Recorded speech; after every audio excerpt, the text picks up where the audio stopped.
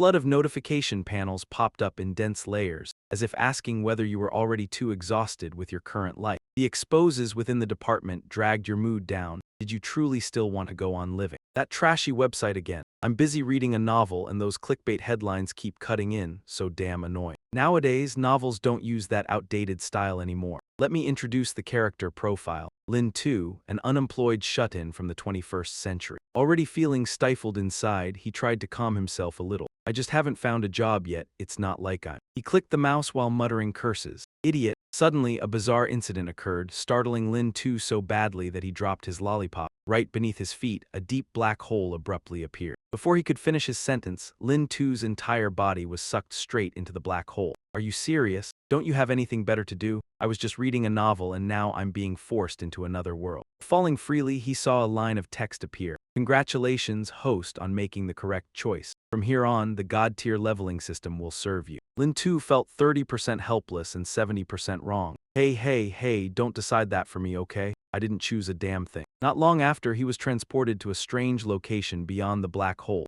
Earth, year 2696, Stellar Academy. Earth, year 2666, extraterrestrial creatures invaded. The planet suffered a devastating assault and eventually formed the Federation. The Federation used nuclear weapons to wipe out the aliens, but they left behind the X-virus that spread across the globe. Earth mutated, and zombies and mutant beasts ran rampant. The survivors began to evolve, opening the path of martial cultivation. From then on, martial artists on Earth were revered as kings. Before he could steady himself, trouble arrived. A red-haired young man with an annoyed expression called out, Lynn 2. Ma Qiang, Lynn 2's roommate from Class 29 of the beginner martial artist program at Stellar Academy, had come looking for trouble, only to see him lying motionless on the bed. Ma Qiang rushed over, grabbed him by the collar, and shouted, "Where's the food I told you to bring me? Why are you so slow?" His profile shifted from hopeless to despairing. Lynn 2, Class 29, Stellar Academy, no talent for cultivation. Are you trying to starve me to death? Enraged, he hurled Lynn 2 straight into the hard wall behind him. Useless trash. The two men with Ma Qiang joined in, hurling insults at him. Brother Qiang, this kid looks like he's passed out. What if he dies? What's there to be afraid of? He's just a piece of trash. If he dies, he dies. You think the school would deduct points from a proper martial artist like me over him? Ma Qiang became even more ruthless. A piece of garbage who doesn't even have cultivation talent. He forced Lynn 2 to deliver food. The dirty clothes of all three were shoved at him to wash clean.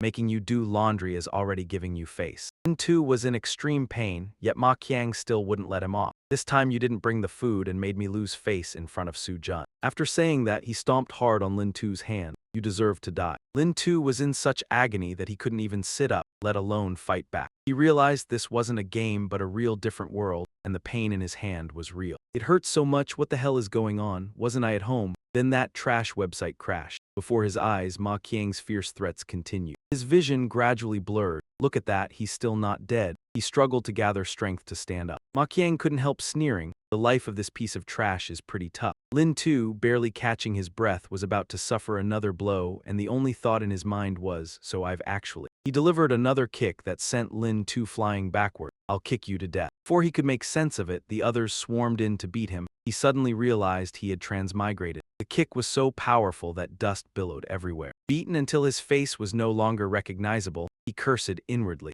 Lynn 2 felt that his former unemployed life had been 100 times more comfortable. Has anyone ever transmigrated with luck as bad as mine? Memories from before entering this body flooded back. The original owner of this body had lived in pitiful suffering as well. Beat this piece of trash to death. Beat him to death with no cultivation talent yet still hogging our resources. How shameless. Even his own family doesn't want him. Zombies and mutant beasts are running rampant outside. Trash like you would die within 3 days of leaving the school. Letting you continue studying is already an act of mercy. Those words kept echoing as if choking him. Trash, garbage, why don't you hurry up and die? You've got some nerve, just die already. I don't want to live anymore. Are those bastards even human to treat someone like this? Damn it, this is going too far. Lynn 2 forced himself up. He couldn't let this continue any longer. This damn world, no wonder that kid didn't want to live. Being left to clean up this mess myself won't be easy. If I want to deal with those people, I absolutely can't endure it. The word tolerate doesn't exist in my dictionary. Ma Qiang taunted him, looking at the defiant gaze of that piece of trash. Seriously. Just the sight of him irritated Ma Qiang so much that he couldn't stop himself from lashing out.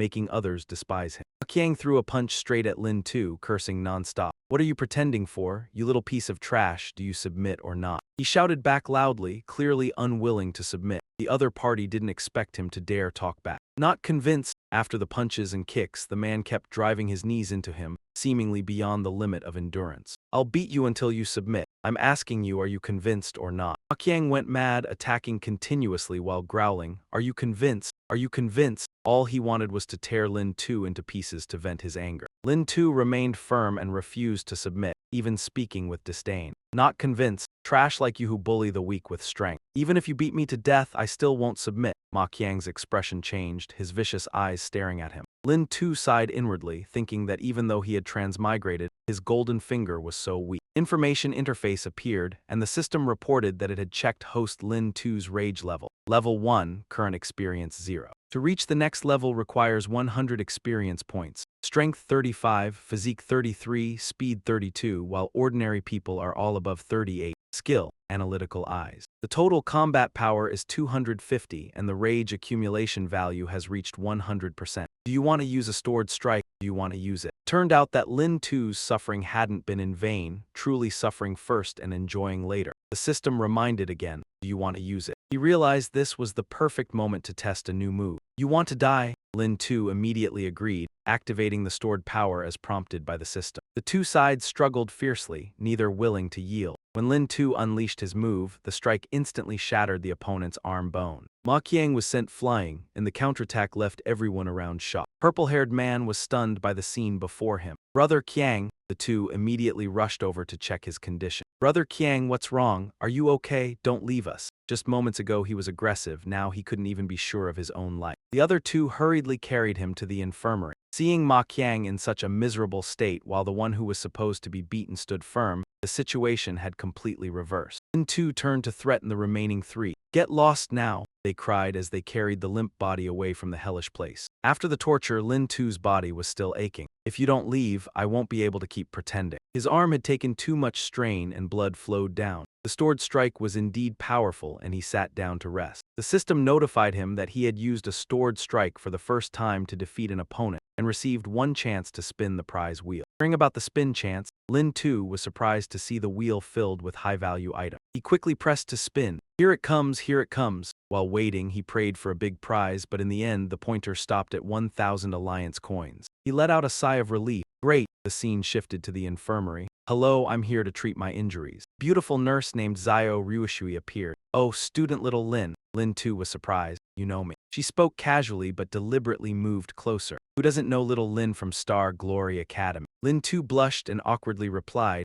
Don't call me little Lin, it sounds weird. Just call me Lin Tu." They talked, her gaze unconsciously drifted downward. "Don't want me to call you little Lin, could it be that you?" She smiled teasingly, her hand brushing against him. "Whether it's small or not, we'll find out soon." Zio Ryushui instructed him, "Go, take off your clothes and lie down there." Lin Tu's face turned red. "What, I have to take everything off?" He enjoyed his reaction. "Just kidding, you can keep your underwear on, but if you take it all off, I wouldn't mind." While Lin Tu was changing, she casually observed his body and paused at one spot. "Looks all right, not bad." She commented calmly, as expected, not small. Lin Tu felt uncomfortable. "Where exactly are you looking?" He realized he couldn't trust her gentle appearance. She was beautiful but very bold, making it hard to handle. Wondered whether he could maintain his innocence here. After that, Lin Tu was taken into the recovery chamber. Zio Ryushui asked, "So, which recovery solution do you want?" "The 9,800 alliance coins one." Looking at his body full of injuries, Lin Tu guessed the previous owner of this body must have lived a very miserable life. Perhaps he had often been bullied and beaten, completely different from his initial expectations. But that was the past. The one existing now was Lin Tu. He was determined that from now on, he would never let anyone bully him again. The system announced that preparations were complete, and the recovery chamber was activated, beginning to scan all his injuries. The estimated recovery time was 5 hours. Lin Tu thought to himself that after 5 hours, he would become a completely new person. The scene cuts to Class 29. This time the whole group moves to the live combat zone A20 with a total of 20 participants. Luo Li announced the upcoming match, stating that all beginner martial trainees in the class could sign up to participate. Midway through speaking, he suddenly realized a familiar face was missing. "Where did Ma Qiang go?" The purple-haired kid spoke up. Ma Qiang is in surgery in Area C. Luo Li, who did not know the details, immediately asked, why would he need surgery out of nowhere? What happened? He brought this on himself that day. Li Heng said that he had been beaten by Lin Ziu until his bones were broken. The whole class instantly erupted in an uproar, chattering loudly,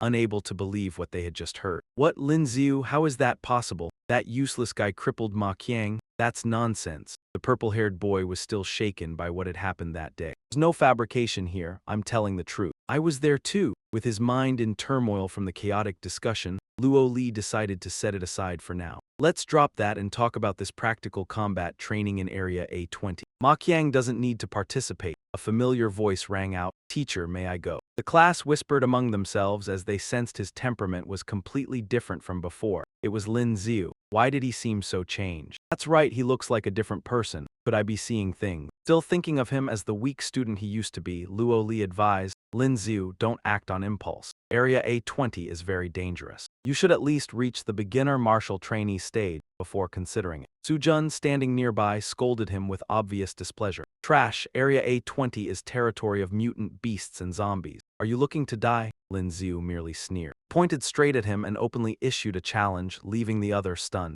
If I beat you, do I get to go? No one expected the once weak Lin Ziu to speak so boldly. You, on what basis? Lin Ziu did not yield and continued to provoke him. Yes, on my own ability. Do you dare to try? Furious, Su Jun slammed the table and accepted the challenge. You think I wouldn't dare? Teased by Lin Ziu, he was humiliated and nearly mad with rage. Don't think beating Ma Qiang means you can act arrogant in front of me. Instead of replying, Lin Ziu quietly assessed his opponent's strength, activating his analytical vision to clearly see the stats, which reassured him. Su Jun, beginner martial trainee. Strength 52, Constitution 41, Speed 37, Total Combat Power 443. He made a rough estimate and realized Su Jun was slightly weaker than Ma Qiang, as long as he was careful to dodge and wait for his rage value to fill up. Once the rage value reached maximum, he could unleash a charged strike to defeat him. With that in mind, he set the duel. Fine, after class at the martial arena. As the match between Su Jun and Lin Ziu was about to begin at the Stellar Academy's martial arena, people murmured, that trash from class 29 is picking a fight again. With a beginner martial trainee from his class, right, I think his name is Lin Ziu, he must be crazy. This will be interesting to watch. Yang Tian, standing beside him, tried one last time to persuade him. Lin Ziu, are you really going to fight him? He's already a beginner martial trainee. He calmly replied that he was no longer the same as before and told her to wait and see the result. Don't worry, I've wanted to beat him up for a long time. Seeing Lin Ziu step onto the stage calmly, Su Jun sneered, you still dare to come up? He remained as arrogant as ever. Trash daring to be arrogant, I'll teach you how to behave. As soon as he finished speaking, he rushed forward without giving Lin Ziu time to prepare. Lin Ziu managed to block in time. Su Jun indeed had some strength, even though Lin Ziu's injuries had healed. Even so, he did not dare to be careless. A single punch was enough to make his whole body ache. The rage bar was only at 20%. He continuously used basic movements to dodge, driving Su Jun mad as none of his attacks landed. Where are you running, trash? Get over here. Everything was unfolding according to his plan. Good, just keep dodging and blocking until the charged strike rage bar was full. Rage bar rapidly rose from 20% to 30%, 40%, then shot straight up to 70%. Watching from a distance, Luo Li noticed something different about Lin Ziu. As expected of trash, only knows how to dodge, stop dodging. Yet he also sensed something unusual. Although he was only dodging, he did not look miserable at all. Never before had he seen such determination in the boy's eyes. Every attack from Su Jun was completely avoided. You damn trash, if you've got guts then stop dodging. He had been waiting precisely for this moment to shut him up, because the rage bar had reached 100%. The time had come, the value was full, and the system notified him that he could use a charged strike. Su Jun was still unaware and brazenly threw his decisive punch. Die, idiot! Lin Ziu activated the skill and counterattack. The charged strike collided head-on, kicking up a cloud of dust as the entire arena shook from the intense clash. In the end, Su Jun was blasted off the platform, taking the full force of the charged strike. Yua Tuan writhed in agony, and then fell straight down from a height of over 1,000 meters onto the hard floor below. Witnessing that outcome, everyone was stunned and blurted out, "What is this? Impossible." The floor was still splattered with pools of strawberry syrup. Those streaks of strawberry syrup only deepened their shock. No way. After taking such a devastating blow, he still struggled to his feet. Damn this piece of trash. He taunted, if you're defeated by a piece of trash, doesn't that make you the lowest of the low? Seeing that Hua Tuan was risking his life without regard for the consequences, Luo Li immediately gave an order to the student beside him. Hurry and take him for treatment. Don't delay the live combat training in Area A20. Understood. Two other students quickly supported him and carried him away. Luo Li repeatedly praised him. Kid, you've truly made people see you in a new light. I've achieved my goal as promised, sir. Can I now participate in the live combat training in Area A20? The scene shifts to Area A20, located north of the city, a place contaminated by nuclear radiation. Mutant viruses run rampant everywhere, swarming with zombies and mutated beasts extremely dangerous. For the students, however, this is a place to train and grow stronger. Even so, risks always accompany opportunities. Many parts of mutated beasts are highly sought-after material. Most valuable of all are the mutant crystals in their brains, a special form of crystallized energy that can aid martial artists in cultivation, immensely valuable. This time, Luo Li personally took command. Everyone had undergone long-term training and was equipped with academy uniforms and combat weapons, so dealing with ordinary zombies and mutant beasts would not be a problem. He still reminded them, but unlike previous training, you must overcome the fear in your hearts. When facing zombies and mutant beasts head-on, last year a student lost his life due to fear of zombies. In the end, he was bitten to death by a whole pack of zombies. Today, Luo Li seemed excited to observe the students in real combat. Only real combat can truly test each person's abilities and temper their resolve to become more steadfast. Yang Tian seemed somewhat unprepared mentally. Hey Lin Su, are you scared? I'm feeling really nervous. Why should I be? Lin Su replied calmly. In my eyes, they're not zombies, they're valuable experience for leveling up. After that, he began dividing them into teams for easier movement. A total of 20 people, 4 per group, free to form teams. Remember, do not venture deep into Area A20. The strength of the mutated beasts and zombies inside is not something you can handle. Finally, he emphasized, whether you live or die depends on yourselves. Move out. Everyone shouted in unison, yes sir. The scene changes. The creatures here have horrifying and grotesque appearances. At the edge of A20, Zhang Yi still looked down on him and warned him. Lin the loser, be careful, don't drag everyone down. When something happens, don't come begging. Yang Tian retorted, you're the ones who should be careful. When you see zombies, don't cry for your parents. Lin Su suddenly noticed movement ahead and reminded the 3 others, stop talking, there's movement over there. The other 2 immediately fell silent, focusing on observing and listening to the movements around them. Their view ahead was obscured by thick fog, making it hard to see clearly. Just a glance, he determined that something was approaching and immediately alerted everyone to take battle positions. It's here. The fog remained dense but began to swirl violently like a vortex, showing that the thing was moving at an extremely fast speed. A grotesque creature appeared. Level 1 zombie, slow-moving, sharp teeth, carries a virus, total combat power 380. Charged straight at Lin Su at an astonishing speed. Level 1 zombie, sharp teeth, virus carrier, total combat power 380. Looking at those stats, he cursed inwardly, damn, even a low-level zombie has higher combat power than me. I'm only at 291 right now. The other 3 trembled at the monster's bizarre appearance, but Lin Su immediately told himself he had to kill it to gain experience. No, I need the experience. He charged straight toward the giant zombie. The more the better, I can't miss this opportunity. Experience, here I come. The fatal slash, he killed the level 1 zombie. Congratulations, host, for killing a level 1 zombie. You have gained 200 experience points. Immediately afterward, he leveled up. Congratulations, host, on successfully leveling up. Current level 2, you have gained 2 potential points. Great. Both potential points were added to strength for leveling up. While Lin Su was excited about his increased power, his strength now at 38 points, another zombie was sneaking up on him. At that moment, Yang Tian shouted, Lin Su, watch out. 3 zombies had already closed in, catching him slightly off guard. Yang Yi immediately rushed forward. Step aside and watch. With a single slash, he sent all 3 zombies flying, dispatching them in an instant. They were slashed so badly that their bodies were no longer intact. Deep Thirst skillfully offered praise. As expected, Zhang Yi is truly formidable. After casually showing off his strength, Zhang Yi took the chance to mock him. I wonder who it was just now that was scared out of their wits. Lam too felt that Zhang Yi had stolen his share and was furious about losing the experience points. He had no choice but to accept it and said, forget it, let's keep going. Group continued forward. Along the way, they encountered many eerie sights, and the gloomy atmosphere kept everyone uneasy and on guard. Lam 2's group of 4 walked on while scanning their surroundings. Suddenly, a gigantic zombie appeared and slowly advanced toward them.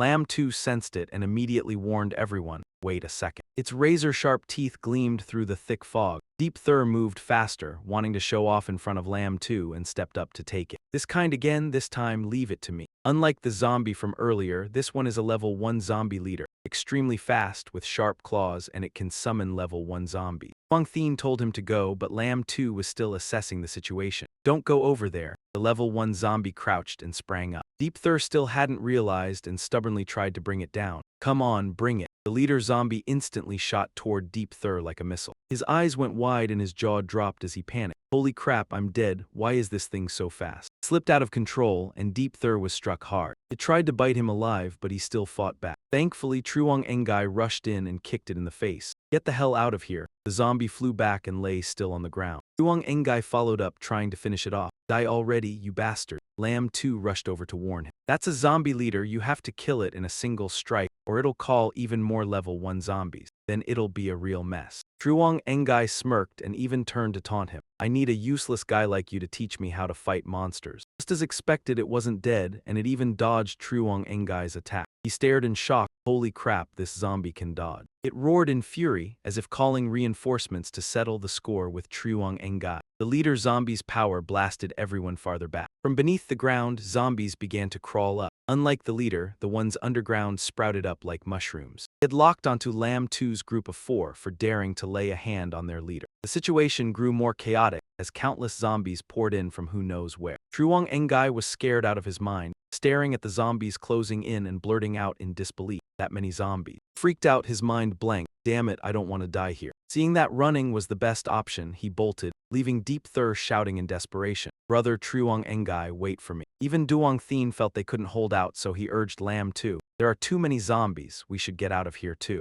As if heaven finally pitied someone who'd suffered for years, it handed Lamb 2 a chance to level up. "Isn't this exactly what I want?" Looking at this packed swarm of zombies, he was sure he'd reap a huge haul. "If I kill them all, I might level up several times over." He drew the sword from his back and decided to fight to the end. This time, he'd go all in. A car turns into a motorcycle. "Screw it, let's gamble." Seeing him charge toward death, Duong Thien shouted after him. "Lamb 2, what are you doing? Have you lost your mind?" His gaze was steady and fierce as he declared, "I can do this. Being strong isn't enough, you have to seize the moment. If it's here, then you take it." Truong Engai stood dumbfounded, forgetting to run. Is this still the Lamb 2 I knew? Thinking back to how decisive Lamb 2 had been, every move and thought so resolute, he muttered to himself, "Do you really have to risk your life like that?" Duong Thien was suddenly rushed by a zombie trying to attack. He quickly understood Lamb 2's intent and decided to go for broke. "Fine, Lamb 2, I'm with you." The two of them worked together, sweeping away the rampaging zombies. "I'll go crazy with you just this once."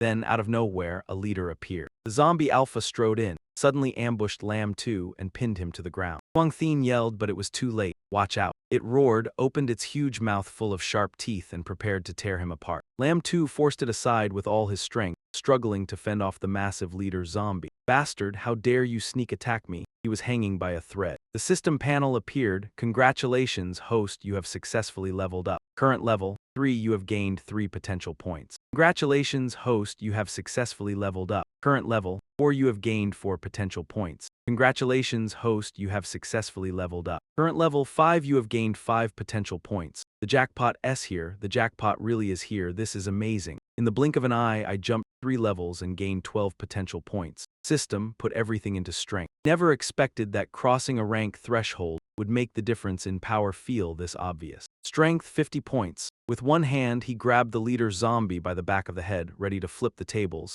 "Get ready to die, kid." Lamb 2 twisted its neck so hard that its head spun like Nobita's propeller. "At this rate, it definitely won't survive. Please give me a hand here." Other zombies still hadn't realized that their leader was about to go up to heaven and watch the clouds drift by. The zombie leader's head was twisted like a cheap toy spring I used to play with. Seeing it standing motionless, Lamb 2 immediately kicked it, sending it flying out of sight. That fierce kick flung the zombie leader straight into the chicken coop. If you like sneaking attacks, who would still want to play fair? He casually drew his sword. With one swing, he sliced off the zombie leader's head, sending it to the afterlife early. "Congratulations, host, for killing the zombie leader, advancing to level 6 and unlocking the gene system." "Congratulations, host, you have received 6 potential points." Lamb 2's current stats have greatly improved. Host Lamb 2 level 6, experience 02500. Strength 50, Constitution 32, Speed 32, Total Combat Power 380, Rage Energy Storage 100%. Skill,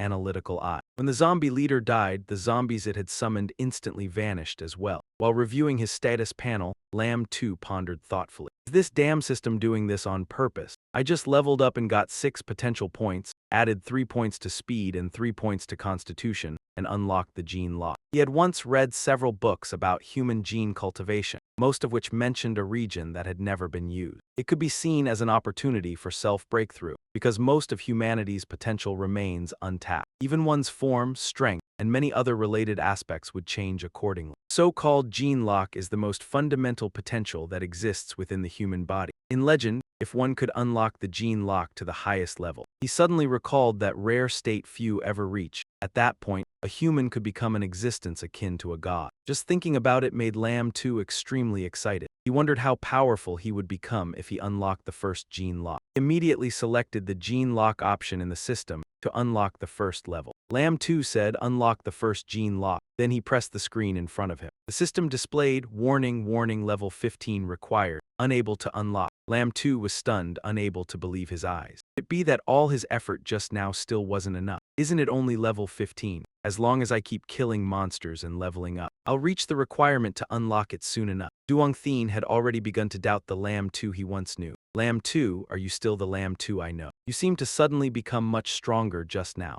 Zombie corpses are scattered everywhere. Even the leader was cleanly taken down by you. Praise pleased Lamb 2, but he still pretended to be modest as he replied, "It was nothing, just a zombie leader." Duong Thien found it a bit grating to hear. "Just because I called you bro once, do you think you're some big shot now?" He continued the training session and said, "Let's go, we'll head inside and see what's going on." In shift, the two quickly spotted a warning sign. Human rank martial artists are strictly forbidden from going deeper. Lamb 2 realized that this was the restricted area instructor Luo had mentioned before. Duong Thien reconsidered and said, "We'd better not go in." But with his adventurous nature, Lamb 2 truly wanted to go in. They hadn't encountered any zombies along the way. There was basically no chance to gain experience. "Maybe we should go in and take a look." Duong Thien suddenly nudged him. "Lamb 2, did you notice? What is it?" Duong Thien's trembling hand pointed ahead. "There's a snake." Lamb 2 was so shocked he nearly jumped out of his skin. "Damn it, a mutated level 3 giant python." Characteristics. Total combat power,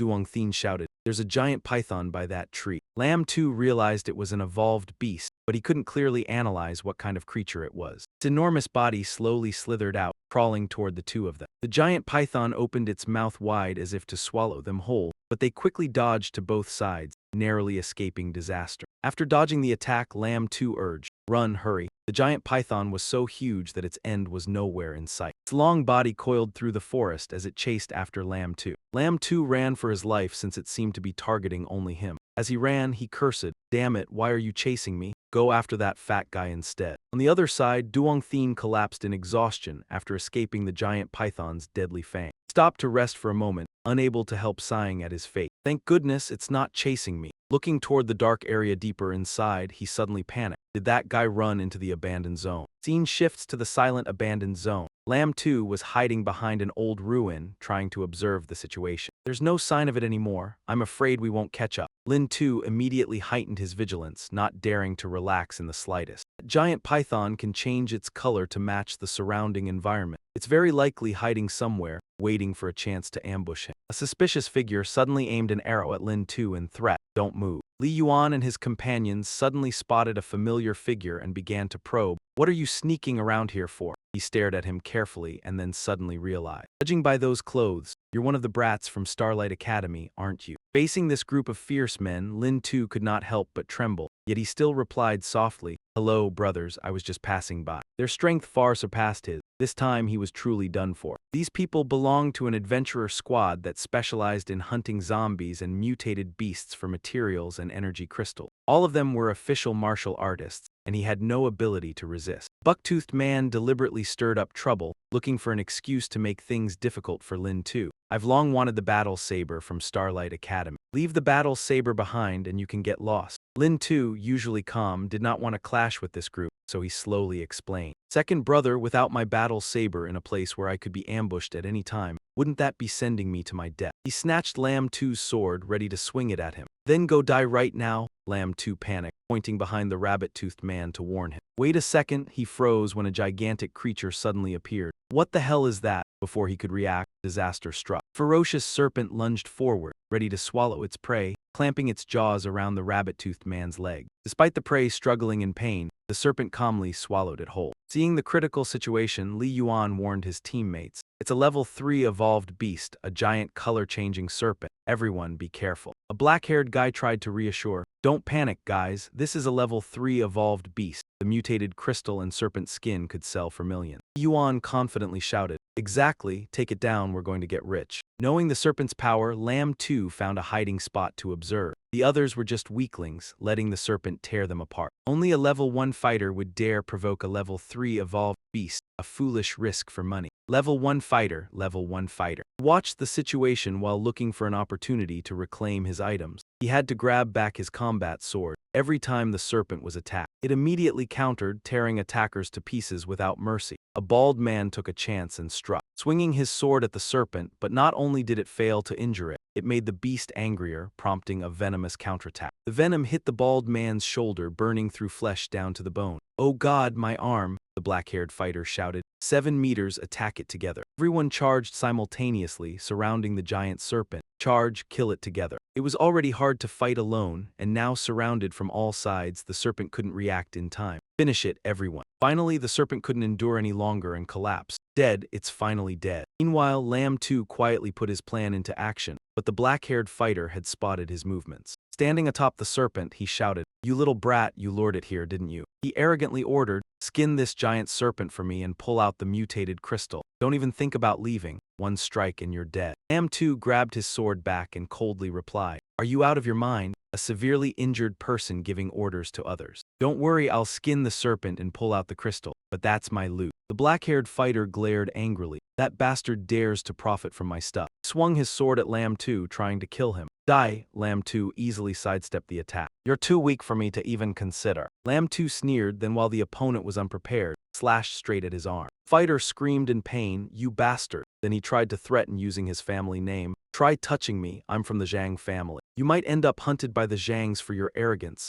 Lamb 2 coldly replied, "Zhang family? Too bad I don't know any Zhangs. I only know you tried to steal my sword and kill me. You struck to finish me off, so I won't spare you either." Blood splattered everywhere. Lamb 2 successfully gained points. "Congratulations, Master, you killed a level 1 fighter and gained 2,500 experience points." "Congratulations, Master, you reached level 7 and gained 7 potential points." Lamb 2 couldn't hide his excitement hearing the system notification. "Finally leveled up. Congratulations, Master, for your first kill. You gained a chance for a lucky draw, and an additional lucky draw, not a bad haul." This trip brought considerable loot, and his power increased significantly. 7 potential points were added to speed and physique. Thus his strength remained balanced. Character Lamb 2, level 7, experience 0. Next level requires 150 XP, physique 40. Speed 40, rage accumulation 0, total combat power 444. We'll do lucky draw later, first, check the loot. He cut open the giant serpent to collect the loot. Lamb 2's hand was a sparkling red-pink crystal. It was the first time he had seen a crystal-type mutated item inside an evolved beast. It was the source of power. Fighters could absorb it to train or use it as an energy source for machines. The level 3 crystal from the color-changing serpent could probably sell for a fortune. Then he went to search the previous group's belongings. Not bad, inside their backpacks were 2 level 2 mutated beast crystals. Get the weapons, carrying them will only slow you down. Why keep this thing anyway? After Lynn 2 gathered a few suitable items, he immediately continued on his journey. All right, now I can rendezvous with Yang Tian and the others. On the way, he saw a warning sign marking a dangerous area. In fact, the deeper he went, the more terrifying the place became. Damn it, this is a danger zone. Damn it, I went the wrong way. Lynn 2 trembled and hurriedly left the place. I can't stay here any longer. I need to retreat quickly. Suddenly, a piercing sound echoed throughout the forest, forcing Lynn 2 to cover his ear. He sensed that something was about to happen, as if an extremely powerful creature had appeared. Up in the treetops, a lightning panther was moving about. It was a 4th-tier evolved beast. Its traits and overall combat power could not be displayed before Lynn 2's eyes at all. Damn it, a 4th-tier evolved beast that can't even be analyzed for traits and overall combat strength. Run, hurry and run. He noticed someone heading this way. Looks like someone's there. Luo Yue, 4th-tier martial artist. Traits, overall combat power. He couldn't analyze this person's stats either. He decided to stay and quietly observe the situation. another fourth-tier martial artist. Also classified as impossible to analyze for traits and overall combat strength. She immediately swung a powerful slash at the Lightning Panther, and it managed to block Luo Yue's attack. After that, it lunged at her, raising its sharp claws to pounce.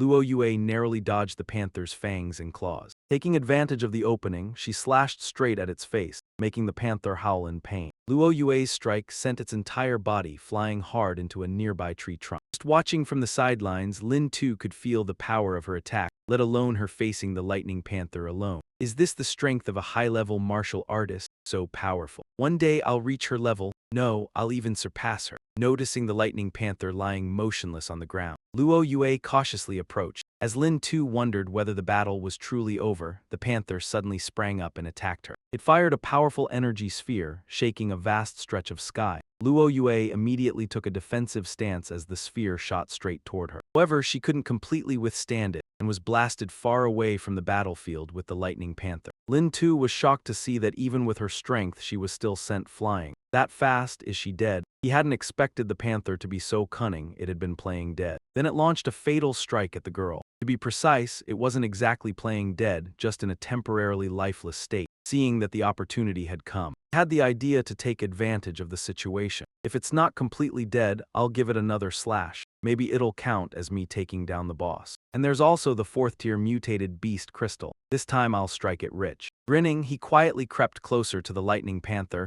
raised his sword, and prepared to deliver the finishing blow according to his plan. What a huge gain this would be. That moment, he sensed another danger approaching. As soon as he turned his head, he saw a figure flash past. It noticed him about to strike its companion, and its eyes immediately filled with killing intent. Damn it, there's another one. My sneak attack plan is ruined. Of the 36 strategies, running is the best. How could I forget about this trouble? Lightning panthers usually hunt in pairs, a male and a female. Lightning Panther roared threateningly at Lin 2 and immediately gave chase as he sprinted away at full speed. Sister Panther, I didn't kill your husband. While running, he suddenly slammed on the brakes. Man proposes, heaven disposes. Luckily, he stopped in time. Damn it, there's no way out. Ahead of him was another abyss, just like the one Luo Yue had been blasted into earlier. Now he too was in mortal danger. Lightning Panther was determined to kill him. Lin 2 pointed the tip of his sword forward as a warning. Sister Panther, don't come any closer, I'll slash you. Having lost its mate, the Lightning Panther recklessly charged in for a final fight. Lin 2 gambled everything and jumped straight down without hesitation. Damn it. I'd rather be smashed to pieces than be electrocuted by you,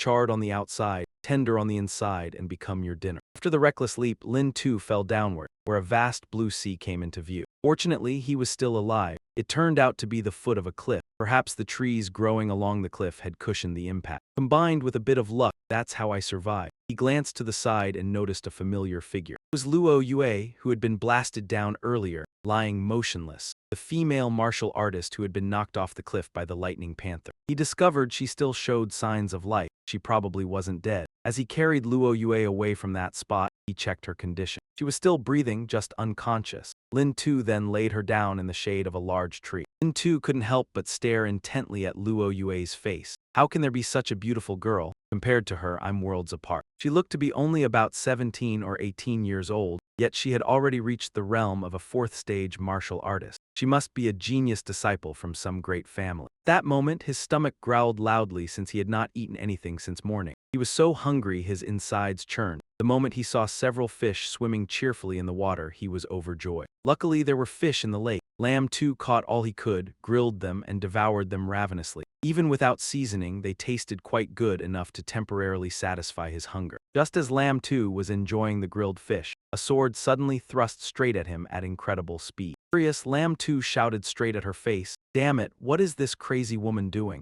Lakangayat immediately kept her distance, staying on guard against Lamb 2 because she was not wearing any clothes at the moment. "Why are you dressed like that? What did you do to me?" Lamb 2 struggled to explain that it was all just a reckless act. "What did I do? I pulled you out of the water." He said that without him, she would have drowned long ago. Lakangayat realized she had misunderstood the person who saved her. "Did you save me?" While eating fish, Lamb 2 reassured her. "Don't worry, I'm not asking you to repay me with your body." Hearing this, Lakangayat felt embarrassed. She scolded him for being shameless and he offered her fish, teasing that her scolding sounded nice. He stopped joking and offered her grilled fish. "Alright, no more jokes. Hey, I grill fish really well, want some?" She hesitated and Lamb 2, seeing this, advised her that she was injured. and there were no medicines here. He suggested she eat to recover and introduced himself, catching her attention. My name is Lamb too. She sat down to accept the fish and introduced herself. My name is Lakangaya. Tell me, what do you want? She seriously made it clear that she didn't want to owe anyone and asked him to state his condition to repay her, then end their relationship. She even said that if not, she would kill him. Lamb too was surprised by her straightforwardness. Are you serious? I'm your life saver. He laughed and said his wish was to become as strong as she was. Is that enough? She assessed his potential as very poor. Lamb too, feeling wronged, asked, Miss, has anyone ever been as blunt as you? Don't I deserve any dignity? As night fell, the two of them separated to rest, each in a spot far apart from each other. Lamb too eagerly looked at the system that appeared, remembering that defeating a martial artist earlier had earned him a spin. He decided to try his luck immediately. Time for a spin. All the merits I've accumulated are just waiting for this moment. He hoped for a weapon, but the needle almost stopped at the Alliance coin reward. He angrily cursed the wheel for landing on money again,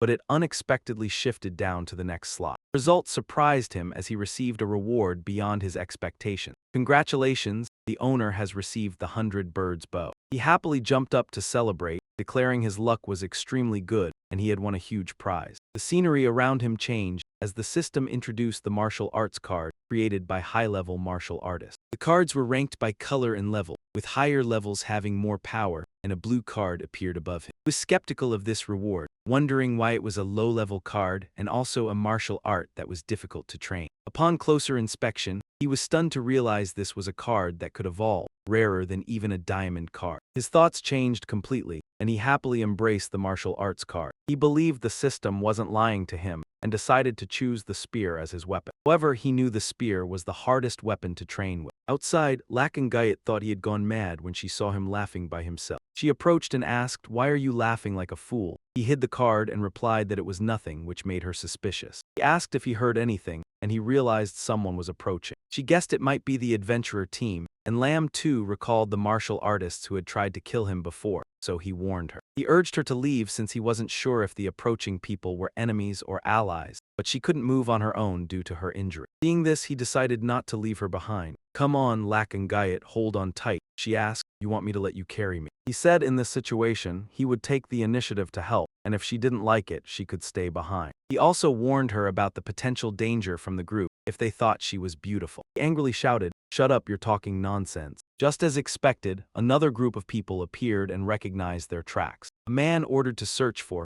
and eliminate the other martial artists in the area. While escaping, Lamb too carried her and complained that she was heavy. He teased her to lose weight. She replied that he was the one who needed to lose weight. She continued, What's wrong? Did something happen? He noticed a faint silhouette behind the dense layer of bones, and the information panel displayed full details since he had leveled up quite a bit. Crimson Blaze Serpent Tier 2, a nocturnal species with venomous fang. Total combat power 670. With the giant snake blocking the path and no way forward, he told Luo Yue that there was an evolved beast ahead. He quickly assessed the situation to prepare for facing this Tier 2 snake. With a combat power of only 670, it wasn't considered very high. Since Luo Yue couldn't move nimbly, she handed him her sword. Here, use my sword, you're going to take it. This blade is pretty good. The moment he took it, his hand immediately sank as if weighed down, nearly making him lose his balance. Lin Xiu thought to himself, Why is this sword so heavy? He asked Luo Yue, What material is this made of? The sword was so heavy, yet earlier Luo Yue had swung it effortlessly with one hand. Was that the gap in their strength? The situation was already urgent, and she urged him to act immediately.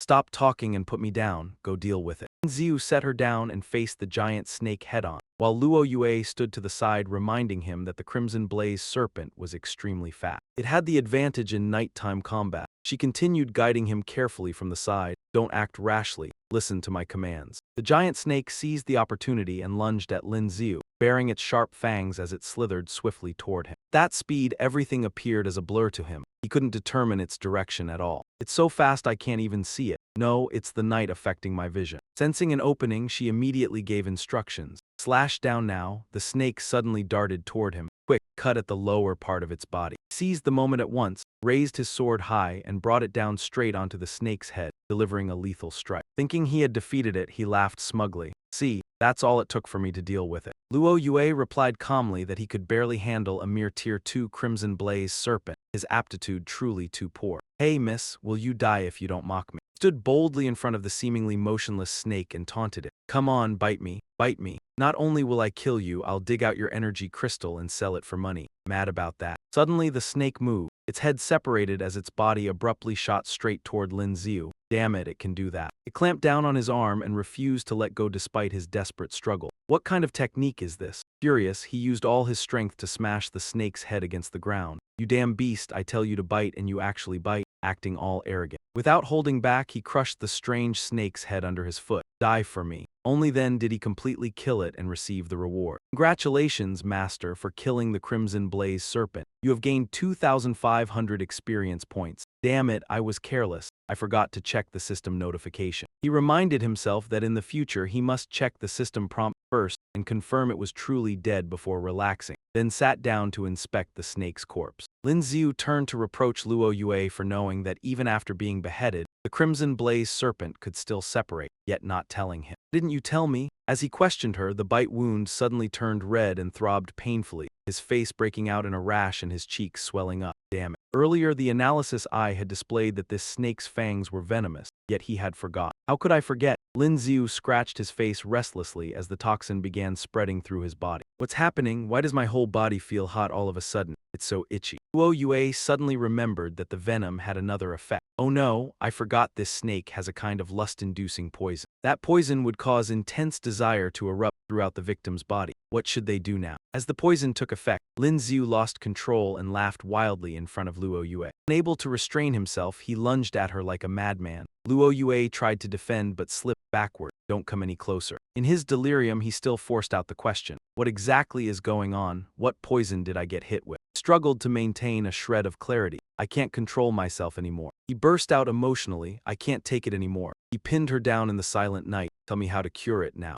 Luo Yue was furious at his outrageous behavior. If you dare touch me, I will kill you. Lin Xiu forced a kiss on her, not allowing her to continue scolding him. Enraged, Luo Yue bit down hard on the insolent mouth that dared to violate her. He cried out in pain and sprang up while Luo Yue coldly warned him. If you don't leave now, I will kill you immediately. Trapped in this predicament, Lin Xiu could only apologize repeatedly. I'm sorry, I didn't mean it. He pointed into the distance and told him there was a pool of water over there that might help him calm down a bit. Lin Xiu immediately ran toward it. All right, sorry, my lady. I truly didn't mean it just now. He plunged into the lake, the cool water instantly enveloping him and making him feel much better. After soaking for a while, he grew noticeably more relaxed. And Koi was even delighted, because by sheer accident he'd gotten a chance to be close to a girl. He really had kissed that ice-cold beauty by mistake, just now soft and sweet-smelling too. Over here, Lack and Gaiet sat waiting, unaware that the other person was still seething. Why hadn't that bastard come back yet? She had no idea someone was lurking and watching from behind. The moment he saw her, he said, "At last I've found you, beauty." Luo Yue hugged her aching body, forced herself to stand, then staggered backward. She maintained her offensive stance,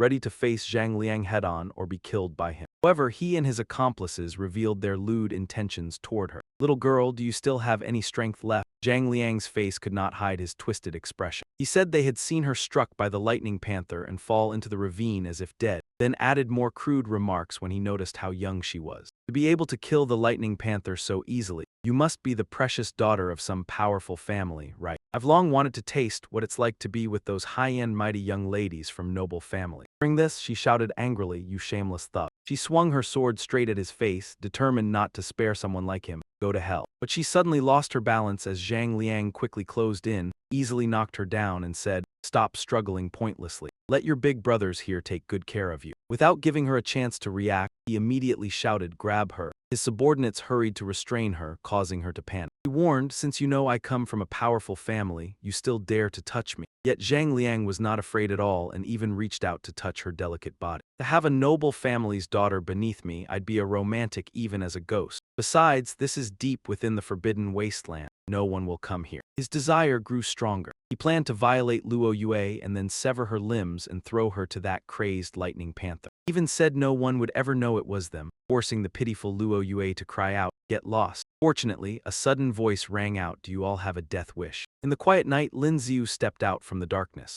Want to die so badly? Zhang Liang instantly lost interest and shouted, "Who dares interfere?" Lin Xiu began calling them out one by one. Zhang Liang, second-tier warrior, specializes in blades, total combat power 1540. Li Hong, first-tier warrior, specializes in swords. Each piece of information appeared one by one on the system panel. Zhang San, first-tier warrior. Li Hong, first-tier warrior, specializes in swords. Li Si, first-tier warrior. Zhang Liang, second-tier warrior, specializes in blades. Total combat power 1540. Everyone's eyes widened when they heard him recite every detail accurately. Zhang San, first-tier warrior, how is that possible? This man isn't carrying a combat power scanner, yet he can state their information and power so precisely. Even Zhang Liang was stunned, his face turning pale. How is this possible? He isn't carrying a combat power scanner, yet he can still state their information and combat power so accurately. Lin Xiu stepped forward like a hero saving a beauty and warned coldly, "I'll give you 5 seconds. Get the hell out of here, otherwise you'll all be buried here." With no other choice, Zhang Liang and his men fled, begging as they ran, "Senior, we're sorry. We'll leave right now." He asked with concern, "Are you all right?" But she ignored that and asked instead, "You acted quite convincingly.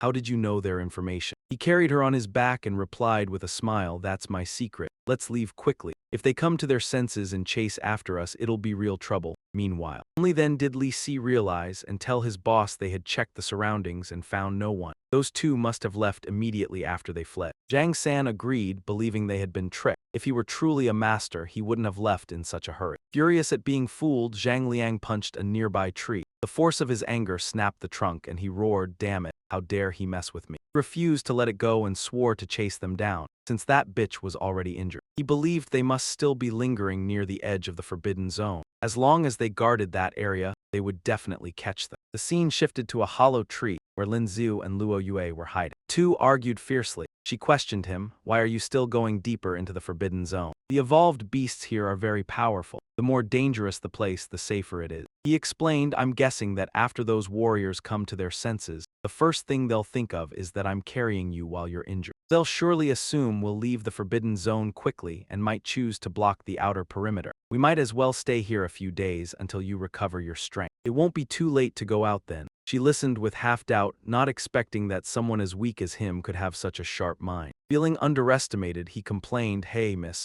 will it kill you not to put me down like that?" The next morning, the sky was clear. They were still inside the hollow tree. Lin Xiu woke first and discovered that Luo Yue had slept leaning against him all night. He was startled and cursed inwardly, "What the hell is going on? Why was I holding her while sleeping? If she finds out, I'm dead for sure." When Luna woke up, he quickly avoided eye contact, deliberately changing the subject. "Ah, you're awake. The weather outside is really nice." But she focused on something else. "There's a beast evolution happening." Tim still didn't believe her guess. "Really? Where?" On the contrary, she stated confidently, "It's not wrong, I can smell it in the air." Only then did he realize and ask, "Are you a beast tamer?" She shook her head seriously. "Let's go outside." Luna's determination remained as firm as yesterday. He was ready to fight, but he thought she had fully recovered. "You've recovered, that's great." But Luna said otherwise, tossing him a weapon at the same time. She calmly replied, "No, maybe in about 2 days. Then she handed him the sword and said, "Go fight." His face showed fear. "Huh. My evolved beasts here are at least second stage, right?" Luna insisted that with his current strength, if he didn't actively seek stronger enemies to fight, he wouldn't improve. He reassured him, "Don't worry, I won't let you die for now." Half irritation, half worry showed on his face. Because the opponent ahead was truly formidable. A second-stage tusked boar, strong in collisions, thick-skinned, high defense, with a total combat power of 800. Even holding a weapon, he was reluctant to face a second-stage beast immediately. She calmly instructed that the tusked boar was good at ramming, had simple attacks, and its weakness was the belly. Boar seemed to understand, growled fiercely, and charged straight at him. He shouted, "Come on, let's take them all on." Tim clearly improved day by day. The next day, an announcement rang out. "Congratulations, owner defeated the second stage Black Panther, earned 2,100 XP. His strength kept increasing. Level up. Congratulations, owner reached level 9, gained 9 potential points." Tim was thrilled with the impressive results, this being his 30th evolved beast. He acknowledged that it was all thanks to Luna's guidance. This woman was truly formidable, young yet fully understanding the survival instincts of evolved beasts. She knew their attack methods and weaknesses, and thanks to her command, he had even defeated 2 third-stage evolved beasts. The system displayed clearly, Host Tim level 9, strength 67, stamina 40, speed 40, skill, analytical eye, rage 10 100, total combat power 588. He asked, You don't really need these mutants, right? Luna casually replied, no, take them. I've fully recovered, we'll part ways here. Seeing her leave in a hurry, he couldn't help but worry. He panicked and called, hey, you can't just leave me like this. You have to take responsibility. Those guys might still be outside the restricted area waiting to trap us. She coldly replied, that's your problem. He still wondered, those people came because of you, what does it have to do with me? And you just recovered, what are you going to do leaving here? Goal never changed. I want to find the electric leopard. Tim was incredulous. You still want to go kill that thing? Her voice was still strong. This time I won't fail. Before leaving, she coldly warned, almost threatening. Next time we meet, if your strength hasn't surpassed mine, I'll kill you. Tim was stunned by her attitude. What do you mean? Are you repaying kindness with enmity? Grateful as he was, he asked further. Right, where are you from? She quickly soared away, leaving only 2 words in reply. Holy Realm. After that, Tim saw a large sign that read, restricted area. Since Luna left, things became quieter than before. 2 days passed and he told himself, those guys probably left too, right? The joy didn't last long before a sudden blade slashed straight at him. Thanks to the newly acquired skill, he managed to dodge the deadly strike in time. Immediately, he swung his sword to counterattack, striking back at his opponent. However, the opponent also dodged the strike. He snarled, finally, I've caught you. Lucky for you, we haven't retreated today. In an instant, he realized one person was missing. Where's that girl? Never mind, if you've messed with us, you'll pay dearly. First, I'll show you the fate of those who dare to provoke us. Worriedly realized he was at a disadvantage, alone, facing a first-stage martial artist. He resolved to quickly finish the fight before the rest of his companions arrived. The opponent charged and shouted, die! Zhang San performed a technique, conjuring a fierce white snake illusion ready to tear the prey apart. Han's martial technique, savage snake ground strike. Tim tried to block the fierce attack with his sword. Unfortunately, despite training the skill, he wasn't strong enough. The force knocked him back hard against a rock. He gritted his teeth. Damn it. He bitterly wished he had a long sword right now. The system displayed 90% rage, while Zhang San laughed mockingly. Martial artist who hasn't even reached the advanced stage without even basic qualifications dares to mock us. As soon as he finished speaking, he charged straight at him. Let's see if this move can pierce your heart. His blade immediately clashed with Lam 2's sword. Right at the moment, Lam 2 reached a new threshold of power. Next to him, a notification popped up. Good spirit energy impact completed. Would you like to use an impact strike? Meanwhile, he struggled to maintain his defensive stance. Immediately replied, yes. Instantly, a strange blue light enveloped his legs and he unleashed an impact strike. At that very moment, he unleashed an extremely powerful kick toward his opponent. Zhang San seemed to have anticipated this overly obvious attack and quickly raised his arm to block. It was just a trivial move. However, Lin 2's kick was too fast and too threatening. He failed to block it completely, and the consequences were devastating. In that instant, he realized the situation and only had time to curse, damn, it's that hard. Zhang San's 2 testicles took the full impact of the kick, producing a cracking sound like bones breaking. Blood spurted from his nose as his manhood was destroyed. Before he could even cry out, Zhang San dropped his weapon and could only clutch himself. Seizing the opening, Lin 2 immediately picked up his weapon again. Then he struck and finished him in an instant, sending him straight to his death, killing a first-rate martial artist. Gained 2,300 experience points. Congratulations, Master, you have reached level 10 and received 10 potential points. He let out a slight sigh of relief. Congratulations, Master, on reaching level 10 and unlocking the skill Rage. Rage is an active skill. After activation, it lasts for 10 minutes. Strength, speed, and physique are all increased. When the skill ends, you will enter a fatigued state for the next 5 minutes. With this unprecedented achievement, his eyes gleamed at the rewards he had just received. Not bad, I've unlocked another new skill. System, allocate all these potential points to speed. Just as things had calmed down, reinforcements from the evil faction arrived. What happened to Zhang San? It was Zhang San's companions, and they quickly surrounded him. Zhang Liang grieved over the sudden death. You brat, how dare you kill one of my men? On the outside, Lin 2 appeared provocative. Was I supposed to stand still and let him kill me? But inwardly, he was thinking differently. 4 first-rate martial artists and 1 second-rate martial artist. He had no real chance of winning. Group drew their weapons and charged together. Kill him! It was too late to run now, he could only risk his life. Damn, you people have no sense of honor. A pack of lions ganging up on a little white rabbit. The whole group rushed forward, shouting, kill. With the situation like this, Lin 2 no longer needed to hide anything. He could only try to use the new skill he had just obtained. Loud explosion erupted where he stood under everyone's gaze as a new power was released. Activate Rage for me. A completely different Lin 2 appeared, his strength, speed, and physique soaring at once. This feeling is incredible. Zhang Liang also sensed the obvious change and said in shock, How did this kid's aura suddenly become so strong? Before he could react, he was alarmed by Lin Tu's sudden attack. Looking closely, it turned out to be a feint. In the blink of an eye, the man had vanished. Is he a monkey or something? How is he so fast? Where did he go? He immediately shouted an order to everyone. Split up and search. Don't let him leave here alive. Lin Tu hid nearby and observed. Rage only lasted 5 minutes. After 5 minutes, he would fall into a weakened state. By then, he would be at their mercy, so he had to end this quickly. His eyes locked onto the one holding a long spear. The man's weapon was a spear. Perfect. The spearman had no idea he had become prey under the gaze of a hunter silently approaching. The spearman only had time to let out a painful scream before losing consciousness, dropping his spear. Lin Tu calmly took up the unfamiliar yet handy weapon. With a weapon in hand, he felt even more confident. Now this is better. Li Heng caught sight of him and the state of his companion and was startled. He hurriedly reported to Zhang Liang, "Boss, I found him over here." Zhang Liang and the others immediately sped toward him. Did not forget to shout an order, "Hurry and block him for me." Li Heng obeyed and charged forward with a move. Damn it, die, bronze martial skill, wind rises, clouds surge. Lin Tu showed no courtesy and attacked at the same time, thrusting the seized spear straight at his opponent. 100 birds paying homage to the phoenix. Li Heng had never expected this move and cried out in panic.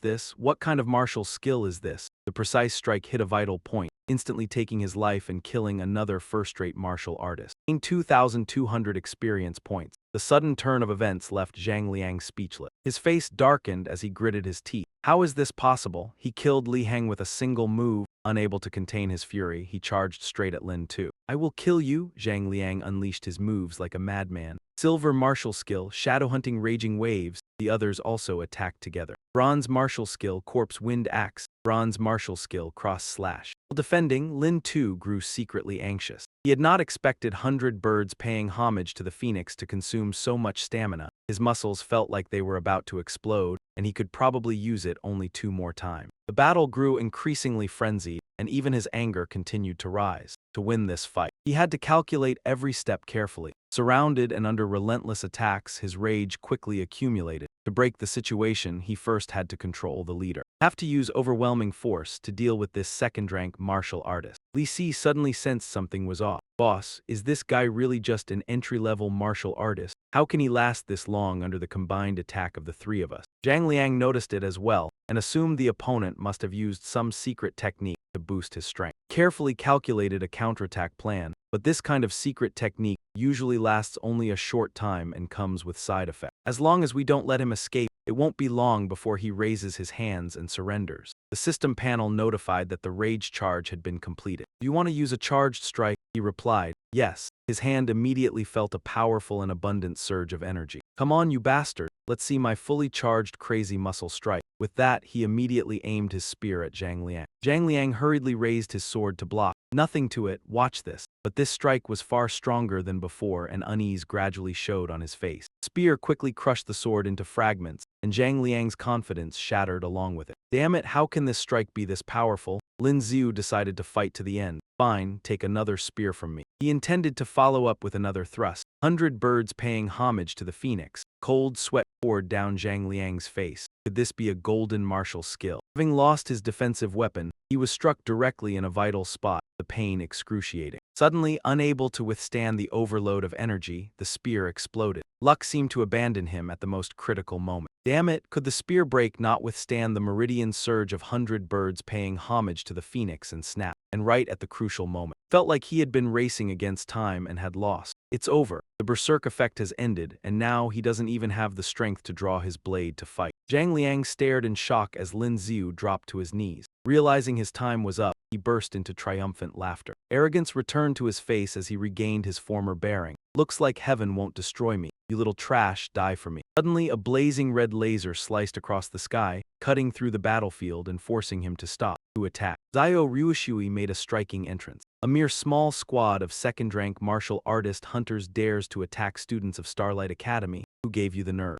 Zhang Liang was shocked again and again. "May I ask who you are?" Facing the unfamiliar group, she had no intention of making acquaintances. "Not worthy to know my name." Standing before Lin Xiu, she coldly ordered, "I'll count to 3. Disappear in front of me immediately." Right now I'm focused on saving people, but I don't mind killing scum like you either. When they fled, he finally realized his savior was no ordinary person. Damn, this mature doctor is actually a 4th-rank martial artist. Zio Ryushui, 4th-rank martial artist. Specialty, comprehensive strategy. Realized he had judged her by her appearance. When they first met, he thought she was just an ordinary person and didn't open his analytical eye. Zio Ryushui turned and praised him. Big Lin, I really underestimated you. I didn't expect you to handle 3 1st-rank martial artists. You almost even killed a 2nd-rank martial artist. You're really strong, I quite like that. For Lin Xiu, her appearance was what truly stood out. He wondered why she was here. While she appeared because her professional honor and conscience wouldn't allow her to rest. I'm the school doctor. Of course I had to come here with the school to treat the students.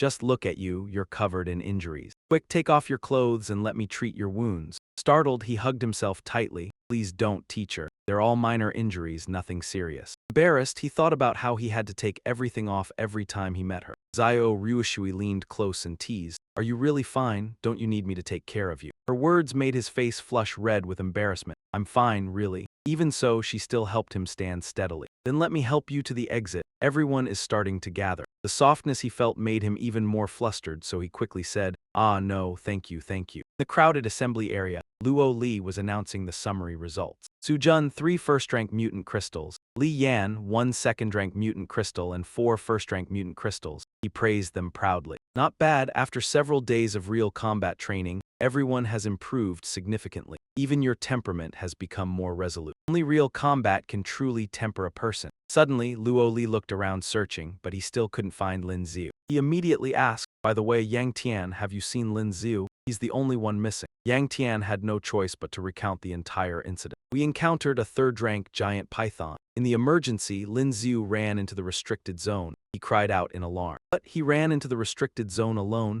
Yang Tian didn't expect Zhang Yi, who was standing nearby, to have heard everything. Trash is trash. If he ran into the restricted zone, he was probably killed by zombies already. Otherwise, you would have been devoured by those evolved beasts long ago. And his personality is something you can't tolerate any longer. Fuck, what did you just say? If you've got guts, say it again. What he said was like pouring fuel on an already tense situation. I'm just telling the truth. What, want to fight? Luo Li had to step in before things got any worse. Luo Li shouted at the two of them to be quiet and told them to wait a little longer, because he might not be back so soon. Two of them had no choice but to stop. Su Jun also found it hard to believe that Lin Xiu would really come back. Teacher Luo, it's getting dark. You're not going to let the students stay out here overnight, are you? Stop waiting. I bet Lin Xiu is already dead. Suddenly, a voice rang out, instantly drawing everyone's attention. Who's cursing me to die? The one who appeared was none other than Lin Xiu. He walked over calmly as if nothing had happened. Su Jun, looks like your injuries have healed, so you've already forgotten the pain, huh? How about I help you remember? Yang Tian happily stepped forward to greet Lin Xiu. Unlike Yang Tian, Su Jun looked clearly annoyed when he saw him return. This bastard is still not dead. Whispered discussions immediately spread when Lin Xiu appeared. Not only was he not dead, he wasn't even injured. Luo Li spoke up with concern. Lin Xiu, are you all right? I'm fine. Standing beside Zhang Yi, Yi Qiu continued to mock him with sneers and ridicule. Lin Xiu, don't tell me you've been hiding these past few days and couldn't even kill a single evolved beast. He didn't care at all. Instead, he replied confidently, oh, looks like you all killed quite a few evolved beasts, huh? He spoke with obvious displeasure while constantly praising Zhang Yi.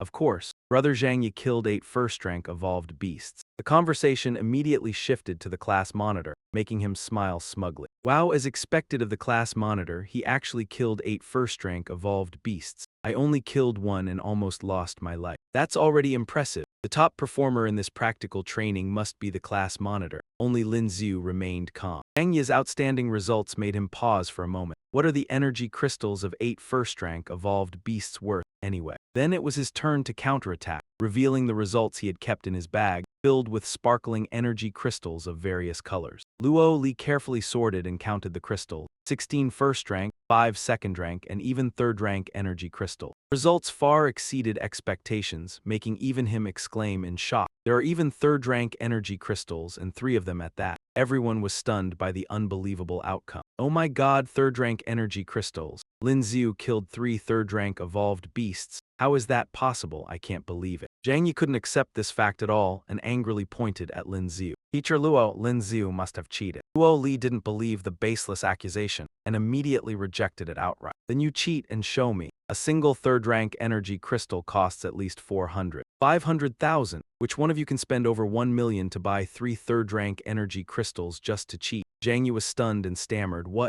How could that be? After scolding them, he waved his hand and announced the end of the training. All right, your results in this practical training have all exceeded my expectations. Let's go back to the hotel and rest first. Since you are not yet official martial artists, you can't sell energy crystals through the Martial Arts Alliance website. However, the hotel owner buys energy crystals so you can sell them to him. Hearing this, Lin Xiu and Yang Tian were overjoyed. They went together to the hotel owner. A first-rank energy crystal was bought for 1,000 Alliance credits, and there was already a long line waiting to sell. I have 2,000 Alliance credits is enough for 2 months of expenses. Someone shouted excitedly after getting paid. Lin Xiu gradually grew impatient. Hey, why do I have to stand at the back? Yang Tian had no choice but to explain. Kid, you have so many energy crystals. If you stand in front, won't that just provoke us? Wait at the back. Finally, it was their turn. Even the hotel owner was astonished when he saw how many energy crystals Lin Xiu had. He couldn't hide his excitement. You even have third-rank energy crystals and you brought out 3 at once. Lin Xiu asked how much one cost and he replied 500,000 each. Yang Tian was thrilled as if he had struck gold. 500,000 each. Ning Mu quickly calculated, 3 would be 1,500,000. Adding 5 second-rank and 17 first-rank crystals, the total would be at least over 2 million. This time Lin Xiu had truly struck it rich and was about to receive the money. Student Lin Xiu, give me your alliance card and I'll transfer the money immediately. Suddenly someone shoved Lin Xiu aside. The man shouted at him to move and stop blocking the way. He was furious at the rude intruder. Sun Chen, with a thug-like appearance, carried a small bag. You guys from class 29.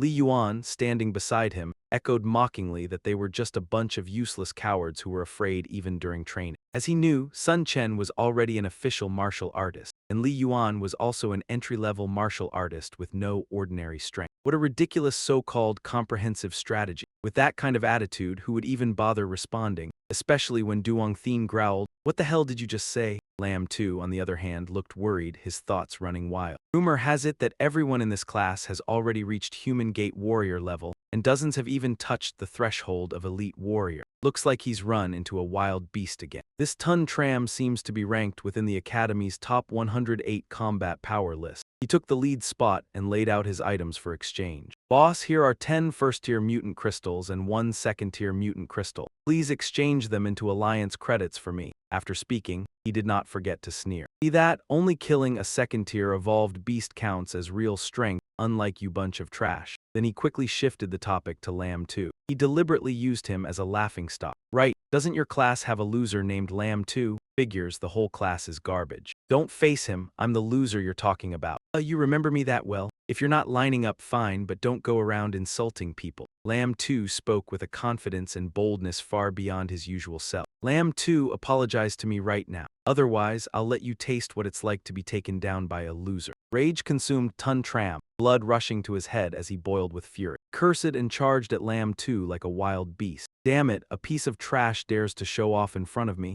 If I don't teach you a lesson, then I'm not Tun Tram. Lam Tu threw a punch in return, ready for close combat. Tun Tram, driven by his aggressive nature, went straight into a one-on-one fight. You dare use fists against me? You're courting death. Their fists collided and the battle officially began. Lam Tu's strength was indeed evenly matched, forcing Tun Tram to step back slightly. He looked at his arm, trembling from the heavy impact. Damn, how is this guy so strong? But he refused to admit defeat and immediately launched a kick. Lam Tu instantly noticed. Damn it, fighting dirty now. He swiftly dodged with a nimble leap, then responded openly with a straight kick to Tun Tram's face. This is only half of my power. Tun Tram's roar was cut short when Lam Tu's knee struck upward, breaking his nose and sending blood spraying everywhere. Duong Thien and the others behind him cheered excitedly. Awesome, beat him up, Lam Tu. Everyone thought he would learn his lesson after that. But he showed no remorse. Not bad, you've got some skill. Instead, his anger flared up 100 times stronger than before. You've successfully pissed me off. Tun Tram activated a new skill, his hands glowing blue as he roared the name of his technique. He unleashed the opening move with thousands of energy punches. Lam Tu calmly dodged them all, the fury inside him gradually rising. Li Yuan watched carefully and realized it was a perfectly balanced fight. It had only been 3 days of combat training. How had this guy grown so strong? The people from Class 1 were no pushovers. Seeing that Lam Tu seemed to be at his limit, Tun Tram accelerated and switched tactics to finish him quickly.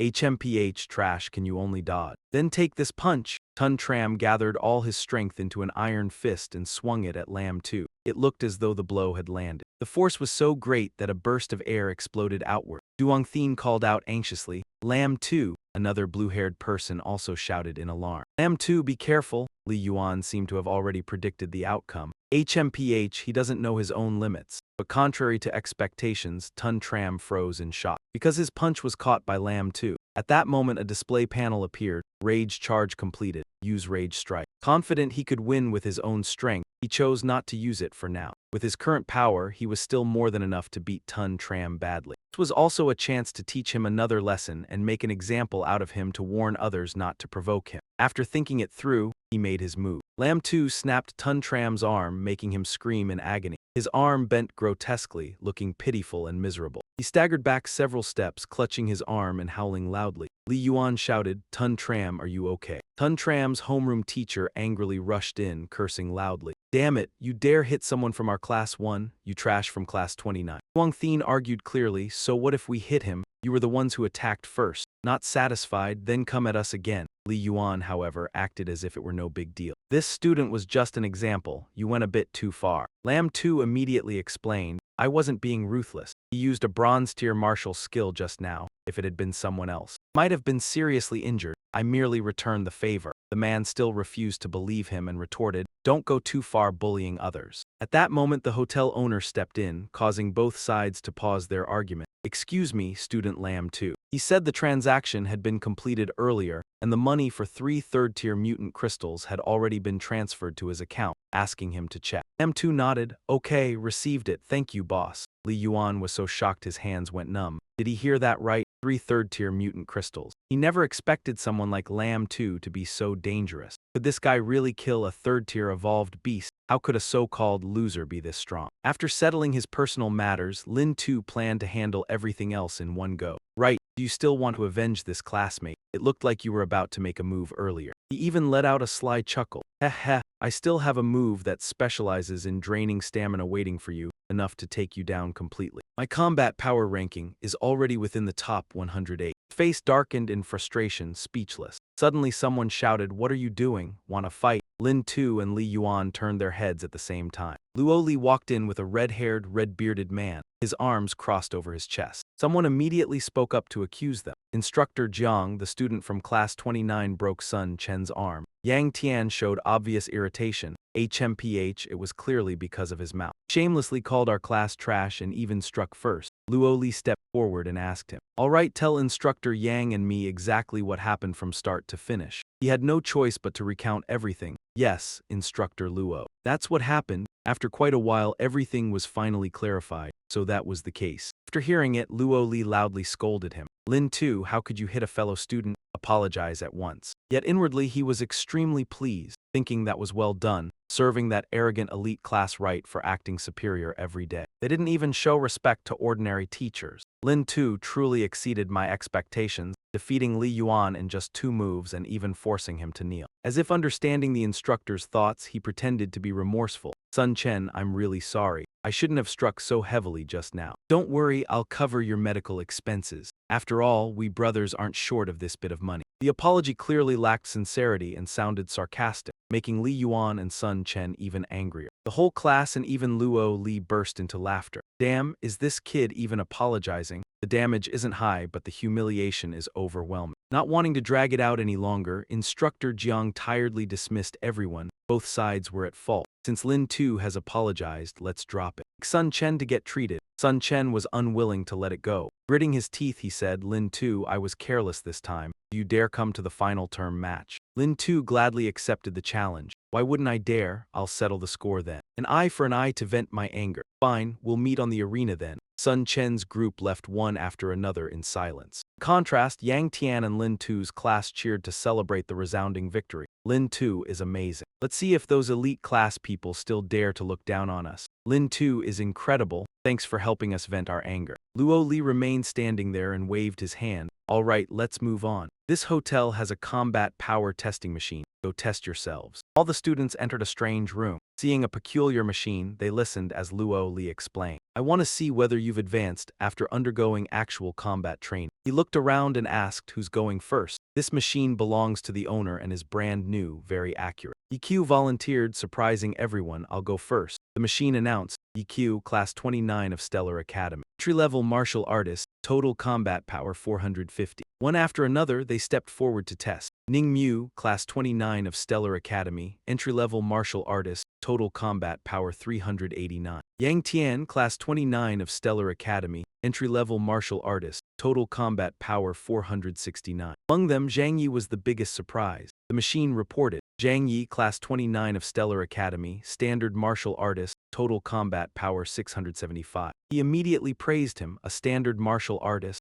Zhang Yi has already become a standard martial artist. Excellent. Lin too stood aside observing, deep in thought, a standard martial artist. Combat power from 300 to 600 is entry-level martial artist. 600 to 800 is standard martial artist. 800 to 1500 is first-tier martial artist. Luo Li then gave him some good news. Zhang Yi, you've reached the standard martial artist level. Tomorrow you can try cultivating techniques. Zhang Yi was extremely excited and bowed politely. Yes, thank you, Instructor Luo. He waved his hand, alright, go on. Meanwhile, Lin too seemed lost in his own thoughts. Becoming a powerful official martial artist relies on martial cultivation techniques. There are many kinds of energy in the universe beneficial to humans, and these energies are called source energy. Techniques, martial artists absorb source energy from the air, enhancing the activity of cells, muscles, and even bones, thereby strengthening the body. He called out his name, it's your turn, Lin too. He took a deep breath and stepped onto the testing machine. Yang Tian noticed and the whole class laughed along with EQ. In my opinion, Lin too doesn't even need to test. Even with a bit of strength, trash is still trash. You're risking your life to protect your friend's honor. HMPH, if you've really got what it takes, go break Sun Chen's arm in Class 1. While he argued back that it was all just luck, Lin too stayed silent and didn't say a word. But inside, his resolve only grew stronger. Watch closely. I'll show you what the Academy's #1 loser can really do now. Before anyone knew how it would end, the scene shifted to that evening. La Li called the two of them into his room to discuss something in private. Zhang Yi, Lin too, keeping you two here is to talk a bit about your future direction. Lin too listened calmly, while Zhang Yi looked extremely irritated. You're both already candidate martial artists, so you need to think about choosing weapons that suit you. Everything had its cause. His eyes flashed with hatred as he remembered. Lin too, that name, this is what happened earlier. Earlier, Lin too stepped onto the strength testing machine, and the results displayed were hard to believe. Martial artist Lin too, Class 29 of Starlight Academy, overall combat power 676. Yang Tian cheered excitedly without stopping.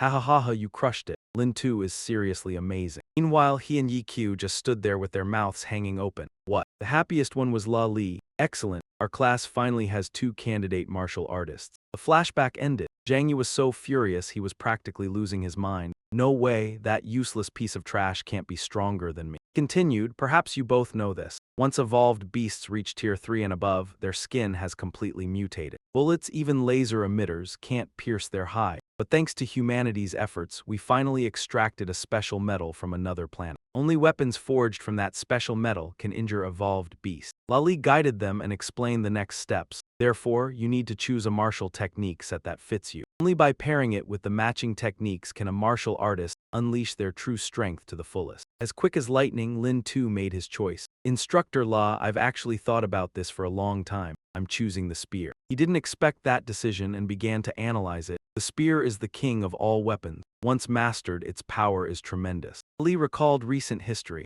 Of course, rank 1, Dongfeng he uses a sword and his signature technique is the weak water sword art. Rank 2 is a European, and the American uses a great sword. Hearing that, Lin too slapped the table and said excitedly, "That's right, Instructor La, look. In the world's top 10 martial artists, isn't it true that no one uses a spear yet?" Even he had to nod. That's right, there really is. In that instant, La Li suddenly realized something. But before he could say it, Lin too had already dashed off. Ha ha ha, goodbye, Instructor La. Could this kid be? He understood but didn't say it out loud, only silently speculating about Lin too's ambition. This kid's aspirations are no small thing. He may truly have a bright future. In his mind, the image of a promising future spear wielder gradually took shape. The basic spear technique and the cultivation skill card were already in his hand. The next morning, Lin too pondered in silence. Now he only lacked a long spear, and he was getting a headache over buying a weapon. Before becoming an official martial artist, he still couldn't purchase items on the Martial Artists Alliance website,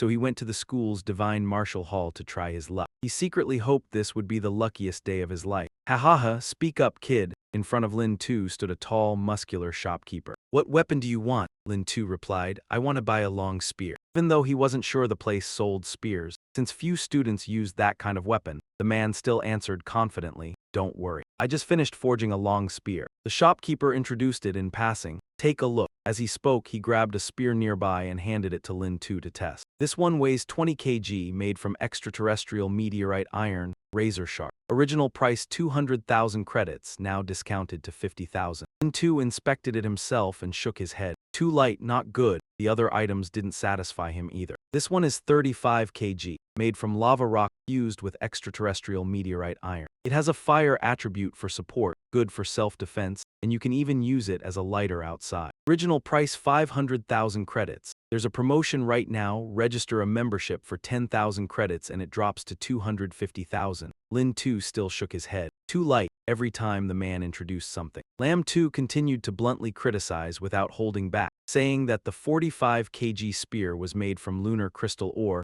and had gone through 25 processes to be crafted. The third-generation beast seeds, like this type of herb, originally cost 1 million. Seeing that you genuinely want to buy it, I'll give a small discount. Sell it to you for 700,000. Too light, really very light. Boss, don't you have one slightly heavier? The seller seemed unable to hold back any longer. This kid's words were like an insult to his business pride, making his blood boil with anger. Are you serious about buying, or are you just playing with me? Seeing the young man insisting on premium goods, the seller finally gave in. Right, you want a heavy one, right? I have it, just wait a moment. I'm afraid you might not even lift it. He pulled out a crate that was huge and extremely heavy. This spear, due to its weight, seemed to carry a history full of sorrow. Since it was forged, no one had bought it, so dust covered it thickly. It was made from lunar crystal ore, weighing 65 kg. But the moment he saw that item, he must have already discovered Kai Chi's whereabouts. Not only was it exceptionally heavy, its sharpness and durability far surpassed ordinary weapons forged from stellar crystal ore. Because inside the chest lay a superb spear named Silver Soul. Sure enough, the instant Lin Xiu picked it up, he was satisfied. Not bad, the weight is perfect. He swung it a few times to test the spear's quality. After trying it over and over again, he finally decided to choose it as his weapon. This is the one, I'll take it. The seller was overjoyed, though he still felt doubtful when quoting the price. The original price of this spear was 1.5 million, and it hasn't sold after sitting here so long. I'll give it to you for 1.2 million, take it. No need to thank me. A 65-kilogram spear and someone can actually lift it. Is this kid really a certified warrior? Hearing that, Lin Xiu stood frozen in place as if turned to stone. What? 1.2 million, boss, can I pay in installments? The man chuckled slyly, refusing to budge. No, not a cent less.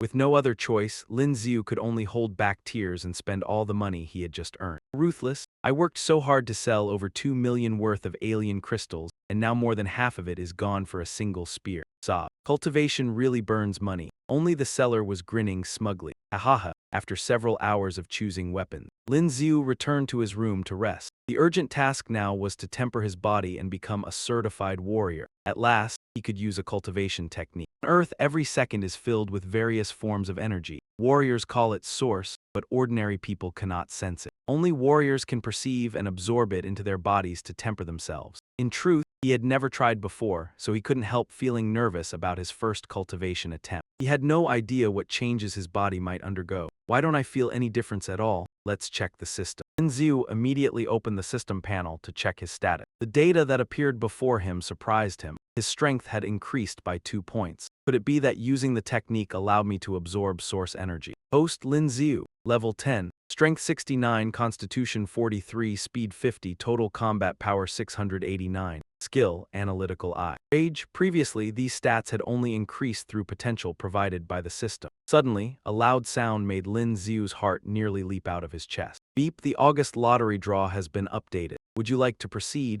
You damn system, are you trying to scare me to death? Today seemed to be a special day that he had forgotten. Right, I completely forgot. Aside from a few fixed rewards, system also grants one lottery draw each month. It was already past midnight and today was August 1st. Lottery draw. Taking the opportunity, Lin Xiu could only hope luck would smile on him. I just spent 1.2 million on a weapon. System, please don't let me draw another weapon. Otherwise, I'll really suffer a huge loss. He spun once and immediately obtained a strange item. Right after that, a gift box appeared along with a congratulatory notice. Congratulations, host, for obtaining the Grand Rapid Growth gift pack. He happily accepted it. Night had fallen, however, inside the box were items he had never seen before. What are these? At that moment, the system spoke up. Lin Xiu, may I ask if the host wishes to use rapid growth? Hearing that, he looked reluctant. Fine, use it. The system continued to remind him, host, please put on the rapid growth training protective gear. Lin Xiu immediately put it on, wondering what it was going to do. After putting it on, he put his hands on his hips and asked, it's on. What now? The system immediately issued a notification. Equipment equipped, activating rapid growth system. Current progress 010000.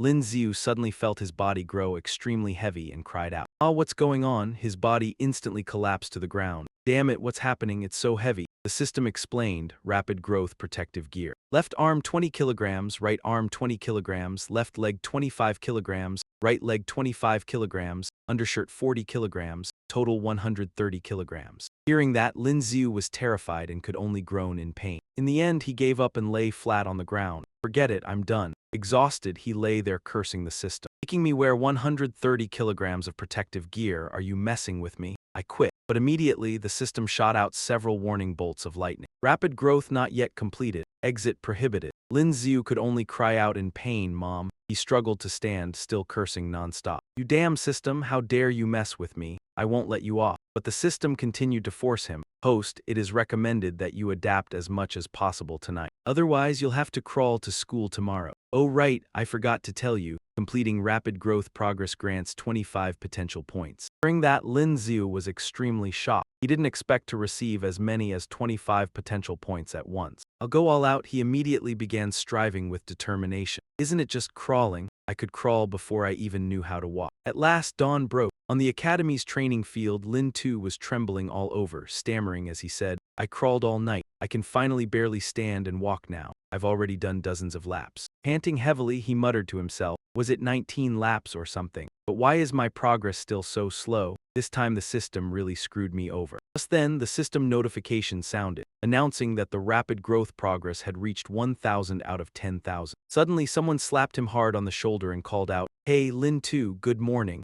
The slap knocked him straight to the ground. Lin Tu angrily turned around and shouted, Who's that? Irritated, he demanded, Why did you hit me from behind? Yi Xiongxuang forced a smile and replied, Are you okay? Then she asked blankly, Are you sick or something? Realizing it was her, Lin Tu immediately changed his expression, scratched his head and said, Oh, it's Xiongxuang, I'm fine, really. I was just thinking about something and didn't notice. Cheerfully rubbed Yi Xiongxuang's head. It's been 2 years since we last saw each other after starting high school, hasn't it? Our little Xiongxuang has grown into a young lady now, by the way. He asked curiously, Why are you here? She pouted and replied, The college entrance exams are coming up, so our teacher brought us to visit a few schools to see which one we like. Hearing that, Lin Tu asked excitedly, So you want to apply to Stellar Academy, right? Is it because your brother studies here too? Xiongxuang frowned and denied it. Stop being so full of yourself. I'm not applying to Stellar Academy because of you. Just then, a voice interrupted them. Yo, Xiongxuang, is this the Lin Tu who used to live next door to you? The speaker was Tang Ping. In a mocking tone, he said, I heard the strongest loser at Stellar Academy is also named Lin Tu. Continued sneering, Don't tell me it's the same person. Yi Xiongxuang immediately questioned him. Tang Ping, what do you mean by that? Still wearing a scornful expression, Tang Ping said, Nothing much. I just noticed that Senior Lin Tu is only 2 grades above me. He curled his lips. I couldn't resist wanting to spar a little, that's all. Yi Xiongxuang angrily rolled up her sleeves. I'll fight you myself. Tang Ping snickered disdainfully. Xiongxuang, I wouldn't dare lay a hand on you. What's the matter? Don't tell me Senior Lin Tu is scared. Lin Tu smiled and replied, Fine, I accept. He stepped in front of Yi Xiongxuang and declared, Since you're so eager to get beaten, I'll grant your wish. He calculated silently in his heart. Even though his body was bearing over 100 kilograms, leaving him exhausted all over, dealing with a brat like this should still be no problem. Immediately, Tang Ping took an attacking stance. Lin Tu also prepared himself and said, All right, let's begin. Tang Ping charged at once.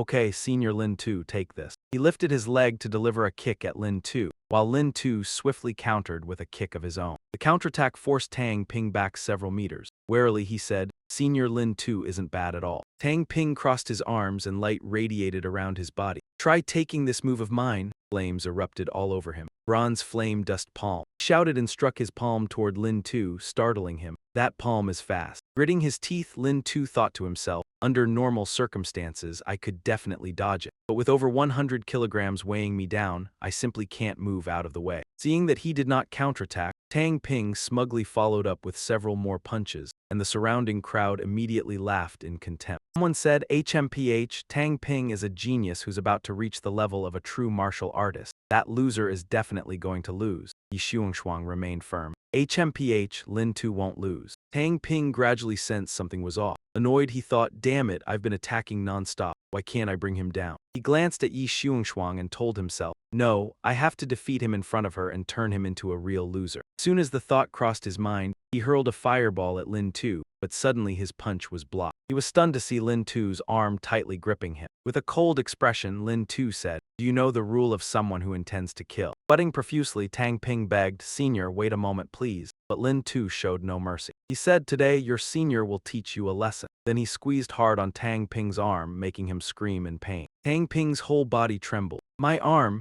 Lin 2 delivered a finishing kick, snapping his head back and making him spit out several mouthfuls of bright red blood. Kick sent Tang Ping flying far away. His underlings hurried over. Brother Ping, are you okay? They gathered around anxiously. Brother Ping, how are you? Though seriously injured, Tang Ping still burned with thoughts of revenge. Gritting his teeth, he growled, I'll kill you, I'll kill you. Lin 2 looked at him from a distance with provocation in his eyes. He said coldly, come on if you've got what it takes. Just then, a figure engulfed in blue flames rushed toward Lin 2, and he immediately turned his head. The person threw a powerful punch at him, and Lin 2 could only raise his hands to shield his handsome face before being blasted far away. That last strike far surpassed the one Lam 2 once delivered to Duong Bin. He struggled to his feet, gave his wounds a quick check, then demanded to know who dared to ambush him. That's the older brother of Tang Ping and Tang Tian. He took this opportunity to report it. Brother, break all 4 of his limbs for me, Tang Tian. The opponent is a certified martial artist. Chu Zhang uses a longsword and has extremely strong overall combat power. After analyzing with his ability, Lin Xiu held his head and assessed silently. He is Tang Tian, a third-year student ranked in the top 100 of the Academy's combat power list, and also serves as vice president of the Fist Association. He raised his fist, preparing to unleash his next move to avenge his younger brother. You broke one of my brother's arms, so I'll cripple all 4 of your limbs. Lin Xiu fell into a disadvantageous position. The situation was hanging by a thread. Damn it, his body is nearly 50 kilograms heavier. There's no way to dodge. Tang Tian showed no mercy and immediately threw another punch at him. Blow sent him flying again. Fortunately, Yi Xiangshuang rushed over in time and stood in front of him. Tian, stop right now. She was determined not to let anyone hurt Lin Xiu. Even though she was a woman, as long as someone blocked his path, Tang Tian would show no mercy. You wretched girl, daring to challenge someone stronger, go die. Yi Xiangshuang shut her eyes tightly, refusing to step back. Seeing this, Lin Xiu hurriedly pushed her away. Xiangshuang, be careful. Just as he pushed her aside, he was struck by another palm attack from Tang Tian. He spat out another mouthful of fresh blood, his entire body going limp as he collapsed from the heavy blow. You're about to die and still trying to play the hero to save a beauty. He stepped forward, intending to send Lin Xiu to his grave. I'll cripple your arm. He stomped hard on his arm, sending a sharp pain through him. Brother Lin Xiu, do. He then prepared to attack the other arm. After crippling your left hand, it's time for the right. I won't just turn you into trash. I'll turn you into a complete cripple. Just then, someone rushed over to stop the fight. Stop immediately. Stop, but he remained stubborn, trying to destroy the remaining arm. Luo Li arrived just in time to put an end to the brawl. Damn it, you won't even listen to me. Your Tang family really are a bunch of scum. You dare to act so viciously right in front of me. The teacher intervened, he merely snorted coldly. Luo Li stepped forward to shield Lin Xiu and shouted at Tang Tian, what are you trying to do? A third-year bullying a second-year student. Instead of showing remorse, he responded with disdain. So it's Instructor Luo. He broke my younger brother Tang Ping's arm right in front of me. Can a second-year student bully a third-year? Yi Xiangshuang stepped forward to explain. Tang Ping was the one who proposed the spar first, and he even attacked viciously during the fight. He intended to take brother Lin Xiu's life. The teacher turned to weigh right and wrong and said the school would make a conclusion. Yet Tang Tian still issued a threat. Lin Xiu, you can dodge today but not forever. Watch your back when you go out or you might lose your life. Lin Xiu showed no weakness and immediately responded. No need for your concern. Tang Tian, 3 days from now, you and I will duel at the martial arena. Hearing this, Luo Li turned angrily to scold him. Lin Xiu, stop being foolish, you're no match for him. The martial arena is a place of life and death. He'll kill you, but he had no way out. Please don't, brother Lin Xiu, Shuinger, don't worry, I'll be fine. Look straight at his opponent in challenge. Do you dare or not? Tang Tian curled his lips in disdain, though slightly shaken. With just you, what would I be afraid of? I'll cripple you in front of the entire school. The next day, the news spread everywhere. The good-for-nothing Lin Xiu wants a life-and-death duel with Tang Tian, who's in the top 100. Lin Xiu from class 29, you must be joking. He'll only get beaten to death. Aha, that useless Lin Xiu, this is hilarious. We have to watch at the martial arena. The whole class was buzzing with discussion. Why is Lin Xiu fighting Tang Tian? I heard it's because of a girl. No way, that Lin Xiu actually has a beauty. In the infirmary, she asked him to take off his clothes to examine his whole body. Miss, I only broke my left arm. There's no need for a full-body check. During the treatment, Lin Xiu was even given the best medicine. What kind of medicine are you using on me? The effect is amazing.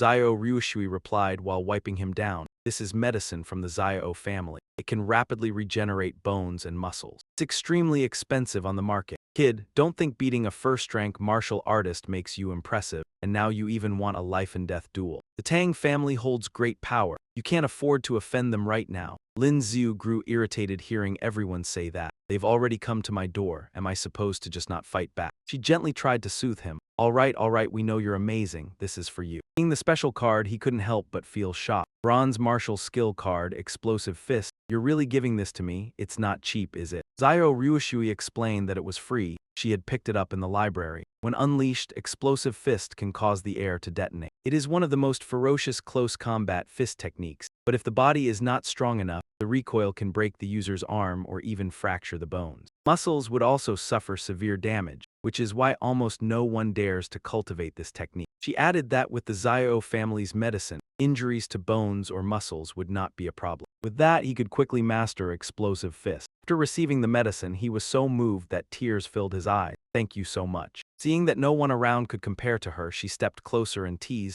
no need to be so polite, Junior. Sooner or later, you'll be mine. She continued, I don't want you to die that early. When the moon hung high in the sky, only Lin Xiu remained, fully focused on his grueling training. It was said that the violent fist could truly injure an opponent beyond the surface, that a single strike was enough to shatter the enemy's internal organs. But with his current level, he could only inflict external damage and had yet to reach the internal layers. Fortunately, he had Zio Ryushui's healing medicine. Otherwise, he would not have mastered the violent fist in just 3 days. At that moment, the system notification appeared. Congratulations, Master, on successfully leveling up. Current level 11, host Lin Xiu. Level 11, strength 78, constitution 50, speed 52, total combat power 699, rage energy, skill, analysis I fury, remaining potential point. The attribute panel displayed all statistics in full. Constitution 50, speed 52, total combat power 699, rage energy 0-100, along with the skills analysis I and fury, and the remaining potential points. During this period, he had trained desperately and gained another level, receiving 11 potential points. His strength had improved slightly as a result. Even so, it was still not enough to face Tang Tian, while the system's rapid growth progress remained painfully slow. The rapid growth progress showed 9,504,100,000. Although he had grown accustomed to bearing heavy weights, once he entered combat mode, he could only exert about 80% of his true power. Forget it, no more training. The fight is tonight. Time to go back, wash up, and prepare. The martial arena was already packed with people, from students to teachers. Dear students and teachers, good evening. The first martial battle of this year is about to begin. The 2 contestants are Lin Xiu from class 2952 and Tang Tian from class 253, a long-awaited match. As the referee announced their names, cheers erupted from the audience below. Tang Tian, go! Tang Tian, defeat that loser! I love you, Tang Tian! Their respective instructors stood on opposite sides with completely different expressions. One said, Luo Li, don't worry. I've told Tang Tian to hold back and try not to endanger his life. The other replied, it's still uncertain who will win. The opponent sneered, heh, you're still the same as before, refusing to admit defeat. He's just trash. How could he possibly be a match for the outstanding student of our class? The signal to begin sounded. Before that, Tang Tian had taken the chance to provoke Lin Xiu. Contestants, the match officially begins. Lin Xiu, are you going to kneel and surrender now, or do you want me to kill you outright? He showed no weakness and shot back. When you kneel and surrender later, I won't show mercy either, like a bloodthirsty beast. Tang Tian launched the first move, unleashing his signature technique, throat-severing strike. Seeking death, the two clashed fiercely. Referee continuously updated the situation. Unexpectedly, Tang Tian used a killing move right from the start. The key to throat-severing strike was speed. So fast that the opponent would be pierced through the throat before they could react. They exchanged attacks and defenses relentlessly, neither giving way. The sword in his hand brushed lightly past, leaving a long cut across Lin Xiu's neck. He gritted his teeth against the pain. Damn, Lin Xiu blocked it again. But it looks like he's injured. At that moment, he suddenly sensed something strange about the match and suspected Tang Tian was playing dirty. This was sword intent. Tang Tian snorted coldly. HMPH, you see that? You can't block my sword at all. Seizing the opportunity, he pointed the blade straight at Lin Xiu. Suddenly, tens of thousands of sword shadows appeared around Tang Tian. Accept your death obediently. Lin Xiu fell into a disadvantageous position, barely fending off the opponent's continuous onslaught. The situation grew worse as phantom swords kept manifesting and launching relentless attacks, gradually shredding his clothes. Utter helplessness filled his eyes, as if there was no way to turn the tide. He poured out every last bit of strength, struggling to hold on at all costs, reaching toward the direction where Tang Tian was attacking, but it would not last long. A loud explosion rang out, obscuring the view. Lin Xiu was blasted several meters away, while Tang Tian remained standing firm. He snorted disdainfully. HMPH, managing to injure me to this extent, consider it an honor even in defeat. His supporters rushed forward, calling his name repeatedly, hoping he would wake up. Lin Xiu, brother Lin Xiu. Contrary to the surrounding anxiety, although Lin Xiu looked miserable, he was extremely excited inside. Don't worry, I'm fine. Right then, the system notification sounded. Beep. Rapid growth progress 1001,000 completed. Congratulations to the host for receiving 25 potential points. Rage energy 100 rage fully charged. Would you like to use a charged strike? He tore off his tattered shirt and ordered, System, allocate the 25 potential points. Add 21 to strength and 4 to constitution. Those on his side were shocked to realize that all this time he had been training under hardship, wearing weighted wristbands, leg braces, and protective gear. So Lin Xiu had been fighting under such a burden all along. When the final piece of gear fell, Tang Tian snorted coldly. HMPH, so what if you drop the weights? He paid no attention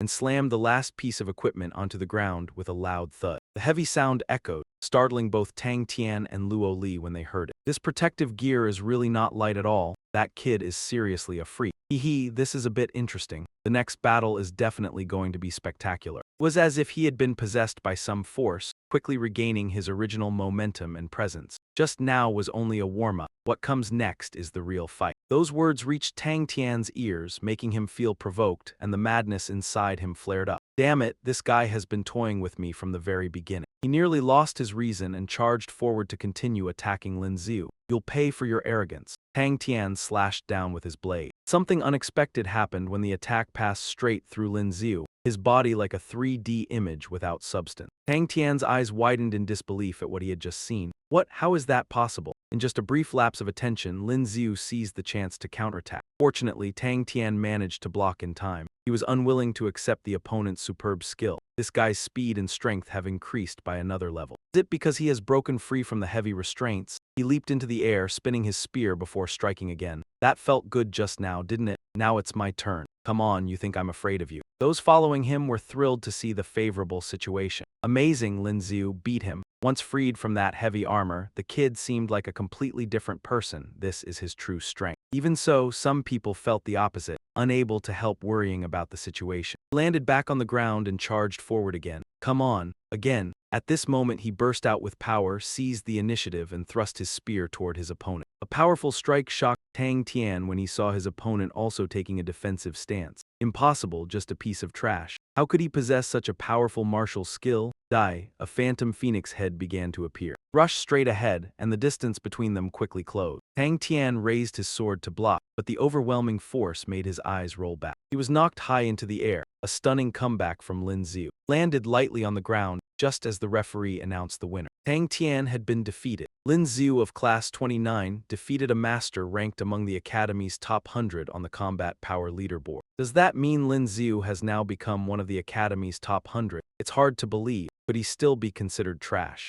Tang Tian still forced himself up, one hand braced against the ground, calling out his opponent's name. Lin Xiu, you bastard. He clutched his wound and struggled to stand. Don't think you can defeat me just like that. I won't lose. Tang Tian pulled out a strange bottle and tilted his head back to gulp it down. The liquid looked unusual, leaving the onlookers staring in shock. His body gradually changed, his figure growing larger than normal, and his energy seemed to be powerfully restored. Sensing something wrong, Lin Xiu began to suspect that Tang Tian had resorted to underhanded tricks. What the hell, turning into a giant? Tang Tian, are you using a banned drug again? He did this because he wanted to push him to his death. I want you dead. He regained his momentum, his strength exploding as he swung his fist toward Lin Xiu. Bronze tier martial skill, shattering ice fist. His body expanded into a gigantic form. Punch crashing down from above forced Lin Xiu to retreat, gradually falling into a passive position. Damn it, this guy is too strong. Lin Xiu seized a chance to counterattack. He aimed straight at Tang Tian, cursing nonstop. You despicable coward, take this. But unfortunately, the opponent seemed to have anticipated his every move. He grabbed the spear and curled his lips into a confident smile. Hee, Lin Xiu, today is your day to die. He yanked away the weapon and delivered a heavy kick to Lin Xiu's abdomen, sending him flying. Intense pain made Lin Xiu spit out several mouthfuls of fresh blood. Tang Tian returned the earlier blow by pointing the sharp tip at him. Go die, Lin Xiu. The distance between the spear tip and his body was only inches. He gathered his last bit of strength, reached out, clenched his fist, and gritted his teeth to endure. Frowned, using his remaining strength to counter,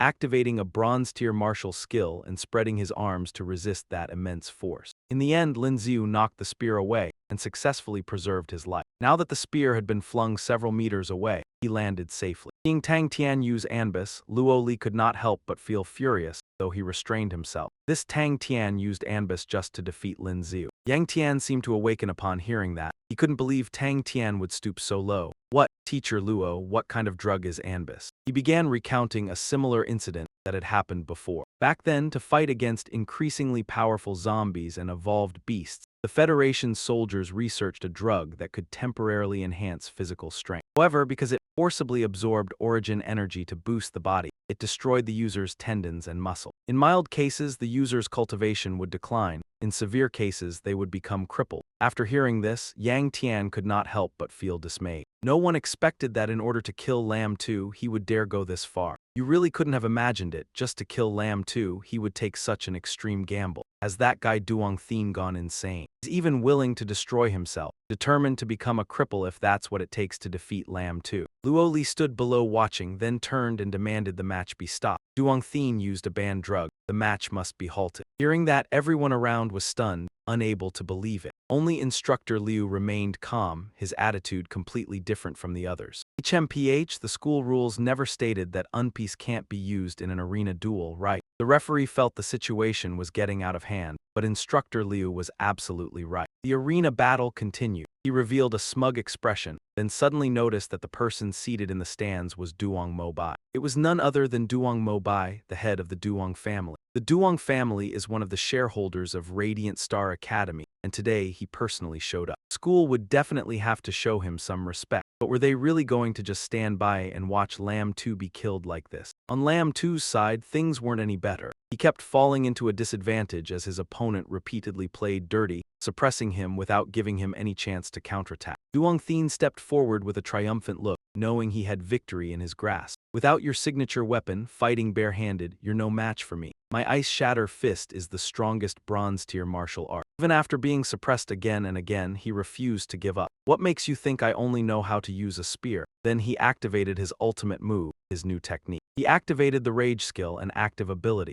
Once used for 10 minutes, his strength, speed, and physical endurance were all increased. But when the skill ends, for the next 5 minutes, his body will fall into an extremely exhausted state. He channeled all his power into his legs to build momentum, then sprang forward in a burst. Seeing that he was still so resilient, Duong Thien grew even more excited. You really don't know your own limits. The two threw punches at the same time, their fists colliding head-on. A burst of force erupted as they continued striking each other relentlessly, neither willing to yield. Their speed was so fast that ordinary people could hardly see clearly. In the stands, everyone began to worry. What kind of fist technique is Lam 2 using? Duong Thien is using Ice Shatter Fist, the strongest bronze-tier martial art. Oh my god. Even though Duong Thien had taken a banned drug, Lam 2 was still not at a disadvantage in the confrontation. However, everything has its limits, and Duong Thien gradually began to feel exhausted. Damn it, I was forced by this trash to use a banned drug and I still can't kill him. I have to kill him. Kill him, die. Seizing the opportunity, he immediately formed a plan. After shedding the burden and tapping into my potential, I feel like I'm becoming more and more proficient with my own explosive fists. He continued, maintaining the clash. Bronze Deer Ice Shatter Fist. Bronze Deer Martial Art. My fist technique is the strongest. I can unleash the true explosive fist. He dodged the attack, the corner of his mouth curling slightly upward. As soon as his opponent exposed an opening, he immediately unleashed his ultimate move, Explosive Fist. Duong Thien thought the blow was insignificant. Heh, with the toughness of my skin right now, even a long spear couldn't pierce me. What could your soft punches possibly do to me? But in reality, he had already fallen into the trap. So what if your skin has strong defense? I'll attack your internal organ. Suddenly, Duong Thien's arm was severed without anyone knowing when or how, leaving the audience in the stands staring wide-eyed. Someone leapt to their feet, exclaiming in shock, "That's Explosive Fist." Lamb 2 actually managed to use it, and its power even surpasses the Silver-tier Explosive Fist. Possible, if it were truly Explosive Fist, would Lamb 2 have died long ago? At the very least, both his arms should have been crippled. This is madness. Only a madman would dare to cultivate Explosive Fist. Duong Thien clutched his arm, muttering non-stop in disbelief. Impossible, how could you master Explosive Fist in just 3 short days? Lamb 2 stepped forward, regaining his composure and bearing. Sorry about that, but it's the truth. I've won. Yet his opponent seemed unwilling to accept defeat and stubbornly continued attacking. Impossible, I can't lose. Lamb 2, go die. If that's the case, then so be it. Lamb 2 struck back. If you're so eager to die, then I'll grant your wish. What? Duong Thien, like a madman, still tried to keep fighting. How dare you do this? That blow sent Lamb 2 flying, leaving him no time to defend or counterattack, causing those below to rush forward in alarm. Lamb 2, be careful. Yi Xuangni and Yang Tian rushed over to support him, while Luo Li stood in front to shield them. How are you feeling? Brother Lamb 2. Yang Tian's father also appeared to provide aid, speaking in a threatening tone. Boy, how dare you try to kill a member of my Duong family. It said that Duong Mobai, head of the Duong family, is about to break through to become a 4th-rank martial artist. Lamb 2 angrily retorted. Heh, so members of the Duong family, even in an arena duel, still need to rely on others for help. Patriarch Duong, this is an arena duel. Both sides signed a life-and-death agreement before the fight. He uttered only a single sentence, yet it was enough to make the listener shudder. Kid, I remember you now. Lamb 2 was injured just as badly. His face twitched slightly before he fell silent. No matter what, the one who claimed the final victory was still Lamb 2. In this match at the martial arena, Lamb 2 of Class 29, Year 2, Month 2 emerged victorious. Once again, Lamb 2 defeated Duong Thien on the Academy's top 100 ranking. Next morning, someone knocked on his door. Lamb 2, it's already 11. How long are you planning to sleep? Get out here. His whole body felt sluggish as he staggered wearily to open the door. Teacher, is there something urgent you needed from me? I fought hard in the martial arena match yesterday. Instructor Luo Li came to inform him of something. I'm here to tell you one piece of good news and one piece of bad news. Which do you want to hear first? Lin Ziu replied listlessly, his voice full of frustration. The bad news first. Luo Li stood up and announced in a serious tone, delivering a shocking message. The Academy had decided to impose a punishment on him. He was stunned, unable to believe it, and hurriedly asked, "Punishment? On what grounds are you punishing me?" The instructor sighed helplessly and sat down, recounting his offenses one by one. Tang Luo was one of the shareholders of Starlight Academy. This time, Tang Bing had his arm broken, and Tang Tian was nearly beaten to death by him. Luo Li turned his face slightly, his brows tightly furrowed. For people who always stood at the top like them, that was an enormous humiliation. He continued explaining the cause. Because Tang Tian had used banned drugs in the demonstration battle, Tang Luo could only write an article to twist the situation around. They even deliberately exaggerated Tang Bing's broken arm, accusing him of bullying high school students and suppressing the academy, demanding that he be punished. After hearing this, Lin Ziu trembled with anger, clenching his fists. Those damned bastards. In any case, they returned to the main issue, the punishment issued by the school. Lin Ziu asked, "So what is my punishment?" Luo Li reached into his coat pocket. He pulled out a silver martial skill card and handed it to Lin Ziu. Congratulations on advancing to the top 100 ranking. Your reward is a silver spear-type martial skill card. Raging Rain of Pear Blossoms. He could hardly hide his excitement after receiving it. Another silver martial skill card. Thank you, Instructor Luo, Luo Li added. This martial skill was created long ago by the Grandmaster of Spear Techniques, Bailey Rui. He could thrust out 100 spear strikes in a single second. That was how he earned his reputation. Before Bailey Rui died, he left behind the raging reign of Pear Blossom's skill card, but very few people were able to truly master it. In his mind, he pictured himself wielding a spear that split into countless identical tips, unleashing 100 strikes in 1 second. That's incredible, Instructor Luo. I will definitely master it. Before leaving, Luo Li placed a hand on his shoulder. Lin Xiu listened carefully. Luo Li kept praising his student's rapid progress. You've improved very quickly, you're a good seedling. He reminded him, when you go to the Bright Stronghold this time, you must come back alive. Lin Xiu answered firmly, don't worry, I will definitely come back alive. Before long, night had fully fallen. Streetlights lit up one by one. Lin Xiu walked along carrying bags in both hands, drinking as he walked, since the Academy's combat suit from last time had been completely ruined. He had no choice but to spend money to buy a new one, and he wasn't sure whether the military would issue uniforms. As he walked, a sword suddenly shot out from nowhere, pointing straight at his throat. Fortunately, he reacted quickly and bent down to dodge the slash. He retreated several meters and raised his guard. Who dares to launch a sneak attack? From the shadows, a group of 4 or 5 people stepped forward, each carrying weapons. Not bad reflexes. They still couldn't believe it. He's really not an official warrior yet. Lin Xiu looked at them, a trace of doubt in his heart. All first-tier warriors, were they here to deliver experience points? Warned them sternly in a lowered voice. This is the city area. You still dare to make a move? The man threw his head back and laughed loudly. He licked his tongue along the blade of his sword. So what if it's the city? If we kill you quietly, who would know it was us? Without further words, the leader pointed his sword and unleashed a move. Bronze martial skill, Gale Strike. Lin Xiu handled it neatly and dodged at once. Oh, so you're determined to kill me. Seeing that the other party clearly had ill intentions and attacked without reason, Lin Xiu immediately countered. Bronze martial skill, Explosive Fist. Thug had no time to dodge.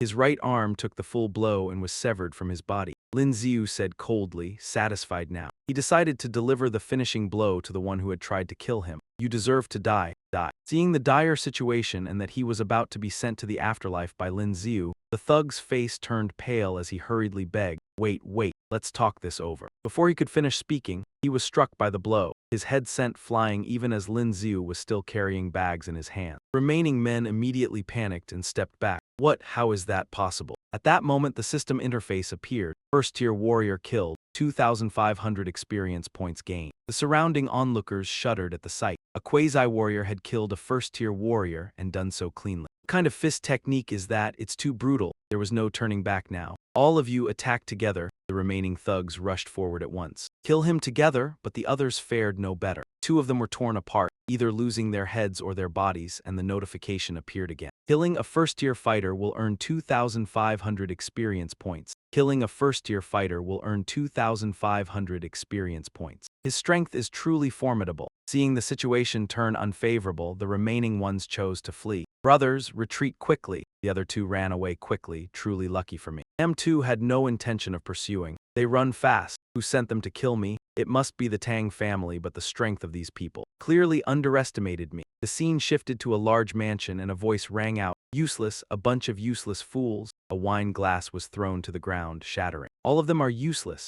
Madam, please calm down. 5 first-tier fighters ambushed a bare-handed fighter and still lost 3. They're truly worthless. 2 men covered in wounds trembled and knelt, begging for their lives. Madam, we didn't expect that kid, not even a fighter, would be so strong. He killed one with just a few punches. Before Madam could speak, another voice interjected. You bastards, do you dare to kill people in the city center? Do you want to ruin the reputation of the Tang family? Tang Mobai angrily stepped forward. Get out of here. Mobai, he moved closer, warning her. You think no one will know if you do this? Tang Mobai sternly warned. If I hadn't sent people to clean up the bodies in time, the Federation would have investigated us already. But Madam still couldn't control her anger. I can't just watch my 2 sons get bullied like this. I must take revenge. I must make that bastard suffer. She repeated the past. It was Lam Tu who harmed her son. It was because of that bastard that Tian Nai was forced to undergo training in the road of death. That place is a death trap, he retorted, claiming that everything was caused by her rebellious son. He knew very well that using forbidden drugs would severely harm his body, yet he still went ahead. Only the road of death can help him level up now. Though admitting his son's fault, she still wanted Lam Tu to pay. Don't worry about this. I've pressured the Academy and forced them to send Lam Tu to the Guangming base for an extermination mission. Revealed that Lam Tu's punishment was being sent to a dangerous place. That is the Guangming base, which has the highest death rate ever, reaching 70%. Moreover, I don't mind raising that death rate even further. On the aircraft, a group of people were being called. Ryo Fei, here. Lam 2, here. Xin Guang looked at him attentively.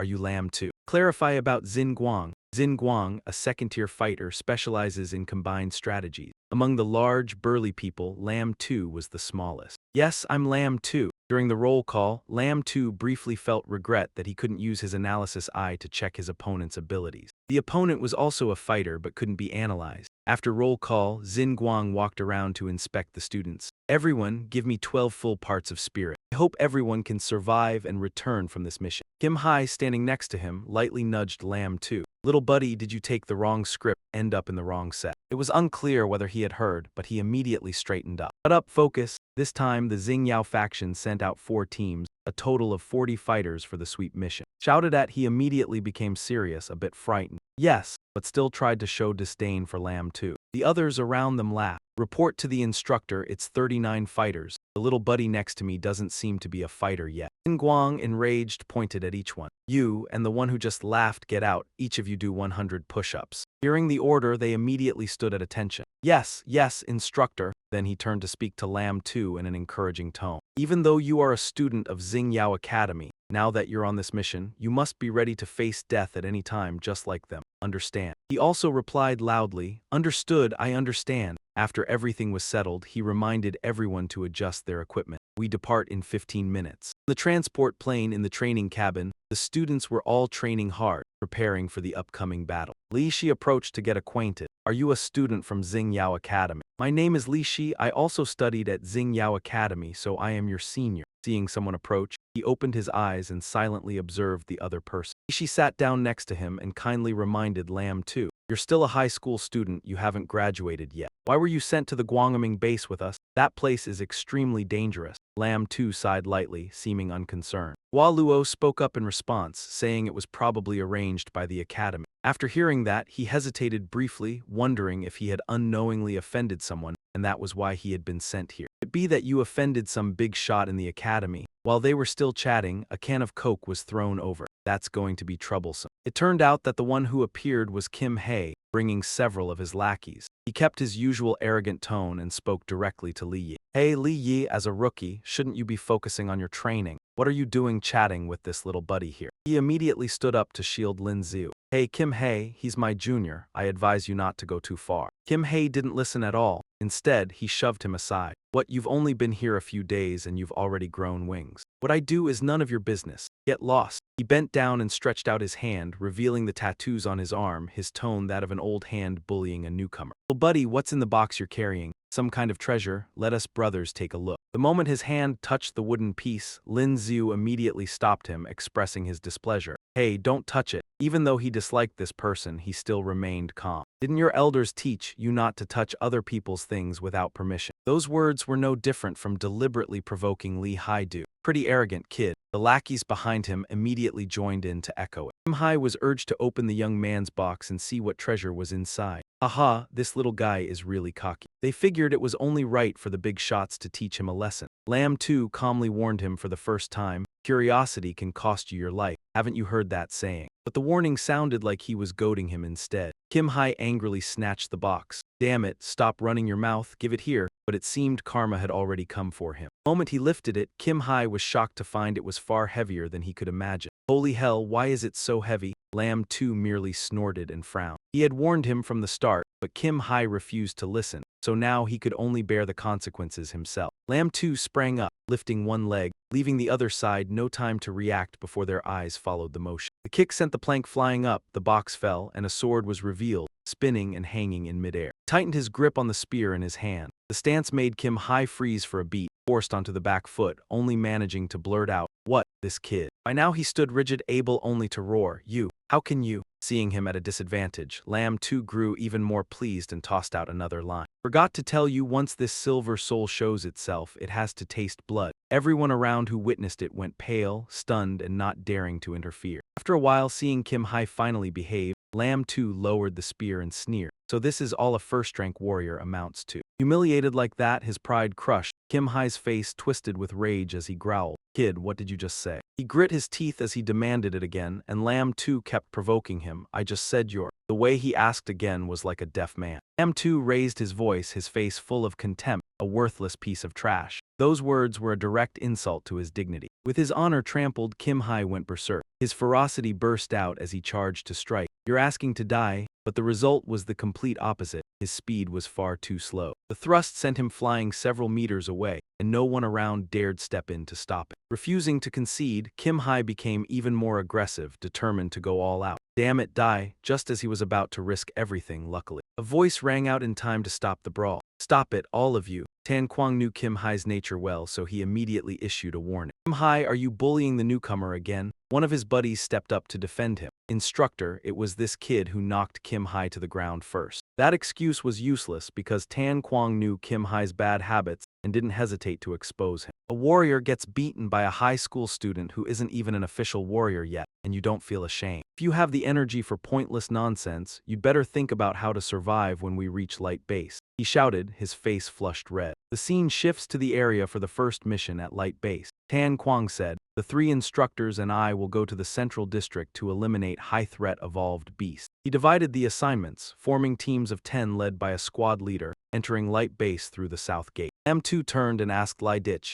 have you been here before? Lai Ditch looked awkward then admitted, no, to be honest I'm a new recruit too, I only joined this year. Before everyone split up to move out, Kim Hai still didn't miss the chance to taunt him. Kid, I hope you don't die too easily. Those words didn't bother Lam 2 at all. Instead, he shot back, don't worry, I'll live just fine. But trash like you, who can't even beat a high school student, might not get to see tomorrow's sun. Steps in Tu Van's voice rang out. Shut your mouth, Kim Hai, she barked in a commanding tone. From now on, put your prejudice aside for me. She was the squad leader, Tu Van. Kim Hai immediately stood at attention like he was in the army as she walked closer. I don't want your hostility to put other teammates in danger. After saying that, she continued issuing orders. Everyone move out. The scene shifts to an abandoned house. A sudden scream tore through the quiet air. There's a zombie. It's a horned zombie. Its body was covered in an unknown green fluid. Tu Van immediately assigned tasks to deal with it. There are many small towns near Light Base. The 10 of us are responsible for eliminating evolved beasts and zombies in this town. He continued, assigning each person to coordinate their attack on the zombie in front of them. The group quickly took their positions, ready to form up and engage according to the arrangement they had just been given. Kim Hai also stepped in and took down several enemies to coordinate support for Tu Van, while agreeing with the proposed strategy. Since they were all only first-tier zombies, the task turned out not to be as difficult as expected. After dealing with some minor matters, Tu Van took the opportunity to observe the surroundings and realized that this was only the outer edge of the small town. The evolved beasts and higher-level zombies were all hidden deeper inside the town. Once Tu Van and Lam 2's group had cleared out the zombies, they decided to continue moving further into the town. After just a few steps, they noticed a large crowd gathered not far ahead, forcing the whole group to stop and observe. It turned out not to be humans but a horde of zombies, seemingly having waited for them for a long time. To be precise, these were second-tier zombies with distinct traits. They were fast, their claws sharp, and carrying a virus. Anyone bitten would mutate into a zombie. The moment Kim Hai saw them, he charged forward at once, spinning the axe in his hand as he launched the attack. He advanced while swinging his axe, muttering taunts under his breath, while Lam 2 remained silent, carefully observing the second-tier zombie. He did not waste words, only coldly declaring,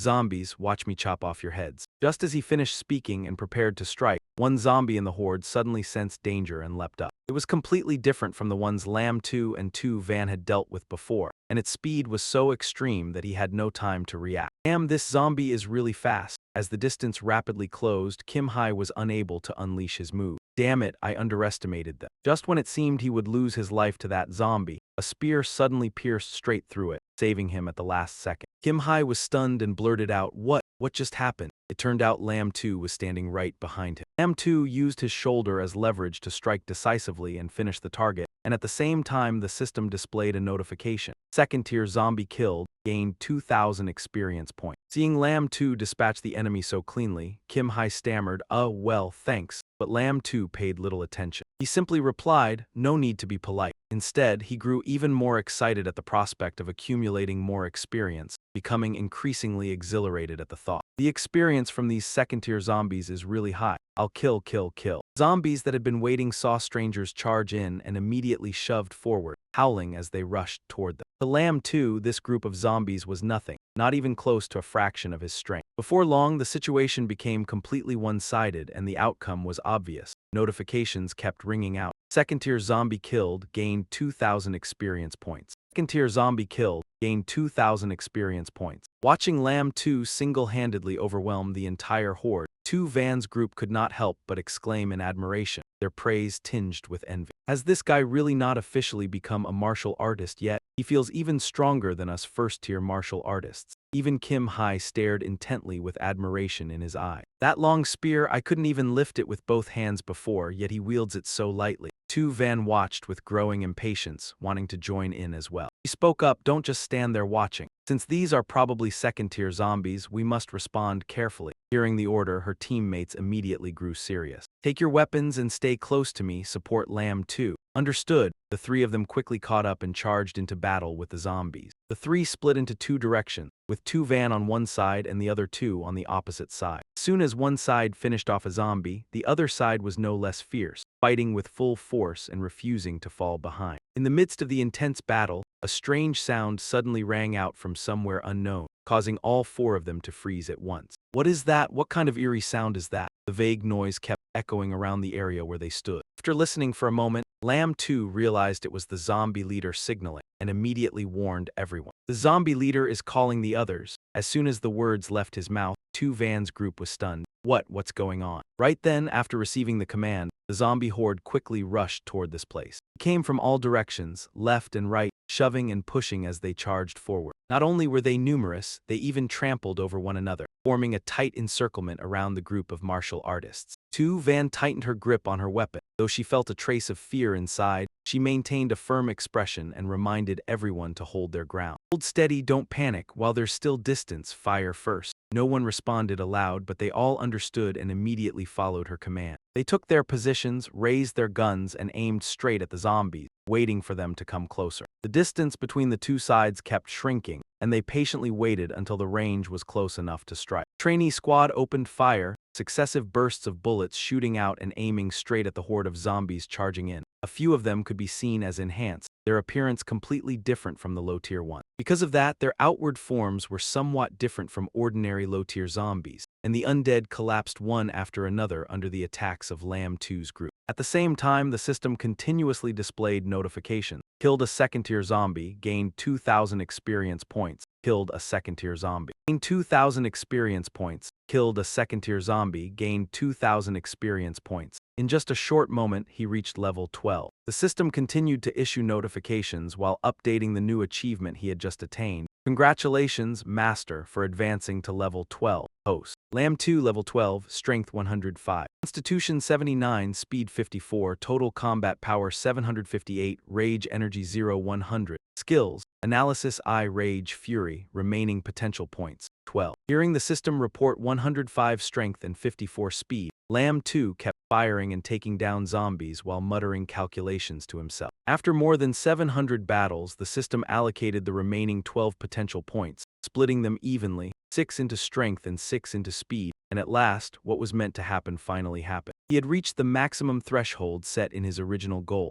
Congratulations, the host's combat power has reached 800, earning the title of First-Class Warrior. Another notification appeared, Host Lamb 2 level 12. Strength 111, Constitution 79, Speed 60. Total Combat Power 800. Total Combat Power has reached 800. Skills, Eye of Analysis, Rage, Fury, Title, First-Class Warrior. He had finally succeeded. Though secretly delighted, he kept a calm expression and continued fighting non-stop. Great, Total Combat Power is 800. I'm finally a first-class warrior now. Rage energy can only be used 3 times a day, with an 8-hour cooldown. Why doesn't the passive skill grant a few more uses? Setting aside Lamb 2's calculations and complaints about his skill, The warriors continued firing relentlessly at the zombie. Yet strangely, the creatures seemed unharmed. Instead, they grew stronger as a bright orange glow radiated from their bodies. Sensing the situation was turning unfavorable, Zai Wen immediately changed tactics. Everyone prepare for close combat. She quickly took her stance, drew her sword high, and began chanting a spell. Zai Wen swung her sword downward, forming a curved blade of energy that shot forward, slicing through several zombies and cutting them apart with her opening move, Void Cleave. Seeing their captain fight so fiercely, Jin Hai, Li Yi, and the other warriors were invigorated and charged forward, unwilling to fall behind. Brothers charged just as they took a few steps. They suddenly halted upon noticing Lam 2's unusual state. He was exhilarated like a battle maniac dashing at incredible speed. Experience points, don't fight me for them. I'm leveling up again. What's wrong with him? Why is he so happy? He bent his legs into a stance like an athlete ready to sprint. With a shout, he leapt up and spun his sword in several swift arcs, and in the blink of an eye, he swept past and sent several of them straight to their death. But as soon as he took down a few, more zombies poured in endlessly like a bottomless abyss.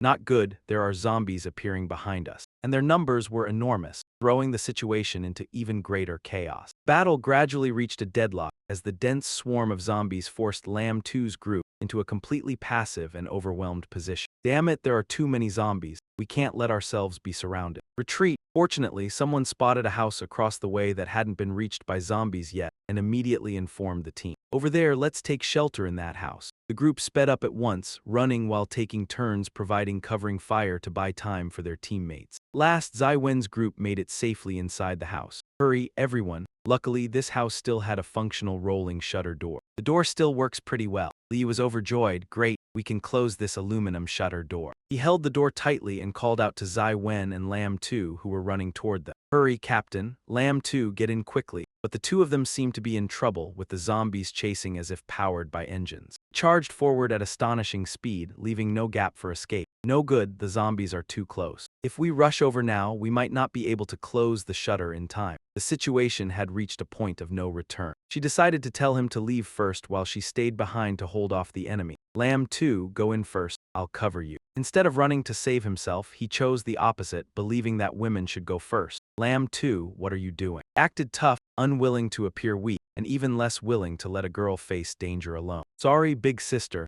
I'm not used to letting girls help me. Zai Wen, holding her sword in a defensive stance, shouted loudly. Lam 2, what are you doing? Another soldier saw the captain turn back and grabbed her hand. Calm down, being held back. Zai Wen froze briefly. He turned and shouted at the person holding her, her voice filled with anger, worry, and urgency. Let me go. Lam 2 will be in danger alone. Meanwhile, Lam 2 paid no attention to Zai Wen and kept charging forward with a metal pipe in hand. Another soldier noticed a change and turned to report to the captain and Lam 2, pointing as he spoke. Captain, look, Lam 2, get inside quickly. At that moment, the iron door could no longer withstand the assault of the densely packed monsters and was soon smashed to pieces. Seeing the door destroyed, Lam 2 shouted helplessly, damn it, this shutter door is terrible. Zai Wen ran while glancing back and called out, Lam 2, hurry upstairs. There's nothing blocking them anymore. They swarmed into the warehouse, advancing while letting out savage roars, the sound echoing in a horrifying, piercing shriek. The pack of monsters had only just pushed in a short distance. The team quickly retreated behind an iron gate. Tu Van was the captain, so she stayed at the very back to observe the overall situation while locking the iron gate tightly. Just as she finished locking it, the monsters slammed into the gate. Locked outside, they could only thrust their arms through the gaps between the iron bars, trying to reach inside. They clawed relentlessly and made chilling noises. Tu Van had barely escaped their grasp, cold sweat beating on her forehead, while the rest of the team moved up the stairs toward the upper floor. Each of them gripped their weapons tightly, ready to fight at any moment, advancing cautiously while probing the situation ahead. After checking the gate that was holding back the monsters, Tu Van ordered her subordinates to go upstairs to scout first and eliminate any threats if necessary. Suddenly, one soldier noticed something. Not even sure what was ahead, he hesitated and asked, what is that? In a room covered with cobwebs, numerous corpses hung from thick strands clinging to the ceiling. The bodies looked as if they had been drained of blood and vitality, then wrapped up and hung, and in one corner of the room were several strange cocoons. Around those cocoons lay scattered dried corpses. A shoulder-length-haired male soldier broke out in a cold sweat at the sight and said warily, could it be a mutated spider? The others carefully scanned their surroundings, none daring to relax.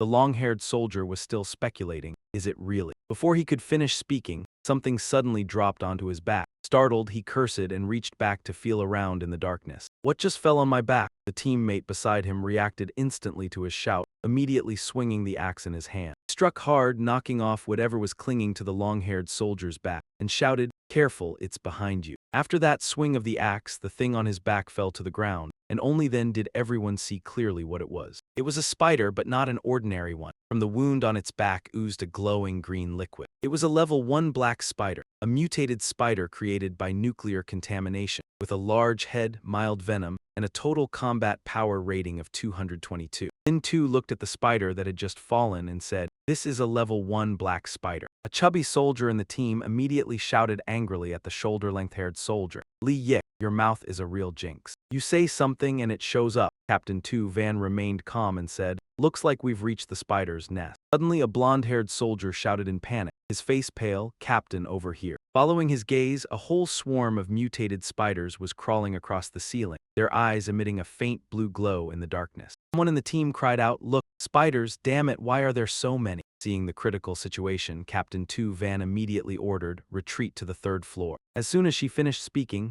Tu Van rushed up the stairs toward the 3rd floor, but after only a few steps she stopped short because something was blocking the way. In the direction she was heading, another dense swarm of mutated spiders appeared, leaving even Tu Van momentarily stunned by their sheer number. "But how can there be so many?" she wondered. The spiders, upon seeing humans, shot out webs, but before they could hit their targets, Tu Van slashed them apart with her sword. While cutting down spiders, she gave orders, "There are some on this floor too, keep going up." With that, she pressed forward, continuously swinging her sword to clear a path. However, there were too many spiders. Before she could finish off one wave, another rushed in. Lin Tu raised his voice so the whole team could hear clearly. "This building has 4 floors. These stairs must lead to the rooftop. Let's head to the rooftop." With that, Lin Tu charged forward with his twin swords, cutting down spiders to open the way. With rapid swings of his twin blades, Lin Tu quickly reached the rooftop door and kicked it open. The entire team immediately followed him out onto the rooftop. Lee Yik was the last to leave. As soon as he got through the door, he turned back to shut and bolt it tightly. After finishing, one hand bracing the door and the other on his knee, he panted, "I'm exhausted." Tu Van did not relax just because they had reached the rooftop. She reminded them, "Everyone, replenish your energy first and rest for a bit. If the ones on the 1st floor can't find us, they'll leave on their own." Hearing this, the whole team replied in unison, "Understood." After reaching the rooftop, Lin Tu walked over to the railing to get a clearer view of the surroundings. After giving her instructions, Tu Van also walked over to where Lin Tu was standing, resting both hands on the railing and looking down. Looking down at the road littered with zombie corpses, she remarked, "There are still many zombies like this around this building." Suddenly something appeared that left both Su Wen and Lin Tu stunned. While refilling water, Lin Tu blurted out, "Huh, what's going on?" What had just emerged below was a pack of dogs, but they were not ordinary dogs. They were level 2 fang hounds.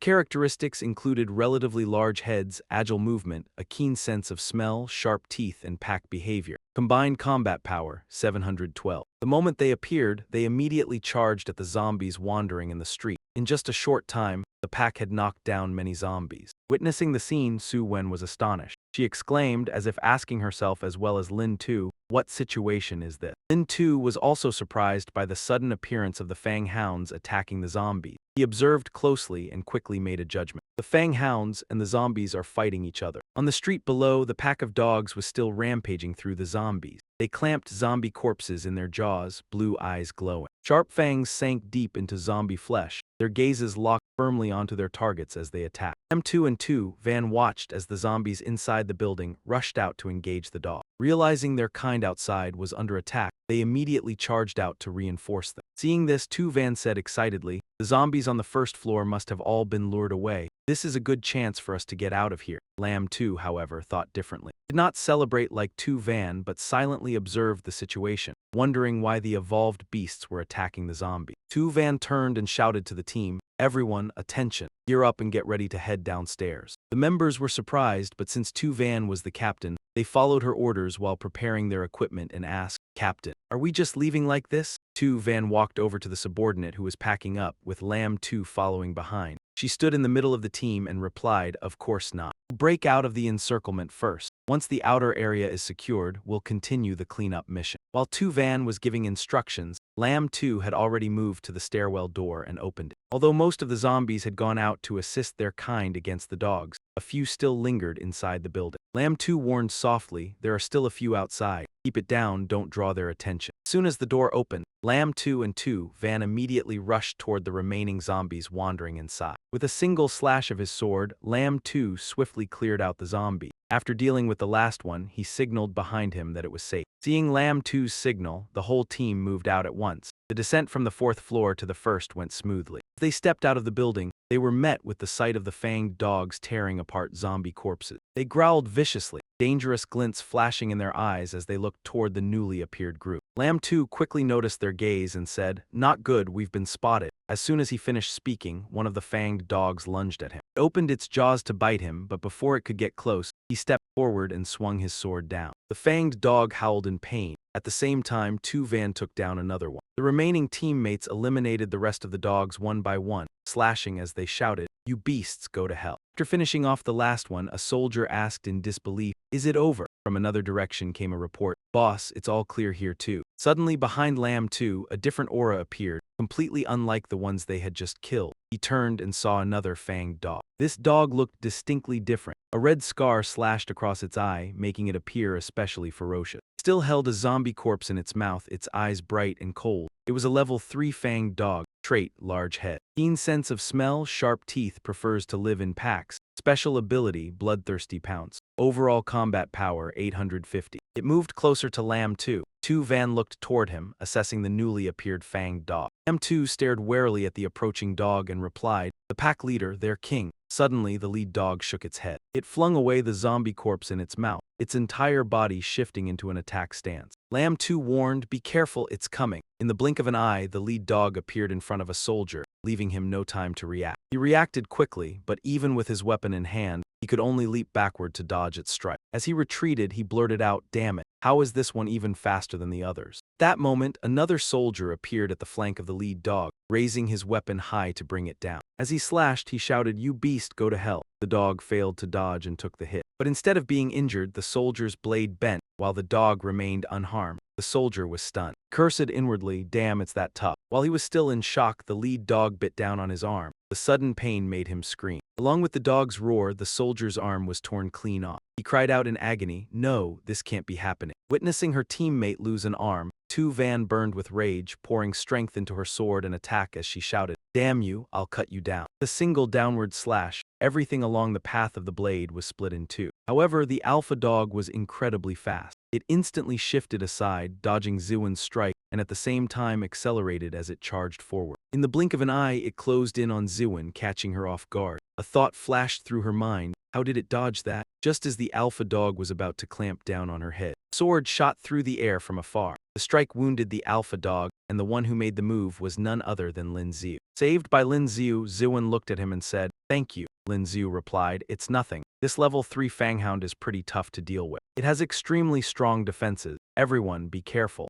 As soon as he finished speaking, Lin Ziu thrust repeatedly at the alpha dog at astonishing speed. Pierced by the attacks, the alpha dog howled in pain while fiercely counterattacked. Seeing its desperate resistance, Lin Ziu's eyes turned icy. He poured his strength into his weapon, a calculating smile flickering across his face. Resisting so fiercely, then try this. Lin Ziu unleashed a fully charged strike, aiming straight at the alpha dog's weak point. That powerful blow, the alpha dog let out a miserable howl and was sent flying by Lin Ziu. Seeing it blasted away, everyone cheered in excitement. Liu raised his hand and shouted, "Great, we won." The alpha dog crashed to the ground, kicking up a cloud of dust. Lin Ziu stood closest to the shockwave from the impact. He stood firm as a rock, unmoving, but his expression remained grave as he said, "It's not dead yet." He reminded himself that he hadn't received a system notification of its elimination. This creature was still alive. Sure enough, just as he expected, the alpha dog was not dead. Its eyes shifted from green to blood red. A dense killing intent spread around it. Its pupils contracted before it shot toward Lin Ziu. Faced with this sudden change, cold sweat beaded on Lin Ziu's forehead. He felt a violent force enveloping his entire body. This was the special ability of a level 3 Fanghound,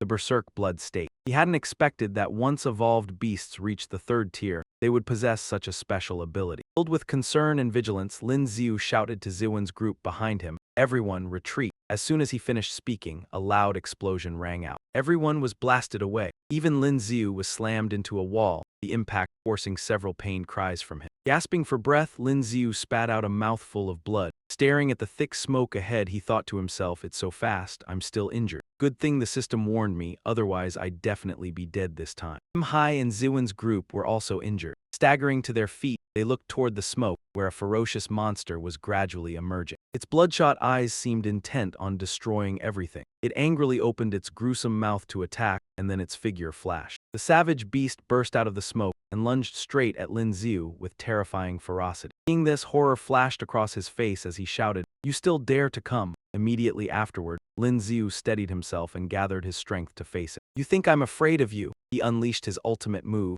100 birds paying homage to the phoenix, and a massive surge of energy erupted around him. A violent explosion shook the surroundings, sending shattered rocks flying everywhere. Lin Xiu was blown away as well, screaming in pain as he was hurled dozens of meters. That moment, the system displayed a notification. Level 3 Fanghound eliminated, 8,000 experience points gained, clutching his battered body. He let out a faint smile and said, "It's finally dealt with." The others, having witnessed the tense battle, rushed over to check on him. Ziwen asked anxiously, "Lin Xiu, are you okay?" Kim Hai could not help but sigh in relief. It's finally taken care of. Suddenly, piercing sounds echoed from somewhere, throwing everyone into panic. A gigantic figure suddenly appeared. Cold eyes swept over them as the mysterious creature leaped up and in an instant landed with a vicious demeanor. Level 2 Zombie Leader. Traits: rapid movement, sharp claws, capable of summoning level 1 and level 2 zombies. Overall combat power, 755. Right in front of it lay the corpse of the Fanghound from earlier. Lin Xiu immediately heightened his guard and said, "It's a level 2 zombie leader. That scream earlier that drew the surrounding zombies to attack us was probably from him." The zombie leader looked at the corpse in front of it, then reached inside as if searching for something, pulling out a palm-sized red stone. It opened its disgusting mouth and shoved the stone inside. Witnessing the horrifying scene, Ziwen said in confusion, "It just swallowed the Fanghound's energy crystal." Hearing this, Lin Xiu and Kim Hai became even more vigilant, a question rising in their minds. Could zombies also use energy crystals to evolve? Before the group could even react, the zombie leader began to mutate. Its body rapidly swelled and it let out a shrill, bone-chilling scream. The level 2 zombie leader had swallowed a level 3 mutant crystal and was still in the process of evolving. It could move at incredible speed and possessed razor-sharp claws. It could also summon level 1 and level 2 zombies to coordinate in battle. After hearing this, Lam 2's expression turned gray. Gritting his teeth, he said, "This is bad. He's about to evolve into a level 3 zombie leader." Everyone panicked upon hearing that, and Tu Van shouted, "What? It can really evolve?" Without wasting another second, Lam 2 grabbed his weapon and charged forward. He gave the order to stop it before it could complete its evolution. The zombie leader's eyes glowed crimson, and veins bulged viciously across its face. It opened its mouth and roared, creating a wave of sound. Instantly, the zombies obeyed and swarmed in, surrounding Tu Van's group. Lacking defensive weapons, Tu Van grew extremely anxious and cursed loudly. "Damn it, we're surrounded." Seeing how critical the situation was, Lam 2 said to the group, "Captain, hold off these zombies for now. I'll take care of that zombie leader. Only by taking him down can we make these zombies disperse. If he completes his evolution, all of us will die here." Hearing that, Ziwen was stunned and immediately shouted toward Lin 2, who was charging ahead. "Be careful." He tightened his grip on his weapon and rushed toward the zombie leader to attack. The opponent was no ordinary foe. He instantly raised his sharp claws to counter. Lin 2 dodged the strike and thrust his spear straight into its chest, but it seemed completely unharmed. Even after being stabbed, it just stood there with a sinister grin. Lin 2 felt a chill in his heart. Damn it, this guy's skin is even tougher than that level 3 Fanghound. Could it be because he devoured the level 3 Fanghound's mutant core? He gathered his strength again, letting arcs of electricity spread along the spear. "Try this." Yet the creature still managed to break free. Seeing this, the surrounding zombies immediately charged in, roaring wildly despite the flames burning them. The leader also ordered his underlings to attack. The situation was gradually turning unfavorable for Lin 2. "Damn it, I've already used up my charged strike." Although 100 birds paying homage to the phoenix is powerful, it consumes too much stamina. I have to quickly find a way to deal with these zombies first. Suddenly remembering something, he took out a card. "I'm already a first-order warrior now." Lin 2 placed the card against his forehead. He absorbed the power within it, hoping to quickly grasp the martial skill recorded on this silver card. Instantly, knowledge of the skill flooded his mind. Violent Rain Pear Blossom requires speed. Within a short time, one must unleash 100 thrusts. The opponent can hardly withstand it. Of all martial arts under heaven, only speed is unbeatable. From a distance, everyone watched in shock and worry. Captain, what is Lin 2 doing? Ziwin couldn't help but ask in confusion. He's learning a martial skill card at a time like this. Has he gone crazy? The zombies had already rushed in front of him, howling ferociously as they prepared to fight to the death. At that moment, Lin 2 opened his eyes, a sharp glint flashing within them. He immediately raised his weapon to counterattack, his power seemingly rising to a whole new level. Come, violent rain pear blossom. As soon as the move ended, 2 zombies were struck and sent flying. But Lin 2 was still not satisfied. Only 3 thrusts too few, still not fast enough. He poured more strength into his spear. No, again. He repeatedly unleashed violent rain pear blossom against the monsters, yet watching the spear thrusts fly out, he remained dissatisfied. 3 thrusts again, still 3 thrusts. Not good, do it again. As the technique continued, Lin 2's loud laughter echoed among the horde of zombies. 4 thrusts now, but still not enough. Kim Hai's eyes widened at the sight. Not only is he learning a martial skill card in the middle of battle, he's comprehending it at such an astonishing speed. Swinging his sword, Ziwin said, so what if it's a martial skill card? It's just understanding it through non-stop fighting. Looking at the young man's back ahead of them, they couldn't help but admire him. Perhaps it was that very madness that allowed him, despite his young age, to possess such astonishing strength. Witnessing Lin 2's extraordinary martial skill, Ziwin grew even more fired up. Call the brothers. We can't let a high school student outshine us. Large, hearing this, everyone's morale surged, their fighting spirit rising high. Even if they couldn't match that monster, they couldn't fall too far behind. Go fight with everything you've got. Lin 2's spear thrusts became increasingly dense and powerful. Though the zombie leader was forced back, he still showed no signs of injury. He grew more and more enraged. Seeing this, Lin 2 couldn't help but worry. 5 thrusts again, has 5 already reached my current limit? Yet he smiled confidently. He pointed at his opponent in provocation. Whatever, my level just isn't high enough yet. Next, it's your turn. As soon as he finished speaking, Lin 2 dashed forward at astonishing speed. Lightning flared along his spear, as violent rain pear blossom was unleashed once more. The zombie leader was caught off guard and could only barely defend himself. He was blasted far away, spear thrusts striking him repeatedly, yet they still seemed unable to cause harm.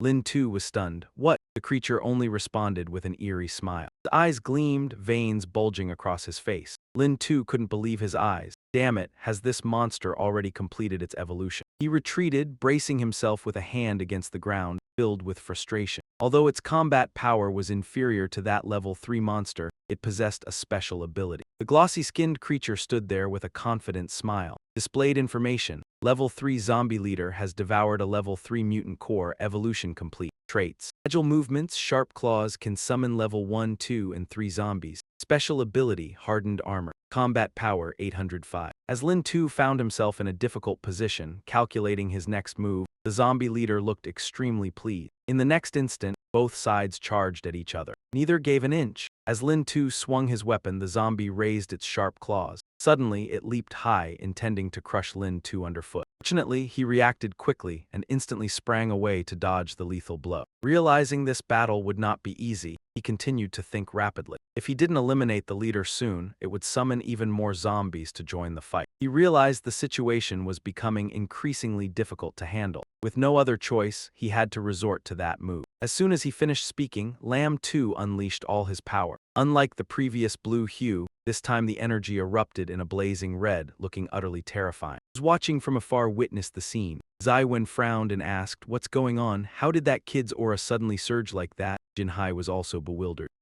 At that moment, Lamb 2's face radiated a deadly aura, his eyes glowing crimson. He spoke coldly, in the low-tier version of Rainstorm Pear Blossom who can withstand it. He said, "Try this enraged version." Then he poured all his strength into a thrust, charging forward so fiercely that Rainstorm Pear Blossom left no chance to defend. Zombie leader gathered all its moves against him but was immediately affected. He gave a faint smile. It works. In that instant, he clearly felt the connection between his brain and heart, energy flowing through his entire body. He thought to himself, strange. When he entered the enraged state, his abilities increased instantly, accompanied by a sensation of complete fusion. M2 held his stance, a fierce killing intent radiating from his body. He said, "If that's the case," and thrust his spear hard. Oneness. The zombie leader was completely suppressed, unable to fight back, only able to raise its arms to block the Rainstorm Pear Blossom strike. Countless spear strikes shot forward like a rain of arrows, piercing straight through the monster's body. Witnessing this, Ziwen was stunned. He exclaimed in shock, "How is that possible?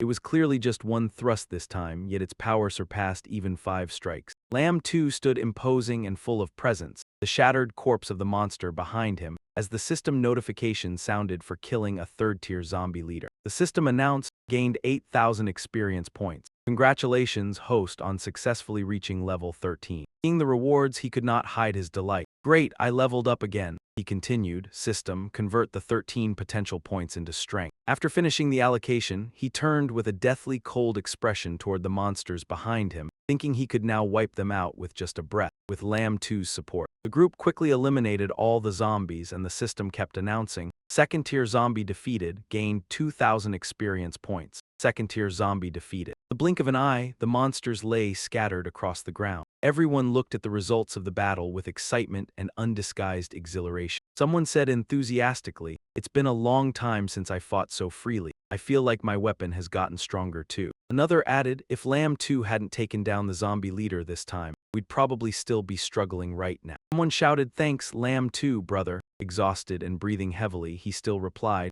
"It's nothing. We're brothers who have faced life and death together." Standing beside him, Zai Wen asked curiously, "Lamb 2, are you all right? Your strength suddenly surged just now. Did you use some kind of medicine?" She reminded him that kind of thing isn't easy to use. It definitely leaves side effects. He simply laughed it off and waved his hand. "It's fine. I didn't take any medicine. It's just one of my martial techniques." Even so, she was still doubtful. She asked, "When you fought the zombie leader after your strength increased, you only executed a single thrust." She continued, "But why did the power of the same martial technique increase so astonishingly that time?" He pondered before replying, "I'm not sure either." At that moment, he said, "I felt as if I had become one with the silver soul candle." Hearing this, Zai Wen was extremely shocked. "Could it be that you comprehended profound meaning?" Lamb 2 repeated, "Profound meaning?" She explained seriously. "It is when one's cultivation and understanding of a martial technique reach a certain level, allowing its maximum power to be unleashed. For example, with a low-tier bronze martial technique. If one comprehends profound meaning, it can unleash power comparable to a silver martial technique." She continued, "But profound meaning is not something easily comprehended. It requires the martial artist to have extremely deep insight into the technique, along with a bit of luck. It can be said that out of 1,000 people who cultivate the same technique to mastery, only a handful can comprehend profound meaning." After hearing this, he showed obvious joy, staring intently at his spear and saying, "That's great. If I really have comprehended profound meaning, then wouldn't Rainstorm Pear Blossom unleash power at the level of a gold martial technique?" Zai Wen did not press further and instead turned to direct everyone. "Everyone, it's getting late. Tonight we'll return to the building and rest for the night." Everyone responded in unison, "All right." As night fell, they gathered around a bonfire. They roasted a large slab of meat and someone said excitedly, "I didn't expect third-tier elegant hound meat to be this delicious." Zai Wen asked, "It seems you haven't trained outside before, have you?"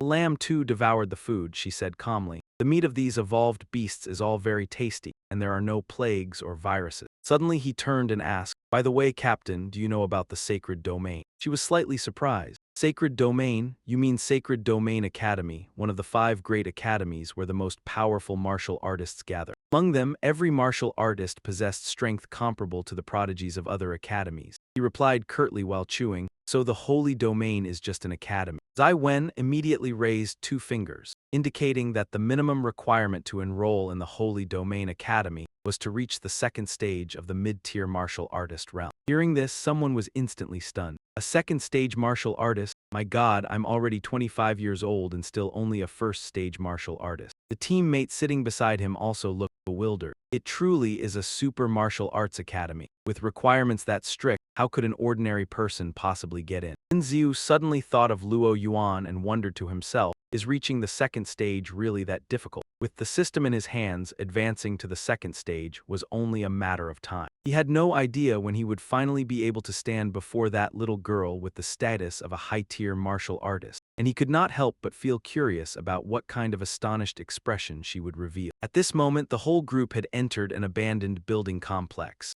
Ziwen walked at the front, pointing the way while explaining to everyone. She was guiding them in charge of the deeper area of A20. "We only need to eliminate the zombies and evolved beasts in the central district, and this mission will be over." Suddenly, Leah turned pale with shock. He pointed ahead, "Captain, look, what kind of monster is that?" Following his finger, they saw a strange creature crawling along the wall of the building ahead. System information appeared, level 2 reptilian zombie. Traits, extremely fast speed, skilled at climbing, sharp claws. Carries a virus, those bitten will be infected and mutate into reptilian zombies. Overall combat power, 780. The reptiles covered the wall densely, looking utterly horrifying. Someone spoke up to reassure the others. They're level 2 reptilian zombies, good at climbing walls and clinging to surfaces. After speaking, he raised his gun and took aim. They move like snails, nothing to be afraid of. Seeing this, Lin hurriedly warned him. Careful, don't fire yet, but it was too late. The bullet shot forward and the zombie easily dodged it. The shooter was horrified. It actually dodged a fatal shot in an instant.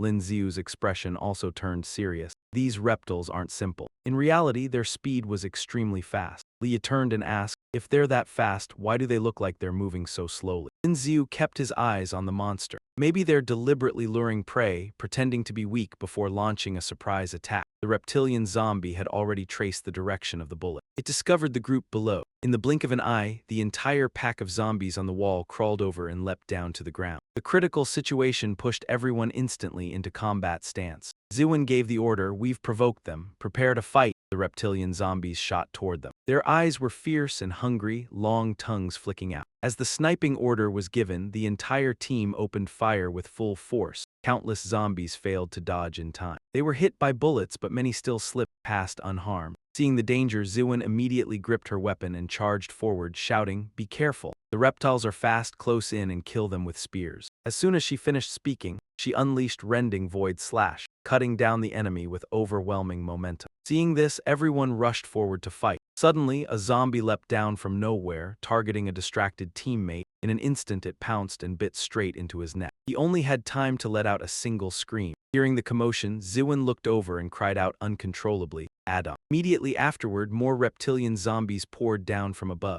Everyone shouted, watch out above. The grotesque monsters rained down densely like a storm. Everyone was forced to fight in panic and fear. On Lin Xiu's side, he was also surrounded by many monsters at once. The situation was extremely dire and the battle formation was unfavorable. He immediately called out to Ziwen, Captain, I suggest we retreat to an open area so they can't attack from above. Hearing this, she quickly responded. The entire team immediately began to withdraw. Ziwen shouted, move, fall back to the park we just passed. A loud acknowledgement rang out. They quickly ran to the park. At this moment, the situation was extremely tense. The group stood in a tight circle, surrounded outside by a dense swarm of monsters. Ziwen tightened her grip on her sword and shouted, if you don't want to die, fight with everything you've got and kill them. Everyone roared, kill, kill, and charged straight into the monsters. After a while, the battle finally ended, and everyone was utterly exhausted. Someone slumped to the ground and sighed, I didn't expect us to kill so many reptilian zombies. Li Yi panted as well. It's over, right, probably. Groan sounded from someone else. Whatever, I'm lying down here. Lin Xiu quickly drank some water, finally able to catch his breath, thinking he was exhausted to death. If it weren't for earning so many experience points, there was no way he would have put in the effort to kill monsters. Suddenly, an attack shot toward him from somewhere. Lin Xiu sensed the hidden strike and immediately turned around. He swiftly ducked to evade, then instantly spun and swung his weapon.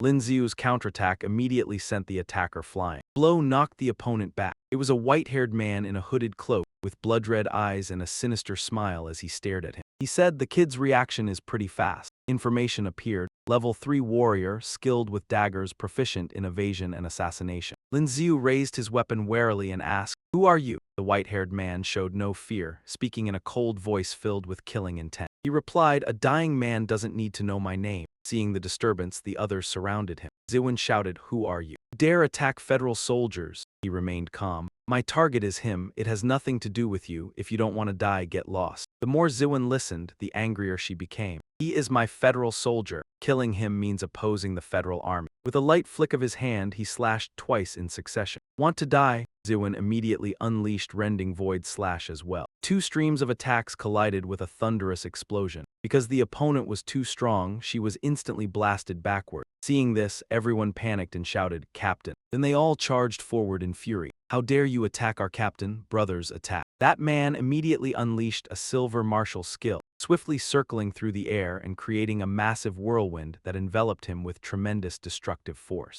Everyone was instantly struck by the raging wind and could only struggle to hold on. This guy is too strong, damn it. He must be a third-level warrior. Sensing that the situation was bad, Lin too immediately retreated and ran into the abandoned building. The assassin looked after him and sneered, "The brat is afraid of death," he said coldly, "and you don't even care about your teammates' safety, running away on your own." A chilling smile spread across his face as killing intent flashed in his eyes. "But do you think you can escape?" The soldiers stared blankly at the empty space ahead. "Damn it, who exactly is that guy?" Zai Wen said with difficulty. "His strength is terrifying." A soldier shouted in panic, "Captain." Zai Wen continued, "If Lin Tu fights him alone, he definitely won't be his match." Hearing this, Jin Hai said loudly, "Captain, what are we waiting for? Are we just going to stand by and watch?" Lin Tu deliberately lured that expert away so he wouldn't get hurt. Zai Wen gripped the hilt of her sword tightly, veins bulging, and said firmly, "Nonsense. Of course we can't just stand by." Zia he made up her mind. "How dare he touch my people in front of the soldiers of Star Glory City? He must pay the price." The expert landed on an open patch of ground. He had already caught up with Lin Tu and said coldly, "Kid, let's see where you can run now." Lin Tu immediately retorted, "Who said I was running?" He provoked him. "I just wanted to find a place with no one around to kill you." Lin Tu's words enraged the other man, who roared madly, "Arrogant brat, I'll chop you into 8 pieces." Ignoring his fury, Lin Tu calmly asked, "Hey, was it Tang Yue who sent you to kill me?" The expert immediately admitted, "So what if it was?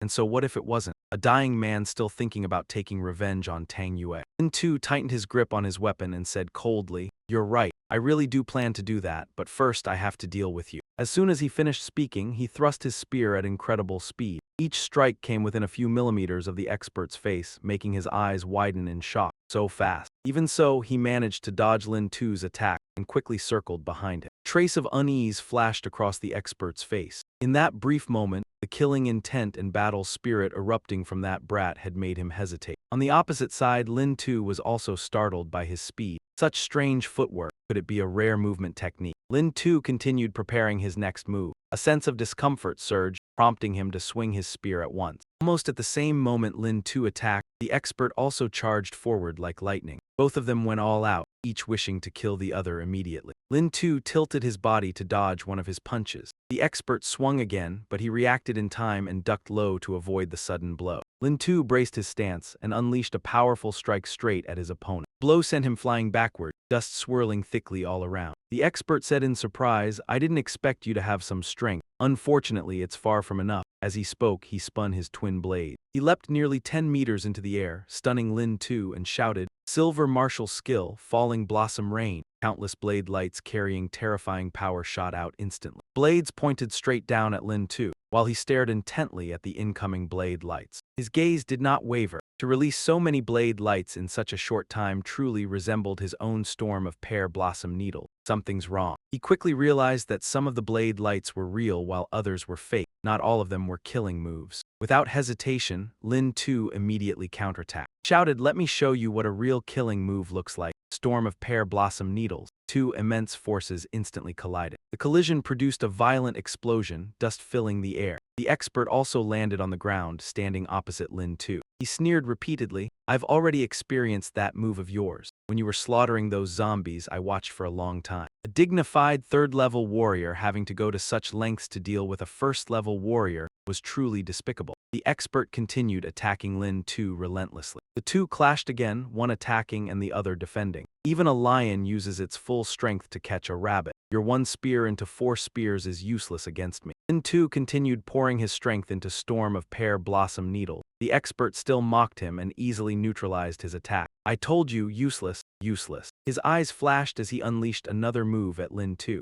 Silver martial skill, twin blade assassination. Lin Tu couldn't block in time and was stabbed in both shoulders. The assassin's killing move was extremely powerful, forcing Lin Tu into a corner. His shoulders were pierced through, and another heavy strike came crashing down. A heavy blow to his back was unbearable for Lam Tu, leaving him gritting his teeth and letting out a cry. The expert sneered maliciously as if certain of victory. "I've won." Faced with his confidence, Lam Tu retorted, "Not so fast." At that moment the expert froze, looking down. It was unclear when, but his chest had been wounded, blood soaking through. He was so stunned he could hardly believe it. "No, that was impossible. I clearly dodged your 4 strikes in a second." Lam Tu heard this and sneered, "I noticed you long ago, so I deliberately hid my strength." During the fight, he only used 4 strikes, then continued, "Who told you I can only unleash 4 strikes? As long as someone is nearby, the system immediately displays that person's attributes. There's no way I wouldn't see it. He went on, saying that in fact he could unleash 5 strikes in 1 second and declared that strike was meant for you. The expert seemed unable to believe his own hands. He ground his teeth in fury but could only mutter one word: despicable. The system's voice suddenly rang out, announcing that a third-tier warrior had been eliminated and 120,000 experience points had been awarded. That moment the expert also collapsed. Goodbye. Lamb 2 gave him his final farewell. The wounds left by the expert made him cough violently. The system sounded again. Congratulations, host, on successfully advancing to level 14. Host Lamb 2, level 14, strength 128, constitution 80, speed 60, total combat power 888, first-tier warrior, rage 0-100. Skills analysis I rage, remaining potential points 14. Lamb 2 looked at the stats panel before him. He had leveled up again. Then he issued a command to the system. System, allocate 4 points to strength and 10 points to constitution from the 14 potential points. Lamb 2 frowned tightly, still clutching his wound, although leveling up restored his stamina and vitality. Wounds caused by those 2 daggers continued to bleed. He pulled the expert's knife out and tossed it aside. He thought he had to stop the bleeding quickly. Suddenly, from the distance came urgent shouts of his name, Lamb 2, Lamb 2. Lamb 2, are you all right? Captain 2 Van rushed over with the team. Seeing them, he could not help but feel moved. These people truly deserve to be called brothers, daring to charge forward even against a third-tier warrior. As soon as he finished speaking, he could no longer hold on and collapsed. The captain panicked and shouted, Lamb 2. The campfire blazed as the sky gradually darkened. Lamb 2 lay inside the tent, groggily opening his eyes. When he lifted the flap and stepped out, someone asked, Lamb 2, you're awake? 2 Van approached with a bowl of porridge. Are you feeling all right? Lamb 2 took the bowl and replied, I'm fine, thank you all. She smiled and said, no need to be so polite, we're all brothers. Lai Ditch stepped forward, patted his shoulder and said, this kid actually killed An Tu Vo. That was a level 3 warrior. Kim Hai stood at a distance with his arms crossed, praising him and mentioning one of the assassins of Xingyao City. He added, when we get back this time, you'll receive a huge reward. 2 Van agreed. Both of your arms are injured. Although medicine has been applied, it will still take time before you can move them normally again. So we decided to stay here for a day, rest well, and then continue our mission. Lamb 2 tried lifting his arms. Feeling them still trembling, he said, thank you. Outside, all the monsters had already been completely eliminated. A month later, Lai Ditch, walking at the rear of the group, asked, is everything dealt with? Kim Hai, leading at the front, responded excitedly. Finally escaped the gates of hell. He wiped the sweat from his forehead and said, who knows what bad luck will run into next year. 2 Van sheathed her sword and smiled. If Lamb 2 hadn't been here this time, I'm afraid we would have suffered a crushing defeat. Lai Ditch and Kim Hai moved closer to Lamb 2, patting his shoulders in praise.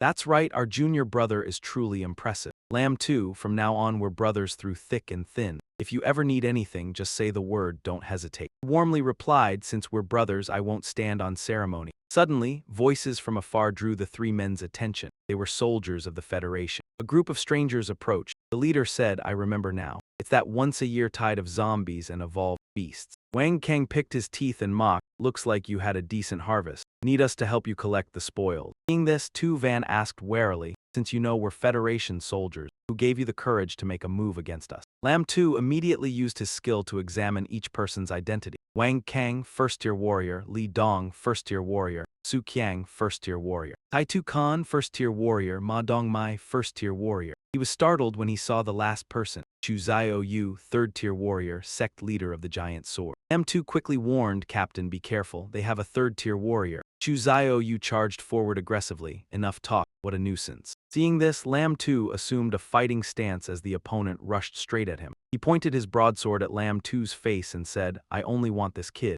As for the rest of you. 2 Van frowned, recognizing the man's identity. He was Lone Wolf, Chu Zio Yu. Kim Hai cried out in alarm. Captain, are you talking about Lone Wolf, who once slaughtered an entire camp? 2 Van drew her sword and replied, who else could it be? All my comrades died beneath his blade. That's why, even knowing we're Federation soldiers, he still dares to challenge us. Seeing their reaction, Chu Zio Yu laughed viciously and said, killing your soldiers is no different from killing dogs. Hearing such insults, her veins bulged with rage. 2 Van shouted, I will kill you. But Lamb 2 stepped in front of her and said, Captain, leave him to me. She froze for a moment and called out, Lamb 2. Facing Chu Zio Yu, he asked, Chu Zio Yu, You're also the one who slaughtered the Duong family, aren't you? Fine, but one of your comrades is already dealt with by me. He slammed his sword to the ground, saying coldly, "Don't compare me to that fool." No sooner had he spoken than Zhao Ziaoyu charged forward. Although we are both at the third stage, before he could finish, his blade slashed down. But my strength and his are worlds apart. Lin Tu quickly stepped back, quietly observing his opponent. That massive sword was clearly far stronger than his silver soul,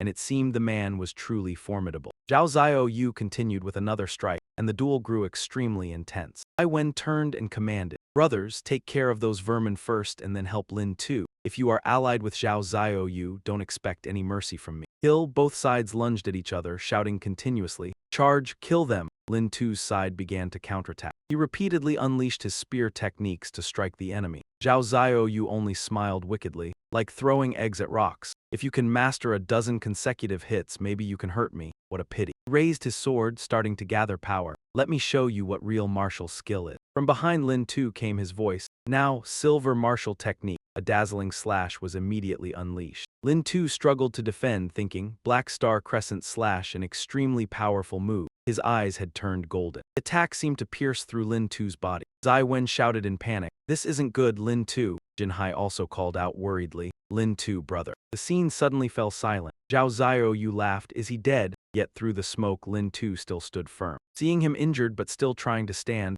Zhao Ziaoyu thought this kid was tougher than he looked. Meanwhile, Lin Tu was calculating something else. If he hadn't activated rage in time, he would have been cut in two. Zhao Ziaoyu realized this and immediately seized the opportunity. "You dare use forbidden medicine, but that's fine. It makes this fight more interesting." Even giving his all to block, Lin Tu was still forced backward. He frowned and thought, even with rage, it was hard to withstand that power. It seemed his opponent had reached the peak of the third stage. Zhao Ziaoyu raised his sword for another strike, saying, "Brat, still resisting." He continued gathering power. "Then try this move." Lin Tu frowned, realizing, this is bad, this aura. Immediately, the enemy lunged with a blindingly fast strike. Zhao Ziaoyu grinned maliciously, "Come on, first slash." Lin Tu struggled to defend. Ultimately, he was thrown back, hitting the wall hard and kicking up a cloud of dust. He coughed violently from the pain. Lin Tu trembled but forced himself to stand, thinking, the star martial core I forged has a fragment shattered. The attack was truly too strong. Suddenly, Zhao Ziaoyu launched another strike, this one even more powerful. He raised his spear, frowning. Damn, I didn't expect him to have this hidden side. He had to test his technique's power again. Zhao Ziaoyu shouted excitedly, "Your move is useless." Lin Tu's eyes glowed. "Not so fast, try this." He counterattacked while calculating. After a month of continuous real combat, he had successfully developed 100 birds soaring with power equal to silver martial technique. He also realized that merging Rage Lotus with 100 birds soaring would create an immensely powerful resonant strike. Zhao Ziaoyu's eyes widened in shock as he witnessed the strike, then a massive explosion shook everything. Lin Tu was thrown into the wall again.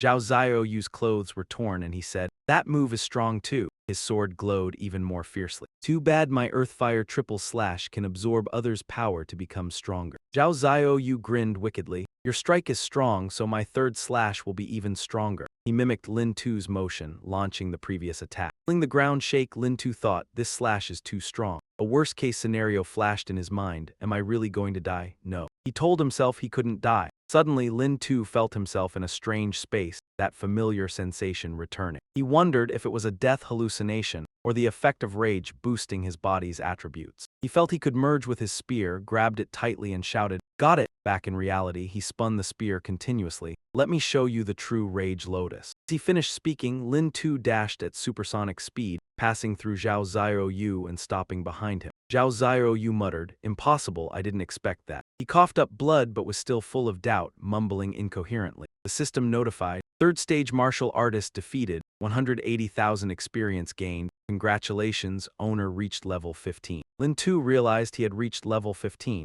his body gradually losing strength. He could no longer stand. Immediately after defeating his opponent, Lin Tu collapsed. After that, everyone on the team pulled back and boarded the spacecraft to hide. Lam Tu grimaced in pain, then slowly propped himself up and sat upright. Tu Van sat by the bed and was overjoyed to see it. "You're awake, you've been unconscious for a whole day." He patted his head and asked, "Captain, are we on a spaceship?" He handed him a card and said, "Yes, the mission is over, this is for you." He took the card, looking confused, and asked, What is this? The card gleamed with light as Zai Wen explained. The card contains 3 million yuan, a reward for your defeat of Shadowless. I've already helped you claim it. Lam Tu's eyes lit up and he said, thanks, with this money I can buy new equipment. Zai Wen crossed her arms and replied, disheartened, I've done so much for you. Running around not just to get a simple thank you from you, you're such an idiot. He patted his head, awkwardly asking, then Captain, how would you like me to thank you? Suddenly Zai Wen touched his hand and said, little boy, it's my fault for not being more considerate. She moved closer, softly asking, or should I offer myself as thanks? Lam Tu refused this. I'm still in school, I don't want to fall in love too early. Hearing this, Zai Wen froze. He quickly changed the subject and asked, by the way, Captain, what's the date today? She replied, the 20th. Why? Lam Tu hurriedly jumped off the bed, saying, is it already the 20th?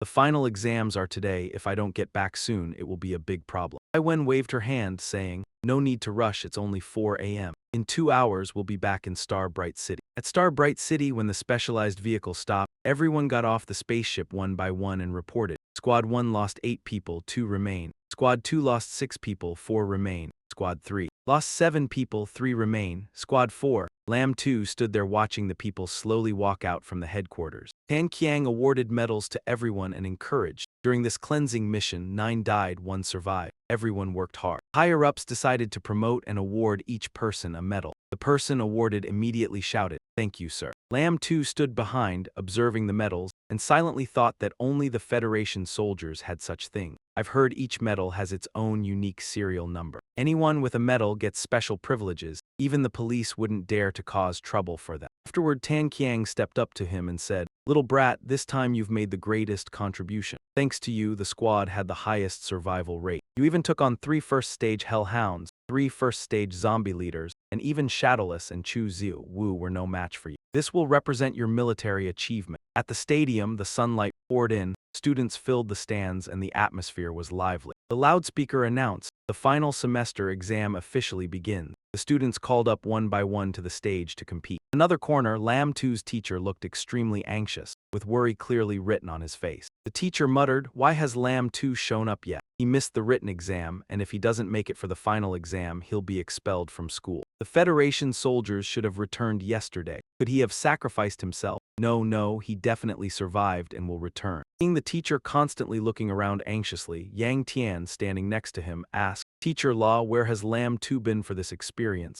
It's been a month and he still hasn't come back. Teacher La sternly replied, just wait a bit longer. In the competition area below, a fierce battle was taking place. A contestant was knocked far away, and the impact made the 2 teachers talking jump in surprise. Medical staff immediately rushed over, lifting the loser onto a stretcher to take them for treatment. The loudspeaker announced, number 208 Duong Tian wins. Hearing the winner's name, Duong Tian, the audience in the stands immediately buzzed. I can't believe Duong Tian defeated Lei Liang, the Thunder Tiger, ranked 98th on the power leaderboard. Looks like he crushed his opponent. Is Duong Tian that strong now? I heard he just returned from the road of death. Oh my god, that's a place where it's 1 in 9 for survival. No wonder Duong Tian smells so strongly of blood. The host continued. Next contestant, number 1024, Lam Tu, please come to the stage number 15 to compete. Hearing Lam Tu's name, Teacher La and Yang Tian were both surprised and worried. Yang Tian asked, Teacher La, is it already Lam Tu's turn? Teacher La replied anxiously, this kid still hasn't shown up. He's making me worry to death. Still not seeing Lam Tu entering the competition area, the host confirmed again.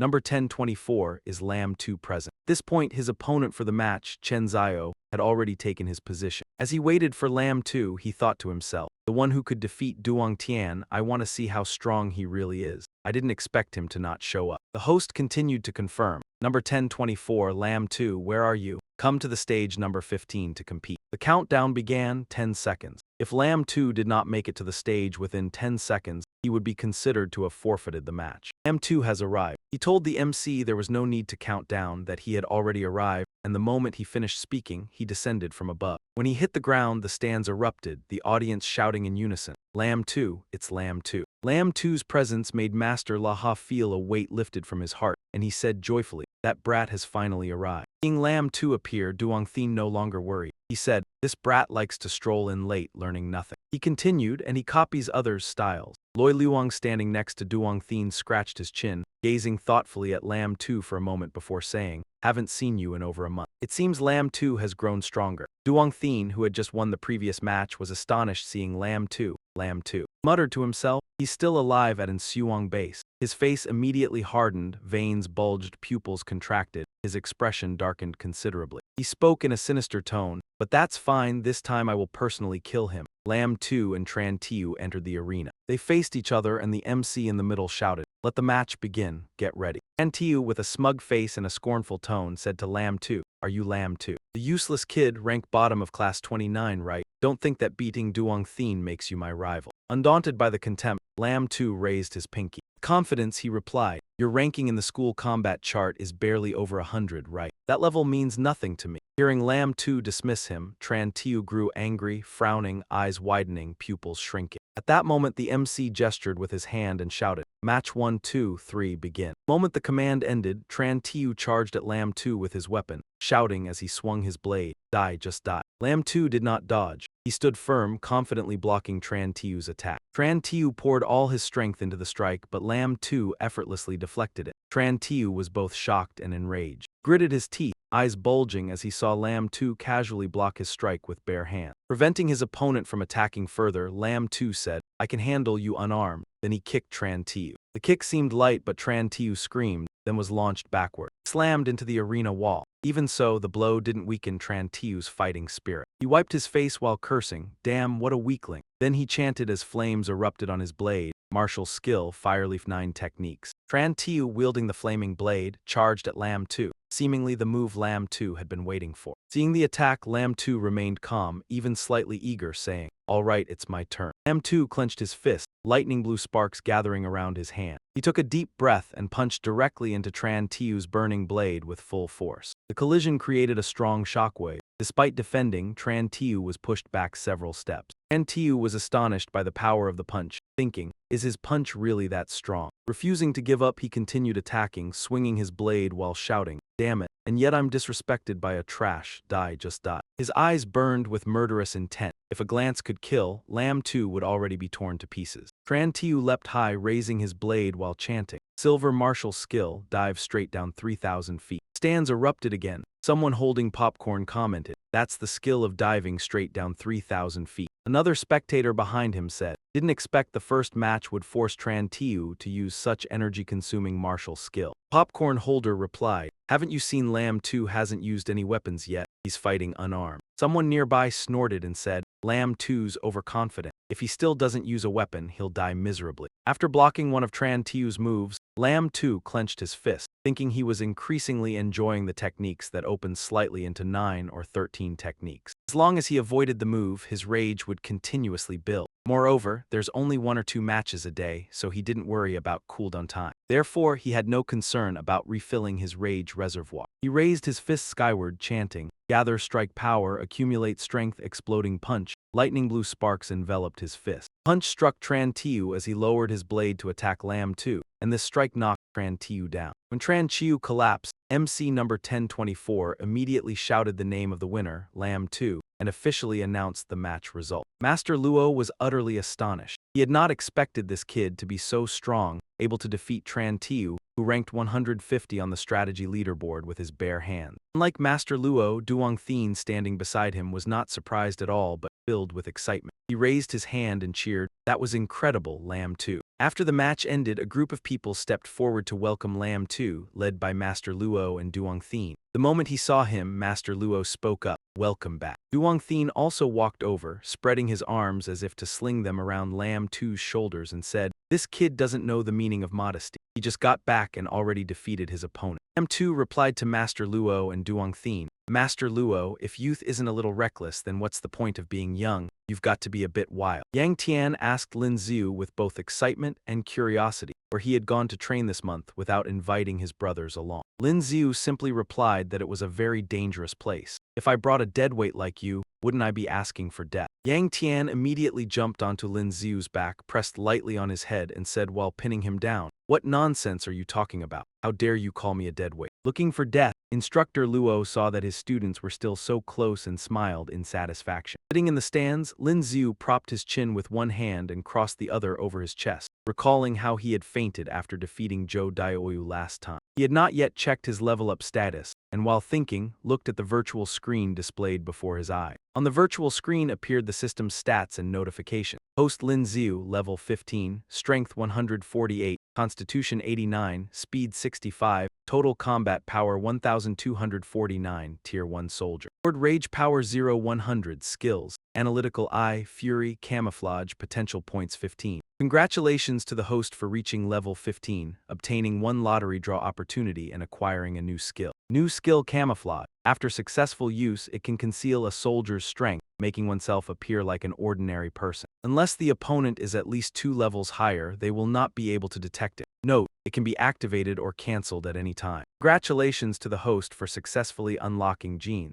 Would you like to initiate level 1 gene unlocking? Looking at the long string of system notifications, Lin Xiu could not help but curse inwardly. Damn, why are there so many records? And I even got a new skill. Camouflage, doesn't that mean pretending to be weak to defeat the strong? System, it seems you've read too many web novels. So can I finally unlock my genes or not? At that moment, the screen displayed a prompt asking whether to unlock level 1 genes. Warning, during the gene unlocking process, the mortality rate exceeds 10%, the coma rate exceeds 20%, and unpredictable situations account for more than 30%. After reading the notice, the muscles on Lin Xiu's face twitched a few times. Damn, with so many uncertainties and over a 10% chance of instant death. What a scam. Fine, I won't gamble with my life. System, add the 15 potential points to strength first. While he was still reading the notifications and calculating, the announcer called number 1024, Lin Xiu, to Arena 13 to compete. After receiving the new skill from the system, Lin Xiu felt his whole body lighten and could not help sighing. This power feels so comfortable. Yang Tian, sitting beside him, heard the announcement and patted Lin Xiu on the shoulder.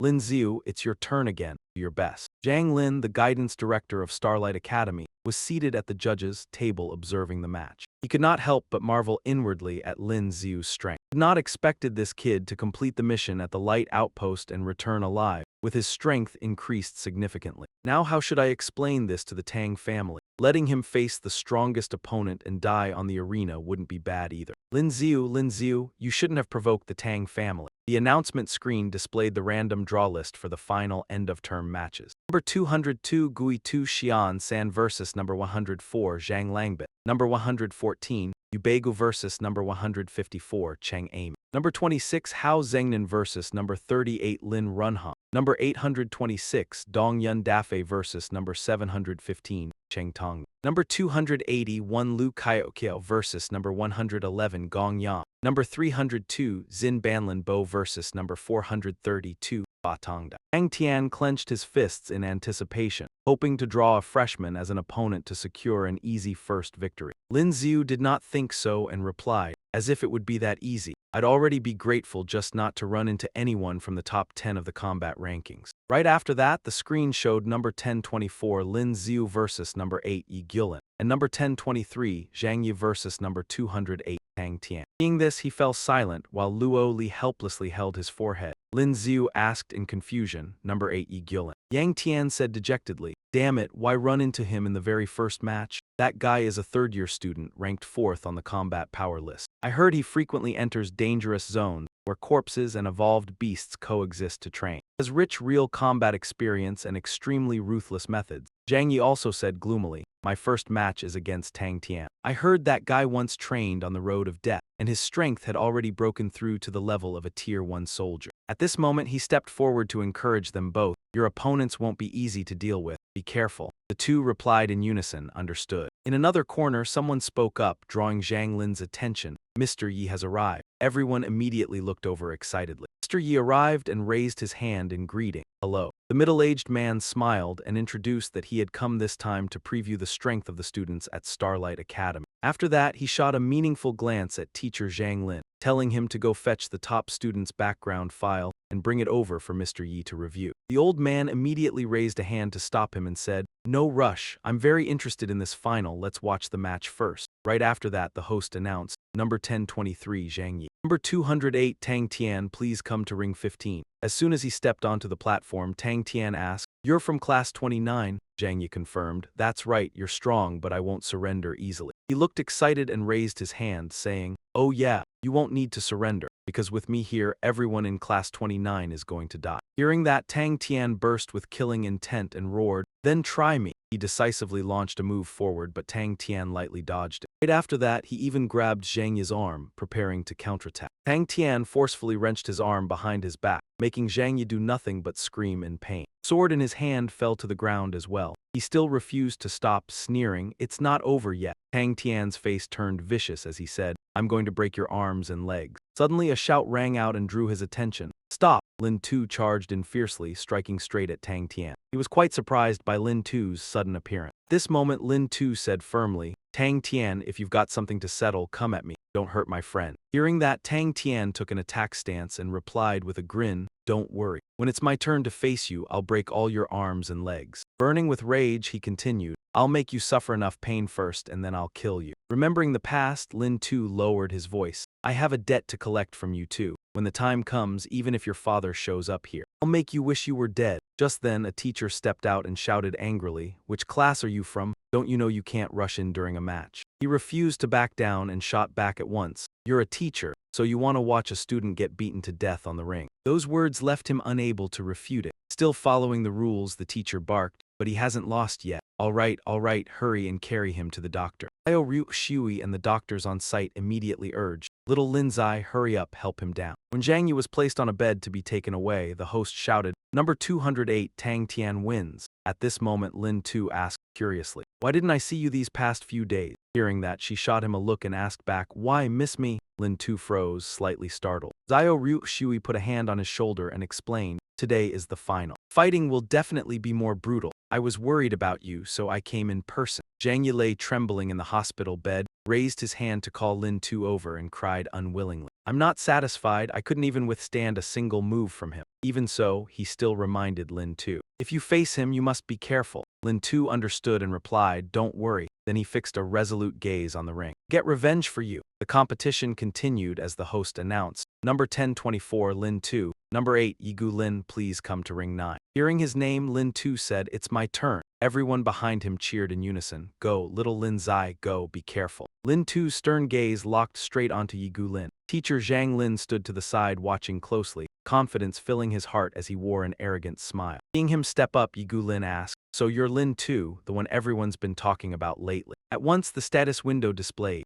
Yigu Lin, rank 2 soldier, skilled with a warhammer, overall combat power 1847. Seeing the numbers, Lin Tu judged that the opponent had reached rank 2 at only 18. Even though it was only rank 2, his overall combat power wasn't far off from rank 3 soldier Zhou Daoyu. The opponent's strength made him wary. As expected of the genius, ranked 4th on the Stellar Academy combat power list, the one known as the Tiger of Stellar. Very soon, the host shouted, "Both sides ready, begin." Yigu Lin charged forward with his hammer, overwhelming in momentum. One strike cracked the floor, sending dirt and stone flying. Lin Tu sidestepped to dodge, while secretly judging that this ring was made of a special stone, hard enough to rival steel. He stared ahead in shock. He hadn't expected that a single hammer blow from Yigu Lin would smash out a small hole. After missing, Yigu Lin spoke, "Pretty quick on your feet, kid." He continued arrogantly, "But don't worry, no matter how fast you are, I'll still smash your head in." As he spoke, Yigu Lin wiped the corner of his mouth and sneered, "It won't hurt at all." Commentator's voice boomed across the arena, wondering whether Lin Tu could withstand the next blow against the terrifying power of the warhammer in Yigu Lin's hands. Everyone was stunned by the hammer's might as Yigu Lin slammed down, leaving a deep dent in the arena floor. From the stands above, Lai Nuyen leaned down to observe with a smug expression, curling his lips into a faint smile before remarking,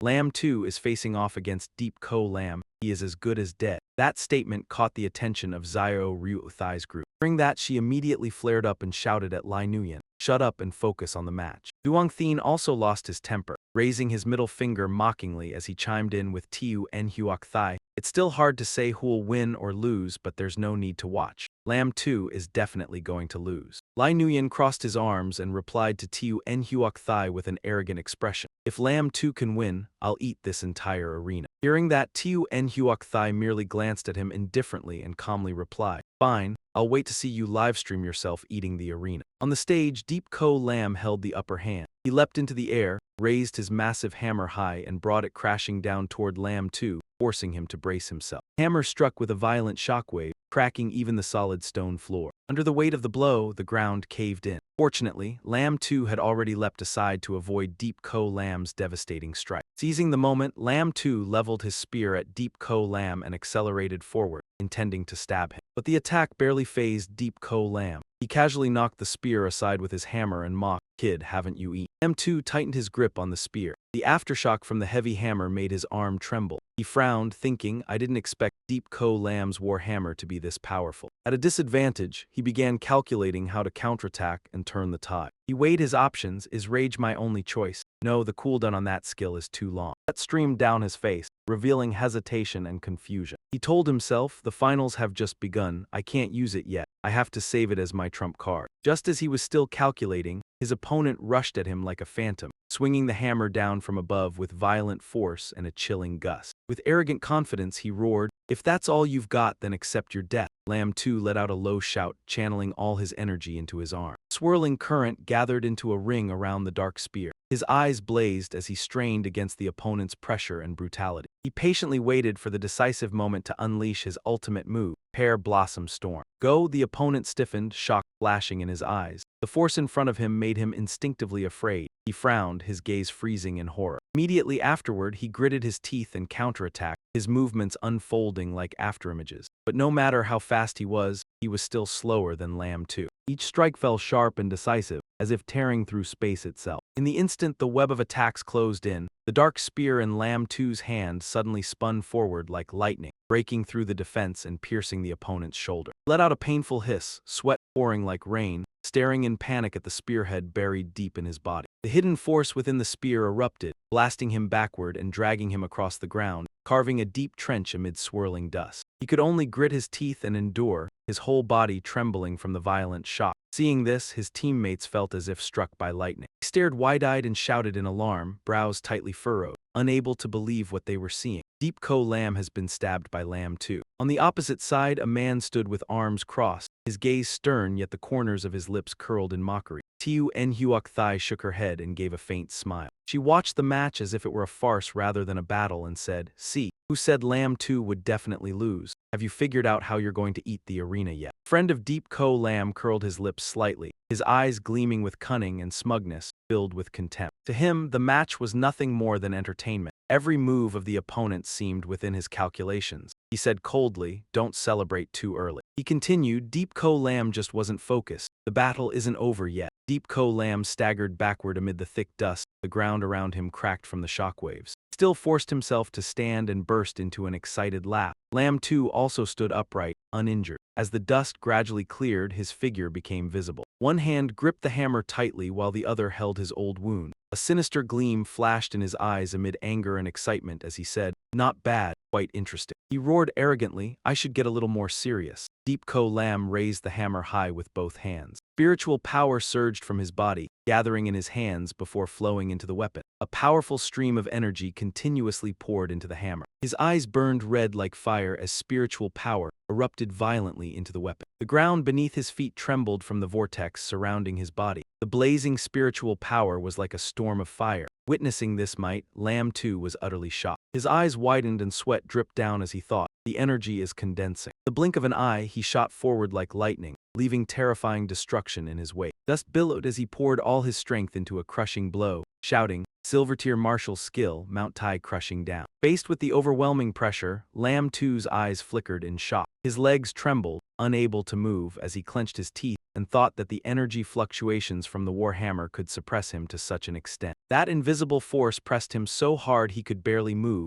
driving him backward. His feet were pinned to the trembling ground as the momentum reversed in an instant and then surged fiercely. Feeling his will, he poured all his spiritual power into the mystic spear in his hand and told himself, since he could not dodge, he would fight with everything he had. A blazing golden current spiraled around the spear tip, dazzling like the sun, shooting straight at his opponent. 100 birds paying homage to the phoenix, torrential pear blossom rain, The entire arena seemed to explode from the shock. Everyone was stunned by the overwhelming might of the two fighters on the platform. Zhang Lin exclaimed in shock, "What kind of skill is that?" The man sitting behind him widened his eyes and shouted, "This must be a combined attack formed by merging two skills." Mr. Yi could not hide his astonishment mixed with pride as he said, "That kid can actually use this technique." Two forces, one gold and one orange, collided violently, detonating the surrounding space. Heaven and earth trembled as a raging wind swept across the arena. Both were blasted far away. His body was covered in wounds as he coughed in pain. In contrast, the other man threw his head back and laughed loudly. Not bad, a phantom tiger formed from spiritual power appeared behind him, his entire body shifting from bright gold to green as a powerful aura spread outward. He said smugly, "It's been a long time since I've fought this freely. I'll give you a reward splitting your head open myself. Giving you a quick death." The terrifying pressure crashed down, forcing him to retreat and defend. He frowned and blurted out, "What?" Talisman fell to the ground just as that claw closed in, roaring forward, sharp and enormous. Silver tier martial skill,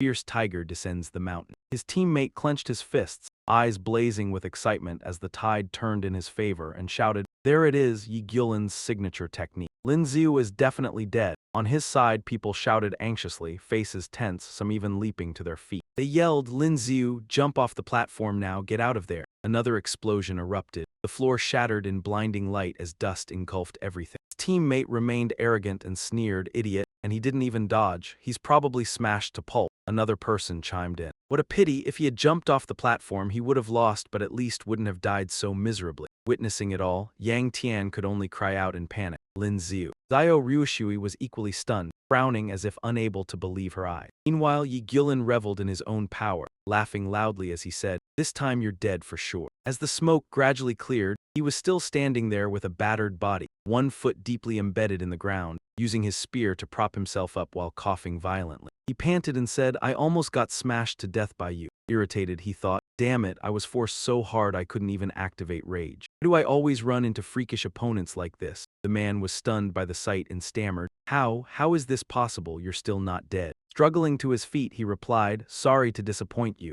With a solemn face full of determination, he shouted, "The warm-up is over." Spiritual power gathered around him as blue lightning enveloped the mystic spear, spinning like a storm. He said, "Now it's my turn." The man on the other side also shouted excitedly, veins bulging as he roared, "It's still not enough. It's useless against me." Immediately after, he summoned his final ultimate move. Green light burst forth violently, covering his entire body as he swung his hammer with force as if to crush mountains and rivers. Meanwhile, the other charged forward with his spear, killing intent soaring to the sky. Both staked their lives on a single strike, and in that instant of collision, it was as if heaven and earth held their breath. One blue, one green, two surging powers slammed into each other like a dragon and tiger in fierce contention. It was a fight to the death. Silver tier martial skill, chaotic hammer tempest, torrential pear blossom rain. The hammer swept up, a violent gale spiraling around him. The spear thrust forward as lightning flashed brilliantly. The ground shook as spiritual power collided in showers of sparks. Both unleashed their final moves with all their strength. In one more moment, victory and defeat would be decided, the aftershock shaking heaven and earth. Under that terrifying pressure, Yi Gyulin's feet were forced back with a harsh screech, dust flying everywhere as he strained to withstand the ferocious assault. His whole body was taut, veins bulging as he gripped the hammer handle tightly, panic flashing through his mind. What on earth is going on? Sweat drenched his forehead. Anger and panic were clear in his eyes as he gritted his teeth and wondered, why did he suddenly become so strong? Immediately, he brought the hammer down without mercy. He roared, "No, I won't lose, never." Chaotic hammer tempest. The surrounding spiritual energy thickened into a heavy pressure weighing on their minds as both continued to charge at each other. Deadly techniques were unleashed without restraint. The ground split apart, arcane power twisting into blade-like currents that tore through the air, while those in the stands watched in shock. They were anxious at the sight. Luo Li was also stunned and said, "These two are fighting with their lives on the line." Hearing this, Yang Tian replied, "Lin Ziu has fallen into Yi Gyulin's technique. This doesn't look good." Zhao Ryushui smiled confidently and proudly, raising her index finger slightly as if to assert her point and said, "If you don't understand, don't talk nonsense. Yi Gyulin is about to lose." On the arena floor, the battle grew ever more brutal as he snarled through gritted teeth, enduring each spear strike as swift as a raging storm, and shouted loudly. Relentless assault forced him to retreat again and again, each step leaving a deep imprint in the cracked ground as the spiritual power around him fluctuated violently. on the verge of shattering. In the stands, the atmosphere was taut as a drawn bowstring, all eyes fixed on the arena awaiting the outcome, while below the two forces continued their frenzied struggle, neither willing to yield victory. Impossible, how could this happen? Faced with his overwhelming power, the man was forced to unleash a new technique and roared in fury. "Have to kill you, fierce tiger rips the heart out." Meanwhile, he remained calm, his eyes bright and steady, waiting for the perfect moment to deliver the final blow with thunderous speed. Then he spoke. "Just bad luck, crushing force strike." Two sources of power collided violently. He summoned a golden tiger shadow behind him, while the young man unleashed countless bolts of lightning around his body. The decisive strike was launched, his icy spear thrusting straight toward the man's throat, making him tremble in terror. The man lost in shock as the battle drew to an end. With a smile, he said, "You have already lost." The stands erupted in excited cheers. His side shouted in celebration. Duong Thien laughed loudly and said, "Lam 2 won." No one expected Lam 2 to defeat Deep Ko Lam, who ranked 4th on the leaderboard. "That is incredible." Even Tiu En Huoc Thai curled her lips in mockery. With a sarcastic tone, she called out to the food streamer, "How exactly are you planning to eat the arena? Raw, braised, or steamed?" His faction frowned in anger and muttered in frustration. Even Truong Lan was stunned by the result, thinking darkly, how is this possible?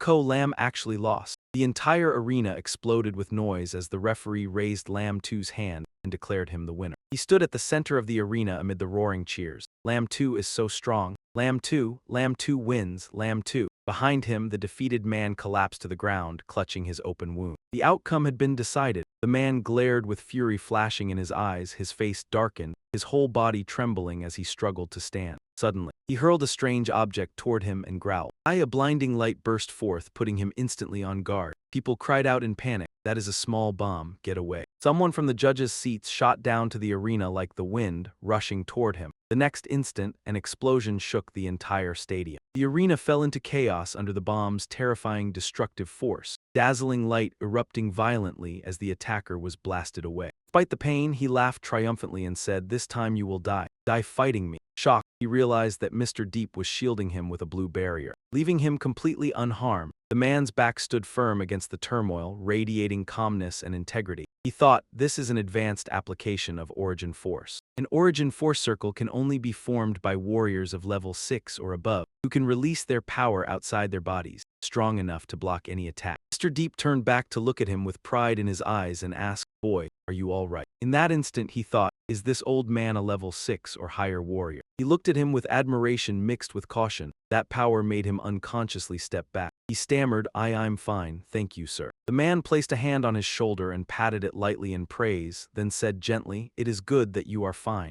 Keep working hard, I see great potential in you." Then he straightened up, hands clasped behind his back, his voice stern and upright, teaching him while also directly warning the troublemaker. He said, "Young people wanting to win is good, but using such unscrupulous means and attempting to kill a fellow student is truly excessive." The explosion had shaken the entire arena, and the crowd surged forward in panic as if afraid of missing anything. Among the crowd, the principal ran the fastest. He hurried to Mr. Deep and anxiously asked, "Hand Deep, Mr. Deep, are you all right?" He responded with a stern look tinged with reproach and said, "Is this the outstanding student you recommended to me?" Hearing this, the principal forced a smile, sweat beading on his forehead as he fawned nervously, bowing repeatedly and saying, "I am sorry, Mr. Deep. We will definitely deal with this malicious student severely." The principal stood there obsequiously with clasped hands, while Mr. Deep remained steady and unmoved. With his hands behind his back, his composure unshaken, he seemed like a towering mountain in his eye. He thought to himself, seeing the principal bowing and nodding like a dog, it seems Mr. Deep's background is far from ordinary. At that moment, Tiu En Huoc Thai helped him up and asked worriedly, "Little lamb, are you okay?" "Let me check." He reassured her and replied, "I am fine. Hey, stop touching everywhere, I am really fine." Soon after, La Luke appeared and brought him new information. He said, "Because of what just happened, this morning's competition is temporarily suspended. Take care of your injuries, then return to the dormitory to rest and recover your energy for the afternoon match." When Mr. Deep left, that figure remained deeply imprinted in his mind, firm and imposing as if nothing could shake him, stirring his curiosity. He immediately turned and asked, "Teacher, what is the background of that Mr. Deep?" Scene change, Mr. Deep appeared under direct light, his gaze stern and calm to the point of coldness, his posture straight. He stood like a tower in a storm, impossible to move. Teacher replied, "I am not sure either."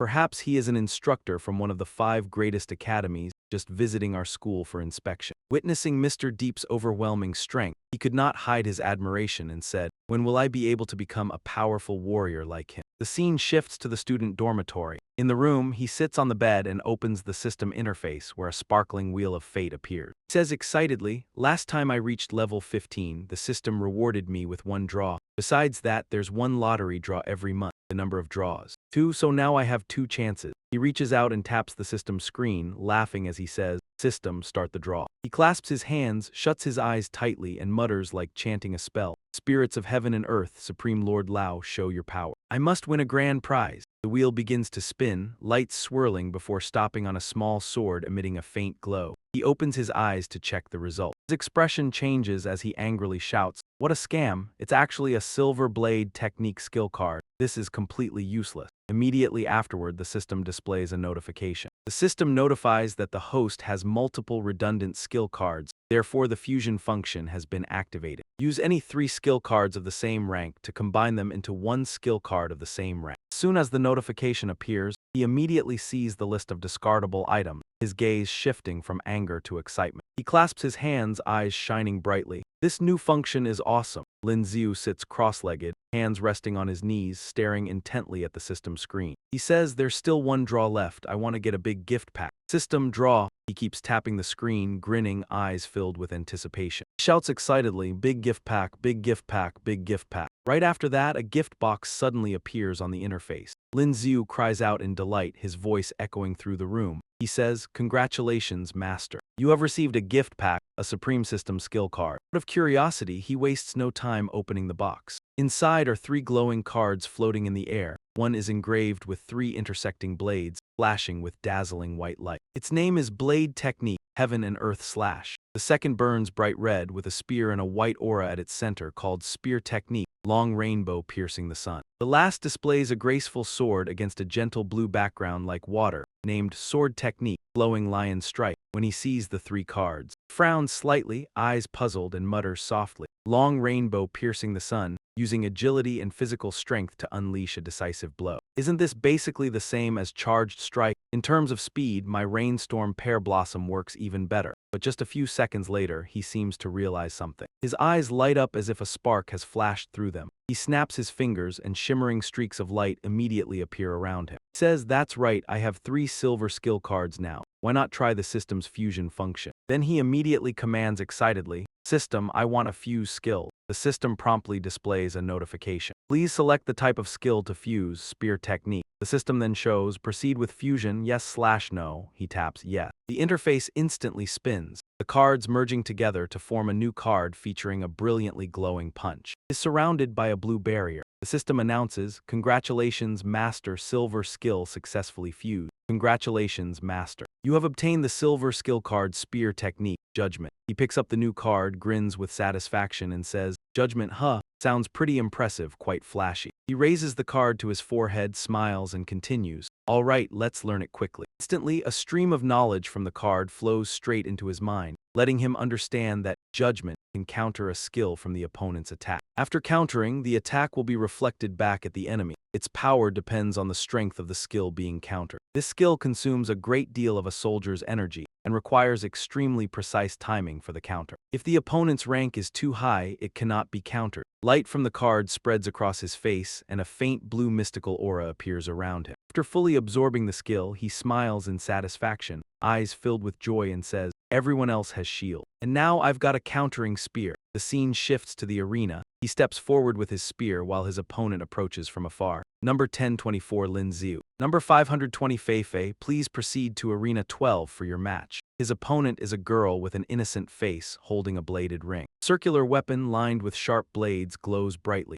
She puts a hand on her hip and asks, "You're Lin Xiu?" He scratches his head awkwardly and replies, "Yes." He thinks to himself, "I didn't expect a girl. How am I supposed to strike later?" Before he can prepare, the bladed ring shoots toward him at high speed. Her eyes flash cunningly as she laughs out loud. He clumsily tries to dodge but fails, exclaiming, "What is this?" Hearing that, she laughs and says, "You can't run." Before he can steady himself, she closes in, rises on her toes, and suddenly kisses his left cheek. A faint pink heart mark appears clearly on his cheek, leaving him flustered. Right after that, she waves to call the referee and says, "Referee, I forfeit. I can't beat my idol." He is still standing there in a daze, unable to react to the girl's unexpected move. He was still stunned, unable to process everything she had just said, his face blank and puzzled. He finally spoke, let's take it slow." The arena fell silent. The referee also stood frozen. The audience gaped, especially his group, each of them utterly shocked. She, meanwhile, walked decisively, turning her back and leaving as lightly as the wind. Upon announcing the winner, the referee said, "This match goes to Lamb 2. At that moment in the stands, Yang Zio suddenly pointed straight at Du Jai's lips and said, "You've got something going on, huh? Why don't I have that kind of luck?" As for Luke La, he just stood there, sweating as he watched the entire scene unfold.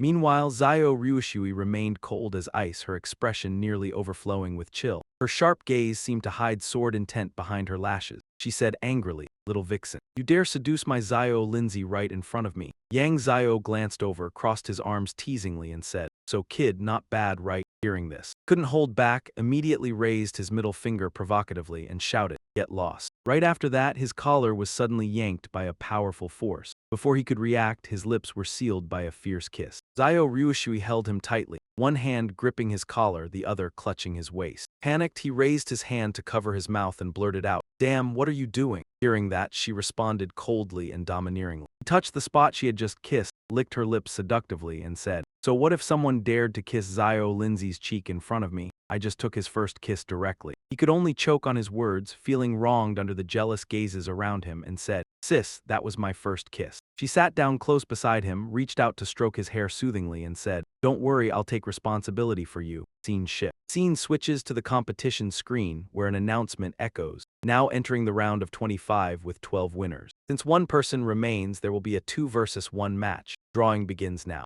On the observation platform, Zhang Lin stood with arms crossed, fingers clenched as if holding calculations in hand. His eyes silently tracked each name appearing. His expression was so stern that others hardly dared to breathe. He thought, "Lin 2, oh Lin 2, I've prepared a grand feast for you." At that moment, bold text appeared on the screen. Number 1024 Lin 2, number 100 Jiang Tao, number 69 Su Jun. He looked up at the screen, sweat forming on his forehead, his face tightening slightly, lips parting as if to speak, but no words came out. "Damn it, what you fear really comes true. Am I seriously thrown into a 3-person match, then?" Luke stepped forward, speaking in a steady, analytical tone. "Jiang Tao ranks 10th in combat power. Su Jun ranks 12th. I've heard the two are very close. This match will likely turn into a 2 against 1. After hearing that, he could only stay silent. He frowned slightly, touched the bridge of his nose, and closed his eyes as if calculating. He thought, 2 against 1, truly troublesome. After a moment, he opened his eyes. The hesitation was gone, replaced by clear calculation. Thought, but if their strength isn't on the level of Yi Gyulin, I can still win. After all, I've gained a new skill. Right then, the match announcement rang out. Number 1024 Lin 2, number 100 Jiang Tao, number 69 Su Jun, proceed to arena number 7. On the arena floor, a light breeze carried dust and lingering killing intent. The three stood facing each other in a tense standoff. Jiang Tao was short but sturdy, holding a hammer-headed weapon. Su Jun was tall and thin like bamboo, his purple hair neatly tied. His hands wore blazing red steel claws, while Lin 2 stood calmly in the center. The three silently took their stances, their inner energy circulating. The battle was about to begin. After the referee shouted, 1, 2, 3, begin. Two opponents charged forward immediately. Su Jun smirked mysteriously, his body darting like a cat. His steel claws tore through the air, forming black streaks as they slashed straight toward Lin 2. Silver tier martial skill, 9-claw hell strike. At the same time, Jiang Tao swung his weapon powerfully, sharp waves of force pressing down as if to crush everything. Silver tier martial skill, sweeping 8 directions. Lin 2 retreated, gripping his spear defensively, continuously blocking the dangerous attacks. Immediately after, Su Jun launched another relentless assault. The two coordinated seamlessly, applying constant pressure, while he endured steadfastly. Every step he took was precise, like dancing on a blade. As soon as he blocked, he spun to evade. His aura flowed like the wind, the spear tip erupting with orange energy like a fire dragon. The spear traced a brilliant streak through the air. 100 birds paying homage to the phoenix rise. Half of Su Jun's face was shrouded in darkness, the other half pale and eerie. His eyes flashed, he curled his lips into a smile, then struck with a technique, a gloomy aura forming a faint armor around him. Like shadow claws from hell counterattacking. Silver tier martial skill, storm fist shattered clouds. Seeing this, he exclaimed in shock. I didn't expect him to break my 100 birds paying homage to the phoenix. Uncle Tuin let out a scornful laugh as his sharp claws extended, covered in bizarre purple lightning that flickered when his aura erupted. Shouted loudly, my wind fist. Shattered Cloud's skill, when unleashed, can use extremely high rotational speed to fire off a barrage of techniques. As he launched his move, he spoke with smug pride. We've thoroughly studied your abilities. Box Phoenix Flock is countered by my technique. He continued, as for Torrential Pear Blossom Rain, it can only deal with a single soldier from the same direction. Right after that, he crossed his hands into an X shape as a fierce vortex swirled around his arm. Airflow condensed into a protective armor around his body. Lowering his voice, he said, So, Lamb 2, then he revealed a sinister smile and swung his arm hard. Immediately, 2 streams of purple energy tore through the air toward Lamb 2 as he roared, You've already lost. Silver martial skill, sky-splitting cross slash. Zhang Tao also attacked at the same time, spinning the weapon in his hand to create green energy screens that whirled like a storm, laughing loudly in triumph. He shouted silver martial skill, activate. The weapon in his hand was wrapped in a layer of pale green energy as sharp as wind blades. He charged forward with a roar, unleashing iron staff whirling assault. The fierce battle left the audience stunned. Many were furious that Lamb 2 was being attacked by 2 people at once. They shouted, sky-splitting cross-slash, iron staff whirling assault. Those were the strongest techniques of both of them, truly ruthless.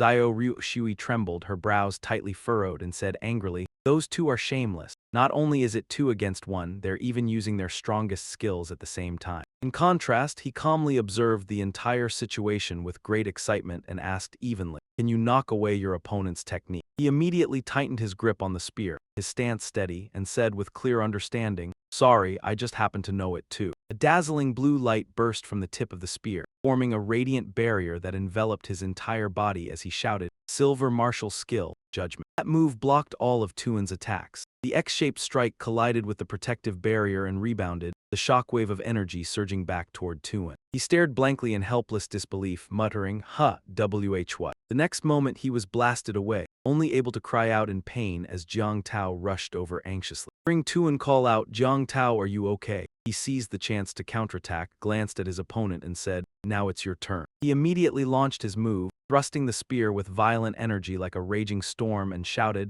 Charged strike, take this, forcing the opponent to retreat repeatedly. Before he could steady himself, he heard a shout, Torrential Pear Blossom Rain, go. In the end, Lamb 2 stood firm in the arena, behind a haze of dust and smoke. His 2 opponents, one lay sprawled unconscious with his mouth open in pain, the other slumped on the ground, face twisted, completely unable to continue fighting. The referee stepped forward to check on the 2 before announcing, Lamb 2 wins. Cheers immediately erupted across the stands as everyone chanted, Lamb 2, Lamb 2. Tang Tian clenched his fists, his eyes shining brightly, and exclaimed excitedly, We won, we won. 2 against 1 turned into 1 against 2. Lamb 2, you're amazing. Luo Li stood with his hands on his hips, laughing in satisfaction. Zio Ryu Shui could not hide her pride as if the victory were her own. She said, My Lamb 2 is the best. Meanwhile, in the observation area, Zhang Lin gritted his teeth in anger as everything unfolded contrary to his expectations, thinking to himself, damn it, he still managed to win like that. Behind him appeared Tang Tian, his figure shrouded in darkness, only his crimson eyes gleaming like a demon's. He tilted his head, revealing a proud smile, and said, In the next top 12 match, put him in the same group as me. You don't need to worry about the rest. Zhang Lin glanced at him warily and replied, Fine, don't disappoint me. With hatred in his eyes as he looked ahead, he said, Enjoy your pride a little longer. In this afternoon's top 12 match, I'll personally deal with you on the arena. Because of you, all the suffering I endured on the road of death, I'll make you repay it double. The scene shifted to the next match. Top 12 match officially began. The first to be called was number 1024, Lamb 2, facing number 85, Tang Tian. In the stands, everyone discussed the upcoming showdown. One person said, Lamb 2 once defeated Tang Tian. Now that both of them have grown stronger, do you think Lamb 2 can still beat Tang Tian? Another replied, That's hard to say. Judging by Tang Tian's performance in this competition, it seems he has already reached the strength of a level 2 soldier. Tang Tian stepped onto the arena wearing a fake smile amid the chatter. Someone exclaimed in surprise, No way, in just 1 short month. As Tang Tian already advanced to level 2, didn't taking forbidden drugs severely damage his cultivation? He gradually entered the arena amid the murmurs, Who knows? I heard he went to the road of death. Training for a whole month in such a dangerous place. In the stands, Yang Tian shouted encouragement, Lam 2 beat him again this time. He raised his hand and nodded slightly in response. Outside, Tang Ping heard this and immediately sneered. He mocked, "Defeat my brother, dream on. This time Lam 2 will definitely die a miserable death." Hearing this, Yang Tian immediately shot back provocatively. "Oh, I didn't expect this little brat to show up too. Did you come to see how your brother was defeated by Lam 2? Duong Bin crossed his arms so tightly that the veins bulged, his gaze sharp as a blade, grinding his teeth in fury. A voice rang out nearby, and on the arena floor, Duong Thin drew his saber. From behind, Duong Bin continued speaking at that moment. "You've never experienced the pain my brother endured on the path of life and death to defeat Lam 2. Just wait and see." A blood-red sword appeared out of thin air. Light flickered with every pulse as he strode forward arrogantly and confidently, a hint of killing intent in his eyes. He said, "Time passes so quickly. I didn't expect that a month later we'd be standing here again. This time I will kill you." At that moment the system's notification rang out. The information displayed, Tang Tian, level 2 soldier, proficient in the longsword, total combat power 1908. Lam 2 stepped forward with a solemn gaze, secretly probing his opponent's aura. He frowned slightly and thought, already a level 2 soldier, and his total combat power is even higher than Yi Gu Lin's. He lifted his head and looked straight at Tang Tian. "Me too. From the moment your father sent assassins to kill me, I decided I would fight you to my last breath." Immediately after, the two leapt from the ground at the same time and charged at each other excitedly, sword and spear colliding in a shower of sparks. The violent shockwave forced them both back. The power from Tang Tian made Lam 2 grimace in pain as a thought flashed through his mind. "How can his longsword be this strong?" Tang Tian remained arrogant and said, "Surprise, this is the Bloodslaughter longsword. I spent 100 million to buy it. It's forged from special metal from the Bloodred Star. The trash in your hand can't compare." As soon as he finished speaking, he slashed down fiercely like a bolt of lightning and shouted, "I spent a lot of money just to deal with you. Today I'll use your blood to wipe the Bloodslaughter longsword clean." Lam 2 twisted aside to dodge but was still forced back by the crimson slash tearing through the air. Gritting his teeth, he pointed his spear at Tang Tian. He counterattacked repeatedly, but Tang Tian's strange footwork allowed him to dodge easily. "Rainstorm Pear Blossom, activate." Lam 2's eyes widened in shock. "Is that a movement technique?" The onlookers were stunned. Even Yang Tian and Luo Li exchanged glances, silently reassessing Tang Tian's strength. Yang Tian asked, "Teacher Luo, was that ability just now a movement skill?" Luo Li immediately replied, "Impossible. You can only cultivate movement skills after reaching level 3 soldier. How could Tang Tian possibly have reached that level?" Beside them, Tang Bing sneered provocatively. "Why not just wait to collect Lam 2's corpse?" On the arena, Tang Tian seemed possessed. Unleashed savage moves like a raging storm. Silver martial skill, earth-striking flame slash. Lam 2 was forced to retreat again and again with difficulty. Suddenly, Tang Tian withdrew his blade and switched to a punch. His fist glowed blue, tearing through the air and creating violent shockwaves. He shouted excitedly, "There's more!" A punch like a collapsing mountain slammed into Lam 2's chest, leaving him gasping as his vision began to blur. His body was almost completely numb. "A gift for you, Frost Shatter Fist." The punch struck like thunder, sending Lam 2 flying. His feet dug hard into the ground. The arena floor split into a long trench to slow his momentum. At the same time, he gripped his spear tightly and spun it into the ground to disperse the remaining shock. Violent impact raised a massive cloud of dust that enveloped the arena. His body swayed as he spat out a mouthful of fresh blood. Pain and defiance flashed in his eyes. His clothes were torn, his body covered in wounds, blood flowing nonstop. Supporting himself with one hand on the spear, he struggled to stand. With his other hand, he wiped the blood from the corner of his mouth and thought, "His Frost Shatter Fist is much stronger than before. It far exceeds the standard combat power of a level 2 soldier. He can even use movement skill. It seems his total combat power has already reached the level 3 soldier standard." At that moment, Tang Tian's mocking laughter rang out. Lam 2 frowned. The cooldown for Fury isn't over yet. Next phase of the battle will likely be very difficult. Through the thick smoke, Tang Tian stepped out with a victorious smile. His body was spotless, not a speck of dust on him. His eyes were full of arrogance as he said, "So weak, Lam 2. Lam 2 glared at him, fury blazing in his eyes. With a roar, he thrust his spear forward like crashing thunder. Golden light ignited around the spear, transforming into a blazing torrent of fire that shot straight at Tang Tian. 100 birds paying homage to the phoenix. Tang Tian was briefly surprised but remained calm. "Oh, do you think I'm afraid of that move?" He swung his sword to block. The blade emitted a mysterious glow, shifting from blue to pink before turning dark red. He continued, "Besides spending a fortune on the Bloodslaughter longsword, I also bought plenty of skill cards to find a move that counters you." As he spoke, he unleashed his technique. Silver martial skill.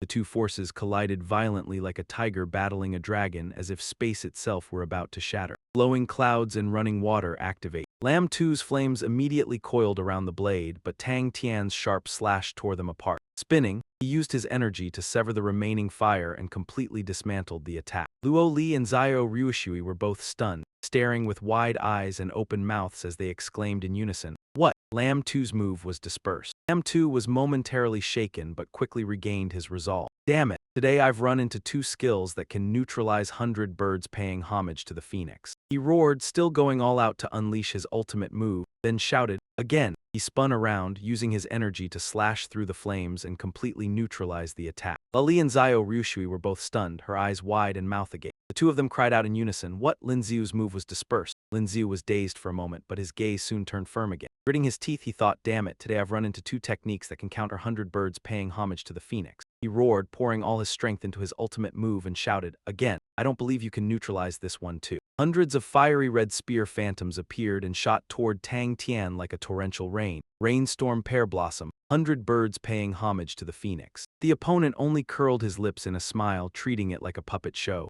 Tang Tian said, "Then let's see." As he executed flowing clouds and water, sword energy burst forth. The sword energy shattered all the spear shadows. The pressure from the counterattack made Lin Xiu stagger, his face pale and his breathing violently disordered. Tang Tian rushed forward, a delighted smile on his face, his eyes brimming with killing intent. The two forces collided, shaking the entire arena. Terrifying pressure and destructive force exploded violently, leaving the scene shrouded in dust and debris flying everywhere. The sight even shocked Lin Xiu. For the first time, he felt an ominous premonition. He said, "It really got neutralized." Tang Tian laughed loudly, excited as he prepared to unleash another move. He said, "Now it's my turn." Immediately, he leapt up and charged at Lin Xiu like a raging storm. Tang Tian growled, "Go die." The violent pressure once again made the entire arena tremble. At the same time, he unleashed his silver-tier martial skill. Life-seizing Blood Phoenix. Lin Xiu immediately braced himself to resist with great difficulty. Gritting his teeth, he said, "Then, judgment." Another shockwave erupted between them. One attacked with a pinkish-purple stream of light, while the other defended with a pale blue protective shield. Force was so great that Lin Xiu's spear shattered into pieces. As a result, he was forced to endure the damage from Tang Tian's blade. In the stands, Li and Zhao Ryushui shouted in unison, "Lin Xiu, are you okay?" His feet dug into the ground, dragging across it and kicking up a cloud of white dust. He lowered his head, looking at his uncontrollably trembling hands, feeling only helplessness. He thought, so judgment can't reflect it back. Only when the opponent's skill far surpasses mine can it fail to reflect. Could it be? Tang Tian is already a level 3 soldier. Before he could recover, Tang Tian thrust his blade straight at him. Unable to fight back, he could only take the full force of Tang Tian's strike, grimacing and groaning in pain. Immediately, he grabbed the blade tightly and with his other hand, gathered strength to throw a straight punch at Tang Tian. Charged strike, explosive fist. The punch slammed into Tang Tian's abdomen, knocking him back with a cry of pain. The force was so strong that it sent Tang Tian flying. Tang Tian remained calm, though doubt flickered in his eyes. He said, "You shouldn't have dodged earlier. If I had stabbed you once, you would have died without pain." Before Lin Xiu could steady himself, he took another heaven-shattering punch to the face, his head snapping to the side. His left eye went white and blood spurted out. Tang Tian roared excitedly, "Now, I'm going to break every bone in your body." He turned into a blur, throwing punches in a relentless storm. Each blow made Lin Xiu's body sway and forced him backward again and again. His shattering fist. The stands fell silent before sudden shouts of advice rang out. They cried, "Lin Xiu, just admit defeat, brother. Admit defeat or you'll be beaten to death." Back in the arena, Lin Xiu continued taking Tang Tian's direct blows. He said resolutely, "No, I, Lin Xiu, will never admit defeat." Tang Tian threw another extremely powerful punch at Lin Xiu's face, knocking him backward and leaving him completely unable to resist. In the stands, Lin Xiu's teammates were also stunned. Yang Tian shouted, "Lin Xiu." Meanwhile, Zhao Ryushui covered her mouth, her eyes red as she struggled to hold back tears. Seeing this, the referee rushed forward to stop Tang Tian. He shouted, "Stop immediately." He continued, "Can't you see he's already unconscious?" Hearing that, Tang Tian paused and withdrew his hand. His expression was indifferent as he turned and walked away, as if he had never regarded his opponent at all. He said, "Forget it, too many people here, not convenient to kill him.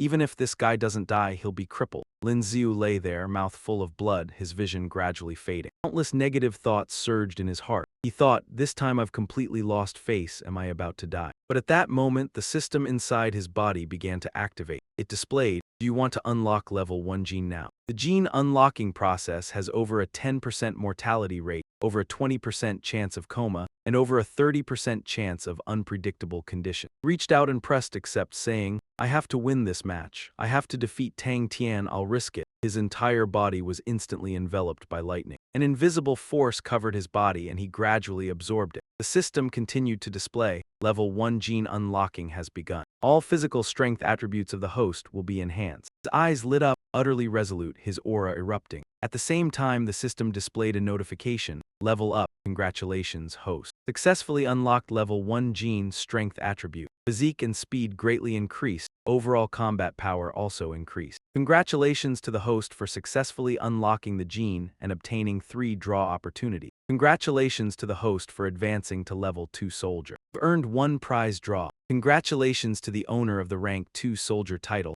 Would you like to equip the title?" The rank 2 soldier title grants a passive skill. Once equipped, it increases your strength stat by 5%. Right there in the arena, before the referee had even finished announcing that Duong Thien had won, the crowd was still stunned when a sudden heavy thud sounded behind them. A trembling arm slowly lifted. In the stands, Lam 2's teammates shouted, "Referee, look." Lam 2 moved, Lam 2's getting up. That made him whip around in shock. He turned to look at him and was startled to see his body covered in wounds. Amid the hazy smoke, he slowly rose to his feet, his eyes blazing as if newly empowered. Not only had he not fallen, he was now emanating an entirely new aura. Excitement surged within him as he thought, "This feeling is incredible, as if every cell in my body is brimming with explosive power." Behind him, Mr. Deep silently observed his profile, a flicker of surprise and admiration in his eyes before he fell into contemplation. Interesting, without using banned drugs, there is no trace of martial fluctuation, yet he can suddenly become stronger. Just a few months ago, he was a weakling dismissed as trash, and now he can fight with physical qualities nearly reaching a 3rd-rank warrior. It is hard to believe. Referee was speechless, stammering, This is impossible." In contrast, Tang Tian let out a mocking laugh at his miserable state. He sneered, "Playing tricks, huh?" But in the blink of an eye, Lin Xiu vanished and suddenly appeared right in front of him, throwing a lightning-fast punch. "Take this, explosive fist." Tang Tian immediately countered, his eyes burning with rage as he growled, "My shattering fist isn't afraid of you." Shattering fist, 2 powerful forces collided head-on, neither giving way. Their fierce clash shook the arena as if heaven and earth were overturning, shockwaves spreading everywhere. Tang Tian was stunned as he was forced backward, his face filled with horror. Looking at his arm, he cried out, "No, impossible.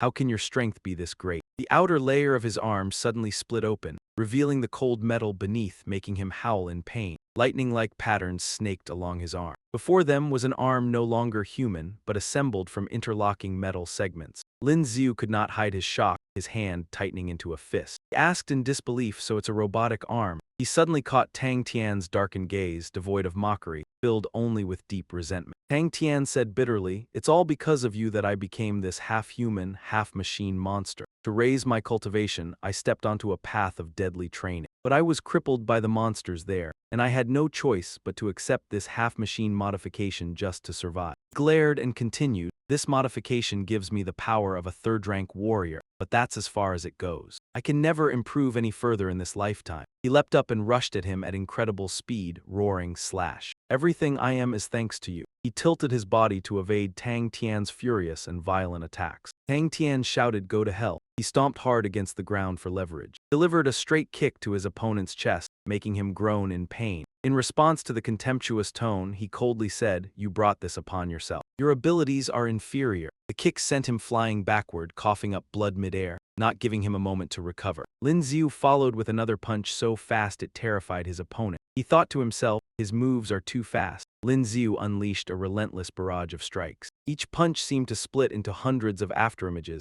slamming into him one after another. Cheers thundered from the stand. Yang Tian shouted excitedly, clenching his fist and raising it high as if fueling his momentum. He yelled, "Lin Xiu, hit him, beat him to death." Zhao Ruishui also cried out excitedly, "Little Lin Xiu, keep going." Elsewhere, Tang Bing's face turned pale as he shouted threateningly, "Lin Xiu, stop right now, bastard." On the arena floor, Tang Tian could no longer resist. His face was twisted, teeth broken, his eyes vacant after a direct punch to the chin. Another punch struck his cheek, followed by a final blow that slammed into his abdomen, making him grimace in agony. The strike fell like thunder, blasting him down onto the floor, dust billowing under the force of the punches. The referee rushed over in panic, trying to calm the situation as he shouted, The opponent has fallen unconscious. Stop immediately. He immediately stepped back, allowing the referee to check on Tang Tian's condition. At last, the match came to an end and the victor was none other than him. In this round, Lin Xiu won. He smiled in triumph, looking at his opponent with a victor's gaze. The stands erupted as Yang Tian jumped up and cheered Lin Xiu won. For the second time, Lin Xiu defeated Tang Tian in the arena. Tang Bing could only clench his fists and grit his teeth, enduring Yang Tian's mockery. I remember that Tang Tian's previous strength was comparable to a level 3 soldier, right? Lin Xiu is incredibly strong. At the same time, Mr. Deep nodded slightly in approval. Not bad. Under Zhang Lin's astonished gaze, he could only sit there blankly, shaken to the core.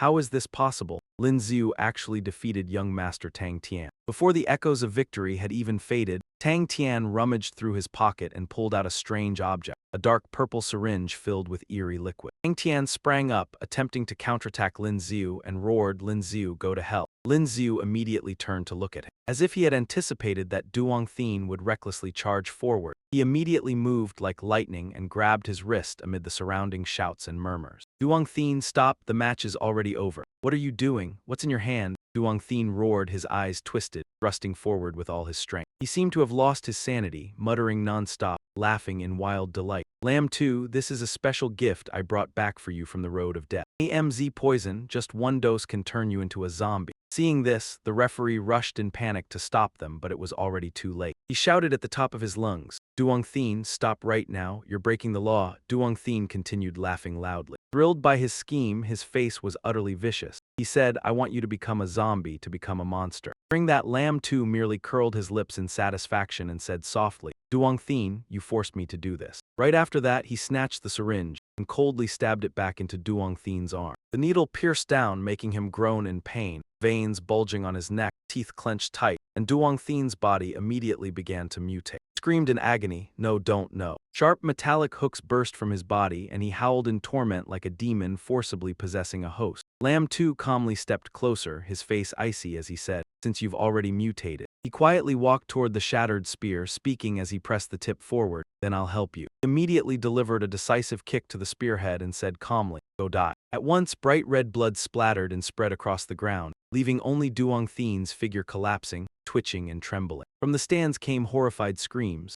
Duong Bin cried out in anguish, "Brother, don't stop." A terrifying pressure descended. Aura silenced the entire arena, and then a voice filled with resentment rang out, "Give me back my son Thien." Lamb 2 looked up, his gaze meeting the newcomer. In that instant, Duong Mobok, his eyes blazing with fury and killing intent, struck out with his palm. He shouted, "Die." Duong Mobok showed no mercy. His fist tore through the air, force surging like thunder, forcing Lamb 2 to retreat again and again. His eyes were as cold as tempered steel, killing intent soaring. He roared angrily, "Move aside, it won't be that easy." A stream of crimson-purple energy coiled around his hand. That power flowed like water yet burned like blue flames, emitting a mesmerizing yet terrifying aura as the punch was about to crash down on his head. Just then a shout shook heaven and earth. Mr. Deep stepped through the air, descending like thunder. He bellowed, "Stop at once." The two forces collided instantly. Flash erupted like lightning, splitting the sky, shaking heaven and earth, and in a flash golden light burst forth. The brilliant golden radiance dissolved all of Duong Mobok's blue-violet poisonous energy like water dousing fire, forcing him back several steps before Mr. Deep's might. He glared at Mr. Deep, grinding his teeth in anger, thinking to himself, "How is this possible? A 6th-tier martial artist." He was shocked and puzzled as to when Starlight had produced a 6th-tier martial artist, then immediately changed his tone, feigning grief and righteousness, his calculating eyes accusing Lamb 2, a sly smile curling his lips. He said, "Sir, Lamb 2 killed my son Duong Thien.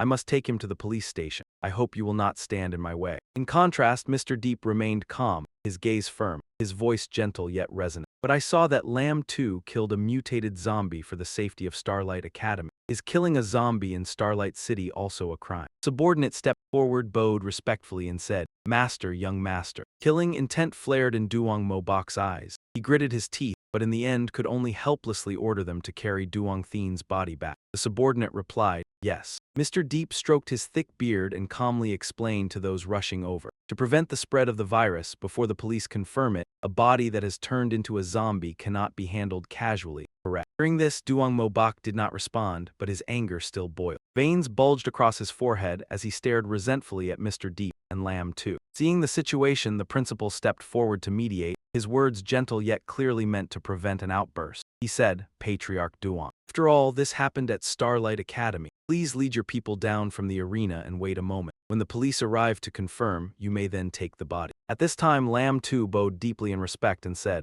Mr. Deep, thank you, teacher. Mr. Deep nodded slightly, his gaze calm and profound like an autumn lake. Then he stepped forward, his tone like a sweeping wind as he declared loudly, it was nothing. You did nothing wrong. If anyone wants to use this as an excuse to make things difficult for you, then they are making things difficult for me. As his words fell, Duong Mobok trembled, his brows tightly furrowed, veins bulging, his eyes blazing as if to burn everything. Seeing this, the principal and Truong Lan could only exchange helpless glances before the scene shifted to the federal military dormitory area. Suddenly, an excited voice rang out, Brother Lin too is impressive. Inside the room, 3 young men were watching the battle through the screen. The other 2 cheered enthusiastically at his victory. Jin Hai laughed loudly and said, Brother Lin too truly is powerful. He just returned and already killed the eldest young master of the Tang family. In contrast, Li Dai frowned slightly, his hand gripping the screen tightly, worry evident in his eyes. He spoke in a serious tone, although it was entirely the Tang family's eldest young master's fault. With the Tang family's influence, they cannot possibly ignore this. Brother Lin too is in trouble. At that moment, Ziwen pushed the door open and walked in, her voice ringing with authority like a bell as she clearly gave an order. We've just received news that a mutated demon has appeared at Starlight Academy. He conveyed the order from higher-ups that they must set out at dawn tomorrow for Starlight Academy to investigate. The 3 of them immediately sprang to their feet and replied in unison, understood. Jin Hai slammed his fist into his palm, his inner strength surging as he struggled to contain his excitement. He said, understood, Captain. He spoke eagerly, that's great. I was just thinking about how to lend Brother Lin Xiu a hand. Hearing this, Li Dai nodded in agreement and Lion laughed. We can finally go back and visit our old school. Yuan smiled faintly, her eyes sparkling like they held a sky full of stars. She thought happily to herself, little brother, you didn't expect this, did you? We're meeting again so soon. The scene shifted to Lin Xiu's room, where an unfamiliar hand suddenly knocked on the door repeatedly. Lin Xiu opened the door, still looking sleepy. Frowning, he asked, who is it? It's barely morning. Standing before him was Zhang Lin leading a group of people. He raised his hand and introduced, everyone, this is Lin Xiu. Immediately after, a blue-haired man with a mustache stepped forward, his gaze as sharp as a blade as he stared straight at him. He identified himself as an officer and said, Lin Xiu is involved in a murder case and needs to come with us. Lin Xiu glanced at Zhang Lin. He gave a faint smile as if he had already understood everything and said, so you've made your move against me this quickly. He continued questioning, back then, sending me to Light Fortress to die. That was your doing too, wasn't it, old man? Hearing this, Zhang Lin flushed red with anger and shouted furiously, insolent. How dare a student speak to a teacher with such an attitude? He roared angrily, trash like you deserves to be locked up. Lin Xiu strode forward, staring straight at him with undisguised dissatisfaction. Lowering his voice in threat, he said, teacher, does an animal like you even deserve to be called one? The group remained expressionless as the blue-haired man immediately ordered his arrest. Patiently, he said, no need to waste words on him, cuff him and take him away. Lin Xiu merely glanced at him and replied coldly, I have a 1-star medal. You have no authority to arrest me. He continued, if anyone is to arrest me, it must be the Martial Federation. The aura he released seemed to lower the temperature in the room by several degrees, startling the group. Hearing this, Zhang Lin pointed at him and shouted, don't listen to this bastard's nonsense. He yelled, he's just a high school student. How could he possibly have a 1-star medal? This lying murderer can't stay at the school for another second. Take him away. Lin Xiu did not back down. With a taunting expression and a threatening tone, he replied, you understand very well what the consequences will be. The scene shifted as a convoy of vehicles and weapons advanced at once, shaking the entire area. Smoke and dust filled the air as the situation reached peak tension. At that moment, Ziwen led an elite squad inside, her commanding shout echoing,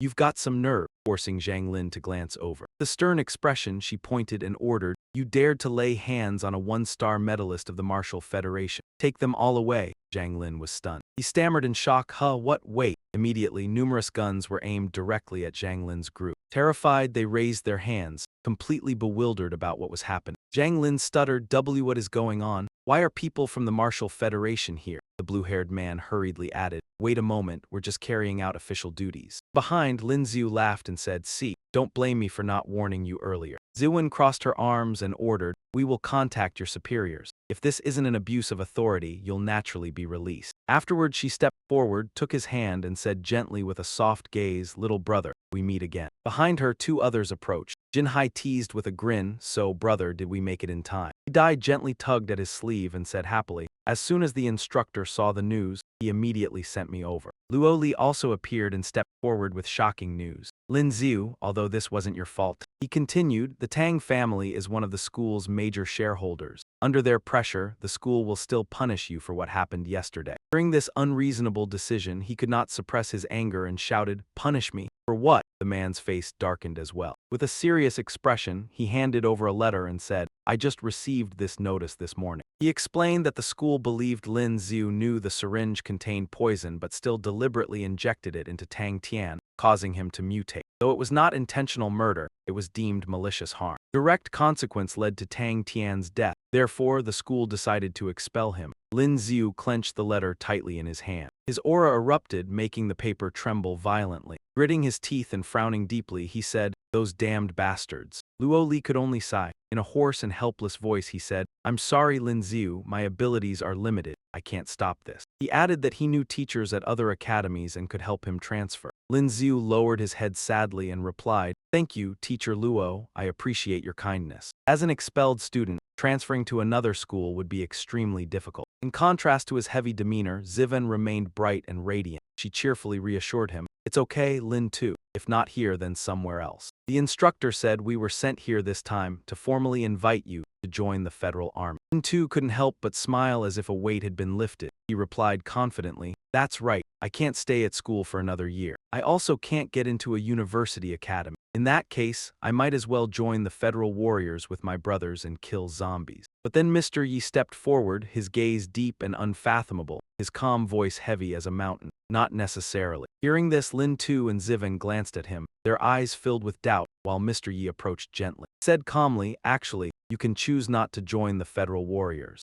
Mr. Yi's appearance stunned everyone. They greeted in unison, "Hello, Mr. Yi." He raised his hand. He handed over a letter and spoke in a steady, gentle tone, "You can attend our academy." His resolute gaze left Lin Tu astonished. In the distance, Zivan and her two companions burned with anger. Frustrated that she had failed to win him over, she gritted her teeth and muttered, "Damn it. And now that old man has snatched him away." The two companions whispered nervously, beads of sweat forming as they tried to dissuade her. Kim Hai leaned close to Lai Ditch and murmured, "Boss, hold back a little, that old man seems very powerful." Lai Ditch replied softly, "That's why the boss didn't rush out to argue with him." Two were still whispering when her sharp gaze shot toward them. Her face darkened, lips pressed tight, eyes full of threat. She ground out in a dangerous tone that made them jump, "You two, shut up." Then the three of them froze at once. Overwhelmed with excitement, Lin Tu stood still, clutching the letter tightly, stammering, "This is the Sanctum Academy." His voice, laced with joy, stunned the people around him. They hurried over, eyes wide, unable to believe what they were seeing. Everyone cried out together, "What? The Sanctum Academy?" Seeing this, Mr. Yi explained gently, "Yes, that's right, it is the Sanctum Academy. I am the special admissions instructor of the Sanctum Academy. Every year around this time, academies search for talented students." He spoke about the special admission quota, saying he had been observing Lin Tu for some time. "With your talent, you fully meet the qualifications for special admission to the Sanctum Academy." Hearing this, he still hesitated and said gloomily, "But I've already been expelled."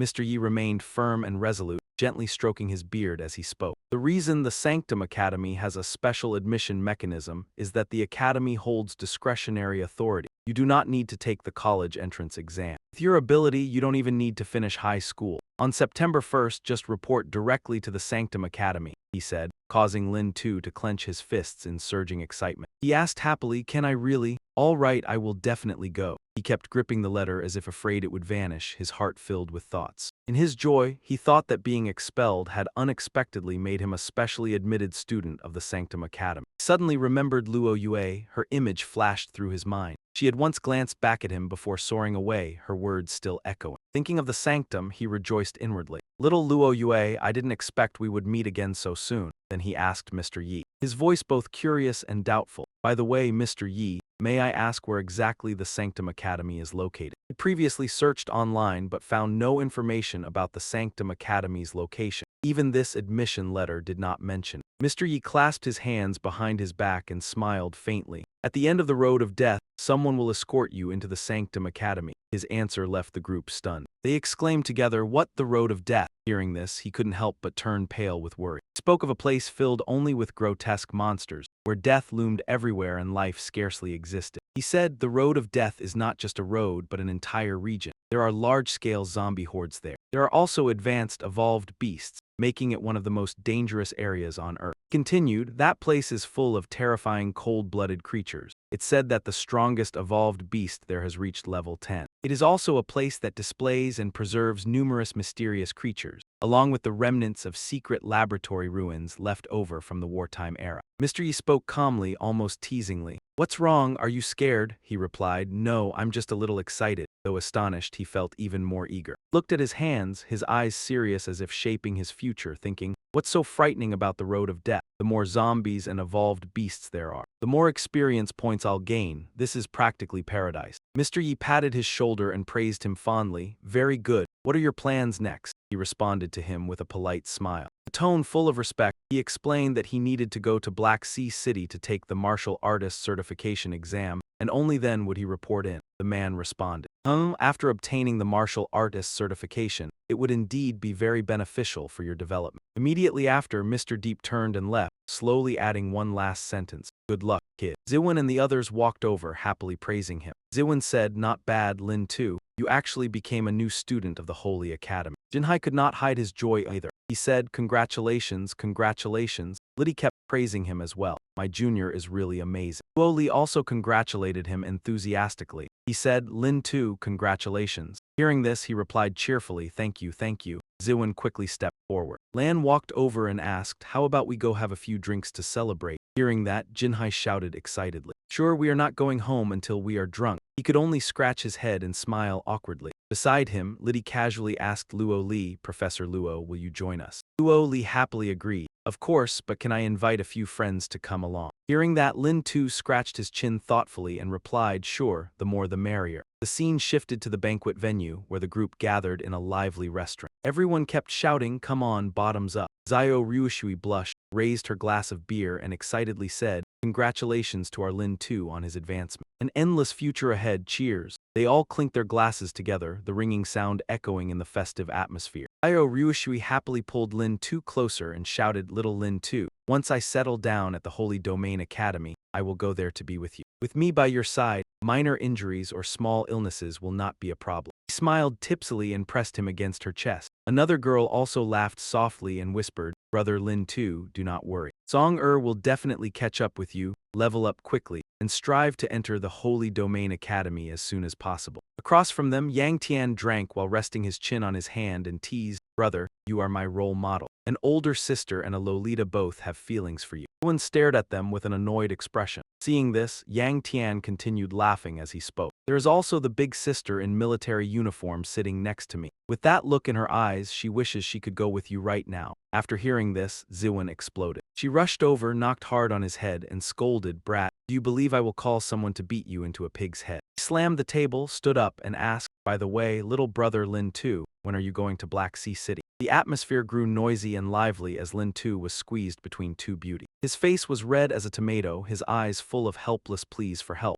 Zio Ryushui asked irritably, "Do you need me to drive you there? Do you need me to drive you there?" Hearing that, Ziwin refused to back down and teased her in return. The two women glared at each other as if sparks were flying, making him almost suffocate from being pressed so tightly. They said, "The Holy Domain Academy must have many geniuses. Moreover, the deadly road to the Holy Domain Academy is full of dangers, so you must continue to improve your strength." He replied with difficulty, "There is no need. I plan to go to Black Sea City on my own and continue training along the way." The scene shifted to the border area of Starlight City, where he appeared. Dressed in black, he calmly walked through the vast forest and said, "The Silver Soul Spear has shattered into several pieces and cannot be repaired. Can only temporarily buy another spear for emergency." He then pursed his lips, glanced around sharply, and continued, "Once I obtain the martial artist qualification certificate, I will be able to log into the Alliance website to purchase stronger weapons." Strange sound came from the bushes, making him look over warily. He thought to himself, "Someone is there." This aura is not a zombie or an evolved beast. It must be a martial artist. Someone has come to deliver experience points so quickly. Suddenly, a strange weapon swept past behind him. He tilted his body to dodge at the very last moment, avoiding the unexpected speed of the weapon. He looked straight ahead, gathered energy into his hand, blue flames wrapping around his fist, dazzling and powerful, then immediately launched a fierce punch. The orange-haired man was sent flying backward, crashing hard into a tree to the shock of his companions. The other two rushed forward angrily, roaring. "Avenge the young master." One of them swung his weapon down and threatened, "Lynn too, you will not escape today." In the blink of an eye, he countered with a clean punch that sent him flying into the swamp, screaming in pain. He calmly said, "Just you." The orange-haired man was stunned and stammered in disbelief. What? His aura was clearly so weak. Why is his strength so terrifying? His figure gradually became clear.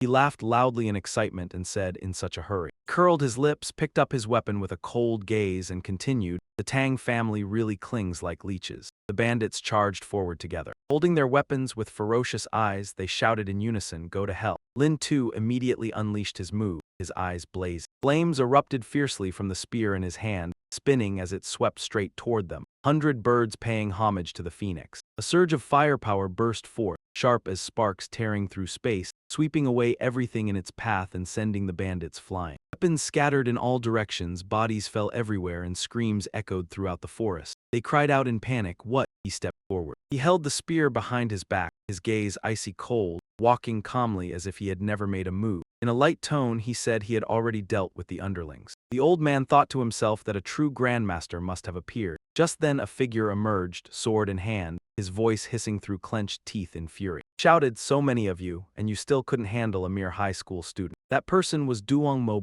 He stepped forward in anger, his eyes seeming ready to burn everything to ashes. Frowning, he said, raising a bunch of useless trash. Step by step he closed in, slowly drawing his sword from its sheath. He sneered, you little brat." Across from him, the young man also tightened his grip on the spear, taking a stance ready for battle. The sword left its sheath, a cold gleam shooting straight out with dense killing intent. Whoever the blade pointed at would find it hard to survive. He stared straight at him with a stern face. Enunciating each word, he said, "Today I will make you pay with your life for my Thien Nha." Hearing that, he merely curled his lips into a faint, disdainful smile. He said, "Old man, if you're afraid Duong Thien is too lonely, I don't mind sending you down to join him." His hand still gripped the spear tightly. Before he could say more, the old man had already charged forward, unleashing a razor-sharp killing strike, roaring, "Go die now." He hurriedly raised his spear to block. He was momentarily stunned by the opponent's speed and power. Yan gritted his teeth and exerted all his strength to resist fiercely. The two immediately plunged into a violent clash. The flaming spear and purple sword aura collided violently. He unleashed moves one after another,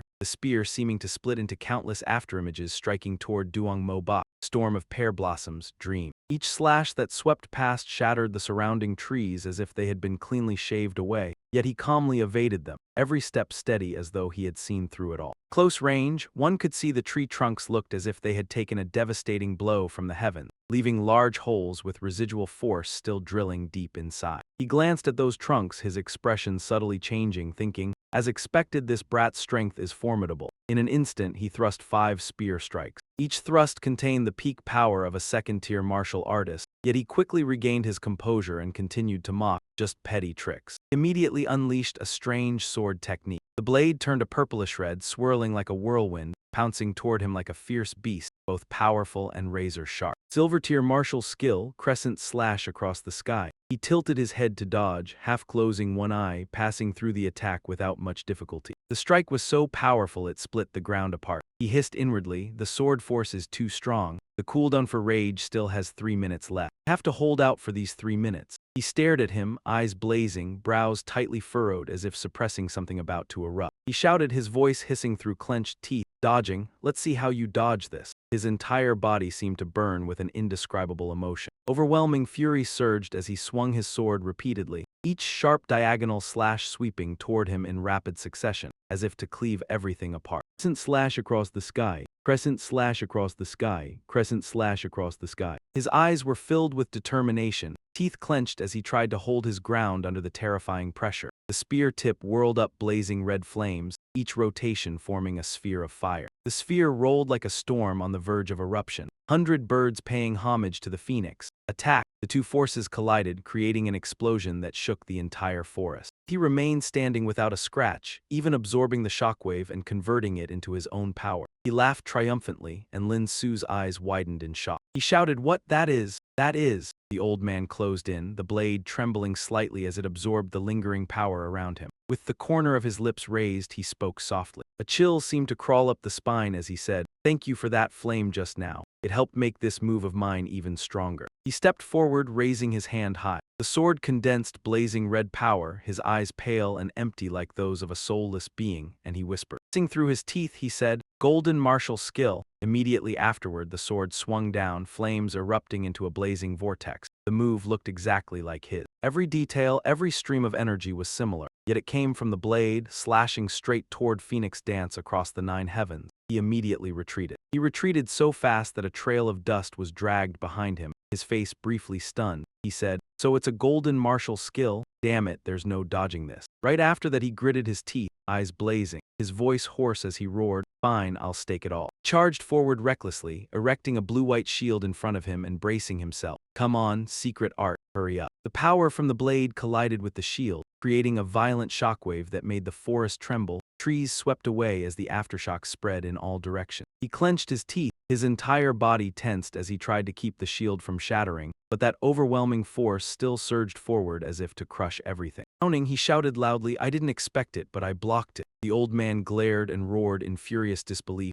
How? How is that possible? Immediately after, the spear blade in his hand bent and snapped with a crack. The power surged through the defense and sent him flying. At that moment, a thunderous explosion rang out as he was blasted away, immense force erupting outward. The ground was torn up, trees uprooted, dust filling the air. He slammed hard into a massive rock behind him, cracking it open, coughing violently under the impact. Before he could even stand, the old man had already rushed over, his voice angry with a hint of mockery. "Even your weapon is ruined now. Let's see how you plan to fight me." Lion immediately thrust the tip of his sword straight into his shoulder. The pain made him clamp down on the blade, his whole body trembling, his eyes burning with even greater fury as he gritted his teeth and said, "Go to hell." Tightly gripped the sword embedded in his own body, his hands shaking, his face twisted in pain, teeth clenched hard. A faint yet terrifying smile spread across his lips, his eyes flashing like lightning as he held his opponent down and said excitedly, "Good, the time has come." The scene widened as power around him erupted violently, swirling into a green vortex of energy like crackling thunder. The ground trembled, layers of dust billowed upward, and the air seemed compressed into a heavy pressure spreading everywhere as he roared, "Rage now." The old man was utterly shocked, eyes wide as he shouted,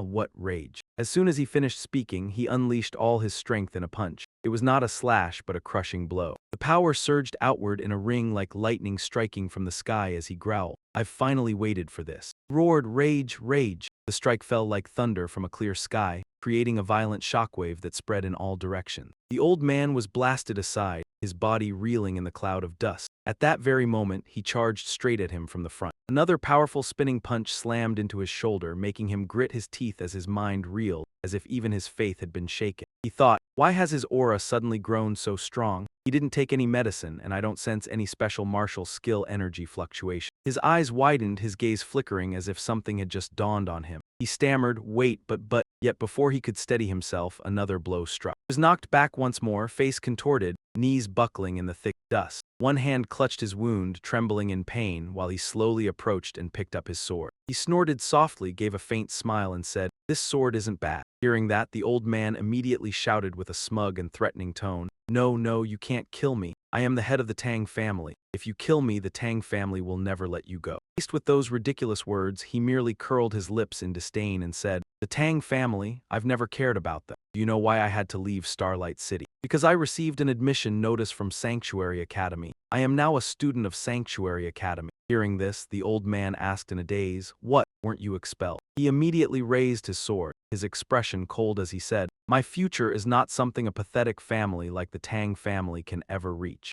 He then swung his sword down decisively, and at the same time the system announced that a third-stage martial artist had been killed, and 547,821 experience points had been obtained. He panted heavily, his entire body drenched in sweat, eyes weary, lips pale, tongue dry as if all his strength had been drained. He weakly said, "Finally killed him. That's a lot of experience points." That old man was indeed about to break through to the fourth stage. If I hadn't used rage, I might have been the one who died. He continued deeper into the forest, muttering, "Next, there's an even more dangerous road ahead." In a dilapidated house, weeds grew everywhere. Green moss covered the cracked walls, wild grass grew thick all around, and a few birds occasionally flew across the sky. Lin Xiu sat leaning against the wall, resting while observing the changes in the host system's attributes. Lin Xiu, level 15, strength 263, constitution 100, speed 75, total combat power 1900, title. Second stage martial artist, rage accumulation 0-100, skills. Analytical eye, rage manifestation, original equipment, draw chances. 4. Looking at the system data displayed, Lin Xiu calculated that with just a little more increase, breaking his combat power past 2000 would allow him to become a third-stage martial artist. By then, if he trained more movement techniques and martial skills, his combat power would rise another level. He had accumulated 4 draw chances, just as he was recovering from his injuries. He thought he might as well do a draw for fun, and suddenly, a roulette wheel like a lucky spin appeared on the system's virtual screen. Looking at the slots filled entirely with question marks, Lin Xiu asked in surprise,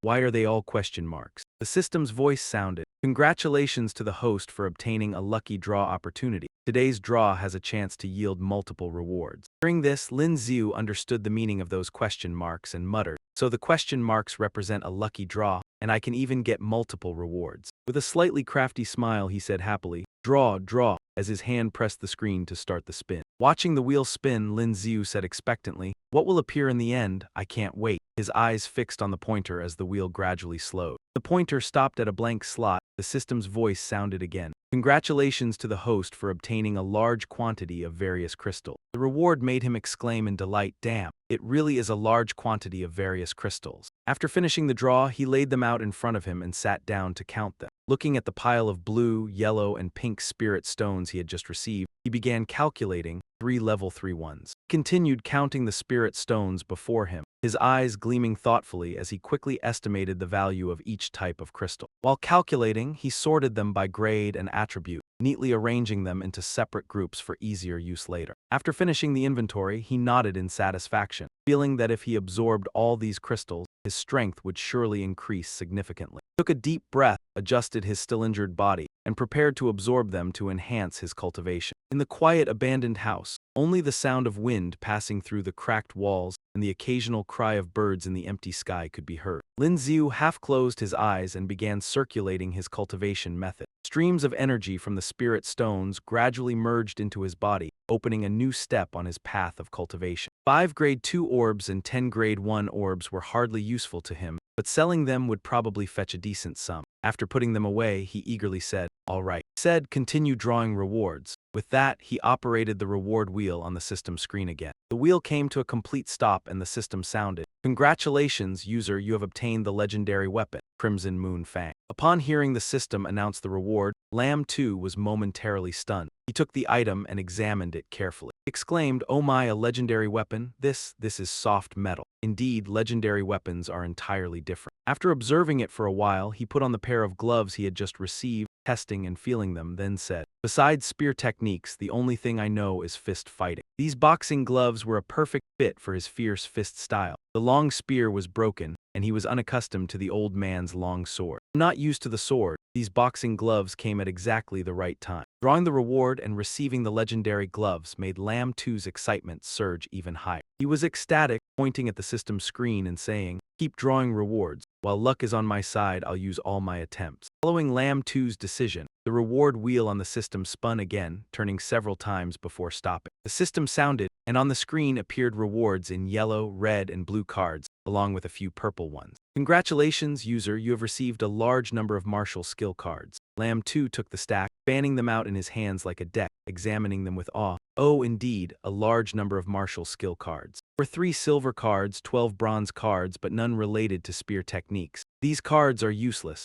Right, combine them. They can probably be combined into the martial skill card I need." At that moment, the system interface changed. A multi-selection interface for combining appeared on the screen and the system sounded again. "Combine martial skill card. 1 bronze martial skill card, Spreading Finger Armor. 2 bronze martial skill card, Tofu Iron Strike. 3 bronze martial skill card, Queen's Grand Spell. Choose a martial skill to combine." "Random, do you want to combine? Yes/no?" Seeing the prompt, Lamb 2 immediately replied, "Yes." After Lam 2 agreed, the system interface changed again. A moment later, an image of a silver spear gleaming with metallic light appeared. System announced, "Congratulations, user, the bronze martial skill cards have been successfully combined. Congratulations, you have obtained the silver martial skill card, Spear Technique, Heaven-Piercing Strike." Holding the card, Lam 2 seemed to discover something extremely interesting. Looking at the silver spear card, he excitedly said, "3 bronze cards can combine into 1 silver card. So if I use 3 silver cards, there's a guaranteed chance to make a gold martial skill card. If that's true, that's amazing, even if it's not the skill I need. Any gold card can still be sold for a lot of money." Lam 2 read the card's details while imagining its function. In his mind, he replayed the stances and moves recorded on the card, accumulating energy in his body. Using a long spear to pierce rock. This move is most effective in the early morning right after waking. Reading this, Lam 2 wondered, what kind of technique is this? It even resembles my force strike. No need, just combine them. Hearing Lam 2's doubt, the system sounded again, "Congratulations, user, the bronze martial skill cards have been successfully combined. Congratulations, you have obtained the silver martial skill card, Staff Technique, See Calming Divine Rod. Congratulations, user, the bronze martial skill cards have been successfully combined. Congratulations, you have obtained the silver martial skill card, 5-linked sword technique." Along with the announcements, images of the corresponding cards appeared on the screen one by one. Amid the notifications, a sudden explosion sounded, followed by, "Congratulations, user, the bronze martial skill card combination failed." It turned out the explosion came from a failed attempt to combine the bronze martial skill cards. Seeing the system still congratulate him despite the failure, Lam 2 felt mocked. He glared at the system screen as if he wanted to smash it, raising his spear, as though he intended to strike the machine in half. He shouted angrily, "Damn it, stupid system. Are you doing this on purpose? How can you congratulate a failed combination?" Even though the system was just a lifeless machine, it seemed slightly intimidated by Lam 2's current state. Lam 2 no longer paid attention to it. He looked at the successfully combined cards, holding them and calculating, "Now I have 6 silver martial skill cards, enough for 2 more combinations." Then he turned back to the system screen, which still displayed the combination interface. Lam 2 knelt, clasping his hands, and earnestly prayed, "Please, it must become a gold martial skill card." The more he hoped, the more anxious he became when the system announced, "Congratulations, user." Lam 2 opened his eyes full of anticipation. But the moment he heard the announcement that the silver martial skill card fusion had failed, his expression changed instantly, so fast it was even quicker than flipping a rice paper. Lam 2 flew into a rage, grabbed the system and shook it violently, shouting angrily as he did, "No! System, are you trying to kill me? My silver martial skill card, give it back." After shaking it, he dropped to his knees and repeatedly bowed to the system, pleading sincerely, "Kind system, good system. System 3-3, this time the fusion must succeed. Gamblers addicted to risk deserve no sympathy." After shaking and kneeling, Lam 2 continued and pressed the line on the system screen, "Proceed with fusion, yes or no." While pressing confirm, he kept encouraging himself, as if reminding the system it had to succeed. Come on, come on. He hoped the result would not disappoint Lam 2's expectations and prayers. The system completed the fusion process and announced, "Congratulations, Master." The system announced that the silver martial skill card had successfully fused, then continued, "Congratulations, Master, on obtaining the gold martial skill card Galaxy Falls from the 9th Heaven." Hearing the success notification, Lam 2 was overjoyed and raised both hands to the sky. He was so moved that tears streamed down his face as he laughed loudly and shouted, "I'm lucky again." It was a gold martial skill card, and it was even a spear technique. On the screen appeared the image of a silver spear,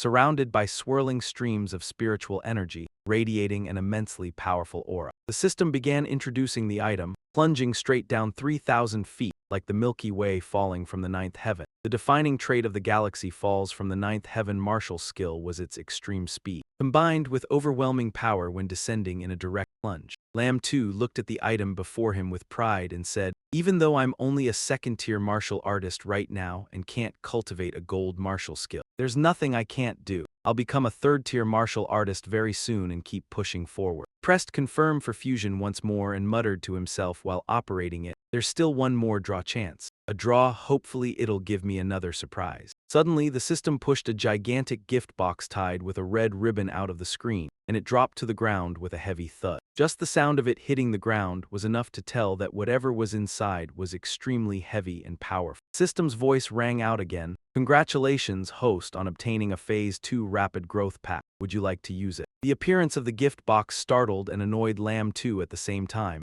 and he couldn't help but curse. Pointing at the 165-kilogram box, he exclaimed, "Damn it, this again! Are you trying to kill me?" After saying that, he could only swallow his frustration, on the verge of tears as he thought about giving up. For the sake of 50 potential points, he decided to risk it. The system continued to announce, equipment complete, rapid growth system activated. Progress 5 out of 50,000. Upon completion, you will receive 50 potential points. Outside the building, bright sunlight shone down as flocks of white birds soared across the blue sky. The sunlight bathed the lush green treetops, creating a scene full of vitality. That freshness only made the old, dilapidated state of the structure here stand out even more. With the item from the system's gift box slung over his shoulder, Lamb 2 set off. As he walked, he complained, "It's so heavy, and there's still such a long way to go, this is going to kill me." While walking, he suddenly heard someone shouting, "H heavens, it's a second-tier silver-clawed black bear." Amid cries of discovering precious herbs were also urgent shouts. "Stop it!" The ground trembled violently, as if some enormous creature were charging forward at incredible speed. Behind Lei Liang, a ferocious black bear was in pursuit, raising its claws to strike him, while he could only run and cry for help. Suddenly, a streak of light shot toward the bear like lightning. That streak of light was Lamb 2. He rushed forward and threw a punch at the bear before it could bring its claws down on Lei Liang. Aware that someone had saved him, Lei Liang crouched down, covering his head as he waited for the attack. Struck by Lamb 2's punch, the black bear was sent flying, letting out a thunderous crash. Watching the bear get knocked away, Lamb 2 couldn't help but be astonished at the power of the gloves the system had just rewarded him. He thought to himself that this legendary weapon could amplify the power of his explosive fist, easily enough to defeat a second-tier evolved beast like that. Hearing the commotion, Lei Liang stood up and turned around, realizing the bear had been knocked away by Lamb 2. He immediately ran over to him and said, "Thank you. Hello, I'm Lei Liang. Thank you for saving my life." Lamb 2 merely glanced at him before walking toward the bear that had been knocked away, raising a hand as he replied, "It's nothing. I'm Lamb 2. Seeing how calm he was, Lei Liang hesitated before asking, "Brother, are you also heading to Black Sea City?" As soon as he asked, he marveled inwardly. He thought to himself that this man could kill a second-tier evolved beast with a single punch. But why did the aura around him only seem to be at the level of a trainee martial artist? Hearing that, Lamb 2 glanced back and asked in return, "You too?" "That's right. I'm planning to go to Black Sea City to take the martial artist qualification exam." As he glanced at Lei Liang, the system displayed his information.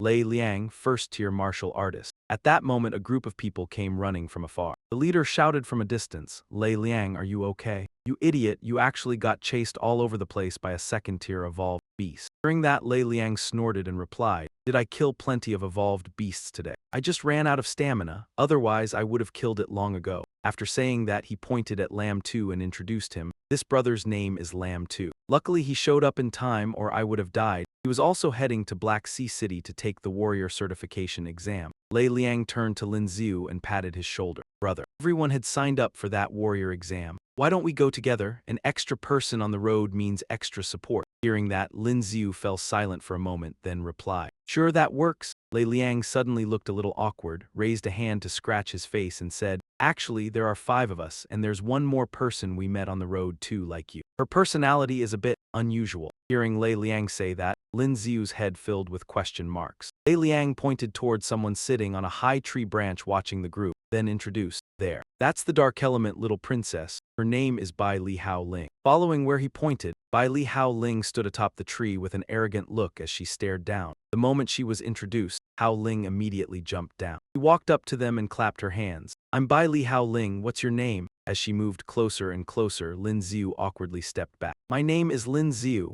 Hao Ling looked him over from head to toe and nodded in satisfaction. "Your strength is pretty good enough to be my disciple." She happily pointed at herself and asked Lin Xiu boldly, "Are you willing to become my disciple?" Hearing that, Lin Xiu grimaced and turned to Lei Liang. "The asking to take me as her disciple the first time we meet. She doesn't even look much older than me." He leaned close to whisper, "The first time she met us, she said the same thing, asked if we were willing to be her disciple." Lin Xiu immediately turned as if to leave. "Sorry, I'm not looking for a Lolita to be my master." Seeing that, Hao Ling erupted, shouting, "Hey, don't go. If you don't become my disciple, you'll regret it." This wasn't just weird, it was genuinely bizarre. The group continued deeper into the forest. The farther they went, the more unnaturally gloomy the atmosphere became. White bones lay scattered all over the ground. A buzz-cut young man broke into a cold sweat. "Why are there so many bones?" Lin Xiu casually picked up a bone fragment to examine it. Man-eating black tulang. It was an evolved beast with an extremely grotesque form. a man-eating carnivorous bird that lived in flocks and specialized in attacking living creatures. The buzzcut guy stammered, "What? How do you know? It could be some giant man-eating beast too." From behind, Hao Ling stepped up and scolded, "Idiot. Can't you see the bones have bird-cut marks?" Furious, he snapped back. "Dare call me an idiot? Don't think I won't hit you just because you're a girl." Ignoring him, she leaned in close to Lin Xiu and continued. "That's right, Lin Xiu, your knowledge is impressive, more than enough to be my disciple. Hey, I'm talking to you, do you hear me?" At that moment, a piercing quack suddenly rang out above their heads. A man-eating black two-length with shining eyes and an absurdly long beak dove straight down like a mad thing. Buzzcut Guy immediately hurled the knife in his hand at it. With one hit, the monster's head was sliced clean off its neck on the spot. He narrowed his eyes smugly and snorted. "So an evolved two-length is only this capable, huh?" But Lin Xiu suddenly spoke up, cutting off his thought. "No, the danger is only just beginning." The young man looked up at the sky. In front of them, an entire flock of man-eating black two-lengths surged in as if to swallow them whole. "Huh, this many." Lin Xiu locked his gaze on the wide gaping beaks and shouted a warning. "Careful, they're coming."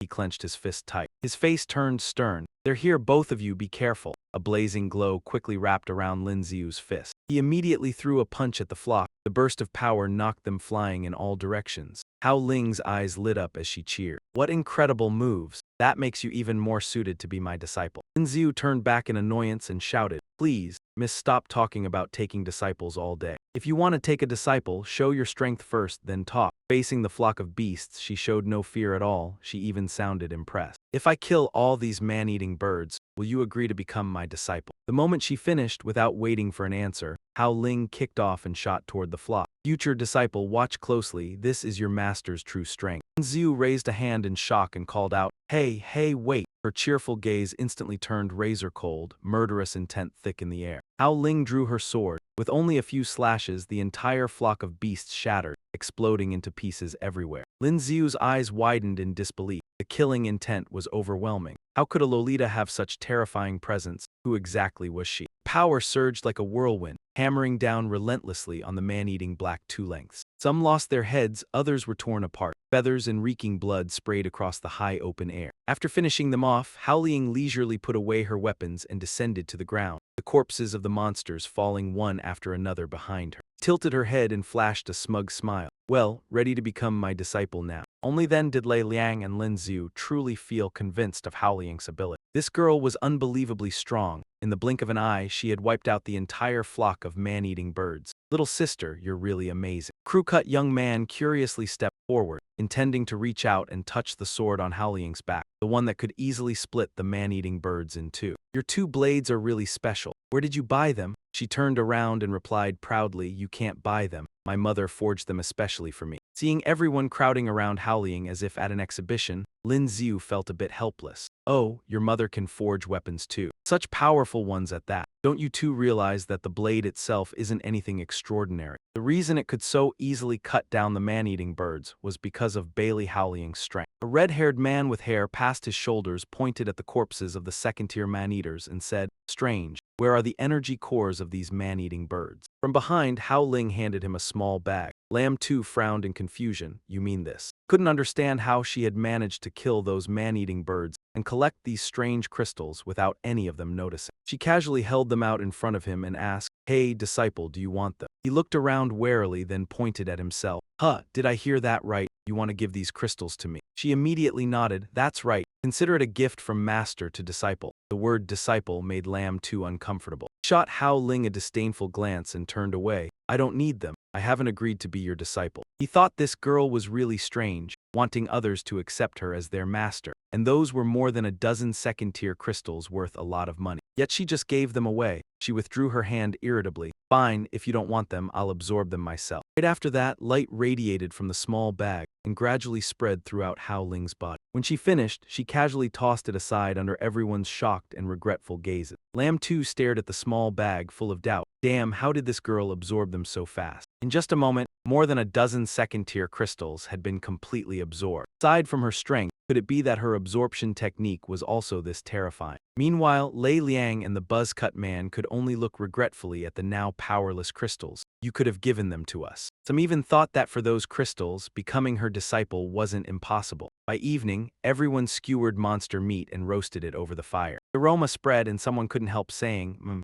so good, really delicious. Lam Tu glanced at Hao Ling, who was devouring the food, showing clear disdain. What terrible table manners. He asked, have you never eaten roasted evolved beast meat before? It's cooked right, she replied repeatedly. It's cooked, it's cooked. The others burst into laughter. Someone reminded, don't rush, eat slowly, there's plenty of meat. Another chimed in, yeah, eat, eat. Lam Tu looked again at Bailey Hao Ling's status panel. He spoke up, by the way, are you from Xingyao City? She answered no. As he ate, he thought this little girl was actually a fourth-tier martial artist, and even the system couldn't analyze her strength. It was probably close to Tang Mubai. Suddenly, Hao Ling's body stiffened and pain spread through her. She cried out as the skewer fell from her hand. Why do I suddenly feel like I have no strength at all? Lam Tu rushed over in panic. What's wrong? Did you eat too much and get a stomachache? But before he could do anything, his pupils shrank as well. His limbs stiffened and he dropped to his knees, trying to stand but failing. I don't have any strength either, what's going on? Realizing something was wrong, he gritted his teeth and glared at the group by the fire. Was it you? Hao Ling angrily demanded. Did you poison the meat? The group immediately revealed their true colors, approaching with fierce expressions. Relax, it's not poison. They continued, it just drains your strength. We only want money, not your lives, Lei Liang admitted bluntly. He said, I secretly added a few drops of Esselin into your skewers, a colorless, odorless liquid. Just 1 or 2 drops are enough to drain a first-tier martial artist of all strength for a short time. Lam Tu was shocked, clutching his chest. Esselin, although it's not very effective, it only works on second-tier martial artists or below. This stuff is only sold at the night market and it's not cheap, he sneered. You're willing to spend that much. The man leaned back smugly. If you want to achieve your goal, you have to pay the price.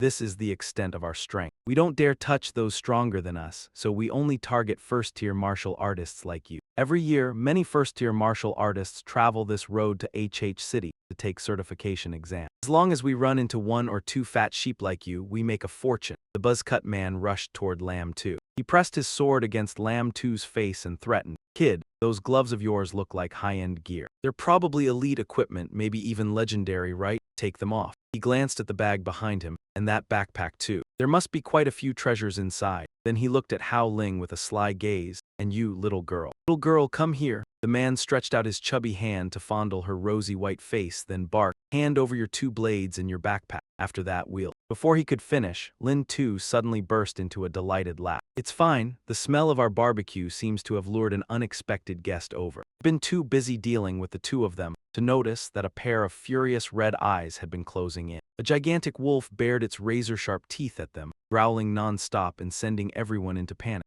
Those blood-red eyes, it's a red-eyed wolf. It gaped its jaws, exposing long fangs, let out a howl, then charged, clamping down on a bandit's head in a single bite. Lin Tu and the others were so scared their legs went weak, but they still forced themselves to raise their weapons to fight. Damn it, why now of all times? They unleashed their strongest moves to counterattack. Combined inlay, Gale Slash, Violent Thunder Axe, the wolf was struck by several blows in a row. But it seemed completely unfazed. If anything, it only grew more ferocious. Lei Liang and the others circled it, constantly shouting reminders to one another. Its body is really agile. Everyone surrounded and attacked. That last technique had nearly drained him dry. Lei Liang stood there panting, then grit his teeth and hissed. Damn it, the 3 of us aren't its match. A thought suddenly flashed through his mind. Right, aren't there still those 2 guys? As soon as the idea formed, Lei Liang led the bandits straight toward Lin Tu and Hao Ling, yelling, You damned beast, go after them. Once they got close, they stomped hard and sprang up. Sorry, brother, but we can only use you to fill its belly. Once it's done eating and leaves, we'll come back for your gear and backpacks. Because of the drug, Lin Tu still sat motionless, staring blankly as they plunged into the bushes behind them. At this moment, the wolf was only a few steps away from biting both their heads to pieces. Lin Tu showed no fear.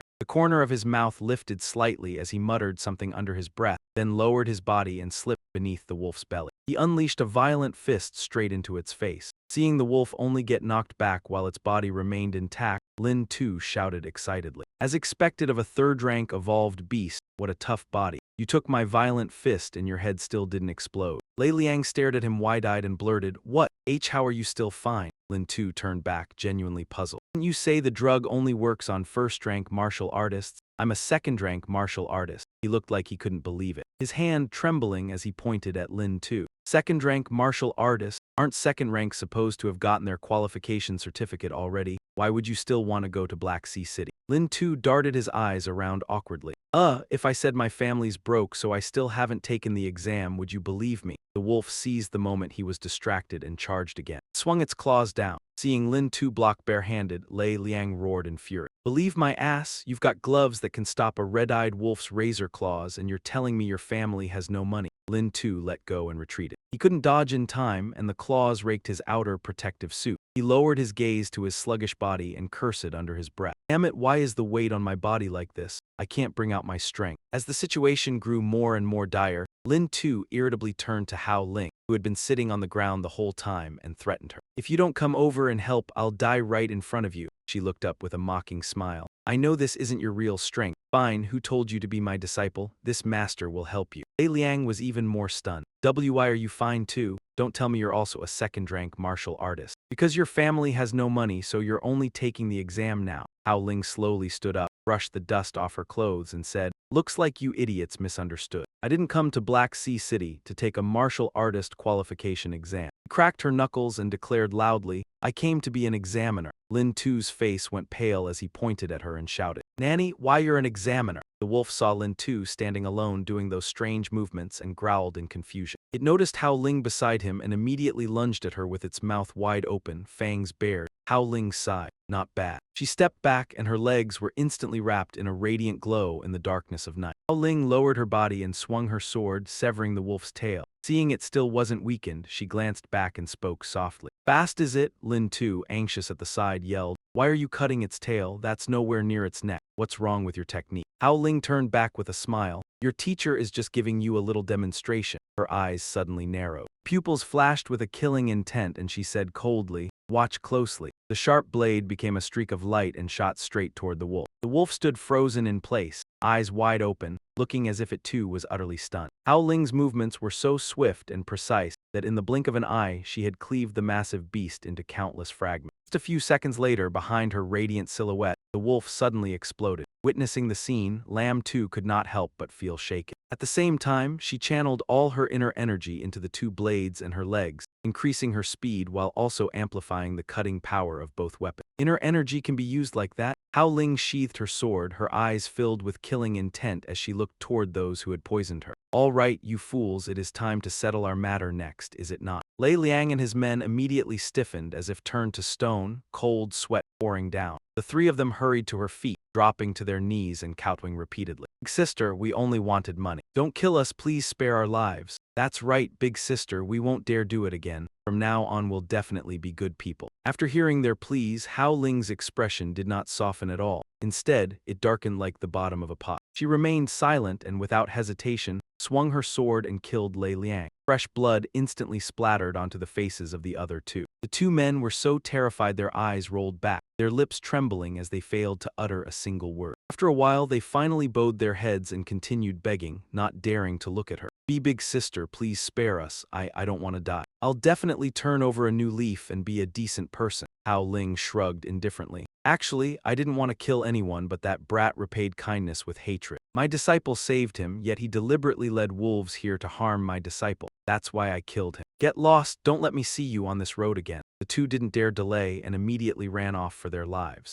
Yes, we're leaving right now. Lin Tu looked at the cold corpse on the ground and clicked his tongue. What a pity. Hao Ling crossed her arms, her face icy. He wanted to kill you. Those who kill will sooner or later be killed. You're a martial artist, you can't be too soft-hearted. He turned to her and hurriedly explained in an indignant tone. What the hell, I just regret not being able to kill him myself. Soft-hearted my ass, you just stole my experience points. She stretched tiredly and yawned. All right, disciple, now it's just the two of us. Let's talk about our matter. Lin Tu put on a roguish look and lowered his voice. Our matter? What matter do we have? A lone man and a lone woman, are you trying to talk romance with me? Hao Ling showed no mercy and punched him straight in the face. Shut up, I'm your master, show some respect. Lin Tu sat on the ground, clutching his face, pointing at her with a trembling hand in resentment. You dark little Lolita, I never agreed to be your disciple. Ignoring his grumbling, she looked him up and down thoughtfully. Do you have some martial technique that can suppress your cultivation? Because I feel your strength is more than this. Lin Tu replied blankly. What are you talking about? Suppress my cultivation? This is my real strength. She leaned closer to his face. Fine, don't say it if you don't want to. Then is there anything you want to ask me? He nodded rapidly and fired off questions like a machine gun. Of course, are you a third-stage martial artist? Are you really an examiner from H2 City? How old are you? Hao Ling folded her arms and answered one by one. So many questions. I am a third-stage martial artist, and I am indeed an examiner from H2 City. But don't expect me to give you special treatment in the martial qualification exam. Trace of displeasure flashed across her face. Besides, a girl's age is a secret, you shouldn't ask. Her tone then softened with a hint of coaxing. But if you become my disciple, I'll teach you everything on the way to the Black Sea. When we reach HH City, you'll definitely obtain your martial qualification certificate smoothly. He retorted, I'm already a second-stage martial artist. Why wouldn't I get the qualification certificate? Are you joking with me? Seeing him argue nonstop, Hao Ling stepped forward irritably. Let me ask you, do you have a master? No. Then do you think I'm stronger than you? Well, just average. She was left speechless. She immediately proposed a challenge to make him fully convinced. You still doubt my strength? Let's have a match. If I win, you become my disciple. How about it? I'll suppress my strength to the first stage level you showed before. I won't use any weapons. Do you dare? The challenge caught Lin Tu off guard. He cracked his knuckles and smiled with interest. Fine, I'm ready.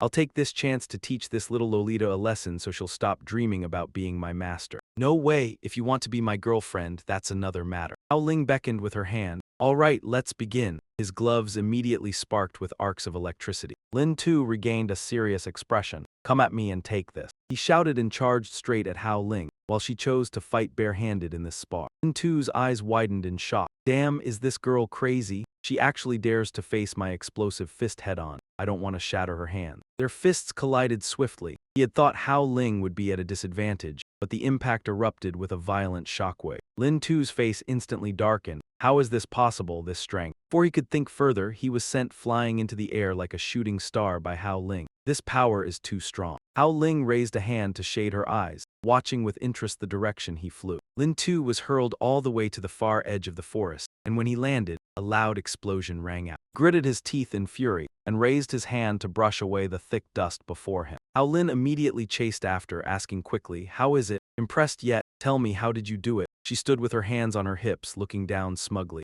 Want to learn? I'll teach you, but first, try calling me master. Hao Lin stayed silent for a moment, waiting for a response from the other side. Although the boy was still young, he really had some skill. He even managed to break her battering fist. Well, if his strength was not as good as hers, calling her master wouldn't cost him anything. Learn her technique first, then we'll talk. Lam Tu cleared his throat, looking away awkwardly, muttering, master. Hao Lin acted as if she didn't hear him. She raised her hand and tilted her head towards Lam Tu. What did you just say? It was too quiet, I didn't catch that. Lam Tu gritted his teeth, veins bulging, his whole body trembling. Lam Tu couldn't take it anymore and spoke up. Don't push me too far. She chuckled happily, causing Lam Tu to start doubting life. Why does this girl look nothing like a grand master? A moment later, Hao Lin became serious. All right, I won't tease you anymore. She pulled a purple stone from her pocket and spoke. Let me tell you why your punch earlier was weaker than mine. Lin gave him a glance and quickly explained. Because you used the wrong method to channel your energy. Wrong. Seeing the confusion on his face, she smiled mischievously. Open your eyes and watch closely. Hao Lin extended her hand and the stone in her hand flew through the air. It flew straight at a large rock, hitting it hard and falling to the ground. The rock immediately cracked into many pieces after the impact, and dust rose up. Hao Lin turned around to explain. Earlier, I channeled energy into the stone.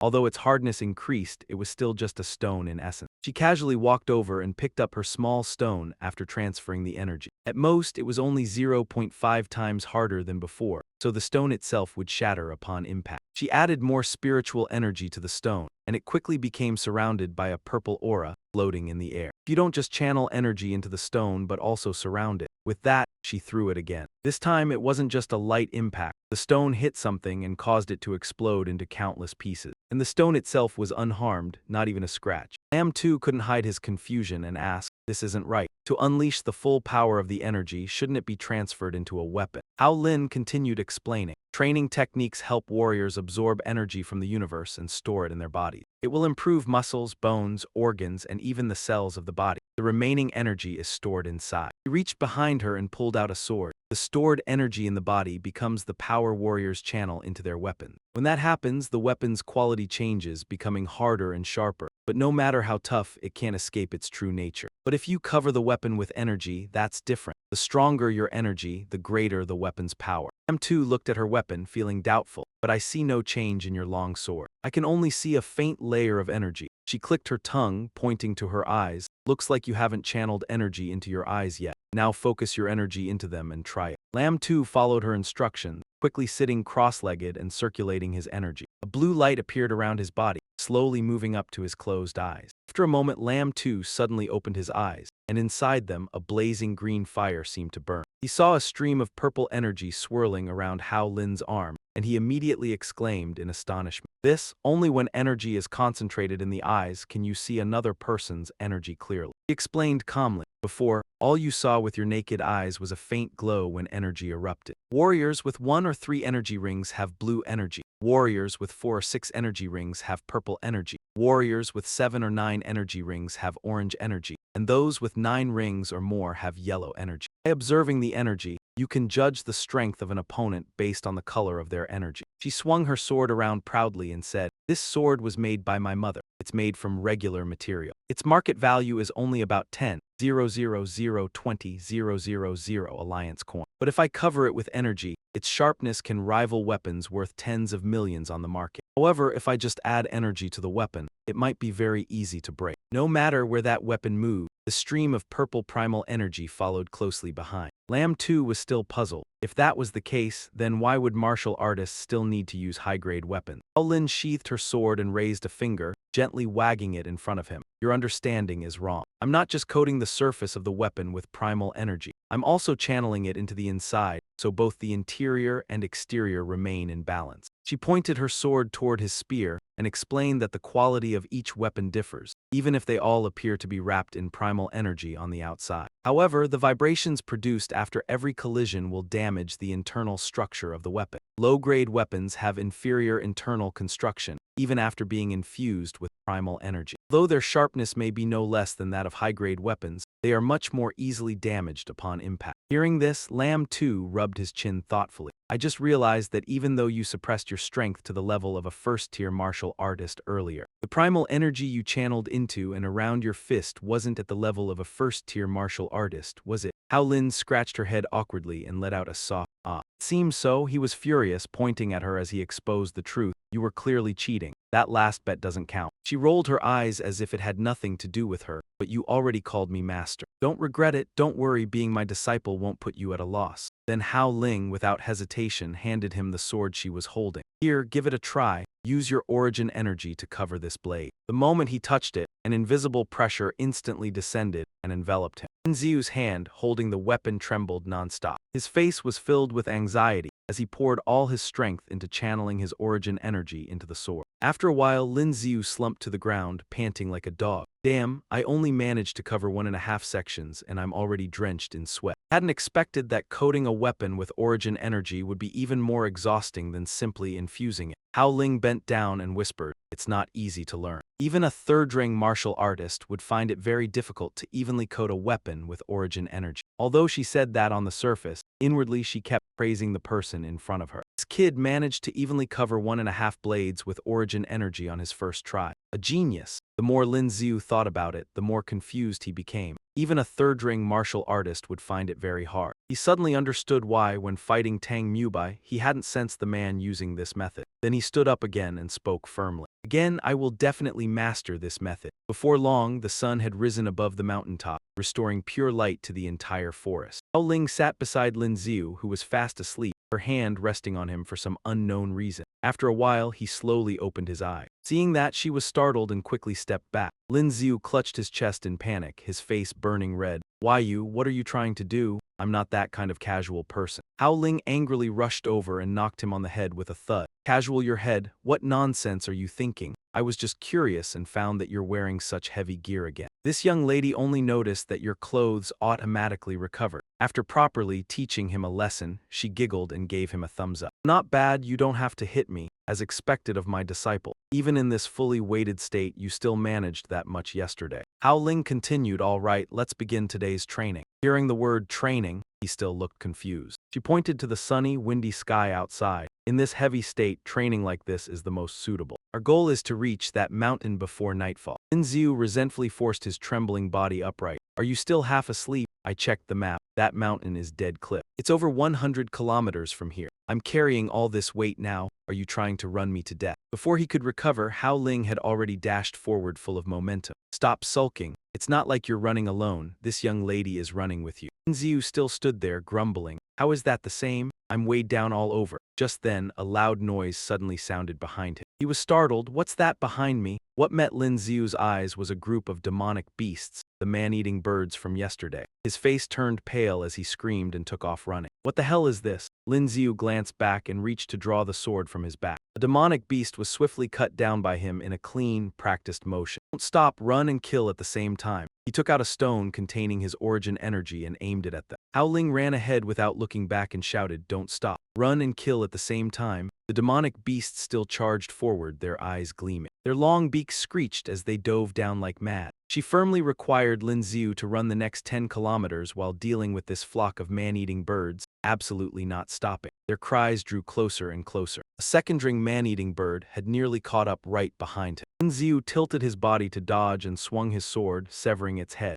Hao Ling turned back with interest and explained, this is a test of speed, accuracy, and reaction. Now you must determine the location of the alien crystal in the man-eating birds, strike precisely, and take the alien crystal out. His face flushed red from exhaustion. Hearing her words, he grew even more bewildered. I have to run while killing man-eating birds and still strike exactly the part that contains their alien crystal. Then take the alien crystal? How is that possible? Seeing a group of second-ring man-eating birds flying right above her, Lin Xiu anxiously warned, be careful. There are man-eating birds ahead, but contrary to his urgency, Hao Ling merely curled her lips into a faint smile. You say it's impossible. She drew her sword and in the blink of an eye, shredded the demonic beasts surrounding her. Immediately afterward, pink alien crystals shot out from the bodies of the second-ring man-eating birds, scattering through the air. Hao Ling waved her hand and caught them all at once. How could it be impossible? As long as your speed, accuracy, and reaction are unified, everything will be easy. She spread her palm full of alien crystals before Lin Xiu's eyes,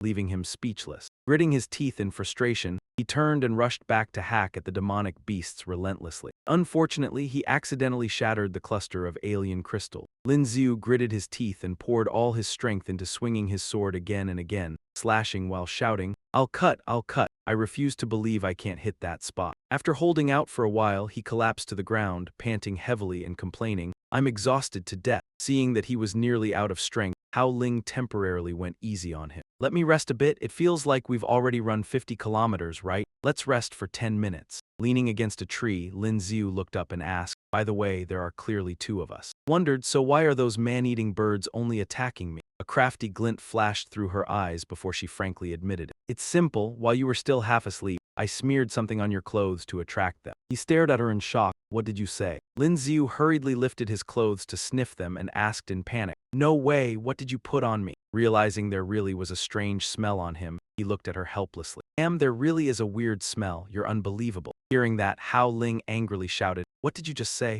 I was only doing this for your own good. Don't be so ungrateful. She declared decisively, 10 minutes are up. Break time is over. Next, we run straight to that mountain. No more resting. Lin Xiu threw his head back and wailed in protest. What? It's obviously only been 2 minutes. At that moment, a sharp blade pressed against his throat from the front. Hao Ling looked at him with killing intent blazing in her eyes and said coldly, I said 10 minutes, so it's 10 minutes. If you don't want to be cut by this blade, start running obediently. He got up dejectedly, propping himself up with his hands and reluctantly replied, all right, I'll run. Just then, the system interface popped up with a notification. Speed growth mission, progress 6,021 out of 50,000. After running non-stop all afternoon, the progress had risen to 6,021. calculated silently that at this rate, his speed growth mission would be completed before reaching H2. From afar, the second-tier man-eating birds screeched as they flew over again. The man-eating birds came again. Lin Xiu delivered a sweeping slash that sent their heads flying from their bodies. Though her method was somewhat despicable, it was undeniably effective. He swiftly grabbed the alien crystals that kept falling, clearly feeling that his speed,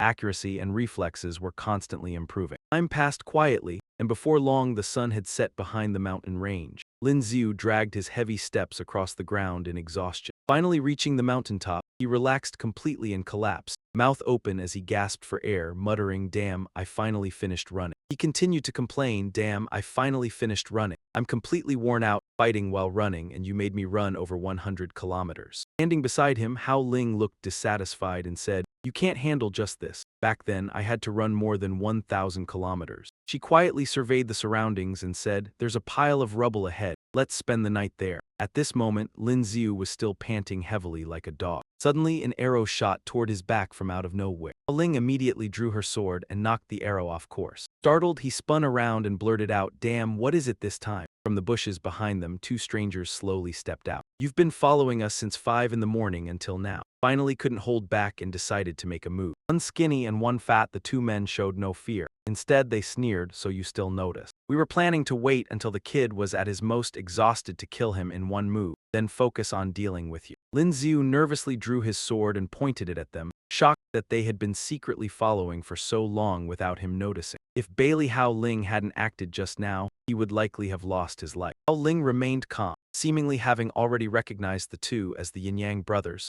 Luo Yin and Luo Yang. They specialize in ambushing and killing martial artists in the mountains near Star Glory City to rob them. Am I wrong? She tilted her chin toward them threateningly. One of you is on the Federation's wanted list. Your head is worth 50 million Alliance credits. Black-haired man curled his lips. I didn't expect the little lady to know about us brothers. He stomped hard and shot forward. The fat one, Luo Yang, immediately followed and shouted, "Since you know who we are, hand over your belongings obediently." Both of them were fourth-tier martial artists. Their specific traits and overall combat power were unknown. Lin Xiu gritted his teeth and anxiously glanced at Hao Ling. He was secretly alarmed that the opponents were fourth-tier martial artists. Bailey Hao Ling was also fourth-tier, while he himself was only second-tier. On the contrary, she showed no fear at all and said, "Disciple, open your eyes wide and watch how I use origin power to attack them." Standing behind her, he carefully observed the purple origin power spreading throughout her body. Bailey Hao Ling's origin power was far stronger than Luo Yin's, and it flowed endlessly.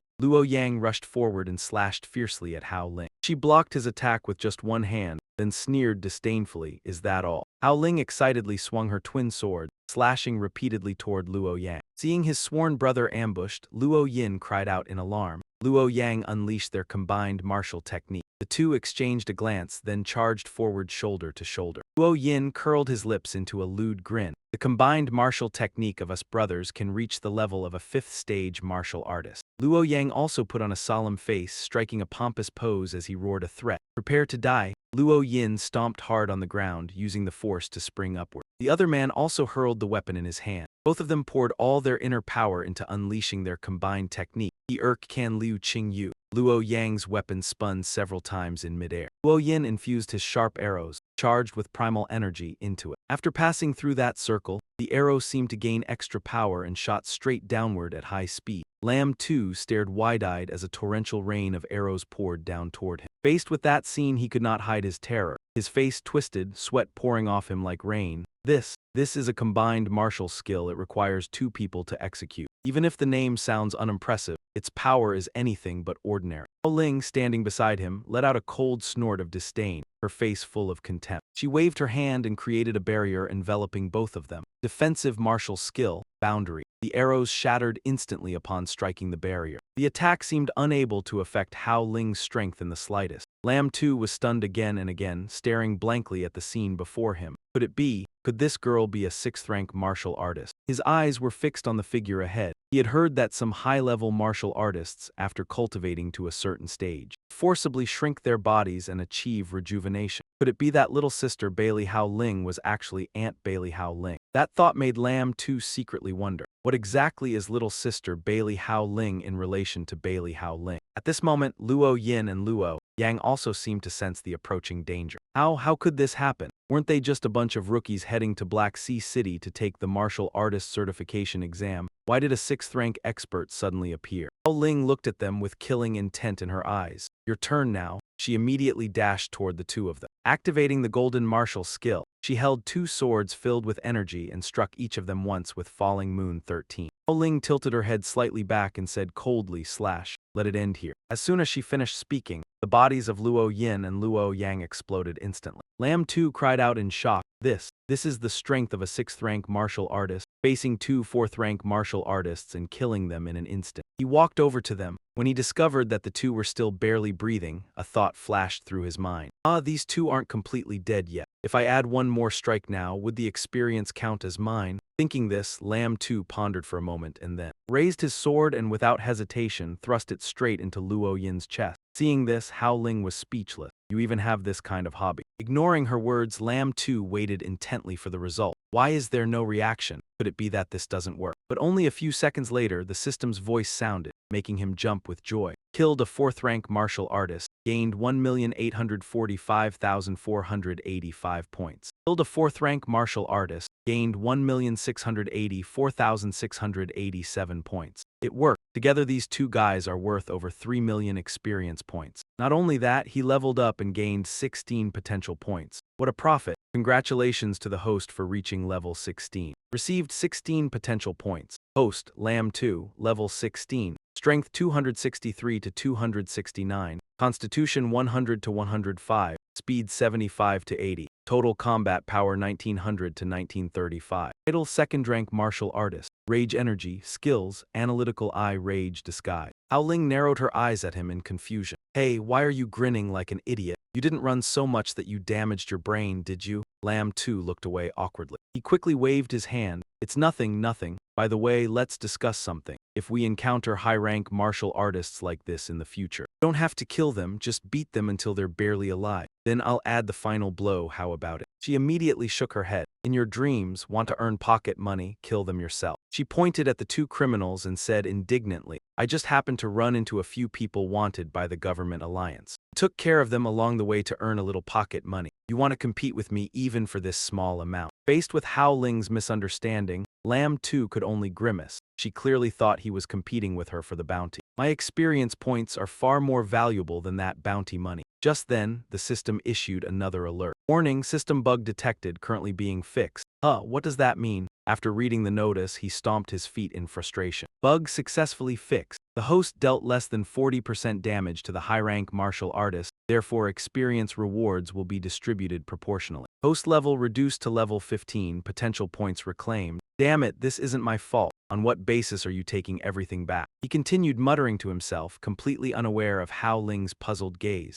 Host discovered a bug, reward, 3 draw chances. Level 16 retained for the host. Consider it that you still have some conscience. Hao Ling placed one hand on her own forehead and the other on his, then asked, Are you sure you're okay? I'm fine, really fine, hearing his reply. Hao Ling turned and faced forward. Alright then, let's continue running and try to reach Black Sea City by tomorrow afternoon. We still have to keep running. 2 of them stopped to build a fire and grill some meat. Seeing Hao Ling wolfing it down like she was starving, Lynn too couldn't help but grow suspicious. Don't tell me you've grown this old and never eaten grilled evolved beast meat before. He kindly reminded her, though his expression looked a bit awkward. Slow down, no one's fighting you for it, seeing her constantly picking at him. Hao Ling snapped back angrily, Is that how you speak to your master? If you still have the strength to stand there and complain, it seems the training intensity isn't high enough. Hurry up and eat, after we're done we'll continue training tonight. Lin too fell backward in shock. No way, we still have to train. Of course. We'll reach Black Sea City tomorrow. If you don't train quickly and fail to get your martial artist certificate, what then? I already have the strength of a 2nd-tier martial artist. How could I possibly fail to get the certificate? As if realizing something, he looked at her with suspicion, his tone softening slightly. I remember now. You said you're also an examiner. You wouldn't deliberately fail me, would you?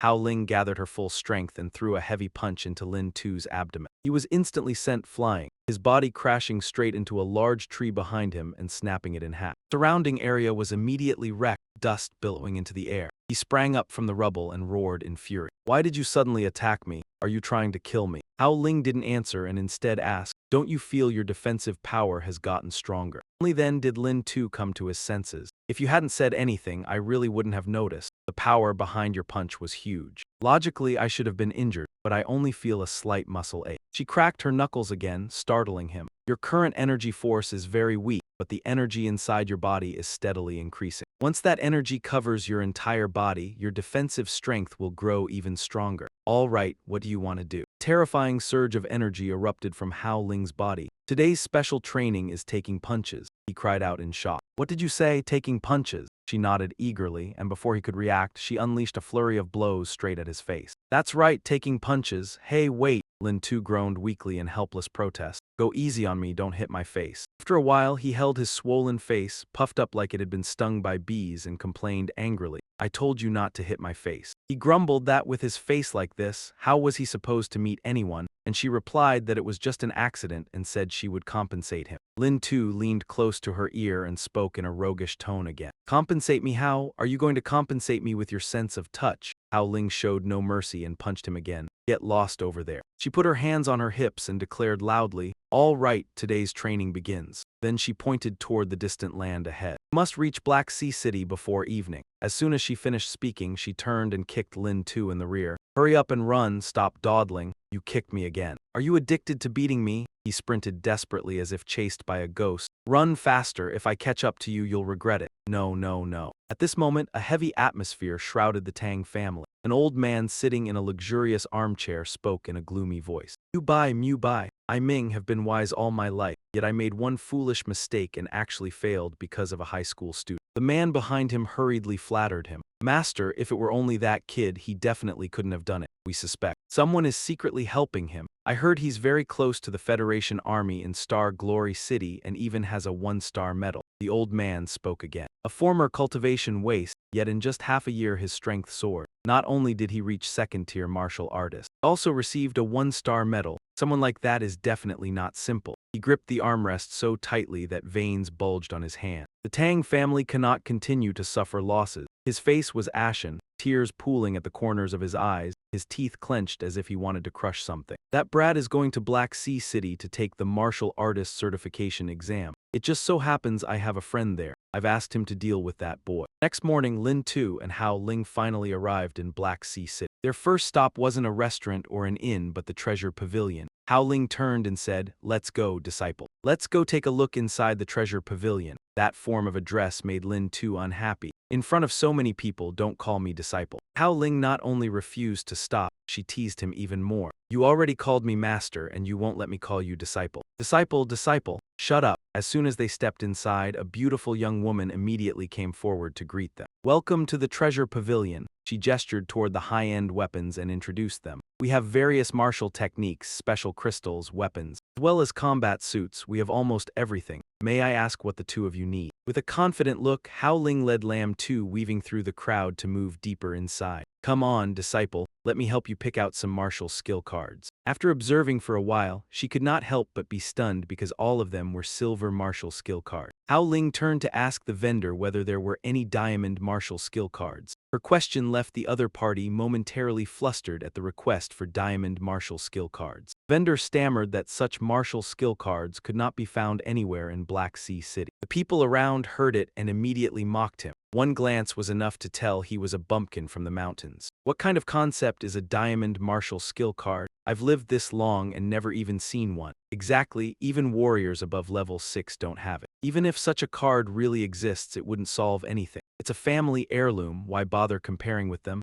Hao Ling turned to ask Lin Tu. If not, then forget it, disciple. Take a look at these silver martial skill cards and see if any suit you. That group still wouldn't stop talking. Look at that, actually taking a country bumpkin from the mountains as a master. Though that little Lolita girl is pretty good. If it were me, I'd want to take her as my master too. Are you lusting after her body? Lin Tu shook his head. I use a spear. These blade and sword skill cards don't suit me. Hearing that, she was a bit surprised. Oh, so you use a spear? I see you carrying a sword every day. I thought you used a sword. Then where's your spear? He lightly tapped the glass and said that during a fight in Star Glory City, his weapon had been damaged. Once I get my warrior certification, I plan to buy a new one on the Martial Alliance website. Hao Ling thought for a moment and shrugged. Fine, suit yourself. Then she kept pointing at the display case. Clerk, I want this card, that one, and this one too. Right, wrap all of these for me. The sales clerk politely bowed and accepted the black card from Hao Ling. Certainly, miss, I'll pack them right away. Not long after, she returned and handed over another gold card with both hands. Miss, you purchased silver martial skill cards totaling 2.56 million alliance credits. Hao Ling didn't hesitate and handed it to Lin too. Your disciple, take it, consider it your greeting gift from your master. He was stunned as he accepted it and examined each card. Tiger Shock Fist, Chain Kick, Flame Surge Hand, and 5 Spear cards. This is too many, and these spear skill cards don't feel that great compared to the spear techniques I had before. The other party said generously, I've never seen you use a spear, so I just picked randomly.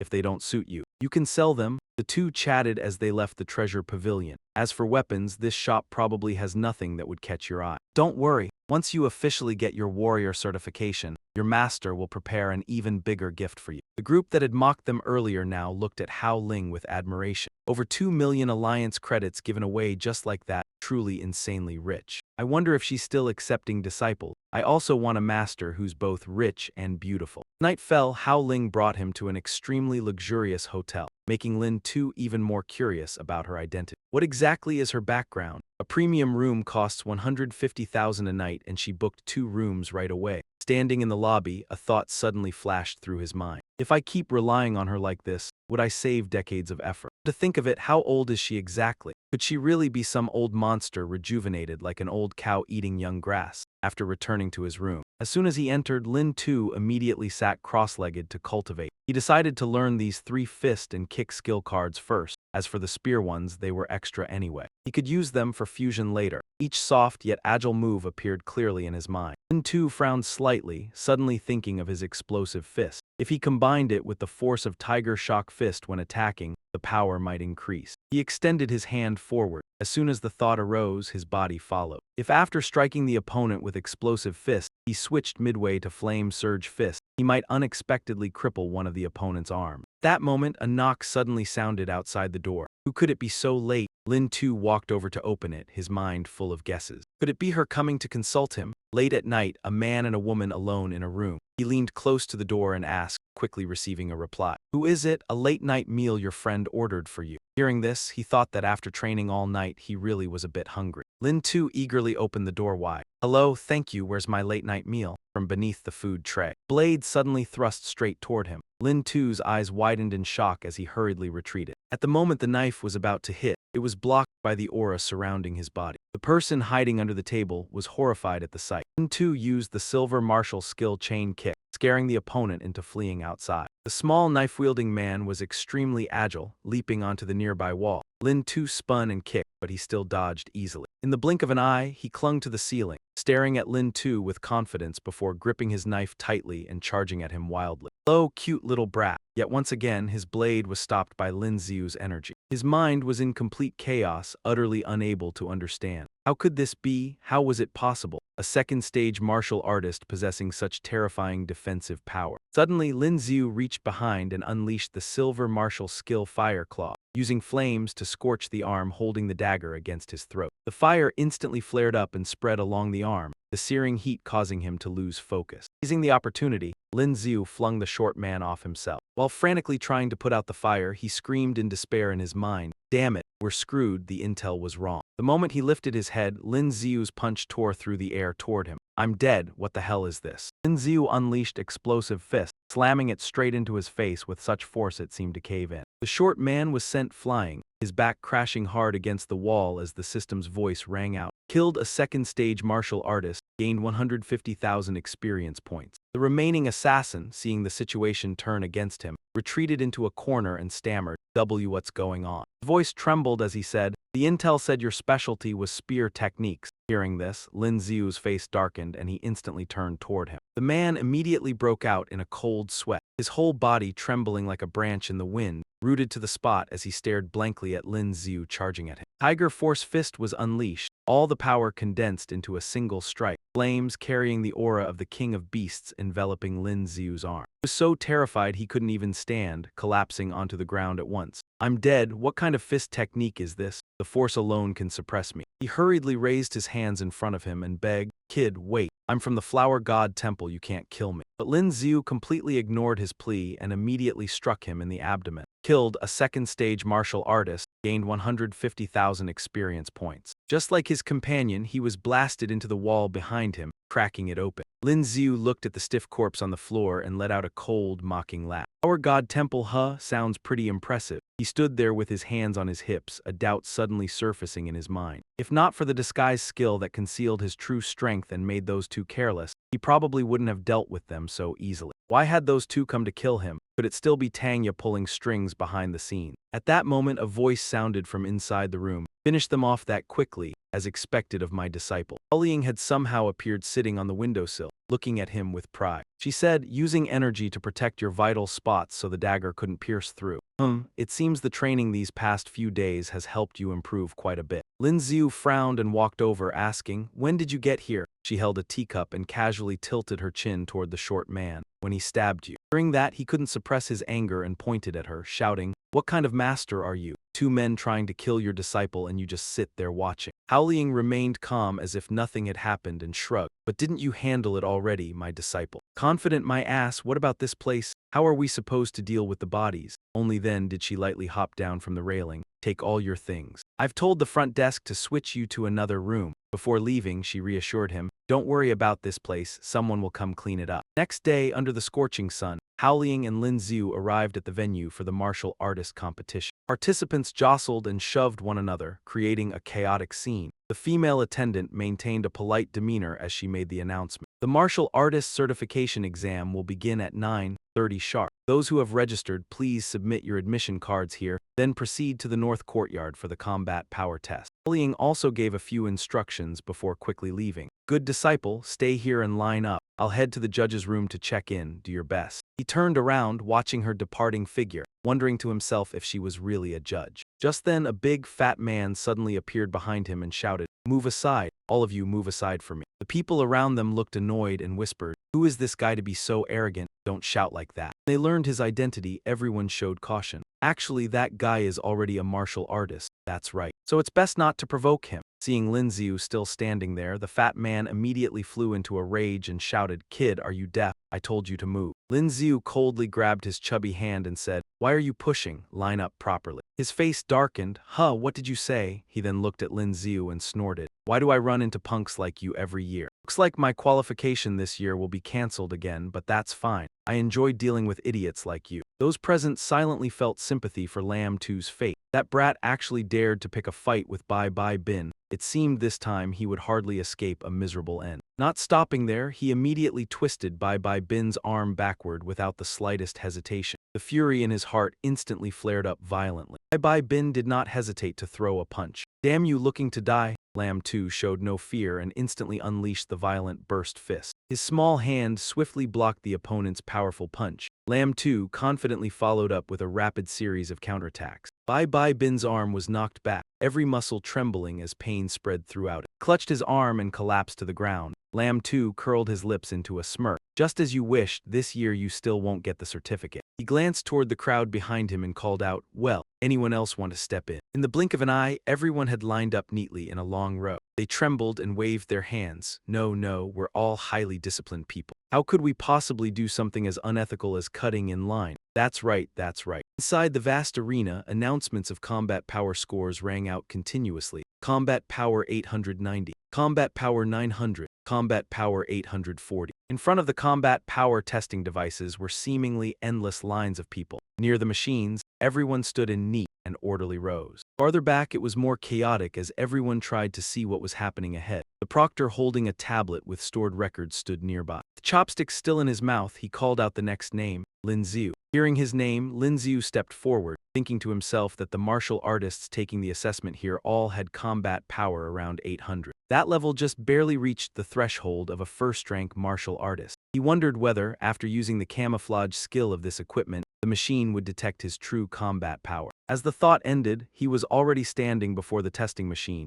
straightening his posture so it could scan him from head to toe. Complex numbers and symbols appeared on the screen. After a moment of processing, the machine announced, Combat Power 1499. Hearing the result, Lin Xiu's expression remained completely calm. Outwardly, he showed no reaction, but inside he was extremely tense. He was worried that if his combat power was measured too high, the plan he had prepared in advance would run into complication. After hearing the score, he let out a quiet sigh of relief, his unease temporarily fading. Thankfully, it didn't exceed 1,500. Otherwise, I'd have become a second-rank martial artist. A second-rank martial artist without a martial artist certificate would definitely be laughed at. The people around began whispering about Lin Xiu's combat power. A silver-haired young man exclaimed that combat power actually reached 1,499. He was almost a second-rank martial artist. No wonder he could easily deal with the rat soldiers. That's really enviable. The buzz-cut young man beside him chimed in. So young yet already this strong. No wonder he could handle the rat soldiers so easily. At that moment, the loudspeaker in the arena sounded. Candidates, please proceed to the strength test. Supervisor of this test was Bailey Howlian, the very person Lin Xiu had met when dealing with the black bear to save Lei Liang. She was dressed neatly in a suit,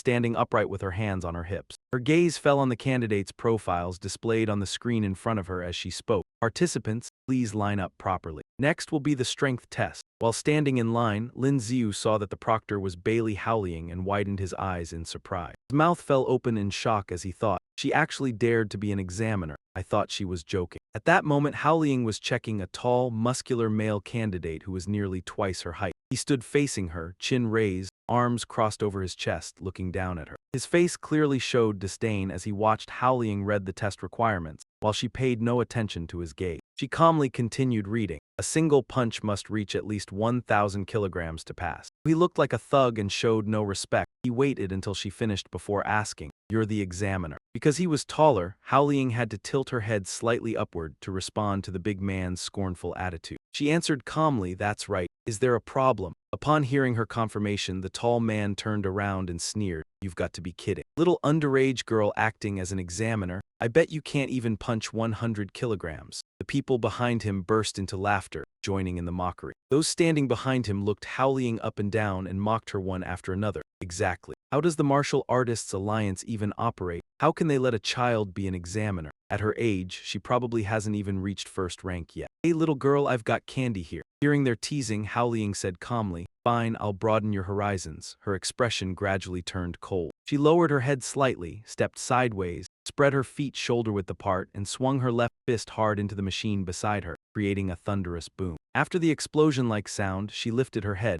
her icy gaze sweeping over the crowd in front of her as she said coldly, "Open your dog eyes and look carefully." The testing machine's screen, the number 99,999 kilograms appeared. Seeing this, those who had been joking cried out in shock, "Oh my god. Damn, is that real? It's actually 99,999 kilograms." A candidate with a bandage across his nose looked unconvinced, rolling up his sleeves as he said, "I don't believe it. This device must be malfunctioning. Let me try." After saying that, he stepped forward and threw a heavy punch at the strength testing machine. After the punch, he walked over to where Howling was standing to see the result. Howling stood there holding the result display device in one hand and resting the other on her hip as she said, 895 kilograms, not qualified. You can leave now." As soon as he heard his result announced, the young man with a bandage across his nose immediately couldn't believe his ear. He was both furious and stunned, shifting from confusion to rage. He pointed straight at Howling and shouted, "How is that possible? You must have tampered with it. You messed with this machine."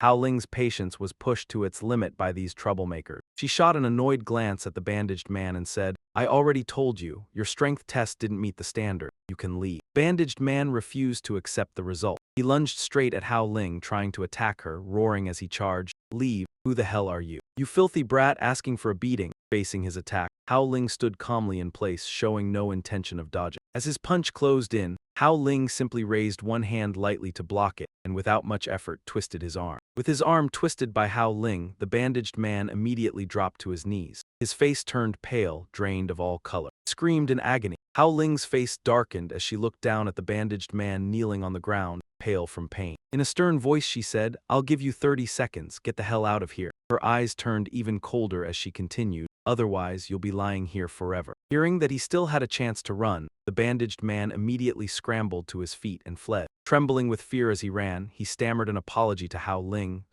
Sorry, I'm leaving right now." The bandaged man had already run off. Hao Ling crossed her arms and looked at the group standing opposite her. Anyone else not convinced? With the bandaged man made an example of, no one dared to utter a word. Everyone fell silent at Hao Ling's question. Seeing that the situation was under control, Hao Ling signaled for the test to continue. He glanced at the electronic file and said, "Next." Soon it was Lam Tu's turn. The moment she saw him, Hao Ling's eyes lit up. Her face instantly brightened and she exclaimed excitedly, "My good disciple." seeing her completely different reaction from earlier. Lam Tu hurriedly gestured for her to calm down. He whispered to Hao Ling, "Hey, how many times have I told you, don't call me your disciple in public?" Hearing this, Hao Ling cheerfully replied, "All right, my good disciple." After their brief playful exchange, Lam Tu asked seriously, "Are you really one of the examiners?" Hao Ling answered proudly, "Of course. Why would I fake it? Your master is a 3-star member of the Martial Artists Alliance. I'm often invited to preside over examinations and combat events." Lam Tu's mouth fell open in shock. Is that for real? As he spoke, he organized the information in his mind. The Martial Artists Alliance had 5 membership levels. 5-star members were almost all top-level leaders of the alliance. 4-star members were national-level leaders or those with tremendous contributions. 3-star members were already exceptionally outstanding, at the very least powerful martial artists. Names he had heard before, along with their images, surfaced one after another in Lam Tu's mind. While thinking, he stepped up to the strength-testing machine. Hao Ling watched and asked, "Is your master impressive?" By then Lam Tu was already standing before the machine. Hao Ling gave a short nod and said, "Go ahead." Lam Tu didn't even bother to take a stance to gather power. Wearing the gloves the system had rewarded him earlier, he casually threw a punch. With just that light punch, the machine displayed a result of 1,999 kg. Seeing the number on the screen, the martial artists behind him murmured in disbelief. "Damn, just a light punch and it's already 1,999 kg. Didn't you hear earlier? That young guy seems to be Examiner Lolita's disciple. Pretty impressive. No wonder he's so strong, they're both so young. Could they belong to some special sect?" Hearing the gossip, Lam Tu felt irritated, but he didn't turn back to argue. Instead, he grumbled inwardly, "What the hell? She's not my master at all, and a sect. I've only known her for a few days." Looking at Lam Tu's result, Hao Ling said displeased, "Only 1,999 kg. Will it kill you not to hide your strength? Forget it. There's still the 100-meter burst speed test and the 50-kilometer endurance test. Go on, don't embarrass me." Lam Tu saw Hao Ling slipping back into that tone again but remained silent, not bothering to respond. In the reception hall of the Martial Artists Alliance, a staff member cheerfully said, "Congratulations, Mr. Lam Tu,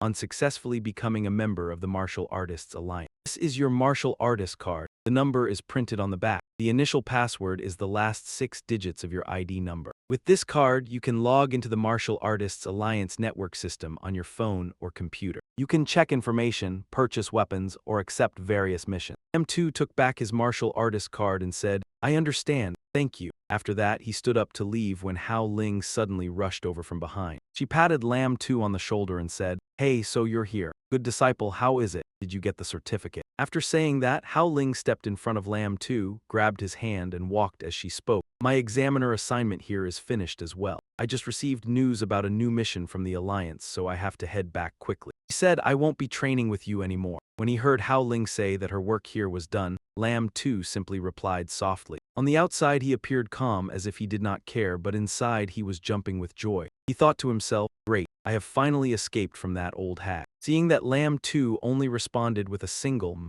Hao Ling immediately stopped, turned around and asked, "What kind of attitude is that supposed to be? Doesn't the kid know how to say a few words to try to stop me?" Lam Tu immediately fell to his knees, trying to look pitiful, crying miserably, tears and snot streaming, screaming in a sorrowful tone. "Teacher, can you not leave? Continue training with me." Seeing Lam Tu's fake act, Hao Ling slapped him sharply, then said with disdain, "Get out." Not a bit of sincerity. "Right, so where are you planning to go next?" After the slap from Hao Ling, Lam Tu shifted from kneeling to sitting on the ground. He remained in the same position after the slap and replied, "Death Path. I was accepted by the Sacred Academy, so I have to go through Death Path. To study at the Sacred Academy. After all, at this age, I need a college degree." Hao Ling crossed her arms over her chest, asking seriously, "With your current weak level, it will be very dangerous there. But if you've been accepted by the Sacred Academy, you have no choice but to go." Saying this, Hao Ling took off the heavy object on her back and threw it to the ground. She pointed at it and said to Lam Tu, "I told you before, once you get your martial certification, I'll give you a big gift. This is a long spear for you."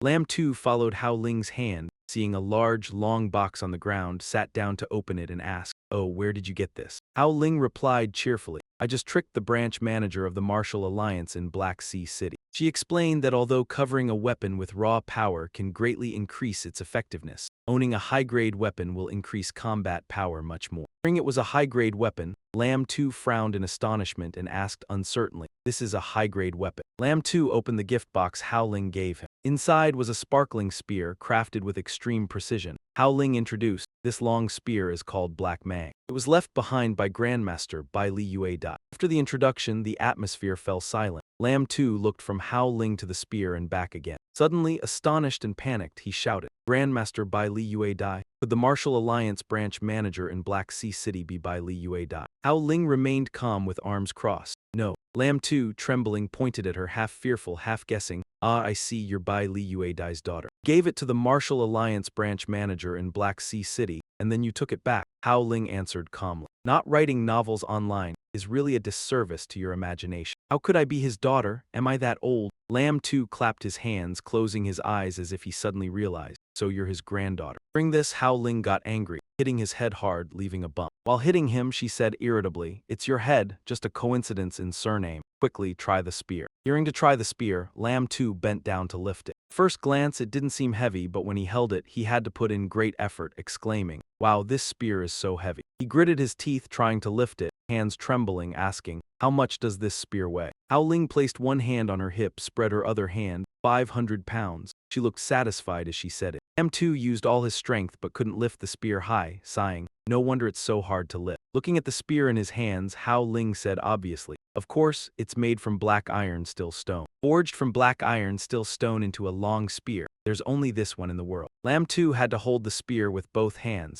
his arms trembling from the immense weight. Hearing it was made from black iron still stone, Lamb 2's eyes widened in astonishment. He looked at the spear, questioning himself and Hao Ling. Black iron still stone. Could it be the black iron still stone that fell to Earth 100 years ago, destroying an entire city? Luckily, there were only zombies and mutated animals there. No human casualties. Lamb 2 recalled records of black iron stone, an alien object from the distant universe. When it hit the ground, it cracked the surrounding area. After discovery, people brought it back to forge weapons. He continued, "In the meteor crater, there was also a large black rock. Some people brought the rock back, processed it with sophisticated equipment, and crafted 12 different weapons. Although these weapons weren't the sharpest, their hardness was world-class, and each was a precious treasure of the Alliance." After clearly understanding the information about the Hao Ling spear, Lin Xiu was so moved that his eyes turned red with tears. He turned to confirm once more that Hao Ling was giving him that precious weapon. "Are you really giving it to me?" Hao Ling replied firmly, "Of course. When I give my word, I keep it." As she spoke, Hao Ling checked her upcoming mission board and said to Lin Xiu, "All right, I still have a mission and need to head back quickly. Goodbye." Hearing that, Lin Xiu was both stunned and confused. Before he could say anything more, Hao Ling had already turned and left. As she walked away, she raised her hand and waved goodbye. "If you have the chance, come find me in Sky City." Lin Xiu remained standing there, holding the spear. Turned his head to watch Hao Ling's figure gradually fade from sight. When he heard the place she was heading to, he blurted out, "Sky City,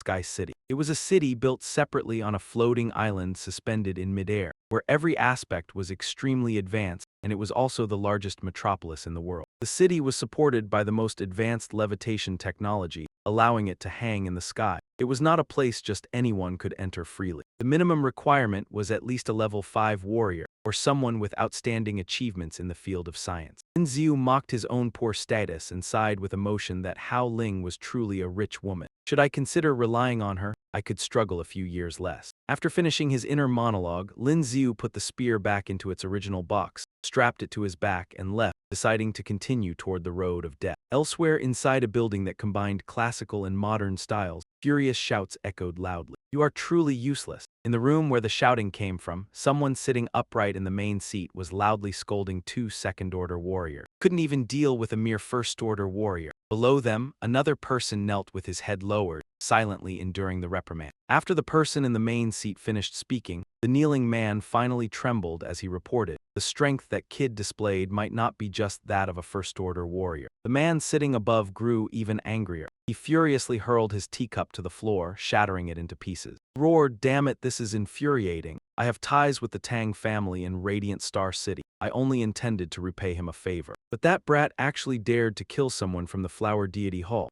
I absolutely cannot let him leave Black Sea City alive. At the train station waiting area, the loudspeaker announced that the train had just departed. Passengers who failed to board in time are requested to go to the service counter to rebook or refund their tickets. That moment, while completing procedures at the counter, Lin Xiu was informed by the staff that the train he intended to take had already left. Lin Xiu asked in surprise what it already left. He frowned, trying to stay calm as he confirmed the information. Aren't there 3 trains to that place every day? The staff maintained a professional demeanor and replied, because the road of death is too dangerous. Very few people go there and the operating costs are insufficient. The original 3 trips a day have been reduced to 1. After hearing the explanation, Lin Xiu understood and decided to buy a ticket for tomorrow. With slight reluctance in his voice, he said, "All right then. Give me a ticket for early tomorrow morning." The staff handed the ticket through the glass slot with both hands. "Here is your ticket." Lin Xiu took the ticket and said thank you. On the brightly lit and crowded street, he stood out because of the long, large box strapped to his back. It was the box containing the spear that Bai Li Hao Ling had given him as a souvenir after the warrior certification exam. As he walked, he planned for tomorrow. The train leaves early in the morning. Should I stay one night at that warrior hotel from last time? Although the price was somewhat expensive, it was indeed very comfortable.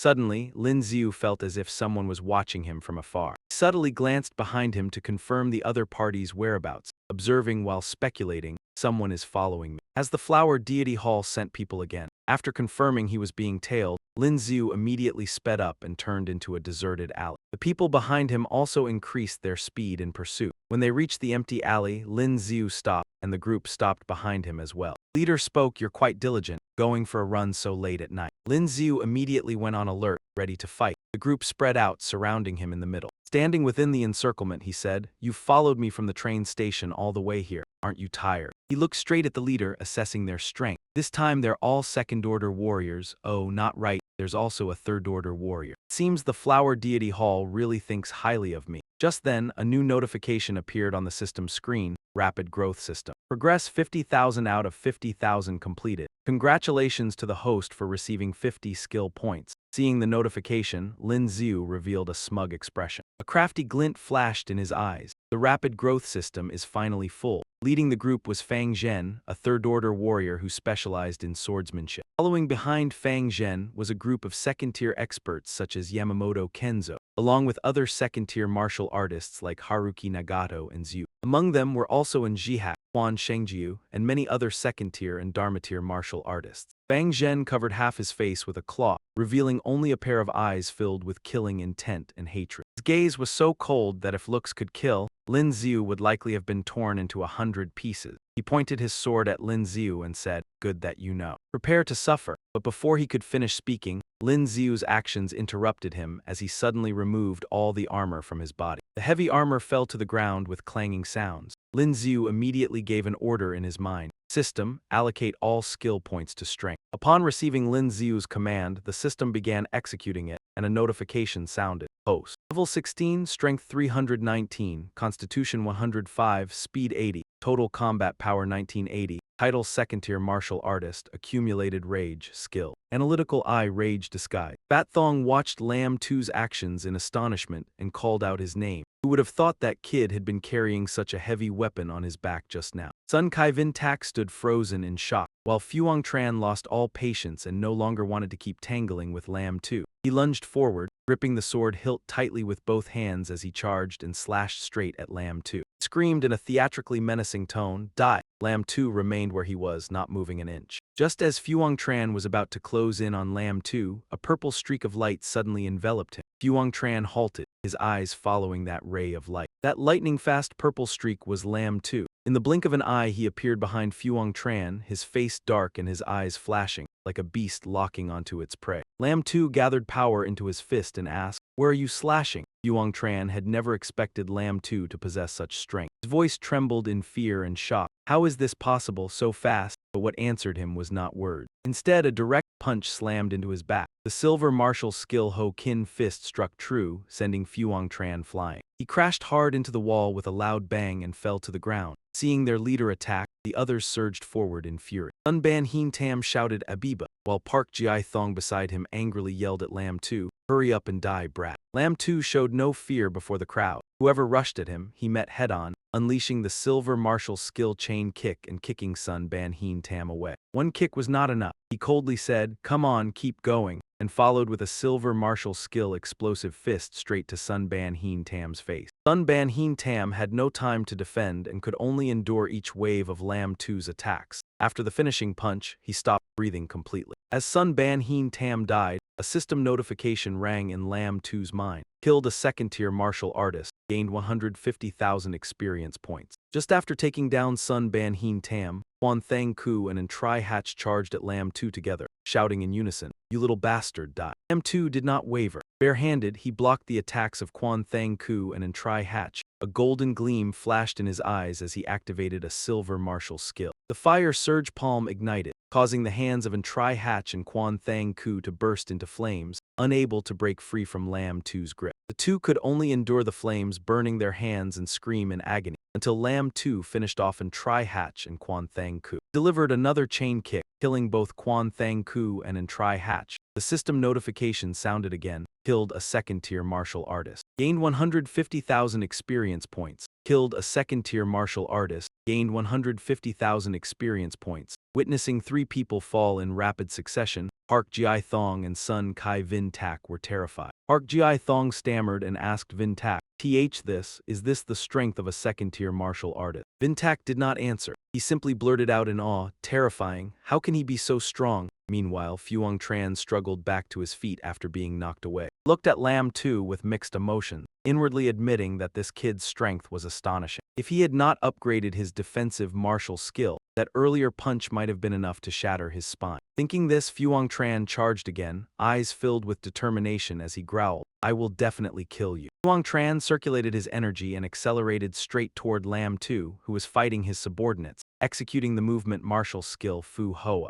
As the white smoke gradually cleared, Lam 2 slowly descended to the ground. Right after that, Fuang Tran's clones also landed one by one, surrounding him. Without a word, Lam 2 spun around, his gloves glowing, and punched straight through the dust into the chest of a clone behind him, triggering a brilliant blue flash. Explosive burst fist. He clenched his hand tightly, the red glove still crackling with thin blue arcs of lightning. Lam 2's face showed a flicker of surprise as sweat ran down his cheek. Tilting his head slightly, he realized it was not the real body. Clinging to the rock wall, Lam 2 turned back and saw Fuang Tran once again swing his sword down, the dazzling and vicious blade light cleaving toward him. Anger flashed in Lam 2's eyes. He gritted his teeth and twisted aside to dodge. Fuang Tran frowned in irritation and let out a cold snort behind his mask. The collision stirred up the settling dust once more. Lam 2's expression darkened as he clutched his shoulder and retreated, the dust before him blown away by the shockwave. Lam 2 took a guarded stance and looked up. The sword in his opponent's hand was shrouded in a faint purple glow of a golden martial skill,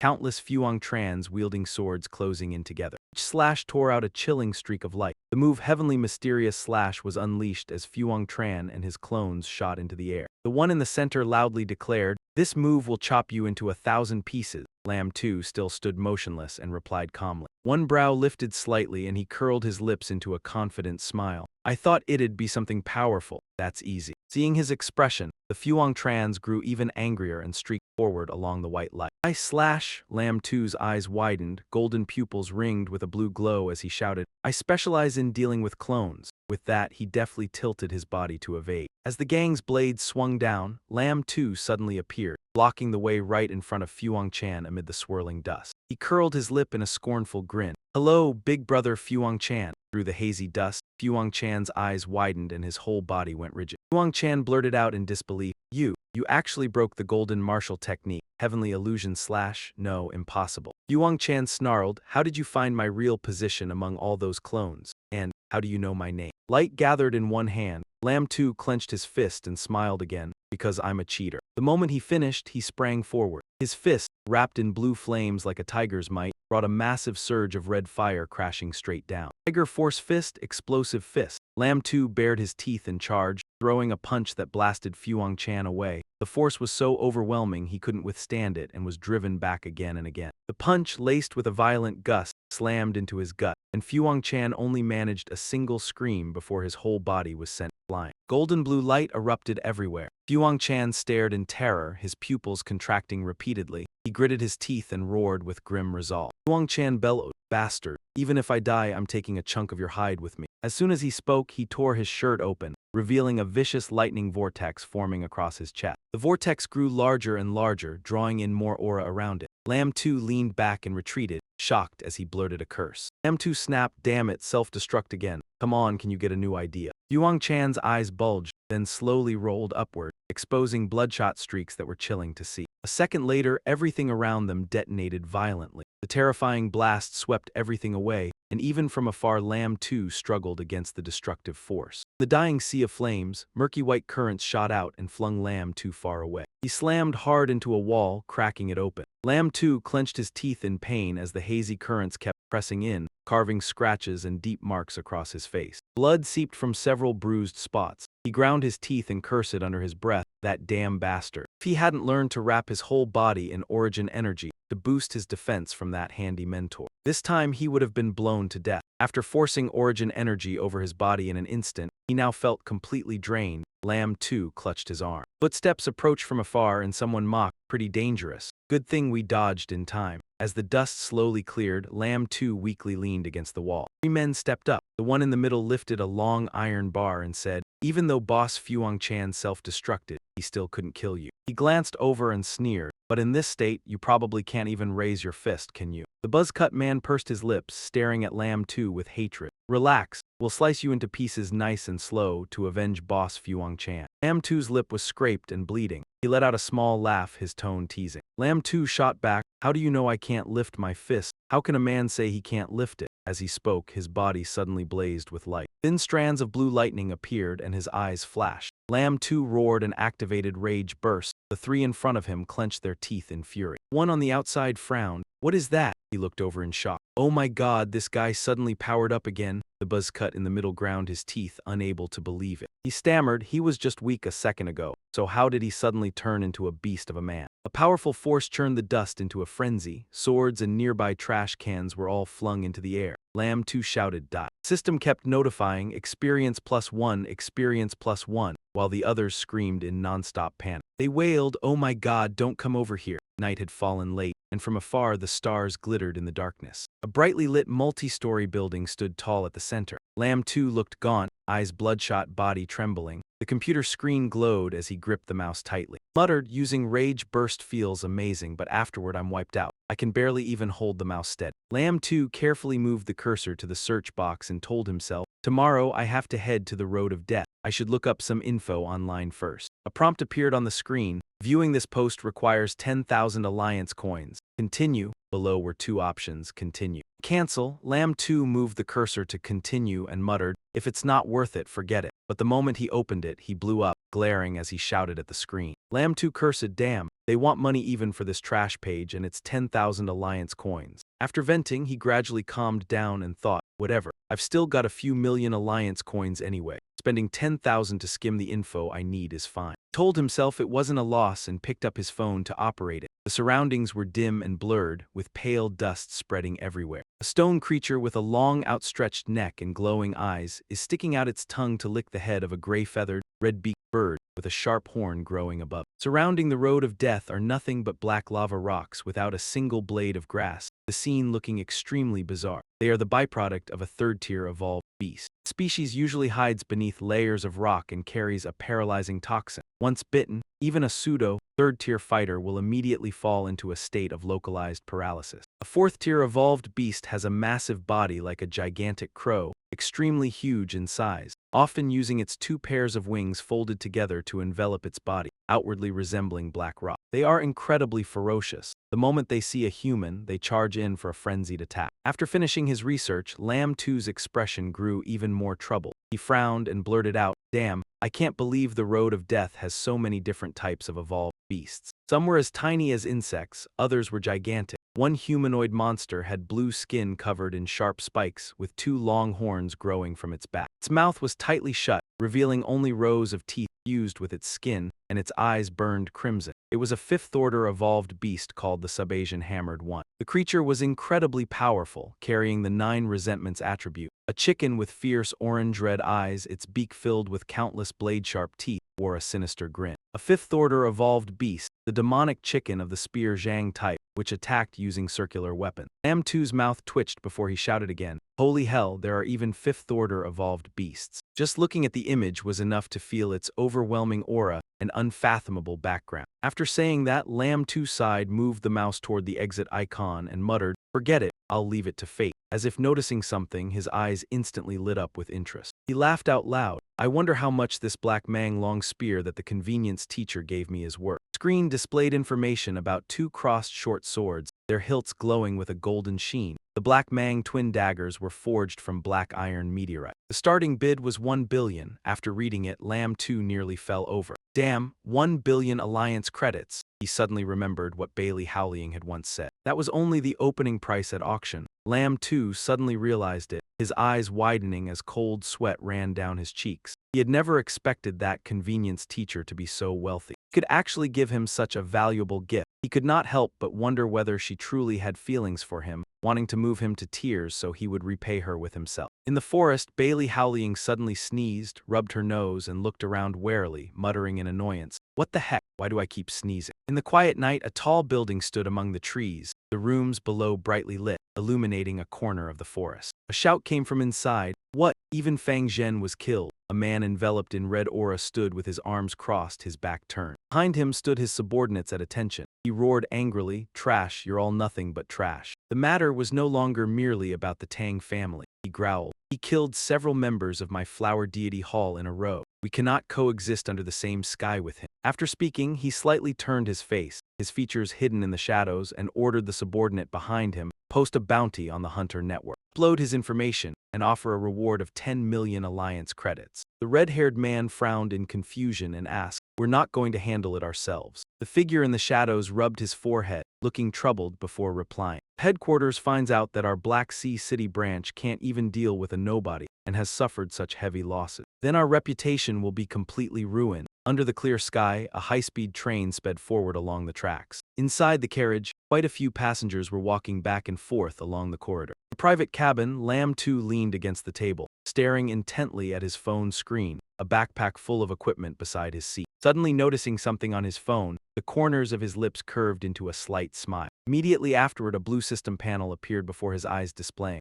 "Host, Lam 2, level 16, strength 320, constitution 107 plus 20, speed 80, total combat power 1935-1980. Third Order Warrior title grants an additional 20 constitution. Rage accumulation 0-100. Skills, analytical eye, fury, disguise." Sudden notification popped up, surprising Lam 2 slightly. He thought to himself, I just bought this phone last night and only gave my number to a few acquaintances and someone's already calling." Seeing that it was Teacher Luo, he immediately answered, "Hello." Before he could finish speaking, the other end urgently asked, "Lam 2, where are you right now?" On his side, Lam 2 replied calmly over the phone, "Hello, Teacher Luo, I'm on the train heading to the road of death. Is something wrong?" Luo Li's expression turned serious. In an anxious tone, he asked, "Have you checked the Hunter network? I saw that there's a bounty on you." Lam 2's pupils suddenly shrank as he asked, "The Hunter network?" Holding a laptop surrounded by thousands of constantly changing blue numbers and data, Luo Li said gravely, "Yes, it's a website that specializes in posting bounties for killing people. No one knows who created it or where its servers are located. Moreover, its technology is extremely advanced. Not even the most skilled hackers can break into it. The federal government has no way to deal with it." On this end, Luo Li's voice gradually calmed, though his worry was still evident. He warned, "You need to be more careful from now on. I think quite a few people will come looking to cause you trouble." Lam 2 obediently replied, "Yes, I understand, I'll be careful." Then he hung up. After the conversation ended, the atmosphere in the train carriage seemed to grow heavier as Lam 2 silently pondered. He stared at his phone screen for a while longer, a trace of contemplation flashing in his eyes before he quickly regained his composure. The train continued racing forward beneath the vast sky, while Lam 2 quietly prepared himself to face the troubles that were about to come. He immediately took out his phone to check who had posted the bounty on the Flower Deity Hall. On the screen appeared the face of Lynn 2 along with the data. Bounty target Lynn 2, second stage warrior, proficient in long-range fist techniques. Leg techniques weapon, long spear 10 million alliance credits. After reading it, Lynn 2 was stunned and blurted out a curse. Damn, am I only worth 10 million alliance credits? Second stage warrior, huh? That's fine. With such a small amount, high-level warriors won't even bother. Only low-level ones would be interested. And now I'm already a third stage warrior. Perfect timing to wait for those money-hungry fools to come deliver experience points. Suddenly, the ship shook violently, and the glass on the table wobbled, nearly tipping over. Startled, Lin Tu sprang to his feet, arms slightly spread to keep his balance as his body swayed. Why would a high-tech ship be shaking? A commotion suddenly erupted from beyond the door. Lin Tu muttered, "What's happening out there? Why is it so noisy?" With a heavy kick, the door was blasted open. A burly, fierce-looking man in red rushed in from outside, throwing a punch straight at Lin Tu. Tilted his body to dodge and shouted, "Who are you? How dare you ambush me?"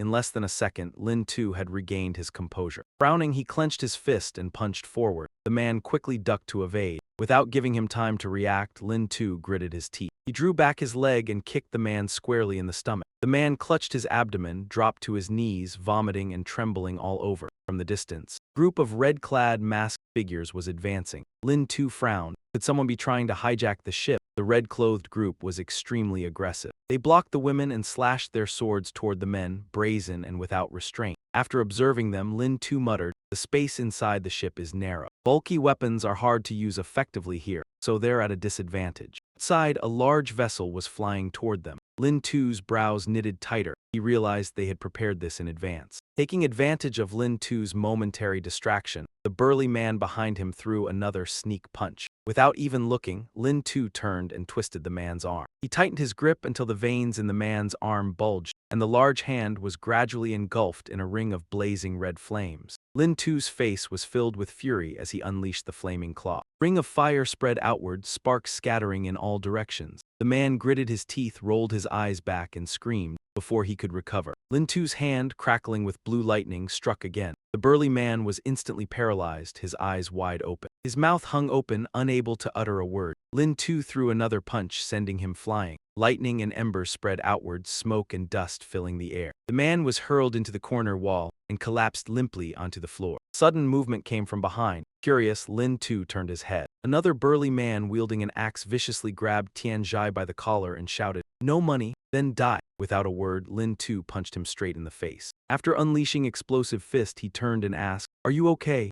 Tianjai forced a smile, wiped his sweat, and replied, "I'm fine, thanks." All the surrounding attackers had been knocked down. Lin Tu and Tianjai stood side by side. He asked, "Who exactly are these guys?" Tianjai looked around, thought for a moment, then answered, "The Black Tiger Bandits. They specialize in robbery. I didn't expect them to dare hijack a ship this time. The Alliance forces in Black Sea City must have already received the news." Two men who had just been knocked down picked up their weapons and charged again. Tianjai rushed forward to shield Lin Tu. "We just need to hold out until the Alliance forces arrive. Brother, stay behind me and let me take the front." Lin Tu said nothing. He pressed his lips together and charged straight ahead. Behind him, Tianjai shouted in alarm, "Hey, brother, be careful." Just a few simple moves, Lin Tu kicked the two burly men flying. Behind him, Tianjai broke out in a cold sweat, jolting in shock. His eyes widened and his mouth hung open as he thought, "Holy crap, are young people these days all this strong?" The ship continued speeding forward. Countless aircraft flew on both sides, matching the ship's speed. During the commotion, three men in red were startled and shouted, "The Alliance forces are here. Everyone retreat, fall back." After shouting, they rushed forward with all their might, weapons in hand. A vessel in the sky suddenly exploded, causing the ship to lurch violently. Before long, the exploding vessel fell behind, flames and smoke billowing, while the train ahead continued moving forward safely. Tianjai's eyes lit up as he watched the aircraft. Seeing the person beside him hurrying away, he quickly called out, "Great, the Alliance forces arrived just in time." "Hey, where are you going now?" Lin Tu seemed not to care. Dashed off like a madman in pursuit of the fleeing group, shouting nonstop, "My experience points, don't run." When he caught up, they only wished they could run faster. Lin Tu's eyes lit up again as he reached out to grab them. "Experience points, experience points." From the hatch, two soldiers in green uniforms with guns stepped in cautiously. "Alliance forces here. Everyone stand still, raise your hand." "Don't move." Tianjai obediently raised his hands, his face innocent. "Don't shoot, we are passengers," he said excitedly, pointing towards Lam Tu, who was fighting a man in the distance, smiling brightly. "But you guys are late. The robbers in this car had already been dealt with by my strong brother over there." In the middle of the car, a soldier in uniform stepped forward, his face fierce, holding a gun pointed forward. "Please present your tickets." When the tickets were shown, The soldier glanced over. Indeed, they were passengers. Only then did the flight attendant step over, her face full of apology, and say to Lam Tu and Tyne Tri, "Sorry for frightening you passengers." She explained that the HH bandits had tried to seize the ship earlier, but the Allied forces had already subdued them, and she asked everyone to forgive the inconvenience. She offered a sincere apology and said the company would pay compensation to all passengers. Tyne Tri fell silent for a moment, still visibly irritated, then asked, "And what about the martial artists who died because of your negligence?" Hearing that, the flight attendant kept her professional smile and bowed. "The company will send compensation to their families, please rest assured." M2 didn't argue further. He slipped his hands into his pockets, turned and walked away, leaving one sentence behind. "If you choose to step onto the road of death, you should be prepared to lose your life at any time." Tyne Tri, who had been watching, hurried after him. Catching Lam Tu's sideways glance, he asked anxiously, "Young man, you're heading to the road of death too." "My name is Tyne Tri, I'm going to the road of death as well. Can we team up, watch each other's backs?" Only then did Lam Tu slightly turn his head. He studied the man warily and said, "My name is Lam Tu. What do you have that's worth partnering with me?" Tyne Tri looked a little awkward, scratched his head, then smiled. 3 years ago, I went to the road of death with an expedition team. I'm fairly familiar with the first half of the route. With me along, you can avoid a lot of hidden dangers. This is probably your first time going to the road of death, right? Even the beginning has countless forks, and most of them lead straight to death. Without a guide, moving through it will be extremely difficult. Lam Tu rubbed his chin, thought for a moment, then said, "Fine, we can cooperate. Why are you going to the road of death same as the others?" "To hunt evolved beasts for money." Tyne Tri's expression shifted, cold sweat beading along his cheek as he lowered his eyes and answered, "I'm going to the road of death to find a certain plant, but powerful evolved beasts can appear there. If possible, I hope you'll lend a hand." M2 had reached his door. He turned the handle, then looked back at Tyne Tri, his tone calm. "I'll consider it. Come find me after we dock." The sky was smothered by thick black clouds, leaving only a faint, weak glow. On the ground, massive buildings loomed dimly through drifting dust and smoke. There were plenty of people coming and going. Walking shoulder to shoulder with Lam Tu, Tyne Tri spoke first. "This is the starting point of the road of death and the only place with residents. Blackstone Town." After that, the two of them carried their luggage and followed the wide dirt road. Suddenly, a huge hand shot out to block them. "Hey brat, stop!" In front of them stood a burly man with a vicious face. He curled his lip into a grin and beckoned. "Listen up, the road of death isn't a place for a snot-nosed kid like you. One slip here and you'll be fertilizer. How about you hand over everything valuable you've got and I'll keep you safe?" Lam Tu raised an eyebrow and asked with a faint smile, "So this is your roundabout way of picking a fight?" Inside, he was pleased. Perfect. Someone was delivering experience points to him already. The moment he finished speaking, a beast with a mouth split into 3 jagged parts tore through the dust and lunged from the side, catching the man before he could react. The creature pounced and ripped into his upper body. Someone screamed in panic. "That's a 2-horned evolved beast." Monster opened wide, revealing huge, icy fangs, and charged straight at the man in a fury. In only a few breaths, it had its fill, and the man stopped struggling, lying motionless. Seeing that, Tyne Tri's sword-drawing motion froze. Meanwhile, Lam Tu simply folded his arms, unbothered, the corner of his mouth lifting slightly. "One slip and you'll be fertilizer." Turns out he was talking about himself. When the blood-fanged beast turned its head to look over, Lam Tu raised an eyebrow. "What are you staring at?" Before he could finish, the creature lunged madly. Beside him, Tyne Tri shouted, "Lam Tu, careful, get out of the way." Lam Tu couldn't even be bothered to lift a hand. He stood there and said contemptuously, "Beast, are you saying I'm weaker than that guy?" As he spoke, he pivoted slightly. Electricity gathered around his clenched fist, his expression turning icy. Explosive fist. The punch drove a spiraling burst of force straight into the monster's face. The sheer power created terrifying pressure and hurled it several meters away. A loud boom erupted, and dust and smoke billowed outward in a chaotic surge. As the haze thinned, Lam Tu walked over calmly to the motionless beast. Tyne Tri stared, too stunned to speak. Lam Tu knelt on one knee beside the carcass, studying it closely, then asked, "Why did an evolved beast suddenly show up?" From farther back, Tyne Tri quickly came over and replied, "That's how it is here. Every so often, an evolved beast slips past the city wall and runs into the town. The locals are used to it." After hearing that, Lam Tu straightened up, slipped something into his pocket, then turned to Tyne Tri and said, "An evolved beast can run in at any time. Yet the people in this small town still stubbornly refuse to leave. Let's go." Diane Jai immediately followed behind. Watching the two figures gradually disappear, a bald man standing in the distance spoke up. The aura around him was only at the level of a first-tier martial warrior. With just one punch, he killed a second-tier evolved beast. He looked so young. Could he be heading to the Holy City Academy at the end of the road of death? The person beside him nodded in agreement and said that every year quite a few gifted youths from this place are admitted to the Holy City Academy. They all have to cross the road of death to reach the Holy City Academy. The red-haired girl with a scar at the corner of her eye propped up her chin, smiled with interest, and spoke. Didn't expect such a formidable kid. I want to team up with him. On the porch, an old man watched the group ahead and let out a soft sigh. I truly don't understand young people these days. For the sake of fighting over things, they're willing to throw away their lives. The bald man in the distance heard this and angrily glared at the old man behind him. In a disrespectful tone, he asked, "Old man, what did you just say? Were you cursing us? Tell me, what evolved beasts are around the road of death?" The old man with white hair and beard did not get angry. Calmly taking a drag of his cigarette, he replied, "Evolved beasts, there are many kinds. This old man's memory isn't so good. I can't remember them all clearly." The bald man angrily snatched the cigarette from the old man's hand and shouted with an ugly expression, "I'm asking you. Stop beating around the bush." Diane Jai, standing in the distance, broke into a cold sweat at the sight and said, "Those guys have a death wish. That old man isn't as easy to provoke as he looks." Lin Xiu observed carefully, thinking to himself that the other party was actually a fourth-tier martial warrior. Didn't expect a townsman to possess such strength, but thinking it over, it wasn't strange. Without that kind of strength, the evolved beasts would have long since stormed into the village and devoured people. In the distance, the old man said nothing more. He simply bent down slowly and picked up the cigarette that had fallen to the ground. The bald man still refused to let it go and raised his foot to stomp down, snarling, "How dare you look down on me? Want to die?" Before his foot could touch the ground, he was kicked from behind and sent sprawling forward. Lin Xiu stood behind him and said displeasedly, "You're already this old, and you still don't know how to respect the elderly and care for the young." The bald man clutched his back and asked with a dark expression, "Kid, are you looking for trouble?" Lin Xiu smiled faintly, his eyes flashing as he raised two fingers and said, "Aren't you the ones looking for trouble? You have two choices. Either leave on your own or I'll send you to the other side." The two men beside him stayed silent, their faces showing clear apprehension. The bald man gritted his teeth. For a moment he couldn't reply.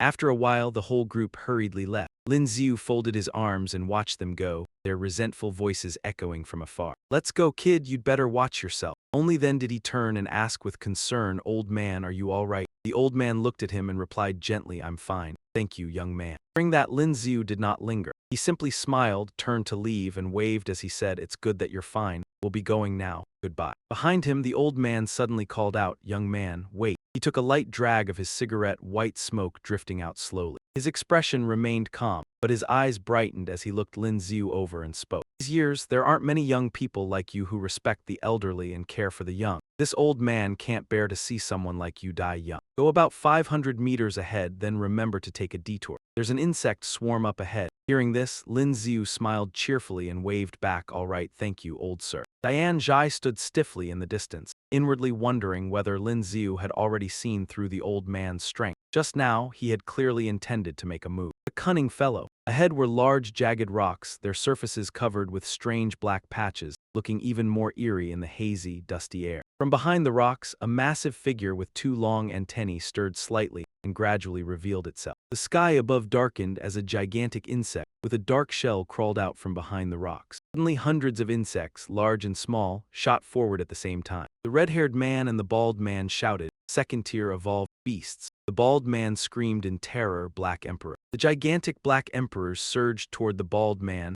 knocking him off balance and sending him sprawling onto his back. When the swarm flew away, only a white skeleton remained of his body. The red-haired man turned and fled in panic, but the black emperors quickly caught up. As he ran, he shouted, "Run, hurry and run." But before long, he was completely surrounded. His face twisted in terror as he cried out, "Help me, save me." The two people watching from afar witnessed the brutal scene. Amid the white dust, the miserable screams still echoed. Diane Jai glanced over, frowning slightly, cold sweat streaming down his face. He looked incredulous and said, "Damn, this is way too terrifying. Good thing we listened to that old man, otherwise I would've." Lin Xiu curled his lips into a faint smile and continued, "That's why you can't casually bully people who seem small and weak." The two continued along the dirt path, with tall, jagged rock formations scattered on both sides. Lin Xiu sensed something unusual. He glanced at the rock ahead and said, "With these crooked stone pillars here, it's basically impossible to find the way. The area ahead looks fairly safe." He gently waved his hand in reassurance. "It's fine. This place usually still has traces left by those who passed through before." let me take a look. While the two were carefully searching around, two figures suddenly appeared in the distance, rushing toward them. The red-haired girl from earlier now looked extremely disheveled, her clothes torn and dirty as she finally caught up with them. The girl shouted loudly, "Hey, you knew that path had evolved beasts, didn't you? Why didn't you tell us?" Lamb 2 turned around, looked back, put his hands on his hips, and replied calmly, "You're nothing to me. Why should I care whether you people live or die?" Hearing that, the girl's face darkened at once. Her eyes widened and her teeth ground together. You wait." On the other side, Tianjai stepped out from behind a boulder and waved toward Lamb 2. Tianjai shouted, "Found it this way." Hearing this, Lamb 2 said nothing more and followed directly. The two walked away side by side under the stares of those behind them. Through the dusty haze, several figures could be seen running over. The red-haired girl softly said to the man beside her, "Let's follow them." He remarked that they seemed very familiar with the terrain here. The man widened his eyes after hearing this and nodded slightly in agreement. Lamb 2 braced himself against both sides of the rock wall to propel himself forward. The two followed a narrow crevice deeper inside. He looked around and said, "It's really fortunate to have you here." He continued, "Without you, we wouldn't have been able to get out so easily." Tianjai, walking ahead, burst into delighted laughter when he heard that. Tianjai replied, "You flatter me." Luckily, there were traces left behind by those who came before us. In front of them were dense green bushes, and Lamb 2 asked,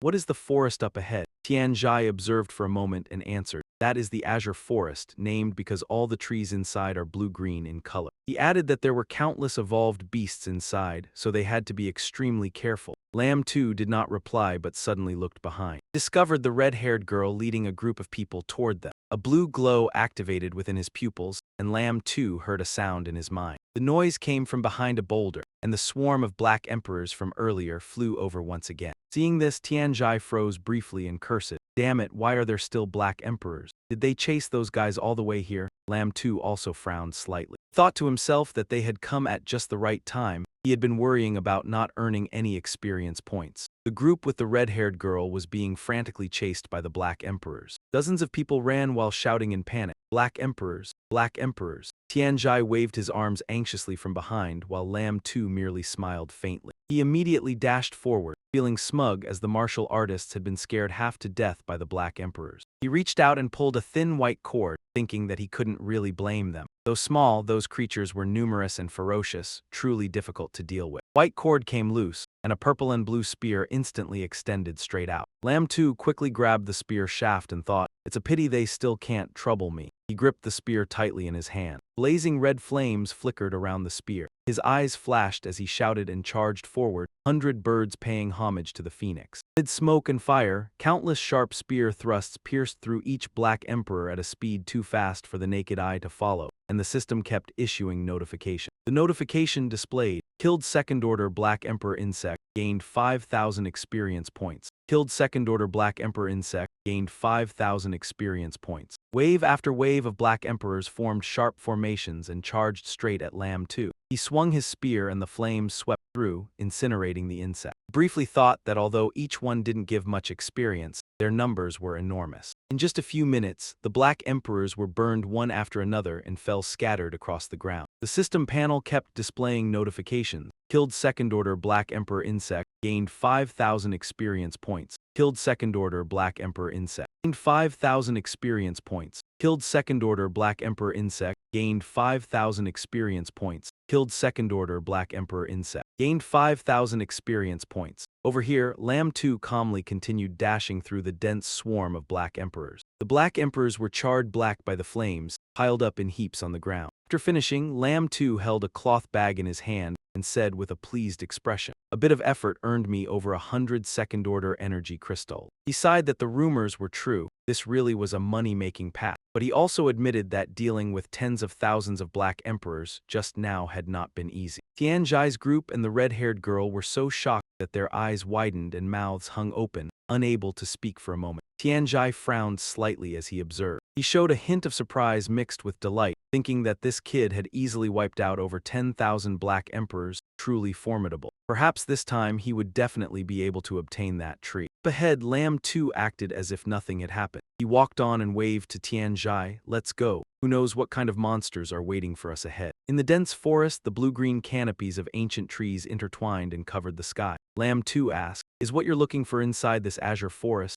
Tianjai replied, "No, we still have to pass through this green forest to reach Black Swamp Lake." The two stopped to rest under a large tree. Lamb 2 said, according to the post on the Martial Alliance website, "If we continue forward, there will likely be many evolved beasts." Tianjai replied, "That's right." He added that perhaps due to the soil, the skin and flesh of these evolved beasts were also green, making them very easy to conceal among the trees. The two continued resting briefly under the dense canopy before setting off again. The atmosphere in the forest grew quiet, with only the faint rustling of leaves echoing around them. "Therefore, we must be extremely cautious." Lin Xiu said nothing more. He took out his phone and a series of notifications immediately appeared on the screen. Collect soil from Yilan Forest, reward 100,000 Alliance coins. 2. Obtain the skin of the blue mutant serpent, reward 1.2 million Alliance coins. 3. Collect a single branch crystal, reward 50 million Alliance coins. 4. As if realizing something, Lin Xiu showed a trace of surprise and muttered, "What exactly is a branch crystal? Why is the reward so high?" Tianjai, who was standing beside him, turned in surprise.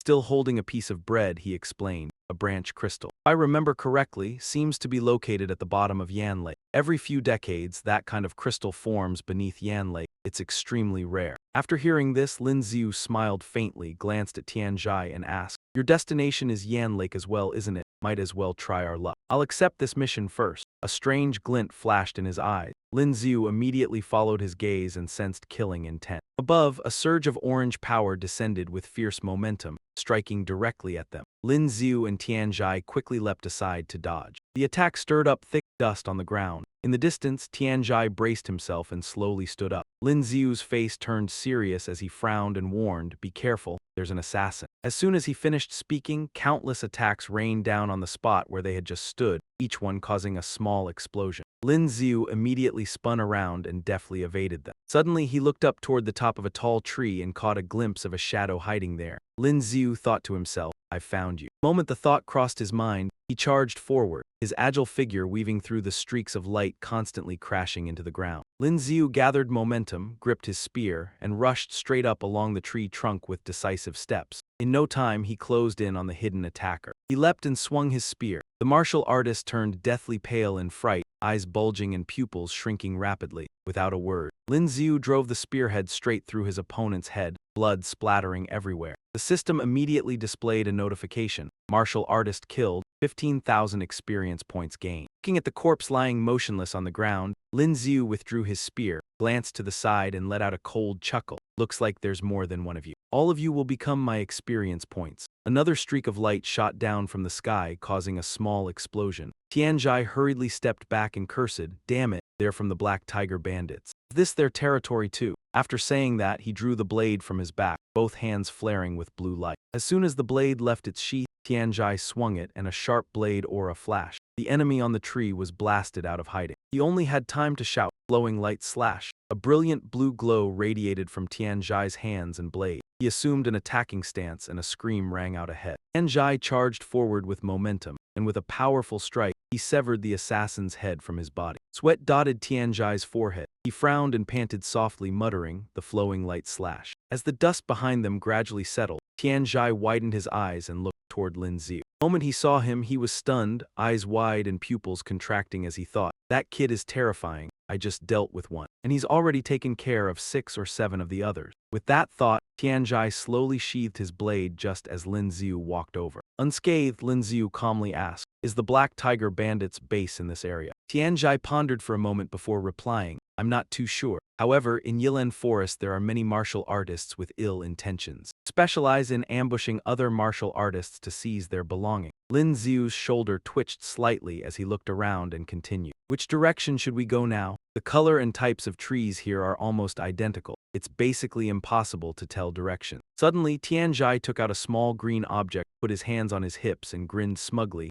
"No need to worry, I have this." Lin Xiu asked in surprise, "A compass?" Tianjai raised the green object. Several red dots and one yellow dot appeared on it as he explained, "Not exactly. This place is affected by magnetism. The compass won't work. This device points toward the direction with the strongest magnetic field. After that, Tianzhai turned and walked ahead, pointing in one direction as he said to Lin Ziu, "The deeper we go into Yilan Forest, the stronger the magnetic field becomes. As long as we have this, we won't get lost. Let's go this way." Sky above gradually darkened. The green canopy was dense, and in the distance, faint white strands of bone seemed to twist through the air. As if sensing something, Lin Ziu frowned slightly. "There seems to be a high-level evolved beast over there." Tianzhai looked at him and replied, "Let's go check it out." The ground was a mix of brown and gray as the two advanced one after another. Lin Ziu said, "The soil is a bit damp. It just rained here." Tianzhai nodded and added, "The death pond occasionally gets rain too, but only within a small area." Lin Ziu's expression suddenly changed, his gaze turning sharp and cold. Ahead, beneath a large tree, as the mist drifted past, a massive black object lying motionless was revealed. It was a huge, plump green creature. The top of its head narrowed, and in the middle was a small mouth lined with sharp teeth, its entire body covered in spikes. The system beside them displayed data about the third-tier beast evolution, the tyrant water leech, along with its characteristics. This is a rare species that lives in the azure forest, about 50 centimeters long. Occasionally, a mutated individual may reach up to 1 meter in length. It moved heavily, emitting a low, muffled sound like a cow's bellow, clearly appearing before the two of them. At the sight of the creature, both of them immediately turned pale. Tianzhai was momentarily speechless before blurting out, "Holy crap, this is even harder to believe than training. Do you have any salt?" He thought to himself that he had heard water leeches were extremely averse to salt, but he did not know whether the one before them feared it or not. Hearing that, Tianzhai quickly took out a small bottle of salt. His face was still twisted, but his tone was extremely serious. "Yes, but not much." Lamb too said nothing. He took the jar of salt, opened it, and quickly sprinkled the salt over the aquatic creature in front of him. The salt crystals sparkled in the light as they fell onto the plump body of the creature. Suddenly, it began to writhe, and a strange liquid oozed from its body. The creature thrashed violently, screaming in pain. Both Dean Try and Lamb too were terrified, their eyes wide, shouting at the same time. The creature suddenly turned around, its mouth wide open. Its entire body twitched uncontrollably. Then it lunged toward the tree behind them. The impact shook the ground where they stood. Lamb too quickly turned and ran. A strange green slime dripped from his mouth. The creature bit down hard on the tree trunk. When it released, a small crack appeared where it had bitten. A layer of slime coated the bite mark. Less than a second later, the massive tree began to fall. Dust filled the air. The creature lowered its body, its sharp teeth aimed forward. Its body contracted, each layer of flesh shrinking like spring. The creature propelled itself forward, lunging at Lamb 2. This time, Lamb 2 didn't retreat. He thrust his spear straight ahead. The area around them lit up with red flames. Circles of fire began to form. Lamb 2 resolutely aimed his spear at the giant creature's mouth. The flames pierced through its body, engulfing it in blazing red fire. The creature thrashed in the flames, its mouth full of teeth, opening and closing in agony as the fire blazed more fiercely around it. Sparks flew in all directions. Lamb 2 stepped back while Dean Try carefully stayed behind him, wondering silently if it was over. Normally, a creature would fear losing water from its body in fire. Perhaps it would be cooked alive. Despite being burned, the creature suddenly slammed its head and burrowed straight into the ground. Dust partially smothered the flame. The creature quickly burrowed underground. Lamb 2 ran after it but couldn't catch up. He shouted, "Damn it, it went underground." Silence returned. Lamb 2 scanned the surrounding. Dean Try approached, surprised. "No, I don't see it anywhere." Large cracks appeared in the ground, forming massive jagged layers. Lamb 2 shouted a warning, "Be careful, it's still here." System notification. Tam Dai Ba Wang long aquatic creature, rare species found in Lam forest. Body size around 50 cm, occasionally mutations reaching up to 1 meter, slow-moving, vocalizations like a bellowing cow. Suddenly from behind, Lamb 2 startled, hearing laughter. Another newcomer. Massive man with flaming red hair, wearing a fur-lined coat and holding a blood-stained knife, appeared. Dean Try stared at him, whispering urgently to Lamb 2. He's a hunter, ambushing martial artists in Lam forest. System notification. Wang martial artist Tam Dai. Dean Try's expression turned serious. He asked the man, "What are you planning?" Wang face stern, pointed at Lamb 2. "You already know, yet you ask. Since I'm a hunter, of course I want to behead you. And take everything you have." The system displayed again. Wang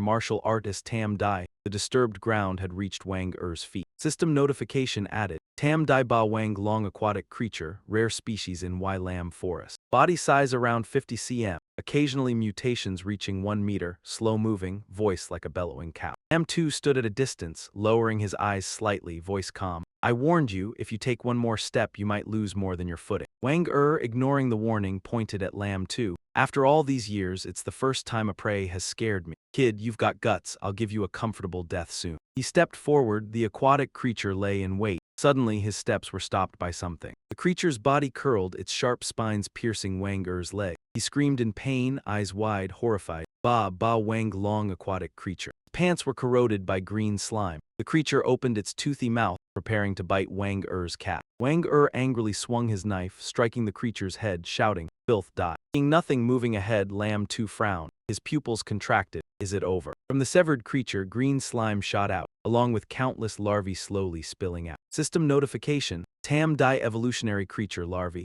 Feature: Ba Wang long aquatic creature larvae fast moving. Lam 2 stared at the slime and moving larvae, uneasy. These aren't ordinary larvae. System notification: Tam Dai evolutionary creature Ba Wang long aquatic creature larvae. Feature: capable of rapid and strong growth. On their heads are suction organs that can latch onto the human body to draw blood. This species is highly nutritious, and when eaten raw it is very crunchy. Witnessing that scene, Lam 2 jolted in shock, his eyes wide with astonishment. Yet so many tiny ones kept crawling out. Groups of larvae trailed one after another, crawling up along Wang ankles. They began creeping higher. Wang furious, kept flinging his arms to shake the larvae off. He kept screaming, "Get off me right now!" But all his efforts seemed useless as more and more larvae swarmed in, soon covering nearly half his body. Wang waved his sword wildly and shouted, "Get away from me!" Suddenly his whole body went limp and he collapsed, and the larvae seized the chance to surge in even greater numbers. They almost blanketed Wang body, making him scream in agony. In just a short while, the swollen, glossy larvae slowly turned and withdrew. When they had all retreated, Wang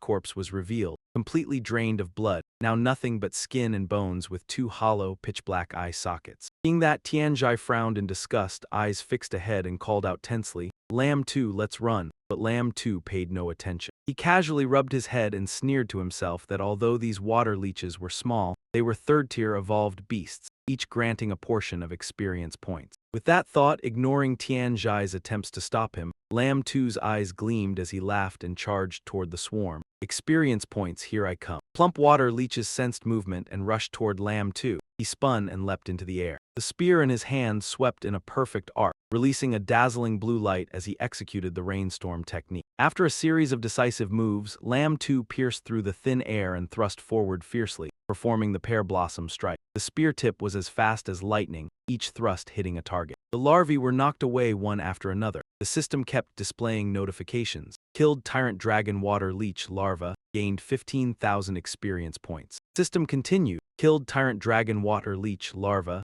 gained 15,000 experience points. Lam 2's spear moved so fast it was hard for the naked eye to follow. He burst out laughing and shouted, "Who would have thought these tiny leeches give so much experience?" He pulled back his spear, blue lightning crackling around it and sending small shocks across the ground that scattered the larvae, then continued using rainstorm pear blossom. Lam 2 swept his spear in a wide circle, a flash of light blasting away all the larvae surrounding him. Blocked by arcs of electricity, the larvae could not get close in time. The system announced, "Killed tyrant dragon water leech larva, gained 15,000 experience points." The system reported again, "Killed tyrant dragon water leech larva, gained 15,000 experience points." It was all over. Lam 2 stood upright as larvae lay scattered across the ground, and faint sparks of electricity still lingered in the air. At a distance, Tianjai stared at the motionless larvae at Lam 2's feet in shock, thinking that in less than a minute he had wiped out the small water leeches. The two halves of the large water leech that had been split apart suddenly twitched. Lam 2's eyes widened in disbelief as he muttered a curse, "Damn it, and it's still not dead." The severed halves suddenly sprang up, the head with its sharp teeth clamping onto the wooden shaft on Lam 2's back. Sensing the movement, Lam 2 gritted his teeth and whipped his head around. Red flames burst from his hand as he poured his strength into a strike at the water leech and roared, "Die already!" The fire in his palm quickly condensed into a large blazing mass. Rings of fire like cords gradually tightened around the leech's head. Only then did Lam 2 notice that the remaining half of its body was writhing, trying to escape. Just a glance, he gripped his spear and shot forward like a streak, executing 100 crows paying homage. The spear tip carried fierce flames as Lam 2 gritted his teeth and thrust downward. He shouted, still trying to run. The spear, wrapped in blazing red fire rings, plunged down instantly, the entire shaft engulfed in flames. Clutching it with both hands, Lamb 2 drove it down with all his might, the force blasting away the dense air gathered around. Raging flames spread deep into every crack in the ground, red-hot embers continuously shooting upward. From beneath the earth, the upper half of the water leech suddenly burst out, engulfed in unceasing crimson flame, the system announced. Killed Tyrant Dragon Water Leech Level 4,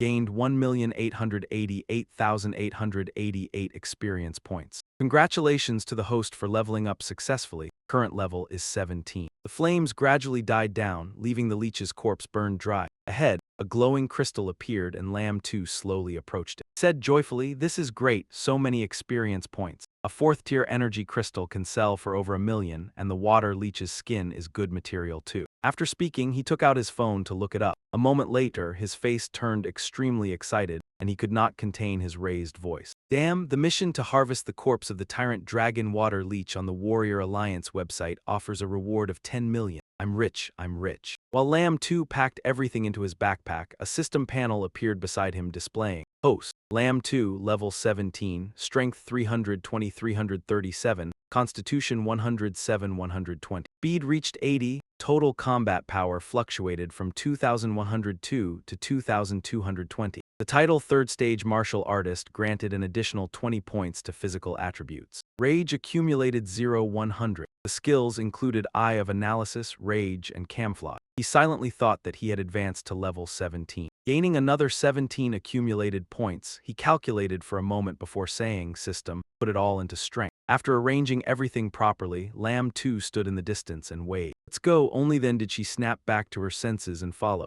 Ahead was Hack Deem Ho. After exchanging a few words, the two continued on their way, leaving the forest to sink back into its original silence. Above them stretched a gray sky, and before their eyes lay a turquoise lake with rippling waves. Lynn 2 asked in mild surprise, "Is this Hack Deem Lake?" Tianjai smiled and replied, "Yes, this is Hack Deem Lake." He stepped forward and reached out to touch the gently undulating dark blue water. He murmured thoughtfully, "The water is bone-chillingly cold. That is rather strange." Suddenly, the sound of Tianjai kneeling rang out beside him. Startled, Lin Tu asked in confusion, "Brother Tian, what are you?" Tianjai's face showed clear exhaustion as he raised his phone, displaying an image of a coral tree. Still kneeling on the ground, he pleaded, "Lin Tu, I beg you to help me. The tree I mentioned before is the black deem coral which grows at the bottom of Hack Deem Lake." Tears slowly rolled down his cheeks as he lowered his eyes and continued, "My daughter was infected by a virus and developed a terminal illness. Her immune system is getting weaker and weaker." Added that even a cold breeze could take her life, then moved closer to Lin Tu. Still holding his phone, he choked out, "For the past few years, I have searched everywhere, asking around nonstop." He said he finally learned that the black deem coral in Hack Deem Lake could cure his daughter's illness, then suddenly braced himself and bowed his head to the ground. His voice rose uncontrollably. "Lin Tu, there must be powerful evolved beasts at the bottom of the lake, but their strength likely does not exceed the 4th tier. I have seen your skill. If you go down to retrieve that tree, it should not be a problem. Please help me."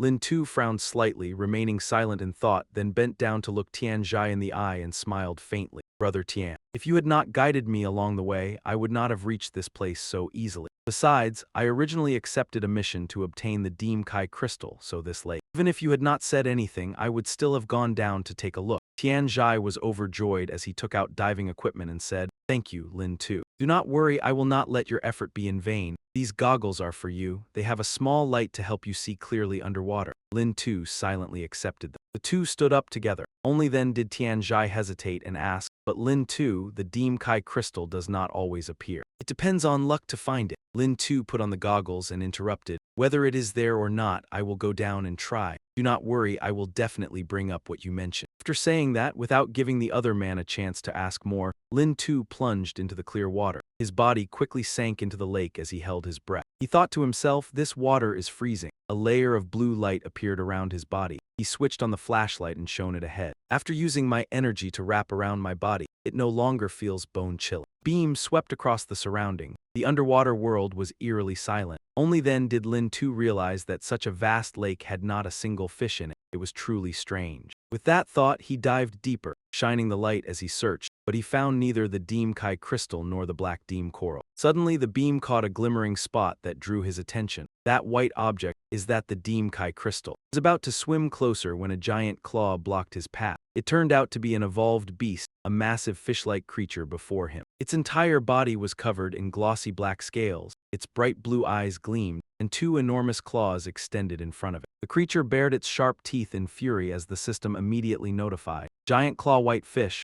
4th tier evolved beast. The light from Lin 2's flashlight shone directly onto the ferocious face of the giant claw white fish. One massive claw suddenly opened and snapped toward him. Lin 2 blocked it with his hand, his entire body trembling as he exerted all his strength. The fish withdrew its claw and swiftly struck again. Lin 2 clenched his fist, thinking, damn it, it is too fast, I cannot dodge in time. The lake's surface above remained calm, while in the distant horizon a flock of birds scattered in alarm. Underwater, the giant claw continued to lunge at Lin 2. He tightened his fist and thrust it forward. The blue aura around him stirred the water into ripples as he activated the explosive fist technique. Lin 2 darted aside, evading the two enormous claws. The fish grew even more enraged, baring its sharp teeth as it charged straight at him. He angled his body to gain momentum, his face cold, his rear fist already prepared. Seizing the perfect moment, Lin 2 cut through the water with his blue aura and threw a straight punch at the giant monster. The punch struck its head, creating a powerful shockwave. A ring of blue light spread outward, and the lake water was forced apart by the impact. The fish was blasted several meters away. From his position, he could only see the lakebed mud churning up into a cloudy haze from the collision. Few small arcs of lightning still flickered around Lin 2. He cautiously swam downward, thinking, the explosive fist was hindered by the water and could not unleash its full power. I wonder if it is dead. The system had yet to issue a notification that the target had been eliminated. Beneath the blue water, a layer of brown silt gradually dispersed. Suddenly Lin 2 caught sight of a glimmer of light. As the silt settled, countless white skeletons piled atop one another were revealed. At the very center of that heap of bones,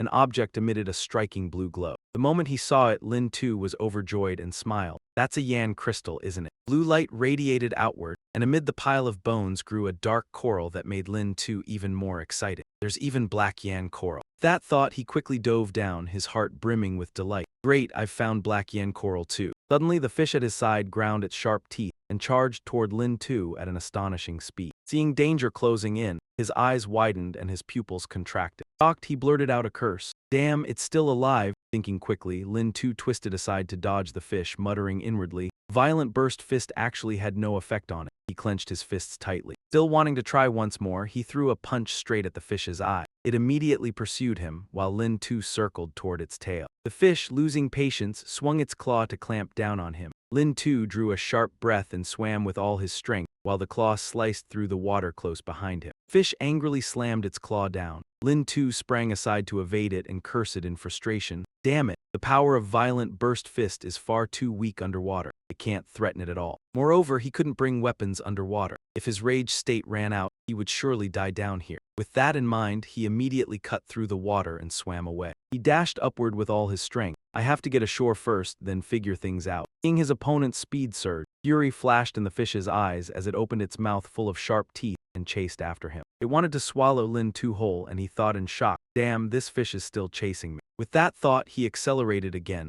and the aura surrounding his body grew denser. Suddenly, he halted. At some point, the fish had already blocked his path ahead. It spread its massive claw to bar his way and swung it again. This time, it truly clamped onto something in front of it, but Lin 2 had cleverly shed the clothes he was wearing. Swimming farther away, he curled his lips into a grin. Took the bait. How's that for my golden cicada shedding its shell? Before the fish could change targets, Lin 2 grabbed his outfit and shot toward the surface, calculating that the combat suit was worth several million Alliance credits. He hoped it was durable enough, his eyes filled with determination. Hurry up and come up here. Then, carrying a streak of blue light, he burst upward through the water. The fish was still clamped onto the jacket as it was dragged out of the water. Lin 2 shouted, "Get up here!" The lake's surface shook violently, and Tianjai stared in stunned disbelief. Couldn't believe his eyes and cursed, damn, that fish is huge. By then Lin 2 had already leapt into the air, flinging the fish far away toward the ground with a swing of his arm. The ground trembled and dirt and stones flew everywhere. When the dust settled, a gigantic fish was revealed, gnashing its teeth as its body thrashed with difficulty. While it was still struggling, Lin 2 descended lightly,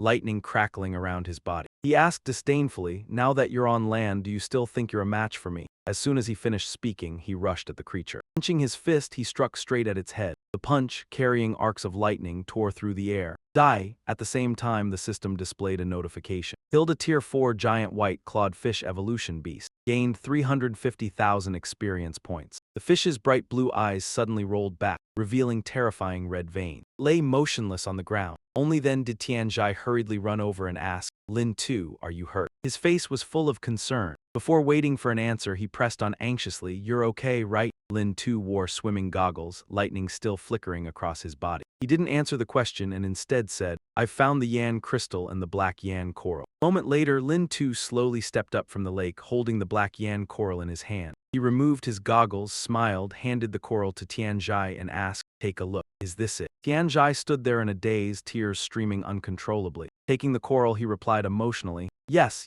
this is it, thank you.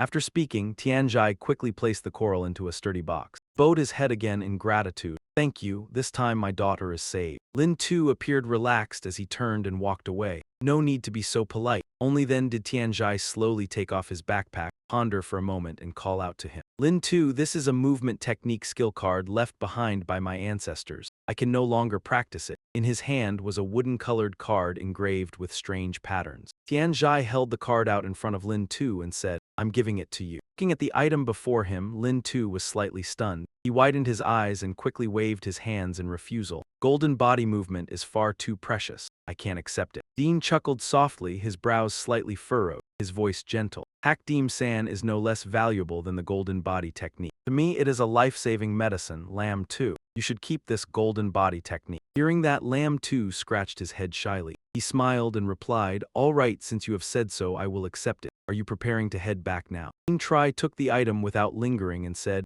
yes, I must return as quickly as possible. I need to give Hak Deem San to the doctor to save my daughter's life. In the distant sky, dark clouds had already gathered into thick black masses. Lam Tu pointed ahead and asked curiously, Dean, if we continue forward, where will we reach? Dean Tri observed in the direction Anzoa pointed, thoughtful, then said, continue straight for about 50 km ahead. Everything belongs to Lam Kai Sam. Once you pass it, you're done. I'm not sure either. 3 years ago, I and the expedition team only reached the edge of Lam Kai Sam, then we were driven back by the powerful evolved beasts. After saying this, Dean Tri turned around and walked away, waving to Lam Tu. Lam Tu, goodbye here. If we are destined, we will meet again. Lam Tu also smiled and waved back. If we are destined, we will meet again. Left alone, Lam Tu decided to slice the giant fish and grill it. He took a bite of the fish, savoring it, and exclaimed, I didn't expect the meat of this strange fish to taste so good. While chewing, Lam Tu's gaze drifted to one side, lost in thought. Step through the snow without limits. This movement technique sounds impressive. A figure slightly crouched down, arms wide, as Lam Tu placed something on his forehead. He mumbled, I feel light as a swallow. This movement technique is really powerful. Suddenly, a large lightning bolt flashed across the sky, striking straight down to the ground. Lam Tu was startled and shouted, what the hell is this weather? The clothes had been drying for only half a day. As expected, it started raining immediately. Lam Tu sat resignedly on a long wooden plank, with 2 skewers of fish beside him, eating and sighing. In this rain, I'll just wait it out. A noise suddenly came from afar, and a girl rushed out of the forest, shouting in panic, help, help me, help, help. There's an evolved high-grade beast over there. Girl was terrified, her tears dried on her scratched face. After running a bit, she collapsed onto the ground. She kept crying out, help me. The system next to her displayed information. Wang Xiao Hua, 3rd grade martial artist. Lam Tu walked over and grabbed Wang Xiao Hua's hand, trying to help her up. Get up first. Wang Xiao Hua also grabbed his hand, about to speak but froze, seeing Lam Tu's hand full of green energy. His eyes widened, his face cold as if ready to throw a punch. Wang Xiao Hua stared at the fist piercing through the rain, swinging directly towards her face. Wang Xiao Hua immediately dodged to the side. Lam Tu's punch lost momentum, causing him to slightly lean forward. Lam Tu didn't say a word, his face darkened as he turned and walked away. Wang Xiao Hua, behind him, stretched out her hand and shouted, why did you suddenly hit me? Lam Tu glanced back at her, his eyes flashing. He coldly replied, Wang Xiao Hua, 3rd grade martial artist. You're also a hunter from Lam Kai Sam, aren't you? Your act was so clumsy, the killing intent around you is impossible to hide. Upon hearing this, Wang Xiao Hua froze, her eyes wide in surprise, muttering, you even know my name. She then let out a small laugh. She reached behind her and pulled something out, then said, but it doesn't matter. A C-grade difficulty prey on the hunting grid. A small bird like you, I can crush you easily. After saying this, Wang Xiao Hua waved her hand. A few people appeared from the bushes. She ordered, get them, attack. A chubby man holding a sword received the order and rushed forward with arrogance. Let go and die. Lam Tu wasn't ready yet. He jumped back to avoid the sharp sword strike, then swiftly slid forward. Lamb 2 reached down and grabbed the spear on the ground, his movement incredibly fast. Lamb 2 immediately assumed a stance, jumping up and thrusting the spear toward the oncoming attacker. Violent dance of the plum blossom. Immediately, a dense mass of large spearheads closed in on the target. The chubby man, his face turning pale, stammered, What is this?" A spear from Lamb 2 knocked the chubby man several meters away. The system notified, killed second-grade martial artist, earned 16,000 experience points. Realizing the situation was bad, the three behind rushed up at once. They screamed, "Kill him, die already." A man with a wrinkled face and a mole by his eye raised his hand, emitting a purple light from his palm. Shen Yan Wu Lion Cannon. The next person wearing glasses wielded a yellow light. Wind Bowl Fist. The last one, with red hair, held a wrench covered in silvery light. 2-foot Bone Crush Kill. Lamb 2 frowned and observed, his eyes cold as he swung the spear again. Tightened his grip on the spear, spun and swept around, the spearhead slicing through the air, creating a dense green light. Activate technique. Talent decision. Before the three could even turn around, they were knocked flying. One of them rolled his eyes back in terror, his face turning pale. Lamb 2 had no intention of stopping. He gripped the tail of the spear and swung again, immediately creating countless afterimages of the spear around him. Thick white mist swirled and each spearhead tore through the air, following Lamb 2's guidance. Violent dance of the plum blossom. The system continued to notify the kills of second-grade martial artists. Earned 16,000 experience points. Killed second-grade martial artist, earned 16,000 experience points. Wang Xiaohua's face changed drastically, her eyes widened in disbelief. "How? You clearly only have first-grade martial artist strength, but you could easily handle those second-grade martial artists." Her face darkened and a sly smile appeared on her lips. "But this only excites me more." With that, Wang Xiaohua clenched her fist. Aura around her gathered, purple light enveloping her body. She widened her eyes and grinned wickedly, chopping the head of a strong warrior. It's so thrilling. The figure in front of her turned and disappeared into the rain. Lamb 2 was momentarily confused, unable to react in time. Wang Xiaohua's sharp blade had coldly slashed down. Lamb 2 quickly blocked with his spear, gritting his teeth. So fast, this is a martial technique for movement. Every slash of Wang Xiaohua's blades tore through the air, leaving behind icy streaks of light. She hacked down relentlessly without pause. Lynn 2 staggered and lost his footing, forced to retreat again and again to defend. The moment he caught an opening, he immediately swung his spear and thrust straight at his opponent. The spear tip shot forward, temporarily halting Wang Xiaohua's blade assault. She stepped back with her twin cold blades in hand, dense purple energy gathering in her palms. Wang Xiaohua sighed in admiration. Not bad at all. As soon as she finished speaking, she spun the blades in her hands, causing the surrounding airflow to converge instantly. Wang Xiaohua curled her lips and charged forward. Heart Prison Kill. Wang Xiaohua hurled the two blades forward with force. Wrapped in a massive surge of purple energy like an invisible beast, they shot straight toward Lynn 2. A gigantic purple vortex appeared in midair. Lynn 2 stared ahead in shock as the thrown blades curved around his body. Lynn 2 wiped the sweat from his face and sneered. Suddenly sensing movement behind him, his eyes darted sharply. Cold sweat broke out on him. He never expected them to return. The two icy blades spun wildly back at Lynn 2, and he swept his spear to knock them away. It seemed as if an invisible suction force existed. The blades that had just been knocked aside turned back again, carrying their chilling purple glow. They lunged at Lynn 2 like mad. He repeatedly deflected them with his spear, yet they slashed at him again and again, their clashes kicking up clouds of dust everywhere. Lynn 2 gritted his teeth as sweat streamed down his face. He shouted angrily, "What is this? I can't knock them away." Excitement appeared on Wang Xiaohua's face, her eyes wide and pupils contracted. She laughed eerily and said, "The more force you use, the faster they rebound. Unless you cut them into pieces, they'll never stop." Ignoring the blades carving hundreds of slashes behind him, Lin 2 turned and charged straight at Wang Xiaohua with his spear. Lin 2's body was covered in bleeding cuts, his face darkened and his eyes widened as he thrust forward and roared, "Damn it, then I'll kill you first." The sharp spear stabbed straight toward her, but Wang Xiaohua nimbly leapt aside to dodge. A trace of disbelief flashed across her face as she exclaimed in surprise, "Damn, this kid really knows how to fight." Purple energy gathered again in her hands, forming spinning blade shapes. Wang Xiaohua interlocked her fingers and smirked. "Looks like I underestimated you." Soon as she finished speaking, she swiftly slashed out dense streaks of red light. Lin 2 was no less fierce, curling his lips in a grin. Unawakened crescent slash. Blue lightning flashed across his entire body. "Come on, let's see who's afraid of whom." Power surged around him as Lin 2 tightened his grip on the spear tip. carrying fierce, crackling lightning as he thrust at his opponent. Impulse strike. Two bursts of power blazed and collided head-on, creating a massive explosion in midair. Wang Xiaohua's eyes widened, her pupils shrinking. She stammered, how is this possible? His speed and strength suddenly skyrocketed. Purple and blue lightning scattered everywhere. Multiple holes appeared in Wang Xiaohua's body as blood sprayed in all directions.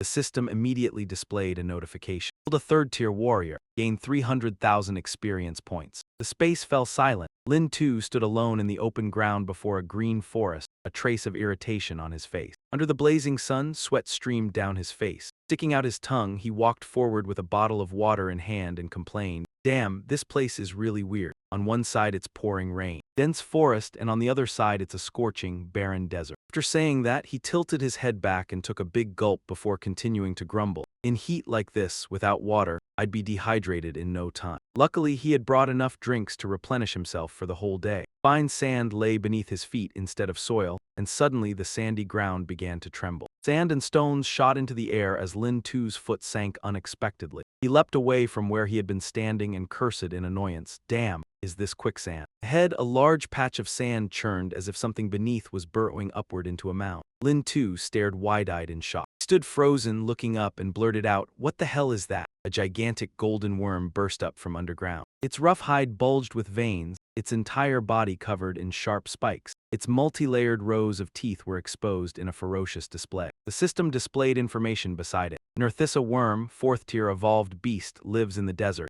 extremely agile. Excels at hiding in the sand and delivering fatal strikes to its prey. The rough-skinned monster with layered fangs lunged toward Lin Tu. He flicked his hand and drew the spear from his shoulder. The spear swept in an arc, igniting red flames along its path. Lin Tu shouted, "100 crows paying homage." The beast still bared its teeth threateningly, utterly fearless. But the blazing flames ahead spread continuously before surging straight at the monster, quickly striking it head-on in the face. Rings of fire gradually enveloped its massive body. Immediately afterward, the creature collapsed to the ground, causing a heavy tremor. A few small embers lingered in the surrounding. The monster's body trembled repeatedly, its sharp fangs slowly parting as Lin Tu stepped closer. He narrowed his eyes as he observed, then gave a faint sneer, ending it. He asked, "Are you worthy of that body?" A burst of loud laughter suddenly rang out from behind, catching Lin Tu's attention and making him turn around. Several people ran over from the distance, the one in the lead shouting excitedly. The fat man narrowed his eyes at Lin Tu and asked, "Did you kill it?" The man in front stepped forward, reaching out to touch the beast's corpse. He snorted coldly and cut in before Lin Tu could speak. "Looks like we overestimated him." He showed open disdain, thinking that a first-rank warrior couldn't possibly handle the Aoshuotsinya insect. He must have just passed by and thought he'd stumbled upon a bargain. Hearing this, Lin Tu felt a flicker of anger. He planted his spear on the ground, rested one hand on his hip, and declared,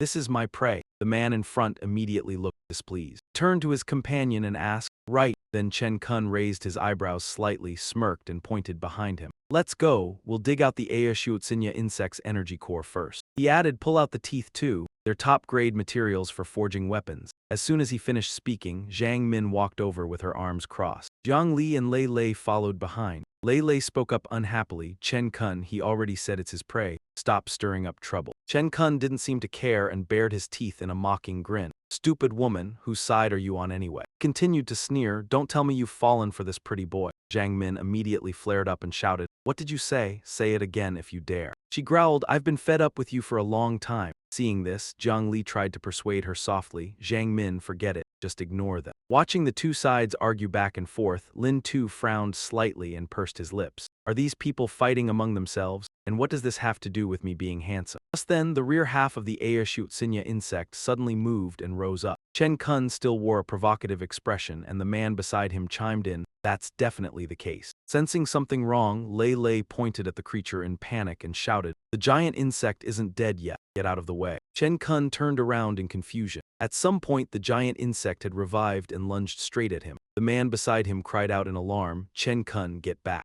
Tu looked annoyed, raising his brows slightly as he stepped forward. Someone behind him stammered, "Get back, fall back." He paid no attention. He cursed inwardly, "Damn beast, how dare you steal my experience points." One of Chen Kun's companions suddenly drew his sword and charged at Lin Tu with a furious expression, shouting, "You did it on purpose. You knew it wasn't dead, so why didn't you say anything?" Confused, Lin Tu calmly replied, "I did say it. I said it was my prey." The man ignored him and continued slashing as he rushed forward. He roared, "Bastard, die!" Lin Tu silently swung his hand in a horizontal strike and said coldly, "Since you know this is the road of death, be prepared to die at any moment." As soon as he finished speaking, the system notification sounded. Third-rank warrior killed, 300,000 experience points gained. Seeing the scene before them, Jiang Min and Jiang Li stood there dumbfounded, mouths agape. Lin Tu then turned and asked, "You seem to be on the same team as those two. Aren't you going to make a move?" Jiang Min slowly stepped forward with her hands on her hips. She glanced at the man lying on the ground and replied calmly, "You misunderstand.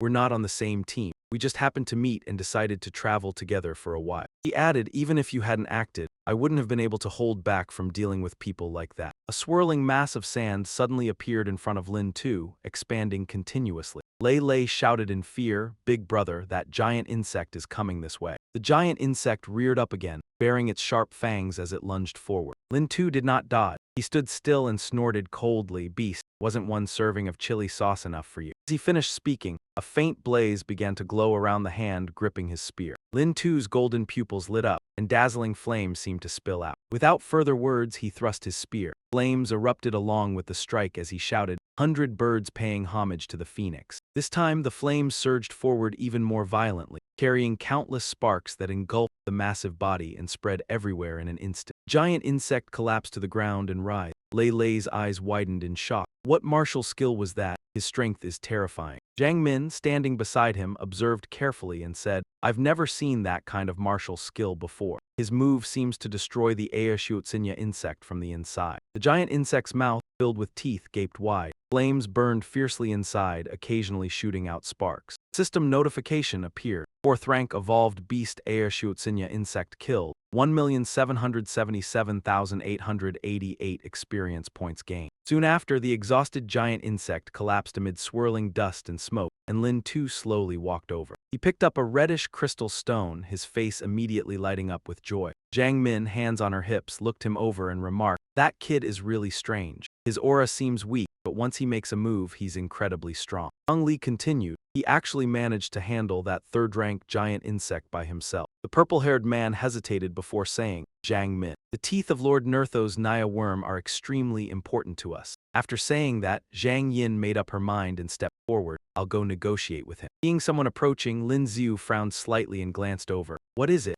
Zhang Yin smiled, awkwardly scratched her head and walked toward them. "Big brother, there are so many teeth from Lord Nertho's Naya worm. Could you give us some?" Feeling that her words were not clear enough, Zhang Yin kept her sincere smile and added, "Not for free. We'll exchange other materials with you. This tooth is truly very important to us." Lin Xiu did not reply. He simply turned and walked away, waving his hand to signal the people behind him. "I have no use for these teeth, just take them. Consider it thanks for speaking up for me earlier." Hearing this, Zhang Yin's face lit up with joy. She widened her eyes and broke into a bright smile. "Really? That's great, thank you." Zhang Yin turned around and waved, shouting loudly, "Hey, everyone, come over and pull out the teeth." Lei Lei glanced at Zhang Yin happily, her voice teasing, "I can't believe he so easily gave us all the teeth of this sandworm. Zhang Yin, don't tell me he has his eyes on us too." Zhang Yin shot Lei Lei a warning look. "Say one more word and I'll pull out all your teeth." After saying that, she drew her knife and began cutting out a tooth. When the dust settled, Zhang Yin's group poked their heads out to look. There was no one left in sight. Lei Lei said regretfully, "Hey, looks like that guy already left." Lin Xiu did not linger. He straightened up and continued walking forward. Suddenly, the ground trembled, making him stagger. The ground beneath his feet shook violently. Before Lin Xiu could leap away, sand and dust billowed everywhere. He quickly retreated and cursed loudly, "Damn, don't tell me there's another giant worm." He stepped back, tightened his grip on the spear in his hand, and took a guarded stance, while the ground where he had just stood continued to move. That area kept trembling without pause. Standing in the middle, Lin Xiu couldn't help but shout, "What the hell is going on?" Then he lost his balance and fell into a sand pit. His face turned pale and his eyes rolled back as the sand pit collapsed, pulling him down into a vast space below. He let out a soft cry. Ahead of him stood a massive gate carved with intricate patterns, with thick white dust floating in the air. Lin Xiu staggered to his feet, trembling as he rubbed his head. "That hurts. It looks like I fell into a cave." Ahead was a blue gate with square-shaped patterns, and in the center was a diamond-shaped gem glowing with blue light. He stood up straight, observing curiously and muttering, "Where is this place? It looks like some kind of secret passage." Lin Xiu reached out and touched the source of the blue light. After carefully examining the surroundings, he speculated,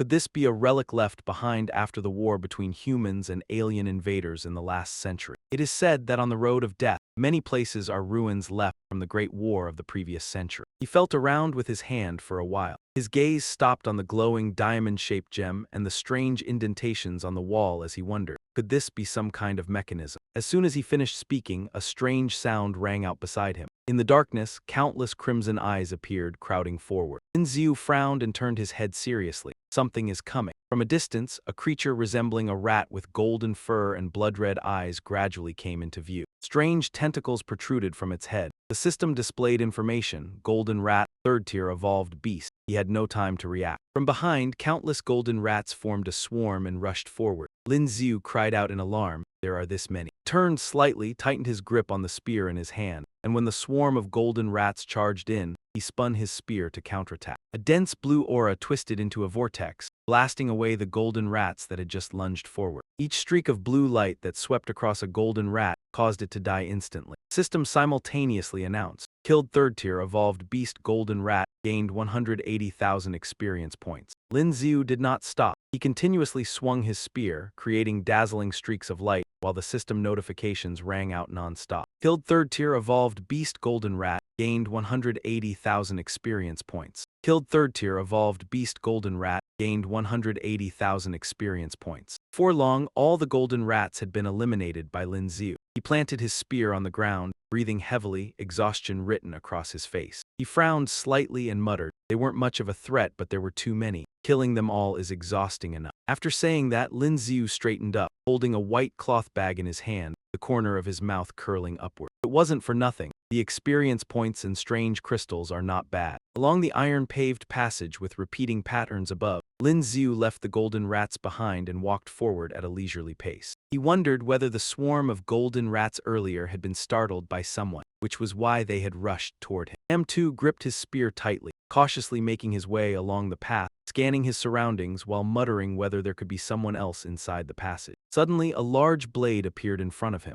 Lam 2's eyes widened as he stepped back. He raised his spear to block the strike, the clash of metal ringing sharply in the air. Lam 2 shouted, "Who's there?" Chuang stared at him in surprise, the hand holding his blade twitching slightly. "Oh, it's you." Lam 2 was no better off. His pupils shrank, his face filled with confusion. "Why is it you guys?" As soon as the sentence ended, both of them simultaneously lowered their weapons. Zhang Dan scratched his head, showing an awkward expression. Lin 2 spoke first. "Were you the ones who disturbed that golden evolution beast just now?" Lin 2 wondered why they appeared here. Zhang Dan lightly pulled his hand, forced a nervous smile, and explained, "We were walking in the desert, the sand suddenly collapsed, and then we fell here." Mentioning the golden evolution beast, she confirmed, "Yeah, it seems we accidentally disturbed a group of evolution beasts just now." After speaking, Zhang Dan spread his arms to introduce his companions and cheerfully said, "We seem to have fate on our side, let's get acquainted. My name is Zhang Dan, and this girl is Lei Lei." She continued, pointing to the tall man beside her and the other person to introduce their names. Hearing this, Lei Lei smiled brightly and waved. "Hi." Lin 2 also relaxed and responded, introducing himself, "I'm Lin 2. Since we fell here together, we might as well go together." After discussing, Lin 2 and the group followed the path forward. Huang Li and Lei Lei carried lanterns at the front, while Bing Wu went at the very back. Zhang Dan walked in the middle, asking, "What kind of secret passage is this? Why are there no exits?" Lin 2 next to him thought for a moment before replying, "Guessed, perhaps this place is a remnant ruin from the year 2554. Zhang Dan was slightly stunned, widened his eyes, and asked again, 2554 was over 100 years ago. She asked in astonishment, "How do you know?" Lin 2 slightly frowned, pointed backward with his thumb, and said, "I saw the year engraved on the wall, the intricate patterns made it clear." Lin 2 became suspicious and asked, "Do you see the indentations on the wall? Don't they look familiar?" Zhang Dan, hearing this, also became doubtful. Familiar how? Suddenly realizing something, Lin 2's eyes lit up. He laughed joyfully and took out a pink crystal, prompting everyone to rush closer. Zhang Dan placed his hands on his hips and asked, "Which evolution beast does this alien crystal belong to?" Lin 2 looked at the crystal in his hand and seriously replied, "Third stage golden evolution beast." He explained it was the evolution beast they had disturbed earlier. which ran forward and was partially killed by him, and he brought the crystal to the blue-lit slot on the wall. As he placed the crystal in the slot, he said, "When I first encountered the golden evolution beast, I wondered why such a creature existed here, until I killed them and retrieved the alien crystal. I suddenly understood and said,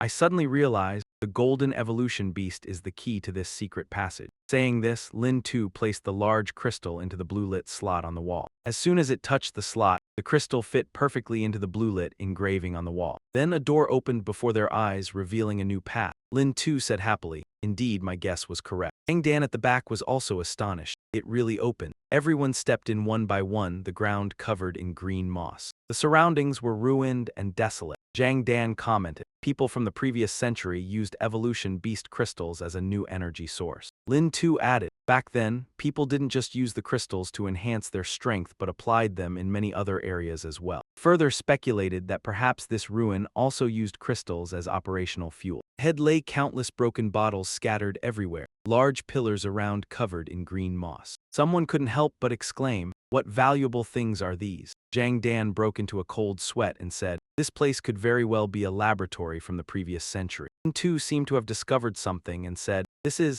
Everyone immediately looked over. Jang Dan shouted in horror, "These are mutants." In front of them was a giant test tube. Inside the continuously bubbling blue liquid floated a humanoid creature with long sharp nails and scales covering its entire body. The mutant was a product created by people of the previous century to defeat alien invaders. It combined human bodies with evolution beast genes to create a new type of human. The creature had wings on both sides and glowing blue eyes. Although extremely powerful, they were bloodthirsty and brutal. Ultimately, the experiment was terminated, and all mutants were destroyed. Large veins stood out on the motionless creature in the green liquid. Lin too observed carefully, frowned, and said, "Incredible." Spoke in a low voice, "A century has passed, yet such a terrifying thing hasn't completely disappeared." While no one was paying attention, a huge vine slowly emerged, winding around one person's legs. Once it reached halfway up his body, the vine suddenly tightened and yanked Bing Wu. Someone panicked and shouted, "What is this?" Bing Wu was pulled to the ground, screaming in terror, "Help, help me, someone save me." No sooner had he spoken, the green vine continued creeping up from below. Bing Wu's face turned pale, eyes wide, pupils shrinking, hands reaching out for help as he screamed, "Help, everyone, quickly save me." Vines came from all directions, tightly wrapping his body. Bing Wu panicked and shouted, "It's pulling me, help me." Hearing this, Jang Dan quickly drew the sword from his back and shouted sternly, "Bing Wu, hang on." Bing Wu was tightly wrapped by the vines, hanging upside down in midair, struggling and shouting, "What is this? Let me go." As soon as he finished, the green vine pierced through his body, freezing him in place. Huang Li and the others at a distance stared in horror. Jiang Min was so shocked that his mouth hung open, unable to believe the scene before his eyes. Seeing this, he frowned, pulled Lei Lei back, and shouted, "Bang you, this can't be happening." Vines were already soaked in bright red blood. Lin Xiu dashed forward, swung his longsword to sever the strand blocking his path, and followed with several more slashes. In just a moment, the surrounding vines were completely shredded, and Bang Yu's limp body fell heavily to the ground. A length of vine was still wrapped around his chest. The people in the distance hurried over, shouting, "Bang you, bang you, bang you." A thick blood-soaked vine continued to rise upward. Lin Xiu observed closely, frowning as he said in a heavy voice, "He can't be saved. This place is extremely strange. We need to find an exit as quickly as possible." A hand that had been lying motionless on the ground suddenly twitched slightly. Someone noticed and shouted, "Wait, look at Bang Yu." Veins bulged across Bang Yu's face as it twitched violently. His eyes rolled back, his whole body trembling uncontrollably. "He's moving, Bang Yu." His biceps suddenly swelled abnormally. Veins spread densely across his body. Bang Yu twisted and slowly rose to his feet. The group cried out in panic, "What is happening?" Lin Xiu's face suddenly turned pale with shock. His eyes widened, pupils contracting as he said in disbelief, "Damn it, it's the AMS virus. That monster earlier carried the virus." The group fled in panic. Lei Lei had found an exit at the back and shouted, "Brother Lin, Zhang Min, the exit is over here." Lin Xiu said to Zhang Min, "Go."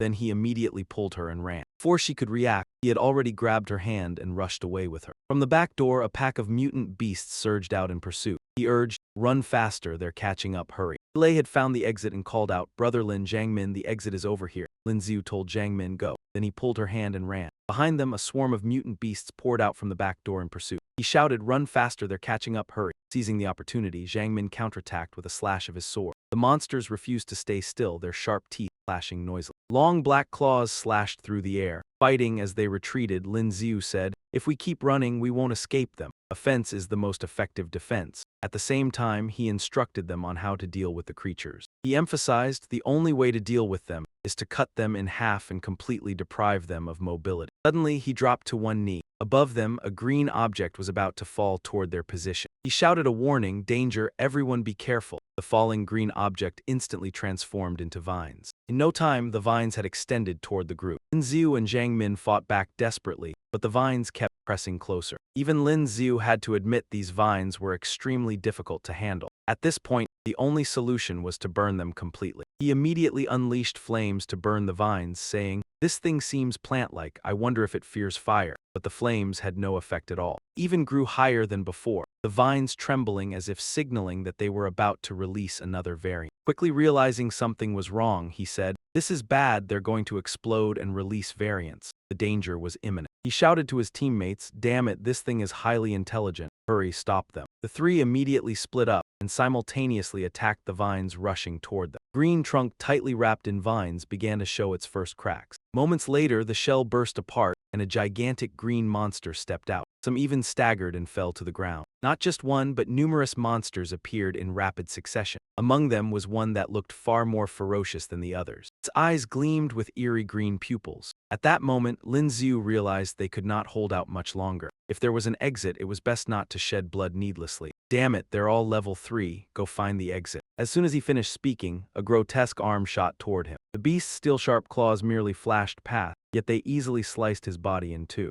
Zhang Min was still fighting, but seeing this, she worried for his safety and shouted, "Brother Lin." The monsters surged forward in another wave. Putting everything aside, she swung her sword. Flames erupted, causing the monsters to falter momentarily. Another group of monsters continued charging at Lin Xiu. He held his sword to block while steadily retreating to look for an opportunity. He told them, "Go ahead first. Zhang Min, you all go first, I'll follow behind." With his combat experience, he understood this place was filled with traps. He knew the ruins were always fraught with countless hidden dangers, so he had to conceal his true strength and could not recklessly reveal his full power. There were still many threats lurking here. He needed to preserve his strength and could not use his berserk state or his true power for now. Gritting his teeth, he decided to use a less formidable technique. A sword materialized as he muttered, "I'll have to use that cheap method Master taught me." He continued calculating, "The black glow is incredibly sharp. With my energy added, I wonder how powerful it will be." Several talismans appeared, floating around him. The sword thrust straight into the ugly monster before him. When the technique was completed, not just one but countless swords simultaneously pierced into its body. Although this move is not yet perfected, he can clearly feel its effectiveness. His power has indeed increased significantly. He tightened his grip on the sword hilt, spiritual energy surging out, visibly far stronger than before. With a single slash, he finished off the monster. The system immediately recorded it and rewarded him.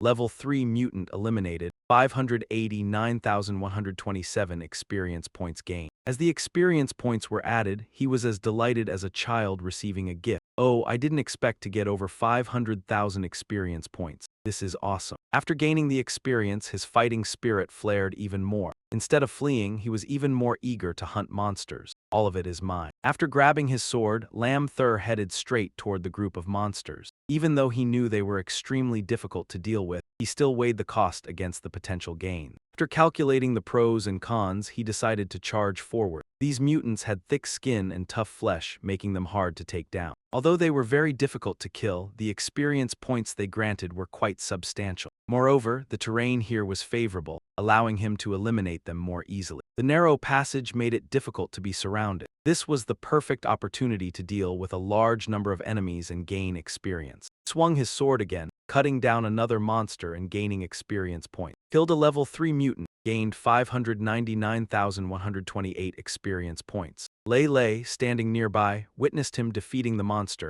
and secretly felt that he was indeed somewhat formidable. This big brother is so strong, but her confidence was quickly shattered when he carelessly allowed a monster to strike him. "Well, I just praised him for 3 seconds and then." Seeing him fall into danger, Zhang Yin could not remain seated and immediately rushed forward. "Brother Lam, be careful, watch out." She leaped up and launched an attack at the monster that was about to strike him. Unexpectedly, his sword thrust forward in a flash, leaving the monster no time to react due to its incredible speed. Sword strike was so fast that no one could see it clearly, not even the shadow of the blade, yet the monster had already lost its life. Zhang Yin, standing beside him, was also stunned. His expression remained calm, completely different from the first time he killed them. System notification. Killed a level 3 mutant. Gained 577,771 experience points. Congratulations to the host for successfully leveling up. Current level, 18. Gained 18 potential points. What pleased him most was leveling up. Only then did a faint smile appear on his usually expressionless face.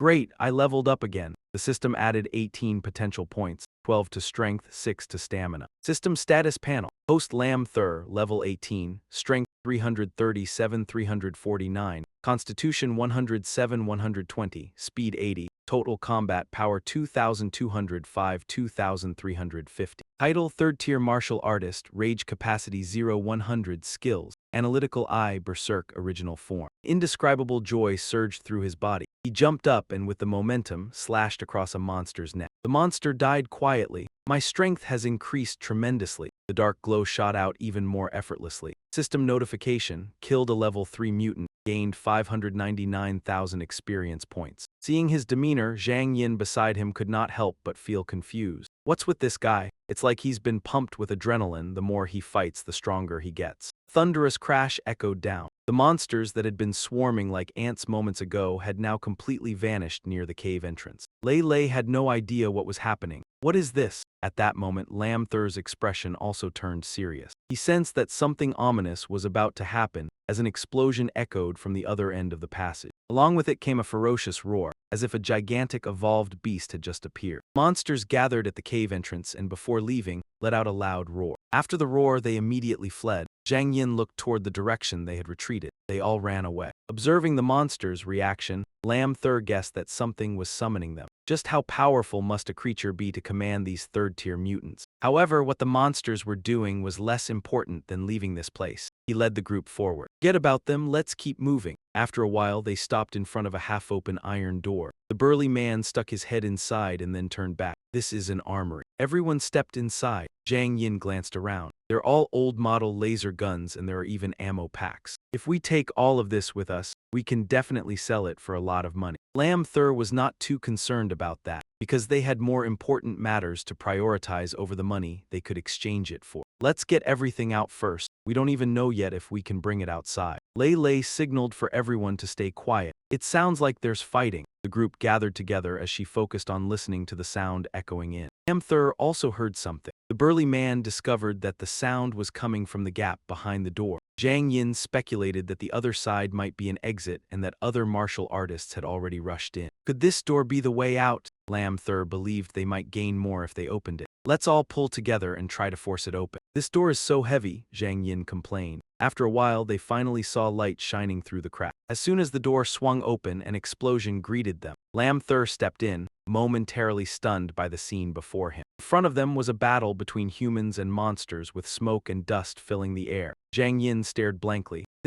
Why is it like this inside? Lam Thur was just as shocked, stunned by the large-scale battle between numerous martial artists and mutants. She wondered why they were fighting here. The monsters crazily charged at the humans, and he quickly realized it. It turns out every mutant we just ran into was summoned here by that evolved beast. Another heavy blow knocked the beast down and the fighter was hurled toward them. He crashed into Lin Qiu. It was Qin Feng. He wiped the blood from his lips and said, "Thanks, are you all new here?" Except for Lin Qiu, everyone else pointed and shouted, "Qin Feng, why is it you?" Only then did he notice her and brush the dust off his clothes. Zhang Min recognized the one who struck it down. Watching the battle ahead, she asked him, "What happened here? Why are there so many fighters and mutants?" Qin Feng scratched his head, his hand and eyes turning left. "My buddies and I slipped in here, but some special fighters came to hunt." Deep inside the hall, there was a passage leading out, but a level 6 green vine kraken was there, and no one could get past it. Level 3 beast had already been a nightmare for Lin Qiu's group, but this was a level 6 monster that left everyone stunned. What? A level 6 vine kraken? Drawing on his combat experience, Qin Feng described the vine-like tentacles he had encountered before. The vine kraken was a gigantic creature. Its body was 10 meters long, shaped like a sea demon, covered in long tentacles. Those green tentacles were incredibly tough and could easily pierce steel plates. During that, Zhang Min was shocked by Qin Feng's nerve.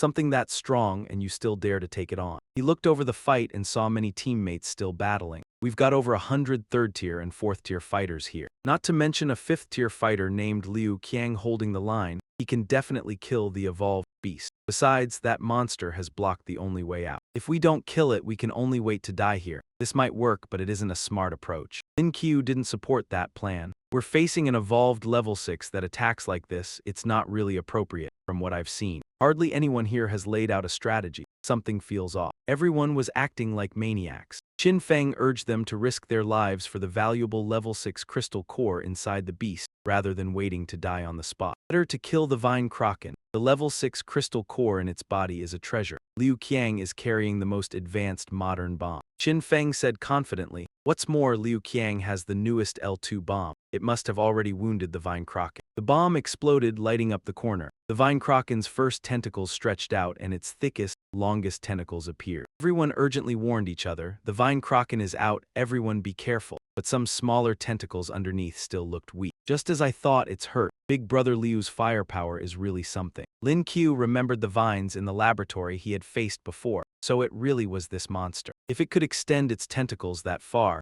it meant the entire underground ruins were within its control. Mutants began rushing out like a swarm. Liu Qiang told everyone, the vine kraken has appeared. We'll split into 2 groups. One group blocks the mutants, the rest follow me to greet the vine kraken. Qin Feng's group could only attack like mad. Die, hurry up and die. Some charged into the fight with swords. Both sides collided, mutants and humans alike. Only Lin Qi's group, though shocked, kept watching. He drew his sword to stop them. Hold it, don't attack yet. Everyone be careful. These mutated ones are all being controlled by the vine kraken. Even as he held them back, he felt an eager itch to join the battle. Why do I want to fight so badly? This feeling is strange. Monster locked eyes on him and charged. He countered. With a single slash, he forced it back. Jiang Min also joined the fight and cut down a monster. Lin Q watched in silence, noticing everyone's fervor, just like the teammates in the hall. The more they fought, the more excited they became, and the stronger they got. From his observation, everyone was fired up with zeal. Combat power surged. Sword tip stabbed into the monsters, his foot stomped down on one and they all fell. All the mutants are dead, Jiang Min pointed. Brother Lin, look, that vine kraken seems to be in trouble. After a stretch of fighting, the vine kraken trembled. Everyone noticed and seized the moment. The vine kraken really is faltering. They fought with even more passion, continuing the assault. Victory is right in front of us, they cheered. We're about to win. Everyone's spirits were higher than ever, but each person had their own ambitions, so they had to stay united. Kill this level 6 evolved beast, take the crystal core. The level 6 crystal core is mine. Nobody better think about stealing it from me. Truong Dan spoke up and invited Lam Thur to leave together. Lam, we should go too.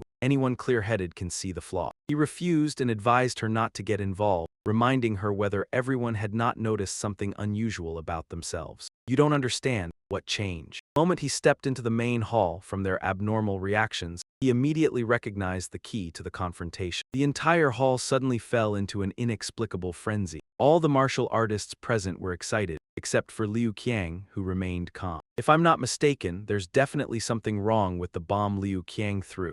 It likely contains adrenaline gas. The crowd surged toward the 6-vine demon beast. That gas stimulates the human adrenal gland. It can temporarily increase combat strength but causes serious harm to the body. That's why these martial artists were desperately attacking the 6-vine demon beast. Liu Qiang was using them as human shields. Only now did Jiang Min realize it. Damn it, that bastard actually dared to use us as cannon fodder. He replied, moreover, he's using the 6-vine demon beast to reduce our numbers, hoping to reap the benefits in the end. Its tentacles emitted a wave of sound. Someone said to his companion, this isn't good. The evolved beast is playing dead, but the other person refused to believe it. No, it's definitely a final counterattack before death. Everyone continued attacking. The 6-vine wasn't dead at all and instead lashed out with its tentacles at those who charged forward. Someone asked Han, brother, are you okay? The one struck by the tentacle began to undergo a mutation. His eyes turned feral and his appearance became abnormal. The group immediately turned to face those who had once been their teammates. Damn, he's mutated. It's a virus, the ambinhreview. Everyone be careful.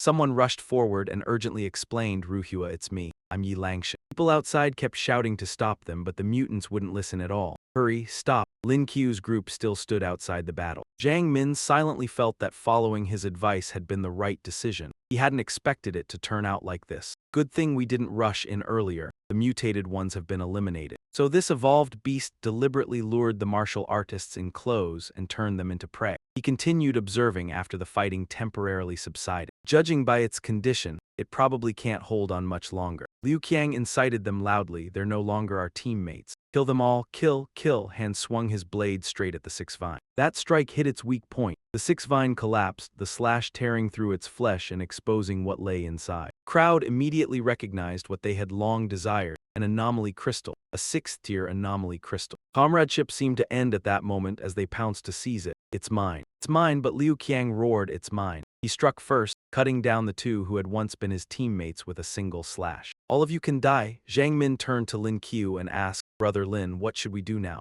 Are we going to snatch it? He let out a cold laugh as if he had been waiting for this moment. Of course we're taking it. That bastard doesn't deserve that anomaly crystal. Liu Qiang stepped forward to take the anomaly crystal from the six vine's corpse, shouting, it's mine. None of you are allowed to fight me for it. He laughed wildly at the treasure he had just seized. He forgot that others could snatch it back. It's mine. Lin Qiu leapt from behind, sword raised and slashed downward. Liu Qiang wasn't as careless as he appeared. Sensing danger, he immediately turned around. You brat, you dare compete with me. He sprang up to block Lin Qiu's sword. Those despicable tricks couldn't escape his notice. Put stimulants in the bomb to use everyone as your shield and reap the rewards yourself. Truly despicable. Only then did the teammates realize the true face of the man they had trusted. What? Liu Qiang, what do you mean? They had no reason to protect a traitor anymore. Damn it, you vile scumbag, kill him. That anomaly crystal belongs to us. They all charged forward shouting, that's right, kill him. Kill him. Liu Qiang leapt up, blade aimed straight at the overconfident brat. Go die. Tried to kill Lin Qiu, but his opponent wasn't someone to bully. Lin Qiu met him head-on, calculating even in the heat of battle. I'm only third tier. I definitely can't withstand a full strike from a fifth-tier martial artist. Fortunately, he just killed the six-vine demon beast. He must have consumed a great deal of origin energy, so his strength isn't what it was. The spear in Lin Qiu's hand glowed in a circular arc, blasting him away. Dust billowed around Liu Qiang's position. He still intended to eliminate Lin Qiu. Bastard, I'll kill you while you're weakened. But his former teammates rushed in first. Die. The enraged crowd roared after being used as shields. Die. Kill him. Liu Qiang sprang up to counterattack while a red-haired man charged at Lin Qiu. Brat, get lost, the anomaly crystal is mine. Lin Qiu refused to yield. You try to steal our anomaly crystal, then you can die too. In an instant, a flurry of punches rained down on the red-haired man. At the same time, the six vine's tentacles stretched out again, making him lower his gaze. The tentacles were still growing longer. He warned, the six-vine demon beast isn't dead yet. He smiled coldly. Retreating now would mean giving up the spoils. Perfect, another free reward. Flames surged around his fist, instantly taking the six vine's life. System notification. 6th tier 6-vine demon beast kill. Received 8,888,888 experience points. He was slightly disappointed that a 6th tier evolved beast was worth only a little over 1,000,000 experience points. What a miser. He immediately ran to the six vine's corpse to search for the anomaly crystal. My damage contribution against the 6th rank QE beast was under 40%,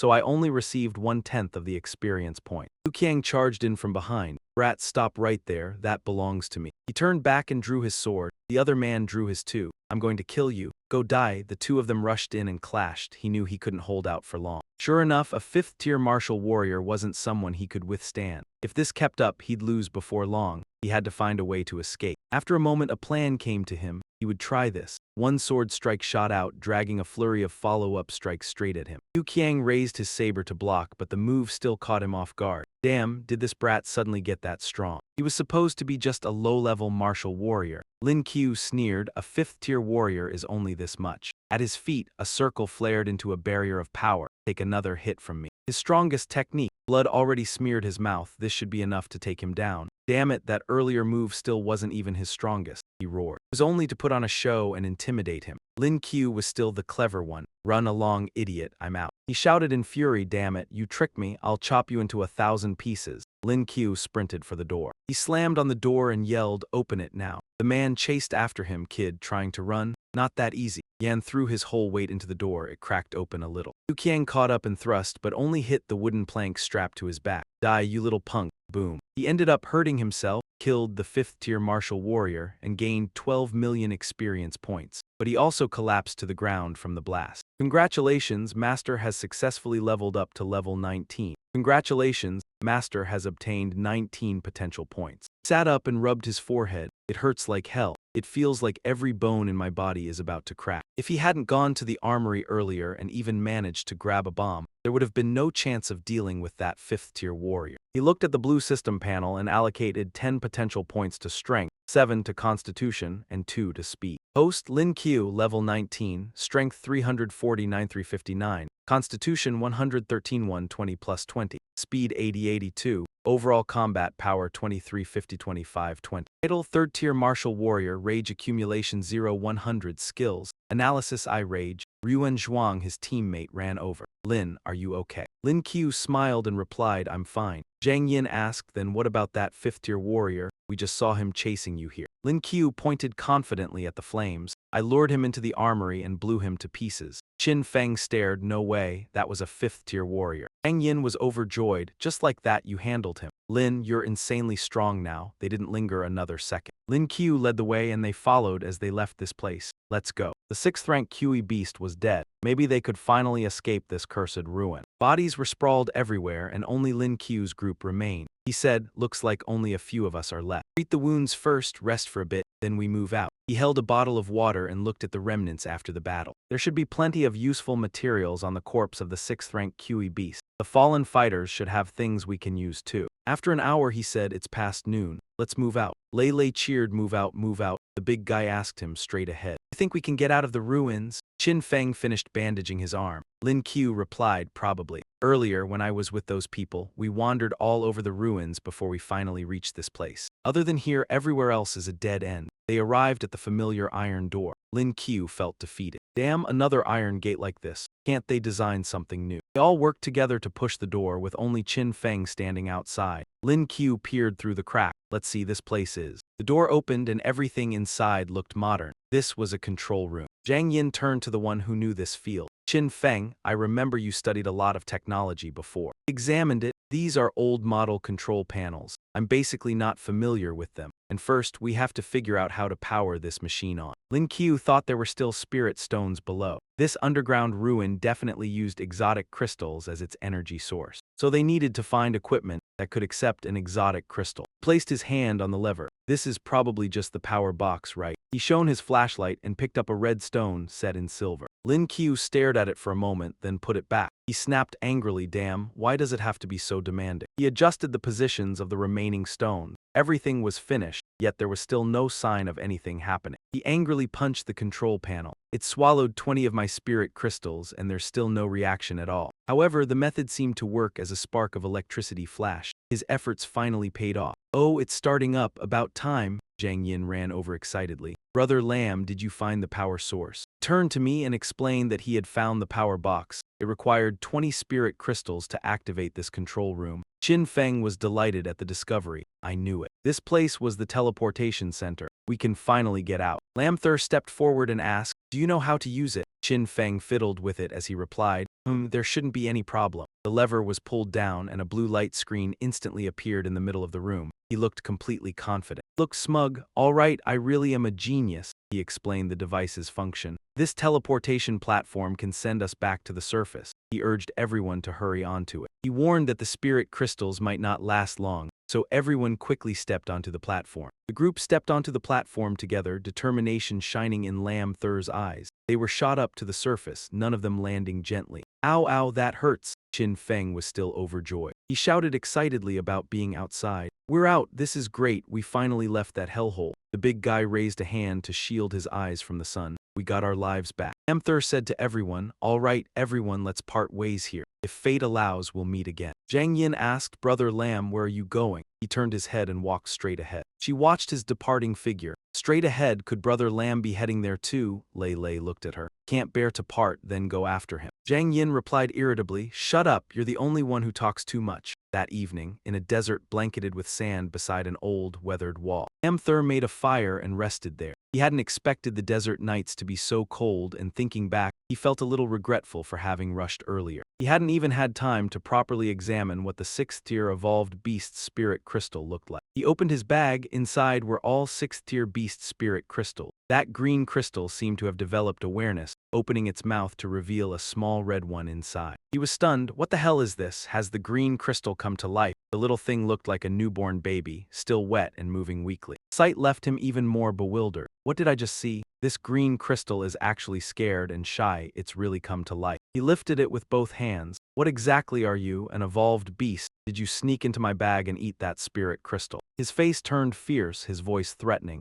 Damn it, I should kill you, cut you open, and take back my spirit crystal. Creature looked frightened, and he realized it could understand him. He took out his phone to search for information, trying to figure out what it was. However, no useful data appeared. He couldn't find its origin and began to suspect it was an alien life form disguised as a spirit crystal. He touched it. The outside was as hard as a spirit crystal, but the inside was soft. Fine, I won't kill you. You're not allowed to steal my spirit crystals, and you're not allowed to run away. Lamb Third decided to keep it as a pet to keep him company on the road. I'll call you Coco. He struck, piercing through the scorpion's body. The system announced bonus points after killing a 3rd-tier Red River Desert Scorpion, awarding 150,000 experience points. Coco and another one happily ran over to the scorpion's corpse. Lamb Third treated it as their reward. You helped me collect quite a few spirit crystals. This one's your reward. It immediately stuffed the crystal into its mouth. He observed the small, round creature. Though it looked cute, it moved extremely fast and could dig spirit crystals out of beast corpses for him. It saved him a great deal of effort, and it seemed to love eating spirit crystals. They continued moving on to another place. Coco, look over there. It's an oasis. The bubbling green water means there are people below. Lamb Thur happily splashed water onto his face. It was rare for him to relax like this. So refreshing. Suddenly he sensed danger and quickly swung his sword to block, but it was too late and he was knocked flying. He recognized the sharp sword strike of his opponent and immediately knew it was an expert. Then he noticed the spear in his own hand. Why? The person before him was Luo Yue. He stood right in front of him, leaving him stunned. Why is it you? She was also surprised. What a coincidence. She collapsed and he quickly caught her. Hey, don't pass out. He asked anxiously, are you all right? When he laid her down, he saw his hands covered in blood. Blood, you're injured. He took supplies out of his backpack. I have medicine here, I'll apply it for you. When he turned her over, the spear accidentally pressed against her, making her cry out, hey, let me go. Lamb Thur replied, just because you tell me to let go doesn't mean I will. I'm not letting go. You're even biting me. This is the most precious recovery medicine I have. Poured the medicine onto the wound on her back, causing her a burning pain. He asked, who did this to you? He used his bag as a pillow for her, took off his shirt to cover her and keep her warm. He silently calculated in his heart. Back then, his rank had been too low to see her true strength. He never expected that Luna would be a 4th-rank martial artist. Moreover, her combat power far surpassed others at the same level. Luna asked, what are you doing here? He shook his index finger and replied, take a guess. If you're right, there's a reward. She turned her back indifferently. If you want to talk, then talk. I'm not interested. He thought to himself that this girl was truly dull. Without waiting for her to press him, he confessed on his own.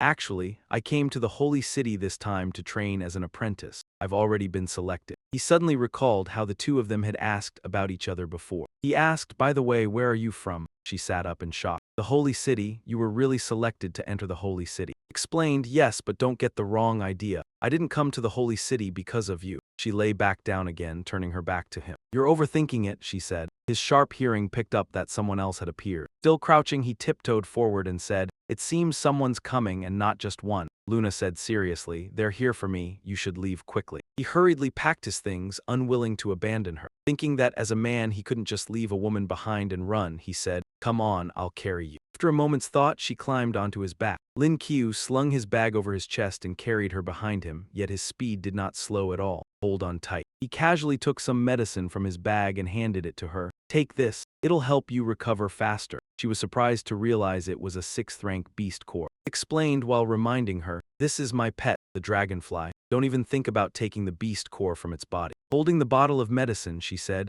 it's only a 6th-rank beast core. He teased, oh, I forgot to tell you, I've already taken a sip from that bottle you're holding. But she didn't care at all and simply asked, oh, so what? He complained, you're not cute at all. He glanced back and said, carrying me like this, you won't be able to run fast. The group behind them was about to catch up and someone shouted, she's here. Luna alerted him, they're here. The mustached man chased after them with killing intent in his eyes. You killed over 100 members of my black tiger and still think you can run? A long-nosed man stayed behind, preparing to throw his spear. He shouted, stop right there. The spear was hurled out. Don't even think about running. Die! The spear came crashing down above the two of them. The spear stabbed into the ground, blocking Lin Qiu's path and forcing him to stop. But only for a moment, because several men were already lying in ambush ahead. Let's see where you can run now. He glanced at them and discovered that these men were all peak third-rank martial artists. He looked at Luna. Surrounded by that many people, she had still managed to kill over 100 of their guild members and leave. Her strength was truly terrifying. Black-bearded leader stroked his long beard and said, "Little sister, stop wasting your energy. You won't escape." Luna replied coldly, "All of you will die." He even mocked Lin Qiu. He said, "Little sister, I already ambushed you before. You're seriously injured now. Do you think we're still afraid of you?" He sneered, "I don't know where you found this weakling. With skills like his, he's not even worth looking at." Lin Qiu was stunned when he heard that. Was that man calling him small-eyed, big-nosed, and fat-faced? The black-mustached man licked his lips. He showed a lecherous look toward the beauty and said, "Beauty, come over to your big brother here. Let me cherish you slowly." Luna said to him, "Put me down." Left standing behind, Lin Qiu sighed, "Looks like I've been underestimated." Black-bearded leader shouted, "Brothers, listen up," he ordered. "Kill the man, keep the woman. It'd be a pity to kill such a beauty. Later, we'll all enjoy her together." They all charged forward. The long-nosed man laughed loudly, and a bold one rushed toward Lin Qiu. "Die, brat!" The long-haired man holding a sword also rushed in. He shouted again, "Die, brat!" A sword slashed down, but the first to make a move was Lin Qiu. His hand turned into flames. This move is called 100 Birds Paying Homage to the Phoenix. The man cried out in shock,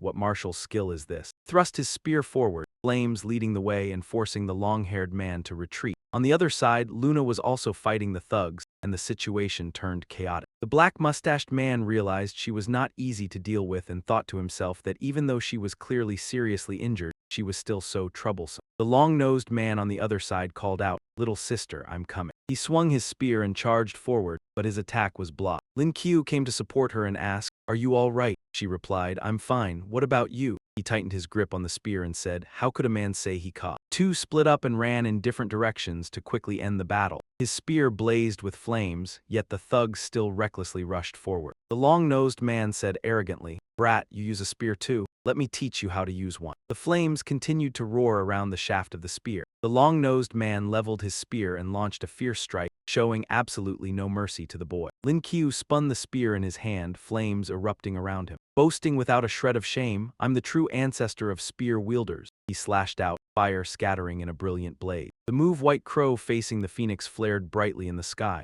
The long-nosed man hastily leapt back. "Damn, this kid's got some skill," Lin Qiu shot back. "I've only used 10% of my power." Two others rushed from behind, raising their swords to strike. "Hand over your life." Luckily, he tilted aside just in time and caught the slash. He swept his spear, sending both of them flying. The long-nosed man charged with his spear, roaring, "You brat, die!" He thought he had pierced him, but Lin Qiu had already vanished in a flash. Lin Qiu brought the spear down right before his face, and the long-nosed man quickly raised his weapon to block. He blocked with a strained expression. "What the hell is this weapon? Why is it so heavy?" He froze as realization struck. "Wait, this spear," his eyes swept over its appearance. The shaft was pitch black and immensely heavy. "Could it be your spear is Black Mang?" Lin Qiu asked. "Oh, you recognize it?" The man grew excited at the thought of seizing the divine weapon. "I can't believe my luck to run into such a supreme weapon. As long as I kill you, Black Mang will be mine." Lin Qiu thrust forward, he dodged. "Oh, you want to kill me?" Lin Qiu stepped back. "You like it, then I'll give it to you." He hurled the spear. "Here, catch it." Acting on instinct to save himself, the man grabbed it, completely forgetting how terrifyingly heavy it was. He instantly dropped to his knees.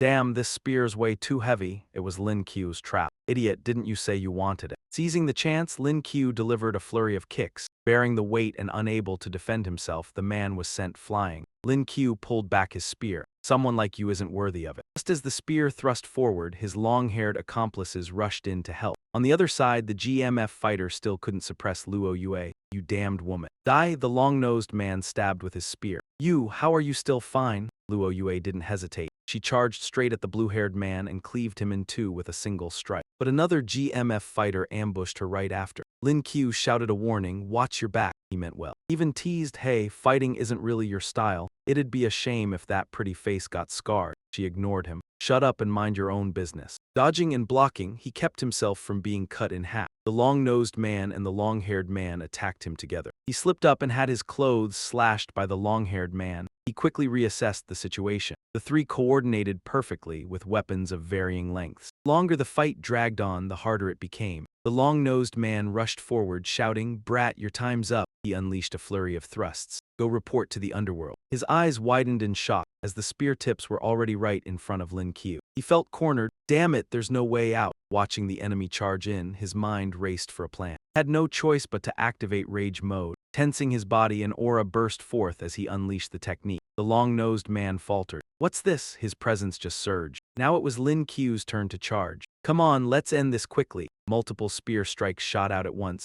the move rain of pear blossoms, leaving the man stunned. What? How did it suddenly? The heavy spear pierced straight through his head. System notification. Killed a third-stage martial artist, gained 302,300 experience points. The remaining two-horned man couldn't comprehend it. Damn it, how did this brat suddenly become so strong? The other shouted. Stop holding back, use your strongest martial skill. Gathered his strength and unleashed a new move, Red Lotus. He slashed out flames, executing blazing fury. Lin Qiu wasn't surprised. Fire skills, just so happens I know some too. He swung out a fiery strike, White Crow facing the Phoenix. Fire Phoenix was powerful enough to burn him alive. Damn, the flames are too fierce, I'm going to die in this blaze. System notification. Killed a third-stage martial artist, gained 306,500 experience points. The remaining two-horned man launched his move, shattering Ice Mountain. He slashed out a surge of spiritual energy toward Lin Qiu. Go die already. Lin Qiu spun his spear, easily deflecting it all before charging straight ahead. Here, take this, die. The two-horned man's eyes widened. The spear pierced through his body. System notification. Killed a third-stage martial artist, gained 301,110 experience points. Lin Qiu looked toward Luo Yue, all taken care of. On the other side, the battle was still at a stalemate. The GMF fighter sneered. Little beauty, you're holding up well, but once my companions kill that weakling, you won't stand a chance. Lin Qiu lunged down just as he leapt up. The man struck hard, knocking the spear off course. Lin Qiu immediately moved to stand beside Luo Yue. Shot back, old man, open your dog eyes and look carefully. Where are your companions? The man ground his teeth, turning to blame his teammates instead of worrying about them. Damn, three useless trash, he unleashed his final blow. I'll risk my life against you. The GMF fighter's eyes turned icy. You too go to hell, he leapt up with spear in hand. He executed Thunder Peak Myriad Force. Lin Qiu recalled his own words. I might as well save you while I'm at it. He sprang up, spear tip meeting head-on. Now I'll return it to you. Spear shattered the blade in his hand, then a single thrust pierced through him, killing him instantly. The system notification sounded. Killed a third-tier martial artist, gained 301,110 experience points. After that, he walked over to Luo Yue. He sat down beside her on the sand and asked, Are you okay? She checked herself over and replied, I'm fine. He took out some medicine and handed it to her. Here, take this. Don't worry, I haven't used this bottle. She accepted the bottle, secretly astonished that his strength had increased so quickly. Seeing her reaction, he immediately looked pleased with himself. He narcissistically declared, Of course, a handsome guy like me is an extraordinary genius with outstanding talent. Hearing that, she turned and walked away. He called after her, Hey, where are you going? She replied briefly, Sacred City. He said happily, Oh, you're heading to Sacred City too. He excitedly got up and chased after her. That's great. Hey, wait for me. I used up a lot of my strength helping you just now. I need a little rest first. She didn't respond and instead quickened her pace. He hurried after her. Hey, wait for me. Don't walk so fast. Are you trying to exhaust me to death? After walking for a while, two of them entered the forest. He looked around and said, finally a forest that looks somewhat normal. Lin Qiu followed behind, observing the surrounding. He commented, Looks like we're almost at Sacred City Academy. Suddenly, a voice came from ahead. We won't let you reach Sacred City Academy so easily. On the opposite side, Zhang Yin and his group were arguing with Kong Heashan. Someone demanded, Kong Heashan, what do you mean by this? Blue-haired man was Kong Heashan. He wanted to eliminate some competitors. He said, I heard that Sacred City Academy will have a test for new students. So to make sure my brothers and I can pass smoothly, wouldn't it be better to deal with our competitors in advance? Zhang Yin asked back. So, you want to kill us? He pretended to be magnanimous and replied, We're all classmates. Killing each other would look bad. Just hope you'll be sensible and withdraw. Qin Feng angrily retorted, Withdraw? You know very well how dangerous this road is. Going back would be no different from killing us. The two of them observed the crowd. Luo Yue asked, Do you know them? Lin Qiu replied, Yes. The two stepped forward and he waved cheerfully. Didn't expect this place to be so lively. Zhang Yin exclaimed happily, Big brother Lin Qiu. Greeted Kong Heashan. Brother, I'm also a new student of Sacred City Academy. Should I turn back as well? Zhang Yin had always admired him, so he said, Big brother Lin Qiu, so you're also a new student of Sacred City Academy. We're new students too. But the difference between new students, Kong Heashan glanced at Luo Yue and said, At least you know what's good for you, right? He angrily shouted. Dare to injure me? His lackeys immediately rushed forward. He ordered, all of you attack, kill that brat. But at that very moment, he discovered a sword pressed against his neck. Luo Yue coldly warned, move again and I'll kill you. The bun-haired underling shouted in panic, let him go at once. On the other side, Lin Qiu suddenly raised 3 fingers toward them. 3 seconds, he smiled and asked, leave or die. During this, Zhang Yin and Lei Lei immediately assumed battle stance. Qin Feng and his teammates also frowned, staring at them warily. Kong Heishan clutched one arm, silently observing the situation. In the end, he reluctantly said, fine, we'll go. Right after that, they turned and left. Zhang Yin stepped forward and said, thank you, big brother Lin Qiu. Then she explained, that guy is called Kong Heishan, the strongest martial artist from another academy in our city, just very arrogant. If it weren't for you two, we really wouldn't know what to do. Zhang Yin scratched his head and turned to Luo Yue, thanks to you as well, but her cold gaze made them somewhat awkward. Lin Qiu waved his hand and laughed. It's nothing, we're all on the same side. He turned and asked Luo Yue, if we continue forward, is that the end of the road of death? She replied, yes. Suddenly Zhang Yin hesitantly asked, big brother Lin Qiu, can we travel with you too? He immediately replied, sure, it's good to have more people to coordinate with on the way. Zhang Yin gratefully said, thank you, big brother Lin Qiu. A little later, everyone split into small groups, lit fires and ate in the forest. While eating, Lin Qiu observed and said, it seems these people are all heading to Sacred City Academy. There are quite a lot of them. Then he asked Zhang Yin, do you know roughly how many new students Sacred City Academy recruits each year? Zhang Yin looked up thoughtfully and replied, I'm not too sure, but from our academy, including Peng Yu, 5 people were selected, plus 5 more from Kong Heishan's side. Hearing this, he said, so your city selected 10 new students. He calculated silently to himself. Only he had been selected from Stellar Radiant City. It seemed Stellar Radiant City was still just a small city. Zhang Yin scratched his head innocently. Not everyone achieves anything remarkable. For example, there are 5 people in our group, yet we still can't compare to Big Brother Lam 2. I heard that this year someone from Sky Academy has arrived. At just 18 years old, that person already became a 5th-rank martial artist. At that moment, Lakan Gayat spoke up. That person is Chak Kai Tin from the same academy as me. Truong Dan and Loi Loi widened their eyes in shock and exclaimed in unison, what? You two know each other. Are you also a student of that academy? Lei Lei looked at her with open admiration, her eyes practically turning into hearts. Sis, you're amazing. That's the most famous academy in Sky City. Ordinary people simply couldn't even enter Sky City. After hearing that, Luo Yue felt even more embarrassed. The group continued on their way and arrived at a tall cliff where crowds of people were moving about. Lin Xiu couldn't help but sigh in amazement. He hadn't expected there to be over 1,000 new students,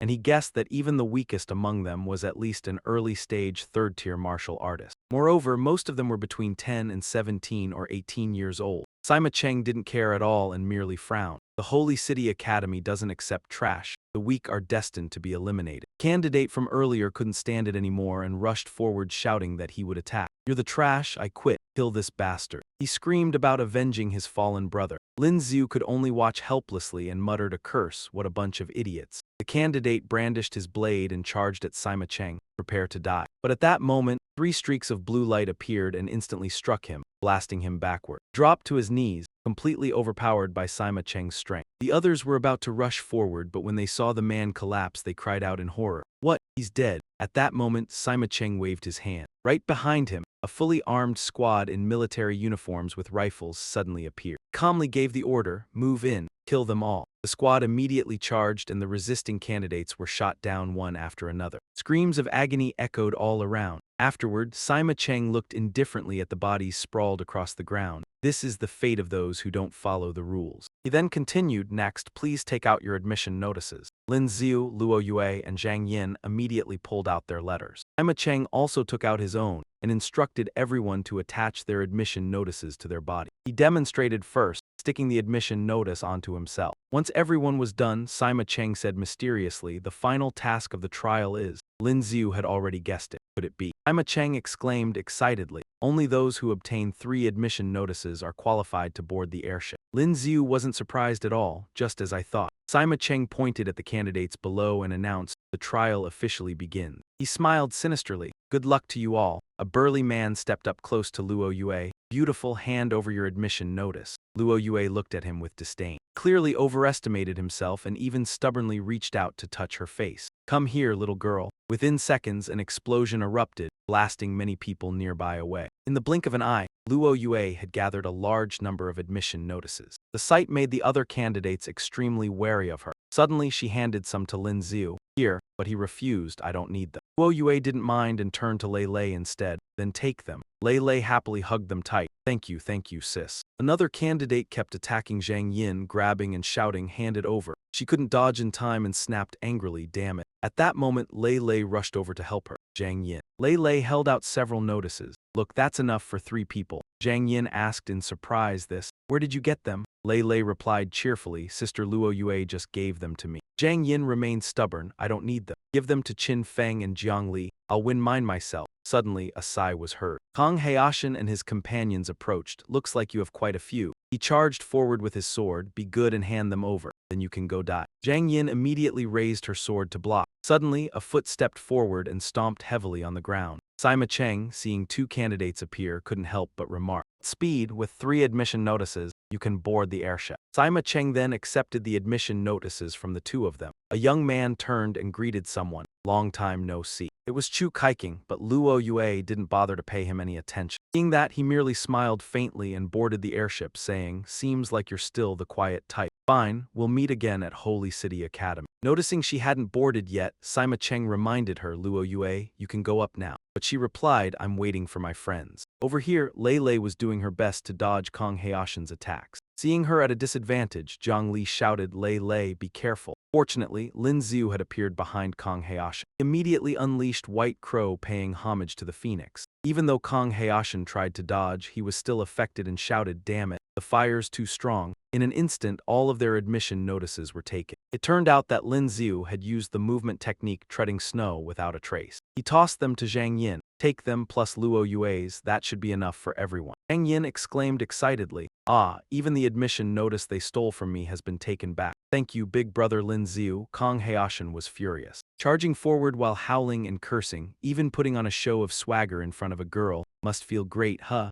You'll pay for this. Brothers, kill them all and take back the admission notice. Lin Tu remained calm and let out a cold snort. HMPH, I've already been sick of the sight of you since yesterday in the forest. Red-haired man rushed forward, unleashing the divine humble storm of pear blossom rain, but he had only shouted spear before being fiercely cut off by Lin Tu. At the same time, Lin Tu thrust his spear straight through him. The system immediately displayed a notification. Ding, killed a 3rd-stage warrior, gained 350,000 experience points. Kang Heashan turned pale in shock, never expecting this brat's skills to be so terrifying, killed with a single strike. Another man charged up and said, Big brother, leave this kid to me. He executed straight drive forward, while Lin Tu instantly grabbed the opponent's sword. Lin Tu sneered, with that little strength you think you can use a sword? Then he thrust his spear at him. Come on, take a look at my spear. The man was still stunned and blurted out, damn, you can even grab my sword. Before he could react further, Lin Tu pierced him to death with one thrust and shouted, idiot, go die. The system notification sounded again. King killed a 3rd-stage warrior, gained 350,000 experience points. The notification appeared just as Lin Tu took down another one. Unable to accept the reality, Kang Heashan roared an order, everyone attack together. In an instant, his underlings swarmed toward Lin Tu. Lin Tu said calmly, no matter how much trash there is, it's still trash. Multicolored lights flashed, and with a single move he swept them all down. Right after that, he dashed straight toward Kang Heashan. Shocked, Kang Heashan cried out, what? How is that possible? Lin Tu said lightly, remember this in your next life. Kang Heashan hurriedly raised his hands to block and shouted, wait, I have something to say. We don't want the admission notice anymore. Before he could finish speaking, Lin Tu swung his spear and sent them all flying into the air. System's voice rang out repeatedly. Ding, killed a 3rd-stage warrior, gained 360,000 experience points. Ding, killed a 3rd-stage warrior, gained 371,000 experience points. Ding, killed a 3rd-stage warrior, gained 399,900 experience points. Witnessing the scene, the other candidates trembled in fear. That guy was far too terrifying, casually killing 5 people in a row, causing some to immediately turn and flee. They thought to themselves that he was ruthless and not someone to be provoked. Zhang Min ran over and called out, Brother Lin Tu, thank you. Lei Lei followed behind. Brother Lin Tu. Another teammate spoke up, thanks brother. Lin Tu replied modestly, it's nothing, we're all on the same side. Then he suddenly showed a look of surprise. Let out a soft huh. Someone asked, "What's wrong?" Seeing that she still hadn't boarded the airship, Lin too asked, "Luo Yue, are you waiting for me?" But she did not answer. She merely snorted and turned away. Watching her back, he thought her personality was truly too arrogant. The airship began to take off. A voice rang out, "Congratulations on passing the final trial and officially qualifying for admission to Sacred City Academy." Emma Chengjiang said with a smile, "From now on, we are classmates. The rules of Sacred City Academy strictly forbid attacking fellow students." Those words made Lei Lei extremely dissatisfied. Just moments ago they were forced to slaughter each other, and now he was pretending to be a good person.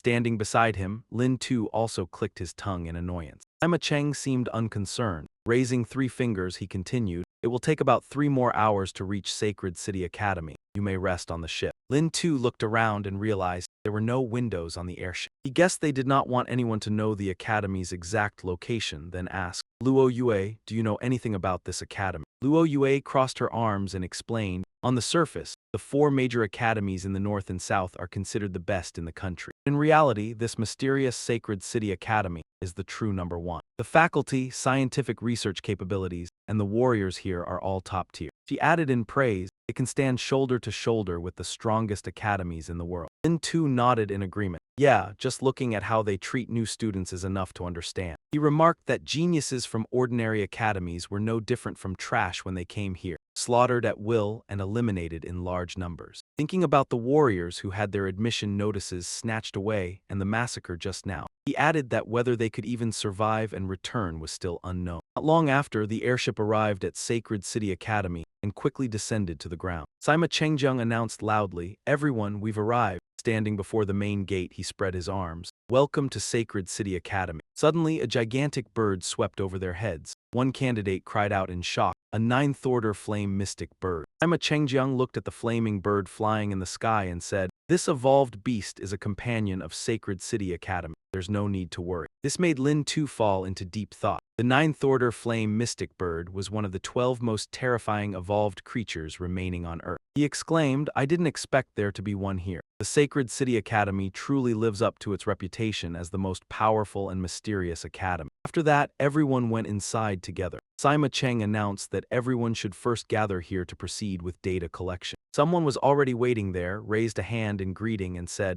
"Welcome, new students from the south. Please line up in front of this machine for scanning." Candidate immediately stepped forward to be scanned. Soon after, the device produced a card marked with the number 6. The instructor took out his own number 4 card and explained. He said that this card would serve as everyone's pass within the Sacred City Academy and would also function as a points card. He clearly stated that Alliance currency could not be used in the Sacred City Academy. Only points earned within the academy could be used to purchase items. Each month you will be given 500 points and must use them wisely. A candidate standing in line suddenly raised his hand and asked, "Teacher, you said we are new students from the south. Does that mean there are also new students from other places?" The instructor nodded slightly and replied, "That's right. There are also new students from the north. There are 641 of them in total. Their trial examination was held in the icy lands far to the north. They completed their assessment before everyone else. It won't be long before the 2 sides have a chance to meet." After hearing this, Lin too fell into deep thought. Holding his card, he turned and asked Luo Yue, "Do you know what the number on the back of the card represents?" He raised her number 1 card and his number 10 card, then said, "It's the class number." Hearing that, he immediately understood. "So you're in class 1 and I'm in class 10, he thought to himself. He analyzed that because of his camouflage skill, the scanner had placed him in class 10, while Luo Yue's strength was so overwhelming that she was assigned to class 1. At that moment, Sima Cheng raised his hand and announced, "New students who have received their cards, please come over here. The number on the back of the card is the class you've been assigned to. Soon, the teachers of each class will come to take you away." Just then, Zhang Yin stepped forward and said in surprise that this number actually represented the class. He then asked, "Brother Lin too, which class are you in?" Lin too held up his card and replied, "I'm in class 10. Zhang Yin's group immediately cheered excitedly. "Really? That's great, Brother Lin too, we're in the same class." Lei Lei beside them also said happily. Brother Lin too, Zhang Yin, Lei Lei, Jiangli, Xin Feng were all in class 10. Lin too said helplessly, "What a coincidence." Luo Yue quietly watched as he and the others chatted enthusiastically. Suddenly, Sima Cheng pointed in a direction and introduced that person as their teacher. He told everyone to look at the number on their cards. The teachers simultaneously raised their wristwatches to display their corresponding class numbers. Other teachers did the same, and Sima Cheng's voice rang out again, telling everyone to follow the teacher of their class. Lin too felt a trace of regret. He sighed softly and said, "It seems we have to say goodbye here for now." Luo Yue simply replied, "The academy is that big." Watching her departing figure, he fell into thought. He pondered the meaning of "the academy isn't that big," wondering whether she meant they could easily meet again, or that if he had time, he should take the initiative to look for her. Before he could finish thinking, Zhang Yin waved and called out, "Brother Lin too, let's hurry up too." Lin too stepped forward and replied, "All right, I'm coming." Soon after, he met his teacher, whose watch displayed the number 10. The man introduced himself, "My name is Nam Zhenghui. Starting today, I am officially your teacher." At the same time, the system displayed information about Nam Zhenghui, with his traits and total combat power listed as unknown. Lin too frowned slightly in vigilance. Even his analytical eyes could not assess the teacher's strength. He silently judged that this person was extremely powerful. The entire class was led by Nam Zhenghui to a tall building. He introduced it, "This is our Class 10 building." Inside, it was fully equipped with desks and chairs. You only needed to insert your card into the device on the desk to link it to your personal profile. After that came the training room. The daily curriculum, besides basic theoretical knowledge, also included simulation exercises. There were also mechanical practice sessions and specialized training for martial artists. Nam Zhenghui smiled and said, "From now on, our class will elect a class monitor to assist with general affairs. Does anyone want to run?" Hearing this, Lin too immediately volunteered and asked, "Teacher Nam, what benefits does the class monitor get?" He replied, "The class monitor will keep the key to the training room on the 3rd floor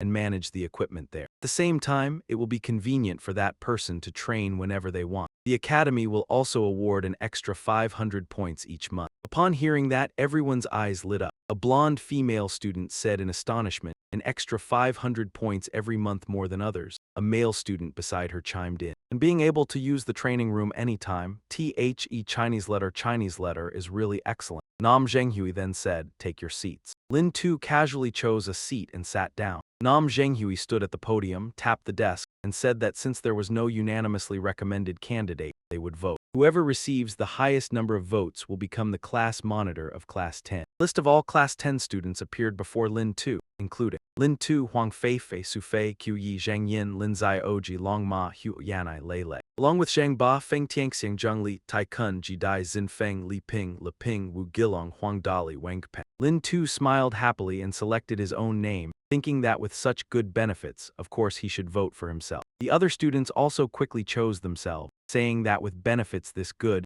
they certainly couldn't let someone else enjoy them. Before long, the results were tallied and Nam Zhenghui announced, "The results are in. Lin Tu received 5 votes and has become the class monitor of Class 10. The screen immediately displayed Lin Tu 5 votes, Huang Feifei 3 votes, Su Fei 1 vote, Zhang Yin 0 votes, Lin Zai Oji 2 votes, Long Ma 1 vote, Lei Lei 0 votes, Zhang Ba 1 vote. Followed by Feng Tianxiang 1 vote, Zhang Li 0 votes, Tai Kun 1 vote, Ji Dai 1 vote, Xin Feng 0 votes, Li Ping 1 vote, Le Ping 1 vote, Wu Gilong 1 vote, Huang Dali 1 vote, Wang Peng 1 vote. Le Ping, tall and sturdy, pointed at Lin Tu and shouted in protest, "No way. They all know each other. That's not fair, not fair." The others also protested in unison, arguing that it was unfair. "That's right, Mr. Nam, this is unfair." Nam Zhenghui calmly asked, "What do you think would be fair?" As soon as they heard that, the group became excited. Le Bing tried to show off his muscles, enthusiastically suggesting a fight, claiming to be the class president of Class 10. He insisted that strength should be the #1 factor among everyone, and the others agreed in unison. "That's right, strength should come first." Nam Zhenghui nodded in agreement. "All right, but if we fight, time is a bit tight." As he spoke, he pressed a button on the desk. "Let's use this to decide the winner."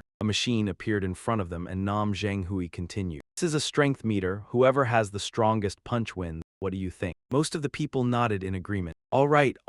Le Bing stood up and said, "Mr. Nam, let me go first." He swung his fist forward. "Watch me." He finished his sentence and threw a straight punch at the strength meter. The screen immediately showed a reading of 9.8 kg. The others immediately started discussing loudly when they saw the number 9.822 kg. "Oh my gosh, I wouldn't be able to hit that even if I try. Le Bing is really strong." Nam Zhenghui also nodded and praised, "Not bad, your strength is impressive." Bing walked up to him and casually challenged that if he wanted to be class president, he still had a long way to go. He was extremely proud of himself. HMPH, this class president position is mine for sure. Standing in front of the strength meter, he hesitated for a moment and asked, Mr. Nam, I just want to ask, if I break this, do I have to pay for it? The question caused Nam Zhenghui to pause for a moment before laughing and replying, no need, just go all out.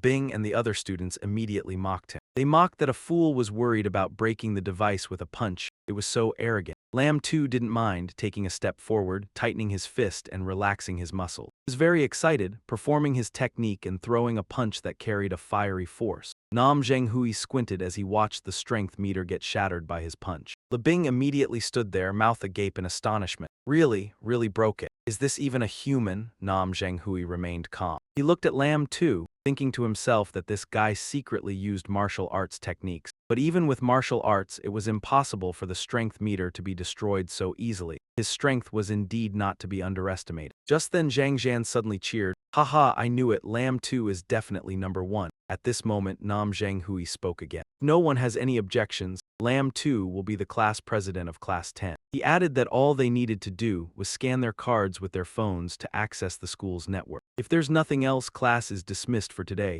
Tomorrow, meet at 6 o'clock for roll call. Just then, Zhang Zhan hurriedly asked, wait, Mr. Nam, I want to ask where our dormitory is. This, Nam Zhenghui smiled and announced that the Saint City Academy didn't arrange accommodation. Students had to use points as currency to rent the room they wanted. Everyone could go to the housing registration office to choose and rent the appropriate room. After he finished speaking, the group of students was stunned. Oh, we have to rent it ourselves. Nam Zhenghui laughed and replied, that's right, go home now. A moment later at the student housing registration office, M2's group was looking at a standard 50 M2 apartment with a rent of 50 points per month, while a villa with a fully equipped training room cost 500 points per month. The screen displayed images of the spacious apartment along with its rental price. Luo, upon seeing it, said excitedly, we should stay in the best place, this villa is not bad. Lam 2 raised his hand and calculated. The rent is 500 points a month. How will you eat when all your points are spent? He mentioned the school cafeteria, with breakfast costing 5 points, lunch and dinner 10 points each, which added up to not enough 500 points just for food in a month. Thus, he concluded that only a fool would waste 500 points on such a high-end place. As soon as he finished speaking, someone hit him hard on the head. He held his head and turned around, asking, Who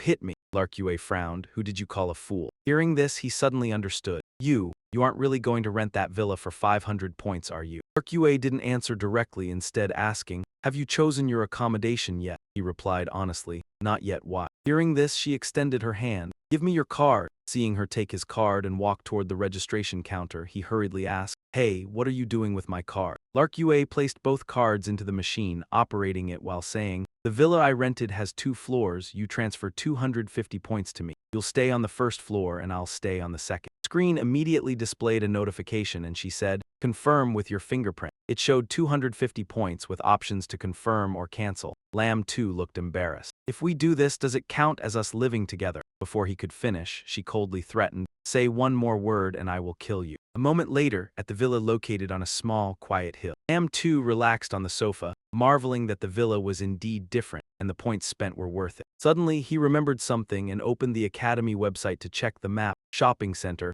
combat strength rankings, and points mission. The system quickly displayed the point-turning missions. 150 points for every hour of training being beaten. 100 points for cleaning the women's dormitory for half an hour every day. The mission details continued to be clearly listed on the interface for him to choose from. Glory Game of the Dead. 5 hours a day, 250 points per round to earn a good rating. Half an hour a day, 120 points per round. After he finished reading, his face was covered with black streaks. What kind of tasks are those? He suddenly sat up and asked, hey, is there an exchange function? Can items be traded for points? The system immediately displayed the item information, making Lynn 2 extremely excited. This is great. I picked up quite a lot of evolution beast materials on the way. Carrying a large basket stuffed with items, Lynn 2 walked straight toward the item exchange station. Inside, the lively chatter of the students filled the air, and soon some of them began gathering and whispering among themselves. Everyone's eyes turned in his direction. The students looked at Lynn 2 and said, look over there, that's this year's new student. He hasn't even picked up his uniform yet. He looks so stupid. Someone added, this year's freshmen aren't much either, huh? What's this kid doing here? What could a new student possibly have that's worth exchanging? Lin too walked up to a white-haired instructor and greeted him. Hello, sir. I'd like to exchange some items. The instructor stroked his beard and asked, You haven't even collected your uniform yet. What could you possibly have to trade? He added, Items sold here can only be exchanged for accumulated points. They can't be converted into alliance currency. He took out a monster corpse and placed it on the table, replying, Yes, I know that. Please take a look. How many points can this be exchanged for? The moment the instructor picked up the corpse, he exclaimed in shock, A rare evolution beast. The hide of a 4th-ranked tyrant dragon water leech can be exchanged for 10,000 accumulated points. A student gasped, Damn, he actually has the hide of a 4th-ranked tyrant dragon water leech. The bald man said enviously. Must have picked it up on the road of death. This brat's luck is insane. Meanwhile, Lin too asked cheerfully. 10,000 points, not bad. After saying that, he took out another item. There's also this. The instructor adjusted his glasses and examined it. He said, Flame branch crystal. This is something you can only encounter by chance. I'll give you 100,000 accumulated points for it. Surrounding students immediately started discussing it. Is that flame branch crystal? And there's so much of it. The quality is excellent too. Someone said this rookie really stepped in dog crap luck. He's hit the jackpot. 100,000 points. How many missions would it take to earn that? He still wasn't done and continued taking out another item. Sir, there's a bit more here. Please have a look. As soon as he saw it, the instructor couldn't help but cry out. This is a 6th-rank evolution beast. The flesh of a 6-vine sunflower beast. My heavens, where did you get this? Don't tell me you killed a 6th-rank evolution beast. Female student over there exclaimed in shock. Did I hear that right? A 6th-rank evolution beast? The male student beside her said curiously. Just what kind of background does this freshman have? Could he be a genius from some great family, with plenty of trump cards to deal with a 6th-rank evolution beast? However, a few people were still unconvinced. One of them said irritably, HMPH, he doesn't look like some young master from a big family. He definitely just picked it up. His companion chimed in, the hide of a 4th-ranked tyrant dragon water leech, flame branch crystal, the flesh of a 6th-rank 6-vine sunflower beast. Why don't you go pick some up yourself? Over here, the instructor began swiping the card to calculate the points and said, The flesh of the 6th-rank 6-vine sunflower beast is very valuable, but the quantity you have isn't much. So I'll give you 500,000 accumulated points. Adding the previous 2 items, that makes a total of 610,000 points. Lin too replied calmly, All right, thank you. By the way, can I exchange for martial skill cards? Instructor waved his hand in refusal. Martial skill cards, weapons, battle suits. The Holy City Academy produces plenty of those itself, so we don't accept them for exchange. He could only say dejectedly, All right then. Also, I'd like to use my points to exchange for a 6th-rank exotic crystal. He felt a bit disappointed, having used the system's accumulated draw 4 times earlier. He had obtained a diamond-tier martial skill card for blade techniques, and originally thought that if he exchanged it, he could at least get 1 million accumulated points. At this moment, the instructor returned the card and said, A 6th-rank exotic crystal costs 80,000 accumulated points each. I've already deducted it from your balance. He took it and replied, All right. That afternoon, in a secluded place, Lin too sighed. Why is there never anything new? Then he turned his head and called out, You guys come out. There's no one else here. He continued, perfect for killing and looting. Immediately, a group of people appeared. The leader spoke up, Junior, let's get acquainted. My name is Nakajima Hiroshi. He went on, We saw you exchange a lot of accumulated points at the exchange station just now, so we'd like to borrow 10,000 points from you for something urgent. He revealed a sly smile. Even though he was surrounded, Lin too calmly asked, There's no point transfer machine here. How am I supposed to transfer points to you? Nakajima Hiroshi sighed. Are all freshmen this stupid? The points card has a transfer function. Looking at the card in his hand, he said in surprise, Oh, it has that function. He nodded thoughtfully. Very good, very good. After discovering that function, he happily said, In that case, transfer your points to me. Hearing that, Nakajima Hiroshi angrily cursed, Brat, you've got some nerve. We're here to rob you. He snarled, And you're actually thinking of taking our points instead. Lin too shot back, If you can rob me, why can't I rob you? Atmosphere grew tense as the two sides exchanged sharp words. Nakajima Hiroshi flew into a rage and shouted, You damned brat. He immediately raised his fist. You're asking for a beating, aren't you? Without waiting for him to strike, he used his movement technique, treading snow without a trace. Nakajima Dayu immediately slammed his fist into the ground. In the blink of an eye, he defeated several of the men surrounding him, making them groan in pain. He walked forward calmly. Nakajima Dayu instantly recognized it as a divine movement technique. Lin Xiu stood nearby, clasped his hands, and said, "Senior brother, how are junior brother's skills?" Before he could react, Lin Xiu had already rushed over, unleashing a fierce series of consecutive kicks that left the man writhing in pain and unable to fight back. Immediately after came the move Harmony Claw, Heavenly Accord. Nakajima Dayu cursed, "Damn it." As he shouted, he immediately used the Great Serpent Fist. Because he had not observed carefully, Lin Xiu was now at a disadvantage. He stood still and took the blow head-on. He was sent flying while Nakajima Dayu looked extremely smug. "Kid, you refuse a toast only to be forced to drink a forfeit. You just had to make me take action." Just now he had earned 10,000 accumulated points. "Now hand over all your points or I'll make you stay in the infirmary for a month." Lin Xiu angrily wiped the blood from his mouth. "You should be grateful this is the Holy City Academy." "What about outside?" Nakajima Dayu challenged again. "What about outside?" Lin Xiu shouted. "The three of you would have already become my experience points." At the same time, he launched the violent burst fist. Nakajima Dayu burst into laughter. "A mere first-year freshman daring to clash fists with me? Watch me cripple your hand." After saying that, he immediately used the Great Serpent Fist. The two techniques collided fiercely. One of Nakajima Dayu's arms twisted unnaturally, and he cried out in pain. His follower hurried to support him and exclaimed, "Nakajima, your arm." Another one realized, "It's broken." He kept shouting urgently, "It hurts, quick, take me to the infirmary." Lin Xiu stepped forward again and asked, "Did I say you could leave? You were the ones who challenged me first. Now you want to run?" Nakajima Dayu gritted his teeth. "How dare you do this?" Lin Xiu cheerfully raised a finger. 10,000 accumulated points each. "Then this matter is settled." Nakajima Dayu refused to accept it and shouted back, "Impossible. Keep dreaming. 10,000 points. Do you know how many missions that takes?" Lin Xiu leaned close to his face and threatened, not handing them over. "Then I'll just cripple that arm of yours completely." Nakajima Dayu stepped back in fear.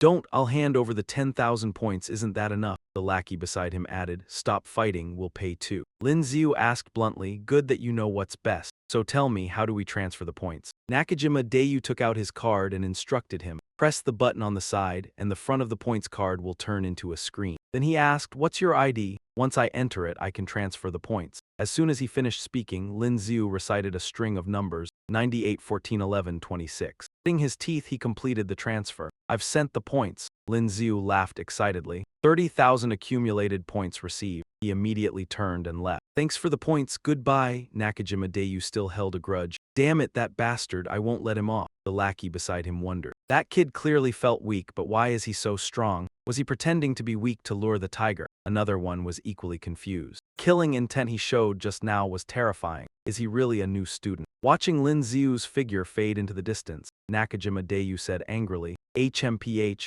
I'll spend 5,000 points to hire Senior 5-3 to cripple both his arms." One of them added, "Just crippling his arms is too cheap for him. The two of us can scrape together 5,000 points and cripple his legs too." Night had fallen at the villa. Lin Xiu called out, "Luo Yue, time to stop training. Let's go out for dinner." Luo Yue was still meditating, power swirling around her. After a while, she walked over and said, "There's a fast food ordering service on the screen in the living room." Realizing that, he used the remote to order food. "Luo Yue, you should take a shower first." "I've placed the order. By the way, tell me what you want to eat, my treat." Shortly after, she came out of the shower. "You finished that fast?" In front of her was a table full of dishes. Lin Xiu happily ate. "Come on, eat your fill. Ever since we came from the road of death, it's been either bland food every day or that disgusting evolved beast meat. I'm about to throw up." Luo Yue asked curiously, "This meal must cost at least 100 points. Where did you get so many points?" Hearing that, he leaned his face closer awkwardly. "Give me a kiss and I'll tell you." A sword instantly appeared at his neck. "Say that again if you dare," he cried out in fright. "Just kidding. I was only joking. Why are you even carrying a sword while eating?" His words made Luo Yue even angrier.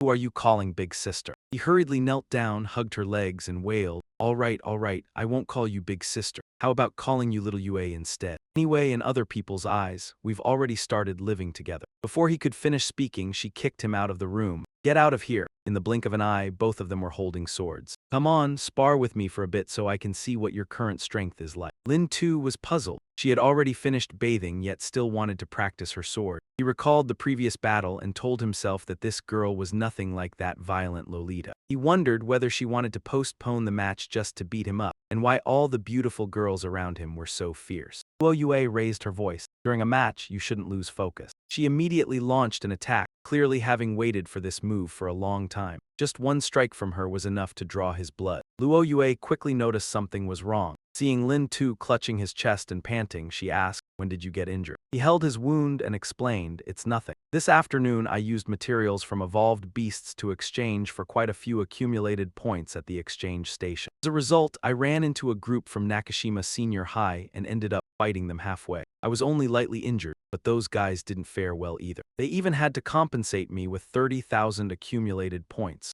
Luo Yue lost interest in training and left. After being beaten to this state, there was nothing to be proud of. She tossed him a bottle of medicine. "This is healing medicine. Twice a day, 2 pills each time." Lin Tu took the bottle and said, "I'm not sick. A small injury like this doesn't need medicine." Luo Yue turned back and tapped his forehead. "No, you're sick here." Words left him speechless. After saying that, she also left. "No more training today, rest and recover." Watching her back, he wondered, does this girl really like me? Seeing how worried she was about his injury, he sat down to meditate and absorb the energy of the red crystal. Feeling of power surging into his body was wonderful, and his experience points increased rapidly at the same time. He realized this was an unexpected discovery. In the future, he needed to absorb more high-grade exotic crystals to increase his experience points. Suddenly, the spirit crystal shattered into many pieces. However, the energy contained in the 6th-grade exotic crystal was too strong, as if it wanted to tear his body apart. Martial artist's body is a vessel. Only when it becomes stronger can it contain more origin power, and strength will gradually increase. When the fragments of the spirit crystal fell, he ended the absorption process. Therefore, martial artists must continuously temper their body. Suddenly his eyes lit up as he sensed something. From behind, he saw Luo Yue climbing over the wall and heading out. Wondered, it's so late, what is she sneaking out for? Is she going on a date? No, that's impossible, she already has me. He told himself, forget it, stop overthinking. Cultivating quickly is what matters. Elsewhere, the battered Nakashima Senior High students were angrily speaking. "Senior Huangben Heidu, will you help us vent our anger?" A junior immediately replied, "I already told Zaya Achuan to find Senior Huangben Heidu. 10,000 accumulated points, he will definitely agree to take action." At that moment, Zaya Achuan happily pushed the door open. "Nakashima, I've invited Senior Huangben Heidu." A foot appeared along with a voice. "HMPH, you were actually beaten to this state by a first-year student." A burly man walked in and sneered, "You're really useless." He was Huangben Heidu. Before he could say much, he was suddenly kicked in the butt and someone shouted, "Move aside, don't block the way." He was kicked straight to the ground and angrily turned his head. "Which bastard dares to kick me?"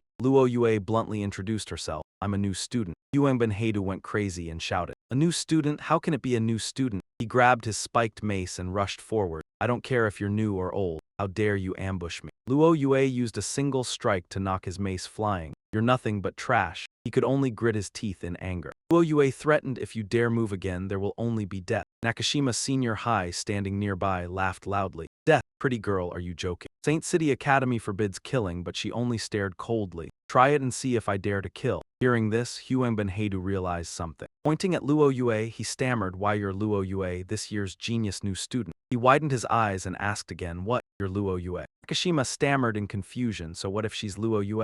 A trembling voice revealed her identity. "Luo from Sky City." Nakashima stepped back in fear. "She belongs to the Luo family." Then, in his panic, he knelt on the ground. He lowered his head and trembled, thinking, as expected, this girl is from the Luo family. That means she truly dares to kill inside Saint City Academy. Cold sweat poured down his face. "Miss Luo, I was blind and ignorant. I offended your friend. Please be magnanimous and forgive us. We will never dare provoke your friend again." Luo Yue silently glanced at them, then snorted and turned away. Huangben Heidu was so frightened that he collapsed onto the ground. He panted heavily. She finally left. That girl was far too terrifying. Then he suddenly turned and cursed, "You idiots, how did you offend her?" Nakashima felt extremely wrong. Just casually blocked a new student's path. Who knew she knew that great figure? The next morning, at the villa of Luo Yue and Lin Tu. Lin Tu yawned and called out, "Luo Yue, are you there?" No one answered him. On the dining table, a portion of breakfast had already been set out. He was surprised, thinking to himself that he hadn't expected someone to prepare breakfast for him, and he muttered while eating, "That girl has already gone to school so early." He smiled to himself again. Although she was usually as cold as ice, she actually cared about him a lot. As soon as he stepped outside, he ran into Zhang Min and the others who were waiting. Lei Lei and Zhang Min happily called out, "Brother Lin Tu, over here."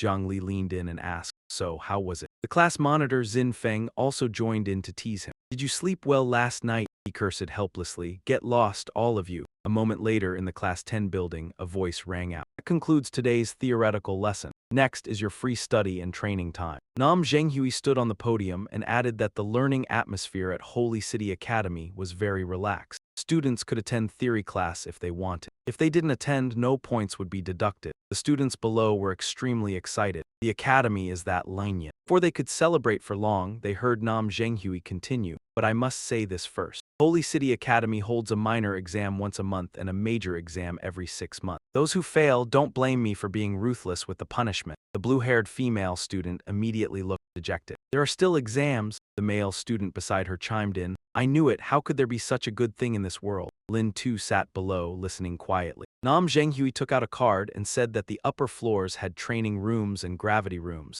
enough to meet everyone's daily training needs.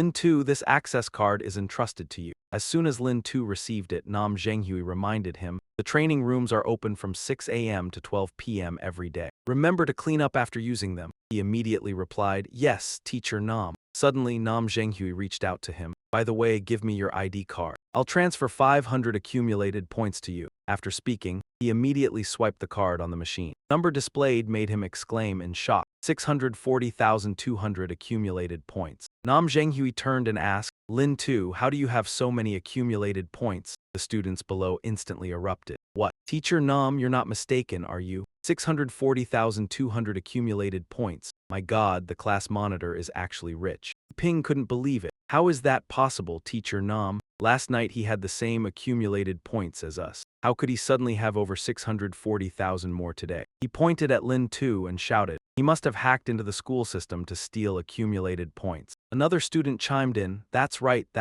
Teacher Nam, you must investigate thoroughly. The words immediately made Nam Zhenghui furious. Shut your mouths, what do you take Holy City Academy for? Do you think the school system is that easy to hack? Try hacking it for me. The system showed that all these points were obtained by Lin 2 in exchange for beast evolution materials at the Academy's exchange station. Li Ping was stunned. There's even an exchange station. How come I didn't know? Then I also have some items I can exchange. The student beside him said excitedly, me too. Let's go exchange them together later. Seeing that scene, Lin 2 could only curse helplessly that they were truly a bunch of idiots. At this moment, Nam Zhenghui was reviewing his items and spoke in praise. Kid, you're quite capable. You managed to obtain so many items on the road of death. Suddenly, Nam Zhenghui paused. Oh, what's this transfer? Do you also have friends in the second year at Holy City Academy? Lin 2 scratched his head and made up a story. That's right. Last night on the way back from the exchange station, I ran into 3 acquaintances. They were worried that as a newcomer to the academy I wouldn't have enough accumulated points to use, so they generously gave me some. I said I didn't want it, but they were too enthusiastic and insisted. On the other side, Zhangdao Daxiang and his group kept shouting. Nam Zhenghui clearly knew he was lying, but he did not expose him and only reminded him, kid, be more careful. After saying that, he turned and left, instructing the whole class, all right, I have to attend a meeting now.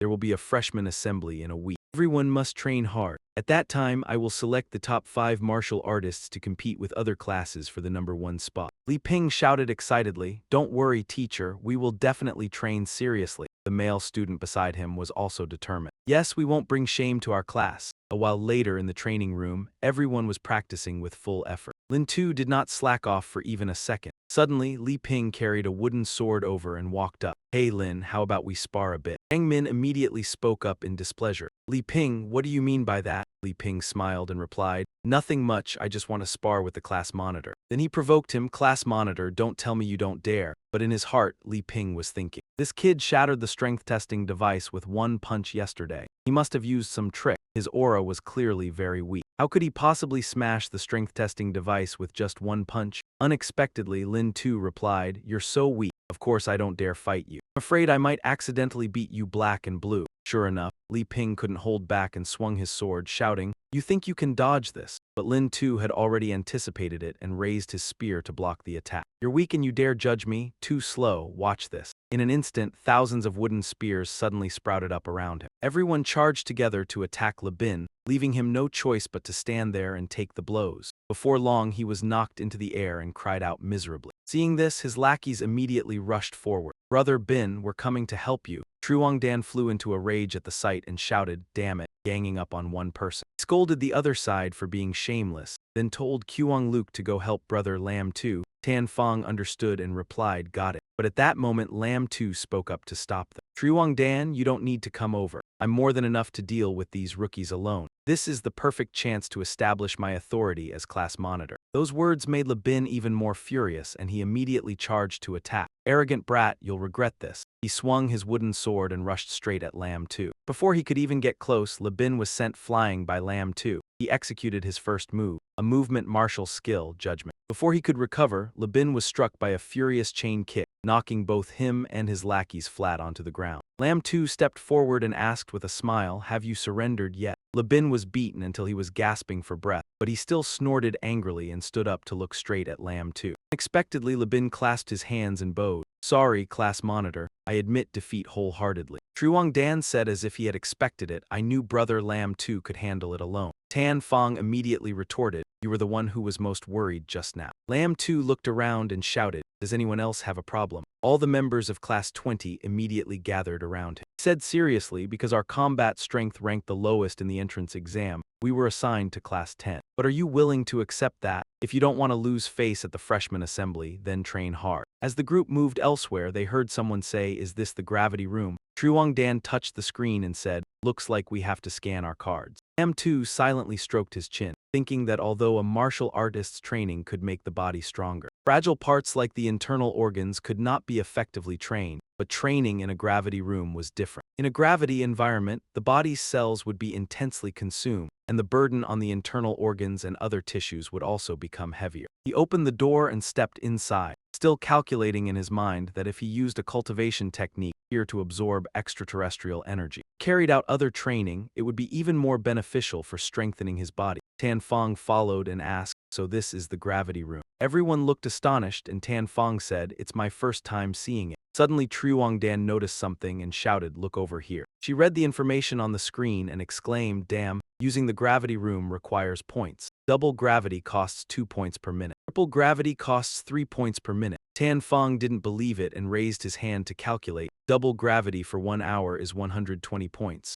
We only get 500 points per month and we still have to pay rent. And buy food, that's nowhere near enough for training. Seeing this, Lam 2 reminded them, Truong Dan, don't you have the hide of the Luke Dang Kui beast? That stuff can sell for a lot of money. Only then did Tan Fong remember and shout happily, that's right. He turned around but added, besides exchanging for points at the exchange station, there are many missions on the school network, and the rewards are all points. He raised the card in his hand. With a smug expression, he said, my treat today. Anyone who wants to stay in the gravity room can stay. Let's try the simplest one, double gravity. The whole class was excited. Everyone shouted in unison, thank you, class monitor. The class monitor is rich. Long live the class monitor. Lam 2 held the card up to the scanner. System immediately announced, double gravity training begins. Before anyone could react, a terrifying pressure suddenly descended, crushing down on them. The pressure forced everyone to their knees, and even Tan Fong cried out, damn, what's going on? This, Loi Loi said uncomfortably, this is double gravity. Lam 2 was also gritting his teeth as he endured it, silently calculating under this gravity. In that environment, the cells in his body seemed to be constantly consumed all at once, then continuously dividing to produce stronger new cells. He took out a red crystal and thought that if he circulated his cultivation technique now to absorb the extraterrestrial energy inside, the effect would be even better. With that in mind, he sat down to cultivate. The people around him also gradually calmed down and endured it. After an hour, someone finally couldn't take it anymore and shouted, I can't take it anymore. Lin looked at Lam 2, secretly admiring him for still appearing relaxed after a full hour. He wondered just how strong Lam 2 really was. Tan Fong also stood up and said, I can't do this anymore. I feel like I'm about to split apart. Truong Dan looked at him and sighed, brother Lam 2 still looks so relaxed. We're all new students, so why is the gap so huge? After 2 hours, Lam 2 opened his eyes and looked around, but there was no one left. He muttered to himself, am I the only one left? In that case, let's try triple gravity. As soon as he thought it, Lam 2 immediately swiped his card. Triple gravity training begins. The moment the announcement ended, he was slammed to the ground by the horrifying weight and cried out, damn it, what the hell is this? He clenched his jaw, sweat pouring down like a stream, and muttered, damn, that's seriously impressive. He struggled to sit up straight, gripping the red crystal tightly, thinking to himself, my body hurts so much, it feels like all my organs and bones are about to collapse and explode. Yet the system showed his experience points skyrocketing at an astonishing speed. This speed far surpassed the experience I gained from killing mutated beasts.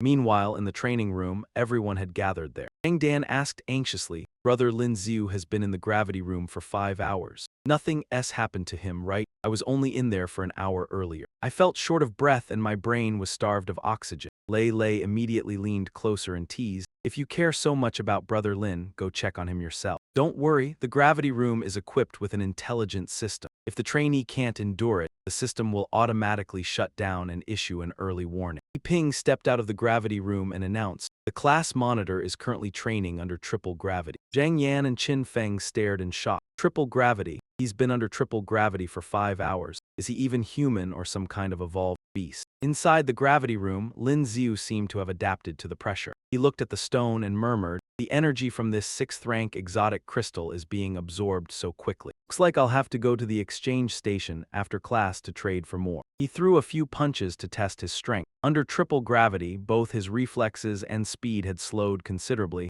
and the power of his explosive fist had weakened significantly. However, if he unleashed a full-force strike under triple gravity, wouldn't the power of explosive fist also triple? Suddenly, he looked up at the system in confusion. "What does Gravity State Training System mean?" The screen displayed the words, "Gravity State Training System." Below it appeared difficulty options 1, 2, 3, and 99. He decided to choose difficulty level 1 to try it out. A voice announcement rang out, "Training System activated." Before he could react, a laser beam suddenly shot toward him. Lin Xiu immediately dodged and exclaimed, "Damn, it's that strong. I'm not even wearing my combat uniform. If that laser hits me, I might lose my life. This is completely unexpected. I shouldn't have activated the training so rashly." More and more laser beams shot toward him. He kept dodging, jumping, and twisting, nimbly evading them all. Suddenly, a voice sounded, "30 minutes have passed. Training complete." At that moment, Lin Xiu dropped to one knee, gasping for breath. 3 hours under double gravity deducted 360 points. 2 hours under triple gravity deducted 360 points. Level 1 reaction speed training deducted 100 points. In the blink of an eye, he stood up and left the gravity room, calculating in his mind. "In less than 6 hours, I've already spent 820 accumulated points." However, these 6 hours of training were equivalent to more than 10 days of bitter self-training. Sure enough, having money really is the best. As soon as he stepped out, Zhang Yan came forward to ask, "Brother Lin Xiu, you finally came out. You're okay, right? You were in there for 5 straight hours."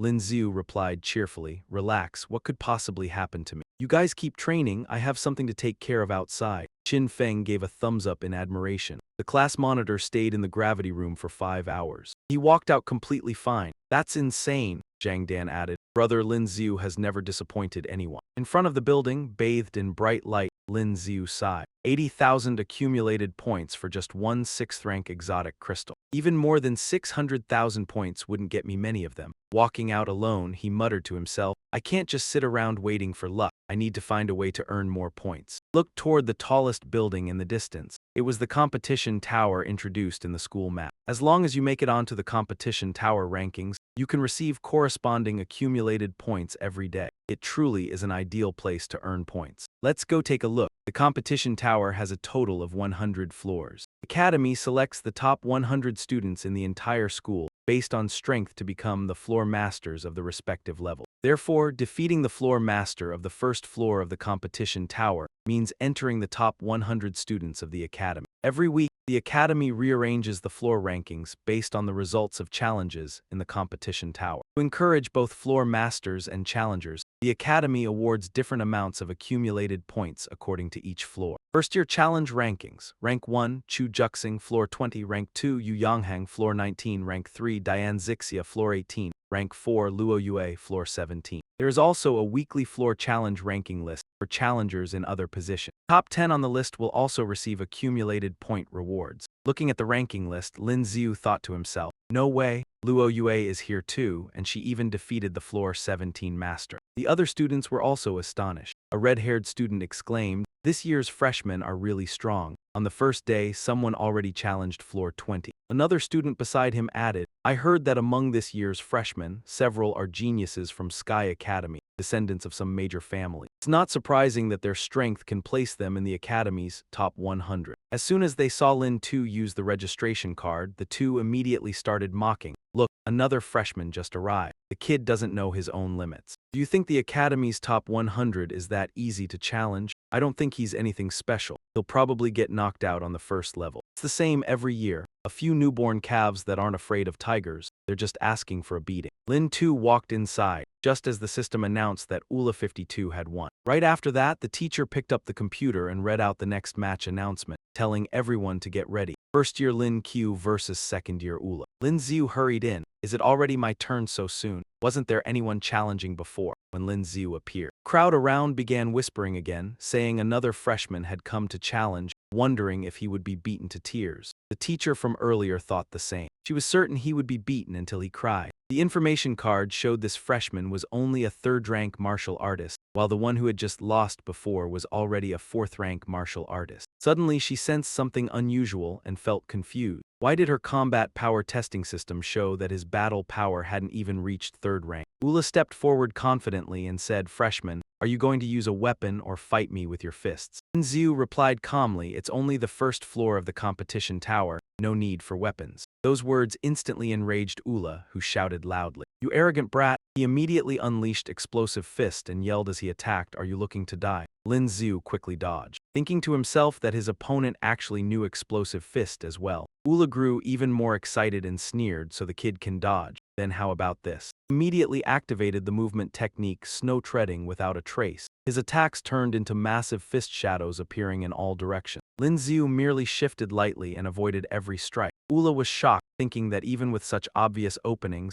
his movement was still that agile. He swung his fists while cursing, "If you've got guts, stop dodging." Lin Xiu answered confidently, "Fine, I won't dodge. I happen to know explosive fist too." Immediately used explosive fist, causing the students outside to stare in astonishment, murmuring that this freshman also practiced explosive fist. The purple-haired boy said disdainfully, "One is third rank. One is fourth rank, it's obvious who's stronger." But the teacher from earlier spoke up, saying something was wrong. This freshman's explosive fist was different. At the same time, both of them unleashed tiger-subduing fists, then charged into a fierce clash, neither yielding an inch. Suddenly, Ula cried out in pain, and before anyone could react, he was blasted away. The announcement sounded, "Freshman Lin Xiu wins." He brushed off his shoulder and mocked, "That's it, so weak." The people outside were all shocked, not expecting him to send Ula flying with his bare hands. The teacher broke into a sweat and hurriedly adjusted the system to check again, wondering how this freshman's strength could be so great. He suspected her combat power testing device might be malfunctioning. Immediately after, announcements rang out in succession. Floor 2, Freshman Lin Xiu wins. Floor 3, Freshman Lin Xiu wins. Freshman Lin Xiu wins. The teacher watching the match was stunned. Damn, that kid actually fought his way to the fourth floor with his bare hands. On the screen, his triumphant face was clearly visible, making her even more convinced that the combat power testing system must be faulty. Lin Xiu advanced to the fifth floor, where his opponent was a hot and charismatic girl. She sneered, "Little punk, you want to fight me one-on-one? What weapon are you carrying on your back? Put it down, or you won't be able to beat me." He replied gently, "I use a spear." "Senior, be careful, my spear is very formidable." Without hesitation, he shouted, "Take this spear." And he unleashed 100 birds paying homage to the phoenix, sending her flying into the air before she could defend,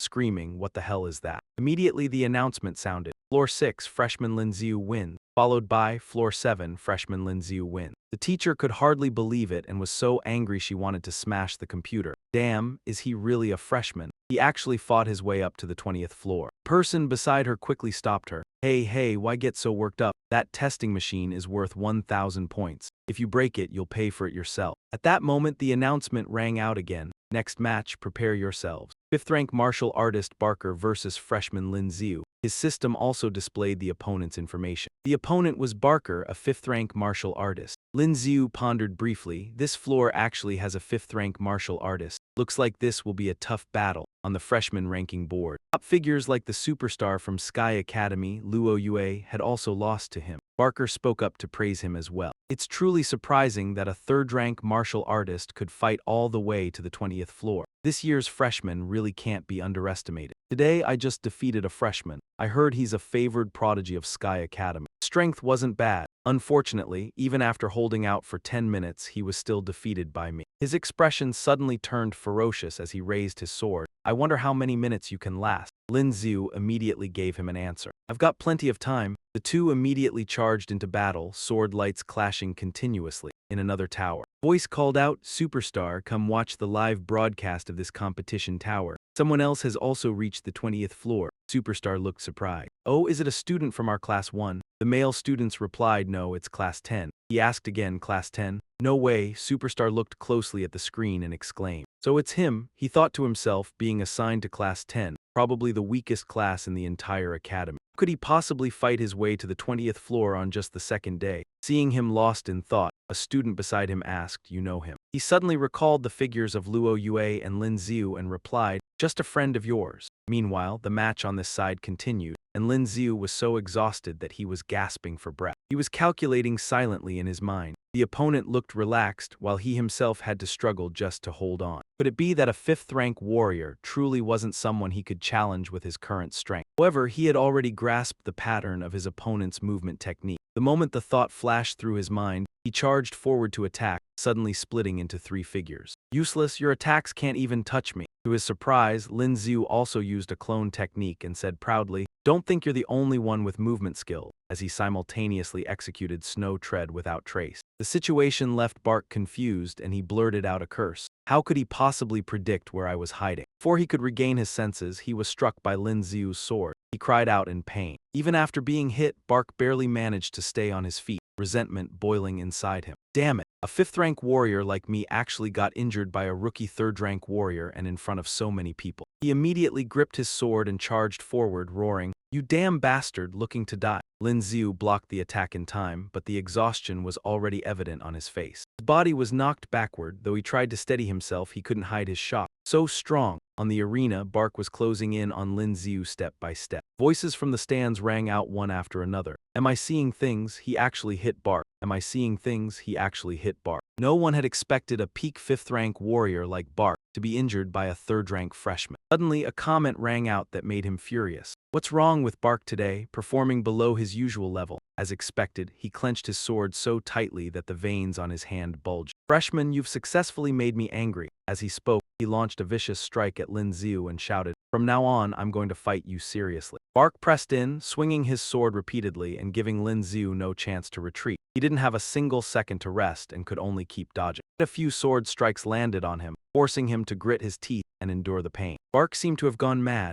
The only thought in his head was, "I'll stab 5 bloody holes into your body." Meanwhile, Lin Xiu appeared to be falling into a disadvantage. He was secretly alarmed. So strong. Is this the true strength of a 5th-rank warrior? Bark continued to threaten him, the power behind his weapon enough to inflict serious injuries. Watching Lin Xiu struggle, he thought smugly, "How many moves can you dodge?" On the contrary, Lin Xiu inwardly marveled that it had been a long time since he had faced such a powerful opponent. Bark kept attacking without pause. The violent clash of sword energy seemed to tear the surrounding space apart. At this moment, Lin Xiu no longer held back. He began to enjoy the fight, clearly feeling the thrill of risking his life in battle. "This is exhilarating." Bark was bewildered. The kid's strength was obviously far below his own. Why could he fight so fearlessly? Moreover, it felt like the more he fought, the fiercer he became, making him increasingly difficult to deal with. Without hesitation, Bark immediately unleashed a golden martial technique, Frozen Inch. Unexpectedly, Lin Xiu shouted, "Watch me break it." He unleashed 100 birds paying homage to the phoenix, but contrary to his expectations, the ice sword still pierced through his flame. As the ice sword shot toward him, he thought anxiously, "This is bad. 100 birds paying homage to the phoenix can't stop his move." Right after that, a thunderous explosion shook the entire arena. Thick smoke and dust obscured the view. When it cleared, Lin Xiu was revealed frozen solid in ice, completely unable to move. Seeing this, comments erupted from below. "He actually froze a whole person. Incredible. Is this the power of a 5th-rank warrior? Looks like the freshman has lost." Inside the block of ice, Lin Xiu sighed inwardly. "So cold, I can't stay frozen like this. I can only use my trump card." At this moment, Bark urged impatiently, "Senior, why haven't you announced my victory yet?" The senior reiterated the rules. If he cannot resist within 10 seconds or leaves the arena, then you will be declared the winner. Bark walked toward Lin Xiu thinking, "That's easy. I just need to kick that block of ice off the stage." Suddenly, the sound of cracking ice rang out. Bark's eyes widened. Before he could react, fierce flames erupted. Lin Xiu was executing 100 birds paying homage to the phoenix, causing the spectators to cry out in shock. Damn, even after being frozen into a block of ice, he can still use a martial technique. Look, he's using his own technique to melt the ice on his body. That's insane. A martial technique can be used like that. Lin Xiu had broken free from the ice. He thought proudly, Luckily, the moment I was frozen, I activated rage and the flames of 100 birds paying homage to the phoenix, which made it easy to break out. Without delay, he rushed forward and decided, right now, I'll defeat him in one move, then continuously unleashed 100 birds paying homage to the phoenix, 100 birds paying homage to the phoenix. Caught off guard, Bark was engulfed by Lin Xiu's flames. Gasps of shock rang out around them. Damn, that kid actually broke free from the frozen state so quickly. At some point, Lin Xiu had already closed in on him and said softly, "See you."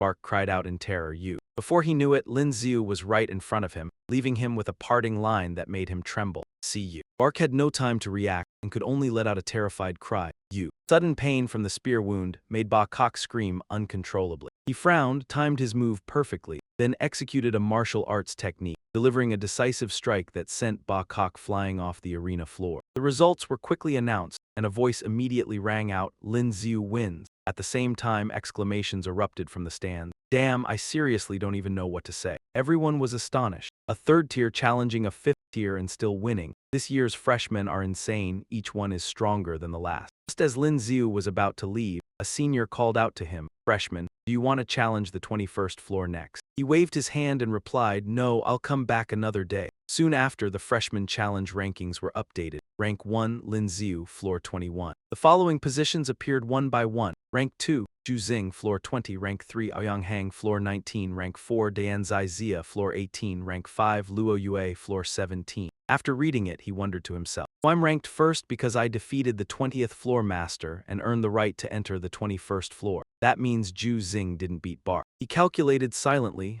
it seems the top of the challenge rankings gets 1,000 merit points per day. Not bad. Meanwhile, on Zhu Xing's side, a male student said indignantly, "Unbelievable. A fifth-tier martial artist actually got defeated by him." Another blurted out, "How did someone like him get assigned to class 10? Someone else added, "Zhu Xing, his ranking is above yours." Zhu Xing frowned slightly and replied calmly, "This guy is a bit interesting. Looks like I need to pay special attention to him." Scene shifted elsewhere. Someone was panting heavily. Lin Xiu looked as if his life force had been drained, cursing inwardly. Damn side effects of rage. He worried, "Why haven't I reached the villa yet? I can't hold on much longer." Suddenly, loud laughter came from behind him. "Looks like you're almost out of stamina." A group of students approached to cause trouble, sneering, "You were so impressive on stage just now. Why do you look like a dying dog now?" The blonde snorted. Another mocked, "A mere third tier daring to challenge a fifth tier, of course you'd be exhausted. Bark fought 2 freshmen in a row and used up a lot of stamina. You only won because you took advantage of that." Lin Xiu refused to back down, panting as he retorted, "If I'm not mistaken, Bark didn't exactly have it easy either." He continued, "You waited until after the fight when I was drained before coming to find me, didn't you?" He didn't bother denying it and even provoked him. "So what if we did?" They went on, "This year's freshmen are pretty capable. It's only the second day and someone already charged straight to the 20th floor." One of them said grimly,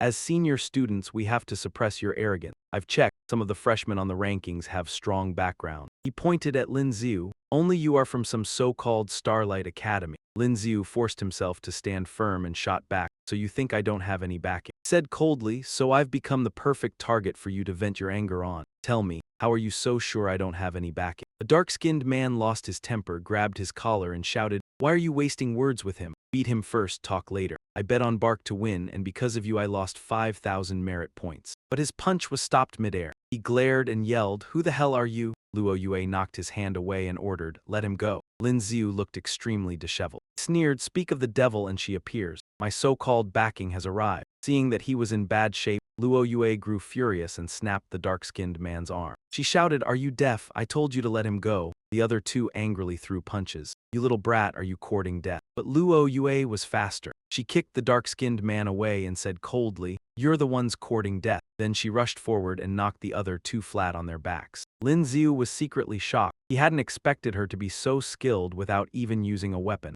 She didn't stop there and unleashed the martial skill Explosive Fist. The others were sent flying and cried out in pain, "Damn it, that hurts so much." Seeing this, he muttered, "So this girl also knows Explosive Fist, and its power is even stronger than mine." Beaten badly, they fled in panic. Lin Xiu forced a smile. "Thank you, how did you know I was here?" Luo Yue replied, "I saw you in the competitive tower video, so I came to find you." HMPH. 5 hours in the gravity room, then you ran off to challenge the competitive tower. Aren't you afraid of being beaten to death? After saying that, she asked worriedly, "Can you walk on your own?" Lin Xiu immediately pretended to be weak, holding his head as he said, "I've completely run out of strength." but if I rest for a bit, I'll recover. Inwardly, he felt pleased, realizing that despite her fierce exterior, she still cared about him. Unexpectedly, Luo Yue directly hoisted him onto her back. She said indifferently, "Such a hassle, I owe you one." He was stunned. "Huh, how can a guy like me let a girl carry him?" She replied, "Don't overthink it." She added, "This is me repaying you." He blushed, recalling the times he had carried her before. The sunset slowly descended. Under the evening glow, Luo Yue carried Lin Xiu forward, astonishing the people around them. "That's quick, look, that beautiful girl is actually carrying a guy." Whispers rose, "Are they a couple? That guy is unbelievable, letting a girl carry him."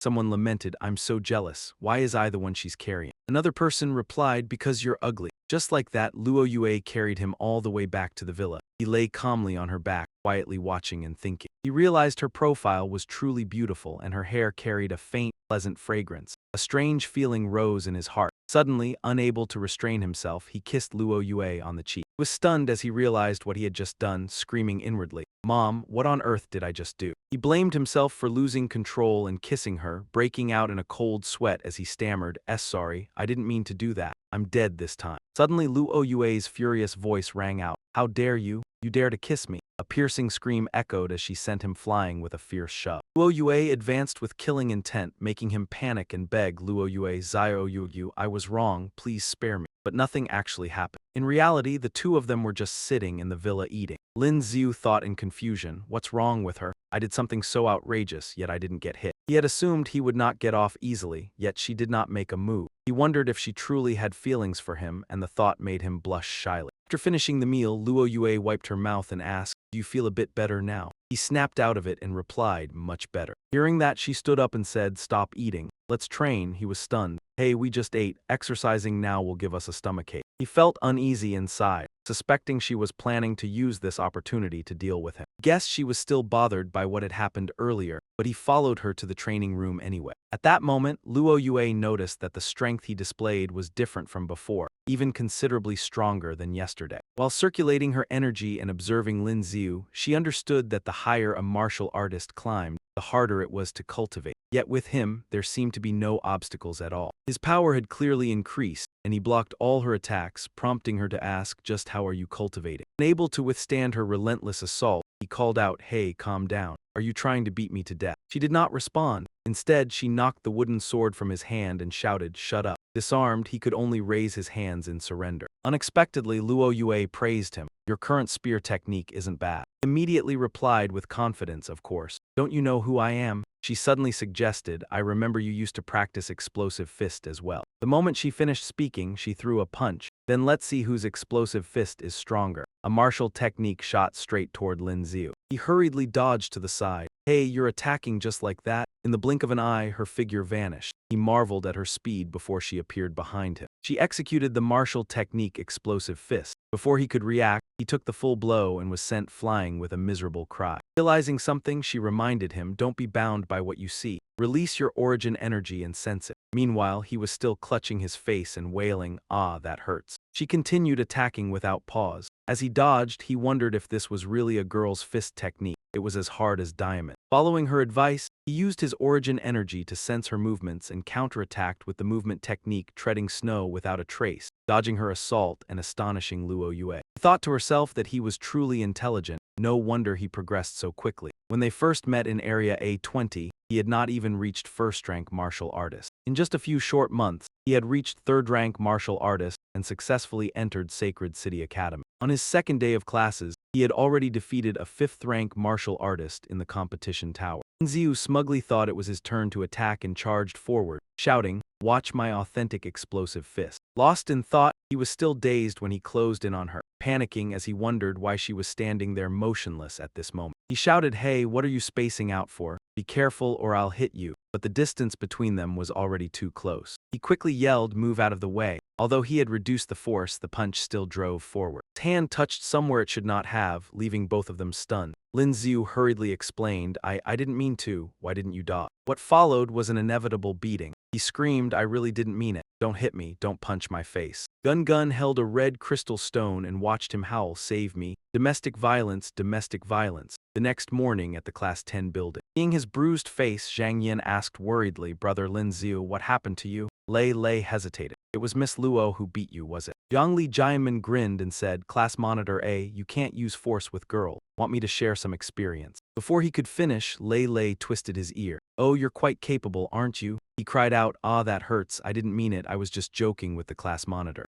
Ping suddenly ran over and shouted, Class Monitor, congratulations on ranking first among the freshmen in the competition tower. You're amazing. He exclaimed, I truly failed to recognize Mount Tai before. The whole class buzzed, asking if it was the competition tower of Sacred City Academy, then confirmed he had fought his way up to the 21st floor. They said that Zhu Juxing, the genius of Class 1, had only reached the 20th floor. He immediately stood up and praised, Class Monitor, you're incredible. You actually surpassed Zhu Juxing. The crowd marveled, that's insanely strong. Class Monitor, how do you cultivate? Just teach us, Class President. Lam 2 also agreed, took out his card and said, all right, first, go to the double gravity room and train for 5 hours, then I'll explain everything. In the gravity room, the entire 10th grade class sat inside, training as instructed by Li Bing. The double gravity pressed so heavily that even fingers could barely move. Suddenly someone shouted, Class Leader, what are you doing? You can fight so lightly, it's incredible. It turned out Lam 2 was swinging his spear in front of everyone, completing his moves with ease. The group was exhausted, groaning, I can't hold on, 5 hours are up. He just said, too annoying, then glanced at them again. Said, next is triple gravity. Anyone want to continue? As soon as he spoke, everyone scrambled to escape, shouting, Class Leader, my stomach hurts, I'm done. Class Leader, my laundry outside the dorm isn't back yet. Someone stammered, Class Leader, my mom called me home for dinner. I need to go to the bathroom.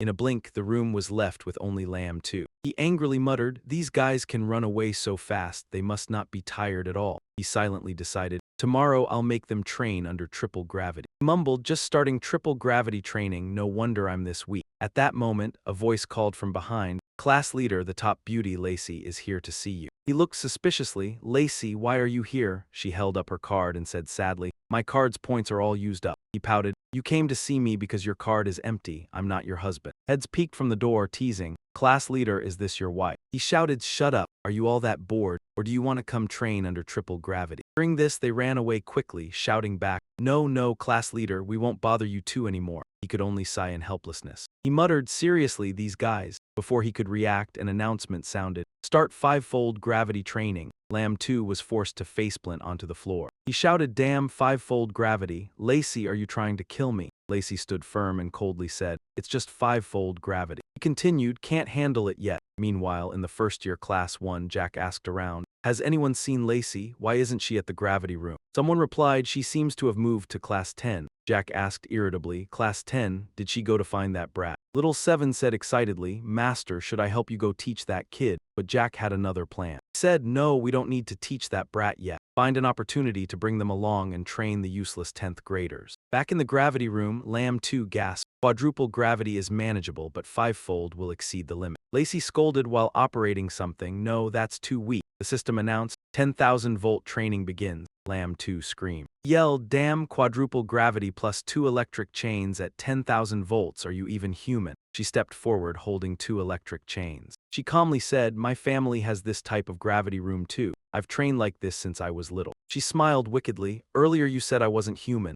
Lam 2 panicked. I didn't mean that. Lacey's eyes turned icy. The chains wrapped tightly around him, electricity coursing through his body as he screamed in agony. Outside, Zhang Dan heard and said, fighting in the gravity room again. Juan Luke exclaimed, this scream is terrifying, beautiful women are truly scary. Lei Lei instantly got angry. So am I scary? Juan Luke stammered, not scary at all. That answer made Lei Lei explode. She pinched his ear, demanding, do you mean I'm not beautiful? Juan Luke cried in pain, I'm wrong. Frantically said, Lei Lei, our house is the scariest. Immediately she shouted, what did you just say? Say it again, what part of me is scary? Screams erupted again. Everyone shuddered at the scene. Lam 2 was pitiful, screaming, the electricity will kill me, I can smell my own flesh. Lacey said, it's only 10,000 volts. He collapsed exhausted, thinking the pain spreading through his body left him completely drained. He couldn't continue dodging laser beams today. However, the electric shock significantly increased his experience points in the internal system. Although not as good as absorbing alien energy, the effect surpassed hunting alien beasts. Being electrocuted a bit in spare time wasn't so bad. Perhaps out of sympathy, she threw him 2 blue spirit stones and said, these are for you, as a reward for using your card points. Lam 2 jumped up. How could I refuse?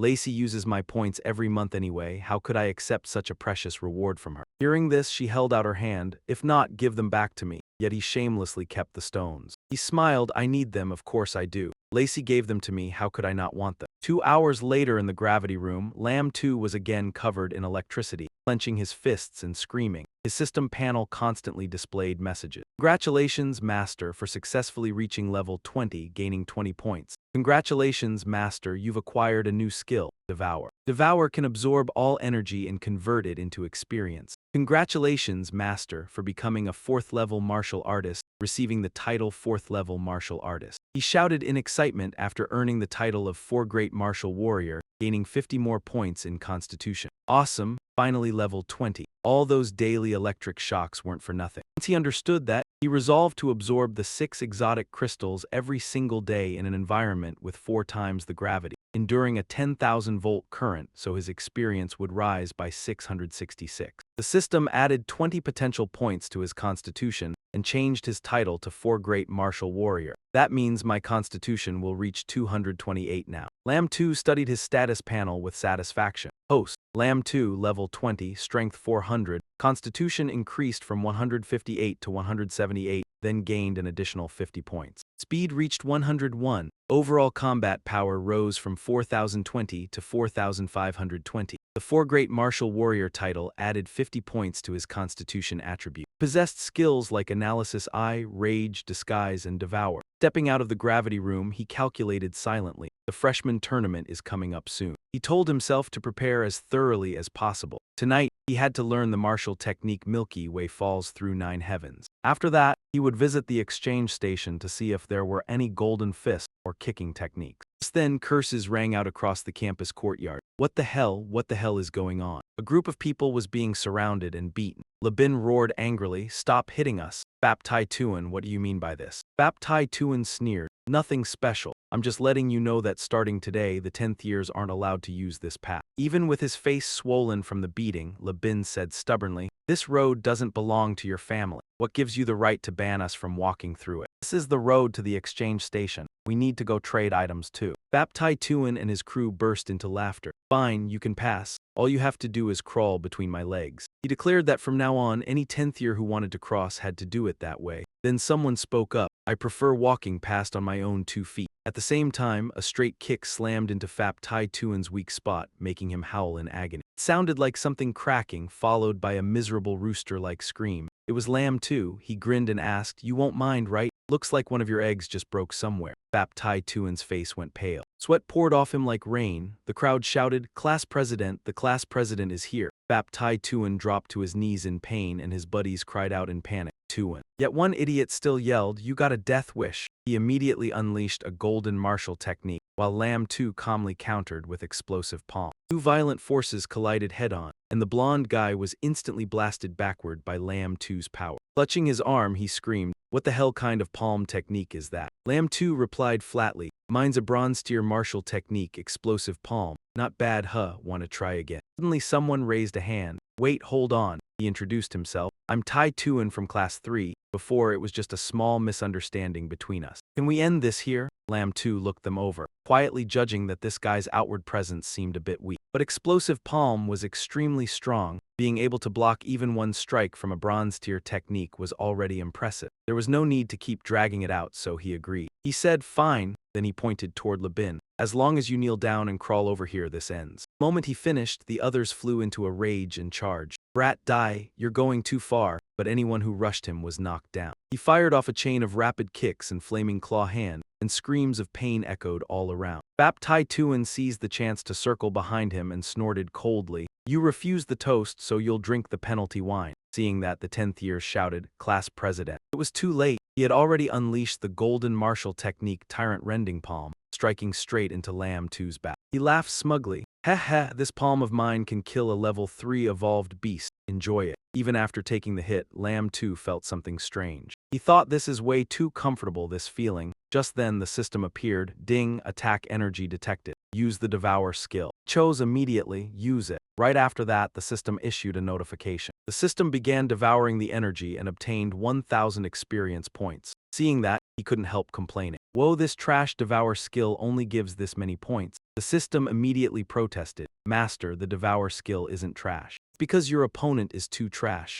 After that, he turned and asked Phap Tai Tuan, what are you even doing? Phap Tai Tuan gaped. How are you not hurt at all? Lam 2 repeated the system's words with enthusiasm. Because your technique is trash. He beat Phap Tai Tuan until his face twisted, and Phap Tai Tuan slammed to the ground with a scream. As Lam 2 prepared to finish him, a shout rang out. Stop! No fighting in the academy! Phap Tai Tuan cried out in delight. The teacher's here, Director Zhang stepped in to mediate. I know you were the ones who started it, but by now you've paid the price. Student, end it here. Then he turned to the Class 1 students. Hurry and take them to the infirmary. A boy answered, yes, sir. Lynn walked over and said, thanks, class president. Lam 2 didn't answer, instead asking back, why did you guys get dragged into this? Lynn was confused too. We don't really know either. We were just going to switch exchange centers and meet them, who knew we'd get beaten for no reason. After hearing that, he fell silent and didn't say anything more. In the infirmary, Director Truong interrogated Phap Tai Tuan, who told you to mess with those students. He stammered, scrambling for an excuse. I just couldn't stand the look of them, the director said. You've already caught someone else's attention. The teenager who fought you just now was Lam 2. Even though he's only in 10th grade, he ranks number 1 among the male freshmen. He'd been acting tough a moment ago, but after hearing that, they panicked and shouted, he's Lam 2, the one who broke through level 21. His ranking is even higher than Zack the Giant Star. Phap Tai Tuan trembled with rage. That damn little 7th, he dared to trick me into offending someone like that. Seeing the matter was settled, Director Truong left, only reminding them, the freshman tournament is in 2 days.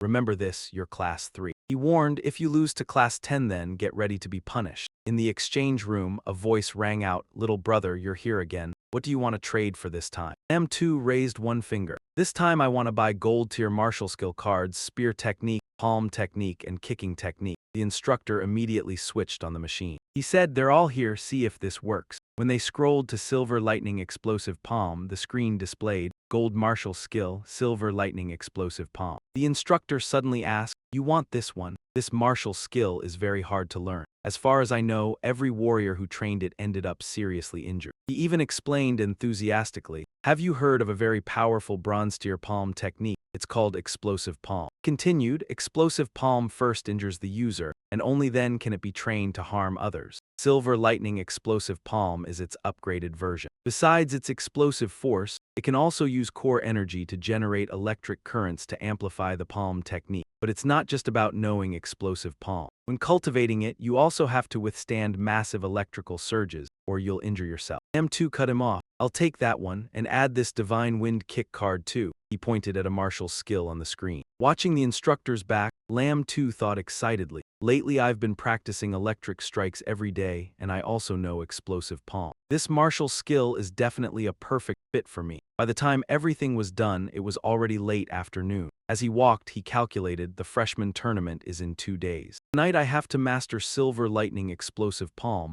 Divine Wind Kick, and Milky Way. It has to be skylifting. Suddenly Zack the Giant Star appeared out of nowhere. Hey. He called out, you're Lam 2. Lam 2 replied coldly, yes, what is it? Zack the Giant Star got straight to the point. Being able to defeat 3 Kakak proves your strength isn't weak. He continued, but that doesn't mean you can be with Lak and Gaia. You two belong to different worlds. If you understand, I advise you to leave on your own. Lam 2 curled his lip. Are you threatening me? Tai Tuan, the one I beat into a cripple, was that you sending people after me too? Zack the Giant Star looked arrogant. I wouldn't call it a threat, just a bit of negotiation. I've already looked into your background. He said, your parents are gone and you come from nothing. Unless you reach level 9 warrior, you'll never be worthy of Lak and Gaia. Lam 2 couldn't be bothered and kept walking. My business is none of yours, you'd better worry about yourself. He continued, the freshman tournament is in 2 days. If you've got time, go train. And if you dare lay a hand on class 10, I'll make you regret it. Zack the Giant Star's face darkened. Little 7th suddenly appeared and asked, young Master Zack, does he need a beating? At this moment, Zack the Giant Star's viciousness was fully exposed. Ground his teeth, killing intense surging. Heh,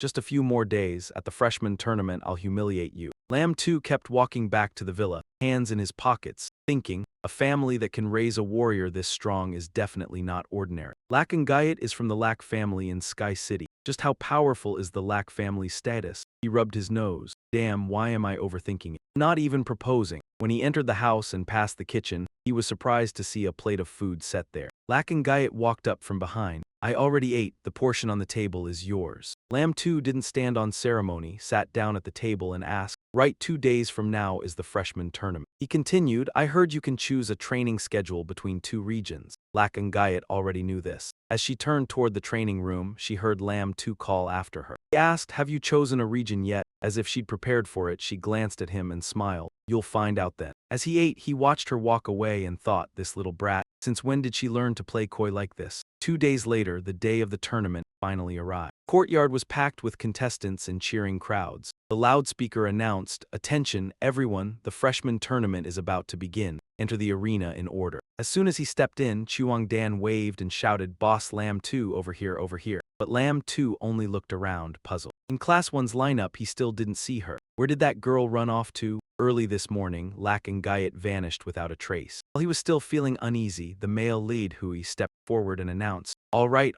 let me introduce someone to everyone. He continued, saying that this classmate was named Luo Yue, who had just transferred to their class. Originally, she was, but before he could finish, Luo Yue interrupted him. Mentor, there's no need to introduce my transfer. He immediately replied, all right.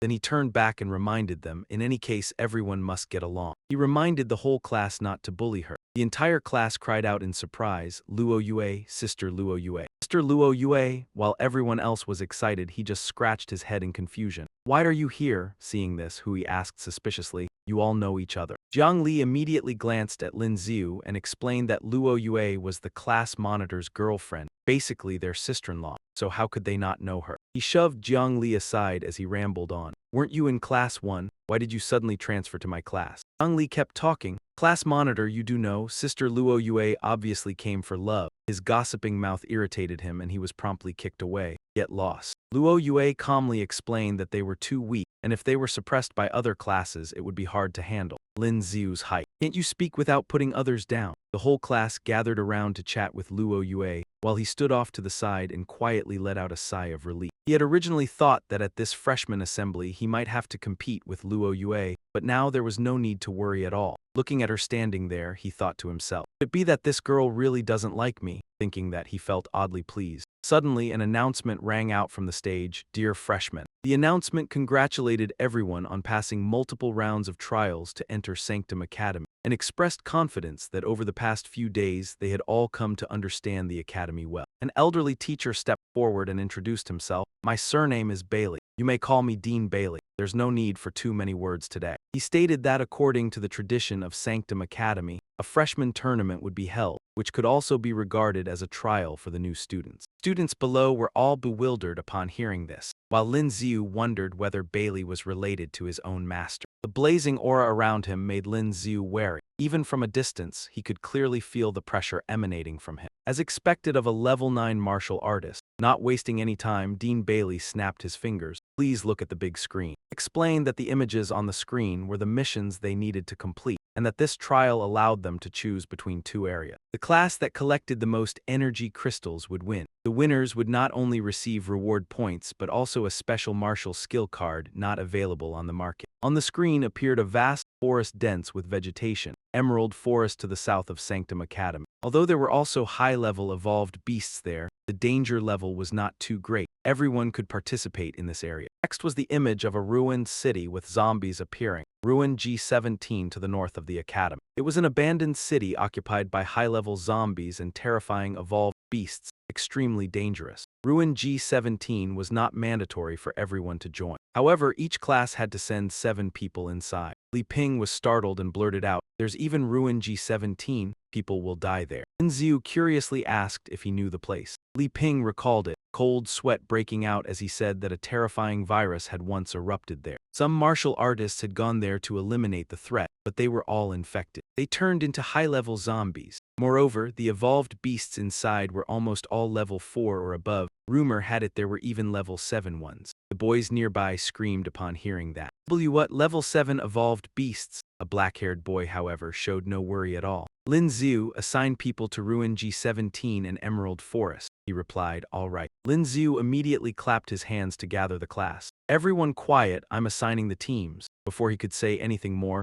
Luo Yue stepped up beside him and whispered something. He froze. You want to go to Ruin G17 too? She replied, is that even a question? He immediately asked seriously, who else is willing to go with Luo Yue and me? Knowing everyone was worried, he analyzed the situation. Although Ruin G17 was dangerous, danger always comes with opportunity. I won't force anyone. If you want to go, step out on your own. Jiang Min bravely raised his hand. Brother Lin Xiu, I'll go with you. Jiang Li thought for a moment and then firmly grabbed Lei Lei's hand. Class monitor, I'm in. Lei Lei softly said, I'll go with Jiang Li. Qin Feng said excitedly, that makes the 4 of us. 3 already going, of course you can't leave me out. Lin Xiu looked over the lineup and calculated 6 people so far, still 1 short. Someone was clenching their fists with determination. Li Ping still looked worried, but he raised his hand anyway. Class monitor, I'll go. Lin Xiu nodded happily in agreement. All right, you're in. After arranging the team, he announced loudly. All right, everyone. The 7 of us will head to Ruin G17. The rest will go to Emerald Forest. Stay fully alert. We must achieve good results this time. The whole class responded enthusiastically. Don't worry, class monitor. Class monitor, be careful. The freshman tournament officially began, and the aircraft departed one after another toward the 2 different locations. Lam 2 noticed that Lebin seemed to be having a problem.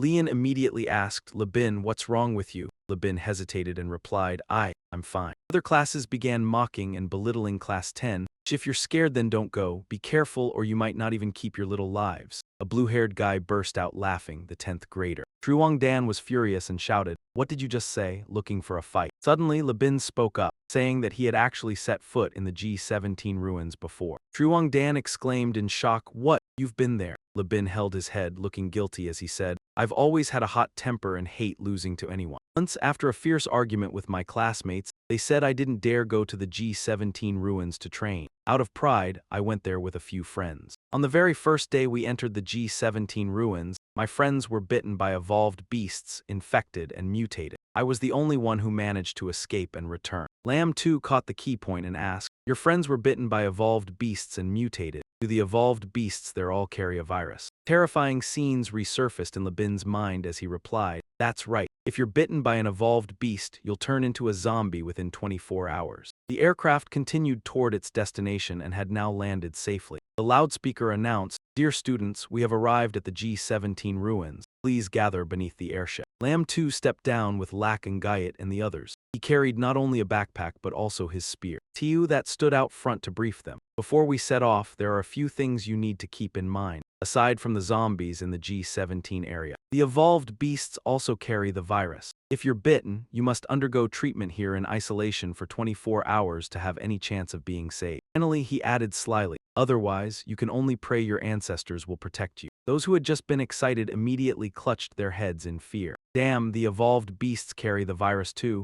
So that sophomore was telling the truth. What a jinx. Lam 2 calmly pointed in one direction. We'll go that way. Lack and Guyot replied without hesitation, all right. Qin Feng and Truong Dan did not question his decision at all and immediately followed. On this side were Jiang Li and Lei Lei. Only Lebin still looked uneasy, while the other classes were still discussing their plan. They became the first group to head toward the ruins. Ahead lay a long-abandoned street, no longer shrouded in deathly gloom but overgrown with weeds. For a moment, they encountered no obstacles, but something was already lurking silently within the dense foliage. A long-tongued zombie suddenly lunged out. It was a level 4 zombie, once a martial artist who had been infected and mutated. It moved nimbly and possessed great strength. Anyone bitten would be infected and become one of them, causing Lei Lei to scream in terror. Sharp glint flashed in Lack and Guyot's eyes. She rushed forward and felled the level 4 zombie with a single slash. Lei Lei let out a breath. That scared me to death. Thank you, Sister Ngayat. Zhang Li asked worriedly, Lei Lei, are you all right? Truong Dan snapped. This damn thing even knows how to hide in the grass and ambush us. Lam 2 chimed in as well. No sense of martial virtue at all. But inwardly, he was calculating how much experience a level 4 zombie could give him. Lack and Guyot reminded them, stay alert. After that, their formation changed, with her in front and Lam 2 bringing up the rear. Suddenly, a zombie appeared behind them. He pretended to sprint away in panic, then abruptly turned and swept it down with a powerful strike. System chimed, ding, level 4 zombie killed, 150,000 experience points gained. he did not seem very satisfied with the reward. He grumbled inwardly that killing a level 4 zombie only gave this much experience, and this one had even been sneaking around to ambush him. He wondered whether he needed to grind monsters quickly to level up. Another one appeared. He helplessly held his forehead. Again, are you kidding me? Then he thrust his spear with full force. He did not kill it immediately but skewered it with his spear and lifted it high into the air, making it struggle and howl. Lynn cried out in alarm, "Class monitor, why aren't you killing it? We can't let it scream like that, it'll attract more zombies." That was precisely Lamb 2's intention. He deliberately let it howl to lure out all the surrounding zombies, since they kept hiding and ambushing him, which annoyed him greatly. Instead of dealing with them one by one, he wanted to finish them all at once. Sure enough, hundreds of undead were swarming from the distance. Lynn stammered, "That many. We're done for, class monitor, let's run." But he had already rushed forward. Lynn shouted in panic, "Hey, class monitor." Meanwhile, Lamb 2 thought to himself, "Run. These are all my experience points." It wasn't just him, Lakangayat had also charged in. He asked in surprise, "Oh, Lakangayat, why are you even more eager than I am?" She snapped, "HMPH, I really don't understand why you rush toward danger every single time." M2 teased, "Oh, is our little Ngayat worried about me?" She shouted, "Shut up." The four behind them were frightened but could not hide their excitement. Jiangli led the charge. "Brothers, let's go too," Qin Feng laughed. "The class monitor and sister-in-law really make a perfect pair." Lei Lei agreed, "Those two are total lunatics." Truong Dan reminded him, "Careful, if Lakangayat hears you, she'll sew your mouth shut." The atmosphere behind them grew lively. Though worried, everyone was stirred by the fighting spirit of the two in front and prepared to charge. M2 surged forward with overwhelming momentum, attacking head-on and unleashing the white bird technique. Immediately after, a massive blaze erupted again, rapidly spreading into a sea of fire that incinerated the zombies that failed to dodge in time. The system notifications rang out repeatedly. Tin killed a level 4 zombie and gained 150,000 experience points. Tin killed a level 4 zombie and gained 130,000 experience points. TNG killed a level 4 zombie and gained 150,000 experience points. Watching from outside, Truong Dan could not help but exclaim, "Boss Lamb 2's martial move seems to have grown much stronger." Qin Feng nodded in agreement. "That's right. The first time I saw the class monitor use this move, it wasn't this powerful. It must have advanced to a golden tier martial skill by now, right?" On the other side, Luo Yue quickly wiped out the remaining zombies as well. Zhang Li exclaimed in both admiration and shock, "But I think sister-in-law is even stronger than the class monitor. What kind of immortal couple are these two? Their strength is unbelievably monstrous." These zombies were originally very good at sneak attacks, and just then a ferocious zombie suddenly charged straight at Lynn. "A zombie-s coming," Lynn shouted in alarm. In the next instant, the zombie was struck by a bolt of lightning and collapsed. Fortunately, Lamb 2 noticed in time and took action. He angrily shouted, "If you want to die, get lost. I don't need a useless teammate dragging us down." Bin lowered his head in silence for a long moment, then suddenly charged forward and punched the zombie. Bin won't let anyone look down on me again. Kill, kill." After clearing out the zombies, the group began discussing. "Something's not right. According to the data online, this area should have the highest number of evolved beasts, shouldn't it? But why haven't we seen even a single evolved beast?" Then there's only one possibility. M2 turned his gaze toward the massive rock bearing deep marks and said, "There's an extremely powerful evolved beast here, so the other evolved beasts don't dare to intrude into this territory." Suddenly he sensed something and immediately said, "Look, it's here." A roar echoed nearby, shaking the ground and sending flocks of birds scattering in panic. Luo Yue followed the traces and concluded, "It's right ahead." Lamb 2 said with interest, "Let's go take a look. That roar is full of power, most likely a 4th-tier evolved beast." Truong Dan cried out in shock, "Hey, you two, wait for us." But before they could catch up, it had already appeared before them. It was an evolved bull with an extremely ferocious appearance, its eyes bloodshot, nostrils flaring, and teeth clenched tight. It was the goldenback mad bull, a 5th-tier evolved beast. An ordinary bull, once infected, would mutate into a goldenback mad bull. Its body was as massive as an elephant's, golden fur growing along its back, and it possessed metal-like defensive strength. Even Lamb 2 became wary and said, "It's a 5th-tier evolved beast." At that moment, Luo Yue had already leapt onto its back and slashed down with her sword. She was shocked to find that her blade could not pierce through. Just then, the mad bull suddenly flung Luo Yue far away. M2 rushed forward anxiously and shouted, "Luo Yue, get out of the way." Fortunately, he caught her in time and hurriedly asked, "Luo Yue, are you all right?" She replied, "I'm fine. I used my origin power to deflect 90% of the force." The mad bull immediately flew into a rage, its vicious gaze sweeping toward them. teeth grinding audibly. Charged fiercely toward the two from behind while Lam 2 was still focused on Luo Yue. Luo Yue immediately pushed him away and shouted, "Move, don't block the way. Watch out behind you." Compared to her, the Mad Bull was far larger. Luo Yue locked onto the target ahead and decisively thrust her sword. The Mad Bull had no time to react and collapsed at once. Seeing this, Lam 2 spared no praise. "Amazing, as expected of our little Yue," the Mad Bull writhed in pain. Because of the intense pain, it became even more ferocious. Truong Dan said admiringly, "Sister Luo Yue is truly formidable," but at that moment it had already entered a berserk state. "How are we supposed to get close?" Lam 2 had already come up with a plan. "No need to get close, everyone use your martial skills to attack from a distance." Immediately formed a ring of firepower and said with a grin, "Heh, watch me roast some beef for everyone." Then he continuously unleashed 100 birds paying homage to the phoenix. Jiang Li and Lebin cheered excitedly, "Whoa, nice." The others also rushed forward. "Then watch us." All 5 of them used their martial skills at the same time. Their moves combined into a powerful offensive: mountain-cracking, earth-splitting, crescent slash, five-fold slash, yellow blossom thrust. 5 techniques struck simultaneously, forcing the Mad Bull to grit its teeth and endure. Wounds gradually appeared across its body, waves of pain crashing over it one after another. That only further stimulated its ferocity. Its golden fur stood on end, and its bloodshot eyes looked utterly terrifying. It broke through their encirclement and charged straight out. Lam 2 immediately warned, "Be careful, that beast has broken through. Is it trying to fight us to the death?" Suddenly, he shot into the air. "Its back's too tough to pierce, then I'll just smash you flat." With that, he swung his long spear down hard onto its head, leaving it dazed. Seizing the opportunity, Luo Yue dashed forward and swung his sword in a decisive slash,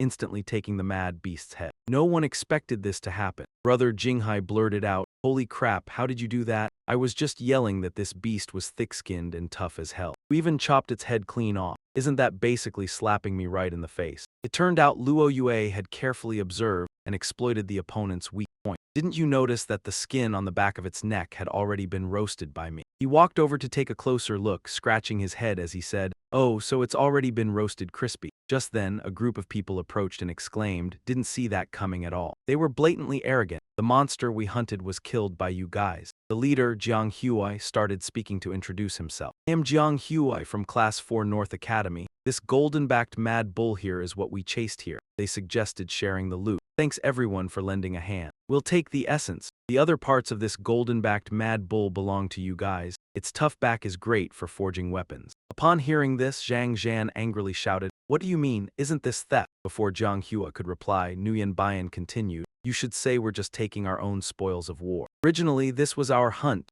Zhang Zhan shouted again, "What proof do you have that this is your hunt?" He immediately pointed to a spot on the bull's body. "I already mentioned it earlier, we fought with this golden-backed Mad Bull for a while." He showed them. "Its hoof is missing a chunk. My friend Sun Oh-hai used an axe to chop it off." He sneered, "HMPH, a bunch of scum from South Academy." Lam 2, hearing this, calmly spoke up. 6 or 7 level 4 martial artists surrounding a golden-backed Mad Bull, and this is all you could do," he mocked. "If no one knew better, they'd think you were just trimming its hooves." He refused to back down, continuing to tease, "So who's the real scum here? I'd guess even if you die in the G17 risk zone, no one will care. Even the Sacred Academy wouldn't bother asking, right?" No sooner had he finished speaking than someone drew a sword. It was Lakangayat, ready to teach them a lesson. The red-haired man quickly jumped back. "What do you want? You dare attack us?" Taking the opportunity, Lam 2 rushed forward. "This isn't the Sacred Academy. Stopping me from killing a bunch of thieves." He struck without holding back. So annoying, the others charged forward. "Quick, kill him." Jiang Huai, though panicked, remained resolute and ordered, "These crazies dare to steal our essence." Lam 2 wasn't afraid to retort, "You sure know how to turn things around. If you're saying that, then leave all your essence and points in your news card." In his heart, Jiang Huai cursed, how annoying. He had thought these people were just a bunch of low-level South Academy trash. Unexpectedly, their skills were not only not lacking, but actually quite powerful. He was still calculating. Lam 2 stabbed him with a spear. Jiang Hua immediately regained his composure. "You want to kill me? Not that easy." He immediately unleashed his golden tiger technique, Shadow Phantom. Lam 2 was startled. "Huh, where did he go?" From behind, Jiang Hua reappeared. "You little brat, you were right. Those trash who died during training, the academy won't pursue it. Go die." But Lam 2 suddenly turned and criticized. "Your speed is slower than the laser guns in the gravity room." This made Jiang Hua panic and exclaim, "Oh wow." Lam 2 easily dodged the ambush. Jiang Huai was stunned. What? How did you know I was behind you? Lam 2 didn't hesitate to close in. There's a lot you don't know. Try my new move. He performed the Silver Thunder Blast Fist. Jiang Hui's eyes widened. Damn. Powerful punch struck him in the stomach, with such force that he was sent flying far away. Lam 2 laughed in delight. That's some good paralysis effect. Now I'm the Thunder Law King. Lakangayat coldly swung her sword. With a single move, she pushed them all back. Jiang Huai cursed angrily. Damn, this woman is too strong. No sooner had he finished speaking than a sword was pressed against his throat. Lakangayat's voice was icy. Try moving. Faced with the threat, he trembled. I'll let you die, and in fear dropped his weapon. The others were still fighting fiercely. Sun Oh Hai, with a proud expression, said, a level 3 martial artist trying to face off against our level 4 martial artists. It's like throwing an egg against a rock. He laughed loudly and swung his club overhead. You dare mock my pursuit as just trimming nails? Now I'll help you trim them to pieces. Just then, a spear flew towards him from a distance. Before he could react, his weapon was knocked away and he fell to the ground, horrified and shouting loudly. Immediately, a voice rang out. Let me use your hammer to help you trim those nails. It was Lam 2. He smiled and asked, how does it taste? Sun Oh Hai yelled in rage. You want to die, don't you? He raised his muscular arm, surrounded by a glow, and swung it out. As the punch came near, Lam 2 stood still, waiting. He began to gather a purple energy. You dare trade blows with me? The one who wants to die. He launched his Silver Thunder Blast Fist. The two exchanged blows, fists and kicks clashing violently, and surrounding objects were blown away. After a while, Sun Oh Hai fell to the ground, screaming in pain. Seeing this, their teammates were stunned. How is this possible? Jiang Huai, Sun Oh Hai were knocked down. Damn!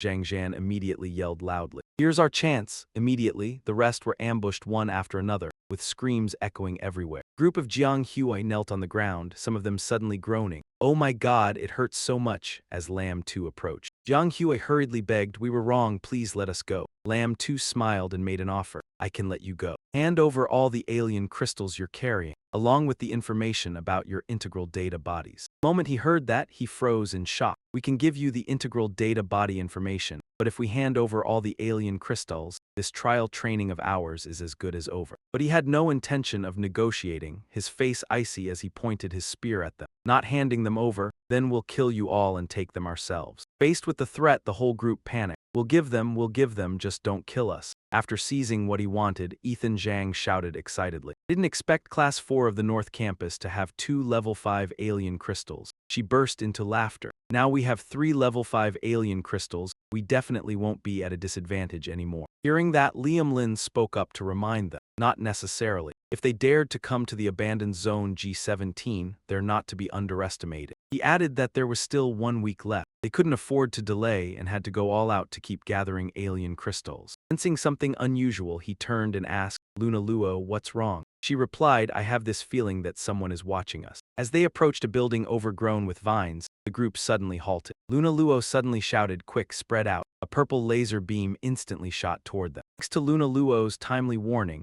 they avoided the attack, but Lynn still had part of his thigh scorched just as the system notification rang out. External energy detected, devour skill activated, energy acquired 2%, gained 2,000 experience points. After hearing the notification, Lynn cursed angrily. What the hell kind of skill is this? I only absorbed a tiny bit and got this much energy. Good thing my uniform is combat gear. Otherwise, this leg would have been done for. Right after that, a barrage of purple laser beams fired at them one after another. Movement technique, treading snow without a trace. Luna Luo immediately dashed into the building. She told everyone that the snipers were hiding inside that building and they had to charge in and eliminate them. He watched her go and called out, Luna Luo, be careful. Seeing her rush in, a sniper immediately sounded the alarm. Attention, someone has stormed into the building. Team 1, prepare to engage. Team 2, continue attacking the targets. Ethan Zhang asked worriedly, Brother Liam, are you okay? He replied, I'm fine. He pointed his spear at the wall and told the others to hide there while he went to support Luna Luo. But as soon as he dashed out, lasers began firing from the building on the other side as well. Damn it, there are snipers in the building next door too, he angrily sped up. To hell with it, I'll deal with these guys first. The others couldn't help but exclaim. Tin Chin blurted out that those two really were a pair, just running off like that. Leo Li asked, then what should we do? Should we go help? Ethan Zhang thought for a moment and said that Brother Liam could even use his movement technique to dodge lasers under triple gravity, something they simply couldn't do. He added that stepping outside now would be no different from seeking death. Quentin Chin was puzzled. We were fine just now, so why would someone suddenly ambush us? Ethan Zhang explained. Do you think only people from our Sacred Zone Academy are out here training? In a place like this, all kinds of people show up. Among them are also those who specialize in killing and robbing others. Just as they were still talking, another group appeared behind them. Ethan Zhang immediately grew alert and shouted, "Who's over there?" The other group quickly waved their hands in explanation. "We're on the same side, on the same side. We're from the North Campus." They continued, "You're from the South Campus, right?" Hearing that, Quentin Chin rubbed his forehead and muttered, "Class 10 of the North Campus. We're Class 10 of the South Campus. Why do I suddenly feel like we just dropped out of the sky or something?" Ethan Zhang looked them over and asked, "Why are you here?" The crew cut guy raised his hand and began explaining that they had just arrived too. He said they saw someone firing laser guns wildly and hurried inside to hide. "Oh right, I just saw 2 people run into that building. Those 2 are on your team, right?" Quentin Chin grinned and gave a thumbs up. "That's right. Our class monitor and the monitor's wife went to teach those ambushers a lesson." Hearing that, they were so shocked their jaws dropped. "What? Just the 2 of them are taking on a whole group armed with laser weapons? Is Class 10 of the South Campus really that strong?" Suddenly, a loud scream came from inside the building as someone was blasted out. Recognizing who had fallen, everyone was stunned. It was the sniper from earlier. Seeing this, Ethan Zhang said smugly, "That's right, Class 10 of the South Campus is just that strong, just that tough." Inside the building, a sniper was desperately trying to aim at the target ahead. Luna Luo effortlessly dodged every single laser beam. Seeing this, the sniper ground his teeth in frustration. "Damn it, why can't I hit her no matter how I shoot?" Before he could react, Luna Luo had already appeared in front of him with a sweep of her sword, coldly slashing and sending him flying upward, leaving him only time for a miserable scream. Standing in the adjacent building and watching, Lynn saw her take down another one and blurted out, "Our little Luna is really something." Just as he let his guard down, a laser suddenly shot toward him. Again, he poured all his strength into accelerating to dodge the rain of lasers. He cursed inwardly that he had only meant to fake it a bit, but who would have thought there were so many of them, all focusing their fire at once and leaving him struggling to cope. He raised his head to look at the snipers above, and wondered whether they were equipped with advanced weapons and proper training. "Maybe bounty hunters, are they here to kill me?" He suddenly smiled. "I've got away." He immediately channeled all his strength into his arm to unleash the silver lightning explosive fist. A surge of violent purple electricity began spreading across the iron bar. The snipers who were just hit by the electricity froze in shock, unable to understand what had happened. "What's going on?" At that moment he leapt into the air. A thunderstorm electric lord really lives up to the reputation. Then a burst of fire erupted like a gigantic bird, sweeping through and throwing all the snipers backward. Their agonized screams echoed endlessly, and then they all fell to the ground in a cloud of dust. The 10th graders of Northern Academy stared in amazement. Is this the strength of the 10th grade? Terrifying. Blue-haired sniper knelt and begged, "Don't kill me, I have all the rare crystals in my bag, please don't kill me." But Lamb too silently swung his spear to finish him. He looked at the corpse and chuckled softly. "Since he's dead, those rare crystals are mine. Trading my life for yours? How foolish." He glanced at the shattered phone on the ground, confirming that these people were indeed online bounty hunters. He sat down to check the bag. "Oh, 2 level 5 rare crystals, 3 level 4 and over 10 level 3. Not bad. Not bad, just enough to console my wounded soul." After handling everything, Lamb 2 slung his spear over his shoulder and quickly went to find Luo Yue. "All done," she replied. Luo Yue also handed him a bag. "This is from them. Inside are 2 level 5 rare crystals, some level 4 and level 3. Hearing this, he blurted out, "Wow, this guy is rich, and he even had 2 level 5. Haha, now we have 8 level 5 rare crystals in total. This training session is a guaranteed success." At that moment, Zhang Dan stepped forward and interrupted. "Big brother Lamb 2, are you both okay?" Lamb 2 replied enthusiastically, "We're fine, everything's taken care of. We got quite a few rare crystals, including some level 5. Seeing unfamiliar faces behind, he asked in surprise, who are the people behind?" The guy with the buzz cut scratched his head and greeted, "Hello, Lamb 2, we are the 10th grade of Northern Academy." His expression immediately darkened. "Oh, you're 10th grade too." Said seriously, "That's you're mistaken. Can we make an exchange?" Curiously, Lamb 2 asked, an exchange? Exchange what?" The buzz cut guy explained. "I want to trade an important piece of information for your rare crystals." Lamb 2 responded, "Oh, tell me, what information is valuable enough to match rare crystals?" The buzz cut scratched his head again. "A space rift, I know the location of a space rift. You just give us 2 level 5 rare crystals. I'll tell you where the space rift is." Hearing this, both he and Luo Yue were shocked. A space rift. It was indeed valuable. Perhaps they could encounter creatures or obtain rare treasures from another realm. But he narrowed his eyes warily. "But how can I trust you?" Buzzcut guy proactively handed over a card to persuade. "I'll give you my news card. Wait until you find the space rift. After confirming that what I said is true, return it to me. We're all 10th grade, but you're strong, we don't want to be weaker. This training session must surpass the other top classes. Lamb 2 listened quietly as he continued. Moreover, I feel that with your strength you can definitely reach the space rift. If you have the chance to become stronger as 10th grade, we will also feel proud of you. Suddenly, he stepped forward and patted the buzz-cut guy on the shoulder. Well said, this feeling of agreement is amazing. You are the class leader of the 10th grade of Northern Academy, right? He replied. Yes, I am the class leader. Before he finished, Lamb 2 interrupted. You don't need to give me the news card. Moreover, I'll give you 3 level 5 rare crystals. Upon hearing this, he shouted in astonishment. Wait, really 3 level 5 rare crystals? You trust me. Without hesitation, Lamb 2 took out a bag of rare crystal. Yes, because you're 10th grade too, also a rookie considered worthless by others. If you are the class leader, then let's make the 10th grade stronger together and face all those who look down on you. Buzzcut Guy immediately grabbed the bag, the whole group visibly excited. Thank you, Lamb 2, for trusting us. I will definitely follow your lead to make the 10th grade stronger. Please give me your news card ID. Now I'll send you the location of the space rift. After everything was done, the Northern Academy group said goodbye to Lamb 2 and left. Once they were out of sight, Zhang Dan anxiously asked, Big brother Lamb 2. We trust what they said, he replied confidently. I trust them. He recalled their radiant faces, eyes full of resilience and determination. People willing to risk everything to become strong like that won't deceive us.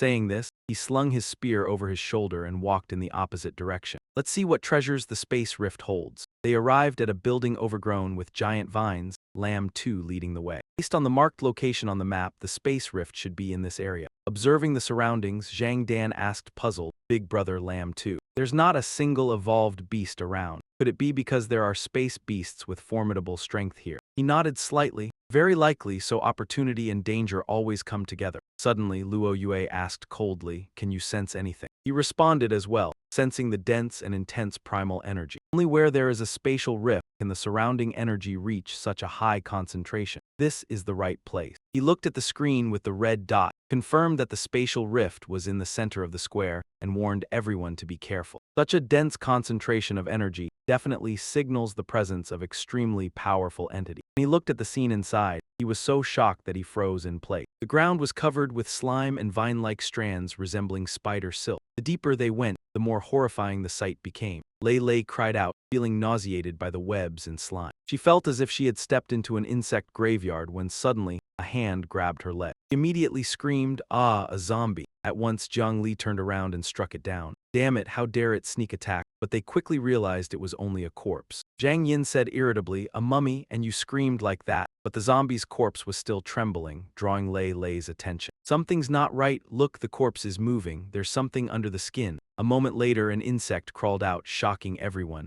It turned out there were insects inside the corpse. It was a level 2 beetle larva, a creature from another dimension with strong reproductive abilities. Parasitizes living bodies and feeds on its host. Zhang Yin examined the surrounding corpses and speculated that not all the bodies on the ground contained these disgusting larvae. Lin Xiu decided to stab the larva to death with his spear. He thought to himself, this must be a parasitic worm. Everyone be careful not to step on the corpse. The experience points are too few, but we can't ignore it. The system notification sounded, ding, level 2 green beetle larva killed, gained 10,000 experience points. The surroundings grew increasingly terrifying. Lei Lei clutched Jiang Li's arm and exclaimed, Oh my god, that's so disgusting. Lin Xiu pressed his lips together and thought, if there are larvae, then there must be adult insects nearby, right? Could it be that the adult beetles are what keep the evolved beasts from entering this place? At this moment, they had reached a large rift. Zhang Yin exclaimed in shock, This is the first time I've seen a spatial rift. So magnificent. Lei Lei also cried out, It's beautiful. He looked up warily, sensing that something was inside. He narrowed his eyes and a streak of blue light appeared within them. Immediately, the thing hiding above revealed itself to him. It was a level 6 adult green beetle, a creature from another dimension with astonishing biting power that could tear an adult human apart. He was stunned. A level 6 adult green beetle was truly terrifying. It seemed to be fast asleep and had not yet noticed them. He reminded them, the creature we imagined isn't here for now. Let's keep our voices down, finish scouting, and leave quickly. Yang Min pointed at the rocks.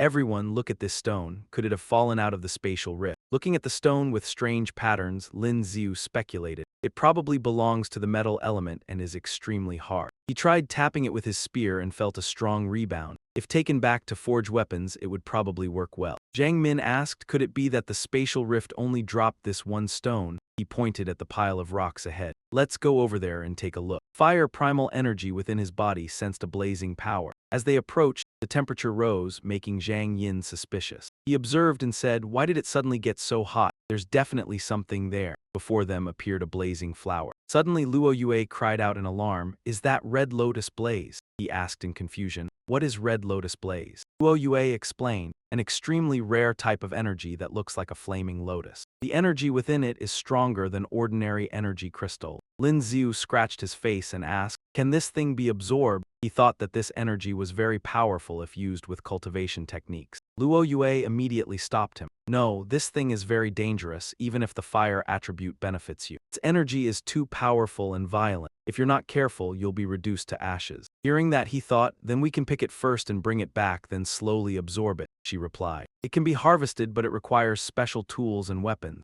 Lin Xiu shouted angrily, so we still can't take it today. Still not allowed? Are we supposed to leave empty-handed? Such a good treasure. By the time we prepare the tools to harvest it, someone else will have taken it. Strange voice came from behind. Found it, it's right here. The group turned in shock. Oh, someone got here before us. How did they find this place? Zhang Yin recognized the members of Class 2 from the academy and called out to their leader, Hua Ming. Good, it's still here after all. He waved his hand to give the order. Hua Ming and Li Mo prepared their tools and carried the equipment away. Lin too thought to himself that these people had actually brought proper tools with them. Blocked their path. Wait, we discovered this first. The leader of the northern court burst out laughing, finding it ridiculous. He looked at our tools and said we must have come prepared in advance. Besides, even if I gave it to you, would you even be able to carry it away? He sneered disdainfully at the people from the south courtyard, calling them trash, and said, otherwise, I can generously toss you a few boss-level energy crystal. He continued, that way your trial ranking won't be too low. The others immediately laughed along and flattered him. Class monitor, you're really too kind. Lin Xiu remained calm, not angered at all. He smiled and replied, a few level 4 energy crystals and you think you can drive us away? Isn't that just outright robbery? The leader stepped forward provocatively and said arrogantly, yeah, I'm robbing you. What can you do about it? Before Lin Xiu could react, Luo Yue charged forward with her sword and coldly declared, then we'll just kill them all. The leader gritted his teeth and blocked Luo Yue's strike, shouting angrily, you crazy woman, why are you so ruthless? Then he turned and gave orders to the others. He yelled, since that's the case, brothers, kill them. Zhang Yin and the others were not to be outdone. They drew their weapons and cursed loudly, to hell with you, I'll hack you to pieces. Luo Yue kept up her relentless assault, forcing him to defend while inwardly complaining. She looked beautiful, but her attacks were vicious and she even used a longsword. Could it be, was she really that strong? Finally, he realized her identity and blurted out, you're Luo Yue, aren't you from South Division Class 1? Why are you with those damn South Courtyard Class 10 losers? Luo Yue did not answer. She simply swung her sword again and shouted, cut the nonsense. He glanced toward Lin Xiu. He calculated inwardly that Lin Xiu was also very strong. He had misjudged this time. If they kept fighting head-on, even if they killed the enemy, they would be too exhausted afterward. After thinking it over, he immediately shouted, Hua Ming, go hold off Li Mo's opponent. Li Mo hurried and grabbed the red lotus flame. Upon hearing the order, the two immediately switched positions as they moved. Got it, class monitor.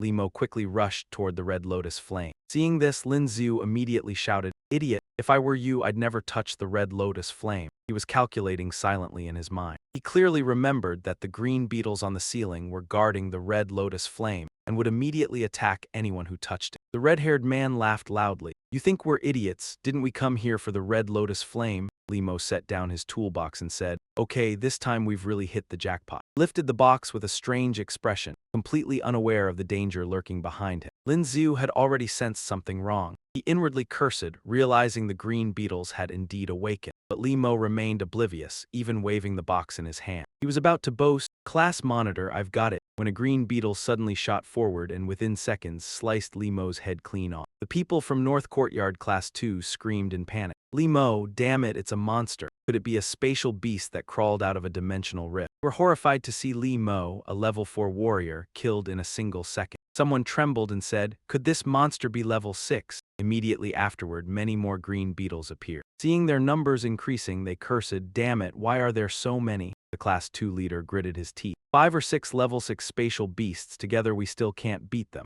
Looks like we have to give up the red lotus flame. He decided that survival was more important. Turning around with his sword, he shouted, Run, we can't handle these spatial beasts. Kept urging, leave this place, forget the Red Lotus flame. The entire North Courtyard Class 2 group turned and fled, shouting repeatedly, run, get out of here, hurry. Lin Xiu looked at the swarm of beetles and made his decision. He said, we're leaving too, it's too dangerous here. But before they could get away, the stone door suddenly slammed shut. Standing outside, the Class 2 leader laughed smugly. You useless South Courtyard Class 10 trash trying to kill us, I'll use you to test those beetles. Zhang Yin glared at the sealed door and shouted angrily, damn it, those bastards actually blocked the exit and cut off our only way out. Someone trembled in fear and said, what do we do? Are we going to die here? Lin Xiu frowned and fell silent for a moment, then ran deeper inside as he said, I'll lure those beetles away. Use the time to find another exit. Luo Yue called out in shock, Lin Xiu. Zhang Yin also shouted, big brother Lin Xiu. At that moment the green beetles had already noticed him. Beetles relentlessly chased after him. As he ran, he clutched the Red Lotus flame box, gritting his teeth and thinking that since they were guarding this thing, he could use it to lure them away. He shouted provocatively, come on you beasts, follow me. Then he immediately used snow treading without a trace and dashed forward. Unexpectedly, another beetle was waiting ahead. He cried out in shock, damn, there's still one here. The beetle immediately attacked him with its 2 pairs of sharp horns. He saw the Red Lotus flame nearly snatched away. He panicked. This is bad, what do I do? Because he wasn't paying attention, the Red Lotus flame touched his abdomen. His body was lifted into the air, surrounded by a blazing red force like fire. His eyes widened in shock as Luo Yue and the others rushed over. The next moment he was completely engulfed in flames. His agonized screams echoed from within, while outside everyone shouted in panic, Lin Xiu, big brother Lin Xiu, class monitor. At the same time, a system notification panel appeared. The system voice rang out, ding, external energy detected. Activating Devour skill, absorbing 1%, 2%, 3%. Amid the pain, he realized that the system within his body was absorbing the Red Lotus flame's energy, but the speed was too slow. He feared his body would explode before it finished absorbing. The intense pain was almost unbearable. His uniform had been completely burned away, and he looked utterly miserable, while outside Luo Yue was still fighting desperately. She swung her sword and killed a green beetle, then shouted anxiously, Lin Xiu, are you okay? Inside, he clutched his head and cried out, it's so hot, I feel like I'm about to explode. Flames continued to burn his body wildly. The heat grew more and more intense, causing him extreme agony as he nearly lost consciousness. Luo Yue suddenly rushed forward and tightly hugged him, catching him off guard. She looked up and explained, my origin power is of the frost-ice attribute. I can help you suppress it somewhat, he exclaimed in shock, Luo Yue. Outside, everyone anxiously shouted, class monitor, sister Luo Yue. Luo Yue urged worriedly, Lin Xiu. Use my frost power to help you suppress it. Hurry and absorb the power of the Crimson Lotus flame. Lin Xiu gritted his teeth and endured it. In his mind, the system notification rang out, absorption 10%,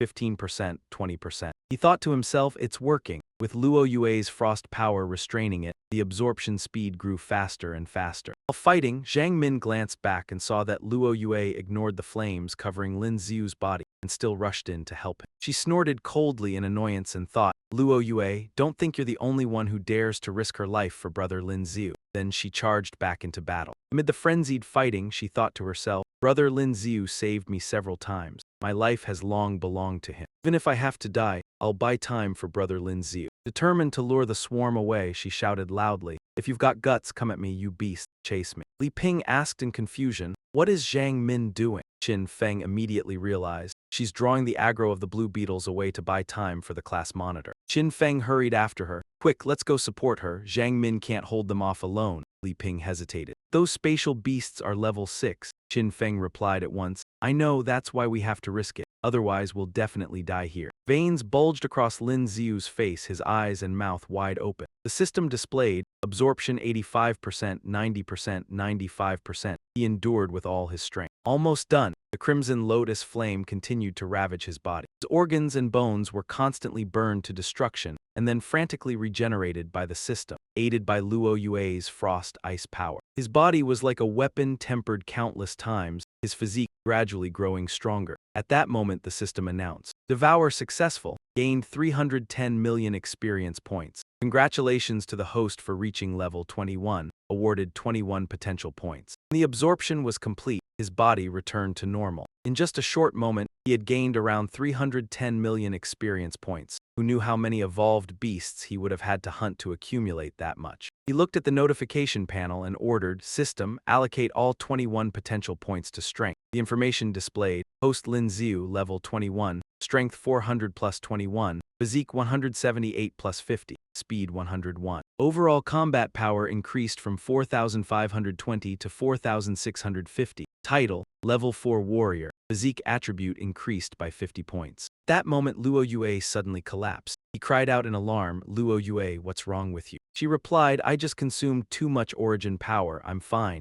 Lin Xiu took out a bottle of medicine. Drink this nutrient solution to replenish your stamina. He told her to quickly absorb the origin power from the level 5 alien crystal, and said he would go help Zhang Min and the others. He anxiously stopped him. You can't go alone, those are level 6 spatial beasts. On the other side, the battle was still fierce, voices shouting, Zhang Min, get out of the way. Block it, block it. He had no choice but to explain, even though I've temporarily absorbed the power of the Crimson Lotus flame. I haven't fully digested it yet. I can feel the violent power in my body might erupt at any moment, so I need to vent some of this origin power through battle. At the same time, Zhang Min was knocked to the ground by a beetle. Someone screamed in panic, Zhang Min. The swarm seized the chance to close in and everyone shouted, Zhang Min, run, get out of there. But before they could strike, Lin Xiu appeared in time and blasted them all away. He looked back and asked worriedly, are you all okay? Zhang Min replied, Brother Lin Xiu, are you all right? He answered, I'm fine, fall back, leave these beetles to me. His entire body was engulfed in flames. He took a deep breath, feeling the Crimson Lotus flame burning fiercely, difficult to control. The swarm of beetles surrounded him at once. Outside, everyone shouted anxiously, Brother Lin Xiu, be careful, class monitor, watch out. His eyes suddenly flashed. He swung his spear, condensing his power into a vortex. The flame seemed capable of burning even the spirit itself. This move is called Blazing Starforging Inferno. As his words fell, a raging sea of fire erupted instantly. Each beetle was struck. The system notifications appeared one after another. Killed level 6 blue beetle, gained 10 million experience points. Killed level 6 blue beetle, gained 10 million experience points. Witnessing this, Qin Feng stood there dumbfounded. What kind of martial skill is this? I remember the class monitor's fire element skill was Flame Earth. Zhang Min also exclaimed in shock. He killed 2 level 6 beasts with a single move. Meanwhile, Le Bin was so choked up he couldn't even cry out loud.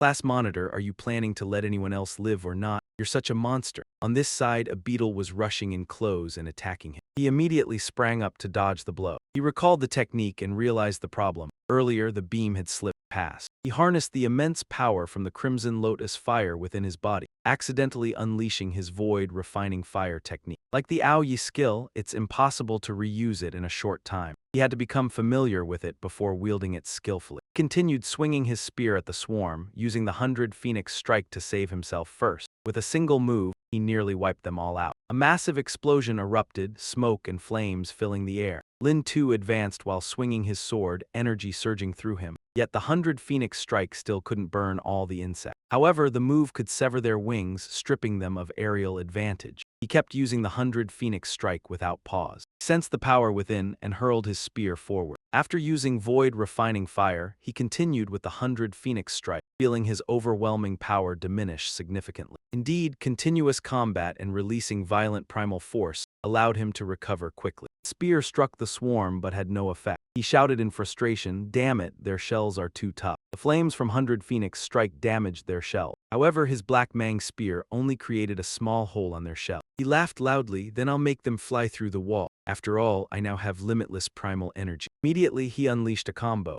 Violent Storm Blossom, 100 Phoenix Strike. Han Feng's eyes widened. Class President is incredible, fighting alone against level 6 space beasts like that. Le Bin was also astonished. Is this the power of a level 6 martial artist? Meanwhile, Zhang Dan noticed something amiss. Lin Tu's state seems unusual. He recalled his earlier state. Lin Tu wasn't defending at all, attacking as if fueled by raw excitement, almost manic. At that moment, Luo Yue approached, and a fiery aura appeared around him. It wasn't his own primal energy. Zhang Dan panicked. What? Class President, he could be in danger any moment. What should we do? Luo Yue, do you have a plan? Luo Yue lifted her sword and said, we must deal with these space beasts first, then worry about the rest. She lunged forward, slashing and freezing the swarm. Lin Tu seized the opportunity to attack. He thrust his spear into the swarm and the system notified. Killed level 6 green beetle, gained 10 million experience. Seeing that he could destroy them, he exclaimed, yes, pierce through. Lin Tu struck the green beetle hard. Luo Yue came from behind, The beetle's shell is burned by your attack and frozen by my ice bone. It will weaken. He realized and said, I see now. Became more excited. All right, then let's coordinate and finish them off together. Hearing that, Luo Yue turned and hit his head, warning, say nonsense again and I'll sew your mouth shut. Han Feng was also thrilled. Class president is awesome and still flirting at a time like this.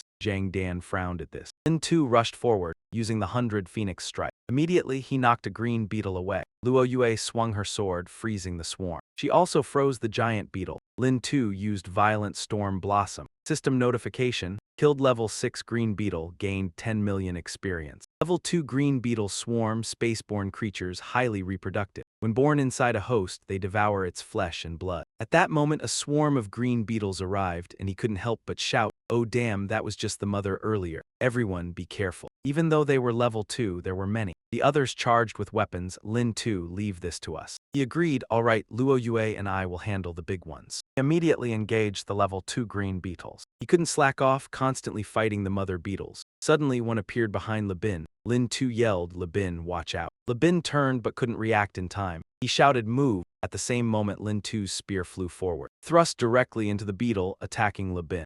Bin observed and suddenly shouted, this is bad. Class president released the spear. He angrily retorted, a martial artist can't let go of their weapon. He ordered, bite down on my black mang. Be careful not to get your fingers in its mouth. Instantly, a blazing and violent red flame erupted across his body. Seizing the opportunity, he immediately unleashed 100 birds paying homage to the phoenix. Struck by the attack, the beetle exploded into pieces. Its body was blasted backward. Seeing this, he grinned smugly. I didn't expect this method to work too. Your shell's tough, huh? I'll burn you from the inside out. Realizing they could defeat them this way, he shouted excitedly, there are 3 adult beetles left. Everyone, charge and wipe them out. Hearing that, Zhang Yin responded enthusiastically, kill. In no time, the ground was scattered with the corpses of green beetles. Exhausted, Zhang Yin sighed. They're finally all dead. She glanced around at everyone. Facing so many level 6 spatial beasts and still surviving, it was truly fortunate they had the class leader and Luo Yue. During that, he looked slightly displeased. Hey, sitting at the back, he protested unhappily. Why are you all standing so far away from me? I'm not going to eat anyone. Qin Feng explained helplessly, class leader, right now you're like a furnace. Standing near you feels like we're being roasted alive. Lin Xiu huffed, HMPH, why didn't you say that when I was saving you? At the same time, he opened a bottle of medicine. After taking a sip, he exhaled smoke and fire. Seeing this, Luo Yue reminded him, stop wasting nutritional serum. I'll keep using my frost energy to help you suppress the red lotus flame. After resting enough, he stood up, flames rising from his entire body, and said, all right, let's continue toward the city center. I need to fight stronger enemies. Hearing him say that, the whole group was stunned. As they moved deeper into the city, they wondered, why is the fog here so thick? Lin Xiu, leading the way, turned back to warn them. He cautioned everyone to stay alert and guard against evolved beasts hiding in the mist. Before he could finish speaking, a gigantic tentacle suddenly appeared and tightly wrapped around Zhang Yin's leg, startling her.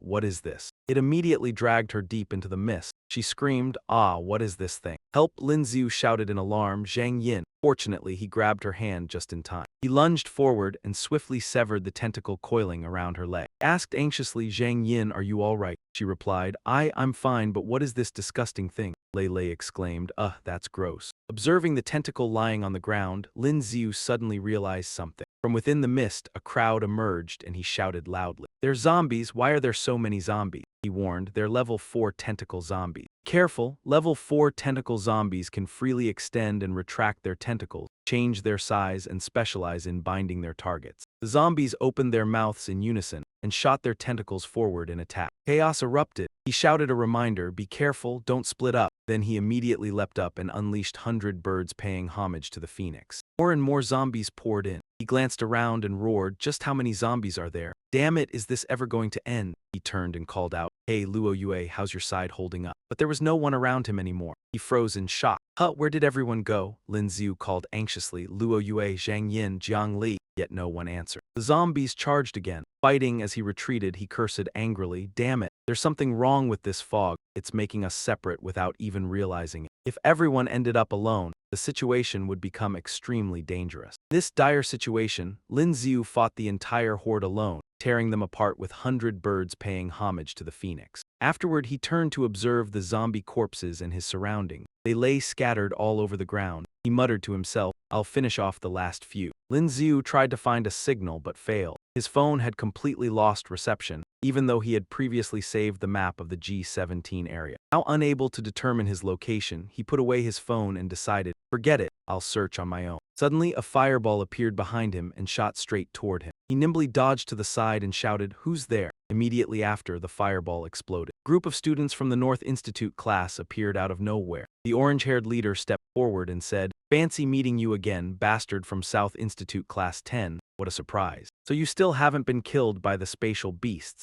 Recognizing him, Lin Xiu replied, "So it's you dogs from North Institute Class 2. I was planning to hunt you down for revenge. Who knew you'd deliver yourselves right to me?" The orange-haired boy sized him up and said, Why are you alone? Where are your companions? Don't tell me they're all dead." "That's a bit of a shame. I remember there were 3 beauties." Lin Xiu shot back, "Sorry to disappoint you. We're doing just fine. We just got temporarily separated in the fog. Those spatial beasts were all killed by me." He even casually planned to gather a large pile of level 6 exotic crystals, then sneered mockingly, "Trash like you think you can kill a higher level spatial beast. Who are you trying to fool, ghosts?" As soon as he finished speaking, he looked at him and suddenly noticed the red lotus flame burning on his body. Shocked, he blurted out, "The aura around you this is the aura of the red lotus flame." The orange-haired man shouted in panic, "You swallowed the red lotus flame, but how are you still alive? Weren't you supposed to explode and die? This makes no sense." Lin Su curled his lips into a scornful smile. "Don't compare me to useless trash like you. It's just the red lotus flame. What can it possibly do to me?" He ground his teeth in anger while the others slowly surrounded him. The orange-haired man said confidently, "You." The orange-haired man sensed something and smugly said, "I can feel it. You haven't fully digested the energy of the red lotus flame at all." "That's right. How could trash like you possibly digest it that quickly?" The more he thought about it, the more delighted he became.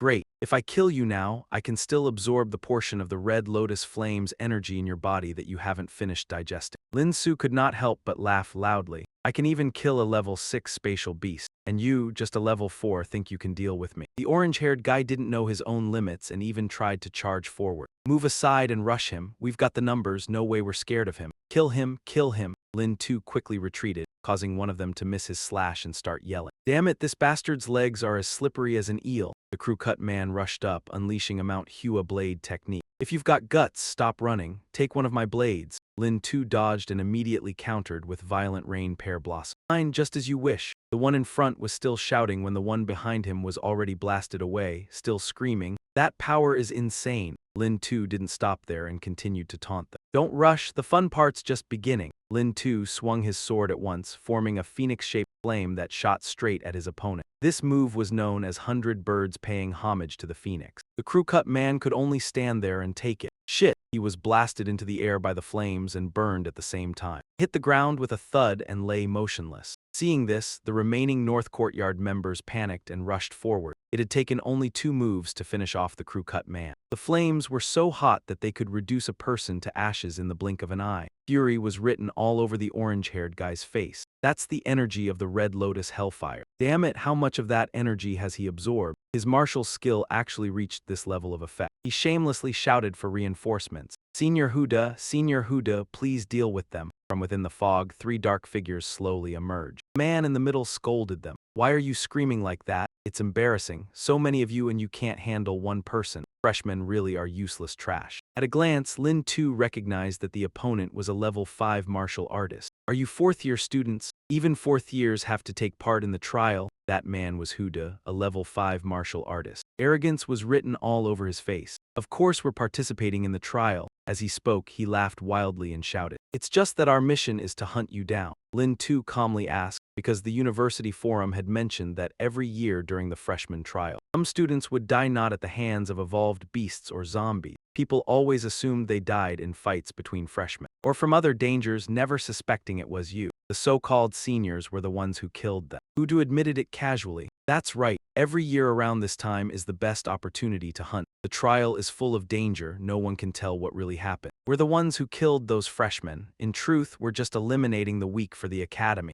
Lin Tu continued probing. "Was this fog created by you as well?" He immediately denied it. No. This fog was released by a high-level evolved beast sleeping in Zone G17. It's the perfect environment for hunting." Hearing that, Lin Tu instantly assumed a battle stance. He hadn't expected the North Courtyard's Class 2 freshmen to collude with scum like them. "Then I'll rid the Academy of evil and clean house for the sacred district." The orange-haired guy cut in. You're about to die and you're still talking tough. Senior Huda, whatever good stuff he has in his bag is yours. Just make sure he dies in the most painful way possible. Huda grinned slyly in response. Since you're so sincere, I'll grant your wish. He gave the order. Brothers, kill him, chop that brat into 8 pieces. The 3-against-1 battle officially erupted. Elsewhere, Li Ping had gotten separated from his teammates and carefully observed his surroundings. Damn it, where are they? Suddenly, he heard movement behind him and immediately guessed that something was closing in on his back, possibly a tentacle zombie. Li Ping hurled his iron mace backward and shouted, "Die, you filthy zombie." His iron mace was blocked by a sword. Several people suddenly appeared and shouted,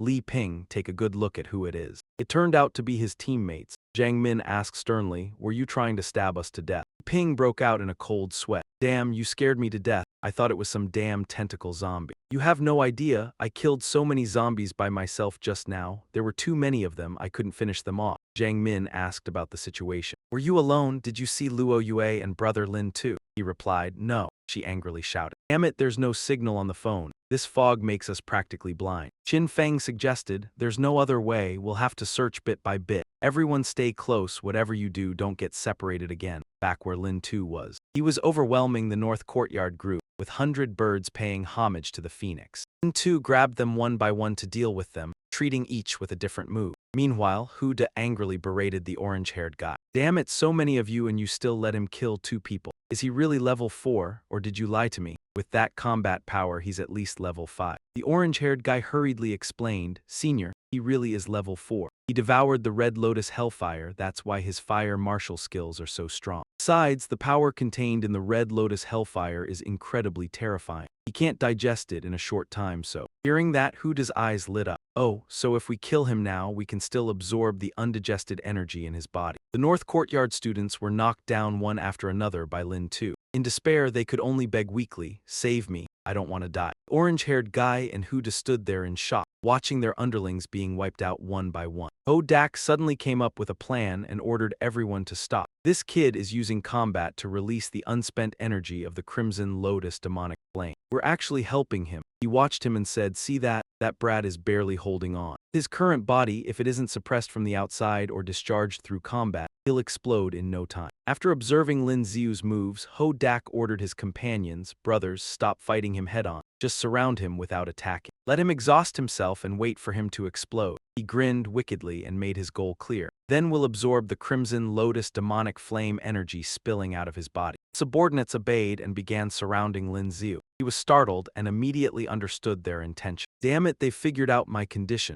No, my body can't hold on much longer. I have to end this quickly. Then I'll find Luo Yue and ask her to use her Icebone primal force to suppress it." Ho Dak suddenly flew up from behind to attack, sneering, "Idiot. You think I wouldn't dare to attack for real? Surrounding you without fighting was just to make you lower your guard." Suddenly a hand appeared and touched him, and a powerful surge of icy energy spread out. The Icebone energy wrapped around Lin Xiu like a shield and knocked Ho Dak away. Luo Yue had arrived to help. Seeing her, he was shocked and blurted out, "Luo Yue. Wow, why does this feel like a beauty saving the hero?" Luo Yue replied, "You're no hero, you're just a weakling." Hearing that, he sulked. "Why do you always mock me like this? Do I really look that useless?" Ho Dak stood up and saw her with his companions. "So you've arrived, and another beauty at that." The orange-haired guy immediately warned him. "Senior, that girl is using her primal force to suppress the Crimson Lotus demonic flame's energy." Ho Dak said confidently, "Shut up, I'm not blind." He had noticed it long ago. He didn't expect her to be a beauty-cultivating Icebone primal force. No wonder it feels so cold. He and his companions charged at the 2 of them. Lin Xiu thought, "Since I burn like fire, I'll balance things out for this icy beauty." They relied on their numbers to bully the 2 of them, kill them. On one side, Luo Yue dueled Ho Dak with her sword in an intense fight. Just a few strikes left him stunned. They're both monsters. This girl is even tougher than that guy. Luo Yue rushed forward, crushing the subordinates. With a single move, one of them was taken down. Ho Dak panicked as she turned her focus to him. He changed tactics and shouted, "Hey, this girl is at least at peak level 4, she's too strong. Concentrate our power and kill her first or we're dead." All the Northern Viet students obeyed and charged at Luo Yue. "Kill her, kill her." As they were about to finish her off, she remained motionless. The guy roared fiercely, "Die." Suddenly Lin Xiu's long spear appeared, thrusting forward with the move Torrential Rain Pear Blossom. The technique instantly blasted the student away during that brief opening. This had been Luo Yue and Lin Xiu's coordinated plan from the start. When one was at a disadvantage, the other provided support. Their teamwork was seamless. Hodak cursed inwardly, damn it, she was pretending to be weak to lure us in. I didn't expect their coordination to be so tight. Fully recovered, Lin Xiu attacked. I just learned this weapon skill. Let's see how powerful it is. He leapt high and plunged down with his spear like a bolt of lightning. Golden tier martial art, Galaxy 9 Heavens. The moment he struck the ground, a massive explosion erupted, sending many Northern Viet students flying. Hodak saw the two eggs change color. The power of this golden martial art was overwhelming. The orange-haired man was terrified. Before they could recover, Lin Xiu had already appeared in front of them. Next, it's your turn. Thought to himself, under the amplification of the Crimson Lotus demonic flame, Galaxy 9 Heavens had become this powerful. He unleashed another move, his strongest one, 100 birds paying homage to the phoenix. Lightning and flames burst around him like surging energy. The atmosphere grew heavy, Hodak grew even more panicked. Damn it, why is its power stronger than before? Played dirty and grabbed the orange-haired man by the collar. I'm not ready to die yet, I'm counting on you. The orange-haired man trembled. Senior Hodak let him take the hit instead. He himself intended to flee, but to his shock, he saw Luo Yue finishing off his subordinates one by one. Hodak felt helpless and thought, it's over, we're done. We had the numbers, yet the two of them wiped out our entire group. Damn it, I don't want to die here. Behind, Lin Xiu shot after him, bringing a small gift, blazing surge palm. He asked, did I say you could leave? Hodak stared in shock at Luo Yue continuously taking down his men. He stood there helplessly. It's over, we're finished. He thought to himself, we had the numbers, yet the two of them wiped out our whole group. Damn it, I don't want to die here. Lin Xiu chased after him from behind, bringing a small gift, blazing surge palm. He even asked, did I say you could leave? Lam 2 grabbed his arm as a blazing fireball flared in his hand, challenging his opponent. Didn't you want my Red Lotus true fire energy? Here, take it, I'm giving you that chance, you don't want it. Hodak was so terrified he didn't dare move. Helpless, he could only shout, I am a member of the Moonwing Legion. If you dare kill me, you'll pay with your lives. But Lam 2 paid no attention to the Moonwing Legion, as he had never even heard of them. In a panic, he raised his sword and shouted, are you stupid? Go die for me.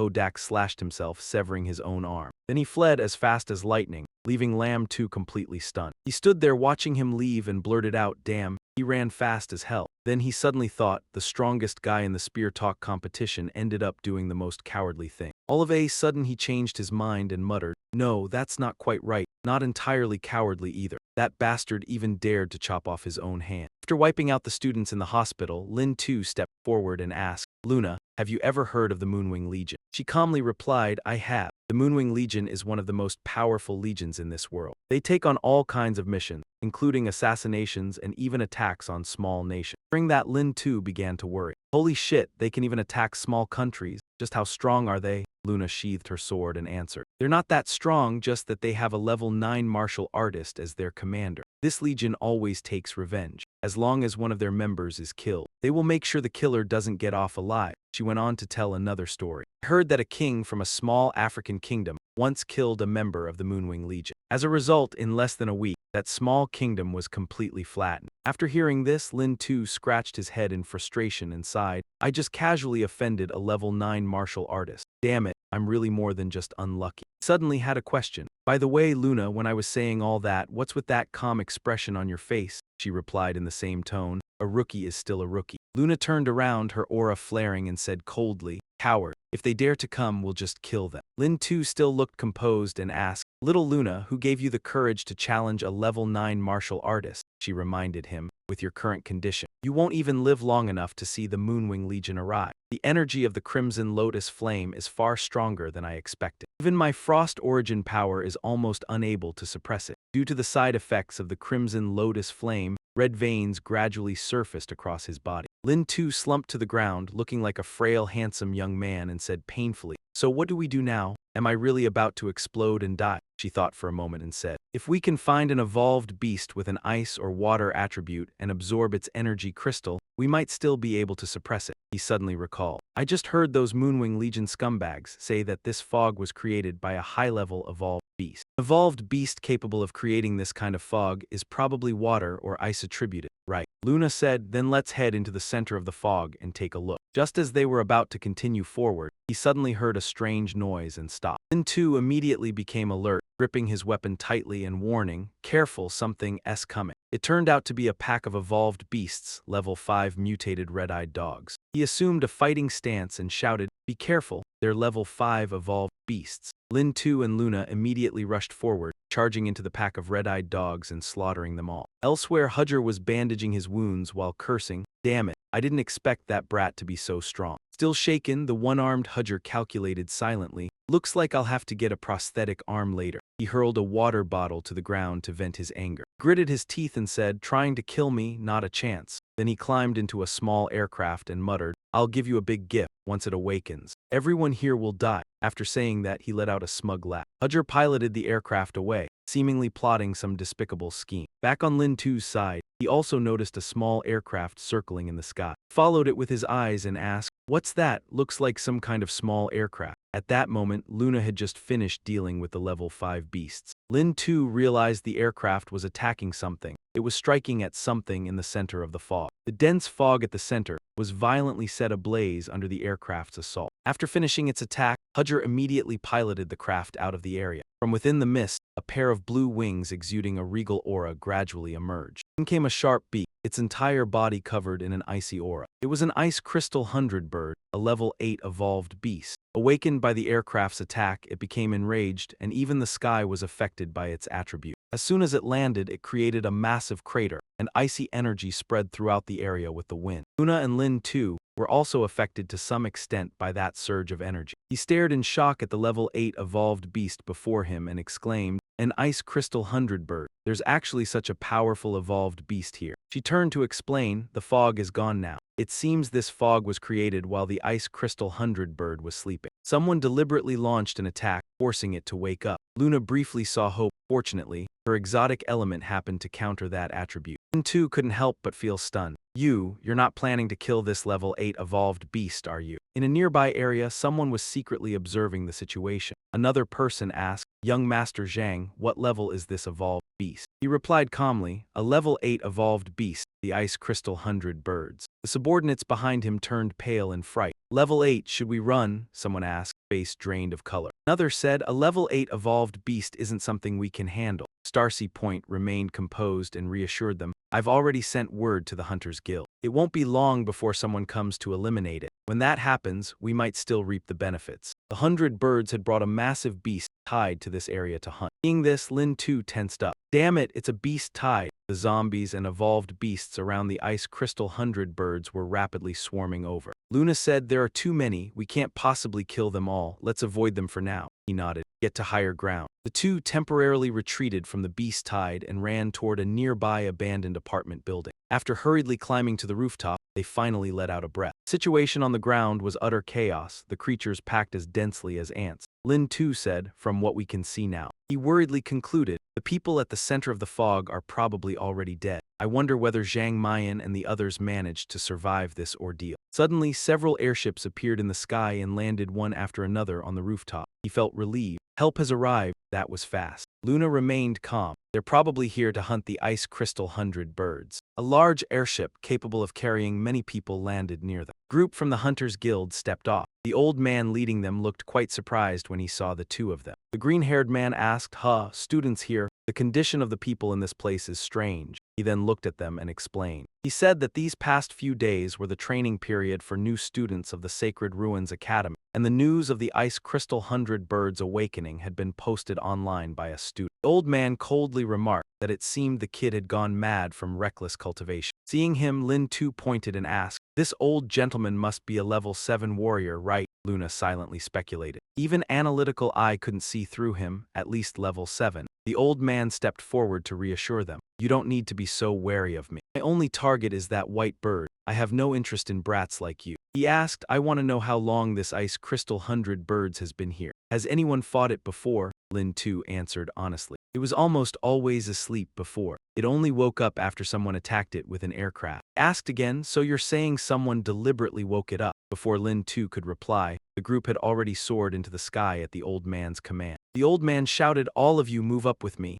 Seeing them so hasty, Lin too cried out, "That many people!" The 100 birds glanced at them and realized they were preparing to attack. It immediately let out a roar, unleashing a wave of energy along with sharp ice spikes of tremendous destructive power, shooting straight toward them. The old man waved his hand and unleashed his ultimate move at the white bird. Laser burst. Attack! A high-tech vehicle appeared, its barrel gathering electricity into a sphere before firing it at the white bird, but it dodged to the side. Lin too exclaimed in shock. They're even using the military's K-17 laser burst. That's over the top. Not only that, they simultaneously attacked from all 4 directions with high-tech gun barrels, instantly causing a massive explosion. The old man shouted in delight. The white bird is severely injured. Brothers, kill it. The green-haired youth also roared, kill. He stared wide-eyed in astonishment. No way, a level 8 evolved beast taken down that easily. They used another huge explosion to finish off the white bird. Luna said, anyone who can deploy the K-17 laser burst must be from the Alliance military, a bunch who only know how to rely on advanced technology. However, the white bird suddenly opened its eyes, seemingly completely unharmed. It screeched and released an energy wave. It had merely pretended to be defeated to deceive the Alliance forces. Caught off guard, they were blasted away by the white bird's energy wave. How is that possible?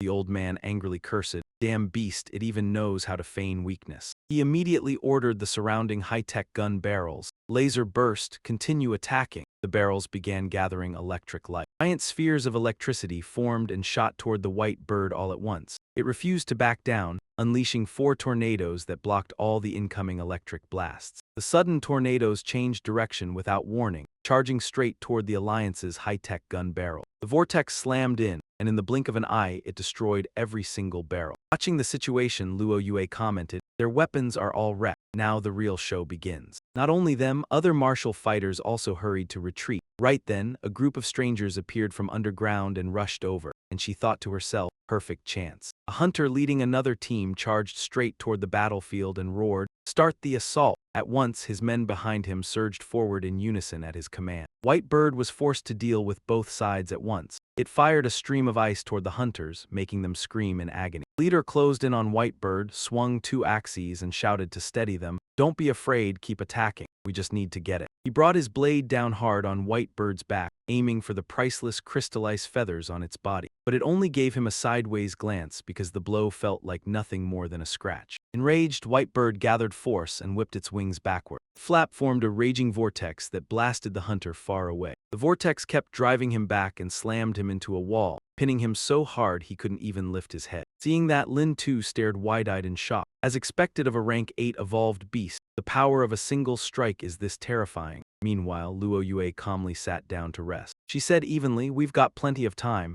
We can rest for a bit first. A peak rank 8 evolved beast is enormous, but even if it gets surrounded. He continued, it'll probably take more than 3 days to finish. Watching the massive blast caused by the battle, he turned and asked, that long? She explained, yeah. When I was 10, I fought a rank 9 Golden Flame Earthcrusher with my family, and it took a whole week to win. As soon as he heard that, he was so shocked he shouted, what? When you were only 10, you were already hunting and killing a level 9 evolved beast. Luo Yue continued more clearly, I was still very young back then. She explained that only members of her family fought directly, while she stood outside observing to gain real combat experience. Only my family fought. I stood aside and watched to gain combat experience. Lin too could only force a smile when he imagined hundreds of martial artists struggling against a level 8 evolved beast, while her family could even attack a level 9 evolved beast. Found it unbelievable that they even brought a child like her to watch the battle. What kind of extraordinary family was that? He secretly thought that he might have accidentally befriended a rich young lady. Early the next morning, Lin too woke up after sleeping beside the strange crystals. When he opened his eyes, he realized the battle was still ongoing. Seeing Luo Yue meditating beside him, he asked in surprise, they've really been fighting for an entire day and night. The ice crystal White Bird was being fiercely pressed by the hunters and the Alliance. Shouts rang out, quick, keep attacking. The ice crystal White Bird is almost exhausted. Even so, quite a few people had already been killed by it. Lin too said in confusion, they're fighting like they've lost their minds. Even an idiot can see that the ice crystal White Bird isn't exhausted at all. Suddenly a bolt of lightning struck down, causing the white bird pain. He looked up and saw countless airships appear. The Alliance army has arrived. It seemed they had brought a large amount of modern weaponry. All the Alliance airships opened fire at once on the white bird, creating a massive explosion. Lin Tu asked anxiously, will high-tech weapons coordinate with high-level martial artists to quickly kill this white bird? He continued, when should we make our move? Luo Yue replied calmly, no rush. When the gun fires at the bird, the hunter benefits first. Let the one hiding in the shadows act first. After saying that, she glanced toward an abandoned apartment building. After the fierce assault, the white bird was defeated, lost its balance, and slowly fell to the ground before everyone's eyes. The Alliance members cheered wildly. We finally killed it. That's great. We finally won. That's great. The group of hunters immediately rushed down, approaching the motionless white bird on the ground. Leader, surnamed Hai, spoke first to claim his share. As agreed, I only want the strange crystal. Everything else on the ice crystal white bird is yours. He then swung his blade across the ice crystal white bird's neck. The strange crystal was exposed and the crowd cried out in shock, a strange crystal, a level 8 strange crystal. Someone exclaimed excitedly, in my entire life I've never seen a strange crystal of such a high grade. The hunters stared at the treasure with blazing eyes. Someone blurted out, with this strange crystal, we can save at least 10 years of hard work. Another hunter rushed forward angrily and shouted, all my brothers are dead. He growled, what gives you the right to take the strange crystal? It's mine. The leader turned and sneered, yours. Before they could start fighting over it, another force suddenly appeared, blocking the two groups of hunters. A bolt of electricity pierced straight through the hunter, standing in front of the leader. His eyes widened in horror as he looked up at the sky. What? The Alliance army had surrounded the entire area with high-tech weapons. A cold voice rang out, any martial artist who dares seize Alliance property will be killed without mercy. Another order followed, put down the strange crystal or suffer the consequences. He responded with action, gripping the axe in his hand tightly, determined to fight to the end. Facing such resistance, the Alliance army shouted, insolent fool. The muzzles of their guns began gathering into spheres of electric light. They opened fire simultaneously at the hunters, triggering a violent explosion accompanied by powerful electric currents. Leader Hai refused to yield and roared, damn Alliance army, you dare covet my strange crystal, die for me. He swung his axe, and a surge of killing intent cleaved straight into the Alliance army's electric current. Both sides officially plunged into a life-and-death battle. The hunters' subordinates charged forward, shouting in unison, kill.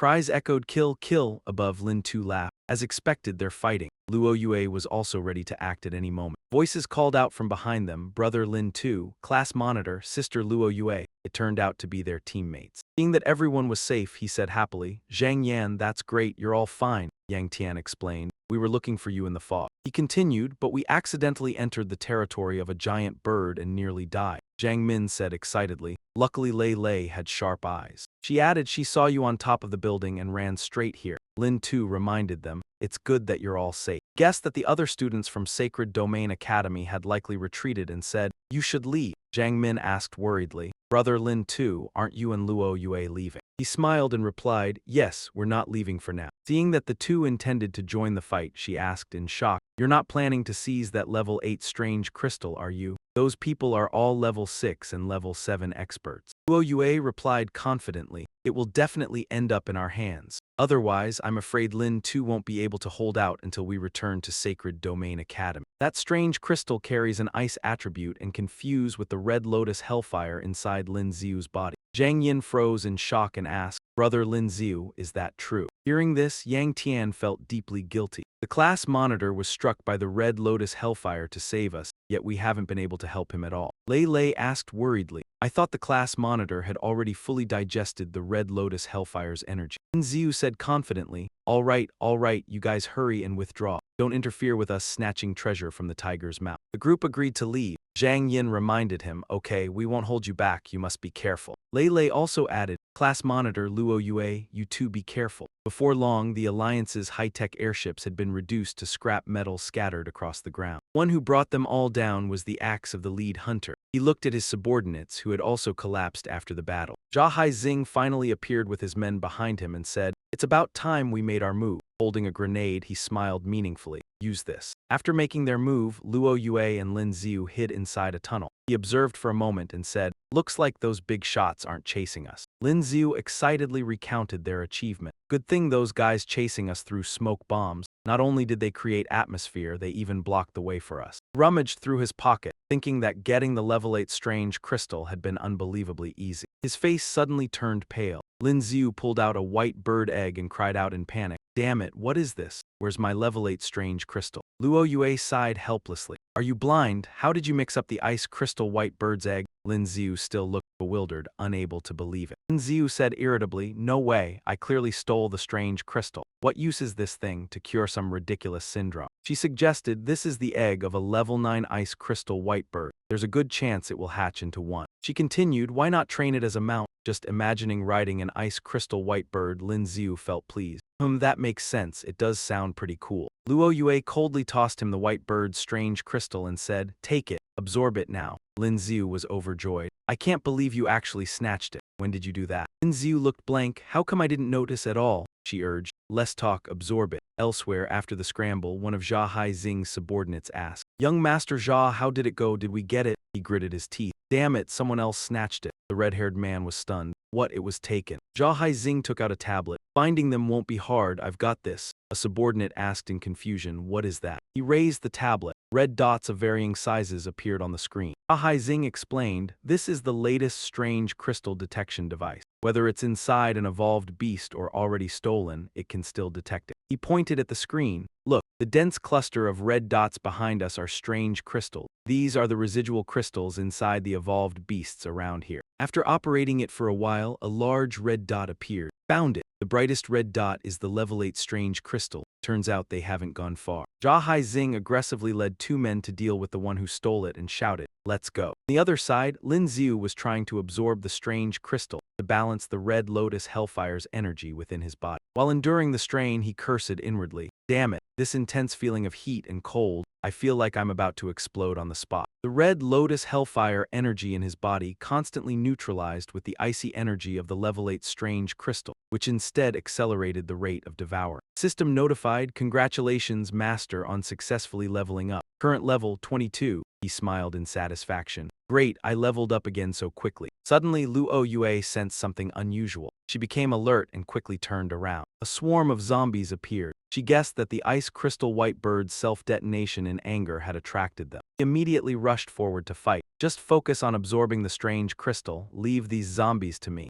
Shortly after, the zombies she had killed piled up into a heap. Luo Yue panted, finally dealt with them all. I didn't expect there to be so many. She turned to look at Lin Xiu, unsure how much he had absorbed, but it seemed the red lotus hellfire energy in his body had stabilized. A voice rang out, I didn't expect you to steal the level 8 strange crystal. She froze and upon seeing him exclaimed in even greater shock, Jia Haixing. He raised his hand toward Luo Yue. For the sake of the friendship between our two families, as long as you hand over the level 8 strange crystal, I'll spare you. The red-haired man pointed at Lin Xiu in panic. Young Master Jia, that brat is absorbing the level 8 strange crystal. Jia Haixing roared furiously. What? He dares absorb my level 8 strange crystal. He ordered his subordinates, stop Luo Yue. He shouted, Ziochi, you guys go snatch the level 8 strange crystal back. The 2 men behind him charged toward Lin Xiu. From behind, Luo Yue tried to block them. Anyone who touches him dies. Jia Haixing swung his sword at her. With me here, you're not getting past, he said confidently. That level 8 strange crystal belongs to me, Jia Haixing. Red-haired man reached out to snatch back the exotic crystal, declaring that a level 8 crystal could not be absorbed by trash like you. Give it back. Lam too reacted instantly. One of his hands flared with fiery energy as he grabbed one of them, while his other hand unleashed the power of icy bone to lock the other man's arm in place. He made each of them taste a different kind of power, and you think the likes of you can snatch my exotic crystal. The red-haired man screamed in agony, my arm. The blue-haired man was beaten miserably as well, shrieking, my arm. Lam too swung his arm and hurled them all to the side. After absorbing the exotic crystal for a while, he grasped the long spear in his hand. The energy of the red lotus karmic flame enveloped Lin Xiu's entire body as he unleashed a fire phoenix that shot straight toward them. The 2 men immediately dodged. The red-haired one cried out in panic, why is this flame martial skill so scorching?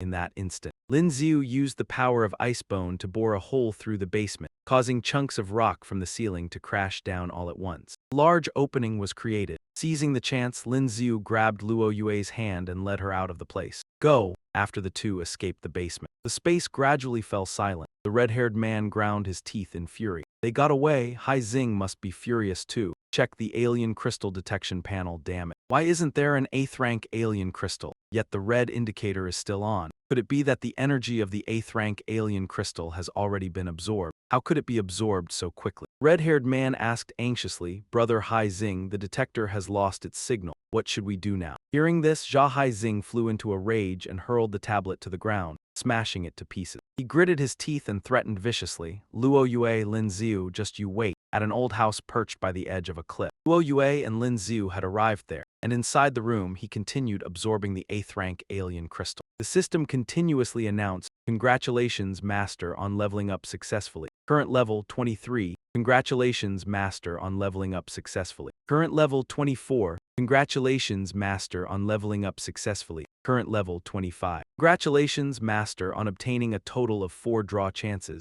Congratulations, Master, on gaining 94 potential points." Lin Xiu watched in astonishment, not expecting that absorbing the 8th rank alien crystal, along with the red lotus karmic flame, would grant such a massive amount of experience, allowing him to rise 3 levels overnight. He then ordered system allocate 42 potential points to strength, 30 to physique, and 22 to speed. The system immediately updated. Host Lin Xiu, level 25. Strength 421 increased to 463. Physique 178 plus 50 increased to 208 plus 50. Speed 101 increased to 123. Total combat power 4,650 increased to 5,124. Level 4 warrior title adds 50 physique points. Skills, Analytical Eye, Rage, Disguise, Devour. Once everything was complete, the system announced, "Congratulations, Master, on advancing to the Level 5 Warrior title. Level 5 Warrior title obtained. Level 5 Warrior title. When attacking, there is a 30% chance to reduce damage taken by 50%. Congratulations, Master, on successfully unlocking Tier 2 gene. Congratulations, Master, on obtaining a new skill, Shadow Clone. When used, it can exert 30% of the main body's combat power. Duration 30 seconds. Cooldown 12 hours. He thought with satisfaction that his total combat power had finally surpassed the 5,000 mark. Now he had become a level 5 warrior, unlocked Tier 2 gene, and gained a new skill. He opened the system panel and requested to switch to the level 5 warrior title. Although he was still 50 points short, the 30% chance to reduce damage by half was a life-saving trump card. Luo Yue walked in and asked, "Finished absorbing?" The system interface vanished and he turned to look at her. Seeing that he had stabilized, she said in surprise, "If it were anyone else, absorbing an 8th rank alien crystal would take 3 days and 3 nights. You only took 1 day and 1 night to complete it." Lin Xiu smiled, starting to feel proud of his extraordinary talent. Luo Yue paid it no mind and coldly turned her back. "Since you're done absorbing, let's go. Today is the last day." Her words made him pause. Lin Xiu whined, "Little Yue, can't you at least praise me once? I worked really hard." She replied coldly, "Get lost." After that, the two headed toward a vast city. In front of the city gates, their teammates were confronting several people from the Northern Institute. Noticing the tense situation, Lin Xiu asked, "Zheng Yan, what's going on?" Hearing his voice, their teammates immediately turned around, and Zheng Yan showed a look of delight. She hurriedly complained, "Brother Lin Xiu, these first-year students from the Northern Institute stole our alien crystal." Brown-haired young man looked toward Luo Yue and Lin Xiu as they approached. He sneered and said, "So you're Lin Xiu, the top of the freshman competition tower ranking from Class 10 of South Vietnam." Then he introduced his companion. "I'm Aoyang Hang from Class 1 of the Northern Institute. She is Tian Zizhen from Class 1 of the Northern Institute." A purple-haired girl holding 2 short swords stepped forward. Lin Xiu thought for a moment and said, "I remember now. You used to rank 2nd and 3rd on the freshman competition tower list." He curled his lips in mockery. "Now you're both trampled under my feet." Aoyang Hang was furious but unable to act. He arrogantly challenged, "You may be at the top of the rankings, but that's only because of luck. Now let's fight. Let's see who truly deserves to be number 1. If you win, we'll return the alien crystals we stole from your friends." Aoyang Hang gripped his long spear as a challenging aura burst forth. "If you lose, all of your alien crystals will belong to us." Faced with such unreasonable terms, Lin Xiu responded, "Even if you lose, you won't lose a penny. Do you think I'm a fool? Here's the deal. If you lose, hand over the alien crystal to us. If you don't give it up, I'll have no choice but to kill and rob." As soon as he finished speaking, he and Lak and Guyot immediately got into a ready stance, preparing to strike at anyone. Aoyang Hang, enraged, rushed forward. "You think you can kill me just by relying on him?" He blocked his opponent's attack with his spear and suddenly spoke. You also use a spear. Congratulations, you've successfully piqued my interest. On the opposite side, Lakangayat was fighting against Dean Zai Zhen, and she arrogantly said, I heard you're from Class 1 in the South Courtyard, so why did you come to Class 10 in the South Courtyard? Do you want to team up with those scumbags? Lakangayat leaped up, swung her sword, and coldly responded, If you provoke me, you'll only have one path to death. After saying that, she immediately shifted to a defensive stance. Under the chilling pressure of Lin Tu's ice energy, Yang Hang suddenly remembered. I recall you challenged the competition tower before. At that time, you were only at level 4. How did your strength almost reach level 5 now? He pressed forward. That's right, so what? Isn't my leveling speed fast? How can your enlightened bunch compare? Hearing this, his opponent's face twisted in anger. Yang Hang quickly dodged and performed his golden martial skill. Stone breaks the sky, with bolts of lightning flashing from his spear's tip. He launched a counterattack that stopped the violent ice energy of his opponent, and his ultimate move sent Lin Tu flying far away. In the smoke created by his opponent, he spoke, If you're a level 5 martial artist, the gap in strength will be huge. Lin Tu stood up and advanced as if nothing had happened. So this is your true strength? Given the chance, you still can't do anything. Immediately struck, now it's my turn. This move is Violent Storm Falling Flowers Spear. Yang Hang panicked, his face turning pale. How can you throw out so many spears in just 1 minute? He frantically defended. But in the end, he couldn't stop it, and the tip of Lin Tu's spear pierced through his shoulder, making him scream in pain. His face twisted with rage. Damn, how dare a waste like you hurt me? Yang Hang gripped his spear tightly, gritting his teeth. I will send you to hell. Lightning wrapped around his body and they both charged forward. Lin Tu continued to perform Violent Storm Falling Flowers Spear, while he used Stone Breaks the Sky to counter. Yang Hang struggled to block the successive thrusts and shouted, You think you can deal with me using the same move? He immediately countered. I'll change moves for you. Lin Tu began to channel the energy he absorbed from the level 8 alien crystal, merging it into Violent Storm Falling Flowers Spear. Seeing this, Yang Hang was shocked and exclaimed, Ice attribute origin power. I thought you always used fire attribute. He tried to resist, but his legs could no longer hold steady, and he took the full blow, kneeling down. The bone-chilling ice power was terrifying. His right leg was pierced by the cold spear, feeling as if it had been frozen, completely numb. Before he could regain his composure, Lin Tu unleashed 100 birds bowing to the phoenix and said, How's the taste? I'll let you experience the dual forces of ice and fire. He was in pain but couldn't resist anymore. Damn, my right leg is frozen, there's no way to avoid it. Damn, I have no choice but to use this move. Yang Hang immediately thrust his spear into the ground, creating a stone shield for defense. A force surrounded him like armor,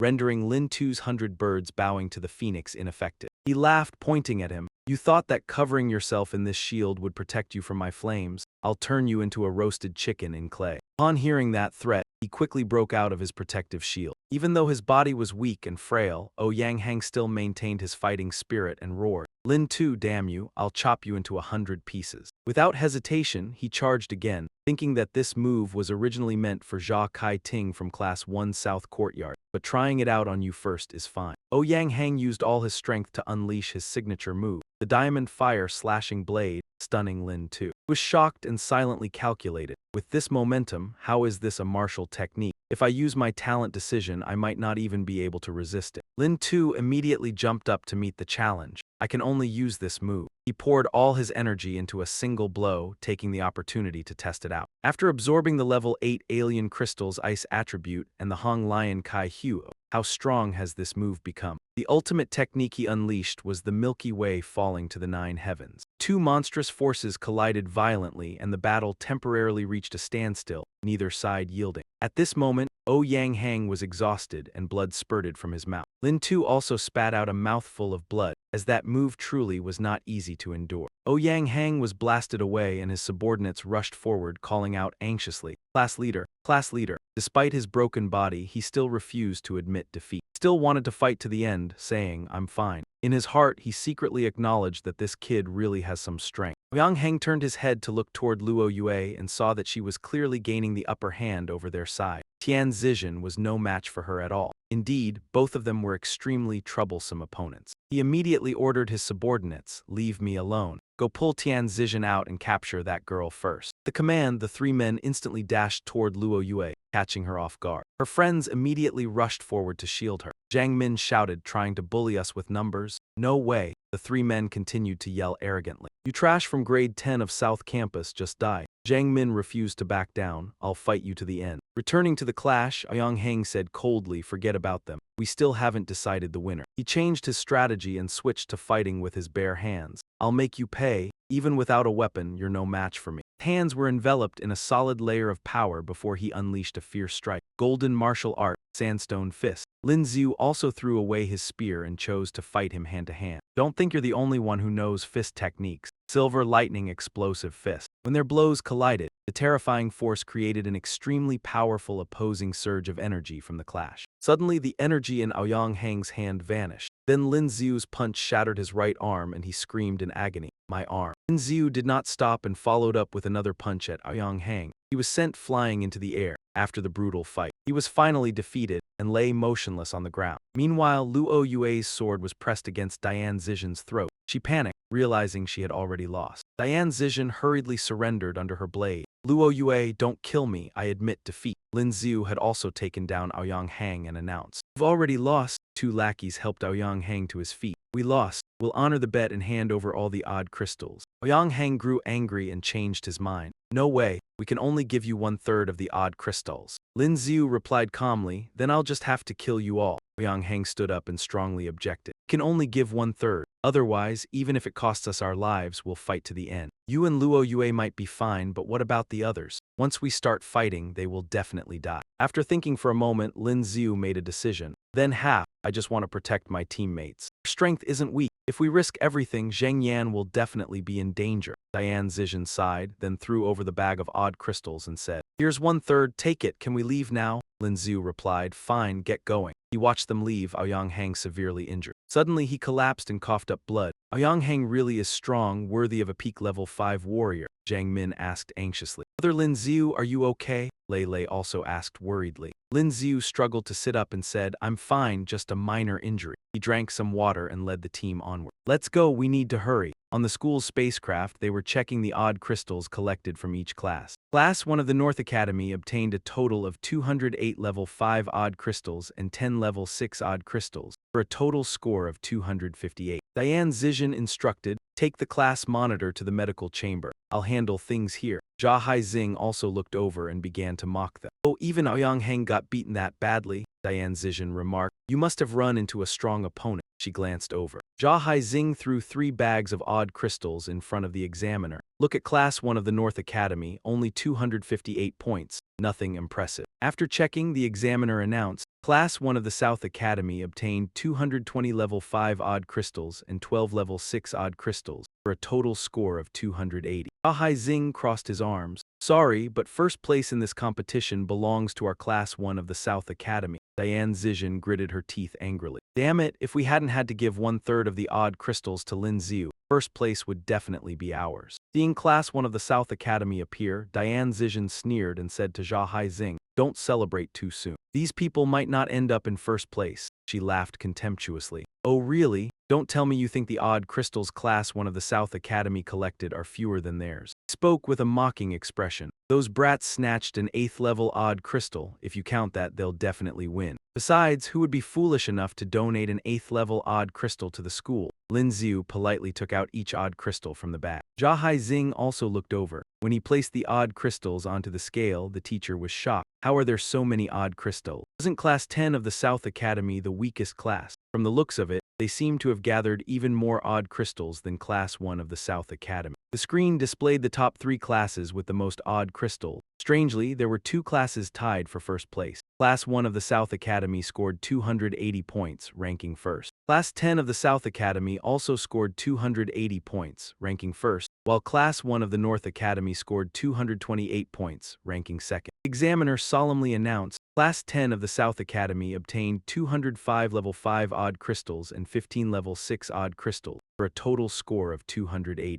Jia Haixing couldn't believe it. 280 points. With their strength, how could they possibly kill that many evolved beasts? They must have just stumbled upon those odd crystals by luck, Diane Zijin mocked. Then why don't you try picking some up yourselves? Asked anxiously, "Teacher, now that both classes are in first place, how will the reward be divided?" His tone was scheming and full of jealousy. "Damn it, the first prize this time is extremely generous. I was certain of victory." The supervising teacher considered for a moment before replying that in all these years there had never been a tie for first place, so he needed to seek the academy's opinion. Zach H. Singh was probably still weighing his option. If they don't bring out that level 8 exotic crystal, their score is only the same as ours. How did it turn out like this? He still stubbornly insisted on it. "That's right, where is their level 8 exotic crystal? It was originally ours. I'll definitely take it back." Lin Xiu felt quite regretful for absorbing too many exotic crystals earlier. "And yet we still ended up ranked first. If I had known, I wouldn't have absorbed so many exotic crystals on the way back." After that grueling training session, the airship carried them back to the academy. Representatives of Class 10 from the Southern Division returned with the mindset of victors. In just one short week, more than 100 freshmen had taken part in the trial at abandoned Zone 617. Now only a little over 60 remain, with a mortality rate as high as 40%. Teacher Nam Chin Hai was overjoyed when he saw them. "Great, you've all made it back." The other students were excited as well. "All the class leaders have returned. Thank goodness, I was worried sick." Everyone placed their trust in them. "I told you, as long as the class leader leads the team, nothing will happen." The teacher did not spare his praise for the class representative. Abandoned Zone G17 was extremely dangerous, and hunting level 5 evolved beasts for exotic crystals was even more arduous. "Results aren't important. As long as you made it back alive, that's what matters." This time our class performed very well in the verdant forest, ranking 16. "Everyone in the class will receive a reward of 10,000 points." Lin Xiu asked dejectedly, "Teacher, in your eyes are we really that weak? You didn't even ask about our results." Nam Chin Hai excitedly guessed, "Then what place did you get?" "Somewhere in the teens." His words only made the teacher and the students even more curious. "Teacher, why don't you make a bold guess?" Hearing that, Nam Chin Hai lifted his chin. "You're not telling me you made the top 100, are you?" he confidently announced. "First place, a total of 280 points." Not only the teacher but all the surrounding students were stunned. Number 1. Nam Chin Hai's eyes lit up as he rushed forward and hugged Lin Xiu. "Excellent, truly excellent. First place. This achievement is enough to go down in the history of Sanctum Academy." He still looked regretful. "It's a pity it's a tie for first. That damned Class 1 from the Southern Division has the same score as you." The teacher remained full of pride, draping an arm over his shoulder to comfort him. A tie for first is still first. Not long after, at the award ceremony, Principal Bailey solemnly announced the results of this verdant forest trial. First place, Class 1 of the Northern Division.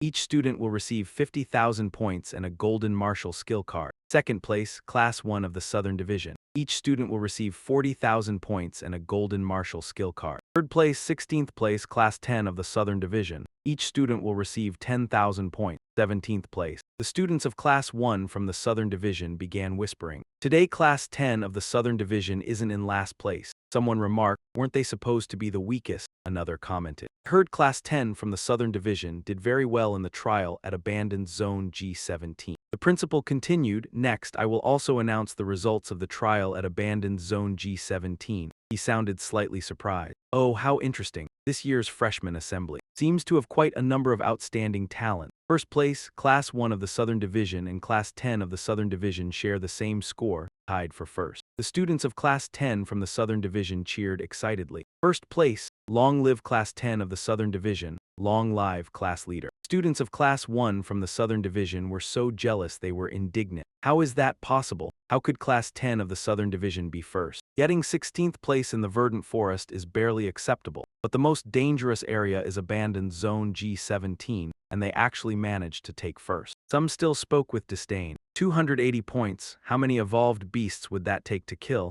since when were level 5 evolved beasts so easy to deal with? Principal Bailey turned to discuss with another teacher. Originally, only one first-place prize had been prepared, but now there were 2 first places. How should the prize be divided? What a headache. At that moment, Zach H. Singh suddenly stepped forward to confer with him. "Principal, I'm Zach H. Singh from Class 1 of the Southern Division. I want to duel Lin Xiu from Class 10 of the Southern Division. Only the winner deserves to be the true first place." Students of Class 1 from the Southern Division immediately chimed in. "That's right, we support a duel. Otherwise, who knows whether some class played dirty." They spoke out of competitiveness. "Exactly, we support our class leader. Class 10 of the Southern Division's results are far too unrealistic." One after another they shouted, "Support the class leader. Support the duel." Lin Xiu showed no hesitation at all. "If you want to fight, then I'll fight. Do you think I'm afraid of you?" The students of Class 10 from the Southern Division also cheered enthusiastically. Class leader beat him, shut them up. Class 1 of the Southern Division is bullying others too much. Defeat them. Class leader, we support you. The two leaders of the two classes standing face to face made even the principal hesitate. Class 1 and Class 10 were going to duel. This was indeed the first time such a situation had occurred since the academy was founded. He asked the two supervising teachers of the classes, "What do you think?" The teacher of Class 1 from the Southern Division replied without hesitation, "I have no objections." As for Nam Chin Hai, he remained silent. At that moment the other teacher arrogantly asked, "Teacher Nam, are you afraid of losing?" Nam calmly replied that if Lam 2 encountered no problems, he would ensure Kai Tin held back and did not harm Lam 2. The male lead confidently asserted that he was not worried about his student at all. "I will have Lam 2 give it his all to defeat those top-class geniuses beneath his feet." Dean Bok Lai saw that everything was in order and spoke up, agreeing to yield the platform to the students, emphasizing that there was no better day than today. Whoever claims first place will prove their true ability. Sure enough, Jia Haizing drew his sword to challenge him. "Come on then." Lin Xiu turned to tease Zhao Yoyu. "Do you think I can beat him?" She answered bluntly. "You've already absorbed an 8th-level mutant crystal. If you still can't win, then get lost back to Star Glory City." Lin Xiu couldn't help feeling annoyed at this arrogant girl. "Can't you say something nice for once?" Behind him, the students of Class 10 from the 5th Institute cheered in unison. "Go class leader, go brother Lin Xiu, smash that bastard's face in." Diane Zijin sneered, "You fool who doesn't know your own limits." Actually dared to challenge Jia Haizing,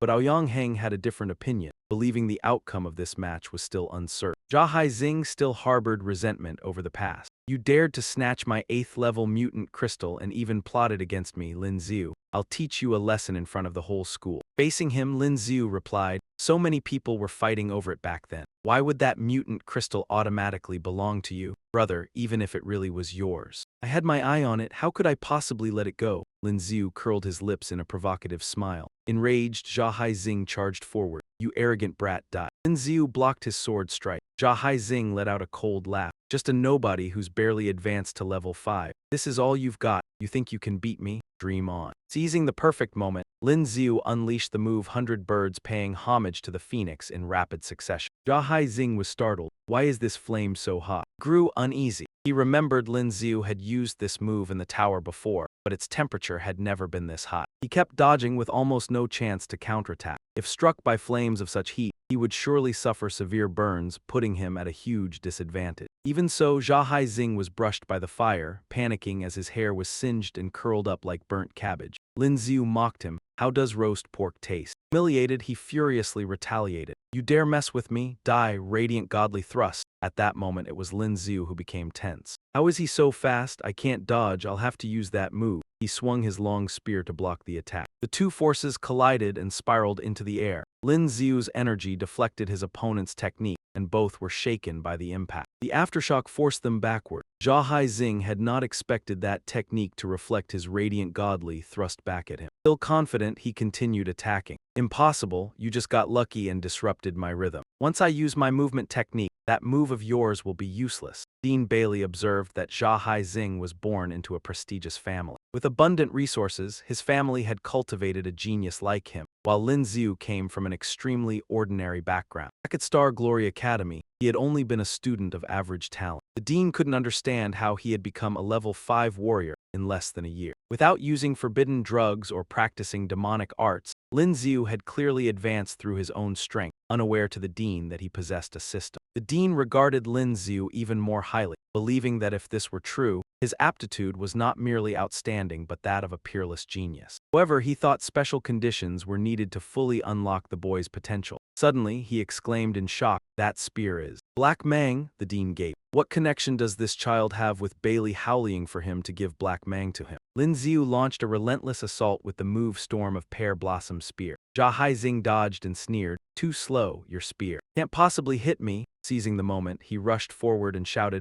"Radiant godly thrust." Lin Xiu calmly analyzed the situation. He didn't know what movement technique his opponent had trained in to be so fast. He couldn't land a hit at all and could only think of a way to slow him down. Lin Xiu immediately switched to a different energy to counter him. Frost, Storm of Pear Blossom Spear. Dean Bailey was stunned again. This boy can also use Frost attribute energy. What a talent! Jia Haizing was completely caught off guard. This is a Frost attribute. Cold sweat broke out on his back. Isn't your martial skill fire attribute? Lin Xiu replied calmly. I fight in silence. He swung his spear and counterattacked with 100 birds paying homage to the phoenix. A phoenix-shaped flame shot straight toward Jia Haixing. He hurriedly dodged, but the fiery phoenix continued to pursue him. With no other choice, he stopped dodging and prepared to counterattack. As soon as he retreated, the flames dissipated. Jia Haixing stood up trembling and said uneasily, Frost attribute. Could you be Lin Xiu? Lin Xiu replied coldly. Your guess is correct. I've already absorbed your 8th level mutant crystal. Hearing this, he ground his teeth. Trash like you dared to absorb an 8th level mutant crystal, unforgivable. Jia Haixing was furious. You reckless fool, I'll kill you. He recklessly used the forbidden drug Hidden Origin Art. Lin Xiu sensed the aura around him turning unusually violent and was shocked. Why has his strength suddenly increased so dramatically? Could it be that he has also trained a martial technique like rage? But he immediately reconsidered. This was the Hidden Origin technique, compressing core energy inside the body and then erupting it in combat. That method was essentially the same as creating power beyond one's existing strength. Seeing his twisted expression, Lin too became even more certain that the more core energy was compressed, the more ferocious the explosive force would be when it was released. This kind of cultivation was brutally hard. Ordinary people could almost never achieve it, yet Jia Haixing had mastered it. He shot forward and counterattacked. Lin too, this time you're dead for sure, spirits laying cleave. Jia Haixing's blade slashed straight at Lin too's neck. Blood sprayed along the cut, and on the arena floor all anyone saw was Lin Tu collapsing. Sight made Zhang Yin and Jiang Li cry out in panic. Lin Tu, boss, class president. He's dead, only Luo Yue answered calmly. What are you yelling for? Look carefully, he isn't dead. On Jia Haixing's side, Tian Zizhen spoke up anxiously. He can't have died that easily, can he? Yang Heng replied in a low voice. How could he? Can't you sense his aura is still very clear? He really is a tough one. In the arena, Jia Haixing stared toward Lin Tu with full vigilance, and in the next instant Lin Tu's figure flickered and turned into a haze of smoke that enveloped Jia Haixing. He realized at once he disappeared, but it's only a clone. At the same time, Lin Tu suddenly appeared behind Jia Haixing. Thinking to himself that the mirror clone was indeed useful, Lin Tu unleashed a move called Storm of Pear Blossom's Spear, while Jia Haixing hurriedly turned and swung his sword. He tried to block, but Lin Tu's spear was faster and had already pierced through his shoulder, making Jia Haixing lower his gaze in disbelief. Long spear in Lin Tu's hand had pierced straight through one of Jia Haixing's shoulder. That immediately set the stands buzzing. Jia Haixing's left shoulder got punched through. This time Lin Tu has victory in the bag. Who would have thought the Class 10 South Courtyard class president could defeat the genius class president of Class 1 South Courtyard? Still too early to say that. He only took a shoulder wound. The outcome isn't decided yet. On the arena, Jia Haixing reached out and grabbed the spear shaft, and that action made Lin Tu freeze for a moment. Facing him, Jia Haixing curled his lips into a cold smile and growled, "Don't think you've beaten me just because of this." Lin Tu watched him warily. Right after that, he noticed something wrong and shouted in fury, "You actually dared to use poison." Jia Haixing only sneered, tightening his grip on the spear shaft. "As long as I win, nothing else matters." Jia Haixing knocked Lin Tu's hand off the spear, and then drove his sword hard into the arena floor. He strained as he clutched the spear shaft, an unconcerned smile still on his lip. Jia Haixing forced the spearhead out of his own shoulder. He flung the spear away and said smugly to Lin Tu, "Since you don't have a weapon anymore, I won't bully you. Next, I'll use both fists to smash every bone in your body." With that, Jia Haixing unleashed Black Dragon Annihilation Fist. Lin Tu's entire body was battered by a torrential rain of savage punches. He struggled to withstand Jia Haixing's chained blows, helplessly thinking he was about to give out. The poison in his body was not fatal, but it left him drained and exhausted, almost unable to evade his opponent's strikes, until at last a burst of force launched him into the air. Before he could even get back up, Jia Haixing roared, "This punch will finish you," and threw Black Dragon Annihilation Fist. The fist shadow took the shape of a gigantic dragon head and slammed down at Lin Tu. The power crashing from above shattered the arena floor and blasted open a huge crater. All the students below the stands were shocked again. Is it over? What kind of fist technique is that? How can it be so terrifying? We only knew Jia Haixing's swordsmanship was fierce. Who knew his boxing was this strong too? On the arena, seeing the punch land, Jia Haixing said arrogantly to Lin Tu, "After taking one punch from me, even if you don't die you'll be badly injured. You'll probably be stuck recovering for half a year." Lin Tu lay on the ground, his awareness slowly turning hazy, but he remembered his friends unwilling to accept defeat. "I can't lose. I represent all of Class 10 South Courtyard. If I lose, they'll be mocked again as worthless trash." With that thought, he called out, "System, unlock Z-rank genes." A notification panel appeared at once before his eye. "Unlock gene seal to Z-rank, yes or no?" Lin Tu's eyes were bloodshot as the system started up. Even knowing the unlocking process carried a real risk of death, he still thought he had no choice but to gamble with his life, and the system's notification rang out. After unlocking it, Lin too immediately felt intense pain surge through his entire body. He could barely stop himself from screaming and could only grit his teeth as he endured the agony spreading everywhere. Only now did Lin too truly understand the earlier warning. No wonder the system said there was a certain mortality rate. Pain at this level really could torture a living person to death. Seeing Lin Tu's condition, Hai Xing was also astonished. What's going on? He looks like he's going insane from the excruciating pain. Can my poison really be that powerful? The male lead Hui was watching the match and immediately panicked, turning to ask Director Bailey. Seeing this, he asked anxiously, does Lin Tu need emergency treatment right away? But the director merely raised his hand to stop him. There's no need. He'll be fine. In his heart, he had already quickly seen through Lin Tu's current condition. The pain had lasted for days, as if it were breaking through some invisible barrier. What technique has this strange kid been cultivating? Even he couldn't help but secretly admire him. No wonder even that family's cold glint spear was handed over to him. Soon after, a line of text appeared on the display. Congratulations, host, on successfully unlocking Z-level gene. Lin Xiu let out a soft sigh of relief. A surging stream of power enveloped his entire body, sweeping up the surrounding dust and gravel. He smiled proudly at Zack Kaizen. You enjoyed beating me up just now, didn't you? Now it's my turn. Lin Xiu stomped hard on the ground and shot forward. Immediately unleashed silver lightning burst fist. Seeing this, Zack Kaizen roared in anger. Stop putting on an act. Take my Black Dragon Annihilation Fist. As soon as he finished speaking, he also unleashed Black Dragon Annihilation Fist and lunged at Lin Xiu.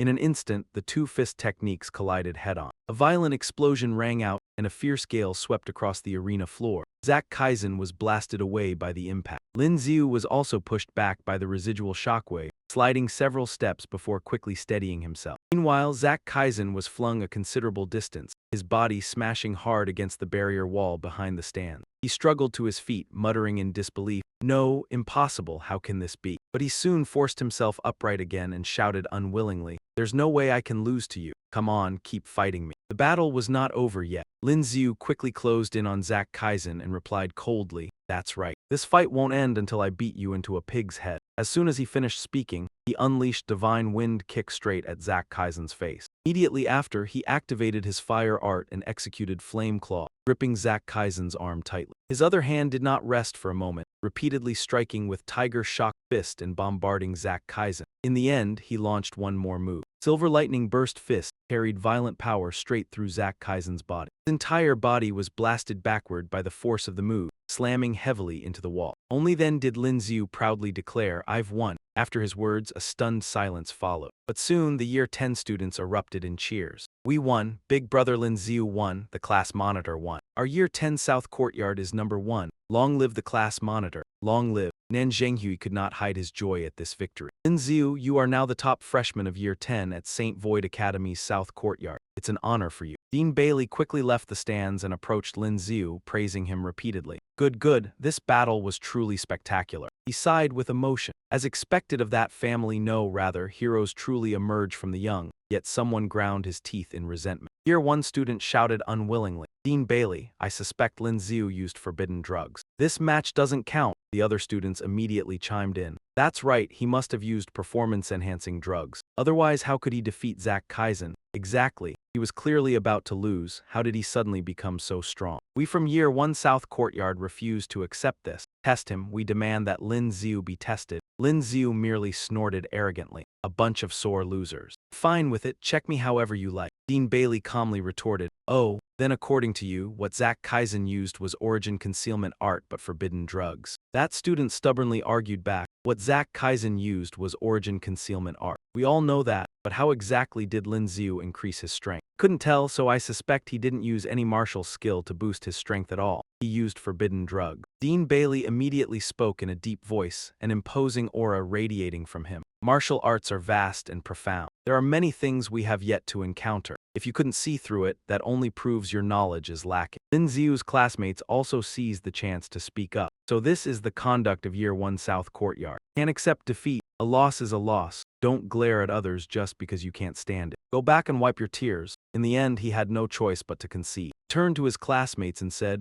All right, stop arguing. Hurry and take Zack Kaizen to the infirmary. At this moment, Dean Bailey excitedly announced, I now declare that in this G17 Abandoned Zone trial mission, Year 10 South Courtyard has taken first place. All Year 10 South Courtyard students will each receive 50,000 points, and the 7 students who participated in the G17 Abandoned Zone trial each receive 1 gold-tier martial skill card from the Martial Arts Pavilion. The Year 10 students cheered excitedly. Another 50,000 points, a gold-tier martial skill card. We're rich, we're rich! Meanwhile, the group of first-year students could only stand there watching, their eyes filled with resentment. In another martial arts pavilion, Lin too led his friends as they looked around. Tall bookshelves reaching the ceiling were packed throughout the room. There are so many martial skill cards. Go over there, why are there so many diamond-level martial skill cards? After scanning the area, Li Ping asked him suspiciously, so many gold and diamond martial skill cards. Just thrown around like this, aren't they afraid someone might steal them? Lin too replied calmly. Didn't you notice what level the mentors guarding the martial arts pavilion are? Who would dare steal anything? Besides, there are warnings and surveillance everywhere from here to the outside. The defenses are extremely tight. Luo Yue, still composed, reminded him, stop wasting time. Diamond-level martial skill cards have nothing to do with you. Hurry and pick a gold-level card that suits you. At that moment, Lin Tu's gaze fell on a card covered in cobwebs nearby. He exclaimed in surprise, oh my, this gold-level card even has spider webs on it. How long has it been neglected? After saying that, he walked over, picked up the card and brushed off the dust with force. Once the card was clean in his hand, Lin Tu finally saw its name clearly. Heavenly Dragon City Breaker, a spear technique martial skill card. Standing behind him, Luo Yue immediately explained its background. This card is very strange. It's said that in the history of Sacred City Academy, only 20 people chose this card to cultivate, but none succeeded. Hearing this, Lin Tu was momentarily stunned. Looking at the card in his hand, he muttered, is it really that hard to practice? After searching for a moment, Luo Yue handed him another card. To cultivate Heavenly Dragon City Breaker, you need to pair it with this card. To unleash its greatest power, Lin Tu looked at the card in her hand with even more astonishment. Overlord Spear Technique. Just then, an aged voice interrupted their conversation. The young lady is quite knowledgeable. The two turned around to see a middle-aged teacher with a long beard slowly walking toward them as he explained. He's right, in past years, quite a few students wanted to learn this martial skill card, but they couldn't even read the information inside. Hearing that, Lin Tu recalled how to read martial skill cards and asked doubtfully, really, they couldn't read the information on this card? The teacher did not answer his question directly. Instead, he looked at the 2 cards and continued, if you can read the information of Heavenly Dragon City Breaker and learn it smoothly, combining these 2 cards can indeed unleash the greatest power. However, today you can only choose one of the 2. Lin Tu weighed his options carefully. When he chose Blazing Fist before, people also said he wouldn't be able to learn it, yet he succeeded in the end. Just because others couldn't do it didn't mean he couldn't. After all, he was an anomaly. Thinking this, he confidently declared, Teacher, I've thought it through. I choose Heavenly Dragon City Breaker. At the villa where Lin Tu lived, he sat in the living room, eagerly looking at the martial skill card in his hand and thinking, I'll give it a try. Maybe I can succeed. At that moment, another card flew toward him from behind. He quickly caught it. The moment he flipped it over, he exclaimed in shock, it's Overlord Spear Technique. Lin Tu hurriedly turned around. This is. He saw Luo Yue standing at the doorway, saying calmly, it's for you. Still stunned, he asked, you helped me choose this card, but what about you? Luo Yue replied indifferently, the martial skill cards in there aren't good. I didn't like any of them. Her words made Lin Tu even more puzzled. What exactly is her background? She actually looks down on the martial arts pavilion cards of Sacred Domain Academy, but he quickly responded, all right then, thanks a lot. Luo Yue still spoke coldly, don't overthink it. I just feel that if you're too weak, it would embarrass me. Lin Tu's face darkened helplessly. Cold on the outside, but warm on the inside. Does she have to mock me every time? Thinking this, he stopped wasting time. He pressed the newly received card against his forehead and said, I'll learn this first. As soon as he closed his eyes, a series of spear movements immediately appeared in his mind, gradually forming a complete spear technique, the gold-level martial skill, Overlord Spear Technique. Moments later, Lin Tu suddenly opened his eyes and exclaimed excitedly, what an overbearing spear technique. The spear skills I learned before were all a balance of offense and defense. Casually grabbing a nearby staff, he continued commenting, but Overlord Spear Technique uses offense as defense. There isn't a single defensive move. Everything is pure attack. It truly lives up to the name, either the enemy dies or I do. With that, Lin Tu swiftly spun the staff and unleashed a powerful strike. After finishing the move, he looked at the remaining card on the table, growing even more eager. Luo Yue once said that Overlord Spear technique could be paired with Heavenly Dragon City Breaker. Now that he had learned Overlord Spear technique, it was time to try cultivating Heavenly Dragon City Breaker and see whether it was truly as mysterious as the old man in the martial arts pavilion had said. With that thought, he decided to start experimenting immediately. Lamb 2 shouted loudly, following his habit of pressing the card against his forehead as he called out, "Golden Heavenly Dragon City Shattering Technique, activate." But after a long while there was still no movement. Another minute passed and the space remained completely silent, with only Lamb 2 muttering, "No reaction." 10 minutes later, he was still holding the card against his forehead. Anger flared up and he cursed loudly, "Damn it, there's really no reaction." Annoyed, Lamb 2 stared at the card in his hand and wondered, not even the slightest response. Could it be that I'm opening it the wrong way? He tried flipping himself upside down and muttered, "Maybe I have to stand on my head like this." Then he switched to another pose, or spread my legs like this. In the end, he decisively knelt flat on the ground and thought to himself, "This should work, right? Just look at how sincere my posture is." But after a while, everything remained silent and nothing changed. In the end, Lin too was so irritated he exploded in anger, slamming the card down onto the table. "Damn it, this is such a scam. I risked my life to seize first place. This is what I get." The Sky Dragon shatters the city card seemed aggrieved too. "Wasn't it you who chose it yourself?" Suddenly, a system notification appeared before his eyes again. "Unknown energy detected. Do you wish to devour it?" Lin too stared at it in surprise. "Unknown energy detected. This card still contains an unidentified source of energy." He immediately gave the order to devour it and once again pressed the card against his forehead. The system quickly displayed a notice, "Devour skill activated." Devouring begins. 1%, 10%, 45%. Lin too suddenly opened his eyes. Before him was a completely unfamiliar place, flames blazing everywhere, corpses strewn across the ground. He looked around in shock.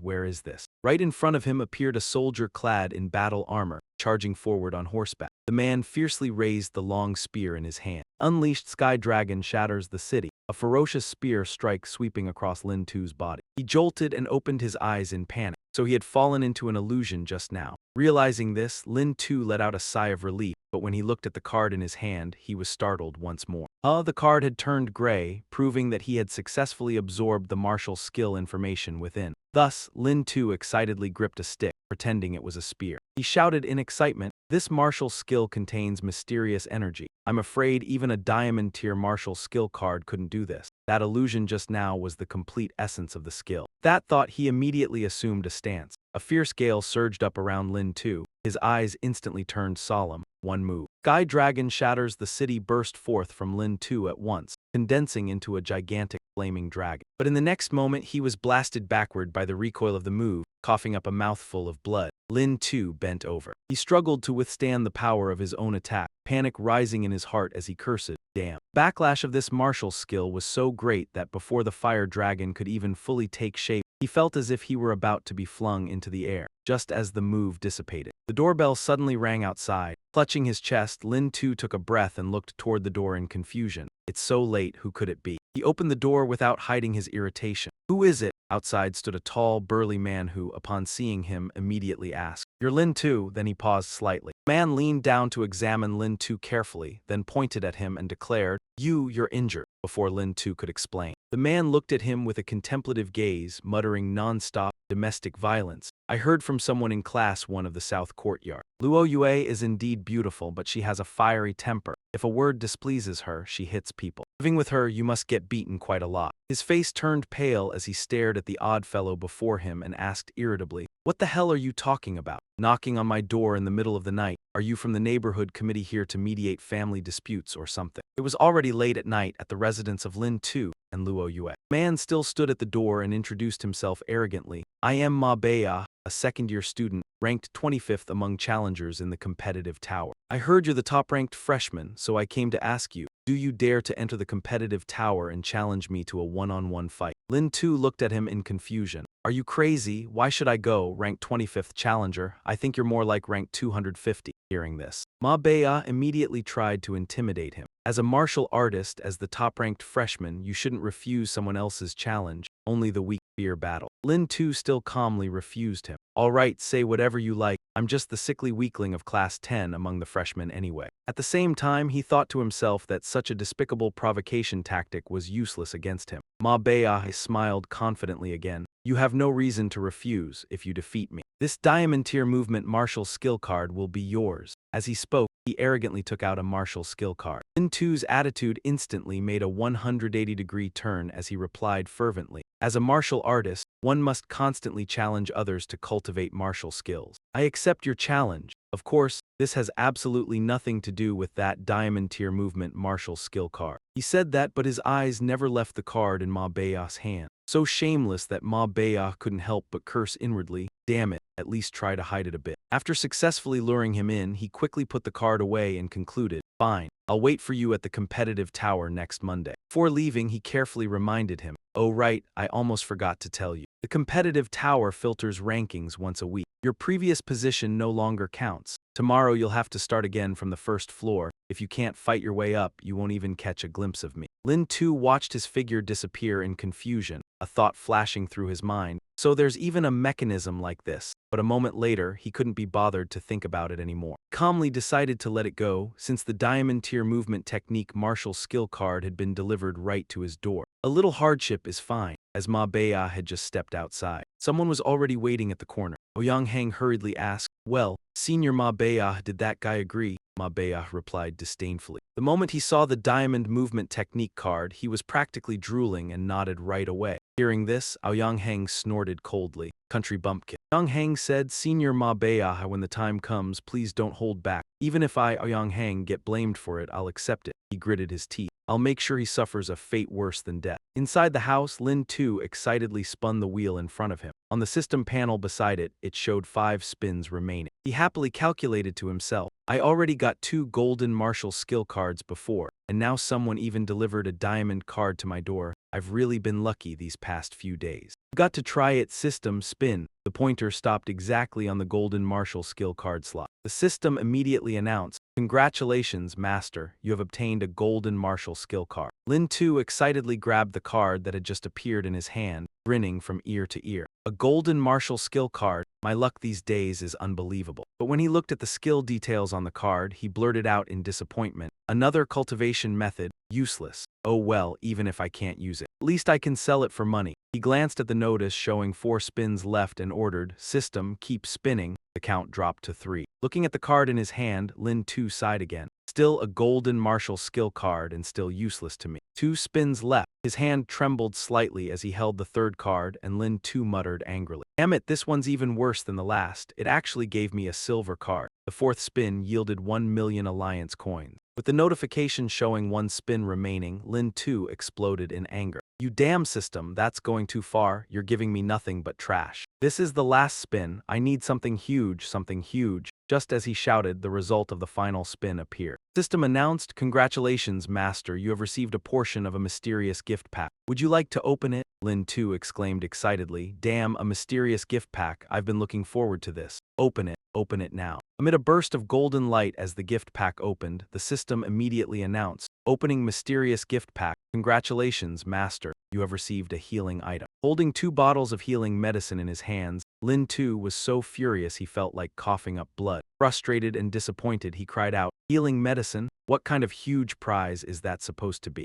Damn system, are you just going to stand there and watch me get hurt? There's not even a description. What kind of 3 product is this? But as soon as he opened the box, Lin Tu's curiosity was piqued again. It smells pretty good, I'll try one. I happen to be injured anyway. Even if the system's a jerk, it probably won't kill its host, right? Thinking that, he decisively tossed a healing pill straight into his mouth. Immediately, a stream of pure energy surrounded his body. Lin Tu exclaimed in surprise, oh, the effect's pretty good. The injuries caused earlier while practicing Heavenly Dragon, shattering the city, were rapidly healed. In the blink of an eye, his body felt much better. He said enthusiastically, all right, time to keep practicing Heavenly Dragon shattering the city. As he sensed the changes, he wasted no time grabbing his weapon. The moment Lin Tu swung his spear again, a gigantic fire dragon appeared once more. But right after that, the recoil force knocked him backward. Lin Tu wiped the blood from the corner of his mouth and muttered, as expected, it still doesn't work. Then he stubbornly shouted, damn it, with this much healing medicine. I refuse to believe I can't master Heavenly Dragon shattering the city tonight. Immediately after came the shout, Heavenly Dragon, shatter the city, followed by the sound of blood spurting. Luo Yue had just stepped out of the bathroom when the shout of the move, Heavenly Dragon, shatter the city, along with the distinct sound of blood spraying startled her, and she turned to look. He wondered in confusion, is that idiot wrecking the house again? At the same time, Lin Tu's voice rang out once more with Heavenly Dragon, and seeing his blazing determination, Luo Yue felt a slight sense of admiration. At least he was working quite hard. Just then, a notification on the computer drew her attention again.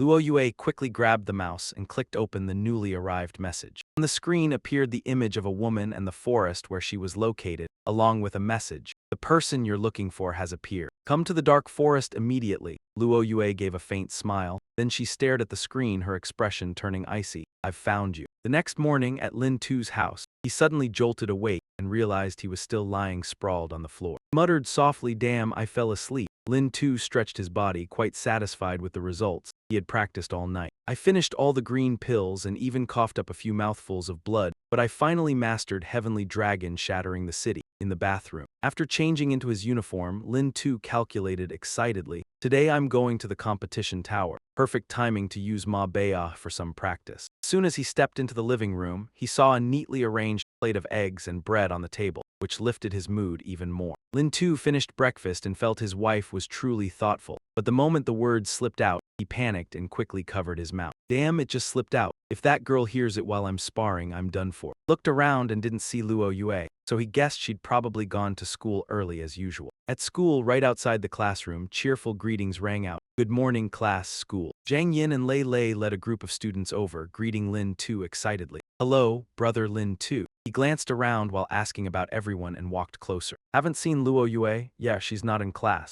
Seeing this, Jiang Li immediately spoke up to tease him. Class monitor, you two just separated for a moment, and you already miss each other. Lin Tu didn't hesitate and knocked him on the head. Shut up. Zhang Yin also immediately warned him. If Luo Yue hears this, you're dead for sure. Lei Lei, standing beside them, chimed in, that's right, that's right. If you want to die, don't drag us along. In the afternoon, at the teaching building, Lin Tu left the classroom while muttering in confusion. Where did that girl Luo Yue run off to? He hadn't seen her all morning, and he suddenly felt something missing inside. He was used to training with Luo Yue, so not seeing her left him with an indescribable emptiness. Jiang Li couldn't resist teasing him again. Poor class monitor, that resentful look after being abandoned by your little wife. Lin Tu angrily pushed him aside. Get lost. Then he turned to inform his classmates. I'm heading to the challenge tower now. Are you coming? Zhang Yin was so excited he nearly jumped. Class monitor, going to beat up seniors again? Of course we're coming. Jiang Li's eyes lit up as he agreed decisively. Class monitor, we'll cheer for you. In front of the challenge tower of St. Ruin's Academy, many students had already gathered and were discussing. Look, that's Lin Tu from Class 10 of the Southern Division. I heard he even defeated Zhu Keixing in the freshman trial competition. He's the top freshman now.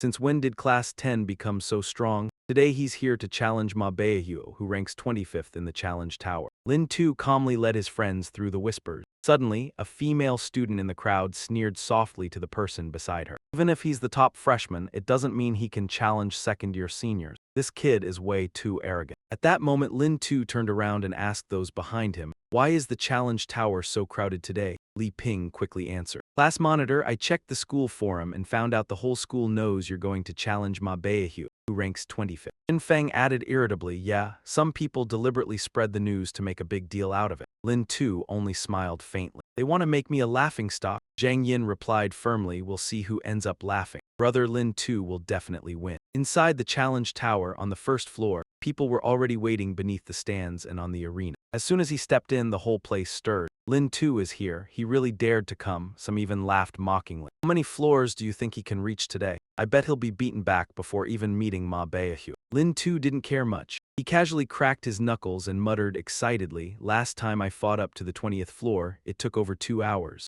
I wonder how long it'll take to reach the 25th this time. He strode onto the arena amid loud cheers from behind. Go, class monitor. Go, brother Lin Tu, first floor. Lin Tu wins. With just one punch, he knocked his opponent off the stage. Second floor, Lin Tu wins. This time he used a kick to defeat his opponent. Lin Tu wins on the third floor. The opponent was knocked unconscious before he could even see clearly. Fourth floor, fifth floor, 15th floor. He calmly stepped through the door leading to the 15th floor without showing the slightest strain. Even Zhang Yin found it hard to believe his speed of clearing floors. Brother Lin 2, at this speed of yours. Even flying wouldn't be this fast. But Lin 2 calmly explained, below the 15th floor, they're all level 4 challengers. I'm already level 5 now, so of course it's easier. From the 15th floor upward, they're all level 5 students. As he finished speaking, the group stepped through the door into the 15th floor. Waiting inside was a young man with a Japanese sword at his waist. He said arrogantly, "So you're the one challenging the tower today. Pretty cocky, aren't you?" Before he finished speaking, he drew his sword and charged forward. "Bastard, I hate people like you the most." Lin 2 immediately gathered his strength, preparing to unleash the silver lightning burst fist. As soon as the move was released, he easily sent Beige Naluo flying. Before he could even get up, the moment he looked up he saw a foot planted right in front of his face. Lin 2 treated him like a stepping stone, striding over him forcefully and mockingly saying, "Sorry,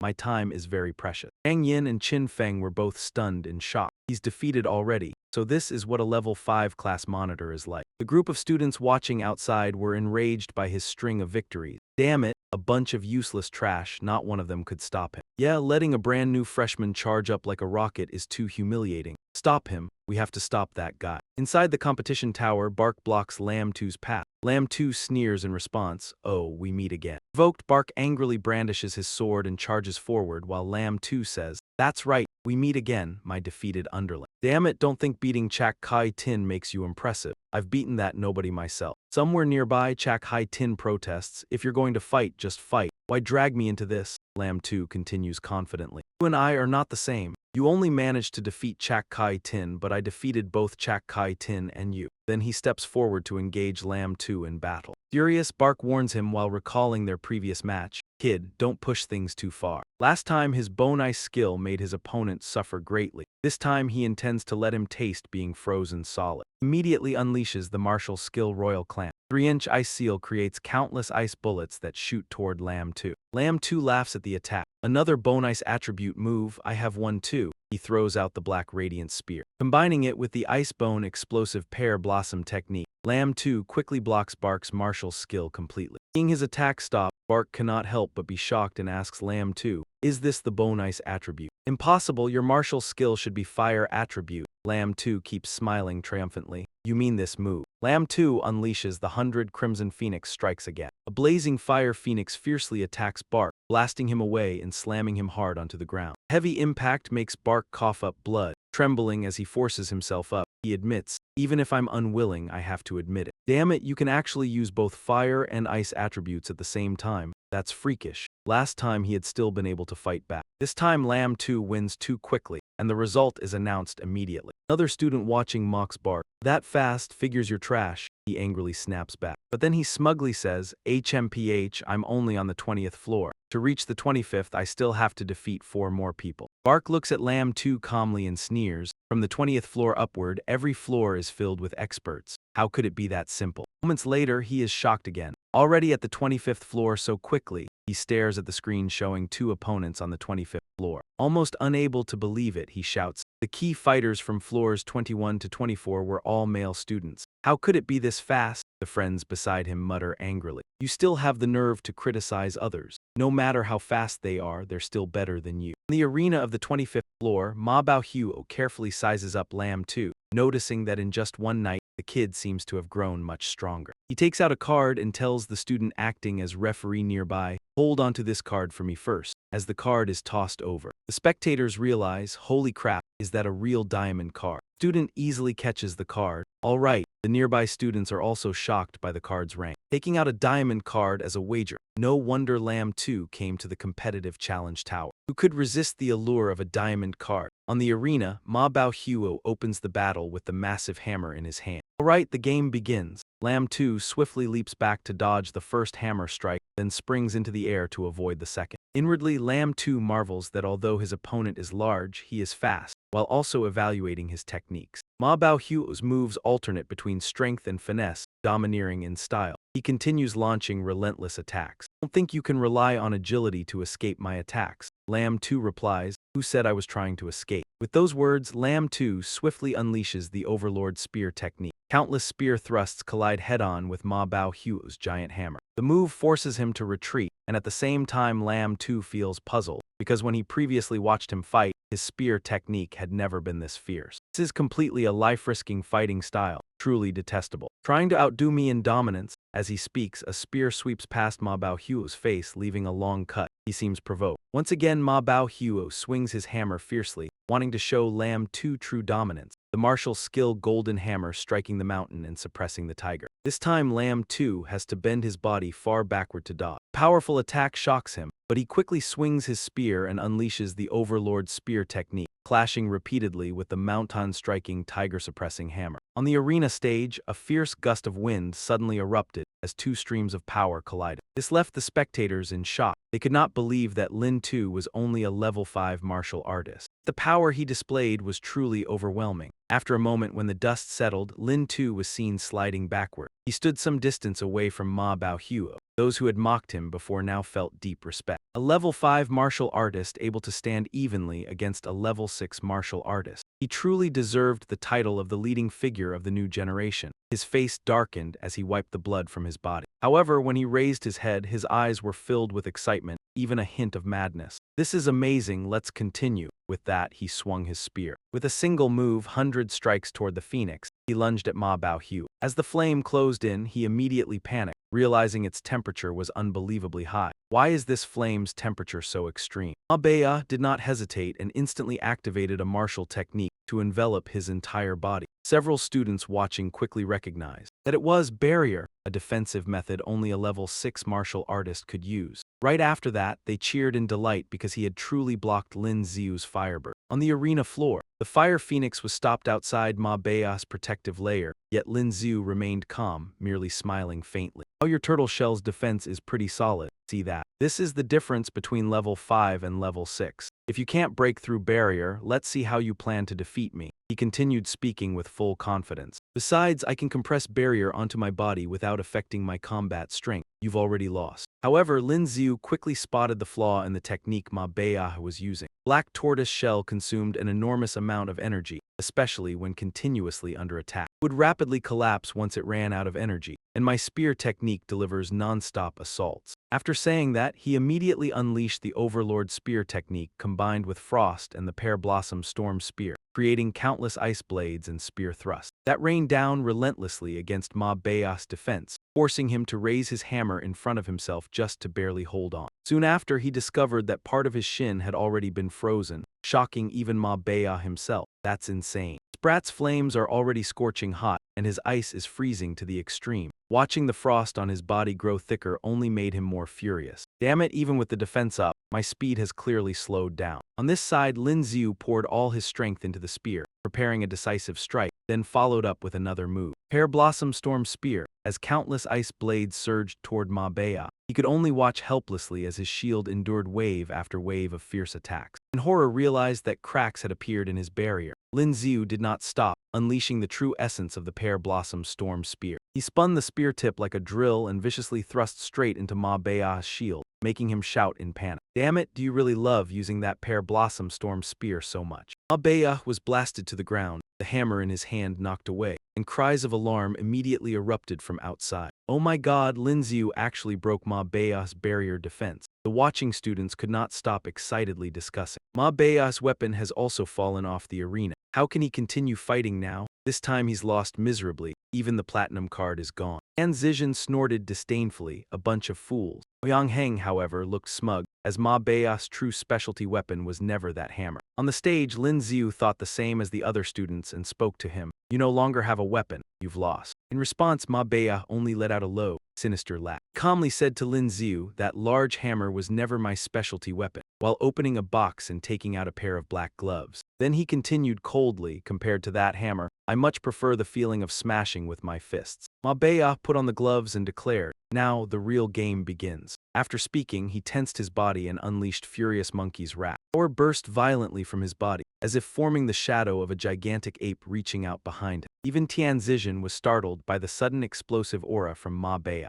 Without relying on external drugs, he can rapidly enhance his own strength. This is the first time I've seen such a martial technique. Yang Heng seemed to understand very well and calmly explained to her that this type of martial technique was extremely rare, something that could be encountered but not sought. Moreover, the Ma family only passed down this single martial technique. On the arena, Lin Zhu also realized that this guy's martial technique was quite similar to his own rage. Watching Ma Bea charge forward aggressively, he thought to himself, but I wonder if it has a time limit or side effects. Lin Zhu raised his guard, tightening his grip on the Black Radiant's long spear in his hand. The spear tip immediately clashed head-on with Ma Bea's fist. As Lin Zhu watched their direct confrontation, he felt even more disbelief. He can actually use his bare fists to withstand my Black Radiant's long spear. Right after that, his entire body was knocked flying backward. Ma Bea instantly leapt up, and before Lin Zhu could even hit the ground, he struck down from above with another punch. The heavy blow smashed him hard into the ground, yet he still did not stop. He poured all his strength into unleashing a single punch, its force spiraling violently as if forming a small vortex around Ma Beahu's fist. The moment he struck, countless fist shadows rained down on Lin Zhu in succession. Jiang Min and the others watching cried out in alarm, "Brother Lin Zhu, class monitor." On the arena stage, Lin Zhu was hit again, his whole body knocked into the air,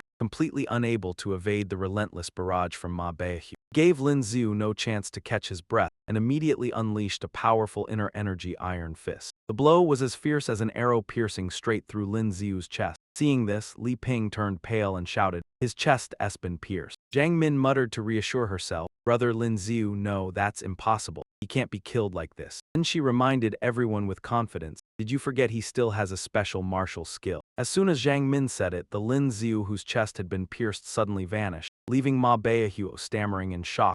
It disappeared. By the time he realized the figure behind him was only a clone, a spear was already thrusting toward his flank. Before Ma Beihu's eyes, everything suddenly turned into a boundless sea of fire, corpses scattered everywhere. Scene left him stunned as he stammered, this is," and then the sudden thunder of hooves rang out. Ma Beihu turned his head and saw a cavalryman clad in blazing armor, angrily raising the long spear in his hand. The spear tip was as ferocious as a storm, slashing down with a trail of fresh blood. It was the move Heavenly Dragon shattering the city. For a moment, Ma Beihu thought he had fallen into another illusion, but he quickly sensed something was wrong. The move used by that blood-soaked general was exactly the same as the one Lin Zhu was performing. Facing the raging spear, Ma Beihu understood the truth in an instant. Earlier attack from Lin Zhu and his clone had only been a diversion. This was the real killing blow. Though inwardly shocked and unsure what kind of martial skill could drag an opponent into an illusion, he still clenched his teeth and resolved to fight. "No matter what technique it is, I won't just stand here and wait to die." He then unleashed his golden tier martial skill with all his might. Great havoc in heaven erupted, forming a massive surge of energy around his body as he struck straight at the incoming spear without hesitation. The two immense forces collided, sending violent shockwaves sweeping across the entire arena. In the blink of an eye, a huge crack appeared at the center of the impact. The students watching outside were struck by the aftershocks and cried out in panic, "That's too powerful. The arena is about to shatter." After a while, when the dust settled, Ma Beihu stood trembling and unsteady, yet said with admiration, "I didn't expect you to have such a powerful martial skill." Admitted frankly, "I lost." Then he collapsed in front of Lin Zhu as the referee announced, "Lin Zhu is the winner." Jiang Min and the others cheered excitedly. "We won. Brother Lin Zhu won. Long live the class monitor." The class monitor even defeated a level 6 martial artist. On the other side, Aoyang Heng angrily punched the wall until it cracked, grinding his teeth and cursing, "Useless, useless. That Ma Beihu is completely useless." Jiang Min happily ran over and asked, "Brother Lin Zhu, are you okay?" Wiping his sweat, he replied, "I'm fine, just a little dizzy." He added, "Help me for a moment." The student acting as referee handed over a card as agreed. "Here, this is yours." Seeing the martial skill on the card, Lin Zhu immediately perked up. "Wow, this is a top 30 movement skill in the world, flash step." He smiled in satisfaction. He happily thought to himself, "What a huge gain. I didn't expect Ma Beihu to be this rich, casually giving away a martial skill card like this." Just then, a cold voice cut through his excitement. Yang Heng pointed straight at Lin Zhu and threatened angrily, "Lin Zhu, don't get cocky. Sooner or later I'll settle this score with you." He replied calmly, "I even beat Ma Beihu. Why are you in such a hurry?" Then he suddenly understood and mocked even more smugly. "That movement skill card was provided by you, wasn't it? I knew Ma Beihu couldn't possibly be that generous. You used this card as a condition to have him fight me, planning to use his hand to teach me a lesson. But you didn't expect me to win." Lin Zhu exposed Aoyang Heng's scheme in front of everyone without hesitation. He even laughed proudly and taunted, "Aoyang Heng, if you want to give me a martial skill card next time, just say it. There's no need to go through so much trouble." Yang Heng finally lost to his sharp tongue, storming off angrily and throwing out, Lin Xiu, just you wait. That night on a small path at Sacred Domain Academy, Lin Xiu was walking alone when Tian Zizhen suddenly appeared in front of him and called out, Lin Xiu. He asked warily, what is it? Don't tell me Aoyang Heng gave you a martial skill card and told you to come fight me. He even teased, but Tian Zizhen simply asked calmly. She said, Lin Xiu, you probably haven't seen Luo Yue all day, have you? Don't you know where Luo Yue went? Hearing Luo Yue's name, Lin Xiu could no longer remain indifferent. Do you know where she went? Tian Zizhen immediately answered him. Early this morning, I went to the classroom to look for the supervising instructor. By chance, I overheard that Luo Yue asked instructor Nam Zhengzhen for leave, so I carefully repeated everything I heard this morning.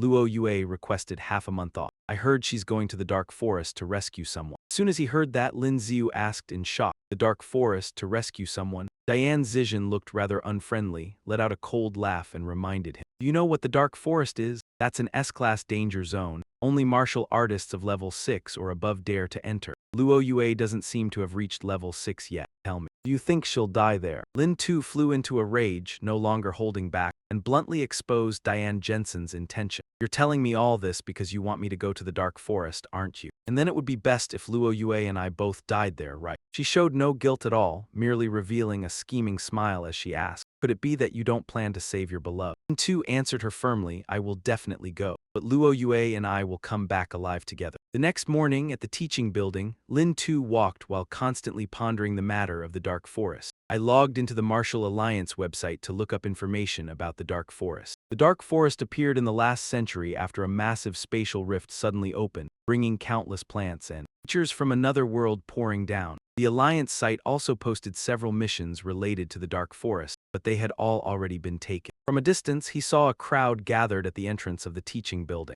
Zhang Yin immediately shouted at the group of students opposite, what do you want with Brother Lin Tu? Li Bing also looked wary and barked aggressively. Don't tell me you're here to cause trouble because our class monitor defeated that idiot Mark Bauer from your class yesterday. Student stammered awkwardly, Junior, you've misunderstood. Just then Lin Tu walked up and cut into the conversation, who's looking for me? When Zhang Yin and Li Bing saw him, they looked toward their class monitor while the student said in shock, Brother Lin Tu, he's Lin Tu. A girl in high heels stepped out of the crowd. Sophia Shaw smiled brightly and waved, Big Lin. The moment he saw her, Lin Tu cried out in surprise, Sophia Shaw, why are you here? She immediately rushed straight toward him. She called out coquettishly, Big Lin, I've missed you so much I could die. Right after that, she wrapped her arms tightly around him, pressing Lin Tu's face into her ample chest. Li Bing stammered in shock, Wah, what's going on? His face turned bright red while Zhang Yin behind him darkened, killing intent rising. An upperclassman who saw this panicked and asked, who is that shameless woman? Then quickly explained, hey, we don't know either. The whole group blushed and awkwardly looked away. He added, Sophia Shaw only told us she knew Lin Tu, but we didn't expect this. Judging from this situation, their relationship was clearly not ordinary.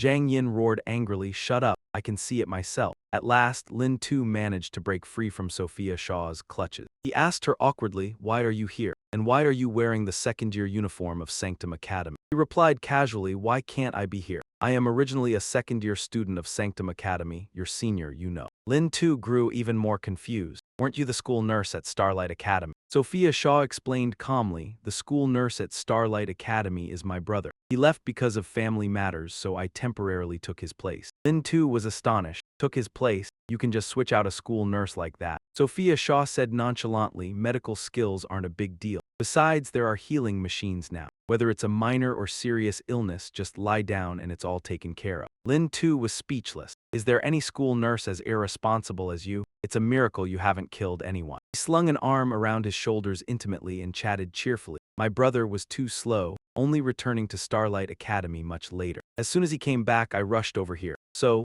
it's been a long time, did you miss me? She pulled him close again and said with satisfaction, I've heard about your amazing achievements. First place among the new students in the G17 freshman competition. Defeated Zachary King to become number 1, challenged the competitive tower twice, and even beat a second-year senior badly. As expected of the little guy Sophia Shaw has her eye on. But I also heard that the little enchantress from Class 1 of the South Campus transferred to Class 10 of the South Campus because of you, and she's even your housemate. Her voice suddenly lowered as she scolded angrily, how hateful. While I wasn't here, she dared to steal my man. Pinned in her grip, Lin Tu turned pale and explained, it's not what you think. It's just that the villa she rented is too big. Living there alone would be a waste, so we decided to share it. Looking at Sophia Shaw gave him a headache, but she merely snorted coldly. so what if she has money? Today I'll switch from the dorm to a villa too, then you can come share it with me. Standing behind them, Li Bing showed admiration and envy. Thought to himself, so enviable, two beauties fighting over the class monitor. Zhang Yin went crazy, repeating, so what if she has money? Another upperclassman coughed a few times and seized the chance to interject. Well, Sister Sophia, let's talk about the main matter. Sophia Shaw immediately turned and shot him a sharp glare. Isn't it the main matter when I'm catching up with Big Lynn? He glared unhappily, clearly displeased at being interrupted, while the surrounding students held their breath and watched the situation. The atmosphere at the entrance of the building grew tense for a moment. All eyes focused on Sophia Shaw and Lynn too, waiting to see how things would unfold next. The male student over there was very tactful. He immediately played along to smooth things over, and the two of them continued walking. Even so, she still turned to discuss the matter seriously with Lam too. All right, we can talk about that later. We came to see you today because of something else. We'd like to invite you to join us on a mission. Please consider our offer. During that, Lam too could not help being surprised and asked, a mission from the Sacred Domain Academy. You're all second-year students, your ranks are higher than mine, so what kind of mission would require me? Zhao Ryu Shui slowly explained everything clearly to him, including why they had invited him to join. We accepted an S-rank mission to track down a mutated black-fanged spider still alive in the Dark Forest. The evolved creatures in the Dark Forest are extremely powerful. Their weakness is fire. Your fire element martial skill happens to counter it perfectly. Lam too remained calm and began negotiating terms with her. I don't work without benefits. What do I gain from this? Zhao Ryu Shui immediately put on a slightly aggrieved expression. I'm just asking you for a favor and you're already talking about benefits. Don't worry, you won't come back empty-handed. Even so, she straightforwardly laid out the terms. Completing the mission will earn 500,000 points. Besides you and me, there will be 4 other participants. I'll give you 200,000 points. What do you think? After hearing that, Lam too fell into thought. 200,000 points was not that much for him at the moment. Reconsidered his own plans. He had originally intended to enter the Dark Forest anyway, so he could treat this as helping Zhao Ryu Shui along the way. Moreover, she had helped him before. So he decisively replied, all right, I agree. When do we set off? Overjoyed, Zhao Ryu Shui rushed forward and hugged Lam too. I knew it. As long as I asked, you'd agree. We'll gather at the main gate of the Sacred Domain Academy tomorrow morning. After saying that, she left with the others. Don't forget, but before going far, she turned back and blew him a kiss. We'll go make preparations first. If we don't meet tomorrow, we won't return. After they disappeared from sight, Zhang Yan asked worriedly, Brother too, are you really going to the Dark Forest? That's an S-rank area. It's extremely dangerous. Lam too answered firmly, yes, I have my reasons for going. At that moment, Lei Lei suddenly stepped closer, smiled meaningfully, and teased him. Class monitor, that senior sister has completely hooked you. I should go tell Sister Luo Yue. Lam too did not get angry and instead addressed the whole group. He handed the training room key to Zhang Yan and instructed, train hard, don't be lazy. When I come back, I'll check your results. All of you must reach level 4. Hearing that, Bin groaned in despair. Level 4? Class monitor, you might as well just kill me now. Long after, a shocked cry echoed from the instructor's building. What? An S-rank mission in the Dark Forest? Nam Zhenghui firmly objected.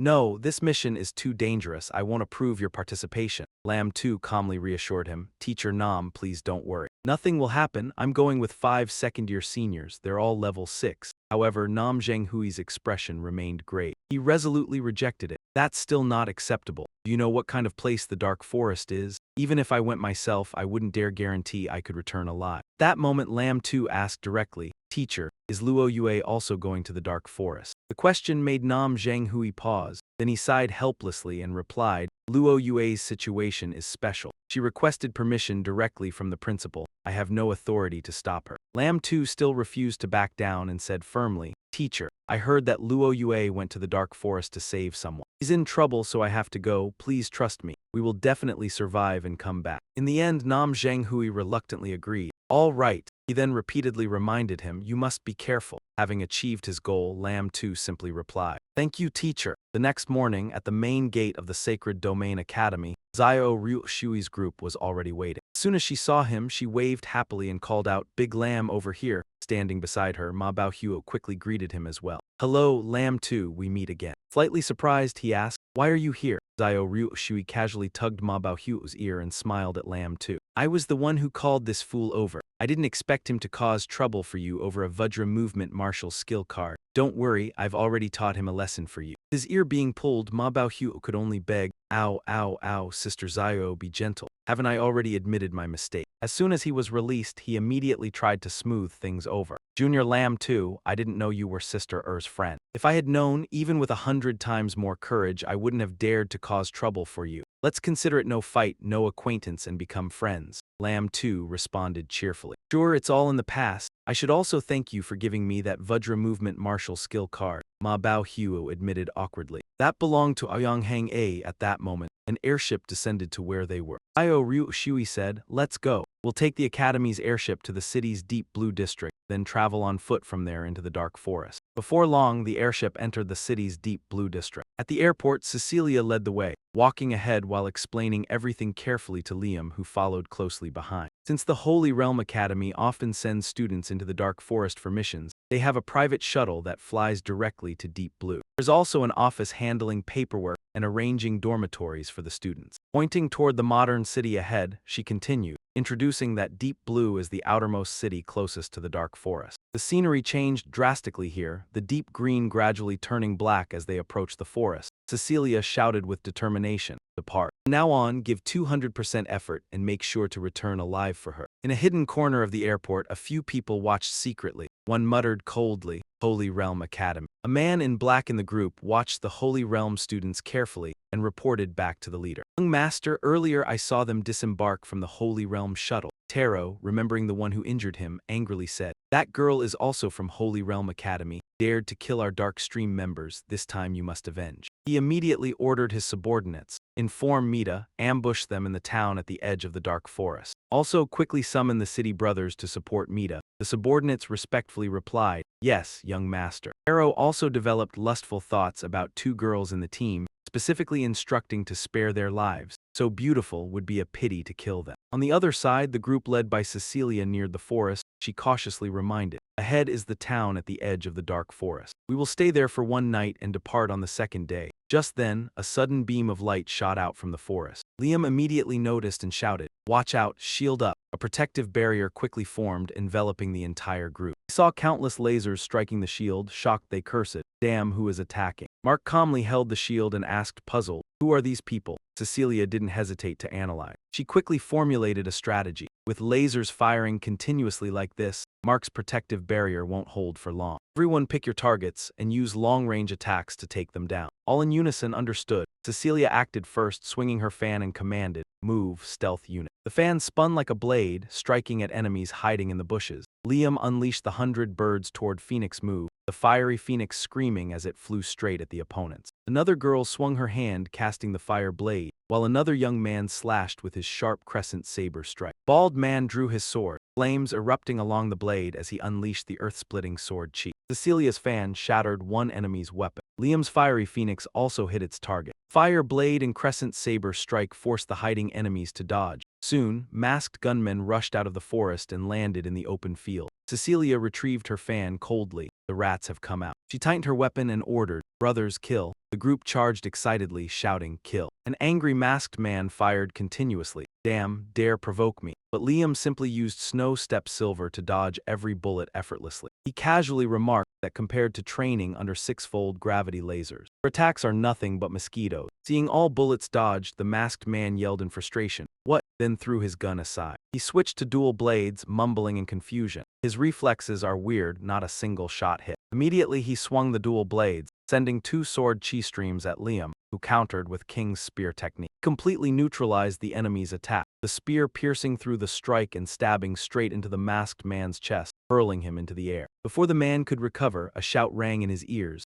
"Wildstorm Flower Spear." Countless spears struck his body from all directions. Liam calmly watched the enemy collapse. Cecilia, fighting two opponents alone, teased casually, "Big Liam is so mighty, I love it." Liam got goosebumps, thinking, "Don't suddenly say weird things in the middle of battle." Mark also single-handedly defeated his foe. Seeing their comrades fall one by one, the remaining attackers began to tremble. Are they really that strong? The leader, realizing the situation, shouted, "Don't be too aggressive, just hold them off until the young master arrives." As soon as he finished, the group immediately switched to defense, trying to stall and no longer daring to charge recklessly. Battle became tense as both sides continued fighting, waiting for reinforcements who could arrive at any moment. Tiu En Huok Thai asked with interest, "Oh, there's reinforcements." She led a group of people with grim expressions. Ta Mei warned the ambushers, but it seems they won't be able to wait much longer. The group was completely intimidated by the imposing aura of Tu En Huoc Thai, retreating as if facing a wild beast, shouting, "Don't come any closer." Meanwhile, the group led by Taro was rushing through the forest. One of the henchmen nervously reported, "Young master, Mita and 10 others have already clashed with the people from the Holy Academy." He sneered in disdain, thinking Mita could handle it, but his subordinate turned pale and said. The result was completely opposite to his expectations. Mita said, "They're almost done." Taro immediately became furious and ordered the other group. "Idiot, useless fools, you can't even handle a few students. I don't care, tell them to hold on for 3 more minutes. We're going over there immediately." The subordinate trembled and reported, "Young master, Mita says they can't last even a minute." He was stunned and asked Bacchiaro. He hurriedly ordered the group behind him, "Hurry up, don't delay, full speed ahead." The subordinate, holding the GPS device, reported joyfully, "Young master, the vice president is quite close to us. Should we report to her?" He immediately became nervous, fearing she would scold him for being ineffective. In the end, Taro decided, "Forget it, if things go wrong, we'll just call her over." He then led the group quickly forward. "Quick, let's delay those guys. It would be best if we can kill them all. If we can't kill them, wait for Agassen to make them experience what it means to suffer worse than death." When they arrived, he was horrified to see the bodies scattered all over the ground,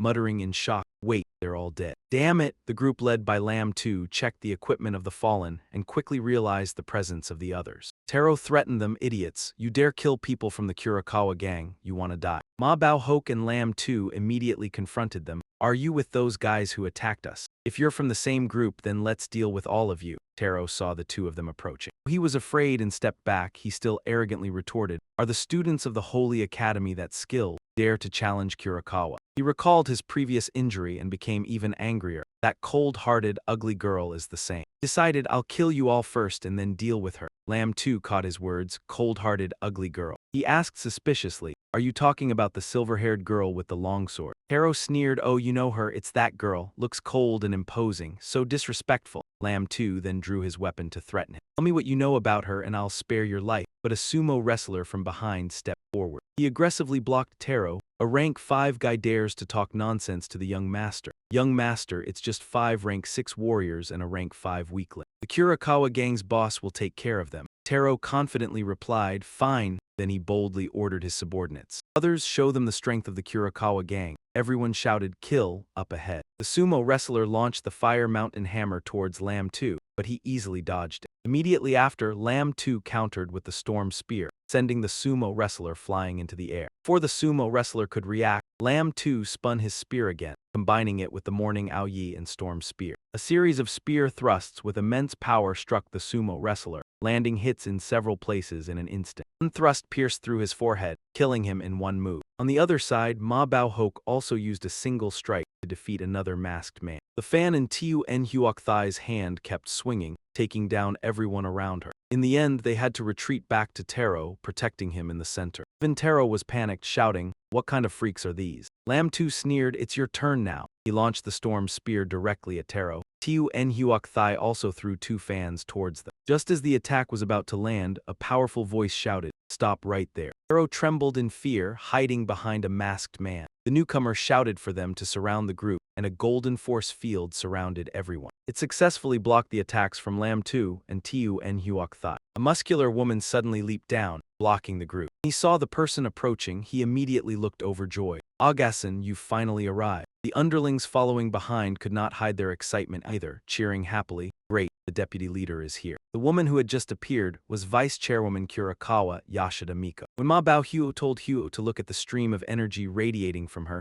he could not help but stammer in shock. Orange Origin Power, rank B, a level 7 martial artist. Lynn too was calmer but agreed with the assessment. It had to be a level 7 martial artist. He also agreed she was definitely a level 7 martial artist. Miko roared fiercely, 3K IARO, you dare kill members of the Kurikawa gang and even lay a hand on my son. He slammed her long blade onto the ground in a show of intimidation and shouted, "You must be tired of living." Zio Ryushui had already recognized her. She said, "You are Yashida Miko, an A-level wanted criminal of the Federation." Miko sneered, "Oh, I didn't expect a little girl from the Sacred Domain Academy to know my name." Since you know who I am, how could I possibly let you leave alive? Zio Ryushui calmly reminded her that this place was near the small town of Dark Forest, where Alliance troops were stationed. She asked, "Aren't you afraid of attracting the Alliance forces?" But Miko replied disdainfully, "If I were afraid, I wouldn't have built the Kurakawa gang's base here." She even raised her head arrogantly and continued, "Besides, killing a few brats like you is no different from crushing ants. Won't alarm the Alliance troops at all."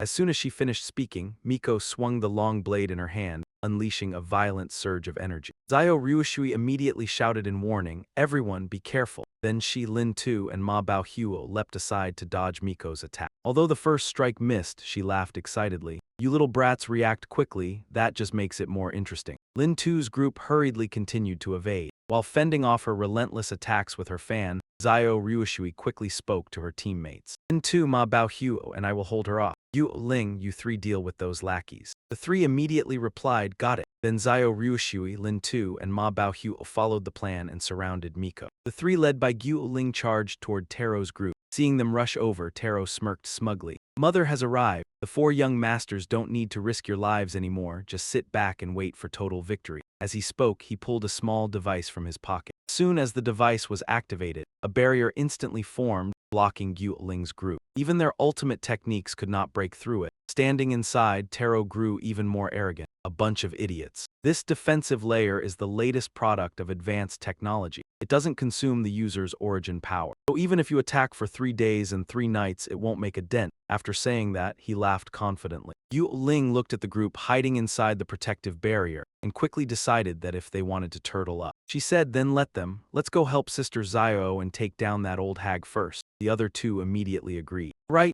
On the other side, Miko leapt into the air and swung her long blade, releasing several extremely powerful waves of blade energy. The force of the attack quickly drove back Zio Ryushui, Lin Tu, and Ma Baohuo. Seeing them struggle against her assault, Miko grew even more arrogant. "If you were all at peak level 6, you might have put a little pressure on me." She laughed contemptuously and continued, "But you're not, just a mixed bunch, there's even a level 5 among you." She stood in the middle of Zio Ryushui's encirclement, with an utterly relaxed expression. The thought of killing so many genius students from the Sacred Domain Academy at once filled her with delight. Just imagining it made her incomparably excited. She spoke, her smile turned even colder, malice clearly visible. "Let's start with you. I love destroying the most beautiful things." As soon as she finished, Miko swung her blade at Zio Ryushui, who hurriedly raised her fan to block. Without hesitation, Miko followed up with another slash, knocking Zio Ryushui backward. Then she launched a continuous series of strikes, unleashing a technique. "Violent Dragon sweeps its tail," Zio Ryushui urgently shouted. "Everyone, be careful." The group immediately formed a defensive encirclement, but even so, the waves of blade energy came crashing in.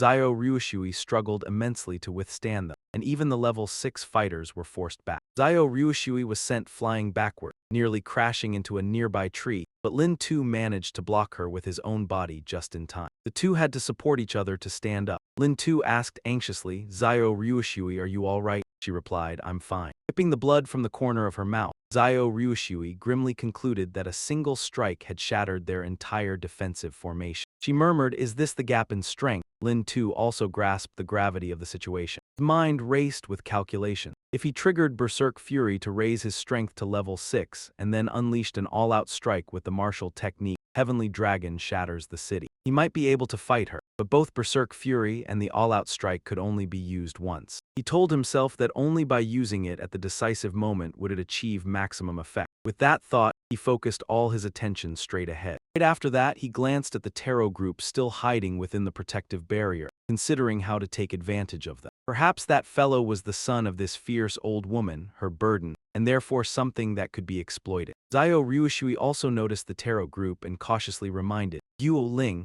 attack from the outside and break that turtle shell defense." He warned him not to mess things up at the critical moment, then immediately ordered the others, "Everyone else go all out and attack this shrew. I've already sent word. We just need to hold her off until the allied forces arrive." "Got it." Ma Baohuo and the others immediately followed orders, unleashing their ultimate techniques such as Earth Sword Chi, Crescent Blade Slash, and Fist-to-Flesh Strike, attacking together. All the moves surged toward Miko at once, yet she easily neutralized every single one. Lin Xiu also joined the fight, executing the profound Raining Pear Blossom Spear. As she blocked, Miko noted with interest that it was a profound martial technique and casually praised, "Not bad." Then she sneered coldly and said disdainfully, "Too bad your strength is too low. It's useless against me. Hurry up and die." Before Lin Xiu could retreat, she had already swung her blade several times in succession toward him, causing Xiao Ruishui and the others to cry out in alarm, "Lin Xiu!" But at that very moment, the figure that seemed to have been struck by the blade suddenly dissipated like an illusion, leaving even Miko startled. Xiao Ruishui's side was also shocked, and when Miko realized someone was attacking from behind,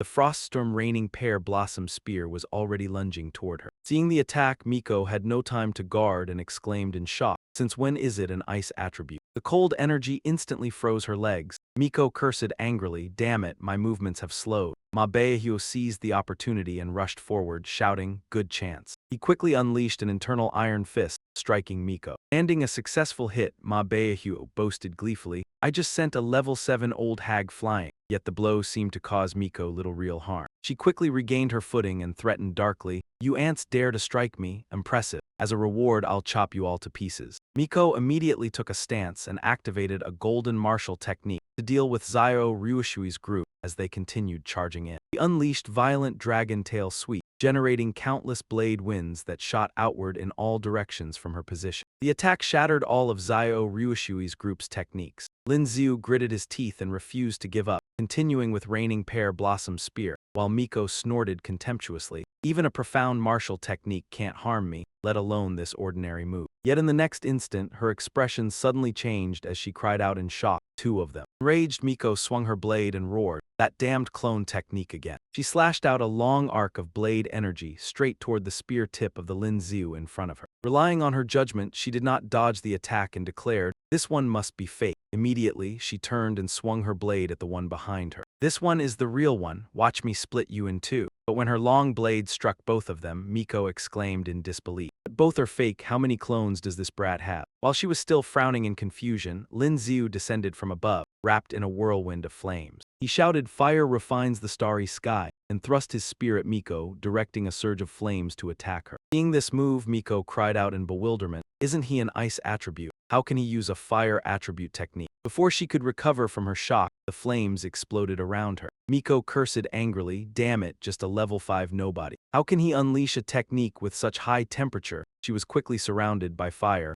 unable to evade and forced to defend. As Miko raised her hand to block, Xiao Ruishui sensed her intention and immediately shouted, "She's using scaled defense, stop her at all costs." She swiftly threw her fan toward Miko and executed Butterfly Dance. Miko had no choice but to halt her defensive activation and swung her blade to block Xiao Ruishui's attack, shouting, "Idiot." Immediately afterward, Lin Xiu's technique struck, and the successive explosions of flames devastated the surrounding ground and rock. The Taro group cried out in panic, "Mother, Vice President." As the smoke gradually cleared, a heavy long blade slammed down onto the ground. Miko said darkly, "I didn't expect a mere level 5 brat to push me this far. It seems I'll have to get serious." As she spoke, she once again raised her massive blade, her face filled with killing intent. The Taro group breathed a sigh of relief and said happily, "Great Mother is fine. I knew it. How could a level 5 kid possibly injure the Great Mother?" Underlings cheered along while the Vice President gripped the hilt of his blade with both hands and said, "She's finally getting serious. That brat is about to be chopped into pieces." At that moment, Lin Xiu seemed to realize something. In that instant, his eyes flashed, as if he had found a way to continue the fight. "Oh right, if she's in a level wanted criminal, the reward must be huge, right?" He pointed straight at Miko and spoke with absolute certainty. Taro seized the chance to boast again. "Of course. The reward for capturing Agassen is up to 100 million yuan. Lamb 2 grew even more excited. 100 million yuan, that much. Right after that, he turned back to the group and said, "Everyone, let's go. Take down this disgusting imposter hag and split the 100 million reward evenly." Xiao Ruishui immediately agreed with his suggestion and said, "Sure, everyone's picking out weapons right now and worrying because we don't have money to buy them." Miko replied with extreme confidence and contempt, "You useless trash think you can kill me? Dream on." Meanwhile, Lin Tu's group charged forward once again. "If we don't try, how would we know?" He unleashed 100 birds paying homage to the phoenix, but the fire phoenix only brushed past Miko. Seeing this, she grew even more smug and sneered, "Where are you aiming? Is this the best your vanguard can do?" "Running out of steam already?" Lin Tu replied calmly, "I wasn't aiming at you.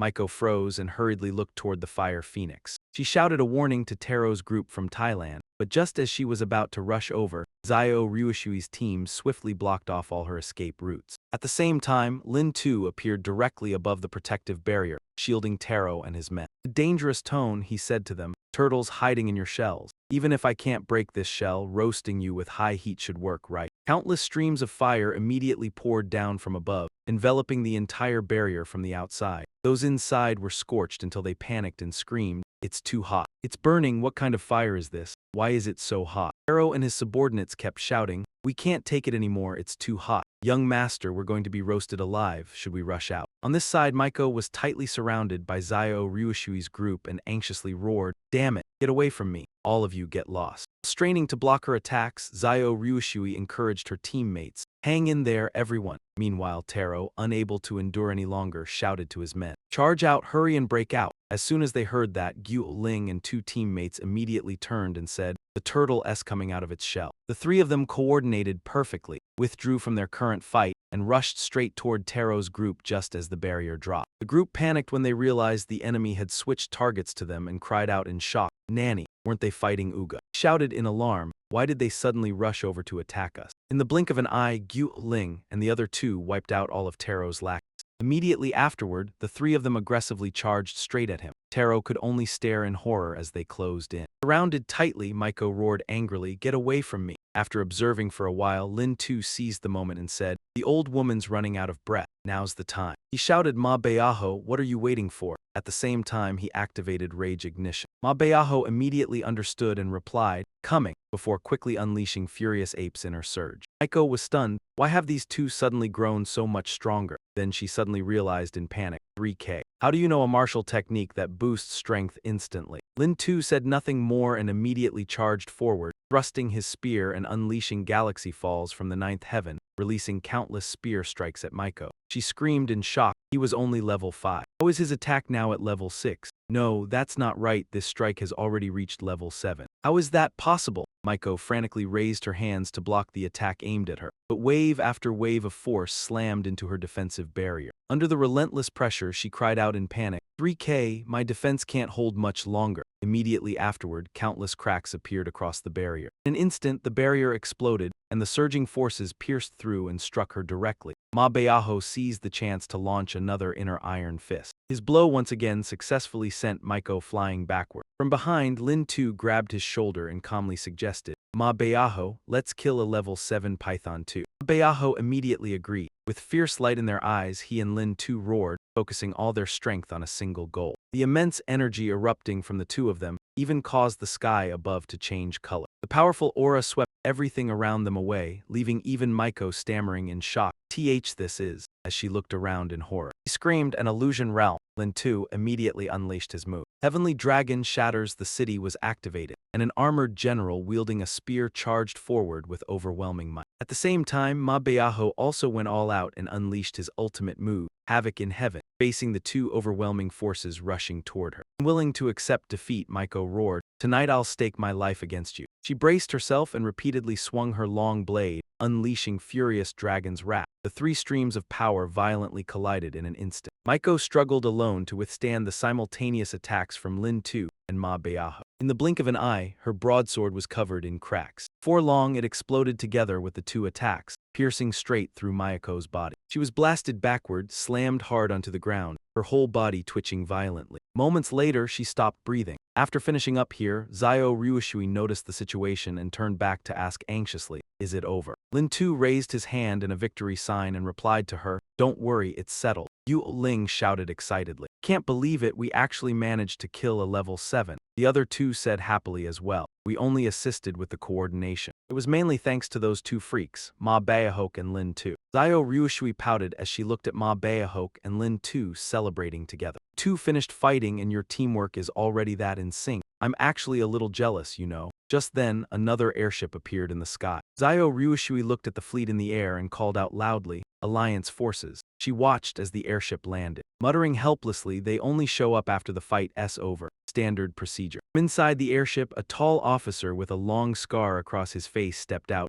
looked at the group suspiciously and asked, "Were you the ones who called it in? You ran into that tyrant dragon and you're all still standing here without a scratch. This isn't a false report, is it?" Zio Ryushui replied calmly. "It's not a false report. Go take a look and you'll know." While the officer examined Maiko's body, Lin too stood nearby yawning, looking like he was about to power down. After confirming it, he was so shocked that he blurted out a curse. "Damn, it really is that tyrant dragon." He hurriedly questioned Lin Tu and Ma Baeho. "You two killed her? What organization are you from?" Zio Ryushui merely sneered. "Besides us, who else is here?" Yuo Ling snorted proudly and declared, "No need to doubt it, we're the ones who killed her. We're students of Sacred Domain Academy, here for field training." The officer's face turned pale as he muttered, "They say the students of Sacred Domain Academy are all monsters. Today I've truly witnessed it, actually killing a level 7 martial artist." He immediately ordered his subordinate, "Zio Zhang, send the video of the body back to headquarters." Taking back the camera, he turned politely to Zio Ryushui's group. "Which one of you will give me a card number? I'll transfer the 100 million reward to you now." Zio Ryushui immediately said, "Lin Tu, give them your account number. After we receive the money, we'll divide it according to each person's contribution." He didn't stand on ceremony and promptly provided it. "All right, my account number is." Very quickly, a notification arrived that 100 million had been credited. Lin Tu switched into money-loving mode and cheered happily. "I've completed my small goal," he said excitedly to everyone. "All right, the money's been transferred to you all." Right after that, he led the group. "Let's move out," the Alliance officer asked in surprise. "Hey kid, what about these bodies?" Lin Tu replied calmly, "These bodies are yours. We haven't touched their backpacks or weapons either. That Black Kite Society guy must have been pretty wealthy too." The officer seemed quite satisfied with his attitude, thinking to himself that these youngsters were sensible. He immediately ordered his team, "No need to worry about the bodies. The evolved beasts around here will clean them up. Confiscate all valuable items on them and bring everything back to the unit." Sometime later, another group of people arrived. One of them cried out in shock, "The bodies of the guild master, vice guild master, and young master are all here." The man leading them looked at the corpses on the ground and roared in horror, "Miko, Taro." He was Kubo Deki, the guild master of the Hkawa Society. Deki howled in agony, "Who dared to kill my wife and child? I'll tear them into 10,000 pieces. Find them for me." He furiously ordered the people behind him, "I don't care who it is, you must find them." They immediately responded. Yes, at the same time in the small village beside the dark forest,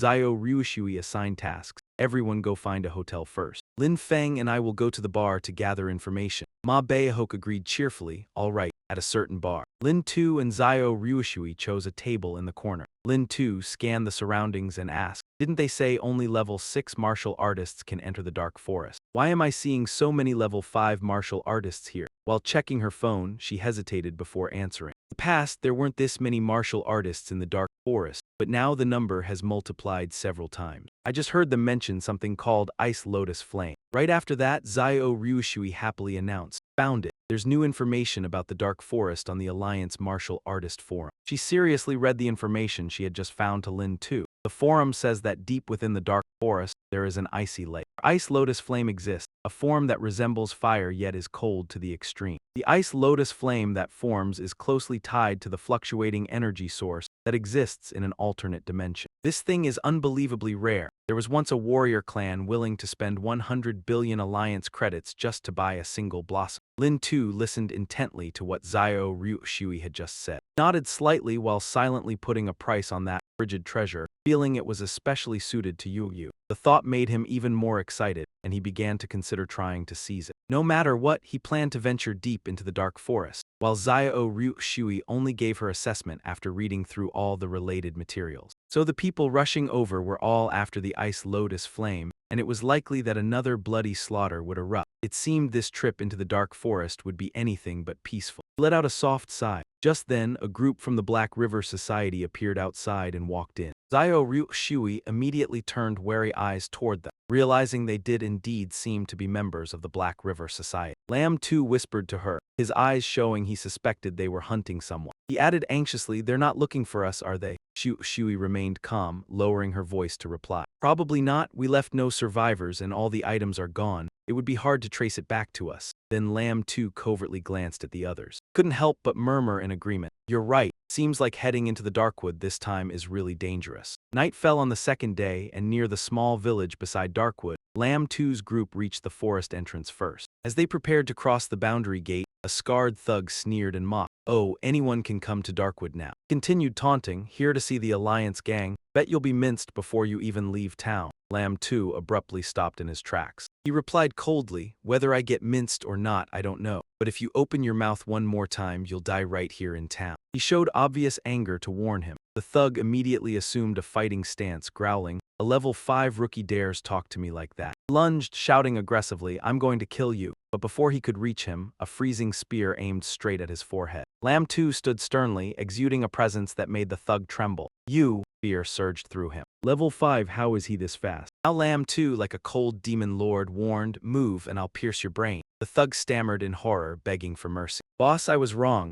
He trembled, pleading continuously. Please, boss, spare this dog's life. Lamb 2's murderous gaze had terrified him completely. He couldn't even look directly. The stare was too terrifying. Felt that just meeting that gaze would kill him instantly. Lamb 2 had no intention to kill, sheathing his weapon and commanded, leave. The thug and his gang fled immediately, panicking, yes, thank you boss, we're leaving. At this moment Bao Huo spoke to Lamb 2. He commented, you lost your cool a bit. Lamb 2 asked casually, do you think so? Shui explained. Lamb 2 did it intentionally. He added, those fools act recklessly. Only by using force can we avoid unnecessary trouble. She fully agreed with his approach. Bao Huo finally understood, nodding, you're right. Shui smiled faintly and urged, all right, stop dawdling, let's move. At the small town by Darkwood's entrance in a lavish mansion, voices could be heard inside. Subordinate reported, Chairman, yesterday 3 teams entered the town by Darkwood. We've been monitoring them. Daki sat on the sofa. He quietly listened to the scout's report. Judging from the injuries on the vice chairman and the young master, these 3 teams are the most suspicious. He reviewed the documents and ordered in a deep voice, send more skilled trackers after them. He continued, Darkwood has no phone signal, so follow their traces. Carefully outlined the plan.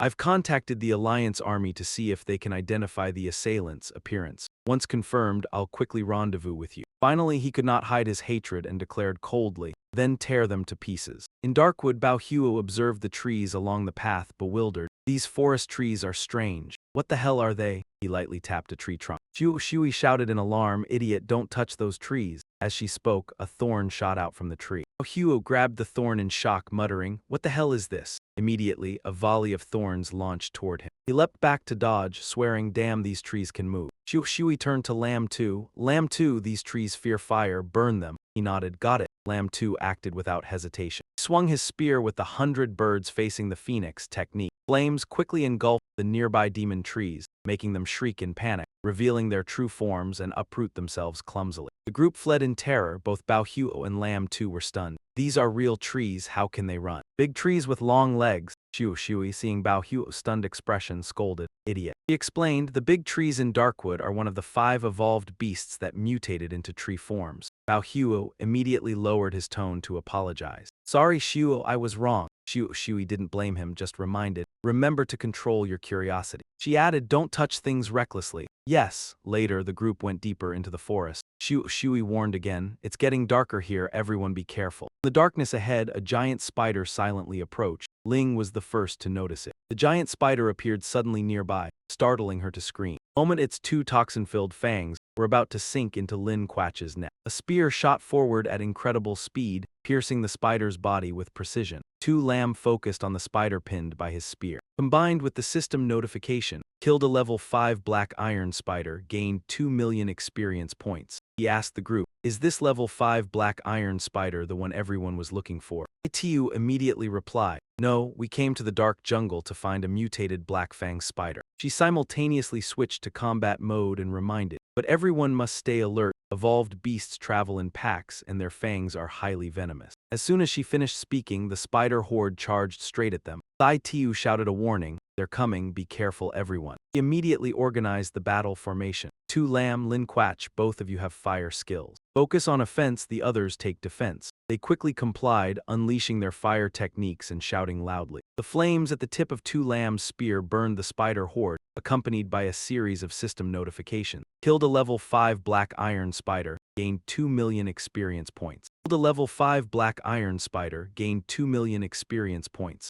Killed a level 5 black iron spider, gained 2 million experience points. He continued shouting, don't compete with me. Killing a level 5 black iron spider grants 2 million experience points, each one 2 million experience points. Though the points weren't huge, just persistently taking down more would be enough. Tu Lam eagerly swept through the waves of spiders, calculating with excitement, remembering that earlier, even after defeating the rampaging dragon together, the system didn't award extra points or help. This time he would make up for it. At the same time, continuous notifications appeared. Killed a level 5 black iron spider, gained 2 million experience points. Killed a level 5 black iron spider, gained 2 million experience points. Killed a level 5 black iron spider, gained 2 million experience points. Even Thai Tiu and Bao Hok standing aside watching couldn't help feeling pity for the spider horde. Bao Hok muttered, "Why is he suddenly so excited, like he's been injected with adrenaline?" Soon burnt spider corpses lay everywhere. Tu Lam seemed unsatisfied, muttering, "Already gone? I haven't even had enough fun yet." He spoke with a hint of regret, "Almost leveled up, give me a few more."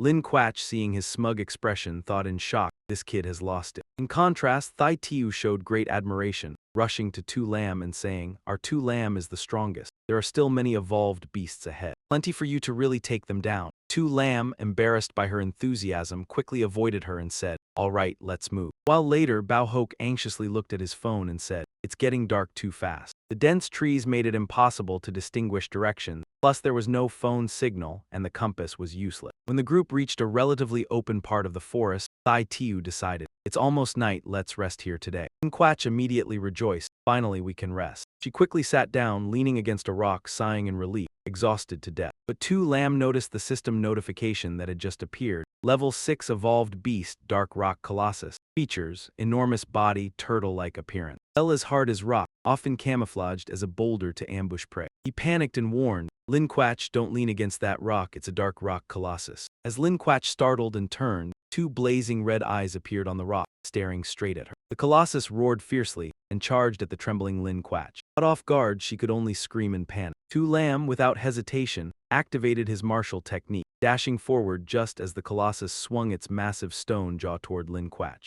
Using Snowstep Silver Kick, he grabbed Lin Quach in time to avoid the attack. Gently setting her down, he frowned and reminded, "Did Dan Tri Tiu warn not to touch anything randomly in the dark jungle?" Lin Quach blushed, murmuring, "Thank you." Thai Tiu and the others faced the enraged colossus, shouting, "Everyone be careful." Bao Hok, astonished by its massive body, cursed, "Damn, why is it so big?" Colossus opened its mouth wide, forming a small energy ball and shooting it like lightning toward Thai Tiu's group. The group quickly jumped aside to dodge the massive energy. The attack passed through where they had stood, destroying the forest behind, leaving a large crater. Bao Hok cursed again, "Holy crap, this monster's energy beam is terrifying." He and Tu Lam both paled at the sight of the deep crater. A direct hit would have been fatal. After a moment of shock, Tu Lam muttered excitedly, "But I love it." He looked at the colossus as if it were a priceless treasure. Thrilled inside, he calculated that killing it would easily propel him straight to level 26. Yet outwardly he taunted, "Come on, brat, crawl right into your big brother's bowl." One member of the group leapt over Guo and rushed straight at Lin, using the Earth Sword energy technique to attack the monster. He poured all his strength into smashing against its hard shell. The moment he landed, he realized in horror that the monster's shell was far too tough to break. Lin Tu, standing behind, jumped up and swung his spear, unleashing the 100 Tides Phoenix strike. Flames of the phoenix erupted and surged toward the monster. Yet the monster remained calm, opening its mouth and swallowing all the flames in one gulp. Lin Tu was astonished. "It can absorb my fire." Before he could fully react, the monster spat the flames back out at him. He merely gave a cold smile. Lin Tu calmly received the torrent of fire without the slightest injury. He thought to himself, "Using my own fire against me,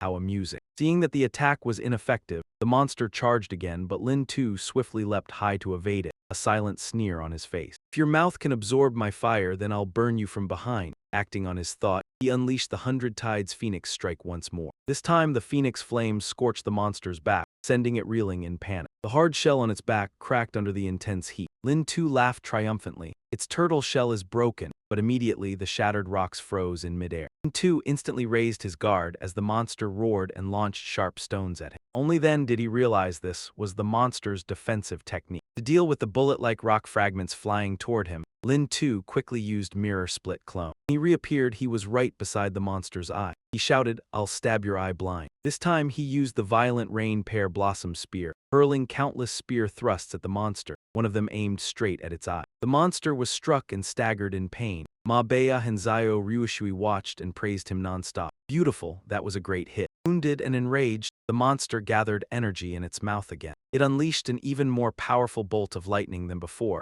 aiming at Zio Ryushui's group. Zio Ryushui dodged to the side while warning everyone, "This thing's gone mad, be careful." The monster's attack failed again, and it roared furiously. Excited after discovering its weakness, Lin Tu exclaimed, "Its eyes are the weak point, then I'll blind the other one too." He immediately carried out his plan. A move called Nine Heavens Milky Way shot forth, aimed straight at the monster's remaining eye. Lin Tu's spear pierced directly into the monster's other eye. The creature howled wildly in agony. Zio Ryushui instantly understood Lin Tu's intent and said to Ma Bea, "Lin Tu wants to pierce into the brain of this black rock behemoth through its eye." "Ma Bea, go help." Without hesitation, Ma Bea leapt up and replied, "Got it." He immediately unleashed havoc in heaven. The 5 gigantic fists of the ape phantom behind Ma Bea slammed into the spear shaft, driving it even deeper into the monster's eye. At last, the powerful strike succeeded. The black rock behemoth staggered and collapsed. Seeing this, Lin Tu withdrew his spear and gripped it tightly. Lin Tu could not help but sigh in frustration.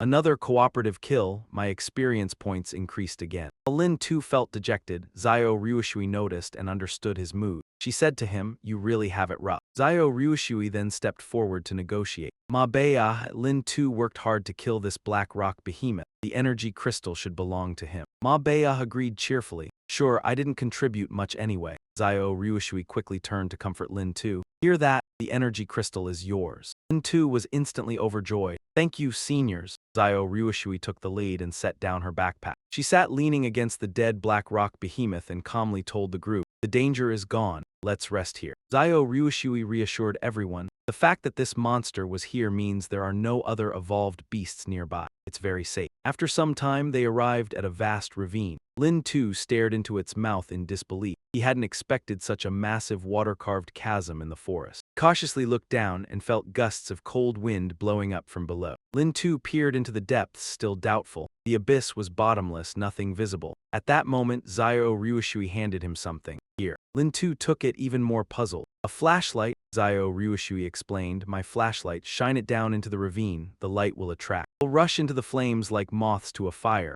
Look, they're here, just like you said." From the depths of the pitch-black abyss, they began to emerge. Rows of flickering blue eyes suddenly appeared beneath the chasm. Countless spiders frantically crawled upward. Zio Ryushui shouted a warning to the 2 of them. "They're charging up." He immediately turned and instructed the others in the group, "Quick, grab the equipment." Lin Ziu stared blankly as everyone aimed their guns down into the mouth of the abyss. "What are you all taking out?" Zio Ryushui replied calmly, "High-precision flamethrowers, a must-have divine weapon in the dark jungle." Lin Ziu was so irritated by her answer that he almost felt like breathing fire for real. "Damn it, if you brought flamethrowers, why did you make me handle the fire all the way here?" Zio Ryushui answered bluntly, perfectly reasonable. "Of course it's to save fuel." She even teased him, "Relax, these are just backups. Big Lin, you're the real treasure in my heart." Embarrassed by her words, Lin Ziu begged for mercy. "Please, when we're talking about serious matters, can you not say weird stuff like that?" Only then did Ma Beahu speak sternly. "The black-fanged spiders are rushing up. Everyone get ready." At the command, "Burn!" the flamethrowers in everyone's hands ignited in unison. Lin Ziu followed suit and unleashed his move. 100 birds paying homage to the phoenix. The high-temperature flames instantly incinerated the spiders closing in on him. The system immediately calculated the score. Killed a level 5 black-fanged spider. Gained 5 million experience points. Killed a level 5 black-fanged spider. Gained 5 million experience points. Abeahu's orders kept ringing out rapidly.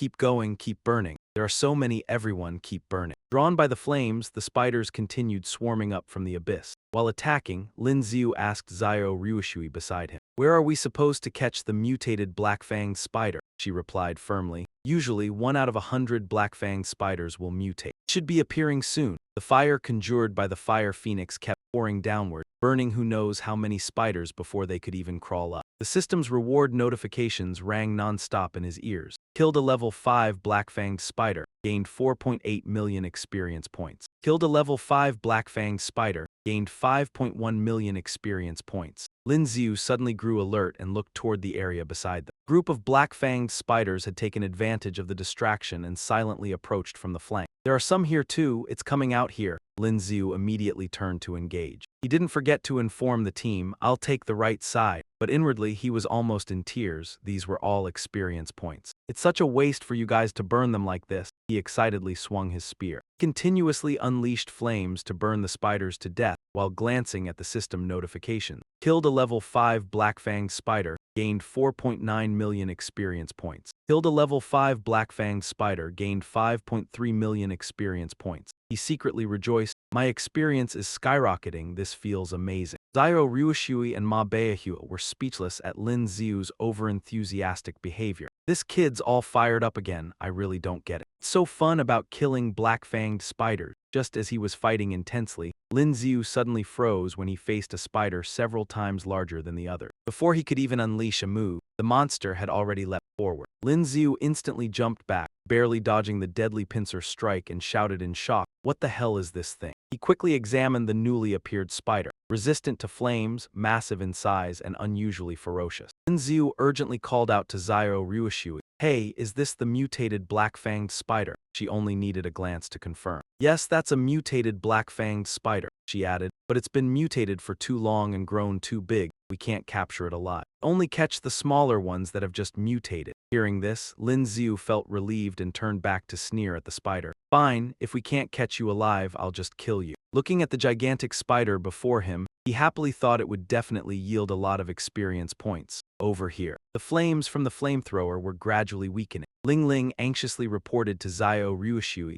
Sister Zio, the flamethrowers are running out. If a smaller one doesn't appear, we'll have to kill them barehanded. On Lin Xiu's side, he leisurely called out while fighting, it's fine, it's fine. You still have this humanoid flamethrower, me. No need for everyone to fight barehanded. At that moment, another gigantic spider leapt up from the abyss. Guo Tansen immediately warned the team. Another mutated black-fanged spider. He looked at the size of the newly appeared one and said excitedly, this is the one. After finishing off the previous one and still exhilarated as he swept through the remaining spiders, Lin Xiu quickly assigned tasks. Guo Ling and I will hold off the spider. The rest of you go catch those mutated ones. Zio Ryushui replied without hesitation. All right, you and Guo Ling be careful. Even as she left, she couldn't help but remind them again anxiously. Just caught it, it's coming to back the two of you up. While they were surrounding the mutant spider, several malicious voices echoed from the forest, as if whispering to one another, is it those guys? From within the forest, two masked subordinates of the Black River Society were secretly observing them, their appearances closely matching the chairman's description. But it seems like two of them are missing. The pair exchanged glances and decided to report to the chairman. Just then, a woman dressed in red suddenly appeared, arrogantly speaking up to stop them, claiming it was only a minor matter. No need to alert the chairman. She confidently declared that she alone could take care of these flies. One of the two masked men anxiously reminded her, Sister Heidi, those people killed the vice chairman. We can't underestimate them. However, Hezi merely let out a cold, contemptuous snort. Those little flies think they can kill the vice president. Who would believe that? After saying it, she even blushed, lost in her own foolish daydream. She continued fantasizing.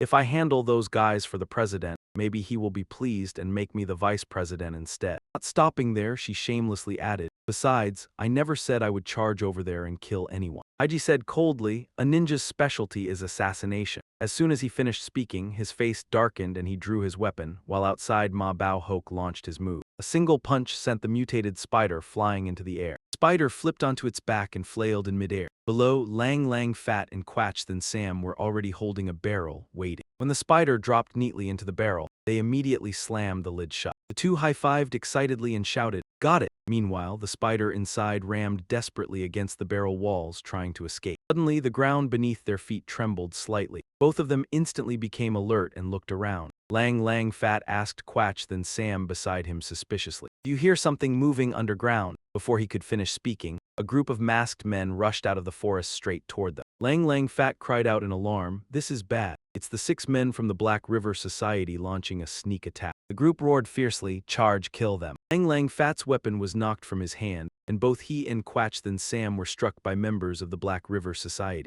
Ma Bao Hok rushed over in panic, shouting, Quach Then Sam, Lang Lang Fat. But at that very moment, another squad from the Black River Society appeared and blocked their path. Just as another group dashed out of the forest toward Zio Ryushui, Ma Bao Hok shouted a warning in time. Sister Zio, watch out behind you. He hurriedly stepped in front of Zio Ryushui and took a blow for her. As she turned around, she cried out, Ma Bao Hok. Ma Bao Hok immediately counterattacked, swinging his fists to knock several attackers away and shouted, "You dare sneak up on me." Zio Ryushui quickly gave orders to the group. Form up, hold the defensive formation. Everyone immediately stood back to back, tense and on guard, ready to fight the Black River Society members surrounding them. While fighting alongside Lam 2, Lynn noticed the commotion on the other side and reminded him, "What's happening over there?" Glancing over and quickly analyzing the situation, she said, "It looks like the senior sisters group is fighting someone." She urged anxiously, "Let's hurry over and take a look." But Lam 2 only smiled reassuringly, "Don't panic." His eyes turned calculatingly toward the spiders in front of him. "Now we just happen to have plenty of extra helpers." While casting flames to drive back the spiders, Lam 2 said to Lynn, "Give me your flashlight." On Zio Ryushui's side, Haiji finally stepped forward. He declared smugly, "You are already surrounded by me." He ordered Tang Hao Engia to command the subordinates. "Others, kill them and avenge the young master." The subordinates immediately shouted, "Kill," but just then Lam 2 suddenly appeared. He said coldly, "The ones surrounded are you." Haiji sneered, "You think you can surround us by yourself?" Without arguing, Lam 2 switched on 2 flashlights, revealing a whole swarm of spiders behind him. "Take a good look." He said, "I'm alone, I brought plenty of friends." He raised the flashlights, leading the swarm of spiders advancing behind him. As he approached, he tossed one flashlight to the nearest masked man. "Here, have this." He threw another to someone else and reminded them, "They really like light." The masked man repeated blankly, "Flashlight," and then he was instantly swarmed by black-fanged spiders. The 2 men, frantically waving their flashlights, screamed, "Black-fanged spiders! Black-fanged spiders, fall back." Seeing this, Haiji calmly ordered the man beside him, "Araki, use your flame skill now." He roared, "Watch this," as flames ignited around his body. But he was immediately struck heavily on the back of the neck and collapsed unconscious without even making a sound. Nearby men cried out in shock, "Araki!"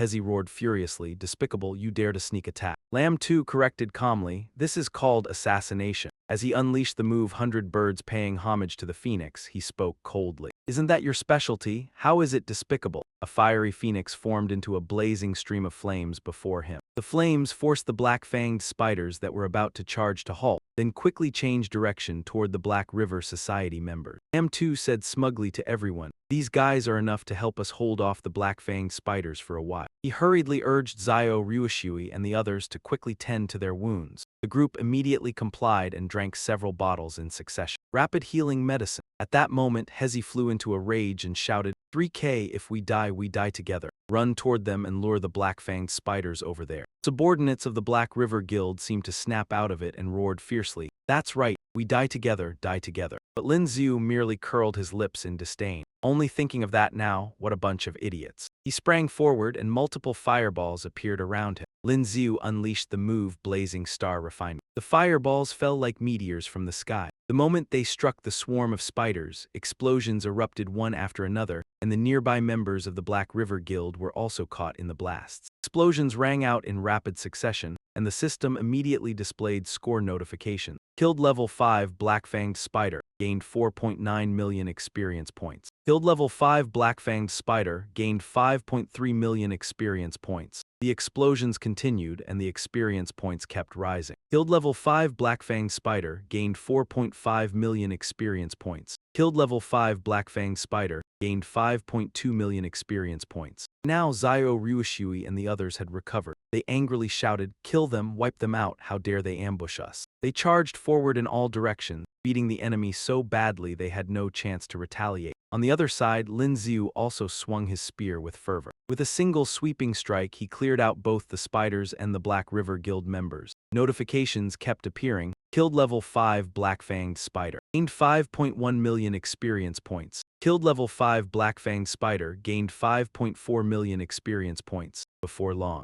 Lin Xiu looked with satisfaction at the level up message on the system. "Congratulations to the host for leveling up successfully. Current level, 26. He cheered excitedly. "Finally leveled up." The interface quickly displayed detailed information. Host, Lin Xiu, level 26. Strength, 463 489. Constitution, 208. Speed, 123. Overall combat power, 5124 5550. Title, level 5 warrior. When attacked, there is a 30% chance to block 50% of the damage. Skills, Analytical Eye, Fury, Disguise, Devour, Mirror, Clone. He happily tapped the command on the screen. System, add 26 potential points to strength. Lin Xiu burst into an exhilarated laugh. The sight frightened Hezi, who thought to herself, is this guy crazy? He doesn't seem tired at all. A fierce glint flashed in Lin Xiu's eyes. The tip of his spear emitted a dangerous purple glow as he pointed it straight at Hezi. Come on, you lady in red, fight me. Frightened by his overwhelming aura, she stammered,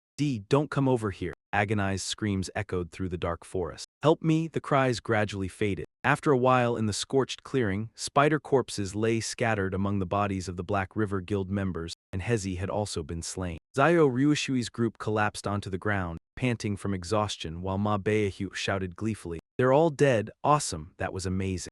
Tansen chimed in with satisfaction, wiping out both the Black River Guild and the Black-Fanged spiders at once. This might be the greatest feat of my life. In the gloomy forest, Zio Ryushui sat beside a pile of crystal cores and said with satisfaction, the Black River Guild was really generous. They left us so many energy crystals and materials. Ma Beahu grinned as well. Plus the cores from the Black Iron spiders and Black-Fanged spiders. We really hit the jackpot this time. Zio Ryushui unceremoniously ordered everyone to gather all the energy crystals and material. Take all the weapons from those Black River Guild guys too, she happily told Ma Beahu. Once we're back at the academy, we'll split them among everyone. He hoisted the container holding the mutated spiders onto his shoulder, and Xiang Fen announced, mission accomplished perfectly. We can head back now. Guo Ling and Guo Tansen, their backs loaded with weapons, eagerly echoed, yeah, we can finally go back. But Lin Xiu had no intention of leaving with them. You all go ahead, I have something to take care of, so I can't go with you. Zio Ryushui asked in confusion, what do you need to do? Ma Beahu asked worriedly, you're not planning to snatch the ice lotus flame, are you? Lin Xiu immediately denied it. I'm not interested in that, I'm going to find someone. Ma Beahu repeated in surprise, find someone. Zio Ryushui suddenly understood and demanded irritably, Big Lin, you're going to look for that vixen, aren't you? Don't think I don't know. The boys in your class already told me everything. Lin Xiu smiled on the surface, but inwardly he made a mental note of those friends. He thought to himself that he would settle the score with those big mouths later.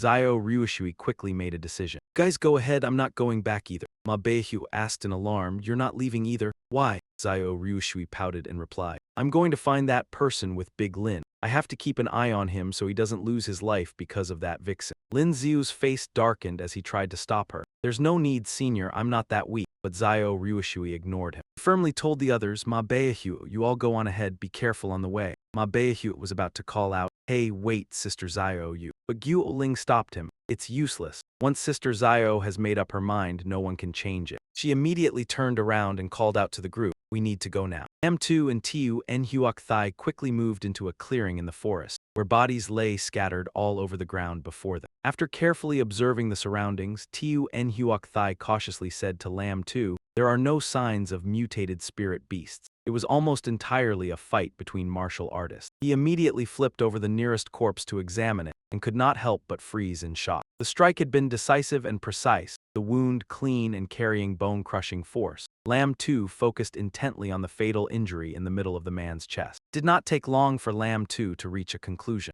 Luo Yue declared with certainty to Zio Ryushui, these people were killed by Luo Yue. The wounds on the corpses were all similar, but upon closer inspection he suddenly paused. Lam 2 was stunned to realize that the weapon lying on the ground nearby was Luo Yue's sword. Zio Ryushui asked suspiciously, are you sure that's her sword? Lam 2 replied firmly, I can't be mistaken. This sword is extremely important to her, it has never left her hand. The more he thought about Luo Yue leaving her sword here, the more uneasy he became. She must have encountered danger. He hurried deeper into the forest, anxiously speaking to Zio Ryushui behind him as he walked. Without a weapon in her hand, she'll be in grave danger. No, I have to find her as soon as possible. Zio Ryushui grumbled unwillingly. Looks like you really care about that little vixen, huh? She reproached Lam 2 irritably. When I was ambushed by the Black River Society ninjas earlier, I didn't see you in such a hurry. He replied helplessly, please. Senior, how can that be the same? He then added reasonably, back then we had strength in numbers, but now Luo Yue is all alone. Only then did Zio Ryushui stop making things difficult for him, and raised her hand to point in a direction as a reminder. Right, I won't tease you anymore. Look over there, the footprints are very messy.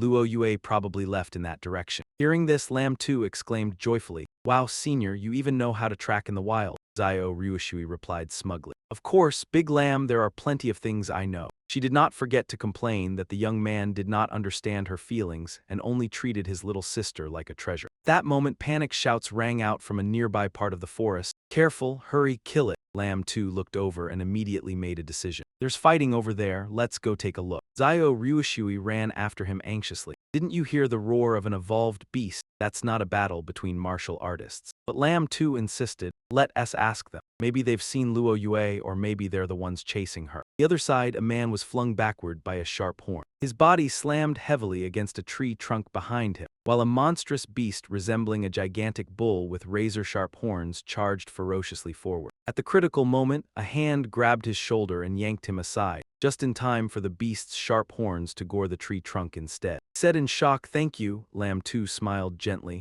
"You're welcome, just passing by." Having lost its target, the beast roared madly. It immediately changed direction and charged this way. Without hesitation, Lamb 2 swept his spear and unleashed the move 100 birds paying homage to the phoenix. Soon as it touched the blazing flames, the beast braked in panic. Only then did the young man's companions manage to rush over. One of them hurried to support him. "Zhang Yao, are you all right?" The others could not help but stare in astonishment at Lamb 2's attack. "What martial technique is that? It actually scorched that black-furred thunder bull right before our eyes." Over here, Lamb 2 shouted coldly at the beast. "Beast, do you really think I can't burn you to death?" Immediately afterward, he unleashed 3 consecutive strikes of 100 birds paying homage to the phoenix. Not only the beast but even the martial artists who had just arrived were forced back by the intense heat. "Damn it, fall back. The flames are too hot. I'm about to be roasted alive." The beast howled violently in pain as it was scorched by the fire. Soon after, it collapsed in front of Lamb 2, but he immediately remained on guard because he had not received a kill notification from the system.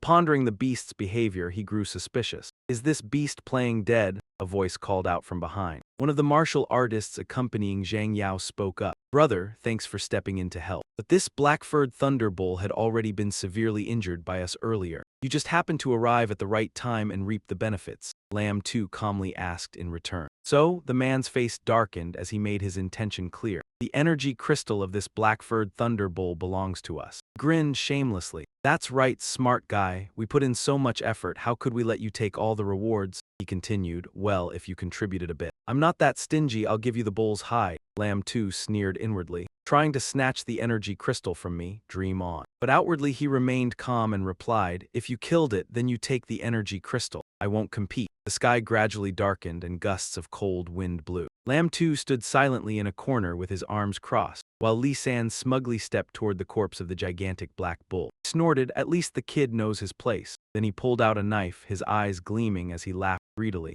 "This is a level 6 energy crystal from a rare evolved beast." Just as the blade was about to stab down, the buffalo suddenly snapped its eyes open, a red glow flaring within its pupils in the still night. The buffalo sprang up, its massive body roaring once and sending Lai Tam flying. Lai Tam glared at it in fury. Perhaps he had angered it. The gigantic buffalo charged straight at him again. Its long horns swept across the object in Lai Tam's hand. He dodged in time, but the knife had already been knocked away. Even his shirt was slashed open across the chest. Lai Tam gritted his teeth and cursed, "Damn it, why isn't it dead yet?" A sound echoed down from above. Startled, the buffalo looked up. At some point, Lamb 2 had leapt into the air, the spear in his hand glowing purple as he unleashed the charged strike. Spear tip, carrying a fierce beam of light, followed the buffalo's downward momentum and pierced straight through its eye, blasting its huge body several meters away. Its body plowed a long trench across the ground, dust billowing everywhere. The system immediately announced that the level 6 black-furred mad buffalo had been slain. 2.2 million experience points gained. Lai Tam's whole body trembled as he touched the tear on his chest, teeth clenched in anger. Lai Tam cursed furiously, "Bastard, you did that on purpose. You knew that buffalo wasn't dead." Tiu Nhuok Thai stood behind Lamb 2, smiling faintly. Folding his arms, he smirked at the enraged man in the distance and said, "You were careless yourself. What does that have to do with me? Who knew whether that beast was dead or not?" Lai Tam's face darkened. He wished he could rush over and strike him immediately, but someone behind him held him back and tried to calm him down. The person said, "Forget it, Lai Tam. Go treat your injuries. That black-furred thunder buffalo really was killed by him." After speaking, he smiled and held up a glowing crystal in front of him,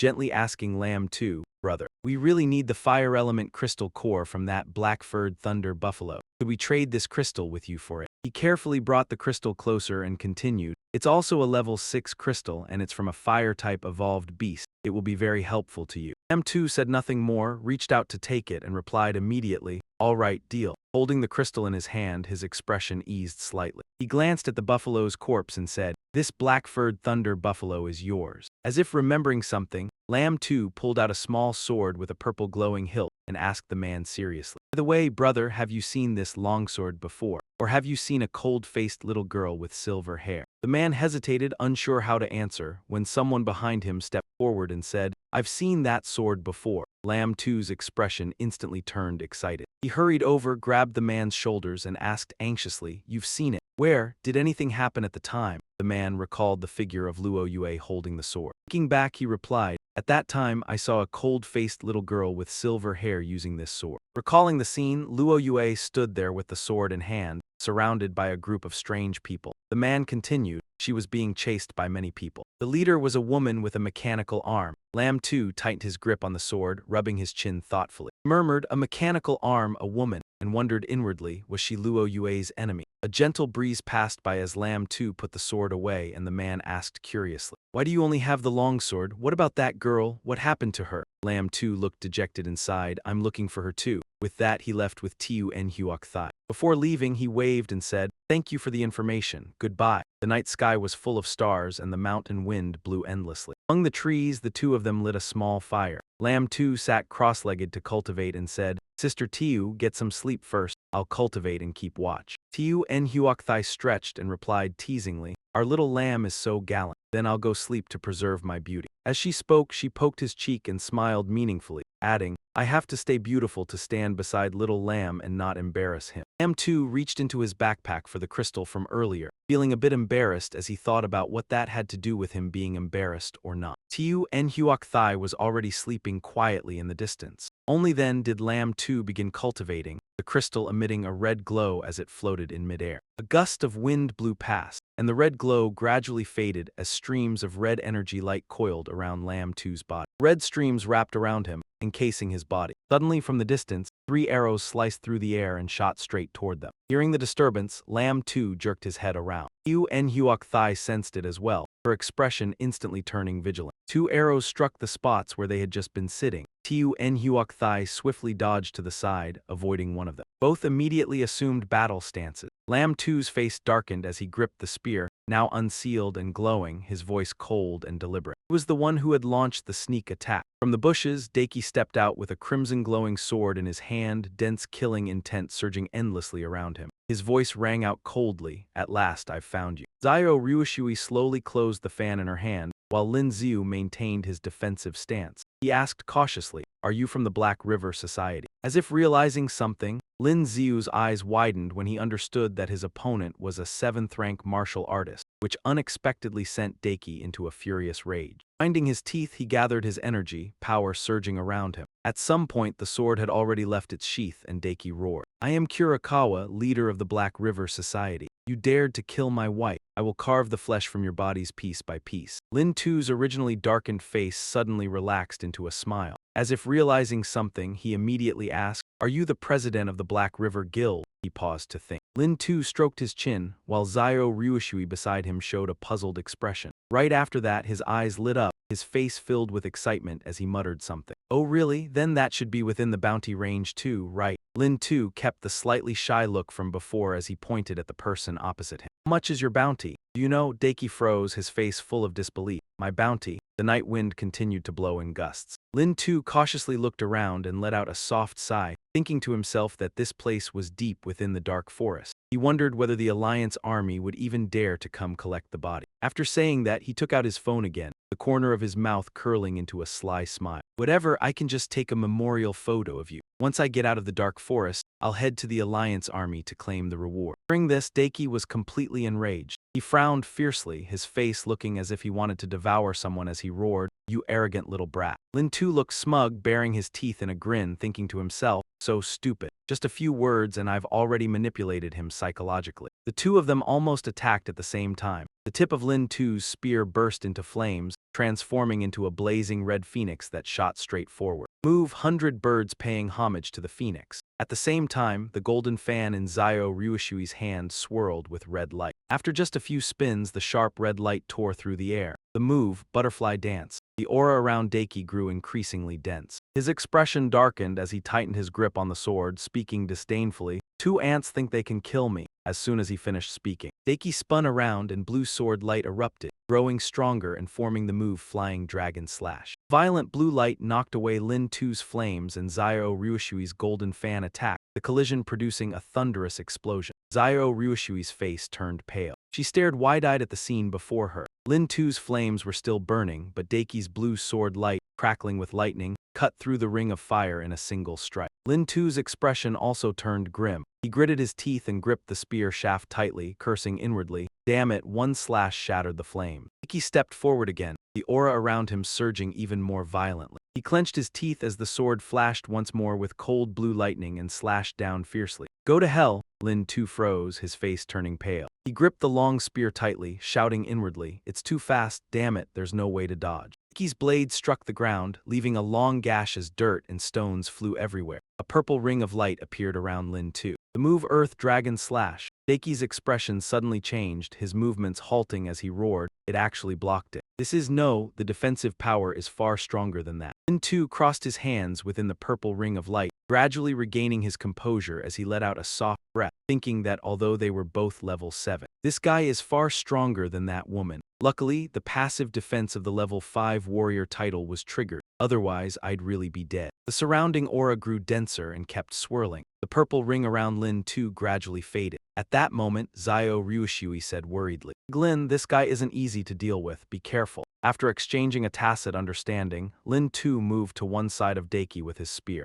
Zio Ryushui blocked the other side. Caught off guard, Daiki looked flustered, thinking how could a level 5 warrior withstand his full force attack. Daiki tightened his grip on the sword and raised it defensively, grinding his teeth as he guessed that this brat must have used some trick that others couldn't see. After preparing himself, Lin Tu immediately made his move, leaping into the air. The spear tip turned into countless afterimages, all twisting within blue light. The spear tips all pointed toward Daiki as he unleashed the move Torrential Pear Blossom Spear. White aura quickly gathered around him as the sword in his hand slashed out 2 streaks of blue lightning. Daiki gritted his teeth. Let's see how many of my strikes you can block. As soon as he finished speaking, countless purple spear tips stabbed down in succession. One of Daiki's sword strikes cut off several spear tips, Flying Dragon Slash again. Daiki's slash grazed Lin Tu, knocking the spear from his hand. His expression changed, brows tightly furrowed, eyes wide in shock. He couldn't help but ask, Nanny. They were all blocked. Where's that cheating defensive trick from earlier? Lin Tu's body in midair was struck by a slash and gradually shattered into fragments, dissolving into the air. It was the mirror clone technique. Only then did Daiki realize. He stared in shock at the disappearing clone and blurted out, another clone. Suddenly, movement came from behind him as another real body formed. Lin Tu held his spear, countless spear tips around him ready to stab down. Alongside the blue lightning appeared sharp shards of ice. Frost Torrential Pear Blossom Spear. Daiki's eyes widened as he couldn't help cursing, damn it, why is it the ice attribute? As soon as the words fell, countless ice crystals poured down like rain. Daiki's sword couldn't cut through them all in time, and the lower half of his body gradually froze solid. He roared in frustration. Just moments ago, that thing clearly had the fire attribute. Now Zio Ryushui made her move, pursing her lips as she sensed a perfect opportunity. He shouted, wasn't it fire attribute just now? Excellent, a perfect chance. Zio Ryushui spun her fan, turning it into a dart. Carrying a streak of red light, it shot forward like lightning as she unleashed the butterfly dance technique. The razor-sharp fan flew relentlessly toward Daiki, its crimson blade slashing straight at his hand, making him scream again, this fan blade. He roared angrily, damn it, you 2 little ants actually dare to injure me. Daiki went mad, veins bulging across his face, eyes bloodshot as he bellowed, die. He swung his sword, creating a cold blue arc of light that shot straight toward Lin Ziu. A red X mark appeared in midair. The powerful slash struck its target, and as the clone dissipated, the original body was reactivated. Lin Ziu, who had been running behind, was suddenly caught up to by Daiki. Daiki turned back and snorted coldly. I knew long ago that was a clone. Narrowing his eyes with a sharp glare, he continued, you think the same trick can fool me twice? Another red X appeared. Daiki slashed 2 sword strikes straight toward Lin Ziu in front of him. Red X latched onto Lin Ziu as blue sword light wrapped around his body. Lin Ziu cried out, how is that possible? Daiki grew smug. He sneered and pointed at Lin Ziu. Brat, go to hell. Suddenly, the figure above dissolved into purple smoke. The clone had been activated. Surrounding space shifted, dust swirling everywhere. Daiki's expression turned confused and unsettled. Still a clone. He exclaimed in shock, what kind of martial technique is this? How can he split into clones twice in a row? The area glowed crimson and he could hardly believe it. Startled, Daiki stepped back as everything around him turned red and shattered into fragments. He thought to himself, Another illusion. The situation ahead looked extremely dire. Lin Xiu emerged within the dense red aura, his eyes crimson, looking like a knight in mighty armor radiating overwhelming power. Unleash the Heaven Dragon shatters the city technique, turning Daki's face pale. Frowning, his pupils contracted. What move is this? It's so powerful. Daki reacted swiftly, raising his sword toward the sky. A surge of intense purple light swirled around him, forming a massive coiling dragon. The diamond technique, displaying Daki's imposing might. Said confidently, no matter how strong this move is, how could a mere level 5 warrior defeat me? He drew his sword and slashed out a streak of blue light. The dragon lunged at the same time. The black dragon collided with it, the two forces crashing together midair and creating a tremendous shockwave. In the sky, a vortex of energy exploded, sending rocks flying everywhere. Iki was forced backward, his feet dragging across the ground. Lin Xiu could not hold his footing and was blasted far away. Zio Ryushui's face darkened, her eyes wide as she called out, "Brother Lin, are you all right?" Lin Xiu was thrown far into the distance. Lin Xiu slammed into the ground, stones scattering everywhere. He coughed up blood and struggled to sit up, clutching his abdomen. Through the pain, he sighed in admiration. As expected of a level 7 warrior, he handled Heaven Dragon shatters the city so easily. Seeing his opponent stand up, Daki stepped forward with a smirk. He said, "For trash like you to die under my diamond martial skill is your honor." Lin Xiu sneered, spitting out a small mouthful of blood. "You can keep that honor." He secretly breathed a sigh of relief. Fortunately, with the rage skill freezing time, he reached out and felt over his body to assess himself. He activated the rage state, going all out, determined to seriously injure the old man even if he could not kill him. Each wound emitted light. Gritting his teeth, Lin Xiu prepared to activate rage once more for a final decisive battle. The wind continued to howl when a voice suddenly sounded from behind him, drawing his attention. "Oh, are you looking for this sword?" Lin Xiu and Daki both looked up at once. On guard, Lin Xiu demanded, "Who is it? Show yourself." A figure descended lightly from above. The person said nothing and picked up the sword Lin Xiu had placed beside his backpack. Lin Xiu's face instantly filled with anger. He reached out furiously. "Damn it, that sword is mine, give it back." Daki looked slightly confused and said irritably, "Who the hell are you? Don't interfere in my business." The distant figure appeared blurry as a voice echoed through the air. "Answer me." In less than a second, Luo Huanshan appeared before Lin Xiu holding the sword and asked with a smile, "Where did you find this sword?" Losing patience, Lin Xiu raised his spear and swung it. "Take your filthy hand off it." The spear that was about to strike was stopped by an outstretched arm. Lach Huo Tian still kept his calm demeanor, using the spear's shaft to pull Lam Tu closer. Despite Lam Tu showing clear disbelief, Lach Huo Tian still wore a teasing smile. "Earlier, when that Japanese guy beat you up so badly, I didn't see you get this angry." Lam Tu widened his eyes, his eyelids twitching uncontrollably, gritting his teeth in anger as he realized that Lach Huo Tian had been able to block his spear with his bare hand. Lach Huo Tian lifted the sword in his hand and examined it carefully, muttering to himself, "It seems like this sword is really important to you, huh?" Seeing the two people behind leaning in close to whisper to each other, Daki, from afar, began to think things through in his mind. This strange guy is really strong. Why does it feel like they know each other? He rubbed his chin, his face darkening. It seemed he had realized something, and Daki began to feel uneasy. "No, if that guy is really here to help, then I'm definitely going to lose." The moment he finished thinking, he immediately swung his sword, deciding to strike first and seize the upper hand. The blade carried the might of a great dragon. A beam of light surged with violent power, showing no mercy as it shot straight toward How Long.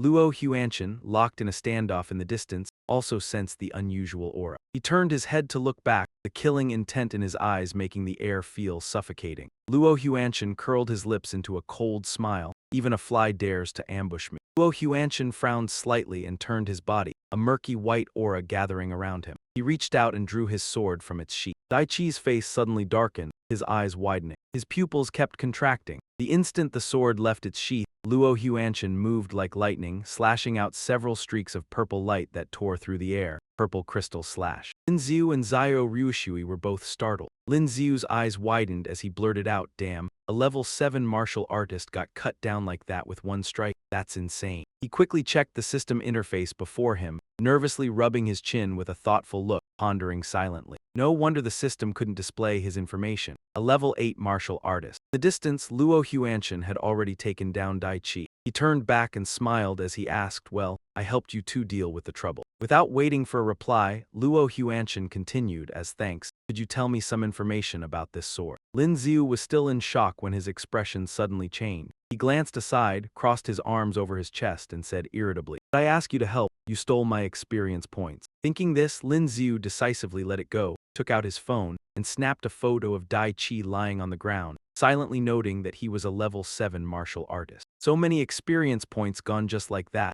Luo Huanshan stood at a distance, looking puzzled. He scratched his head and pointed at the corpse on the ground, asking, "What are you doing?" Lin Xiu continued operating his phone without looking up. This guy is an A-level wanted criminal. Lin Xiu stood up, his eyes gleaming at the thought of money. He said excitedly while looking at his phone, "There's no signal here, so I'll take the photo first. Once we get out, I'll find the alliance and claim the reward." Luo Huanshan's eyes widened. He rubbed his head and muttered, "You're really a strange guy." Doubts began to arise in his heart. "I'm the one who killed him, so the reward should be mine, right?" Suddenly remembering something, Luo Huanshan stepped closer to Lin Xiu. "If I'm not mistaken, you must be Lin Xiu from Sacred Domain Academy, right?" Zio Ryushui in the distance also turned her attention over. Lin Xiu immediately became wary, his gaze turning cold as he asked, "How do you know my name? We've never met." Luo Huanshan held the sword emitting purple light in his hand, recalling Luo Yue's figure, and replied with a smirk, "The owner of this sword told me." Lin Xiu suddenly went pale, frowning as he pointed at him in shock. "Luo Yue told you." "No, Luo Yue." Luo Huanshan cleared his throat lightly and smiled with ease as he introduced himself. "My name is Huanshan. Luo Yue is my younger sister." Hearing this, Lin Xiu finally understood. His eyes widened as he stammered, "So you're my brother-in-law?" "Ah, no." Zio Ryushui immediately crossed her arms, looking displeased. Lin Xiu quickly composed himself, stepped forward, and shook Luo Huanshan's hand with a warm smile. "So your brother Luo Huanshan, now that I look at it. You and Luo Yue do resemble each other a bit." After speaking, he laughed awkwardly and scratched his head. But Luo Yue never mentioned that she had an older brother. "Are you here to find her too?" After the introductions, the atmosphere became more relaxed. Luo Huanshan frankly explained the reason. "I originally went to Sacred Domain Academy to look for her. I heard she entered the dark forest alone, so I hurried here to find her." Lin Xiu looked down, scratched his head, sighed wearily, and said, "I heard from some martial artists that Luo Yue ran into an enemy and was being hunted. It seems to be a woman with mechanical arms." Luo Huanshan looked surprised upon hearing this. He rubbed his chin thoughtfully and muttered, "A woman with mechanical arms? Luo Yue has such an enemy." Hearing that, Lin Xiu grew anxious and pointed at Luo Huanshan. "Aren't you Luo Yue's brother? You don't even know your own sister's enemy." Luo Huanshan looked slightly embarrassed, lowering his voice. "Well, I've always been cultivating outside and rarely return home." To change the subject, Luo Huanshan stepped forward, slung an arm over Lin Xiu's shoulder and pointed at himself with his thumb. "You're here to find her too. Let's go together. With me here, I guarantee no one will dare touch you." Lin Xiu asked awkwardly, "Do you know where Luo Yue is?" Luo Huanshan shrugged casually. "No idea, but with my sister's personality, if she wants to shake off her enemy, she'll definitely stir up trouble." Hearing this, Lin Xiu took a startled step back. Luo Huanshan gestured animatedly as he continued, "So she will surely head to wherever martial artists are gathering." "In the dark forest right now, where are the most martial artists gathered?" After hearing this, Lin Xiu was shocked and shouted loudly, "I mean, Luo Yue might be like the others, and is very likely at the Ice Lotus Flame." After he finished speaking, Lam too slowly calmed down and suddenly realized something. Helplessly, he pointed at the man in front of him. "But how do you know where the Ice Lotus Flame is?" Lac Hoa Thien didn't answer. He simply reached into his pocket and slowly took something out. He pulled out a medium blue panel about the size of his palm and raised it excitedly. "Look, I have a tracker for the Ice Lotus Flame." For a moment, Lam too didn't know what to say. Thought about it, utterly speechless. "Hey, are you really here to find Lac and Gaiet, or are you here to find the Ice Lotus Flame?" Lac Hoa Thien seemed not to care at all about the other man's constantly changing expression. He casually slung an arm over his shoulder.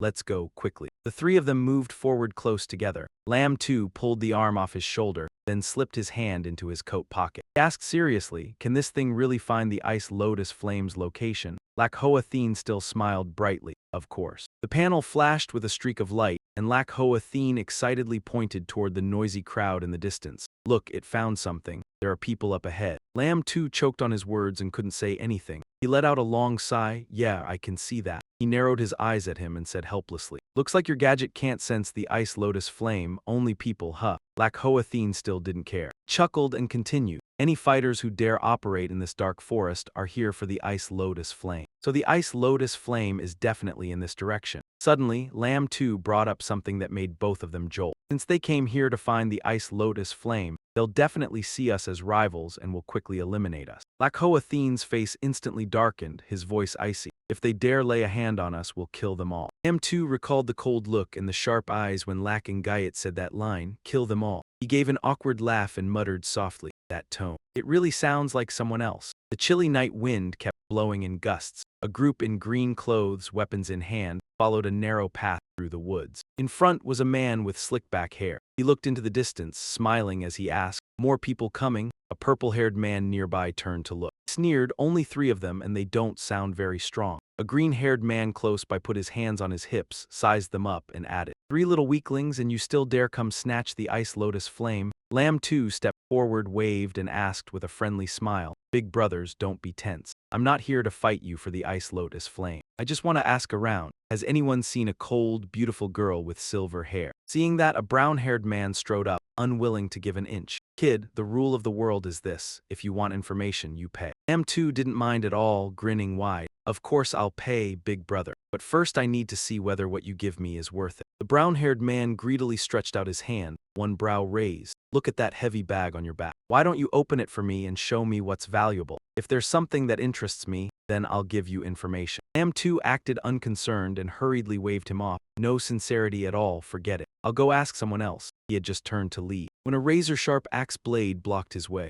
The brown-haired man looked crafty, his eyes lit up, his brows knit tight, and he growled, brat. You bothered me and still think you can walk away? Lamb 2's face sank too. He gripped a spear glowing with purple light and curled his lips. Then what, you want to invite me to dinner? As soon as he finished, his hand snapped out. The spear, wrapped in purple light, tore through the air and thrust straight at the man. The brown-haired man froze for a split second but quickly raised his axe to block the spearhead. Struggling, he shouted, too fast, how is he that fast? Right after that, the spear swept lightly, and both the brown-haired man and his axe were knocked flying backward. The green-haired and purple-haired men in the distance put their hands on their hips and burst out laughing. Tam, can you handle it or not? You can't even deal with a rank 5 kid. Mocked like that, a Tam flew into a rage. He pointed straight at Lamb 2 and roared, it's this guy who's playing dirty. With that, he gripped the axe handle tightly and stood up. His face darkened as a white aura gathered around him. A Tam ground out, you damn brat. This time it won't be something low-level you can settle. The moment he finished, he went berserk and charged, hacking the axe straight down at Lamb 2. He opened his mouth wide and bellowed, put that bag on your back down. The green-haired and purple-haired men held their weapons and watched the fight with interest. In the distance, 2 streams of purple and blue light kept crashing into each other, producing rapid, heavy impacts. Only then did Lakhoa Theen walk closer. Watching the repeated collisions of power, he smacked his lips in amazement. Even though this kid is only rank 5, he can go toe-to-toe with a rank 6 fighter. He folded his arms and watched with interest, a proud smile curling at his lips. Not bad, Lakangayat has a good eye. Tu Nhuok Thai walked over from afar and seeing this, asked in confusion, you're not going over to help? She crossed her arms over her chest, her gaze probing as she asked, didn't you say earlier that with you here, no one would dare cause trouble for us? Luo Huanshan spread his hands and replied leisurely, did he ever tell me to step in? Besides, I can tell that Lin Xiu isn't the type to suffer a loss. After speaking, he lifted his hand to stroke his chin and looked Zio Ryushui up and down. Luo Huanshan curled his lips slightly and asked, by the way, what are you to Lin Xiu? Why do you keep following that kid around? Oh, I see, you've taken a liking to that brat too. Are you my sister's love rival? Struck at her sore spot,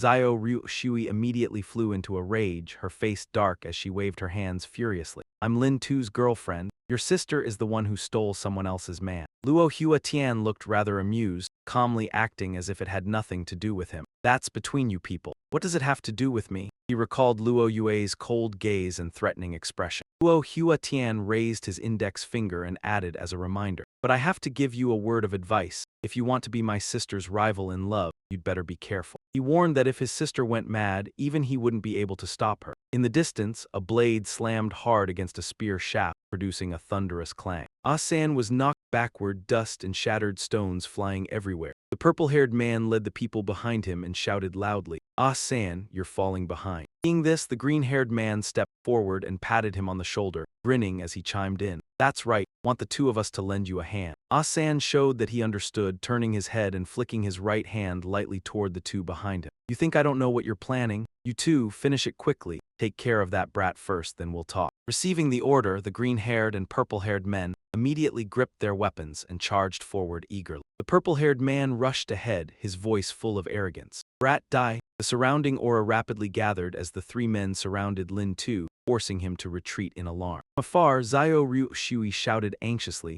furious that a group of level 6 fighters would gang up on a level 5. She already held her golden fan, ready to act. Seeing that the person beside her still hadn't moved, she asked in confusion, "Hey, are you just going to stand there and watch your sister's husband get killed?" Luo Huatian frowned slightly, hands on his hips, his gaze helplessly drifting elsewhere. He gave a faint smile and replied that he had thought the kid looked steady and experienced, so he planned to keep watching, but since he was the brother-in-law, he had no choice but to step in. He seemed as steady as an old hand, so I was going to watch a bit longer. "Oh well, who told me I'm his brother-in-law?" Zhao Ryu Shui said nothing more. She turned and channeled a stream of red energy into her fan, causing two golden fans to spin like sharp flying blades as they shot forward. She unleashed the butterfly dance technique, while the purple-haired man, preparing to strike, suddenly noticed the disturbance from afar. Two golden fans whirled toward him like saw blades. The purple-haired man curled his lips into a smile and raised his staff horizontally with both hands to block midair. The two fans were knocked back. Zhao Ryu Shui caught them with a lift of her hand, raising one high as red energy gradually condensed around it. Her voice was filled with irritation. "A bunch of people bullying one kid, are we invisible to you too?" The purple-haired man's face flushed red. He licked his lips suggestively and spoke crudely.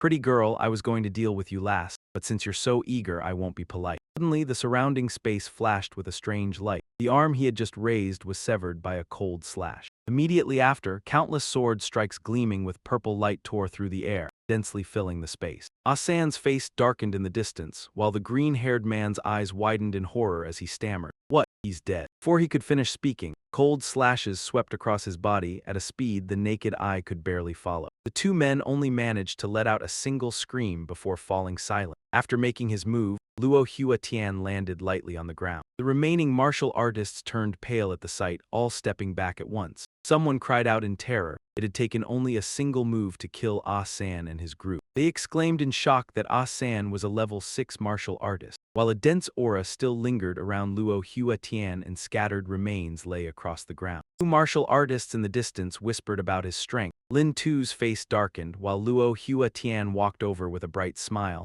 "No need to thank me. It was nothing." Lin Tu looked extremely displeased, glaring and biting his lip as killing intent spread from him. Inside, he fumed at having his reward stolen. "I really should thank you, huh? You stole my reward. That was a level 6 martial artist, a whole pile of experience points." Luo Huatian's expression turned cold as he beckoned to the remaining martial artists, asking disdainfully whether they wanted to fight him 1 against 12 or prefer a group attack. From the crowd, a bearded man who looked somewhat older stepped forward to mediate. "Senior, those three were the ones who didn't know their place and offended you." He added that they had already been killed, and everything in their backpacks now belonged to him as spoils of war. Hearing this, the others immediately threw their backpacks to the ground. The man continued to plead, "We acted against you without thinking. Please, senior, be magnanimous and spare us." Luo Huatian looked at him in surprise, then quickly smiled in approval. "Oh, you do know what's good for you." After saying that, he turned and pointed behind him, ordering Lin Tu to collect the 3 backpacks. Lin Tu responded cheerfully. "Lin Tu, go bring those 3 backpacks over here." "Yes, boss." He walked toward the pile of backpacks with a broad smile, thinking to himself that although he hadn't gained experience points, getting exotic crystals wasn't bad either. After taking the items, Luo Huatian turned to leave. He smiled and waved, declaring that he would not pursue the matter out of respect for the other party. "For your sake, I won't pursue this any further. Goodbye." The man stood still, watching their figures recede with a thoughtful expression, when a martial artist behind him stepped forward and cautiously asked. He argued that at most the opponent was only at peak level 7. and they also had a level 7 fighter in superior numbers. The man called Old Wang explained in a low voice that the aura just now was far from that of an ordinary level 7. He had clearly felt a pressure far beyond imagination. He warned those behind him not to invite disaster for the sake of a bit of profit. If they truly fought, all of them might lose their lives here. Hearing this, everyone fell silent. No one dared mention pursuit again. They quietly packed up and quickly left this place reeking of blood. Old Wang frowned, his expression displeased. He turned back, startling the other person. He asked, "Didn't you notice the killing intent that guy was giving off? Even though he tried to restrain it, I could still feel the intense killing intent. I keep thinking about Luo Huanshan standing atop a mountain of bones." Dense aura surrounded him, the space stained red with blood. Old Wang continued, "That is killing intent condensed in the sea of blood of True Corpse Mountain. If we make a move, we'll all die without exception." The moon and stars shone brightly in the night sky. The mountains were silent as three figures walked along. Luo Huanshan slipped his hand into his pocket and spoke first. "This kid's not bad, standing up to a bunch of level 6 and level 5 fighters and still daring to face them. You've got guts, I admire that." He paused. Looking at Lin too, he continued, "As for the belongings of those unlucky fellows, you guys can split them." "I'm not interested." Lin too smiled with narrowed eyes and replied, "Thanks, brother." With that, he quickly ran off. As the backpack hit the ground, multicolored crystals spilled out. A gust of wind blew past, and Luo Huanshan stood at a distance, sneering. But still too weak. Lin too, who was picking up the crystals into his bag, froze and turned to look at the two siblings. He recalled Luo Yue's indifferent expression when she crossed her arms and sneered, "You're still too weak." Lin too thought to himself, what an arrogant person. Luo Huanshan's expression suddenly darkened. He turned back warily, gripping the hilt of his sword and drawing it. He spun swiftly, a razor-sharp slash cutting straight ahead. The giant bee was instantly sent flying, half its body severed as it fell to the ground. Luo Huanshan slowly approached. Lin too was startled. Seeing this, he could hardly believe it. "You killed a level 7, one of the rare creatures in the dark forest." Looking at Luo Huanshan, Lin too asked in surprise, "How did you detect it?" Luo Huanshan sheathed his sword and replied calmly without turning around. "Killing intent." He recalled how the bee flew in, carrying killing intent that spread all around. Luo Huanshan said seriously, "When it attacked, I could sense its killing intent." Images of sharp sword strikes cutting down several martial artists flashed through his mind. Luo Huanshan turned pale and closed his eyes. He whispered, "Including those earlier and the 3 martial artists just now. When they attacked, their killing intent was already locked onto by me." Lin too and the person in the distance were both astonished. Lin too scratched his head in confusion. "Killing intent, that invisible aura drifting in the air, you can sense and pinpoint it too." "That's right." Lin too was still filled with surprise. Behind Luo Huanshan, it seemed as if there stood a mountain of bone. The space was crimson like blood. His eyes suddenly gleamed with a wild expression as he spread his arms and said, "This kind of instinct can only be forged in a sea of blood." Standing atop a mountain of bones, the air seemed to freeze. He bared his teeth in a baffling grin. "You can't feel it. Maybe you just haven't killed enough people." In the blink of an eye, Luo Huanshan regained his cheerful expression. Luo Yue can also sense other people's killing intent, so she can make predictions in advance. But she hasn't killed as many people as I have, so she's a little inferior to me. Lin too recalled Luo Yue's cold expression. He turned and slashed with a sharp stroke of her sword. Lin too muttered, "Luo Yue is so decisive because she can sense the opponent's killing intent." Remembering Luo Yue holding her sword with a look as if she wanted to fight, Lin too turned pale. Stroking his chin, he wondered, could it not just be because she has a hot temper? Does she really chop off heads just because of a disagreement? Luo Huanshan flushed and scratched his face awkwardly as he admitted, "Yeah, that girl does have a bit of a fiery temper." Steps came from ahead. Someone running on the ground shouted loudly to the two people leaping through the air. "Old County has confirmed the location of the Lion Gang." Someone in the air replied, "Hurry, it's the mountain peak up ahead." The three turned around. Luo Huanshan exclaimed in surprise, "What did I just hear?" "Lion Gang has appeared." Lin too frowned, stroking his chin thoughtfully. Seeing their urgency, he said, "It must be true." Luo Huanshan looked at the electronic panel. An arrow appeared at the center, pointing forward. He exclaimed, "The device is reacting. The needle is pointing toward the martial artists." He put away the electronic panel and left the two behind, sprinting ahead. "Let's go, we should go too." Lin too's expression darkened. Together with Xiao Ryushui, he quickly chased after him. Lin too thought to himself, "So excited, and he says it's not because of the Lion Gang." Under the moonlight, everything became still. In the midst of the dense forest stood a massive cliff, surrounded by drifting clouds. A trembling hand clung to the cliff face as a red-haired man struggled to climb up. The three caught up, and Luo Huanshan glanced at the panel and spoke. "This is the place." He put the sign away, his face set with determination, then lifted his gaze to the steep cliff ahead and climbed up the mountainside. Above was likely the continuous ice lake. Edging on his words, Luo Huanshan placed a hand on the ground. The air thickened, gathering along with a current of violet electricity, and Luo Huanshan pressed his lips together. "The little brat at level 5. I'm not waiting for you lot anymore." As soon as he finished speaking, he gently activated the mechanism. Instantly, beams of light flashed across the rock walls. Luo Huanshan swiftly moved closer to a position near the summit. Luo Huanshan executed Immortal Step and shot upward. Lin too folded his arms, raised an eyebrow to observe, then shouted irritably, "So what if your rank is high?" He placed his hand on the ground. 2 arcs of electricity began to flicker around him. "Let me show you what this brother-in-law can do." Zio Ryushui was startled to see Lin too, his eyes blazing red, rapidly catching up to Luo Huanshan with blink step and snow treading without trace.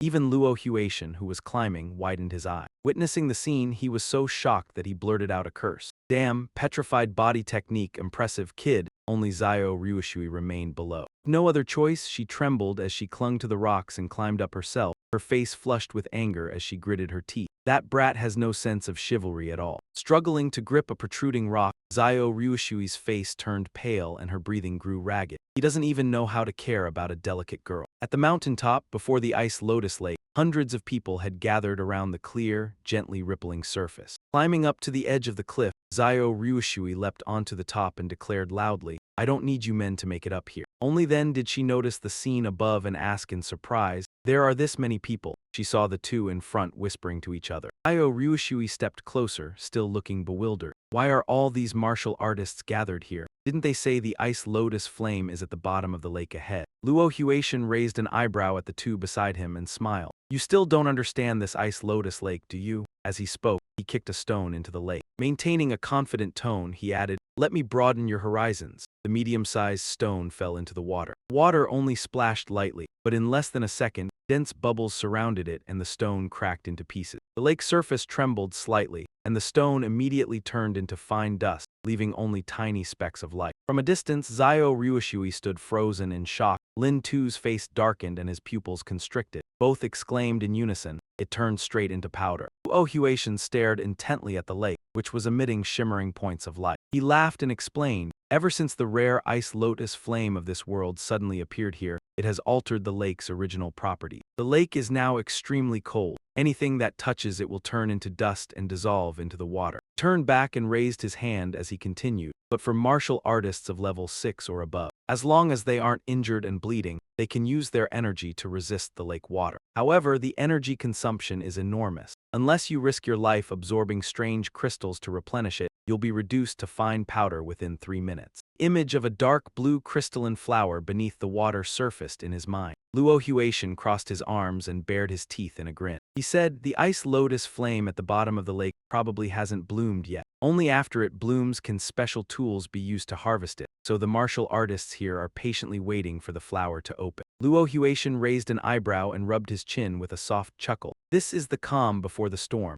Lin too shaded his eyes and looked around in search. After observing for a while and seeing no one, he muttered, "I don't see Luo Yue anywhere. Didn't you say Luo Yue might appear here?" Luo Huanshan rolled his eyes, slightly guilty yet shrugging casually. "I said it was possible, not certain." Suddenly the lake's surface churned violently, and strings of bubbles rose from the center. Lin too dropped to one knee to observe. Sensing something unusual, he cried out in alarm, "The water in the lake is changing." Luo Huanshan seemed to have anticipated it. Without stepping closer, he calmly stood at a distance and warned, "If I were you, I'd stay a bit farther from the lake." The water suddenly erupted as 4 snakes with bodies made of skeletal segments shot upward, their golden eyes blazing and mouths wide open to reveal sharp fangs. The system immediately displayed information. Level 6 Evolved Beast, Ice Lotus Snake. Trait: after absorbing the energy of the Ice Lotus flame, it evolves into a venomous snake. Its venom can reduce hunters to fine powder. A cold wind swept by. Lin too turned pale, his eyes wide and pupils contracted. Stepped back abruptly and shouted in horror, "Level 6 Ice Lotus Snake." Then he immediately moved to shield Zio Ryushui and warned carefully, "Get back, this snake is highly venomous." Hearing that, Luo Huatian glanced at Lin too with approval. Oh, this kid knows quite a bit. Suddenly one snake lunged forward and bit the arm of a nearby man, causing him to cry out in shock. Smoke quickly rose from the bite wound as the arm was gradually corroded. The man, pale with pain, shouted to the blade wielder beside him, "Quick, cut off that arm." The other person immediately swung his blade hard at the spot where the snake had bit. The severed arm evaporated as soon as it hit the ground. The man choked out in agony. "It hurts, my arm." The remaining 3 snakes immediately slithered over. They surrounded the blade wielder. He retreated in panic, repeatedly shouting, "Fall back." Someone in the distance cried out in terror, "Don't let the snakes bite you." The moment he finished speaking, a snake shot forward and sank its fangs straight into his thigh. His face turned pale as he screamed in panic, "Help! Somebody save me." Luo Huatian curled his lips into a faint smile, then turned to look at the 2 people behind him. "See, even standing on the shore doesn't mean you're safe." The poison of the ice lotus snake shared the same attribute as the frozen lake. The water began bubbling again, this time with 2 or 3 times more foam than before. "Fall back."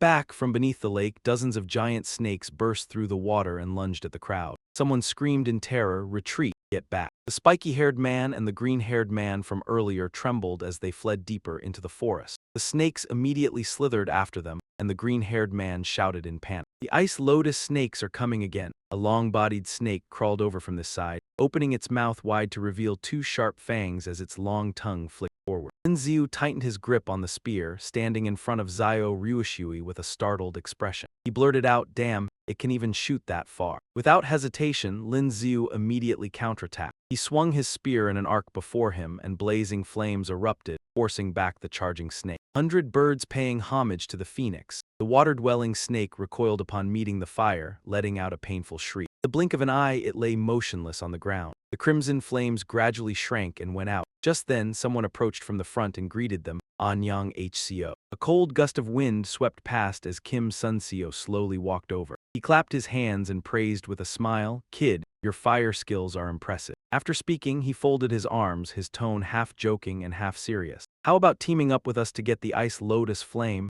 Lin Xiu's expression darkened slightly as he quickly refused. "Sorry, I already have a team." Hearing that, Kim Sun-seo looked displeased. He stepped closer, lightly nudged Lin Xiu's shoulder and pointed into the distance. His eyes remained fixed on him as he mocked, "There are only 3 of you, and just one of you is level 7. You're too weak, look over there. Those people are watching you like tigers stalking prey. Seems like they've got bad intentions." Hearing this, Lin Xiu looked in that direction and saw Old Wang's group staring over with killing intent radiating from them. He asked, "You mean those guys?" Crossed his arms and turned around, narrowing his eyes as he sized them up once more before continuing. "Earlier, we killed 3 of them. Those worms didn't even dare to make a move. Why would we be afraid of them?" Kim Sun-seo also glanced at Old Wang's group. He bared his teeth in a grin. "Looks like they've found a few pretty strong helpers." Soon after, he switched back to a friendly expression. Kim Sun-seo casually placed a hand on Lin Xiu's shoulder and leaned in, still unwilling to give up. "So think it over. Shouldn't you let us join? If you use your fire skills to help us deal with the ice lotus snakes, once we get the ice lotus flame, you'll get your share." Lin Xiu turned and brushed his hand away, his face impatient. "Forget teaming up. If they dare to make a move, let them come." Seeing that persuasion failed, Kim Sun-seo immediately changed his expression. The moment his sword left its sheath, dense energy gathered around it, glowing with a bright orange light. His face darkened as he sneered, "Fine, since you refuse." Lin Xiu instantly sensed the killing intent from the man beside him. He turned around warily. Kim Sun-seo gritted his teeth and slashed downward, the orange light crashing forward. Caught off guard, Lin Xiu hurriedly raised his spear to block as the other man spat out each word, "Then you're my enemy. Die." Lin Xiu stepped 1 foot back to steady himself. He held his spear in front of him as powerful sword strikes rained down one after another, producing a continuous, grating clang. His face flushed from the strain, and only with great difficulty did he find a chance to retreat. Lin Xiu muttered, "So you're in the same group as them after all, level 7 warrior Kim Sun-seo. You were planning to sneak attack me while I wasn't paying attention." A dignified level 7 warrior playing dirty like this. System panel in the distance now displayed his information. Kim Sun-seo, level 7 warrior. Kim Sun-seo gritted his teeth, his expression growing even more furious. "How do you know my name?"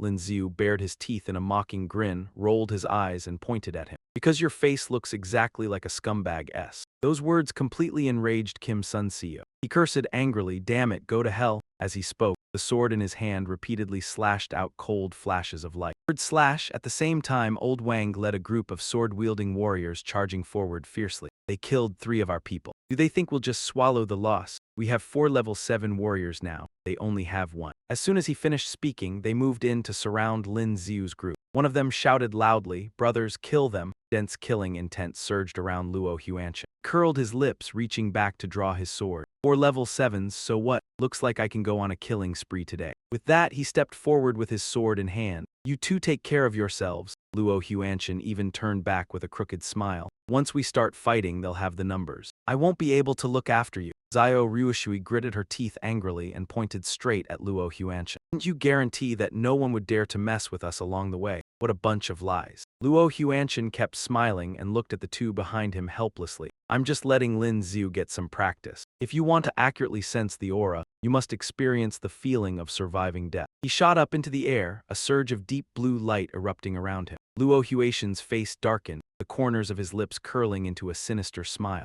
Lin Xiu, kill every enemy who possesses an aura along with that brat. Lam Tu gritted his teeth in fury and charged forward alongside Tiu Da Thought. If it's killing, then kill, charge. 3 of them joined forces, 3 surging streams of power crashing straight into the encirclement of martial artists. Their auras quickly spread everywhere, streaks of force flashing one after another. From afar, Kim Sun Seo finally spoke, pointing at Lam Tu. Brat, you're the weakest, I'll deal with you first. Sweat dotted Lam Tu's face. He tightened his grip on the spear in his hand, gritting his teeth as he thought that this guy was only at early stage 7. But even so, he wasn't someone a mere stage 5 like himself could easily resist. If he didn't use his rage skill, he couldn't be sure of victory. Kim Sun Seo went berserk with his sword thrusts, each strike accompanied by a powerful orange glow. Lam Tu used the shaft of his spear to block every blow. He was forced back again and again, his expression tense, thinking that he still hadn't found Luo Yue and couldn't reveal his final trump card yet. That man treated him like a soft target, clearly underestimating him. Though at a disadvantage, he carefully observed the opponent's sword path. In his mind, he had already calculated that he had to strike unexpectedly. Meanwhile, snakes kept rising from the surface of the water. The 2 people by the shore and the crowd around them erupted in panic. The ice lotus snakes are here again. Everyone back up, back up. As the crowd scattered to both sides, only Kim Sun Seo remained at the edge of the lake. As if sensing something, he suddenly stopped. Startled, he turned his head. At some point, an ice lotus snake had already crawled onto the shore and was slowly slithering toward him. His face turned pale as he jumped in shock. Damn it, why is an ice lotus snake here? Without thinking, he rushed straight toward Lam Tu with all his strength. Brat, at least your death will have some meaning. Kim Sun Seo retreated, grabbed Lam Tu by the shoulder and shoved him forward. Be my shield. Caught off guard, Lam Tu tried to break free from his grip. Despicable. At that moment, a snake shot up from the water. As it neared Lam Tu, his body instantly dissolved into a stream of purple mist. It was a clone. Kim Sun Seo's eyes widened. His pupils contracted as he roared through clenched teeth. A clone, that brat dared to trick me. As soon as he finished speaking, he thrust his hand forward, orange light forming a shield that covered his entire body. Kim Sun Seo smirked smugly, his face full of arrogance as he watched the snake repeatedly slam into his defense. You think a tiny snake can break my defense? A figure suddenly appeared behind him, startling Kim Sun Seo. Lam Tu leapt out with his spear. What about adding me?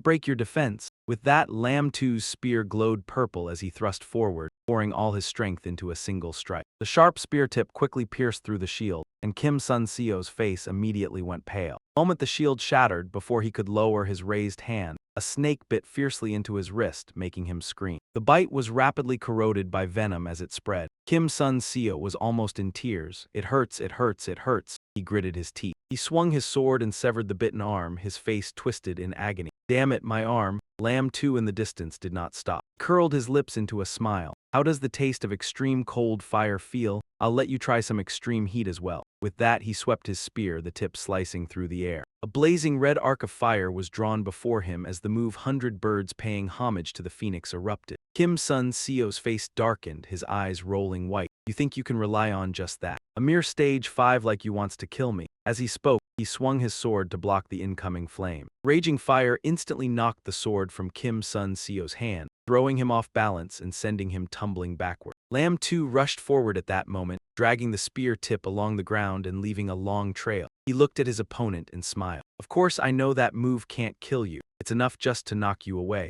Only then did Kim Sun Seo realize something was wrong. Panicked, opening his mouth but unable to speak. Before he could react, his body lost balance and he fell backward into the lake behind him. Damn you, you bastard. As soon as he finished shouting, Kim Sun Seo fell straight into the lake, water splashing everywhere. He struggled to rise to the surface. His eyes rolled back and the skin on his face was gradually corroded. His screams weakened and then faded away as the lake swallowed his body. All that remained were a few bubbles that kept rising before disappearing. The martial artists on the shore were horrified at the sight, their faces pale as they murmured among themselves. A stage 7 martial artist just died like that. This ice lotus lake is too terrifying. It must be because his left arm was severed earlier and he was already injured, which made it so easy for the lake to swallow him. That's right, if his skin had been intact and he had circulated his energy at full power to protect his body, he definitely could have held on for a while. On this side, before the martial artists could even process what had happened, they gripped their weapons and charged fiercely toward Lamb 2, shouting madly, "Die, kill that brat, die." A snake suddenly shot up from beneath the water, startling the people around as they shouted in alarm, "Watch out, an ice snake." Lamb 2 noticed the shout, jolted in surprise, and warily turned his head. At that moment, the snake lunged straight ahead, passing through Lynn 2's gradually fading body. Before anyone could react, it continued forward, targeting a martial artist. He widened his eyes in shock. Why is it a clone? Before he could respond, the purple-haired man beside him rushed over and knocked the snake flying. He snorted coldly, his face full of displeasure, still intending to use that move again. The snake that had been knocked away accidentally flew back toward Lynn 2. Caught off guard, he stared in panic as it lunged at him. Damn, the clone's been destroyed. This is bad. The snake bit straight into Lin 2's shoulder, making him cry out in pain. Zio Ryushui in the distance heard the scream and anxiously turned around. "Big Lin, are you okay?" Luo Huatian was also startled, watching with a grim expression. Lin 2, who had braced himself mentally, suddenly opened his eyes, sweat running down his cheek. "Huh, what's going on?" The snake lay motionless in his hand. Examined the snake carefully. "I'm not hurt at all." Then he looked at his palms, flames on one side, a blue glow on the other. Lin 2 pondered silently. Could it be because he was using both water and fire attributes at the same time? The martial artists in the distance erupted in shock. How is that possible? They continued, bitten by ice snakes repeatedly and not assimilated. How is he completely fine, taking advantage of the chaos? From beneath the lake's surface, more snakes shot upward. People passing by shouted in alarm, "Damn, there are so many this time. Everyone be careful." One snake bit Lin 2's shoulder, but he paid it no mind and stroked his chin, a calculating look on his face. "I have a bold idea." No sooner thought than done, Lin 2 smiled and spread his arms wide. Seeing this, the snakes all swarmed toward him. Martial artists who had been on guard became flustered and frightened. "Is that guy crazy? Why's he hugging a pile of ice snakes? What a freak." Earlier he was bitten by an ice snake and wasn't assimilated at all. That was just luck. If 5 or 6 bite him at once, he'll definitely turn to dust. Snakes lunged and bit Lin 2, pushing him backward. He remained calm, still not assimilated at all, though the bites do hurt a bit. Lin 2's eyes widened as he thought of something. Then he turned back with a sinister grin. Martial artists who had planned to attack earlier panicked at the sight of Lin 2 charging toward them covered in snakes. "Hey, what are you trying to do? Don't come over here." In a distant corner filled with dust and smoke, people were sent flying and falling, screaming, "Help me, help me." The martial artists watching from outside looked stunned and whispered, "Is that guy even human?" Continued, "He has no martial virtue at all. Despicable, using the situation to harm others. So vicious, don't provoke him." Screams echoed everywhere. No one noticed the distant water surface churning. A gigantic snake, hundreds of times larger, shot up from the lake. Only then did everyone realize, damn, an even bigger one is coming. Everyone became alert. The purple-haired martial artist was still struggling with the snake in his grasp. Lin 2 stared in shock at the green snake rushing toward him at incredible speed and cursed loudly. "Holy hell, why is it so huge?" Before he finished speaking, the snake lunged forward and swallowed the purple-haired martial artist, then opened its mouth and turned in another direction. The snake's massive body slammed into Lin 2, sending him flying. Caught off guard, he fell into the lake. He managed to shout, "This is bad, damn it." As he fell into the water, the martial artists above watched and burst into laughter. Serves him right for dragging others into it. What goes around comes around. Zio Ryushui ran over and leapt in after him, shouting, "Big Lin, Big Lin." Luo Huatian quickly pulled her back. Also shouted loudly, "Don't go over there, watch out for that big snake." That kid wasn't assimilated after being bitten, falling into the lake should be fine. Amid the chaos, the gigantic snake searched for its next target. Seeing this, the martial artists fled, shouting, "Get out of the way, attack!" They joined forces to strike. while Lin too had already sunk beneath the lake. His eyes were closed, his body drifting with the current, surrounded by a layer of air bubbles. He gradually sank toward the bottom, with several snakes approaching. At that moment he awoke and swam upward with force, quietly calculating in his heart. Even though the small snake's bites did not assimilate him, even though his entire body had sunk deep into the icy lotus lake, he could still clearly feel the aching pain spreading throughout him. If he used his primordial energy to shield his whole body, he might still be able to hold on for a while longer. With that thought, Lin Xiu immediately changed direction and swam through the water toward one side. Since he had already fallen into the nest, he might as well take the opportunity to look for the ice lotus flame. Small points of light suddenly appeared around him, glittering like crystals. Lin Xiu found his gaze drawn to them. That light at the bottom of the lake, could it be the ice lotus flame? A figure appeared ahead, surrounded by a layer of mist. Lam Tu vaguely guessed it was a girl, and he heard some noise. Lakangayat curiously turned her head just in time to meet Lam Tu's gaze. He thought to himself, Lakangayat, so you're here. Above was a pitch-black sky, and the lake's surface was calm with no ripple. Lam Tu thought he must have seen it wrong, so he widened his eyes and chased after the figure ahead. He was still in shock because Lakangayat was indeed Lakangayat. Seeing him approach, she hesitated and wondered, why is he here? Unable to speak underwater, Lam Tu resorted to gesturing with his hands and arms to convey his message. I came to find you. I ended up being thrown into the lake by those guys up there. After thinking this, he wondered,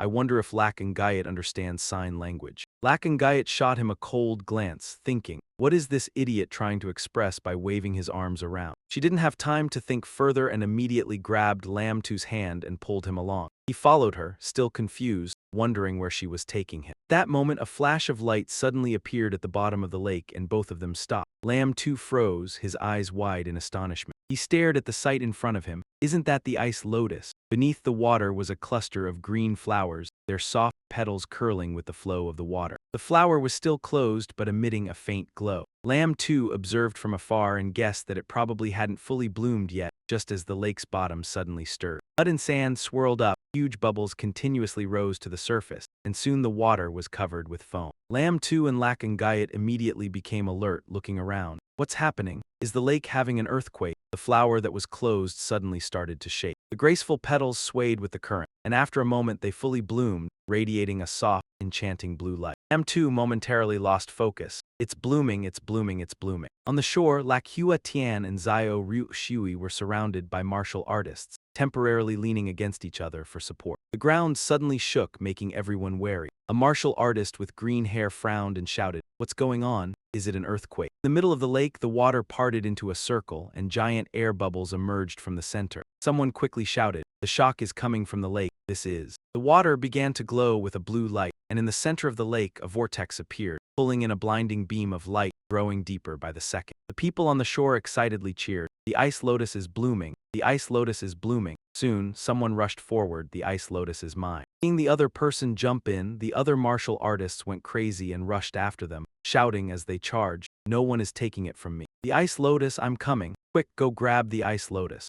Zio Ryu Shui suddenly became worried seeing so many people jump into the lake. She thought to herself, is Lam Tu okay down there? In contrast, Lakhua Tian remained calm and somewhat dissatisfied, saying, "That guy can run off anytime, he'll be fine." After entering the water, the martial artists were enveloped in air bubbles and armed with weapons, charging toward the vast bottom of the lake. Lam Tu noticed the disturbance above, looked up, and muttered to himself, "This is bad, all the martial artists have jumped in. Is it time for the ice lotus snatching?" Suddenly someone tapped lightly on his shoulder. Lam Tu turned around, confused. Lakangayat remained calm, pointing behind the large rock. Lam Tu immediately understood, the corner of his mouth slightly curled as he thought, "Right, let them fight while we escape." The two of them reached an agreement and swam towards the large rock, while the ice lotus ahead remained quietly where it was. First martial artist to jump down was delighted and reached for the flower. "The ice lotus is mine," but he didn't even get a chance to touch it. From above, a person wielding a sword with cold eyes plunged down, directly slashing the other, then arrogantly rushing forward. Yet out of the way, the person who was slashed immediately lost his air bubble protection, and the water slowly corroded him. "Damn, this is bad." As soon as he finished speaking, his body was swallowed by the cold water without a trace, and only a torn piece of his clothes slowly sank to the deep bottom. Others weren't doing much better. The martial artists grabbed each other, shouting, "The ice lotus is mine, go to hell, kill them all." The once clear lake surface was soon covered with torn pieces of fabric, drifting endlessly toward the bottom. A muscular, bald man grinned and knocked the person in front of him away. He stretched out his hand, unable to suppress his excitement. I'm about to get it. His hand was only a few centimeters away from the flower. Akangayat remained composed, while Lam too anxiously thought, this is bad, it's about to be snatched away. Just as the hand was about to touch the flower, it stopped. Immediately, a shockwave spread, corroding his entire body. He screamed in pain, what's going on? I won't accept this. Behind Lam too, a large figure with glowing red eyes appeared silently. He was completely unaware, still focused on the front, cursing in his mind. Damn, it's dissolving completely. Looks like I can't touch the fire ice lotus with my bare hands. The tremors grew more violent by the second. The man who had just stepped forward darkened his expression and swung his blade down hard. At that moment, Gungun shot out of Lin Xiu's backpack with a roar. The man was startled and shouted in panic. What was that? What sound was that? Gungun leapt from the backpack and lunged straight at him, biting his mouth and forcing him to stumble back in terror. Right after that, it gathered strength and kicked him backward. He couldn't react in time, lost his balance, and sank down. Watching his figure gradually corroded by the current, Lin Xiu and Luo Yue turned around in shock. He cursed inwardly, damn it, someone's attacking from behind. Damn it, good thing Gungun stepped in just in time. But the commotion had already caught the attention of the martial artists in the distance. They gnashed their teeth in fury. It's that brat, Lin Xiu frowned, sweat rolling down his cheek, forcing a bitter smile.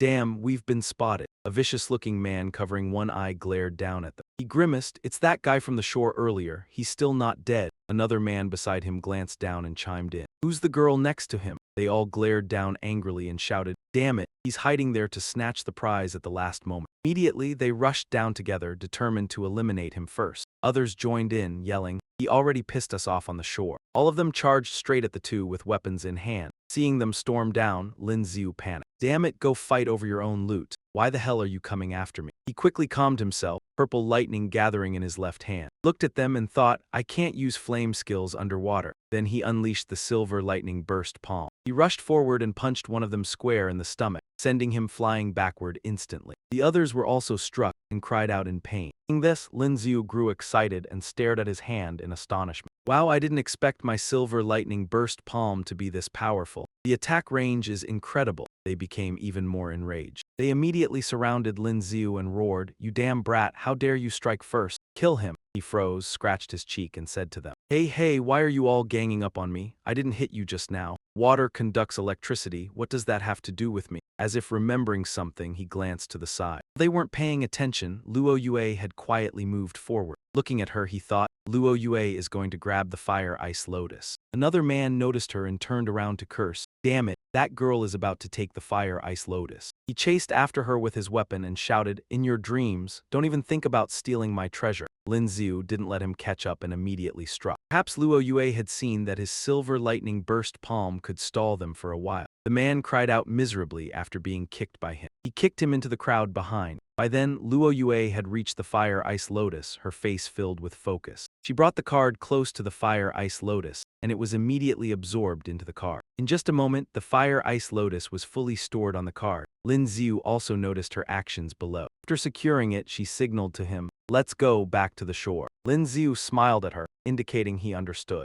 Seeing that the two had taken the fire ice lotus, they were furious beyond words. Ah, the fire ice lotus was stolen. Another person glared at them and said, what is that card in her hand? Why isn't it dissolving? They angrily rushed toward Luo Yue. Great, the fire ice lotus was taken. As long as I kill that girl, it'll be mine. Seeing this, Lin Xiu burst out laughing. He raised his fist toward them. As expected, our little Yu is amazing. All of you stop right there. Then he unleashed his old move again. The moment the silver lightning burst palm was released, all of them cried out in pain. Electrocuted, they cursed in fury, bastard, despicable brat. Their whole bodies trembled violently, limbs numb and barely able to move. Just you wait, I'll definitely chop you into pieces. Lin Xiu gripped his spear and said to Luo Yue, let's go. Not long after, the two of them leapt out of the water with the fire ice lotus. Zio Ryushui was standing on the shore. Seeing them come up, she hurried over and called out, Big Lin. He rushed forward and hugged Lin Xiu tightly, almost squeezing the breath out of him. It's good that you're okay. Right after that, Tiu En Huoc Thai suddenly noticed Lac Nguyen's presence. She looked up at Lac Ngayat, slightly frowned toward Tiu En Huoc Thai and asked, who is she? En Huoc Thai's cheeks also turned red. She looked at Lak and Gayat and spoke again. Who is she? Lam 2 glanced at the two of them and sweat instantly dotted his forehead. He hurriedly explained, let me introduce you. This is my senior, Tu En Huoc Thai. And this is my classmate, Lak and Gayat. Tu En Huoc Thai tilted her face closer to Lak and Gayat. She let out a soft snort and said, so you're the fox spirit who stole my Dai lamb. Lak and Gayat was not one to back down and immediately raised her voice at En Huoc Thai. What, you old sallow hag? Hearing the provocation from Lak and Gayat, En Huoc Thai grew even angrier and snapped back. What did you say? Say it again if you dare. Lak and Gayat continued, are you looking for death? I had no choice but to step in for Lam 2 to handle things, though I had no idea what to do. Lynn tried her best to persuade the two of them, saying, hey, we're all family here. No one knew where Lak Hoathine came from as he ran over, smiling brightly and waving at Lak and Gayat. My dear little sister,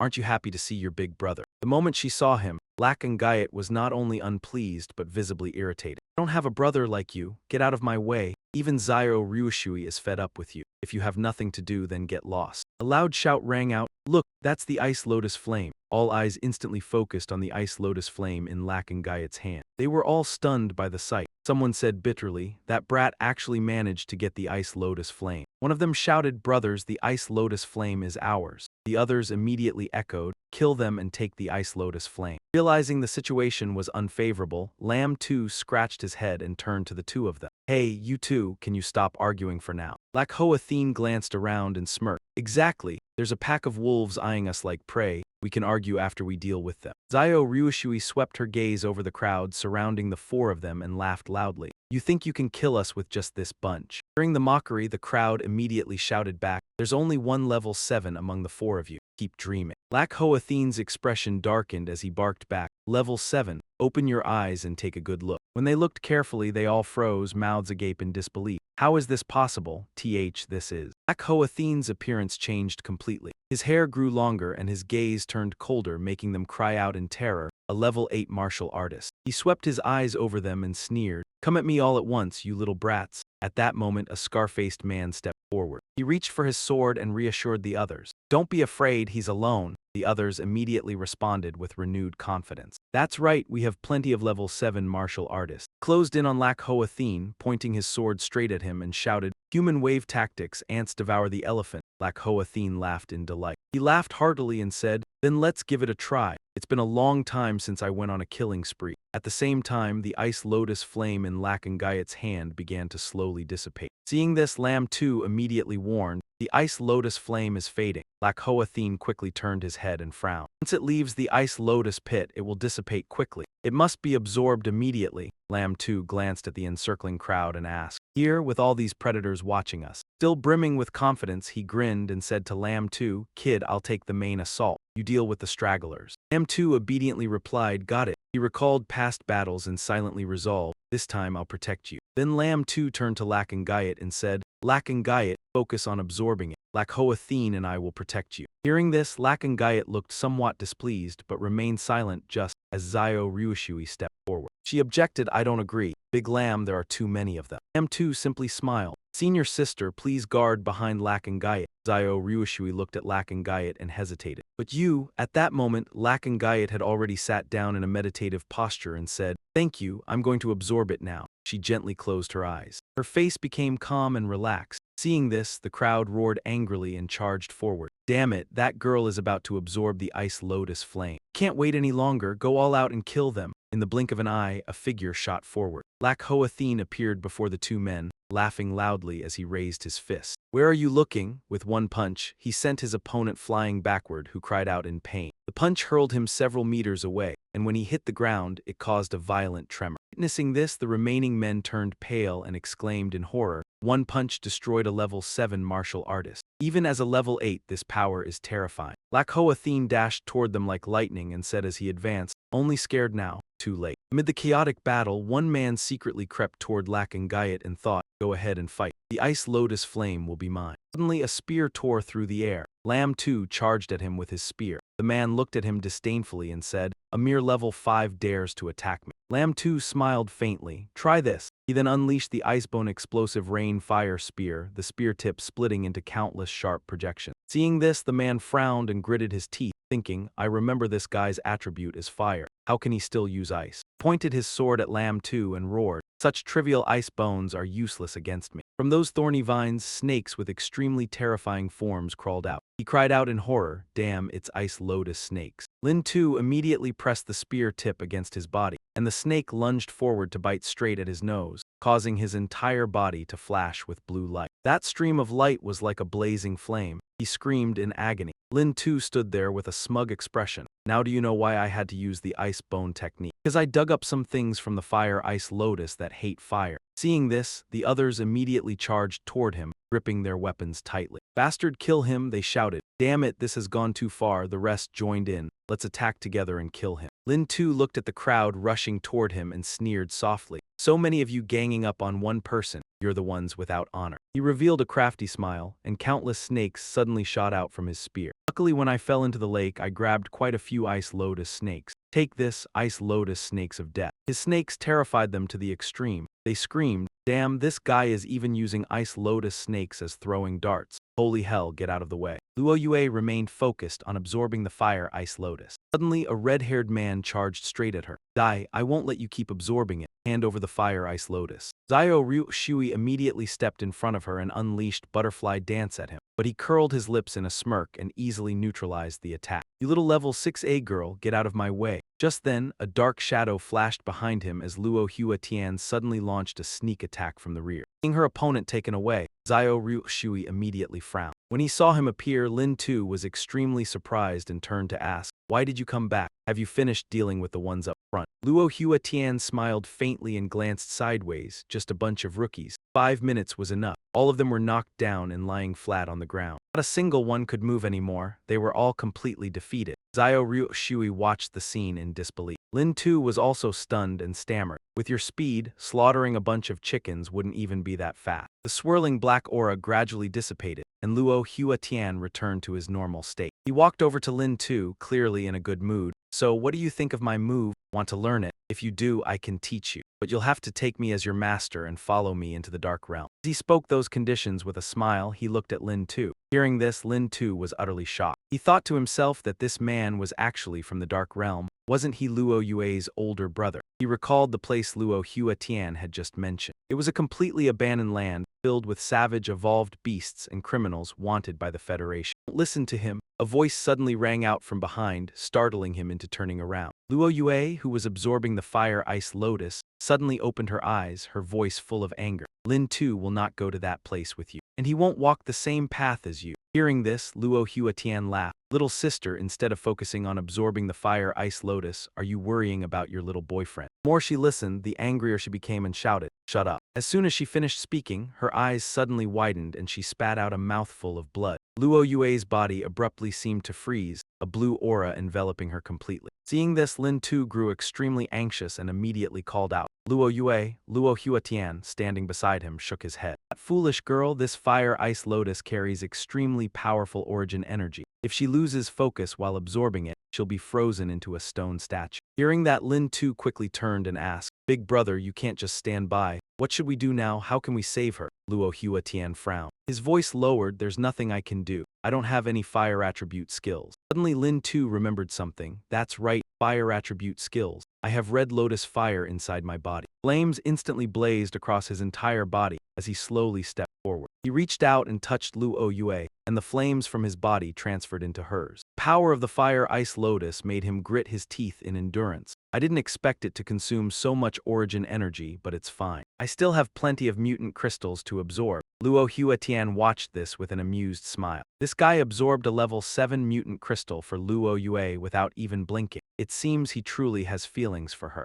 Zio Ryu Shui stood silently beside them. Black stones were scattered all over the ground. Luo Yue had finally finished and let out a soft sigh of relief. Lin 2 also exhaled and wiped his face. It's finally absorbed. Lakangayat stood up and walked over to him. Thank you. He looked at her and continued, what kind of relationship do we have? Do you really need to thank me for something this small? He asked, have you completely absorbed the ice lotus flame? How does it feel? She smiled and replied, yes, I've completely absorbed it. She raised her hand and a blue flame instantly appeared in her palm. I can release this white flame. Seeing this, Lamb 2 burst out laughing in delight. I can do that too. He lowered his head to look at his own palm where a flame was blazing fiercely. Look, This is my red lotus flame. The two of them stood there, each holding a flame, one blue, one blazing red. Their two flames suddenly merged, causing Lamb 2 to scream in panic. Damn it, what's happening? Koathene immediately shouted at them, "You two idiots, withdraw your flames now." It was unclear whether the Hong Lian fire and the Bang Lian fire were clashing with each other. Lakangayat clenched her fists when she heard that, and Lamb 2 did the same. Koathene let out a sigh of relief, his body drenched in sweat. The Hong Lian fire and the Bang Lian fire were two powerful and opposing primordial energies. These two energies collided. The explosion would be so intense that even an 8th rank martial artist would struggle to withstand. Lakangayat looked away while Lamb 2 said excitedly, "Is it really that strong? If Lakangayat and I join forces, we could take on an 8th rank martial artist." Lakhoathene smiled at them. "That's right, this will be your trump card, your fusion skill." Lakhoathene's expression looked extremely strange when he mentioned the fusion skill. Tu Nhuokthai and Lakangayat said in unison, "Pervert." They both punched Lakhoathene, making him cry out. They shouted together, "Get lost." Lakhoathene nodded and continued speaking. "All right, Lakangayat has finished absorbing the ice lotus flame.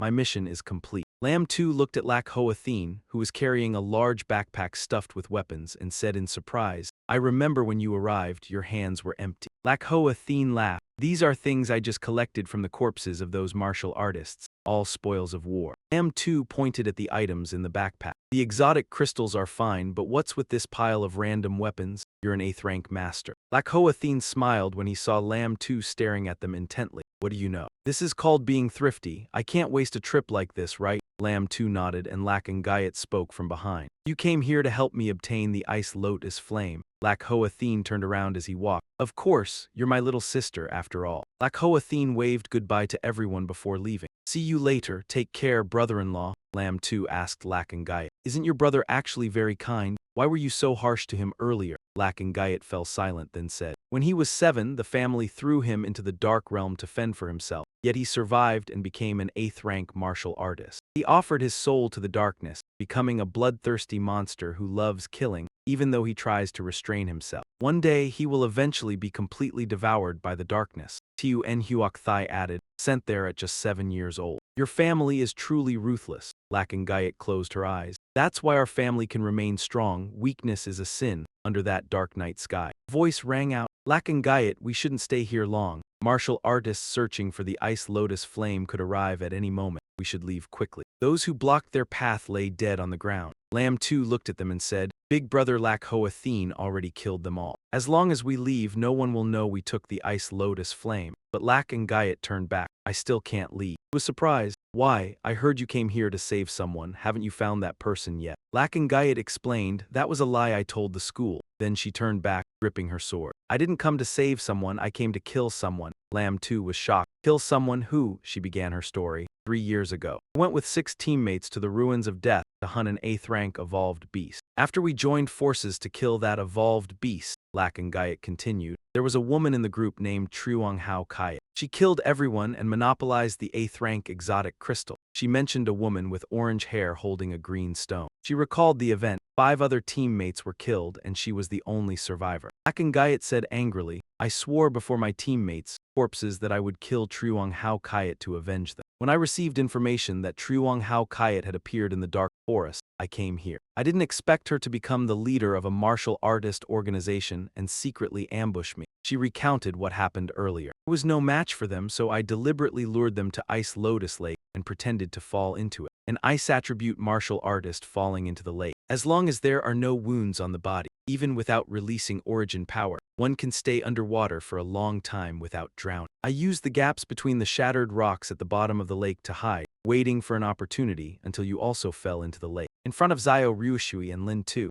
Luo Yue showed an utterly unwavering resolve. "Zhang Heiji probably thought I was dead, so she left and didn't join the fight, clearly planning to let the martial artists kill each other. Then she can swoop in and reap the benefits, so she will definitely come back here." Hearing that, Lin 2 asked at once, "So you're going to wait for her here?" She nodded yes. He decided immediately, "All right, I'll stay and help you." Zio Ryushui, standing beside them, hurriedly tried to stop it. "Hey, have you two lost your minds? Staying here might not get you Zhang Heiji, but you'll definitely run into other martial artists. There could even be someone at the 8th rank. The Lin is only 5th rank and we're only 6th. How are we supposed to handle that?" Luo Yue stepped forward. He said seriously, "I absorbed the ice lotus flame. I'm 7th rank now." Lin too was full of confidence too. Fighting monsters above my level is just basic work for me. Zio Ryushui could only shake her head in despair, two complete lunatics. Early the next morning, Zhang Heyiji's group finally began to show themselves. Three of them hid in the bushes and watched outside. Lin Tu asked softly, "Is that them?"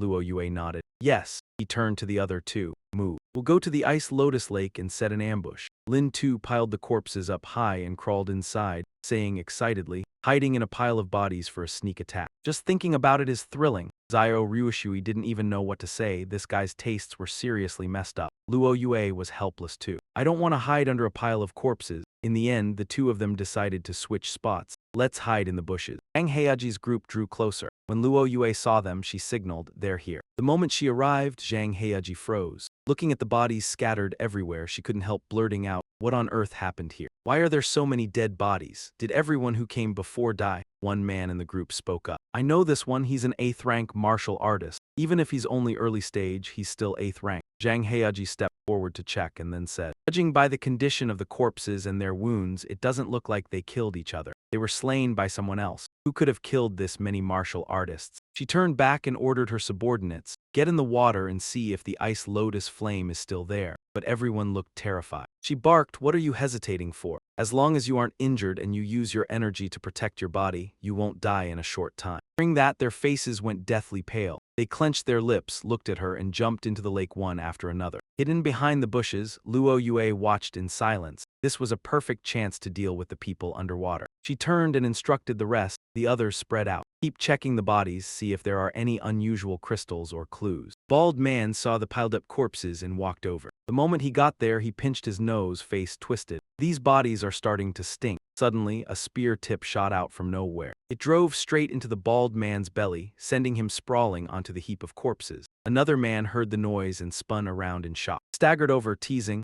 "Hey, Baldy, what's wrong with you?" From inside the pile, the spear stabbed out again. One strike and he died on the spot. At the same time, down at the bottom of the lake, a group was diving to search for the ice lotus flame. They swept flashlights around and said, "There's nothing down here. Looks like the ice lotus flame has already been taken." Suddenly, two men pointed behind them. The instant he turned around, he saw Luo Yue standing there with her weapon. He shouted, "Damn it!" but a single move from her ended him. The remaining two panicked and tried to flee. Luo Yue tightened her grip on her sword and said coldly, "Run, not that easy." Then she surged forward and cut one down with a single slash. The last one turned white with fear. "Damn it, this is the worst." Luo Yue stared at him and swam straight over. He fought desperately toward the surface, screaming for help. "Help, help!" The moment he broke the surface, he yelled, "There's an ambush in the lake." But right after that, Luo Yue killed him from below. His corpse sank to the bottom. Seeing it, the people on shore shouted urgently, "Boss, there's an ambush underwater." Lin Tu, still hidden in the pile of corpses, heard that and popped his head out. "Yue, you showed yourself too early. I was planning to ambush a few more first." With that, he burst out of the pile, leapt into the air, spun his spear, and before they could react, unleashed a big move and wiped out several more. Fire Lotus, one man suddenly looked up and spotted him, but he had already dived in to attack. Someone screamed in panic, "Damn, there's an attacker behind us." Zhang Heiyiji turned around and shouted, "Everyone be careful." His move exploded violently, shaking the surrounding. The others shouted, "Ambush, be careful." Noises immediately came from the bushes. Zio Ryushui burst out from inside and rushed forward, unleashing Butterfly Dance at them as she urged, "Come on, Butterfly Dance, go." They were instantly struck by Zio Ryushui's attack and cried out in alarm, "There are people here too." At that moment, Luo Yue also leapt from the lake onto the shore. Seeing this, Zhang Heiyiji flew into a rage. She raised a shield of lightning and scolded her subordinates, "A bunch of useless fools, don't panic. Fall back and hold the defensive formation." Luo Yue stepped forward to shield Lin Tu, and Zio Ryushui glanced at her and let out a faint snort. The moment she saw Luo Yue, she let out a scornful laugh and sneered, "So it's the one who lost to me. What now?" She continued mockingly, "You think finding a 5th-rank martial artist and getting yourself a helper means you can stand against me?" Luo Yue remained calm and unshaken. She looked straight at her opponent and said, "To kill you, I alone am enough." Zhang Heiyiji said nothing more. She immediately gripped her weapon and charged forward, ordering, "I'll handle the girl in the middle. The other two are yours." The two subordinates beside her obeyed at once. "Understood, hurry, kill them." Luo Yue and Zhang Heiyiji then rushed into battle. Their strength was evenly matched, and every clash between them erupted violently. On the other side, Lin Tu easily took down the remaining underling. Suddenly, as if noticing something, his eyes lit up. Watching Luo Yue fight Zhang Heiyiji Heiji, he thought. Luo Yue has just advanced to rank 7. Calculated inwardly against a rank 8, she's still at a disadvantage. I have to break away quickly and help her. He lowered his spear to the ground and unleashed a technique. Heavenly Dragon, a golden dragon, instantly appeared. He followed with City Breaker. With a single move, he knocked them all down. One of them stared at him in shock and exclaimed, "He's this strong. Is he really only rank 5? Standing nearby, Zio Ryushui said, "Brother Lin, go help Luo Yue. Leave these to me." Lin too still asked worriedly, "Can you handle it alone?" Zio Ryushui rushed forward as she replied, "It's fine, don't worry." Lin too immediately used Storm of Pear Blossom Spears, a technique that split his spear into countless spearheads. Zhang Heiji sensed an attack from behind, turned around and sneered coldly, "You little ants dare to ambush me." She swung her blade at him and shouted, "Take this, blade slash." Lin too was instantly struck by the attack. She frowned in disbelief. Impossible, was he really dealt with that easily? At that moment, Lin too had somehow appeared behind her. Realizing something was wrong, she blurted out, "Not right, that's a clone." Even so, she easily dodged his strike. She glared at him furiously and cursed, "You despicable brat." Then she roared, "Get lost." With a single move, she blasted both Lin Tu and Luo Yue away, then hurled an object at them and shouted, "Go to hell." Lightning flickered ahead along with a spiked ring. Sensing the danger, Lin Tu clenched his teeth and fixed his gaze on the ring. He immediately blocked it with his spear, while Zhang Heiji laughed in delight. The ring suddenly slipped off Lin Tu's spear and veered in another direction. It flew away, then abruptly changed course and shot back at him, making him curse, "Damn it, it can even change direction." Zhang Heiji grew more excited, throwing out countless spiked rings and shouting, "Spiked rings, go." The rings surged forward in waves. Seeing the swarm of spiked rings rushing in, Lin Tu shouted angrily, "Damn it," again. The rings slashed at him one after another. Lin Tu could only grit his teeth and endure, thinking, "This is bad, I can't dodge them." Seeing him like that, she curled her lips and mocked, "Rookie, have fun playing with the spiked rings." Then she charged at Luo Yue and declared, "Now it's your turn." Zhang Heiji tightened her grip on her blade and rushed straight at Luo Yue.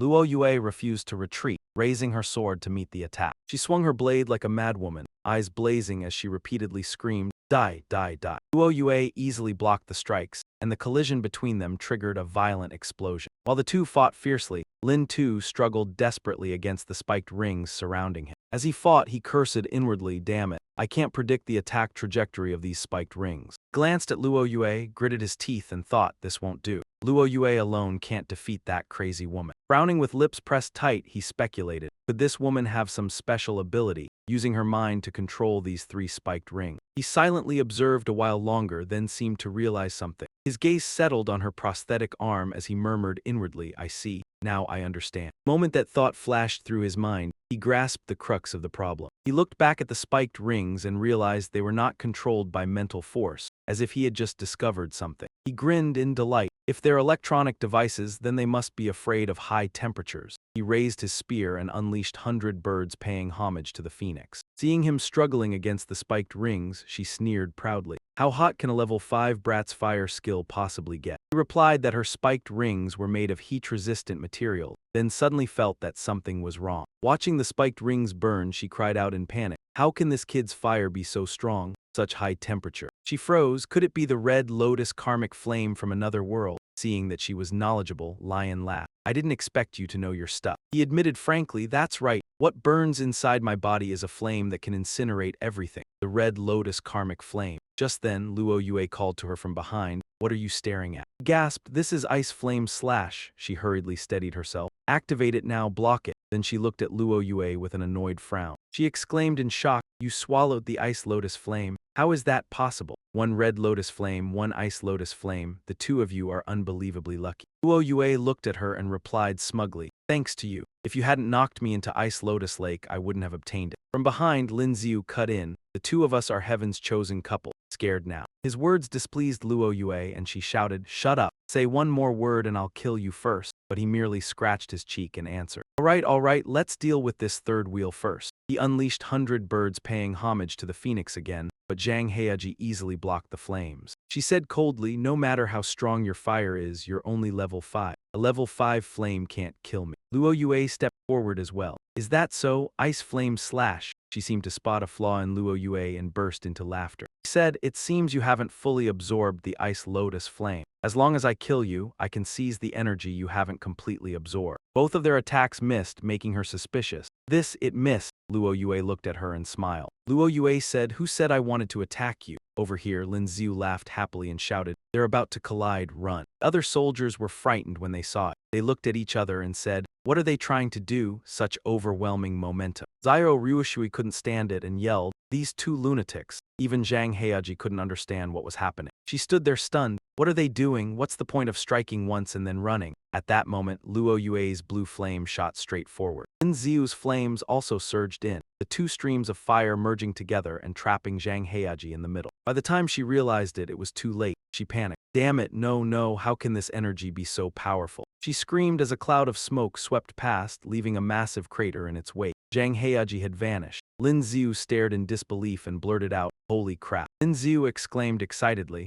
"Our combo skill is incredible. Even a level 8 was killed so easily." Luo Yue punched him and said, "Shut up already." Zhao Ruoshui appeared from nowhere, her face filled with anger. She scolded loudly, "You two are completely insane. Next time you use that skill, can't you give a warning first?" Luo Yue stood silently while Lin Xiu gave an awkward smile. At this moment, Lin Xiu lay on the bed with his legs crossed, tossing and turning as he thought. No wonder it costs 10,000 points a night. So the entire 18th floor is all luxury suites. There are all kinds of facilities here, hot springs, a sauna, cultivation rooms, gravity chambers, everything imaginable. The rich really know how to enjoy life. Suddenly he sat up when he heard movement in the living room. Could it be that little Yue is still cultivating? He thought for a moment and frowned. That training maniac. He walked out and saw Luo Yue and Zhao Ruoshui standing by the window. He asked, "Why are you two still awake? What's so interesting outside the window?" But neither of them seemed to notice him. He looked in the direction they were facing. This is. Something outside seemed to be glowing. An aircraft had been hit in the tail, leaving all three of them stunned by the sudden turn of events. Seeing this, Lin Xiu shouted in alarm, "Oh my god." He yelled, "It's crashing toward us." The aircraft was hurtling straight at the glass window where Luo Yue and Zhao Ruoshui were standing. He rushed forward and shouted, "Get out of the way." Aircraft pressed against the window and then slammed into it head-on, shattering the glass into countless fragments. It became lodged in place after the impact, and Zhao Ruoshui was thrown backward. Both Lin Xiu and Luo Yue were also flung away. The aircraft burst into flames, and the three of them lay unconscious on the floor. Airplane doors slowly opened, and a group of people dressed in black stepped out, carrying a heavy-looking coffin. One of them said the defense forces would arrive in 5 minutes. They needed to leave the building quickly. The others exchanged glances and asked. At this moment in Lam Tu's room, he had regained consciousness. He clutched his head and shouted, "My head feels like it's going to explode." Leader observed for a moment and said, "Just a 5th level. Hand him over to you, deal with him quickly, then come down to meet us." When they carried the coffin away, only a few people remained in the room. The orange-haired man held a sword and smiled slyly. "Kid, consider yourself unlucky." Lam Tu, despite the pain, tried to stand up. But Tiu Enhiat Thai supported him from behind, using the butterfly dance technique. "Big Lam, are you okay? He's already been hit by her move, anyone else." Lam Tu was furious. He reached out, grabbed the spear and said, "Damn it, coming into someone's house and still trying to kill people." Flames erupted violently from the spear. He swung it at them, shouting, "Die." Bak Diachiu Feng looked at him mockingly. He said, "Just you and you still want to attack me? You're crazy." At that moment, Luo Yue woke up. She glanced at the group and let out a soft snort. She drew her sword and slashed straight at the bald man. He looked at her with fear in his eyes, a 7th-rank martial artist. On this side, Lin Xiu immediately continued his attack. "Where are you going, Ling?" Violent rain pear blossom strike. Over there, Zhao Ruoshui was no less formidable. "Come on, Dai Wu move." 3 moves struck at once, blasting him back into the wall. The orange-haired man trembled in extreme fear at the sight. "There is another 7th-rank martial artist." He immediately turned to flee. "I cannot take on the 3 of them alone." But Luo Yue swiftly blocked his path and severed one of his arms. Then she unleashed Ice Flame Slash. Go. The move coiled tightly around his arm, making him scream in agony. The flame instantly froze his arm solid, and he stared at it in horror. What kind of flame is this that is so cold? Could it be the ice lotus flame from the dark forest, taken by this woman? He immediately swung his sword and cut off his own arm. "I do not want to die."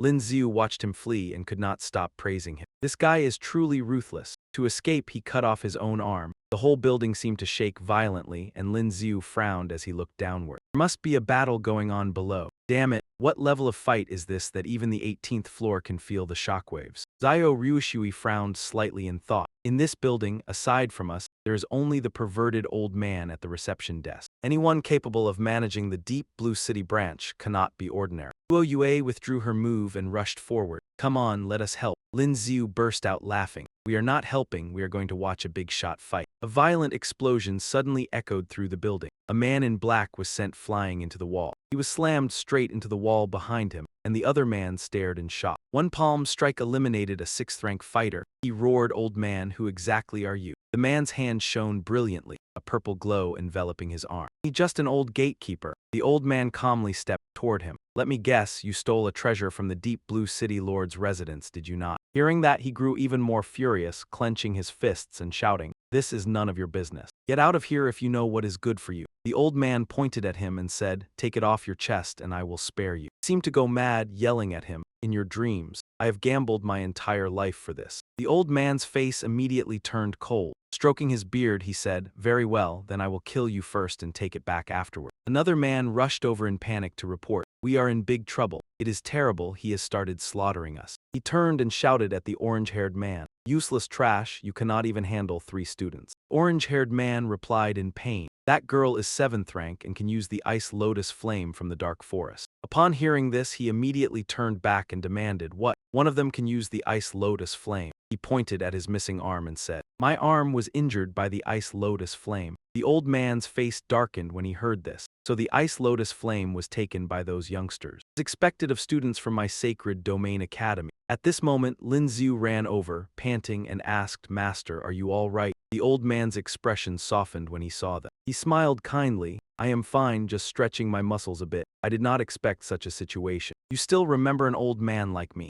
Over there, he pointed at them and shouted, "The 3 of us will deal with the 2 of you. Today is your day of death. Charge and kill that old man first." The subordinates immediately responded, "Yes." Then they all rushed forward to attack. "Kill them, kill." He leapt toward them and shouted, "Go die." The old man spoke at this moment. "As long as I am standing here, no one is allowed to touch my students, not even a finger." His eyes blazed and his hand moved slightly. A ring of light appeared before him. He rotated his hand and shouted, "Heaven and earth reversal, rise." The crowd was blasted in all directions as he stepped back to gather momentum. Or still more, that man's face showed clear fear as he frowned and gritted his teeth. The old man used heaven and earth reversal again. Go, they were scattered once more. Lin Xiu was stunned by the sight. Master deals with them so quickly. Is there really someone like this? After that, the old man walked to the chest, sat down, and prepared to lift it. Did he not say he was just a gatekeeper? Come here and see what kind of treasure could make the city defense force mobilize troops on such a scale. He opened the chest. Inside was a black stone that looked completely ordinary. Lin too stepped closer to observe and curiously asked, This is a meteorite." The old man picked up the stone and examined it carefully before replying, "Not bad. You've got a good eye for quality, kid." The old man confirmed that it was indeed a rare material used for forging, then glanced over at him. The old man asked, "Well, do you want it? If you need it, just tell me." Lin too remained calm and asked in return, "Master, are you really planning to give me something so valuable?" He reminded him, "The city security forces will be here soon. If I carry this now, how am I supposed to run?" The old man's voice suddenly deepened as he looked at him and said,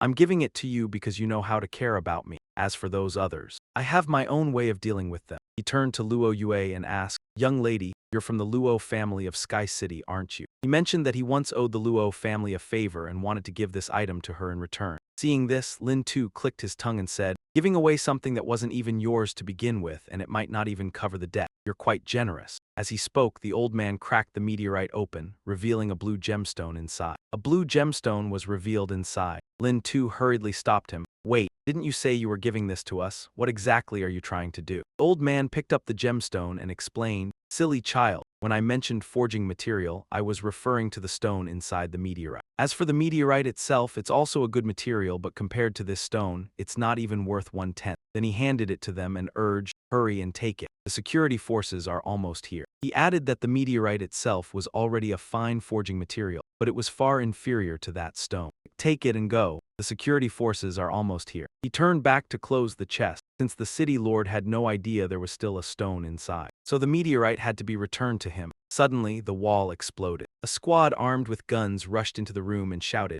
"No one move, hands up, the building is surrounded. Don't even think about escaping." The old man looked at the man. In a low voice he said, "Captain Zheng, you dare to lead your men into the branch of the Sacred Domain Academy." Another person stepped forward, speaking hesitantly, "Old Zia, please forgive us. We didn't know you were here." On hearing the old man's surname, Luo Yue seemed to recall something. Zia, so his surname is Zia. Lin too turned and asked, "Do you know who he is?" The two of them exclaimed together, "Could he be Zia Xing, vice leader of the Martial Alliance, the founder of the Sacred Domain Academy?" The man hurriedly scratched his head and said softly, "Sorry, Elder Zia. We were pursuing the thieves' airship and absolutely did not mean to offend you." Zia Xing pointed at the people lying on the floor and said, "I've already dealt with them. There's still one upstairs. The item in the safe is what was lost from the city lord's mansion, right? You'd better check it again." After saying that, he pointed toward the iron chest placed on the other side. The man was overjoyed. "Many thanks to Elder Zia for stepping in to help. Quick, run facial recognition on all the dead. Check the items in the safe." One person knelt down and began inspecting the robbers. "Report, Colonel, facial recognition confirms they are indeed suspects from the city lord's mansion." Another checked the safe. "Report, Colonel. It is the meteorite, but..." The man stepped forward and asked, "But what?" "The meteorite inside has split into two pieces. It's fine, as long as it's intact and nothing is missing." Io Ryushui and Luo Yue exchanged a meaningful glance. Only after the confirmation did Lin Tu finally let out a sigh of relief. So they truly had no idea there was a crystal inside the meteorite. The man clasped his hands and apologized to the four of them. "On behalf of the city lord, we thank you for your assistance.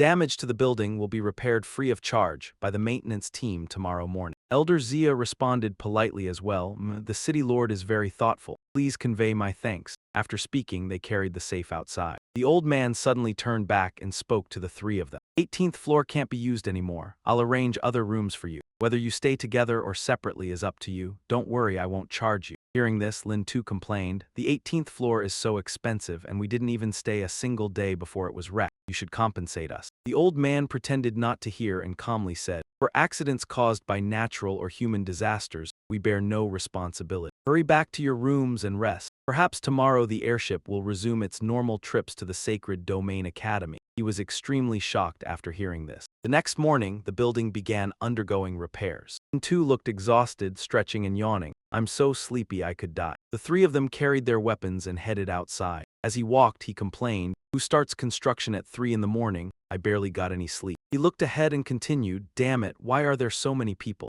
Zio Ryushui, standing beside him, immediately explained, "The matter has already been resolved. In that case, Cheng Shenlin should return to normal as well. This place has always been lively." Suddenly, an extremely beautiful girl appeared. The girl walked up to the three of them and bowed. "You three are the trainees Lin Ziu, Luo Yue, and Zio Ryushui, correct?" She took out 2 envelopes and handed them to them, saying these were items Director Zia had deliberately asked her to deliver personally. Also, the plane would depart at 9:00 a.m. and everyone could rest in the lounge before boarding. Lin Tu took the letter and turned to ask the girl, "Where is Director Zia?" A private calculation flashed through his mind. As expected, that girl was Zia Xing, the vice director of the Holy Domain Academy. She replied softly, "Early this morning, Director Zia went out to handle other matters." He scanned the lines on the card that recorded Lin Tu's star ranking as a warrior. After finishing the letter, he immediately became extremely excited. This was a star ranking invitation meant for star warriors. Lin Tu happily turned back and spoke to Luo Yue and Zio Ryushu. He judged that its value definitely far exceeded an ordinary warrior ranking, then said, "That old man is a bit of a pervert, but he's not a bad person." He smiled and continued, "He knows he owes us. There's still half a year until the ranking.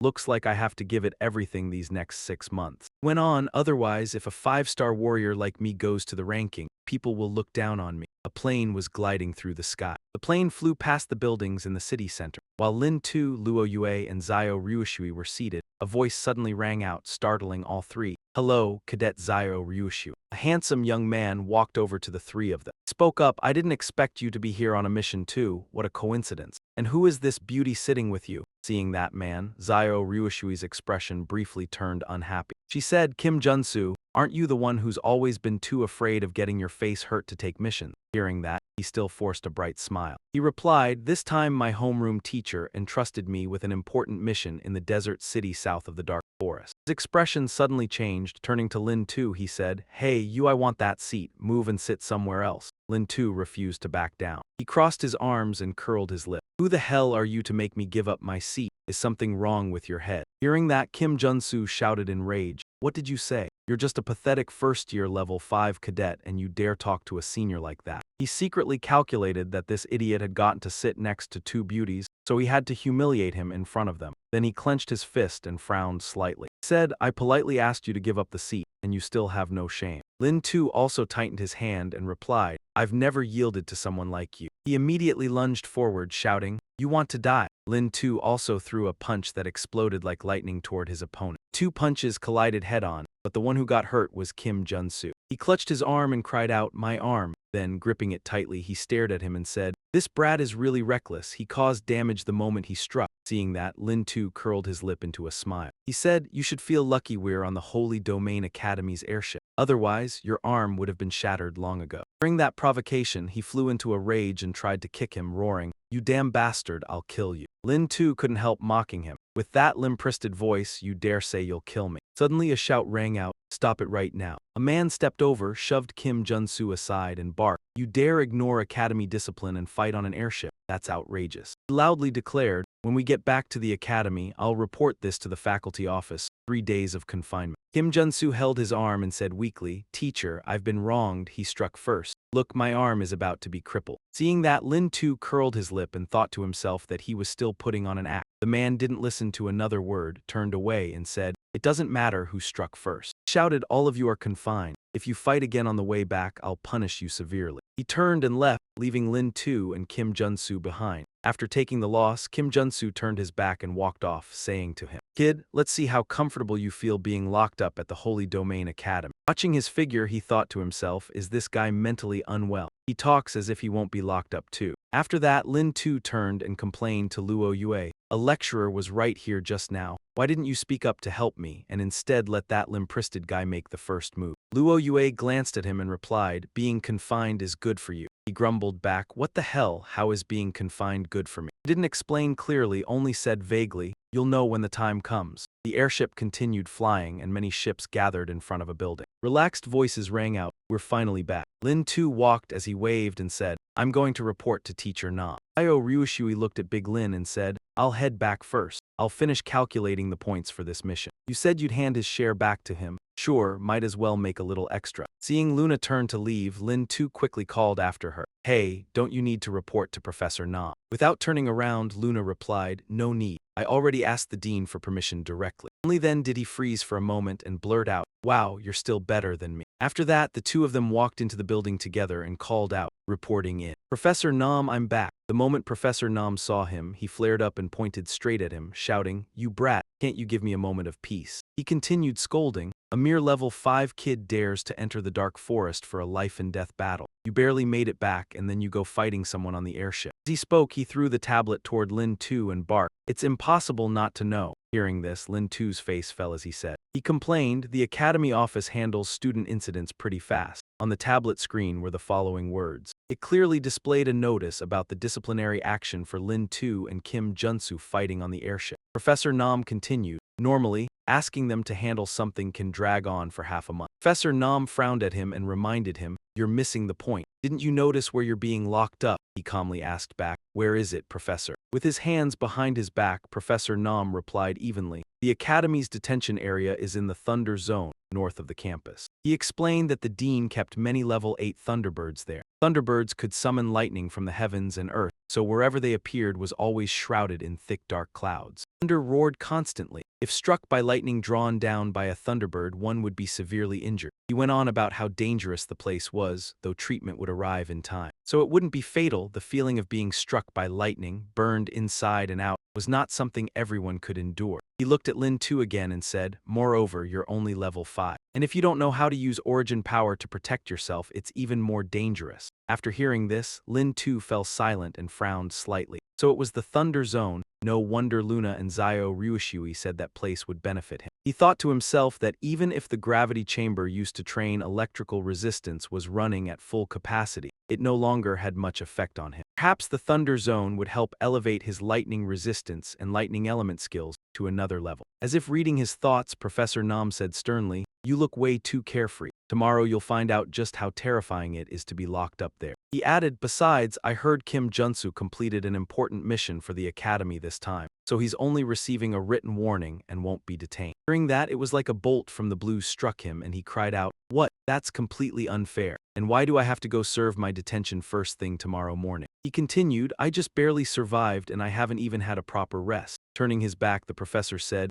"No one else is to blame. Get back and rest. I'll take you there tomorrow morning." On an airship were the words. Federation Express Delivery hovered above the roof of a house. As Lynn too entered, he saw Luna and asked, "Federation Express Delivery. Little Luna, you just got back and you're already busy shopping online." Seeing Luna standing beside a massive machine, he curiously asked, "What is this?" When she saw him, Luna turned and said, "Hand me your black radiant spear and that crystal." He asked in surprise, "What do you need the black radiant spear and the crystal for?" Still focused on the machine, Luna replied casually, "Obviously to help you forge your weapon." Hearing that, he immediately started imagining things and excitedly handed them over. He thought to himself that he never expected his little Luna to know how to forge weapons. How charming. But Luna pulled him back to reality, saying calmly, "Stop dreaming. This is an automatic intelligent forging machine." He froze and exclaimed, Hey, what's with that look like you're throwing away trash? What do you mean tossing my favorite weapon and that precious meteorite crystal in there?" After placing the weapon inside, the machine began operating. She glanced at the control panel and said, "It'll be done in 3 days." He looked at Luna and asked, "You seem so familiar with this. Does your family have a forging machine like this too?"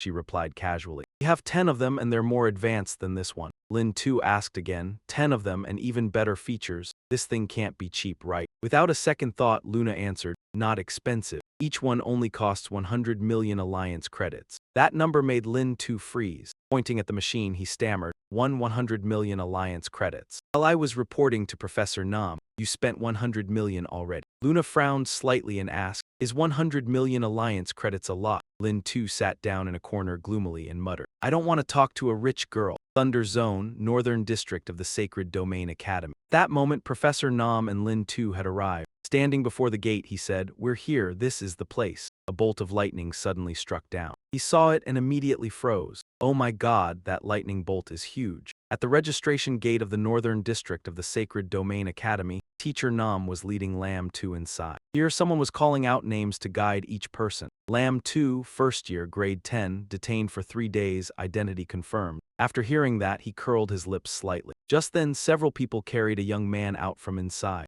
Truong Tam Din, class 53-5, requires emergency rescue. He was burned completely black and was taken into treatment chamber number 4 for medical care. Witnessing the scene, Lam 2 was extremely frightened. He pointed at the man and asked aloud, "That guy is in terrible shape. What crime did he commit?" The supervisor glanced over and replied, "He stole someone else's martial skill card, was caught red-handed, detained for 5 days. Today is the 4th day. He has already been carried back 8 times. After hearing that, Lam 2's face immediately darkened. In just 4 days, he had been carried off for emergency treatment 8 times. Everyone imprisoned here had been struck by lightning to the brink of death, revived, and then struck again. The man lowered his head to check the list again and said, "That's right. As long as you're not dead from the lightning, you'll keep getting struck until your sentence is over." Lam 2 fearfully glanced at Master Nam, feeling it was unbearably cruel. The man looked at him and asked, "Only scared now? You should have thought about that earlier." After saying that, he turned back toward him. He ordered, "Take off all your clothes, put them in the locker over there, and then follow me." Hearing this, Lam 2 hurriedly covered himself and asked in shock, "What? Why do I have to take off my clothes?" The man explained helplessly that he didn't have to strip completely. He could keep a pair of underwear on to prevent anyone from deliberately wearing insulated clothing. He shouted, "Hey, someone help him take his clothes off." Lam 2 grew even more frightened and quickly said, "I'll do it myself, I'll do it myself." The man then led him to an open field. In a stern voice, he said, "You just need to stay here for 3 days. Before leaving, he added, "We monitor you 24 hours a day and can provide treatment at any time." He reassured him not to worry about losing his life. The people around grew excited when they saw him and whispered, "Another unlucky guy just arrived." Someone else added, "And he's only level 5. He snickered and looked him over, saying, "So unlucky. He probably won't even last an hour before being carried out." Others chimed in, "Awesome. He'll probably be even worse off than Akamoto Niji." He raised his head to look at the sky filled with lightning birds circling above. He was shocked to realize they were the legendary level 8 lightning birds, and they appeared in such dense numbers. A kind person reminded him. The man said, "Newbie, don't look around. Sit down and adjust your state. Get ready to endure the lightning." He slowly sat down and replied, "Yes, thank you, senior." As soon as he sat down, he closed his eyes, his whole body seeming to glow. The spiritual energy here was unexpectedly abundant. No wonder without spiritual energy to aid recovery, however many people came here would die from the strikes. Suddenly someone shouted, "The lightning birds are starting to summon lightning. Everyone get ready." Bolts of lightning from the sky crashed down to the ground. Lightning birds in the air were controlling the bolts. Lamb 2 and the others quickly dodged the first wave, but a second wave of lightning came crashing down. Everyone shouted in unison, "Activate shields." Each of them deployed a protective barrier. Seeing this, he thought enviously, "Damn it, they can all activate shields to protect themselves." Moreover, they were all warriors above level 6. It really wasn't fair at all. Right after that, he was struck by lightning and screamed in pain. The others looked at each other and said, "It's over. This guy S about to die. He couldn't even last a quarter of an hour." Amid the pain, the system suddenly issued a notification detecting electrical energy and displayed that a passive skill was being activated, absorption. He looked at his hand in astonishment and asked, What?" The system panel showed that absorption had begun, and he joyfully examined his body. His experience points soared. Although his body was in pain, the sensation was incomparably exhilarating. He looked down at his hand, calculating. He wondered, what if I run my cultivation technique right now? He immediately sat down to focus, thinking to himself how wonderful it felt. The electrical energy also tempered his body. After the lightning wave ended, he slowly stood up, covered in injuries. The others anxiously said, "Quick, he's not okay, carry him away." Frowned and panted, saying, "I'm fine, no treatment needed." But they still urged, "Hurry, he's not okay." They pressed on, "Carry him away, don't push yourself or you'll really die." He waved at the two of them. "I said I'm fine, which means I'm fine." He shooed them away, "Go on, don't stop me from getting struck by lightning." The two looked at him as if he were crazy, thinking he must have been struck stupid. A muscular man walked over and said, "Being hit directly and still this strong, this student is impressive." Lamb 2 felt immensely pleased. He asked, "Senior, when is the next lightning strike?" The man replied casually, "In an hour." He reminded him, "Use this time to regulate your breathing and recover your strength." Hearing that, he sighed, Still have to wait another hour, that's so long." The man looked at him in confusion. He thought to himself that the kid had truly been struck foolish by lightning. He had never seen anyone look forward to being struck like this. In the sky, lightning birds filled the air as thunder roared continuously. Bolts of electricity split the ground and shattered rocks. Those carrying away the lightning-struck victims complained, "Were these lightning birds injected with something? They've been striking day and night without stopping." Others agreed, "Yeah, normally they return to their nests at 9 p.m. What's going on today?" Suddenly, the bespectacled man turned and noticed Lamb 2, covered in wounds yet still brimming with energy. Muttered in confusion, "Is this guy really only level 5? How can he be unharmed under that lightning?" As for Lamb 2, he paid them no mind, thinking that at first he hadn't been used to it, but after just one day he had completely adapted to the lightning. The bespectacled man looked at him, frowning as he muttered, "Damn it, he's like an insulator. What a freak." Meanwhile, Lamb 2 felt his body brimming with vitality. In the blink of an eye, he leveled up again. That means after 3 days of confinement, I should at least be able to reach level 29. The system interface immediately displayed a notification. The system displayed the host Lynn 2's information. Level 27, endurance 512, physique 222, speed 128, total combat power 5220,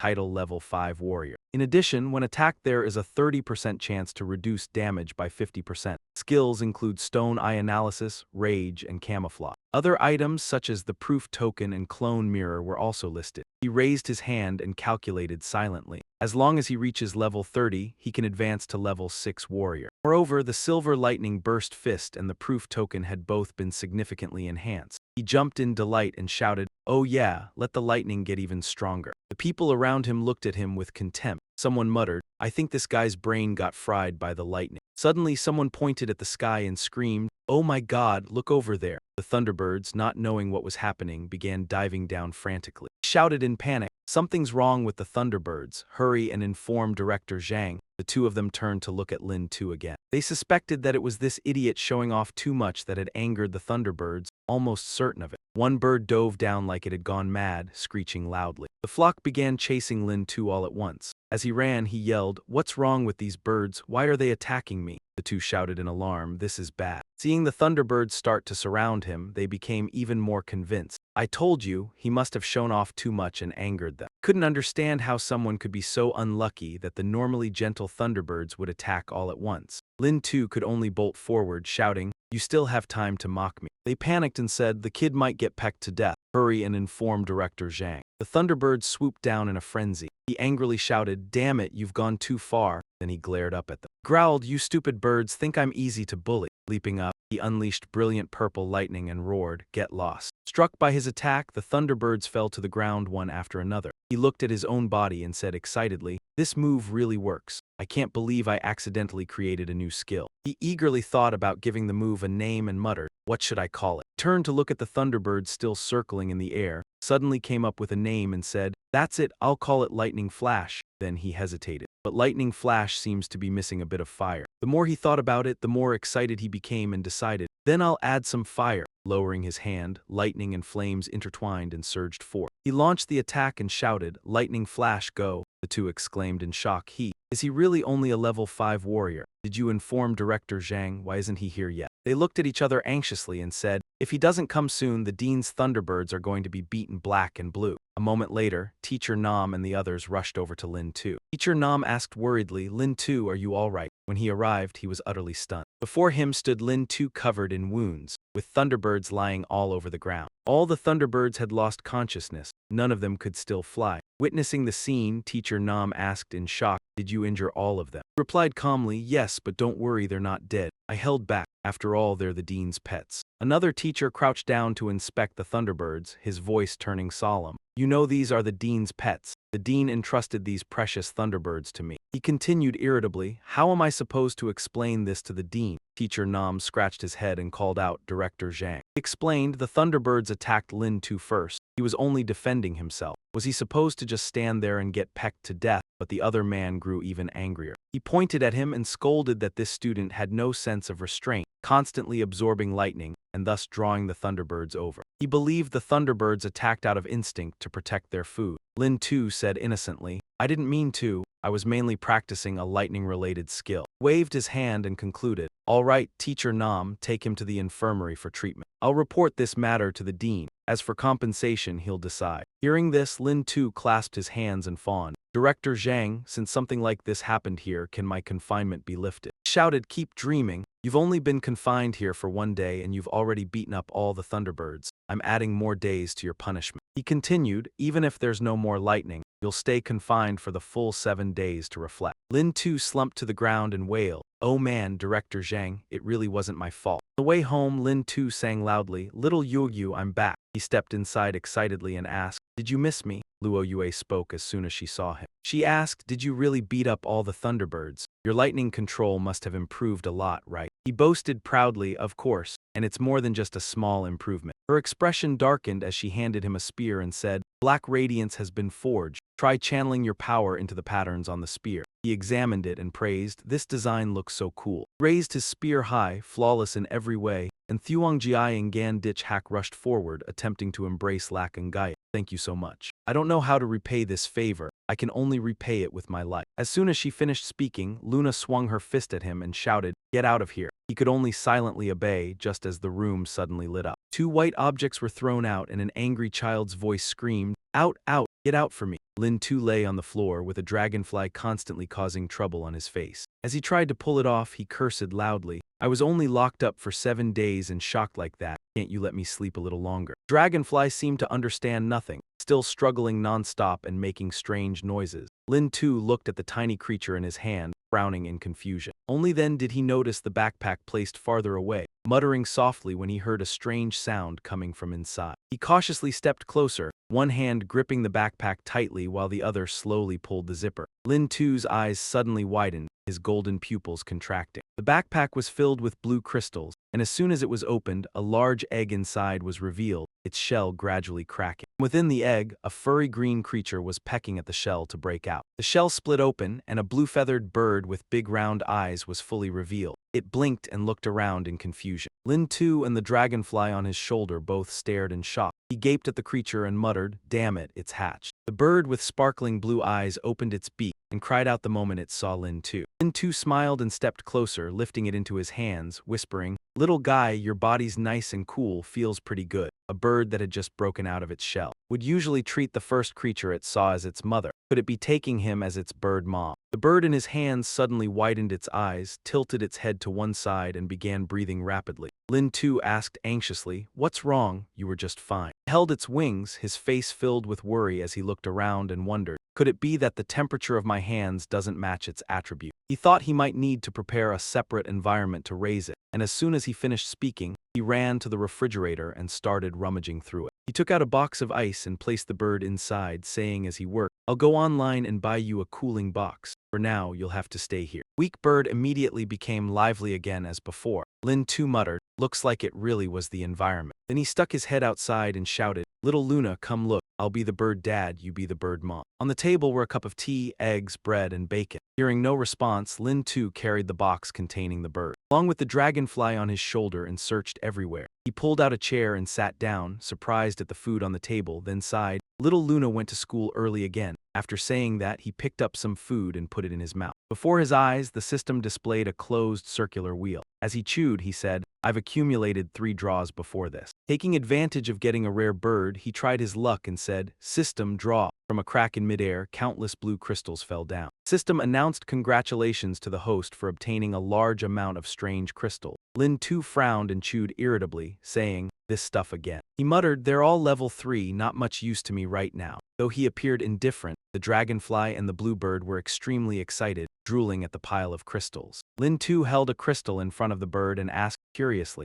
"Don't tell me this silly bird wants to eat strange crystals too." As soon as he finished speaking, the bird grabbed the crystal with its beak, chewing while chirping, looking extremely proud. Dragonfly beside it also looked delighted, and both of them cried out for more food, making Lin too clutch his head and groan, "Oh, 2 gold-eating beasts in this house." He continued lamenting, "How is this old father supposed to survive?" Then he helplessly signaled to the system, "Continue." The wheel slowly spun, and when it stopped, the system announced. The system congratulated the host for obtaining a diamond martial arts card, body tempering technique. In his hand was a gray card printed with the image of a bare-chested man with bulging muscles. Lin too held the card and cheered with joy. This was a body training technique, a martial art created 400 years ago by Mighty Muscle Man, which tempered the body and willpower through physical training, thereby achieving powerful close combat ability. Suddenly, 2 gray cards fell in front of Lin too. His face instantly darkened, tears welling up as he cried out in pain, "I already have 2 diamond martial arts cards." He continued complaining, "But the diamond martial arts card requires level 6 to practice. I have to level up quickly and reach level 6 soon." Continue drawing. Wheel in front of him spun again, and the system announced,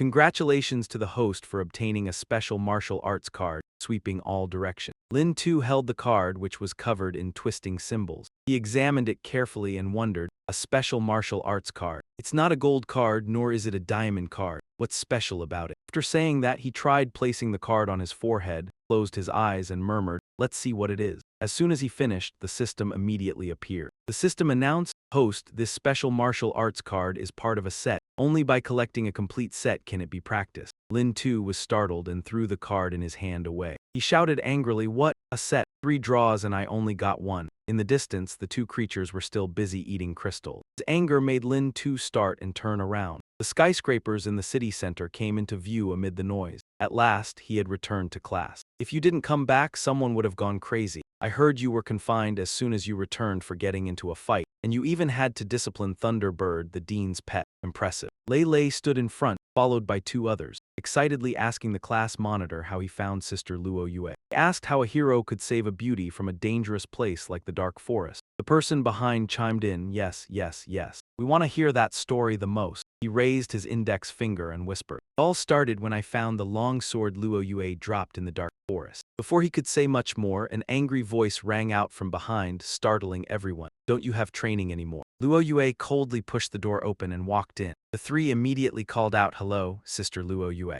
Luo Yue said nothing and directly grabbed Lin Tu by the collar and dragged him away. As they walked, she reminded him that he had already wasted 7 days of training and still had time to chat. Took Lin Tu to the gravity training room. His face turned pale as he tried to ask, "The gravity room, how much gravity are you planning to use?" Luo Yue answered bluntly, 10 times. Lin Tu could only cry out in despair, 10 times? "Oh my God, save me." The door swung open again. A blue-haired young man reported, "Zhang Yin, Le Ping, the people from Class 7 are here again." Zhang Yin frowned, looking displeased. "What are they here for now?" They lay behind him seriously asked whether they needed to inform the class monitor. Zhang Yin thought for a moment and gestured, no need to disturb him. They decided to go take a look. Below the building, a crowd had gathered, all of them aggressive and shouting over one another. "The results of the last sparring competition don't count. We were just joking around. We haven't had a serious match with you. Let's fight again." Zhang Yin stepped forward and frowned as he replied, "A loss is a loss. Why do we need another match?" Hearing this, Flanders gritted his teeth and clenched his fists, unwilling to accept it. He had planned to defeat Class 10 while Lin Tu and Luo Yue were absent. But unexpectedly, they had won instead, and now Class 7 had become the laughingstock of the whole academy. Thinking of this, he shouted, "Don't think winning once makes you impressive. Being last is still being last." Zhang Yin looked disdainful, smiling as he taunted, "Beaten by the last-ranked class. Doesn't that make you even worse than the last-ranked class?" Flanders frowned deeply, anger flashing in his eyes as he spat out each word, "You damn woman." Threw a punch straight at Zhang Ping, his face full of fury. "Do you have a death wish?" The punch was stopped midair by a strong hand. Lin Tu smiled lightly, blocking Flanders' punch with just one hand. Cheers erupted around them. "Brother Lin Tu, class monitor." Flanders' face was filled with disbelief as cold sweat streamed down. He stammered, Lin Tu, you're back." The others who came with him were also shocked, staring at the newcomer in disbelief. "When did he come back?" Lin Tu paid them no mind. He turned and asked Zhang Min, "What's going on? I was only gone a few days and someone already dares to come knocking at our door." The red-haired young man with a black headscarf quickly explained the situation. "Class monitor, while you were away, the academy opened a 5 versus 5 sparring competition between classes. Classes of the same grade formed teams of 5 to fight other class teams. As long as you win a match, the academy gives a reward." Another person stepped forward from behind, looking fierce, and added, "That Class 7 guy wanted to take advantage of your and Luo Yue's absence. Planned to defeat us in the final match, but we ended up winning." Lin Tu gradually understood and said, "So you even beat Class 7? Not bad. Looks like while I was away, no one slacked off." Hearing this exchange, Flanders, standing in the distance, angrily shouted, "Damn it, we were careless last time, that's how you seized the chance. If we fight again, we will definitely beat you."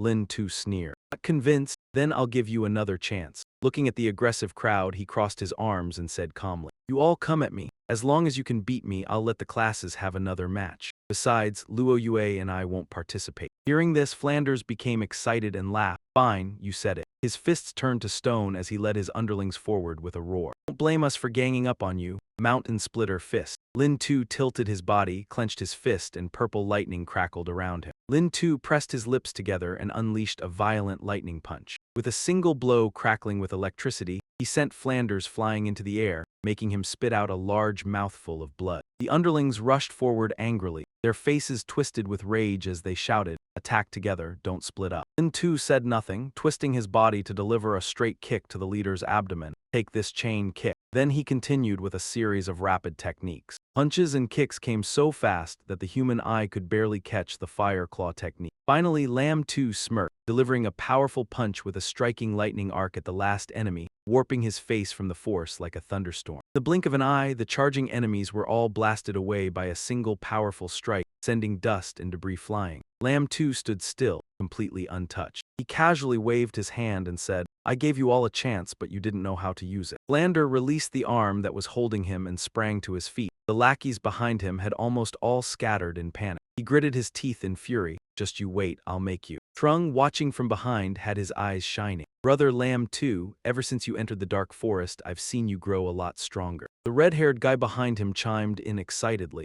"And with the class president here, maybe we can even defeat Class 5. About Class 6 in the interclass tournament?" Lam Tu stepped forward, slightly annoyed as he looked at the fool grinning in front of him, studying his expression. Then he smiled again, clenching his hand into a fist, his face full of determination. "Our goal is to defeat everyone and become the top class of North Academy." "All right." Lam Tu waved his hand. "Go train, don't drag me into the interclass tournament." Some time later, a noisy crowd gathered again at the foot of the tall building. Shouts and curses echoed everywhere. Lamb 2, get out here, get out here. Lamb 2 put his hands in his pockets and calmly walked forward. Trung's group followed behind him. He scratched his head and sighed in annoyance. What's going on lately? Stray cats and dogs keep coming to our door to bark. This time the leader was a bald man. Beside him stood a girl and a short, stocky guy. The bald man crossed his arms, frowning with a look of disdain. Bald man roared, "This is insane. A useless Class 10 brat acting this arrogant. Our Class 5 officially challenges you. This afternoon, we settle it at the training arena." The pink-haired youth beside Lamb 2 nudged his shoulder, pointing at the group ahead. "Class President, the Academy Forum has exploded." He continued,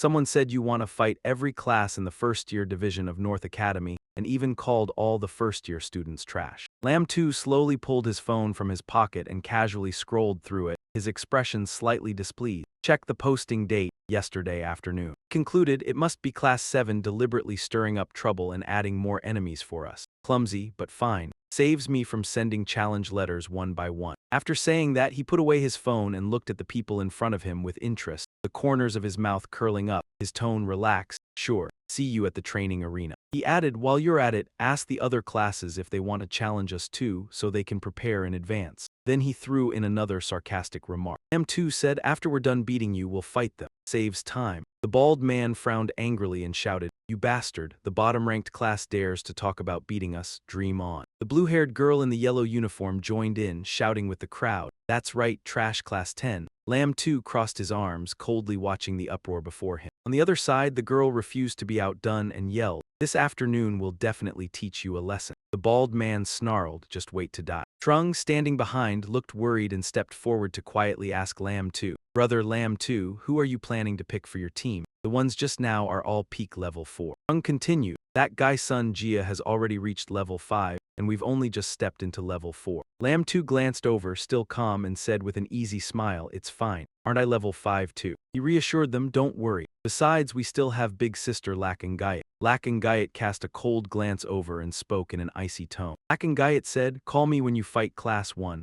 I won't participate against the others." Lamb 2 let out a sigh and had no choice but to steel himself. Lamb 2 said, "Fine. So you think that apart from Class 1, the other classes aren't even worth challenging?" Lakangayat closed her eyes as if in agreement, then added softly, "Class 1 isn't worth challenging either. I just find them annoying." Hearing that, everyone's eyes widened and they froze on the spot. Lamb 2 thought to himself, "When it comes to showing off, I only admire Zio Yu." The spacious square, crowded with people coming and going, was the martial training ground of Sacred Domain Academy. The stands on both sides were packed with spectators, and 2 rows of judges' seats were placed in the center. A group approached from the entrance. Lamb 2, hands in his pockets, slowly walked out to the center of the arena with Trung's group. A black-haired man with a stern face stepped forward to question him. "Did you make that post on the forum?" Lamb 2 pointed at himself with his index finger and quickly replied with an awkward smile. Lamb 2 replied, "Not me. I may be a bit arrogant sometimes, but I wouldn't post something that stupid just to make enemies." The other man seemed relieved, letting out a sigh before muttering softly. The black-haired man said, "Good, I figured it wasn't you." As soon as he finished speaking, Lamb 2 gestured for silence and flashed a sly grin as he added, "If it were me who posted it, I definitely wouldn't have cursed only North Academy." Lamb 2 continued, "I would have called all the first-year male students in the entire academy trash." From the stands, the loudspeaker announcement rang out, "The interclass tournament will now begin." The bald man, the short guy, and the girl beside him had already prepared their weapons and asked resentfully, "Ready to die?" Lamb 2 hoisted a double-ended spear fitted with sharp tips, smirked, and stepped forward. Lamb 2 mocked, "Little Nippon using a spear, huh? You even know how, want me to teach you?" Hearing that, the bald man's group angrily shouted, "Go to hell." One wielding a spear and another a sword instantly formed a circle and charged forward. Each of them unleashed a different move in succession. 8 God's Spear, Grass-Picking Spear, Level 2 Tang Thrust, Banner Break. Lin 2's expression darkened, a faint golden glint flashing in his eyes. He watched intently, silently making his own judgment. "Focus the firepower first and defeat the greatest threat, me.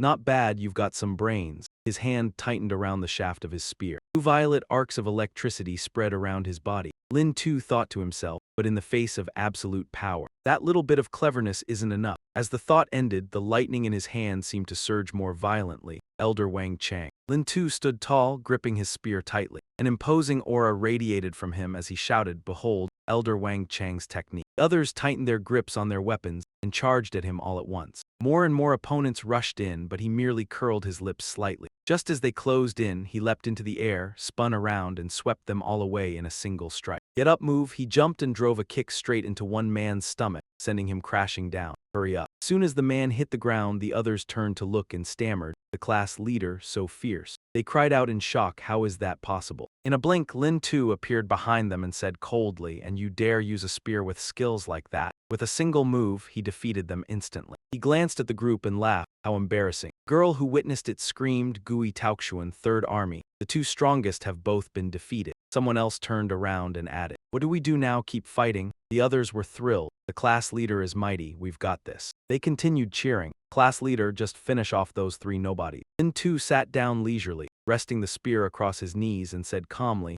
I've already knocked out the two strongest. He looked up at them. The next three are yours. The group froze at his words and asked softly, Brother Lin too, aren't you going to handle them too? Another said anxiously, please don't, class leader. The four of us are only level 4 and they're all level 4 too. He raised his chin and replied confidently, I don't care. He said indifferently, that's your problem. If you lose, I'll jump down from here. The other class burst into laughter. Oh really? Then we won't hold back. They mocked, these 10th graders are full of tricks, watch out for traps. Another nodded, right, keep formation, don't let them break us. Their eyes shone brightly as someone shouted, since that's the case, everyone, let the class leader see the results of our training. All of them responded in unison, okay. Dark-skinned girl standing at the back remained silent. One of them rushed forward and shouted, class leader, this is my new martial art, Twin Mountain Divine Tiger, please evaluate it. He immediately unleashed Twin Mountain Divine Tiger. Another charged in with an axe. Class leader, this is my technique, Splitting Mount Hua, please take a look. Several others joined in.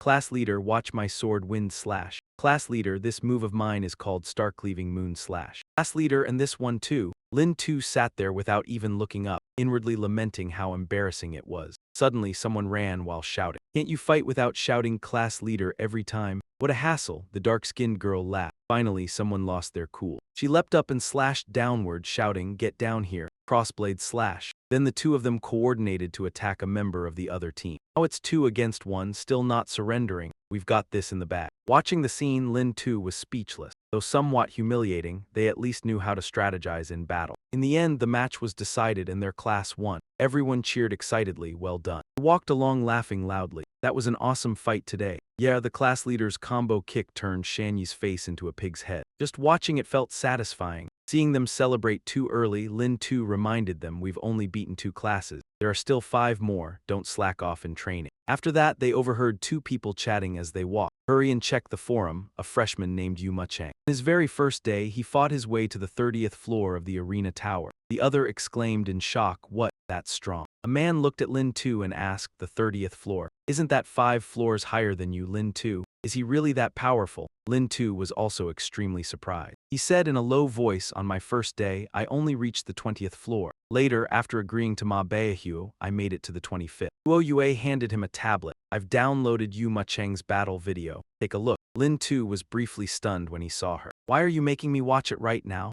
Luo Yue stepped closer and said, because you're arrogant and good at making enemies. Yu Chang will probably come looking for you soon. He frowned at that, recalling her expression, and replied, that's not arrogance, that's pride, okay. There's always someone more arrogant than me. Two continued discussing the match on the tablet. The weapon he used was a long halberd, comparable to a spear. Lakangayat turned to him and continued, saying that the senior student who was defeated by him was a level 7 martial artist, nicknamed Sword King, from the 2nd year of Class 5 at the Northern Academy. Upon hearing this, he was absolutely stunned. A level 7 martial artist was easily defeated by him. This guy is truly powerful. Suddenly, a tall man approached them. Are you watching the video of Du Mu Cheng's match too? Hearing the voice, he immediately turned around. Oh Yang Hang. He looked at Oh Yang Hang and smiled. You're not here to give me another diamond card, are you? He shouted. No. He pointed behind him again and continued. So you came to Class 10 to challenge us to a duel, but it's not Vietnam's turn yet. Wait until we smash Class 1 of the Northern Institute into the ground, then talk. The dark-skinned girl looked embarrassed after hearing that. That's really arrogant. Yang Heng immediately shouted, I didn't come here to fight you. I came to make a deal. Please step aside and talk for a moment. Two of them walked to another spot. Lin too looked at him and asked, you want to make a deal with me again? Did you take the wrong medicine or something? He lifted a card and said,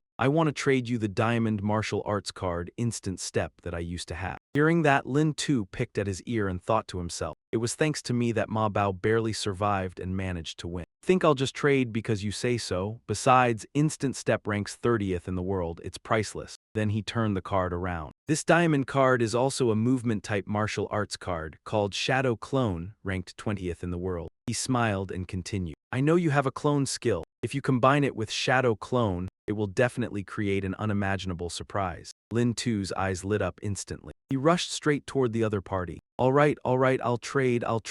Ouyang Heng was startled by the sudden change. You changed your attitude way too fast. Right after that, Lin Tu suddenly stopped and asked suspiciously, wait, why are you suddenly being so nice? Are you plotting something? Ouyang Heng thought of the scene of himself packing up and leaving in tears. He hurriedly replied, what plot could I have? To be honest, my father went through great trouble to get that diamond card from the family elder. If I lose it, he'll definitely kick me out of the house. Hearing that, Lin Tu gave a sly smile and said, if you knew that, why did you still do it? It's not that I can't give you this card, but you have to agree to help me with something. Sensing something was wrong, Ouyang Heng hesitated and asked again. What is it? Just say it. Lin Tu leaned closer and lowered his voice. It's nothing big, you just need to follow my instruction. As soon as he heard that, Ouyang Heng's face turned red. He angrily shouted, no way, absolutely not, I won't do something like that. Lin Tu looked regretful and turned away with a sigh. If you don't agree, then forget it. I'm about to reach level 6 anyway. When that happens, I'll just use this diamond card myself. Ouyang Heng reluctantly gave in.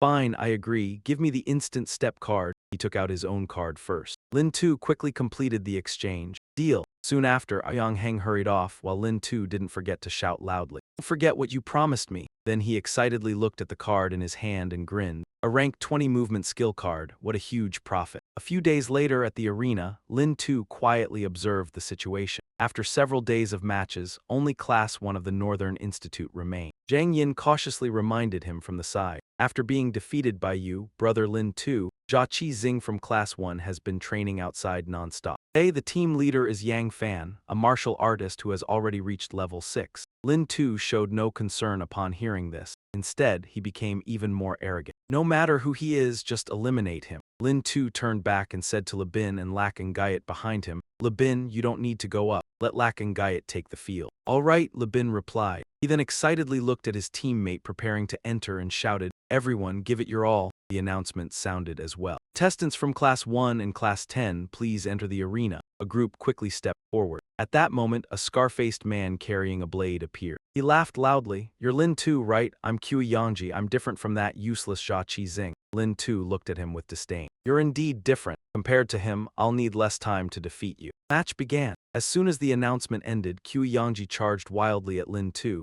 arrogantly shouting, come on, watch my blade. At the same time, Lac and Guyot was targeted by 3 others. Listen up, Lac and Guyot, you're a traitor to Class 1, today we'll make you pay. Come at me, Lac and Guyot replied coldly. The 3 immediately swung their blades. Prepare to die. Lac and Guyot quickly took her stance. Annoyed, she glared at them, let out a low snort, and charged alone straight into their encirclement. Seeing this, Zhang Yin hurriedly shouted, they're bullying her with numbers, let's help her. But before they could move, a fat man carrying a spiked mace rushed over to block them. You 3 brats, your opponent is me, Teng Teng Tehu. Caught off guard, Zhang Yin hurriedly turned and raised her sword to block, but the heavy strike still left her struggling to withstand it. Zhang Yin quickly fell into a disadvantage and was knocked backward. Trembling, she forced herself to stand, coughing softly, her face full of panic. It was clear the injury was serious. Zhang Li and Qin Feng immediately joined forces and rushed at the fat man. Damn it, take this. But he only sneered lightly. Idiots. With that, he planted his feet and swung his mace straight at them. Get lost. Both of them were sent flying in opposite directions by the fierce blow. Gasping for breath, Qin Feng muttered, is this the strength of Class 1? And the 3 of us couldn't even withstand a single move. Zhang Yin spoke firmly to reassure them. It's fine. With Lac and Guyot and brother Lin Tu here, we'll definitely win. Onlookers watching from the sidelines were extremely excited, all gloating openly, convinced that those in last place would always remain last, completely overwhelmed with no chance to fight back. Now it's 5 against 2. Lin Tu and Luo Yue are bound to lose. That brat Luo Yue needs to be taught a lesson this time. Seeing the situation, Kui Yangji immediately looked smug. You're down to just 2 people now, as long as I hold you off. Luo Yue will have to face the 4 of them alone and will definitely lose. At that moment, Luo Yue was still taking on 3 by herself, and the fat guy from earlier was about to rush toward her as well. As soon as he finished speaking, Kui Yangji unleashed Flame Slash and charged forward. However, I'll deal with you before that happens. Flame Slash, Lin too looked at the blazing sword and cursed inwardly, damn it, using fire against me again. Are you stupid? Immediately, he unleashed 100 birds paying homage to the phoenix, deciding to fight fire with fire. 2 violent streams of flames collided and exploded with a loud bang. Witnessing the scene, Kui Yangji was shocked. I didn't expect his flames to be this strong. Lin too sneered, is this what level 6 amounts to? Kui Yangji immediately poured in more power and unleashed Flame Devour, snapping, no matter how strong your fire is, it's useless against my Crimson Flame blade. This blade was forged from special extraterrestrial fire meteorite and can absorb flames, converting them into power for its wielder. After saying that, he swung with full force, wanting to test the power of his own flames. At that very moment, Lin too suddenly released a wave of azure ice that spread outward. Ice and fire collided, knocking Kui Yangji's attack back. Kui Yangji stared at the surging blue ice in shock, unable to react in time. Lin too calmly added, forgot to tell you. You can use ice element skills too, but there's someone on this field who's even better at ice than I am,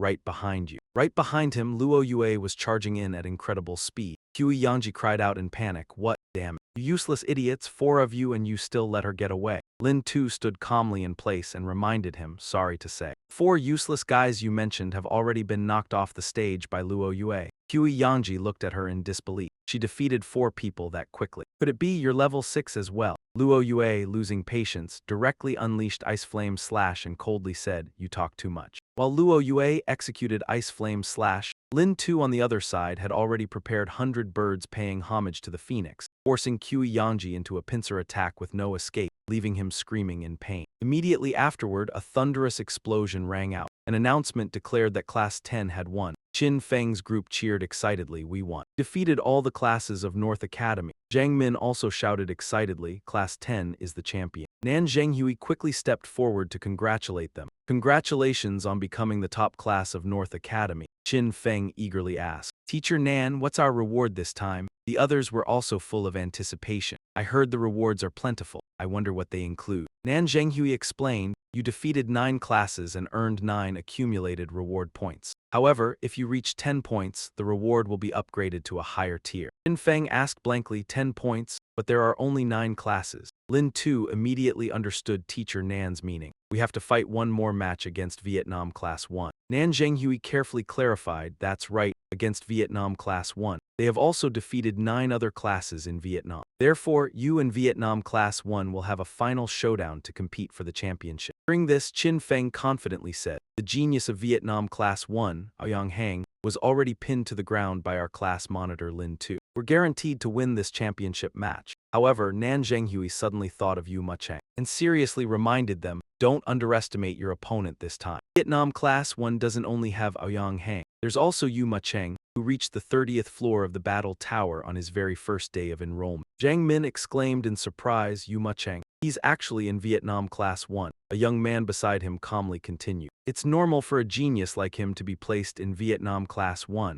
Someone else asked uneasily, he must already be at the peak of level 6, right? Luo Yue crossed her arms and replied calmly, no, Yu Macheng is already level 7. The group was instantly shocked, staring wide-eyed as they exclaimed, oh my god, level 7 already? The gap is too big. How are we supposed to fight that? Lin too turned to reassure them, don't worry with Luo Yue and me here. Even if he's level 7, we'll still make him bow in defeat. As time slowly passed, dusk arrived in the blink of an eye. Luo Yue couldn't suppress her doubts and asked Lin too, are you really that confident? Against Yu Macheng, we might lose this time. Hearing that, Lin too looked puzzled and asked in return, I didn't expect you to say that. That's not like you at all. Then he looked at Luo Yue with unwavering eyes. Don't worry, we'll win. After saying that, he turned and walked away. Luo Yue asked, where are you going? Lin too replied meaningfully, to take care of something to make sure we don't lose. Inside the dark and desolate forest. From a distance, Lin too walked over and greeted him. You're here. Ouyang Hang immediately lost his patience and snapped, didn't you just win first place in the class? Ouyang Hang kept grumbling about having to wait so long. You're this slow even now. I've been waiting here for half an hour, Lin Tu hurriedly asked. I told you to help me find the power station. Lin Tu continued, did you find it? Ouyang Hang replied casually. When I step in, what can't be done, follow me. The power station of Sacred Domain Academy appeared like a towering spire, surrounded by a faint glow. Seeing it, Lin Tu couldn't help but be astonished. It's just a power station. He was surprised that it was placed in such a secluded location. Ouyang Hang explained, of course, if this place were attacked. He made it clear that the entire power supply of Sacred Domain Academy would be paralyzed, then asked curiously, by the way, why did you want me to bring you here? Instead of answering, Lin Tu took out several small bombs and carefully instructed him. Here, take these. Help me lure the staff around here away. Seeing the dangerous items in Lin Tu's hands, Ouyang Hang froze and asked in shock,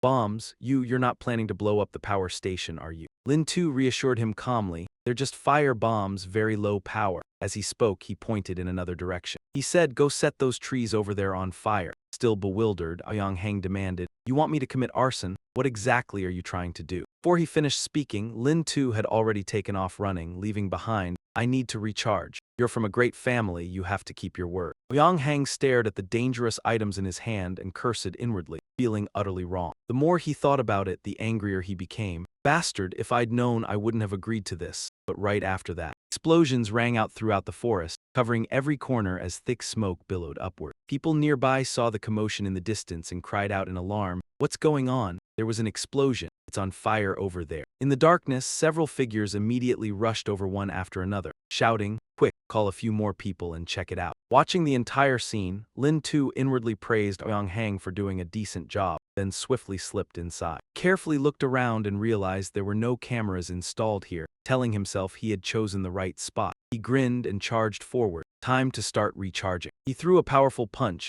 snapping a thick cable in half, and an enormous current immediately surged out. Engulfed by the current, Lin Tu was so exhilarated he was nearly crazed, shouting excitedly, tonight I'm reaching level 30. System displayed a notification. A powerful external energy source detected, Devour skill activated, converting into experience points. Inside, Instructor Lee noticed something unusual and shouted angrily, what on earth is happening out there? He suspected someone had the audacity to cause trouble at Sacred Domain Academy, then suddenly realized the issue. Damn it, the power's out. Outside the power station, everything was plunged into complete darkness. Ouyang Hang had no choice but to run for his life, with a crowd shouting as they chased after him. As they put out the fire, the crowd yelled, put out the fire. Damn it, who did this? If I catch him, I'll make him wish he were dead. Ouyang Hang was also wondering in confusion what that guy had done to cause such a huge commotion, secretly fearing he had been dragged into serious trouble this time. Meanwhile, Instructor Lee quickly ordered backup power to be activated and shouted, search for him. You must catch the bastard who sabotaged the power station. As for Lin Tu, he continued absorbing the golden current with all his strength. The system announced, congratulations, Master, on reaching level 30. The system continued, congratulations, Master, on attaining the title of level 6 martial artist. Only then did Lin Tu stop, laughing excitedly. I'm level 6 now too. His entire body was enveloped in brilliant golden light. He eagerly checked his stats. Host Lin Tu, level 30, strength 552, constitution 258, speed 160, overall combat power 6000, nickname level 5 martial artist, when attacked 30% chance to reduce damage by 50%, title level 6 martial artist unchanged. Skills analytical eyes, rage, disguise, devour, mirror, clone. Even though he was scorched by electricity, his hair standing on end, Lin Tu was still thrilled because there was more good news. He was delighted that he could finally cultivate the diamond martial card, and the move 100 birds paying homage to the phoenix was a growth type skill that could continue to increase in power. Just then the people from the power station rushed over and shouted, who's hiding there? Get out here. Lin Tu was startled. Damn it, I've been discovered. He immediately dashed away at top speed, telling himself he had to retreat at once. The people from the power station chased frantically, someone shouting,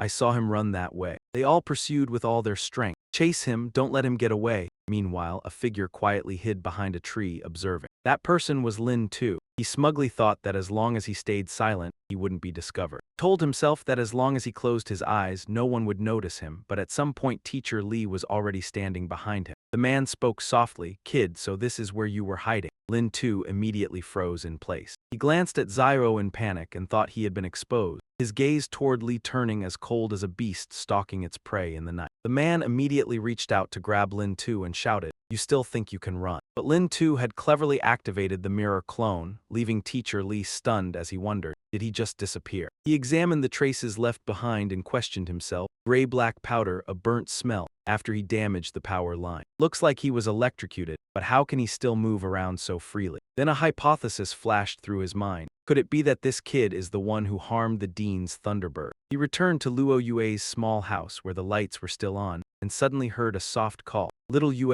is taking a nap. Lin Tu tiptoed inside, anxiously thinking that he must not let her see him in this pitch-black state. Just then Luo Yue suddenly rushed out with a sword like the wind and shouted, "Who's there? How dare you come in here?" Lin Tu hurriedly spoke up to explain. "Don't, little Yue, it's me." Luo Yue looked at the black figure in front of her and asked suspiciously, "Lin Tu, is that you?" She immediately examined him warily and asked, "How did you end up like this? The power outage earlier wasn't related to you, was it?" Lin Tu forced a smile and scratched his head. "Isn't it because of the competition the day after tomorrow?" Luo Yue asked anxiously. "Are you okay? Do you need to go to the infirmary?" Lin Tu quickly refused. "No need, some medicine will do," he thought to himself. He figured the people at the power station were searching for him everywhere. Going to the infirmary now would be like walking straight into a trap. After washing up clean, Lin Tu assessed that upon reaching level 6, not only had his strength increased, but his recovery ability had also improved greatly. Excitedly looked at his hand and said, "Now let's try out my ring." Then he immediately activated it. A layer of protection along with arcs of electricity surrounded his body, making him exclaim in shock, "Huh, why is my ring different from others? It even has electricity." He touched it with satisfaction. He laughed smugly. "An electric ring, not only can it defend, it can also attack. This is my unique secret technique." Right after that, the ring suddenly vanished, startling Lin Tu. He muttered, "It consumes stamina too. Looks like it can't last long each time." Next, he took out the card he had just exchanged, grinned with delight, and began learning the diamond martial skill card. He carefully placed the card on his forehead and felt a stream of energy slowly spreading. 10 minutes later, a purple glow had enveloped his entire body. Half an hour passed and Lin Tu still stood there with the card. In the end, he couldn't endure it any longer and began gasping for breath, sweat pouring down like rain. He looked at the card again and wondered in confusion. "Oh no, this card has drained all my stamina, but there's no reaction at all." He speculated, could it be that I just reached level 6 and haven't accumulated enough power to unlock this card? Then he irritably threw it aside. He cursed angrily, "Damn it, I knew Aoyang Heng wouldn't be that kind-hearted." Just then the system chimed, "Abnormality detected while the host is absorbing the martial skill card. Would you like to use the Eye of Analysis?" The host has reached level 6. The Eye of Analysis skill has leveled up, unlocking more applications.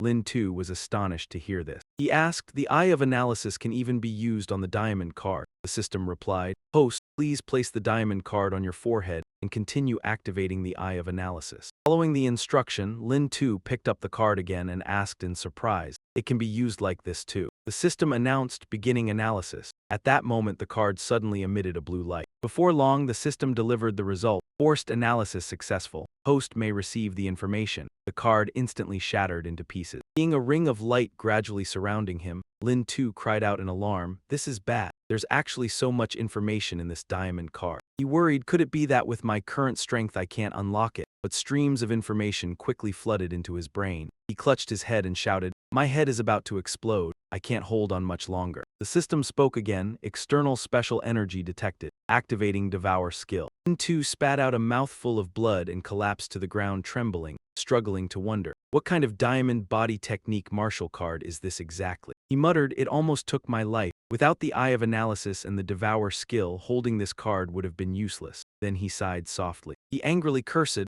"Damn Aoyang Heng, giving me this card was trying to get me killed." But he admitted that the mirror clone truly ranked 20th among body techniques in the world. Realized it suited his mirror clone perfectly, then weakly supported himself to the sofa, thinking he had better rest for a while. As soon as he sat down, he took out another card and said firmly, "Let's try another diamond martial card, the body tempering technique." "Hey look, it's not going to take my life like that card earlier, right?" It was already late at night, yet Liam Tu's voice still rang out with vigor. As he took the card, he casually said, "If I want to win the competition the day after tomorrow, I'll have to risk it." This diamond martial arts card isn't that hard to learn. But the very next moment, he suddenly froze. He stood there stiffly for 2 seconds, then slammed the card to the ground with a smack and roared in frustration, Damn it, is this really a training technique or is it yoga? Liam too reluctantly assumed the posture with his hips raised to the sky and his head touching the ground, then grumbled in irritation. Doing this move is so humiliating. After that, he picked up 2 weights and pulled them apart to both sides, muttering curses. Who the hell came up with this training technique? It must have been some kind of pervert. Just like that, Lamb too endured the pain in his hip and continued spreading his legs to train,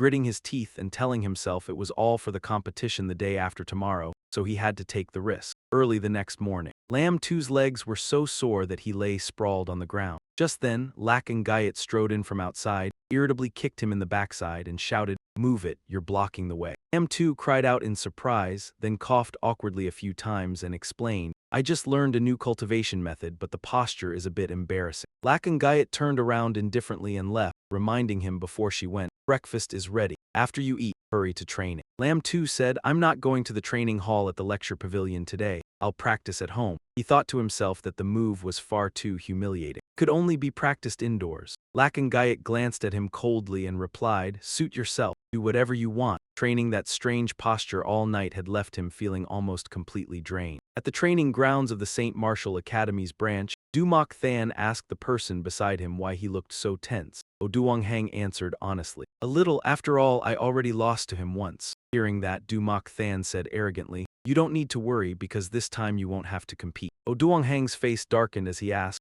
what do you mean?" Dumak Than pointed at the remaining team members and confidently declared, "Nothing much. Class 1 of Vietnam doesn't have only you at level 6. With me and the 4 of them working together, our coordination will be better." An announcement rang out, calling the contestants to the stage, and Dumak Than's group immediately stepped forward. He even arrogantly left behind a remark, "Watch closely. Under my leadership, Class 1 of Vietnam won't lose to the bottom-ranked class again." Duong Heng couldn't help feeling irritated by that attitude and cursed inwardly, "That damn bastard, not even letting the class monitor like me compete." But right after that, he revealed a meaningful smile. "I'll wait for you to get your teeth knocked all over the floor by Lam 2. At this moment, the 2 classes led by Oduong Hang and Lam 2 had both taken their positions, ready to compete. Lam 2 asked in confusion, "Where's Oduong Hang? Why isn't he competing?" Dumak Than replied arrogantly, "We don't need him to." Hearing that, Lam 2 asked irritably, "He's the class monitor. Why isn't he competing? You looking down on me? Who are you to speak on behalf of Class 1 of Vietnam?" Dumak Than was momentarily speechless, grinding his teeth in anger. He glared fiercely at his opponent. Oduong Hang stood above with his arms crossed, watching and sneering. "Only a villain can deal with another villain. Lam 2, go for it." The competition officially began. Dumak Than led his teammates charging forward aggressively and shouted, "Take them down." One man wielding a spiked mace rushed straight at Lam 2 with a frontal attack, while another burly fellow moved around to block his path. Just as the 3 led by Truong Dan were about to advance, they were ambushed by 2 others. They sneered contemptuously, "You rookies, get down there obediently." Meanwhile, Dumak Than faced off against Lakangayat alone. Lakangayat, long time no see. Lakangayat looked at him in silence. Next moment, the 2 immediately swung their weapons and clashed. Dumak Than kept talking nonsense. "Lakangayat, there's no need to be like this the moment we meet." "No matter what I am," before he could finish, Lakangayat angrily charged forward. "Shut your mouth." On the other side, 3 figures were blasted hard against the wall. Truong Dan struggled and said helplessly, "Level 4 against level 6, we can't even last a few seconds." The tall man holding a hammer showed disdain upon hearing that. He laughed mockingly, "Your friend can't even withstand a single move. We're all level 6. At that moment, the blade in Lam 2's hand suddenly burst into flames and he shouted back, "So what if you're level 6? He thought to himself that this was a perfect chance to test 100 birds paying homage to the phoenix after its upgrade. 100 birds paying homage to the phoenix, bird leap. The hammer-wielding man mocked disdainfully, "Rookie, do you even know what level 6 means? At level 6, you can use a circle for defense. Your attack is useless." "Activate the circle," Lam 2 challenged back. "Let's see how long you can defend." Golden flames around his body flared violently. 100 birds paying homage to the phoenix, bird leap. 100 birds paying homage to the phoenix, bird leap. 100 birds paying homage to the phoenix, bird leap. A loud explosion rang out, and smoke and fire engulfed the entire arena. Inside the barrier, the opponent began to panic. "Damn it, does this guy's martial skill not consume energy?" 2 teammates also hurriedly shouted, "Come help, stop him." At this moment, Lam 2's flames transformed into a fiery phoenix that surged wildly along the blade. He roared, "That was only the birds just now. Now comes the real one. 100 birds paying homage to the phoenix, phoenix dance." The person below was so terrified that he froze, eyes wide open. Immediately afterward, Lam 2 struck down like thunder, creating a violent shock accompanied by a miserable scream. The man was instantly blasted out, completely unable to resist. His body was smashed flat against the wall, eyes rolled back, looking utterly miserable. Lin Feng patted the person beside him on the shoulder and shouted excitedly, "The class monitor has taken one down. Class monitor, awesome." In contrast, Truong Dan looked thoughtful and watched the situation with concern. She noticed that Lak and Guyot seemed to be at a disadvantage the entire time and hadn't expected Du Mok Than to be so strong. Du Mok Than turned and slashed out with a sharp arc of his blade, while Lak and Guyot lowered her body to block. Du Mok Than sneered mockingly and continued pressing his opponent. Lucan Guyot was criticized for not making any progress over the years. She glared at him and let out a cold snort. Lam too began to get annoyed, intending to rush at that bastard Du Mok Than, but the others immediately surrounded him. "Kid, where do you think you're going?" Gloomy, arrogant figure threatened him, implying his lover had been bullied and could no longer hold back, and declared that being surrounded meant no escape. "Oh, your lover's been bullied and can't hold back anymore? Surrounded by us, see where you can run." Immediately, all three coordinated to launch their weapons straight at Lam 2. It all happened in the blink of an eye, leaving only debris flying from the impact. The three Zhang Dan shouted in panic as they sensed trouble. "This isn't good. Lam 2, what's going on here?" Someone realized Lam 2 had activated his circle, even reaching level 6. He calmly reminded them that he now also possessed a circle. "Activate the circle quickly. That's Lam 2's circle. This kid reached level 6. Forgot to mention I now have a circle too." Opponents cursed, insisting that level 6 was not scary and demanded to smash his circle. Through the thick dust, a flash of jade-green electricity appeared. The three had hit Lam 2's sturdy shield. The three-bund guy yelled in shock. Lam 2 calmly activated his circle, leaving Nam Chin Hai visibly stunned. "What? That's Lam 2's circle." Realizing he had reached level 6, Lam 2 stood leisurely inside the circle, smiling as he repeated what he had said. "This kid reached level 6. Forgot to mention I now have a circle too." The other side angrily shouted and continued a relentless attack. "Damn it, level 6, so what? I'll smash your circle." A series of frenzied strikes rained down on Lam 2's circle. He moved slightly, laughing contemptuously and challenged. "Look closely, do you think my circle can be compared to you kids?" He immediately activated the lightning circle and the electricity instantly knocked back each of them, causing screams of pain. One tried to resist, but the current was too strong and jolted him. "Lightning circle, go." Truong Dan stared in shock at the conductive property of Lam 2's circle, while Class A was electrocuted and cried out in horror. "Lam 2's circle has conductive properties too? How is this possible? His circle has electricity." Lam 2 continued to charge, thrusting wildly and declaring it was his turn. "My turn now, Furious Storm Spear." The three-bund guy went numb from the shock, cursing while trying to activate his circle to block Lam 2's attack. "Damn it, my body's still paralyzed." Lam 2's eyes flashed coldly as he shouted before striking. "Bullying others too much. Get out of my way." He immediately drew the Furious Storm Spear, thrusting it powerfully into the shield. The three-bund guy widened his eyes, gritting his teeth in fear. "What? Impossible." His circle shattered under the electric surge and Lam 2's sweeping strike. Labin jumped up excitedly. "Great, another one down." Surprisingly, the three-bund guy who had been knocked down swung back up using the grappling line. He landed lightly on the arena floor thanks to the rope. Lam 2, annoyed, pointed accusingly, claiming a mechanism was hidden in the gear and questioned the referee. "Damn, there's a mechanism in his gear. Hey, referee, is this cheating?" Dean Baklai Lynn calmly declared that mechanisms in gear are considered weapons, so it's not cheating and the contest continues. "Mechanisms in gear are weapons, not cheating." Contest continues. Not only Class Tan Fong but also the audience booed angrily, claiming it was unfair and seemed intentionally against their victory. "Damn, still not cheating? Blind eyes, unfair." Nam Chin Hai stepped forward to intervene, acknowledging the school indeed had no rule against it. Indeed, the school has no rule against this. He looked at the arena, thinking the high-ranking class teachers probably didn't want the last-ranked class to win, quietly placing hope in Lam 2. The three-bund guy stepped forward with contempt, mocking that the last-ranked class should know their place and that the champion doesn't belong to them. Last-ranked classes should have awareness of their place. Champions don't belong to you. Lam 2 assumed a combat stance, questioning him back. "Seems like many at St. Domain Academy don't want us to win, huh?" He decisively declared he would win to prove them wrong. Immediately after speaking, Lam 2 summoned Shadow Clone.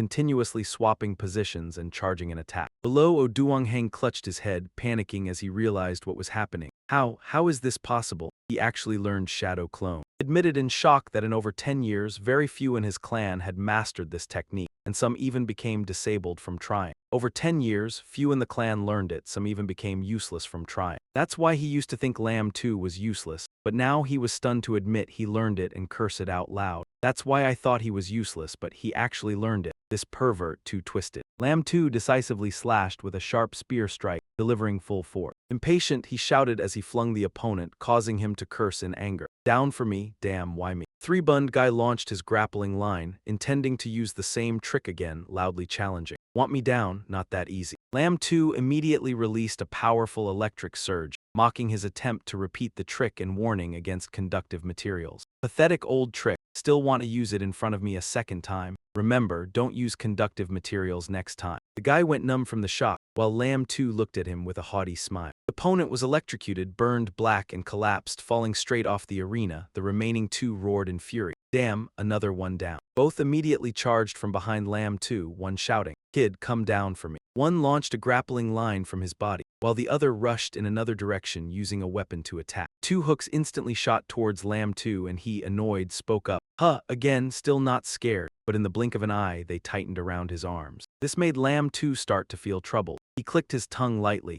The two men coordinated by standing on either side, using the hooks to control and hinder his action. Lamb 2 felt uneasy, stared at my brow, then used a steel cable to try to restrain me. Immediately after, he unleashed his power, sending out a surge of electricity. Get lost now? The two holding onto the hooks were shocked painfully by the electricity. One still tried to hold on, and Theo Thou said, "Come here before you get electrocuted, I'll strangle you first." Lamb 2 grinned triumphantly, tightening his grip and asked, "You think this is all the electricity I have?" Then he clenched his teeth. This surge was far stronger, the air around them vibrated. Lamb 2 said in a hoarse voice, "Come on, explode." Instantly both hooks snapped. "Of me," he said, and the two were thrown back by the powerful electricity. Han Fong and Len Bin saw this and felt extremely thrilled. Two more enemies were defeated. Amazing. Lakangayat on the other side was beaten until she coughed up blood. Lamb 2 quickly caught her and softly asked, "Lakangayat, are you hurt?" Lakangayat remained silent, her expression thoughtful. Lamb 2 asked her, "You don't feel well?"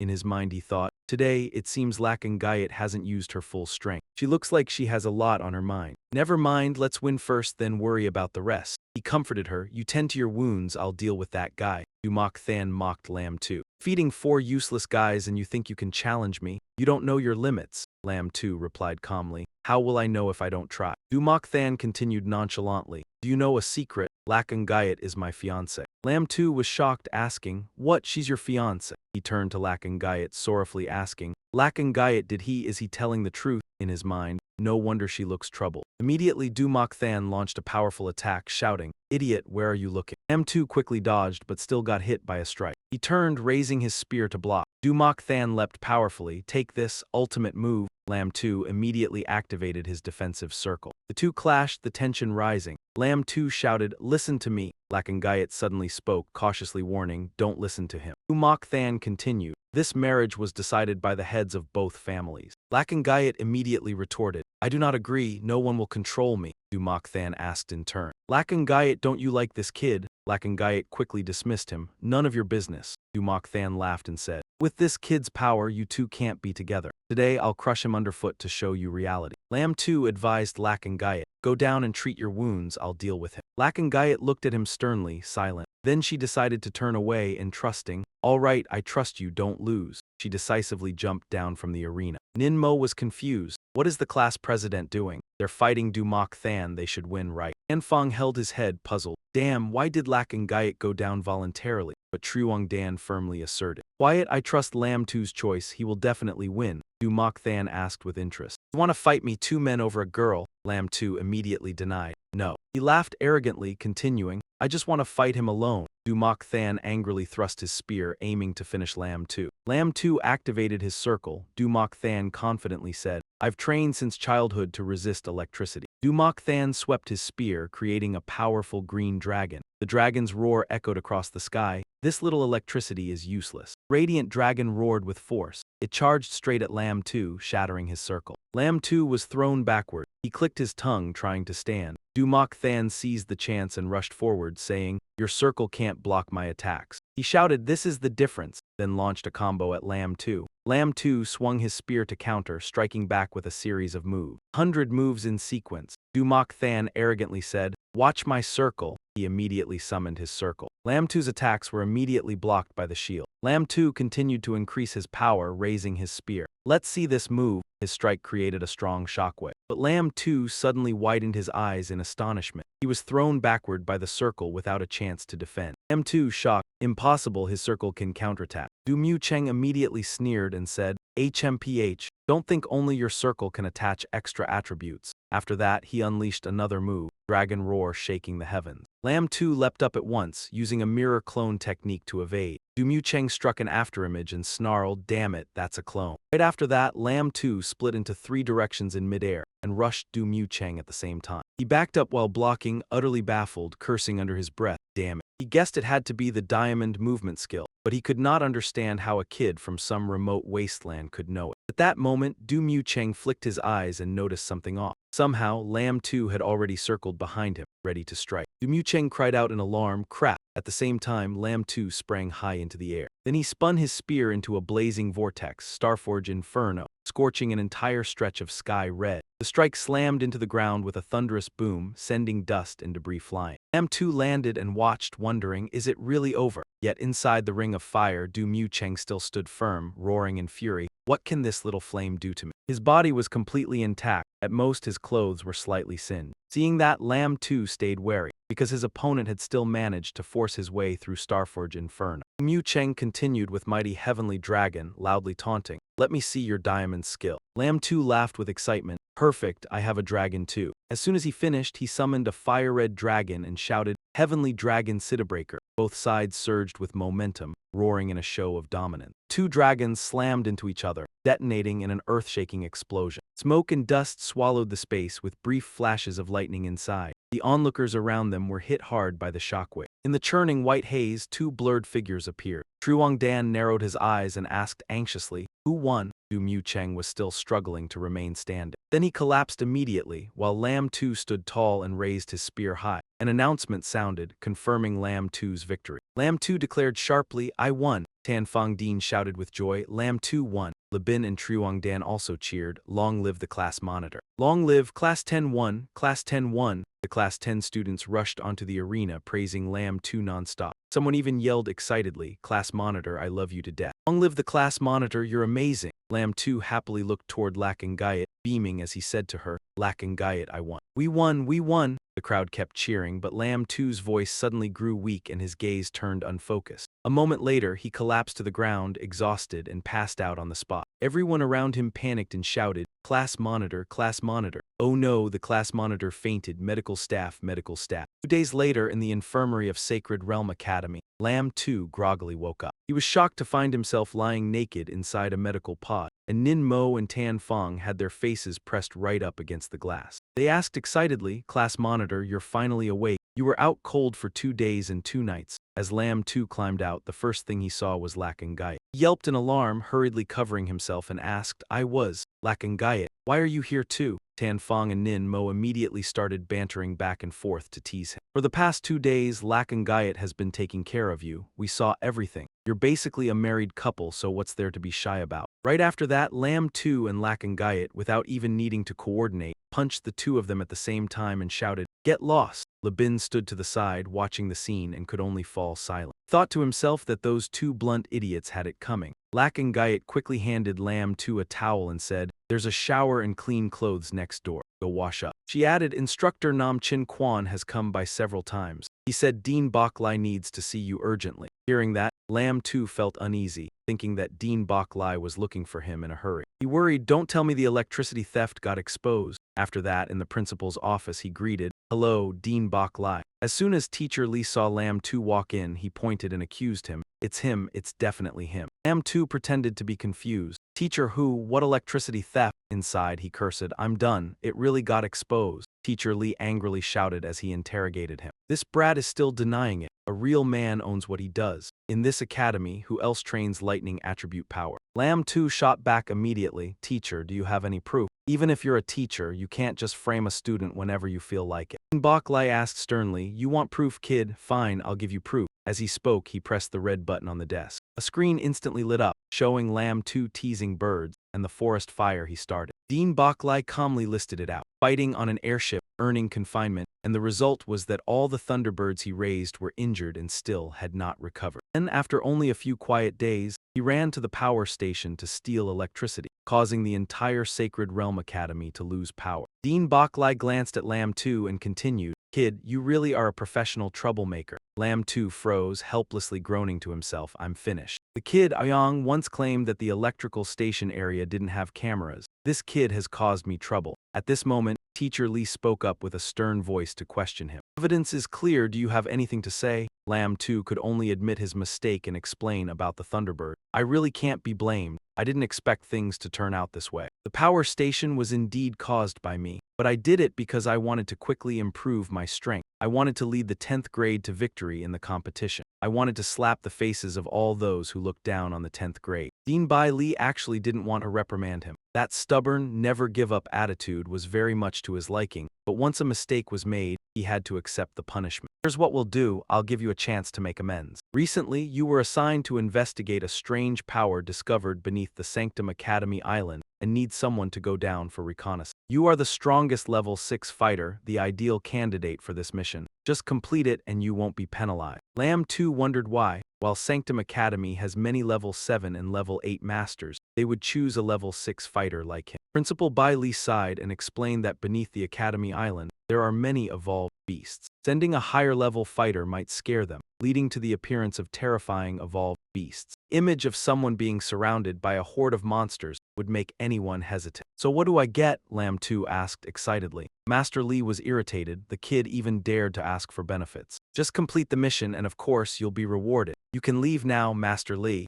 Principal Bai Li replied calmly. I have a few things to discuss privately with him. Master Li could only leave, casting a cold glance at Lam 2 before stepping out. Principal Bai Li changed the topic to the recent class competition, with Class 10 taking first place. All non-participating students receive 50,000 points and a golden skill card, while you and 4 other students get 100,000 points. You performed well in the duel, so I'll give you a diamond skill card as a reward. Principal Bai Li opened a drawer, picked up 3 cards and said, here are 3 diamond spear skill cards. Choose one. Why only me? Lam 2 asked cautiously. We're not close. We're not close, but someone special told me to take care of you, Principal Bai Li explained reluctantly. Otherwise, with my abilities, Sun would have kicked you out of Sanctum Academy already. Someone special instructed you? Lam 2 asked suspiciously. Could it be my little Yo-Yu? Although Yo-Yu is from Sky City, she cannot casually make things difficult for you, Principal Bai Li answered directly. He asked mysteriously, do you remember Bai Li Hao Ling you met on the way to Sanctum Academy? She claimed to be your master. Lam 2 froze, tilting his head in confusion, but quickly recalled Bai Li Hao Ling.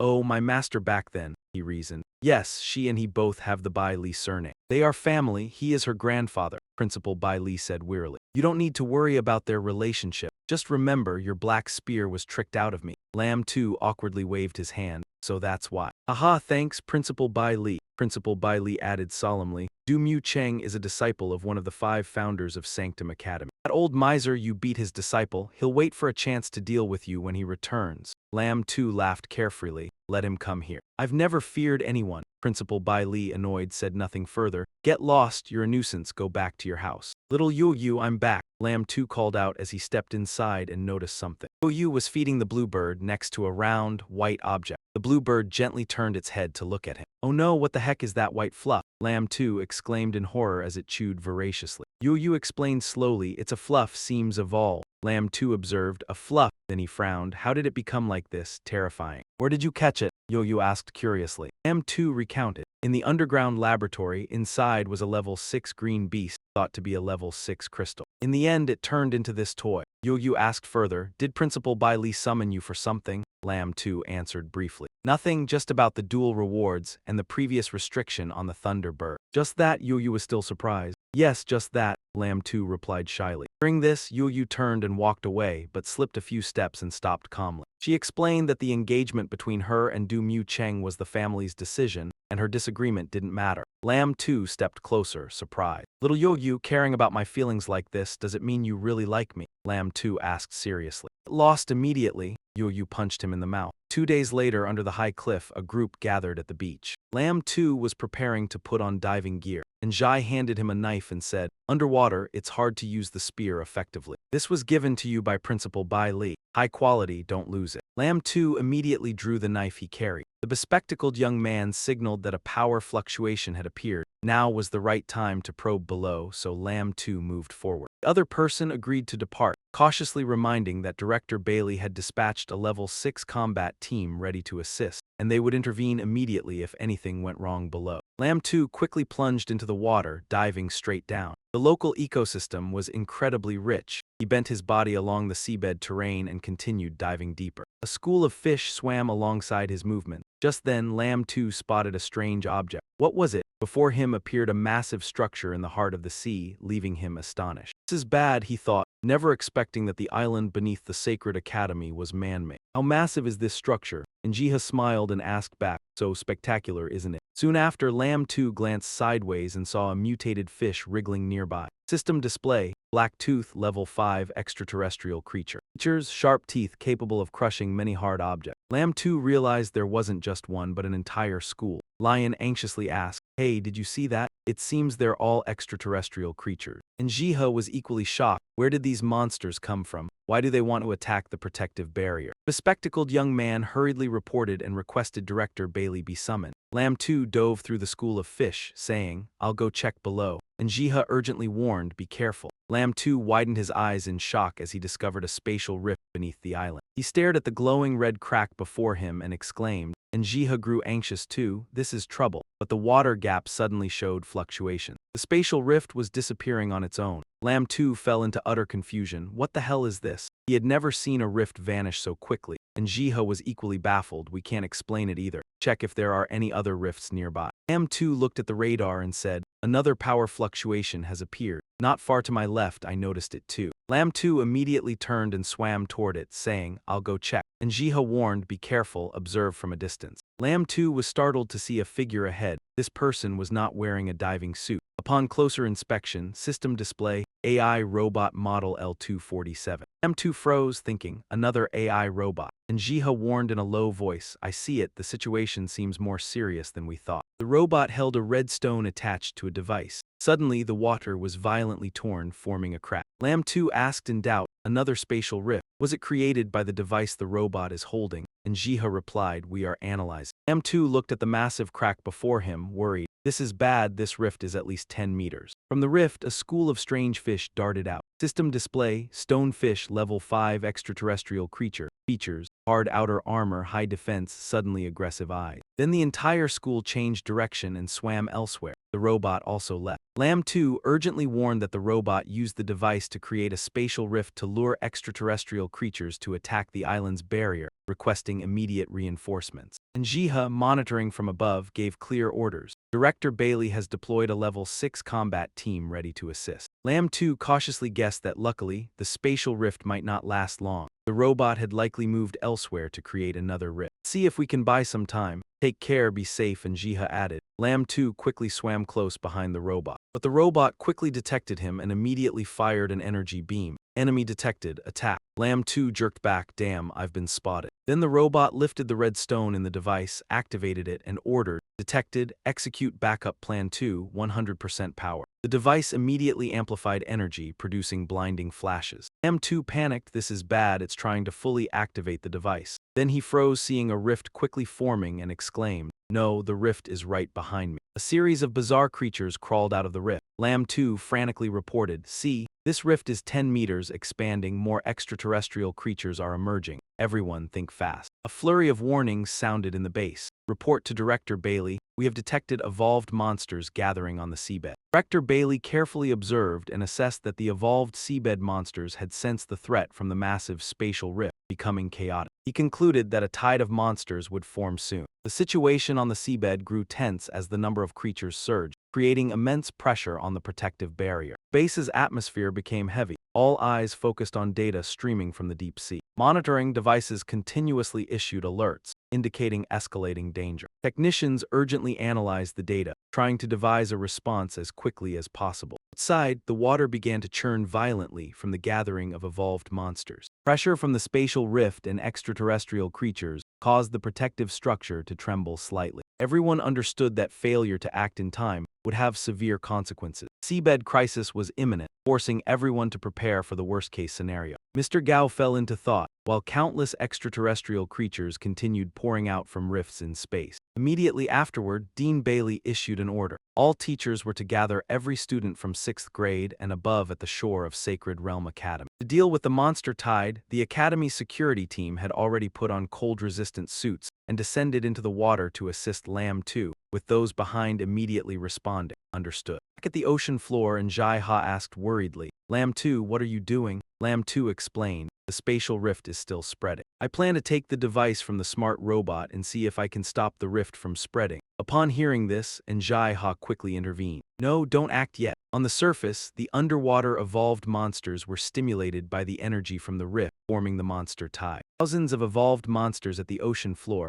are charging straight at you. As soon as Jai Ha finished speaking, Lam 2 realized he had become the target of the entire swarm of monsters charging toward him to tear him apart. He widened his eyes in horror, opened his mouth, and screamed desperately. Oh, why didn't you tell me earlier? I already saw the whole monster tide. However, the level 5 rockfish suddenly turned and changed direction. Lam 2 watched as the two sides viciously attacked each other, unable to stop staring in shock. The evolved monsters and extraterrestrial creatures are fighting, but right after a fish opened its mouth wide to bite him, Lam 2 shouted in panic, "Damn, what is this?" He immediately pulled out a knife and stabbed it straight into its head. The rockfish collapsed, motionless. Lam 2 continued observing, and noticed that the robot was being surrounded by the rockfish. They were attacking frantically, tearing the robot apart. At this moment, Lam 2 sheathed his knife, sighed in relief, and muttered, "This level of skill dares to cause trouble at the bottom of the Sacred Domain Academy." Looking at the object floating in the water, Lam 2 quickly came up with an idea. That device must be a treasure. First, turn off the earpiece and camera. Going to take it quietly. He carefully observed and realized that it had fallen out from an energy crystal. He gently touched the glowing stone, and immediately a wave of energy was released, with notifications popping up constantly. Detected special power, activated the passive skill devour, started devouring, completed, gained 10 million experience points. Lam 2's eyes widened in shock. I didn't expect to get 10 million experience points all at once. He looked around and felt immensely happy. There are so many fragments here. Never mind the rockfish fighting over there. Lam 2 picked up each fragment, laughing excitedly.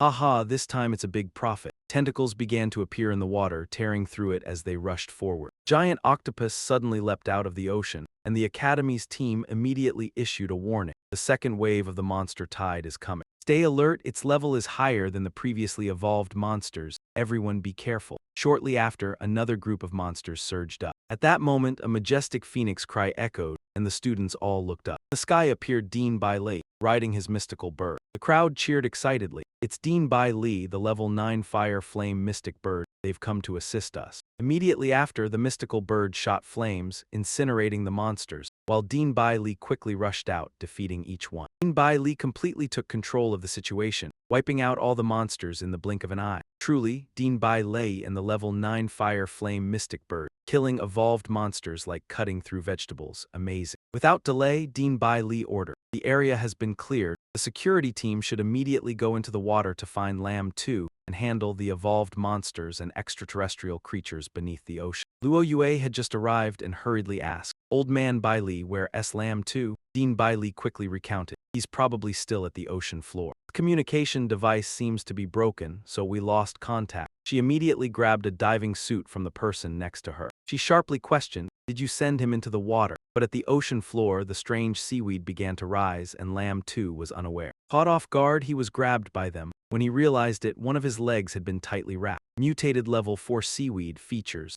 Mutation caused by virus infection, corrosive and attacking abilities. Lam 2 uncomfortably pulled out his knife and cut through the seaweed, shouting, "You dare challenge me with just level 4. However, other seaweed quickly wrapped around his hands, and the remaining ones tightened around his legs, holding him down. Lamb 2 found himself in a passive position, struggling against the seaweed and awkwardly yelled, "What more of them?" That moment a giant monster charged at him, opening its mouth to swallow him. Lamb 2 angrily yelled, "Oh, you think I'm a cat?" Immediately after, Lamb 2's eyes sparked with electricity, and he shot a beam of firestone, creating an electric ring that pushed the seaweed and the monster back. This action inadvertently drew the attention of the surrounding monsters, and they all focused on him. Lamb 2 groaned wearily. They still won't give up. He gritted his teeth, ready to continue battling and the encircling monsters closing in on him. His eyes suddenly filled with panic as a gigantic creature with glowing eyes emerged from behind the horde of monsters. Lamb 2 shouted in horror, "What's coming now?" Giant fish suddenly opened its mouth and swallowed the small shrimp-like monsters whole. Lamb 2, standing under the shadow of the creature, felt incredibly small and anxious, exclaiming, "Tiu, this isn't good." The giant creature was an alien level 8, shaped like a black whale, with distinct features including crab-like claws, extremely strong stomach acid, and the ability to swallow almost anything. After reading the information, Lamb 2 fainted from shock. He quickly turned and muttered to himself, "I'm only level 6, I need to defeat it quickly." The creature's eyes flashed with murderous intent, then it opened its mouth wide to threaten Lamb 2. He cried out in fear. "Oh, do you see me as a snack?" he said, trying to escape. The creature's suction was so strong that Lamb 2 struggled, muttering, "Wanna eat me? Aren't you afraid of getting a tooth stuck?" He immediately unleashed an electric fireball attack. The powerful current in the water became even more intense. The creature was stunned by the electric shock, but then it twisted and used its tail to fling Lamb 2, smashing him against a rock. Lamb 2 found himself in a dangerous situation, realizing things were not good as the creature quickly targeted him. He had to activate a protective circle around him.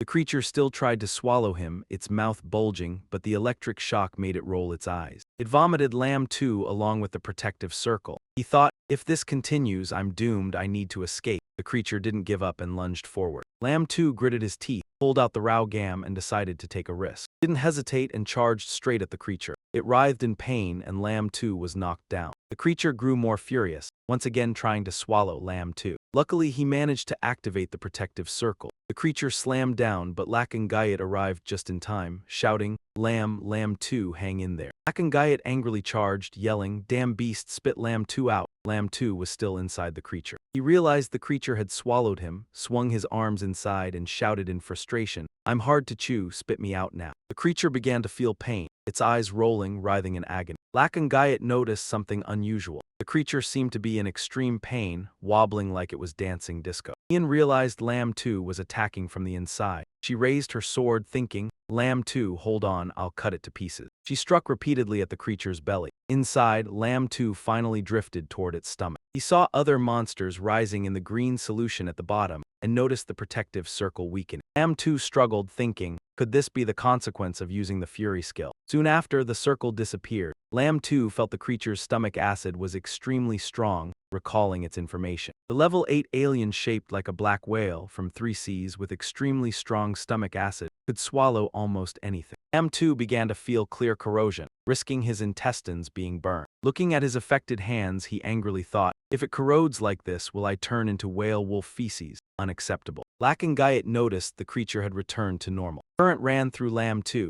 making him scream in pain as the level 3 lock started to open. The creature outside was attacked by Lakangayat, wounded all over. Her sword tip froze and Lakangayat unleashed her fury, striking hard, die. On the shore, the academy students cleared the remaining monsters. Someone stepped forward to report to the headmaster that the evolved and alien creatures had been completely destroyed. 48 members of the Than Academy were injured, none dead. Headmaster Bok Lai responded, "Good, continue treating the wounded." Someone dived down to report to the headmaster. The escort team members have all returned, but they can't see Lamb 2 and Lakangayat. Suddenly, a huge tremor appeared on the sea surface. Everyone turned around in shock. They saw parts of the creature that had been dissected. Lin Hong asked, "What's happening under the sea?" Many parts of the evolved beast appeared. "What kind of skill is this, so powerful?" Lakangayat slowly surfaced from the sea carrying Lamb 2. Someone realized that's Lakangayat and Lamb 2 too. Everyone breathed a sigh of relief, happy that they had finally returned. Some people couldn't hide their shock, wondering if the devastating attack had really been caused by Lakangayat, and whether that was why Lamb 2 had been so seriously injured. The crowd quickly noticed Lamb 2 lying on Lakangayat's back in critical condition, his body covered in wounds, and panicked, shouting, "Hurry, medical staff." Doctors and nurses rushed over immediately. but Lack and Guyot suddenly lowered her voice, warning,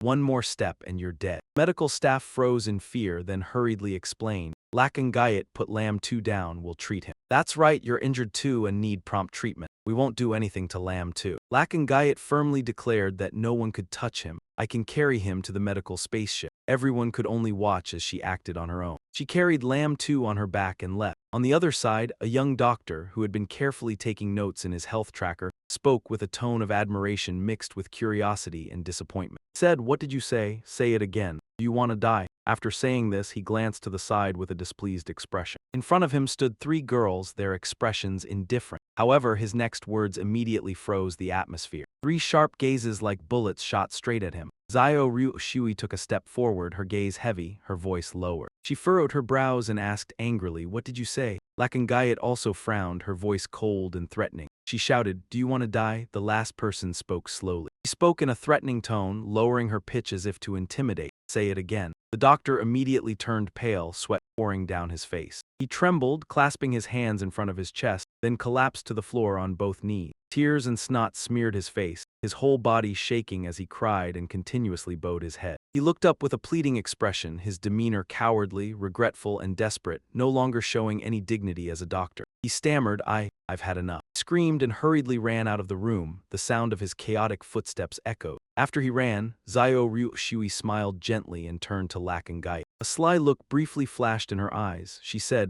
"Lakangayat, you've been watching here for 3 days. Go rest, I'll watch for you." Lakangayat hesitated. She smiled politely, but her tone was full of dissatisfaction. "No need, I'm not tired." Zio Ryu Shui still wouldn't give in. She pretended to be aggrieved, trying to act trustworthy to win favor. She said, "Don't you trust me? I haven't done anything to Lam 2. Two subordinates outside the door whispered to each other. Huang Luke leaned close to the other person and whispered, "What Lakangayat is most worried about is Dan Kai Tiu. Right now, all she's thinking about is how to overthrow Lam 2. The other person nodded in agreement. He said, "What are you two talking about?" Upon hearing this, Zio Ryu Shui became even angrier. She suddenly turned around, gritting her teeth, her eyes sharp, her voice full of threat. "Do you want to die?" It felt like the whole space was weighed down. Fierce face of Zai Wen appeared in her sight, her eyes bulging, her face as red as a demon descending from heaven, making the two subordinates step back in unison. Huang Luke was sweating heavily. His voice stuttered, "Dan Kai Tiu, please spare us." The other person trembled and echoed, "Please spare us." The scene changed to the principal's office. A worried voice was heard, "Principal, Lam 2 hasn't woken up yet." The person reporting stood opposite, his hands lightly clasped behind his back, sweat beading at his temple. He lowered his head, his voice steady. "No, but his recovery ability seems to be evolving. Such a severe injury, and yet it's healed in just 3 days." Principal Bai Li sat upright at his desk, squinting as if pondering a difficult problem. His voice was low but deep, each word seeming to cut through the air. "Every time he's in danger, his strength increases. Really don't know how far he'll go in the end." The principal rested his chin in his hand, thinking, then looked up and asked, "How is the situation at the bottom of the sea? Have the robots retrieved everything?" The subordinate replied in a monotone, "The gap at the bottom of the sea has completely disappeared. The evolved monsters are stable now. This morning, the robots were brought ashore, and they are currently being disassembled and analyzed." Continued, "The robot is an older version of the intelligent robot from the previous century. After analyzing its chip, nothing was found. The device that could activate the spatial rift is severely damaged, and the energy crystals above have also disappeared." As soon as he finished speaking, an image appeared showing the robots diving deep into the water, their mechanical arms slowly lifting glowing crystal blocks from the seabed. They were each brought ashore. The principal decisively spoke, a faint smirk on his lips, unclear whether it was satisfaction or caution, his eyes flashing cold behind his glasses. As if carrying an ominous premonition, he tilted his head slightly, his voice deepened. "It seems that the investigation into the spatial rift this time will yield no results." The subordinate immediately responded thoughtfully. "According to reports, there are some monsters that are frozen in the battlefield. Their bodies cracked under the thick ice." He said, "Principal Bai Li, have you heard about the incident near Area E99? The previous century, due to the energy leaking from the spatial rift, a large area was frozen. At that time, countless zombies and evolved monsters in Area E9999 were all frozen." He looked straight ahead, his voice lowering with urgency. "Recently, the spatial rift suddenly disappeared. The zombies and evolved monsters that were frozen have started to revive, and are flooding into Xingjiao City and Bai Dai City." Scene shifted to unmanned drones flying in circles in the sky. Beneath them, the ruined remains of once prosperous city. Now only dust and the traces of devastation left by the monsters remain. He continued, the Federation is deploying martial artists to Area E99 and nearby cities for rescue. The principal frowned slightly and waved his hand impatiently. I already know all this, get to the point. The subordinate nodded. He lowered his voice, his eyes revealing a calculating look. Someone has discovered that an intelligent robot of the same model is among the zombies in these cities. According to reports, this robot has been blending in with the monsters, its red eyes flickering as if it has developed its own consciousness. Director Ba Li was stunned upon hearing the report just presented. He shouted, what? Could this be related to the disappearance of the underwater space rift and the space rift in Area E99? He immediately gave the order, quickly send someone to investigate. The subordinate smiled confidently and said, they've already been sent. The director expressed approval, his tone filled with praise. He said, good, report to me immediately if there are any issues. The subordinate responded promptly, yes, sir. Glass behind him reflected a faint silhouette, like a warning of the approaching storm. The scene shifted into Lam 2's mental world. With his eyes closed, the system announced, congratulations, host, you have successfully unlocked level 3 genes. He floated among the hazy clouds, filled with surprise and shock, his face showing anger, his tone far from happy. He scolded the system, it took so long to unlock this time. Immediately after, the system explained. System replied, because the host's health was severely injured, unlocking was combined with recovery. Messages of congratulations appeared in the air. It displayed, Vihuk congratulates the host on acquiring the new skill Divine Formation. Once activated, the host will form a personal domain. Within the host's domain, perception is enhanced, and power significantly increases. Seeing this, he was utterly astonished. He shouted excitedly, domain, damn it, this is a skill only level 9 warriors can use. System was incredible. Soon after, he was placed in a simulation space, standing in a circle with a radius of 5 meters, facing 2 giant puppets approaching. The system displayed information. Current domain radius 5 meters.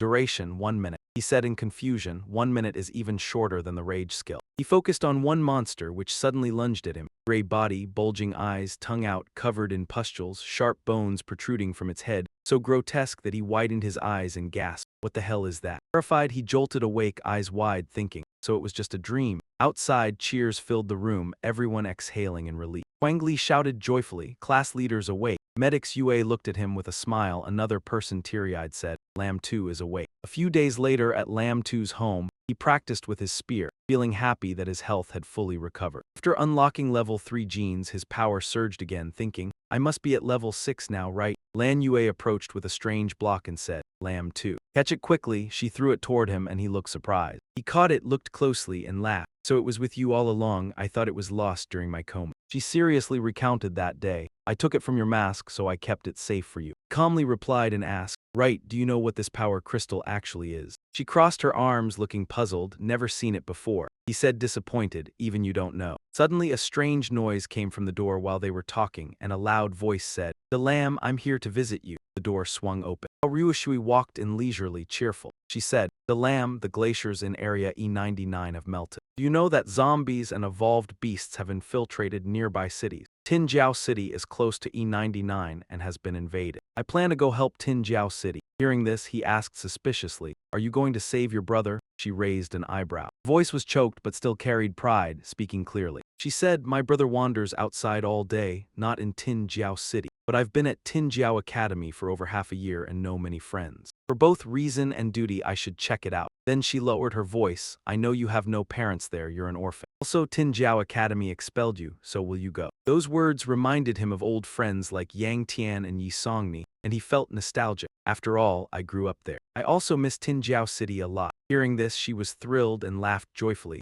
I knew De Lam wouldn't let me go alone. Behind them, Yue was angry, her face cold as ice. She suddenly said, stop, I'm going with you too. Kao Ryushui looked at Yue with a threatening glance, her voice slightly agreed. Yue, aren't you worried about leaving me with De Lam alone? Don't worry, I'll find more people to help. Yue frowned, displeased, and the atmosphere between them became tense. Air was thick with tension, as if a life-or-death battle was about to erupt. Lam 2 stood flustered, stammering, fine, I'll go ask Director Ba Li for advice immediately. Kao Ryushui crossed her arms, eyes suspiciously on Lam 2, asking, do you really need to ask Director Ba Li for permission to take leave? At the same time, he slung his spear over his shoulder. He smiled excitedly, looking at the two of them and said, "Yes, I still owe that old man a favor." Scene shifts to Director Bok Lai's office. Mr. Enhan lets out a cold snort upon hearing the reminder from him. Immediately, he storms forward, slamming his hand on the table in anger, shouting across the room, "Old man, you've caused me terrible harm." In contrast, Director Bok Lai remains calm, his eyes serene like a still lake in the face of his rage. He says, "I heard that although you were seriously injured this time, your muscles evolved and your strength increased significantly. By that logic, you should thank me for giving you this opportunity." He snaps, face flushed with anger as if about to explode, then yells, "Muscle evolution, increased strength, that's why I train in martial arts. It has nothing to do with you. Since you caused me serious injury this time, you owe me a diamond-level martial arts skill card." The shout reverberates, heating the atmosphere around them. The director just smiles slightly, sipping his tea as if unconcerned, then shifts the topic. "We've already retrieved the intelligent robot and the device that can open the space rift. But we didn't find the mysterious power crystal on the device. Did you see it?" He hesitates, brow furrowed in confusion, asking, "Not finding the power crystal, what does that have to do with me?" At that time, both I and the robot were attacked by more than a dozen alien creatures. During his explanation, the director becomes serious and questions suspiciously, "In such a critical situation, why didn't you call for help? Instead, you turned off all the headsets and cameras." He loses his temper, pointing at him and shouting, "What do you mean? You suspect I swallowed the power crystal. Your bulletproof helmet was smashed by the aliens. I almost drowned in the sea. You still doubt me?" Staring at the director in shock, he can only sigh, face helpless but with a hint of humor, as if unsure whether to laugh or cry. He says, "Kid, your mindset is stable, yet I still couldn't trick you. Right, not finding the power crystal is fine." He places two glowing energy cards on the table, one blazing red, one cool blue, and says,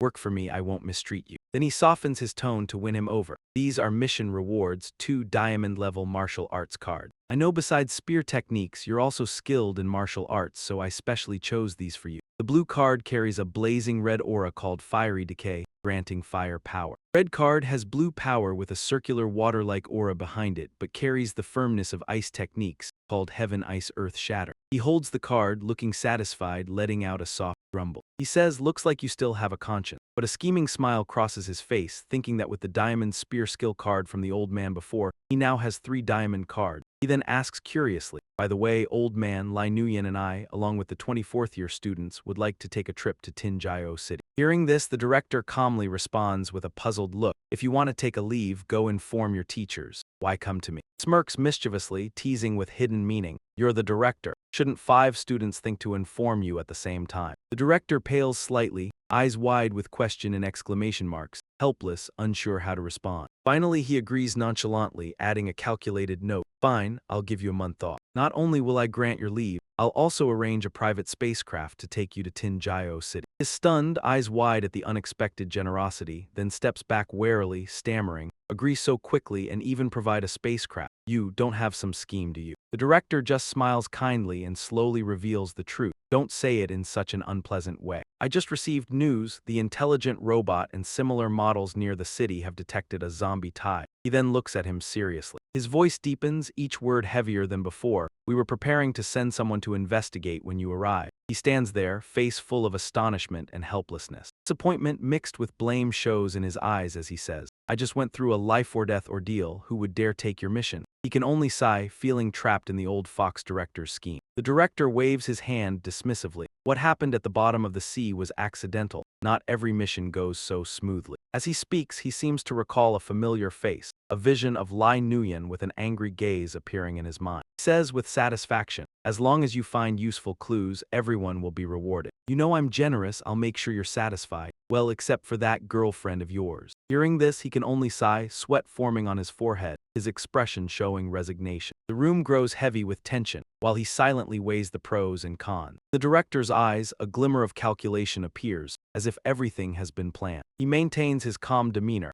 waiting for his response in the silent space. He clenches the card in his hand, struggling internally for a long time, yet says nothing more. The prolonged silence makes the room feel even more stifling, signaling an unavoidable new mission. The director sits composed, his deep, unreadable gaze seeming to see through all his hesitation. He finally realizes that this trip to Tinjio City is likely far from simple, contrary to the initial leave request. Thinking of this, he sighs quietly, accepting the reality that escaping the old Fox director's arrangement will be difficult. His gaze was distant, helpless to the point of not even wanting to resist anymore. He spoke slowly. All right, we'll take this mission. He immediately smiled and praised. Good. To be direct, tomorrow morning I'll arrange a spacecraft to take you all to Xinjiao City. The next morning at the airport, Zai Ryu Shui appeared in tight clothing, wearing a huge backpack, walking confidently. Behind her was Ma Baohuo, holding a large hammer, his face full of determination. When she saw him coming from afar, she immediately became excited, waving her hand wildly. Her face lit up, her voice calling out without hesitation as if afraid he wouldn't hear. She shouted, Lynn, we're here, I miss you. Paused for a moment, instinctively pointing aside as if to confirm what he had just seen. He said, didn't you say you were going to find help? Why is there only one person? Behind him, Lark Moon walked silently, her step steady, her expression serious and cold. Zai Ryu Shui raised her chin. She pointed directly at Ma Baohuo, her voice full of confident assurance, as if the outcome had already been decided. She said, I've already investigated. The zombie tide and most of the evolved beasts from Zone E99 are level 5 or below. Among the 4 of us, 3 are level 6, 1 is level 7. This team, are we really afraid of a level 5 zombie tide? He smiled faintly, glanced at Zai Ryu Shui with understanding, then calmly said, that's true, the spacecraft is here, let's head out. He stepped onto the spacecraft, the sound of footsteps lightly echoing on the shiny metal floor, the clack-clack sound resonating evenly in the spacious cabin. Inside the spacecraft was a vast, modern cabin. Soft light illuminated the digital control panels and neat furnishing. It all created a luxurious, comfortable feeling, leaving everyone stunned. Bao Huo's eyes widened in amazement. He stood frozen, sweat pouring down his face, his eyes wide in disbelief. He said, oh, is this Director Bai Li's private spacecraft? Are we flying in this? Zai Ryu Shui smiled brightly, her expression carefree, not bothered by it at all. She complimented, Lynn is really impressive. Lion 2 chuckled, his face showing a mix of awkwardness and helplessness. He said, I'm embarrassed, you guessed it correctly. Only Lark Moon furrowed her brows suspiciously, glancing at him before asking, did that old man assign us another task? He smiled, his voice filled with pride as if he were very pleased. He said, still as sharp as ever, Zio Ua, but it's nothing. It's just a small investigation in Zone E99. Zai Ryu Shui sighed and plopped down into a seat, her face clearly frowning. Although she understood, she couldn't hide her joy at the unexpected gain. She said, I knew that old fox had no good intention. Well, getting to experience the luxury of this spacecraft is worth it. Lark Moon shot her an irritated glance. Her displeasure was evident in her gaze. Though she said nothing, her dissatisfaction was clear on her face. The spacecraft took off, its energy exhaust glowing green as it left Saint Domain Academy. Ma Baohuo looked out the window. Startled, he turned to speak to everyone. Everyone, look outside. Outside was chaotic. Floodwaters submerged buildings, dark monsters roamed, the city was in ruins. He continued, I didn't expect the melting ice in Zone E99 to submerge 5 surrounding cities, and there are so many zombies and evolved beasts. The spacecraft suddenly shook violently, causing Lion 2 to stumble, almost losing his balance, his face filled with surprise. He turned to ask the staff, his voice confused. He said, what's going on? The staff quickly responded, their voice reassuring. But their words made him freeze. They said, everyone, stay calm, we are being attacked by a level 7 evolved beast. He turned his head, beads of sweat forming, his gaze stern as he glanced at Zai Ryu Shui and skeptically asked, level 7, zombie tide. Didn't you say there were only zombies and evolved beasts of level 5? She blinked in surprise, then nodded. She said, that's the information I got. Then their eyes met. The staff paused for a moment, then explained in a deep voice, the level 7 evolved beast earlier was a fish species. There are only 2 incidents in the deep waters. Once we leave that area, it will be safe. In the shallows, most are still level 5 zombies and evolved beasts. Intercom on the spacecraft suddenly made an announcement, the voice urgent. They said, everyone, we're almost at Xinjiao City. We will land at the South District branch of Saint Domain Academy in Xinjiao City. He looked down at the ground, seeing people fighting the monsters but powerless. His gaze was filled with sadness. He said, how tragic. Ma Baohuo broke into a sweat. Asked in confusion, are the city's security forces all useless? How could they let zombies break into the city area? Moments later, the spacecraft landed at the airport. The announcement on the spacecraft continued, contact the Academy once the mission is completed. We will immediately bring everyone back. Good luck to all of you. He and his teammates stepped down, fists clenched, eyes shining brightly. He excitedly said, Stellar City, I'm back, deep beneath the ocean. The massive black blocks slowly surfaced, breaking the water's surface. They were monstrous, deformed creatures with gigantic bodies, skin gray and rotten. Their eyes were white and lifeless. Their teeth were sharp like a shark's, and their bodies were covered in spiky, jagged spines. Just a glance at them made one's skin crawl from the water. Hundreds of repulsive creatures emerged one by one, each reaching out and gripping tightly onto the cold, metal walls of the Stellar Blade Academy. The claws scraping against the metal made a chilling, screeching sound. They relentlessly pushed forward, piling on top of each other like a frenzy of sharks smelling blood. Their wild, white eyes were glued to the inner walls, as though waiting for the moment to tear everything apart. The air along the wall immediately became taut like a stretched bowstring. The defense system was activated, and the high positions quickly took control. Energy cannons aimed down in unison, 5 barrels glowing bright red. They shouted, "Fire, fire, don't let them climb the walls." Immediately the sky seemed torn apart by a barrage of dense light beams. Each shot tore through the air, followed by deafening explosions. Each shot caused the ground to shake violently, as if seismic waves were spreading everywhere. Every time the beams hit a monster, an explosion shook the earth. Bodies of the monsters exploded, flung into the air, and scattered in all directions. Yet they didn't slow down. For every one blasted away, 5 or 7 others immediately rushed forward to take its place. They charged forward like a torrent, their screams echoing across the sky as they continued to advance. They clung, hung, and wildly stretched their twisted arms toward the humans, their eyes filled with hatred as if they wanted to devour everything. A young soldier standing near the edge of the wall looked down, his face pale, his whole body trembling. Sweat drenched his face, his lips moved, but his voice caught in his throat. He exclaimed in panic, "Level 5, these zombies are all level 5. It's over, none of us are going to survive." Before anyone could react, a shrill scream filled the air. The sky was torn open as the monsters swooped down, their bodies ghostly pale. Their massive green wings flapped powerfully, creating a piercing wind, their faces twisted like demon masks. According to the soldiers, these were zombie birds. They swooped down like a rain of rockets, shrieking with ferocity, their thirst for blood glowing. They shouted anxiously,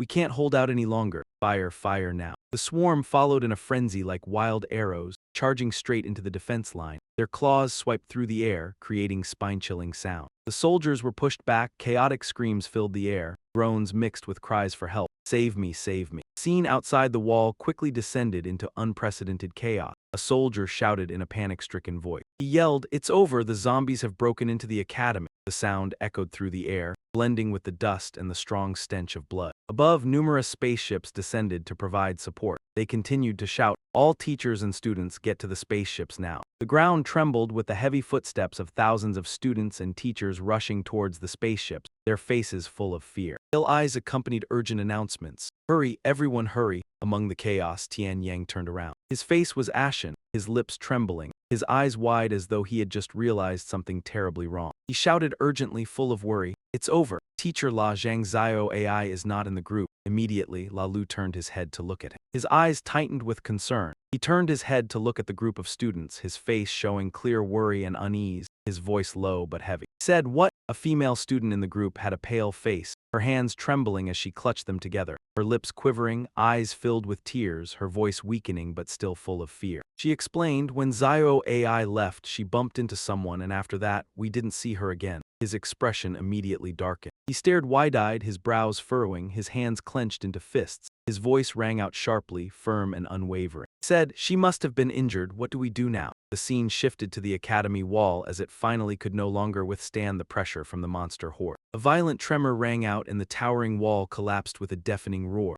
A soldier shouted, "The main gate is breached." The cry echoed like a death knell. The entire area fell into chaos. They yelled in panic. "All zombies and evolved beasts have breached the grounds. Move, move." Amidst the chaos, La Lu's face was stern. His eyes were as cold as steel. He took a step forward, positioning himself in front of Tian Yang, his voice resolute and commanding. "Tian Yang, you are in charge of getting the students onto the spaceship. I will go find Zhang Zio AI." As soon as he finished speaking, the world seemed to pause for a few seconds. The students turned around, eyes wide in astonishment. Several of them stood frozen, stammering, "What?" "Teacher La, the zombies have already attacked the campus." Another student also widened their eyes, mouth agape, stammering, "Teacher La, it's too dangerous." Hearing this, La Lu silently turned his head to look at them. In his eyes was an unwavering decisiveness. His voice slowly rang out. He said, "I am your teacher, I must be responsible for you." As soon as he finished speaking, a man quickly walked from the spaceship with an imposing stance. His eyes were as sharp as blades, scanning over them, causing the air to drop a few degrees. He growled, "Why are you so slow, La Lu?" Get your last students onto the spaceship now. Lalu frowned, clenched his fist tightly, then released it as if trying to suppress his anger, responding sternly. Director Duin, one student from our class hasn't arrived yet. Before he could finish speaking, Director Duin narrowed his eyes, a cold smile forming on his lips. His gaze swept over them with disdain and he said, "It's just a useless student from the last class. If they die, so be it." Hearing this, Lalu glared and shouted loudly, "Director Duong, what do you mean by that? Are the students in my class not students?" He merely glanced indifferently, his face like he was looking at a madman. He sneered, his gaze full of disdain, then said, "Do you want everyone here to wait for death with you? Those at the bottom should know their place." His words fell like thunder, the atmosphere around them freezing in an instant. Several students gasped, widened their eyes, unable to believe their ears.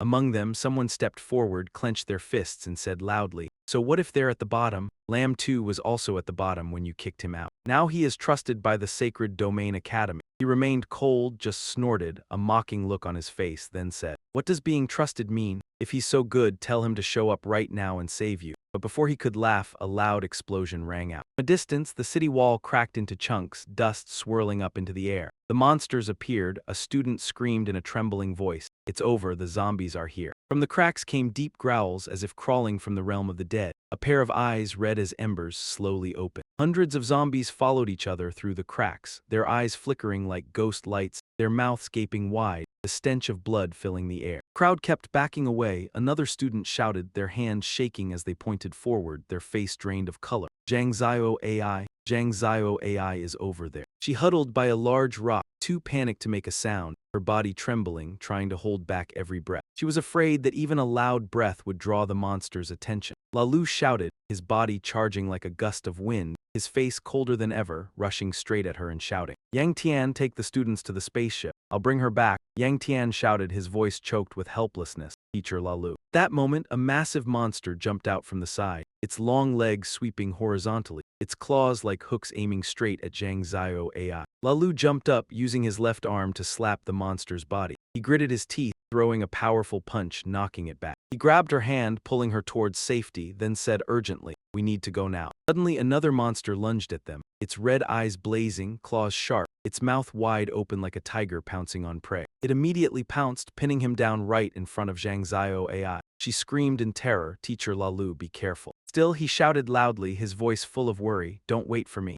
Run." She stood frozen, her limbs limp, unable to do anything but watch him helplessly. Claws dug deep into his chest, its hand gripping his arm tightly, growling uncontrollably. He could only scream in pain under the assault. Seeing this, Yang Tian stood frozen in shock, then screamed in despair, "Teacher La, are you okay?" Just then, a fiery burst of energy shot toward them. 100 birds chanting Phoenix, Phoenix dance. The fire exploded violently, sweeping the monsters into the air, the heat causing the ground to tremble. Lu stared in shock, sweat pouring down. He stammered, This fire is too strong," before the devastating power. Immediately after, a dazzling move shot straight into the midst of the monsters, the cold light cutting through the air, ice and flames spreading out. Then another explosion erupted, the light blinding like lightning, piercing through the monsters, knocking each one down. Rain Dance Mountain Tiger Strike. The technique was both powerful and decisive, wiping out everything right before their eyes. The students erupted in cheers. The cheers rang out, everyone excited as the monsters were wiped out. Their eyes shone with newfound hope.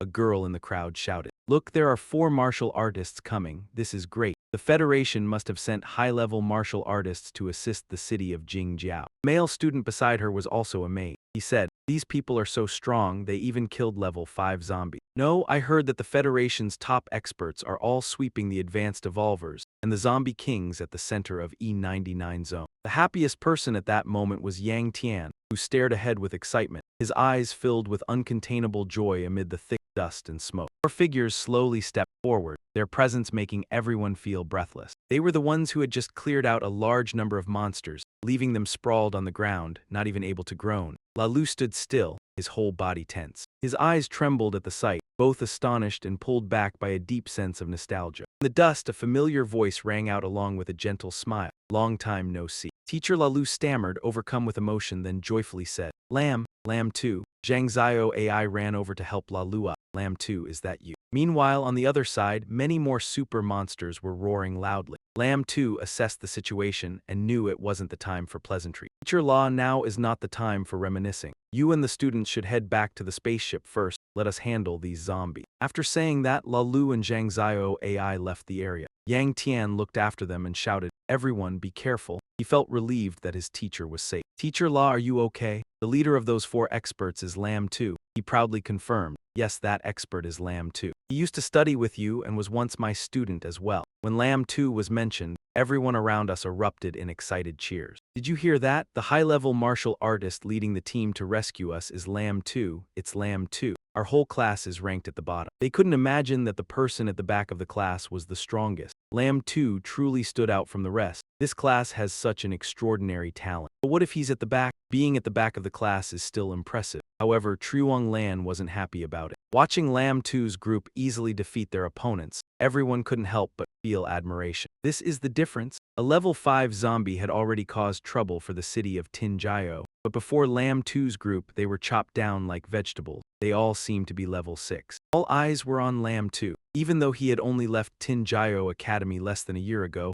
Lam 2 had already reached level 6. How did he cultivate like that? Not just level 6, La Luke also mentioned that not only him but his girlfriend, Lakangayat, was no ordinary person. That cold girl is a level 7 martial artist. Everyone was in awe upon hearing this. Wow. Level 7, even the city lord of Tinjio City is only level 6. Isn't that cold girl Lam 2's girlfriend? Oh, if that's true, then Lam 2 is truly our role model. Even though Lam 2 was only level 6, his skills were far beyond his current level. Look, even though Lam 2 is level 6, his combat skills have already surpassed that level. Even level 7 martial artists should be cautious. No one would dare to be careless in front of him. Such combat skills can only be honed through countless life-or-death battles. Aside from combat ability, they also need maturity. Therefore, his maturity is something you kids can't learn. While everyone was talking, Lam 2's group had already wiped out the evolved beasts without anyone noticing. Too powerful. Any level 5 zombies and evolved beasts had been destroyed by them. Now we are safe, right? Duong Thien ran over and hugged him. Lam 2, long time no see. Thank you. If you had been a little later, I might not have been here anymore. Haven't I come already? Everyone around praised and admired him. Some even wanted to become his fan. Lam 2, you're amazing. You're our idol. Thank you, Lam 2. Tiu En Huoc Thai, who had been silent behind, now spoke with a hint of reproach. Heartless, are you pure? Duong Thien just realized that Tiu En Huoc Thai, the nurse, was also there. Why is Sister Hiu Y with Lam 2? She walked up to Lam 2, pretending to be his girlfriend. Looks like this girl is quite impressive. Actually, I'm also a student at the Saint Domain Academy. Now I'm Lam's girlfriend. The crowd cheered, but there was a soft whistling sound from a sword, almost as if reminding someone. Lakangayat, though displeased, still maintained her cold demeanor and warned, "If you dare, say that again." Seeing Lakangayat's expression, she understood and smiled lightly. Lakangayat is jealous. Duong Thien approached Lam 2, patted him on the back. "Hey buddy, you're amazing, playing both girls by yourself." Just classmates, just classmates." At this point, he noticed Truong Lan was also there. He walked over and lightly greeted him. "Teacher Duong, didn't expect to meet you again so soon. Don't know how the Duong family is doing now. I still have an old debt with them." Truong Lan quietly reminded him. "Watch your words, Lam 2. Don't think just because you're level 6 now, the Duong family is nothing. Do you dare to provoke them? You're surely looking for trouble." But Lam 2 didn't care about those words. "Oh really? I came to Tinjiro City because of a mission from the president of Saint Domain Academy. The Duong family better not touch me. Then be prepared to face the division of Saint Domain Academy,"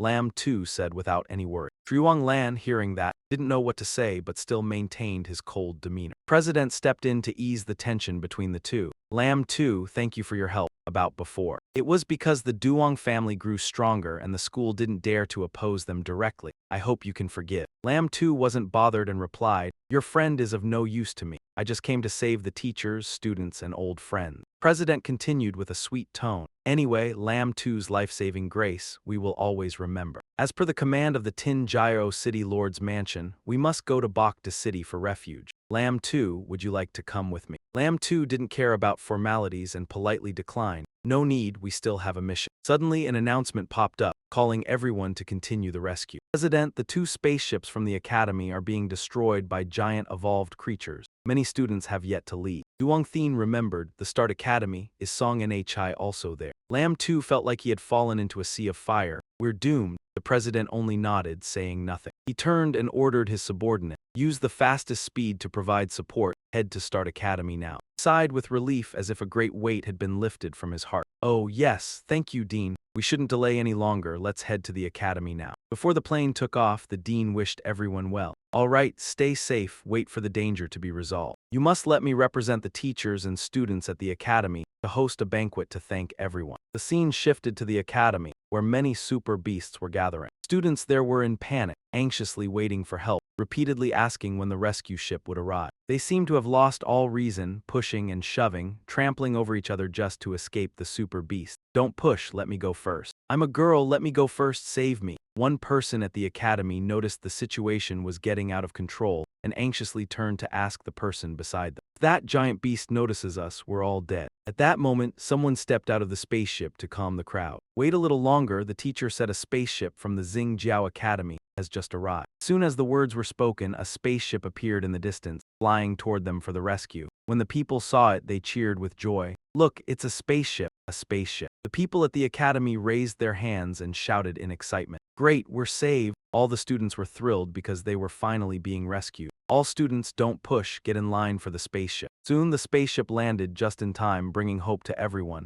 Great, it's a spaceship, a spaceship. Everyone breathed a sigh of relief, as if a heavy burden had been lifted. Thank goodness, we're saved. Suddenly someone noticed something unusual approaching. Look, this is bad. A massive super beast was slowly heading toward them. That giant monster is coming this way, hurry up, let me on the spaceship. Don't push, don't push. Amidst the chaos, there was someone trying to calm the crowd, but Fok Hien Hao and two others were still fiercely pushing people. Don't panic, maintain your formation. Get out of the way, you lowlifes. Kept pushing and hitting people, yelling continuously. Get out of the way, go away, let go, what are you looking at? He turned around, arrogantly ordering. Why are you still standing there? Get on the spaceship quickly. One of his henchmen hesitated, but there are still many people who haven't boarded. In response to the hesitation, Fok Hien Hao slapped him hard. What does it matter whether these people live or die? My life is worth more than theirs. He continued shouting and ordered the door to be closed. Close the door for me now. After the slap, the henchman lowered his head and complied. Yes, I heard you clearly. He walked, grabbing the door handle to close it, clicking his tongue. Fortunately, Deep Song Nhi managed to stop him in time. What are you doing? Stop, she turned to question him. Fok Hien Hao. Are you still human? You want to abandon the teacher and your classmates and run away alone?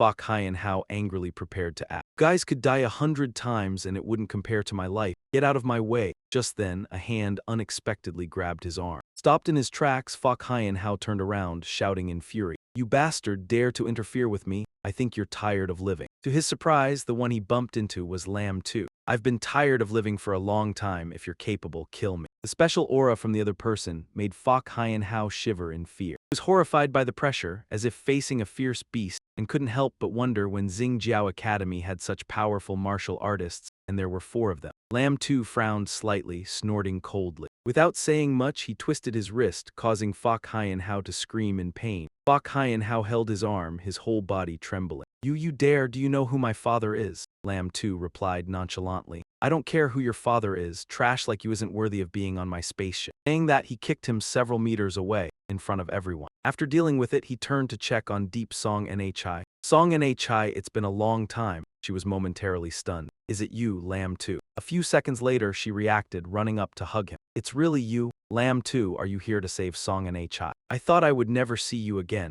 The joy didn't last long. Behind Lam 2, the 2 girls in the group looked noticeably displeased. In such a hurry, turns out it's because of this beautiful girl. Tell me, what's your relationship? Who is she? Lam 2 quickly explained. Don't misunderstand, she's the neighbor I grew up with in Xingjiao City. Tiu Nhuoc Than appeared very displeased, while Lak and Guyet remained silent. Neighbor girl, childhood sweetheart, best friend. Upon hearing this, Lam 2 rubbed his forehead in exasperation and begged. Senior Tiu, please stop exaggerating, this could get someone killed. The monster is coming, let's deal with it first. The others immediately retorted. Don't change the subject. He turned to reassure the crowd. Don't be afraid, we'll hold the monster off. Everyone get in line for the spaceship. Anyone causing trouble will meet the same fate as that guy earlier. Lam 2, be careful. Song Nhi, that handsome guy is Lam 2, the one you've always been thinking about, right? Didn't you say he was cultivating at the Sacred Realm Academy? Why did he come to the academy in the first place? Could it be to rescue Song Nhi? Who are those two powerful-looking girls? Song Nhi, looks like you have another rival now. That monster is at least level 5 with such a huge body, it could definitely fight against level 6. Song Nhi, I didn't expect your Lamb 2 to be this strong. Less than a year since leaving Tinjio City, Lamb 2 has already advanced to level 6 martial artist. He practiced tirelessly, while Song Nhi could never catch up, only able to watch him from afar. I thought I had finally met a worthy opponent, but it turns out this fool isn't much to worry about. That monster is summoning evolved beasts in the city. So many. Can the high-level martial artists handle them? Hurry, fly away. Spaceship is full. Fly or we'll die here. Captain, should we take off? The high-level martial artists haven't said anything. If you dare to fly, you'd probably be knocked down the moment you rise. Heh heh. Summoning all the evolved beasts in the Tinjio City. That should save us quite a bit of time, but it's just too many now. With me here you can rest assured. Oh my, it's a domain, that kid is level 9. M2 gripped his spear tightly. He told everyone to act as they wished. Everyone, kill to your heart's content. Ma Bao Huok gripped his weapon, voice filled with panic. We're doomed. Is this the effect of the domain? I feel my strength increasing quite a bit. Lamb 2, how did you do that? Didn't you just reach level 6? Truly someone I admire. Amazing. There are many on the rooftop over there. Two girls pouted. Song Nhi, isn't he your neighbor's older brother?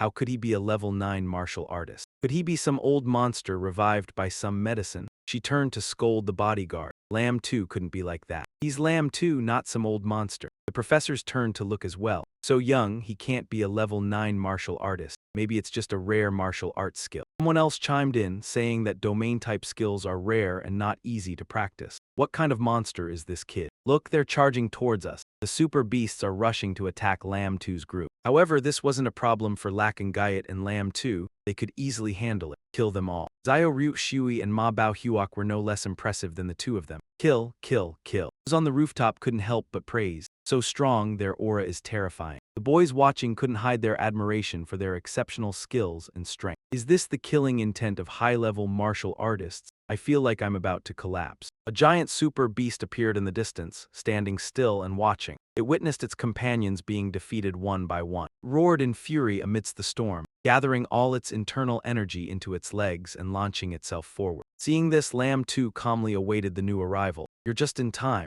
With that, he jumped into the air. He soared into the sky, spinning his trident to form a fireball, with other fire rings spreading around, resembling a heavenly firestorm. Super Beast Leader looked up at the fiery spectacle as if the sky was burning. From the fireballs, light shot down, creating deafening explosions. Thick smoke engulfed the entire area. The people present had to shield their faces and noses from the intense heat of the attack. What was that move? Even from this far away, you could feel the heat. The flames are so strong. Leader Wolf was surrounded by Lamb 2's flames. Seeing this, the others fled in fear of becoming the next target. The leader wolf gasped for air, trying to run away, searching for nearby water to extinguish the fire. However, Lakangayat noticed its intent. You want to escape. She didn't say another word, gathering strength into her sword and slashing out a fiery arc. Sword arc was large and clear, aiming directly at the leader wolf. With a single strike, it sliced it in half. Finally, the giant super beast was destroyed. Everyone on the rooftop cheered continuously. Great, the giant beast is gone. The evolved beast wave was also almost wiped out.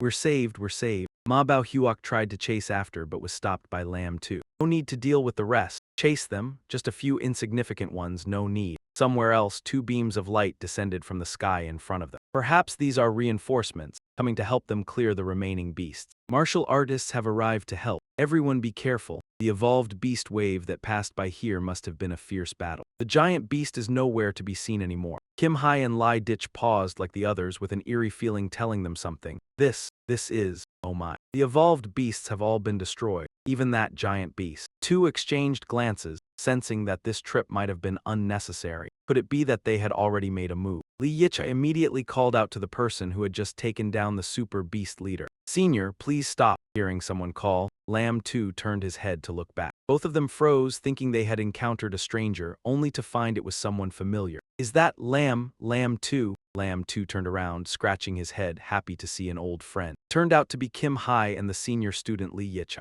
What did everyone just call me? Senior? No. Li Yicha glanced around nervously. Did you defeat all of these? Yes. He then asked, Lamb, haven't you reached level 6 yet? Lamb 2 replied, yes. Hearing such a firm answer, Li Yicha couldn't help but hug Lamb 2 like a child. Amazing, Lamb. Leaving the Tin Gyro Academy back then was definitely the right choice. Lehigh took the chance to enjoy some fame. Everyone, this is Lamb 2 I've been talking about. He'd been specially admitted to the Holy Domain Academy. Excellent. He noticed 3 more people besides them. Who are these? He turned to introduce them. They were all classmates from the Holy Domain Academy. Oh, what an honor. He also didn't forget to shake hands and introduce each person who had helped him before. These are my closest allies in the Tin Gyro City Alliance Army. After the introductions, they continued talking as if no time had passed. By the way, what's Captain Xin Zhai up to now? Captain Xin Zhai has been promoted to colonel. Already promoted, very good. He now defends Bok Dai City, commanding the alliance troops of several cities to fend off floods, evolved beasts, and zombies. In the sky near the building, a spacecraft appeared, approaching. It was the personal craft of the Fa family head in Bok Dai City. What are they doing here? The spacecraft landed. The Fa family steward and 2 bodyguards stepped out calmly. Where is my young master? Why hasn't he left yet? Someone stepped forward to respond. It was Steward Kim. The Academy's spacecraft was destroyed by a giant beast, so it couldn't leave. Wasn't there still one in the plaza? He stepped forward to explain. This is the craft the Tin Gyro Academy sent to assist us. The teacher and students were boarding the craft, but the Fa steward frowned and shouted, "Why is Fa Huan Hao prioritized? What? It's that dangerous and you're still thinking of someone else. Have you forgotten who has always helped the academy? You must take the young master to safety immediately." Fa Huan Hao and his friends staggered forward. Steward Kim, finally you've arrived, you must take charge for me. Seeing him injured, the steward panicked. Young master, what happened to your wrist? Looking him over carefully, Fa Huan Hao's whole body was covered in wounds. Were you attacked? He roared angrily. Who dared do this? In the doorway, Lamb 2 shouted, making Steward Kim turn. I did it. Lamb 2 stepped forward, his tone serious. Is there a problem? Hearing his words and sensing the overwhelming aura radiating from him, the steward began to feel uneasy. His energy was too strong.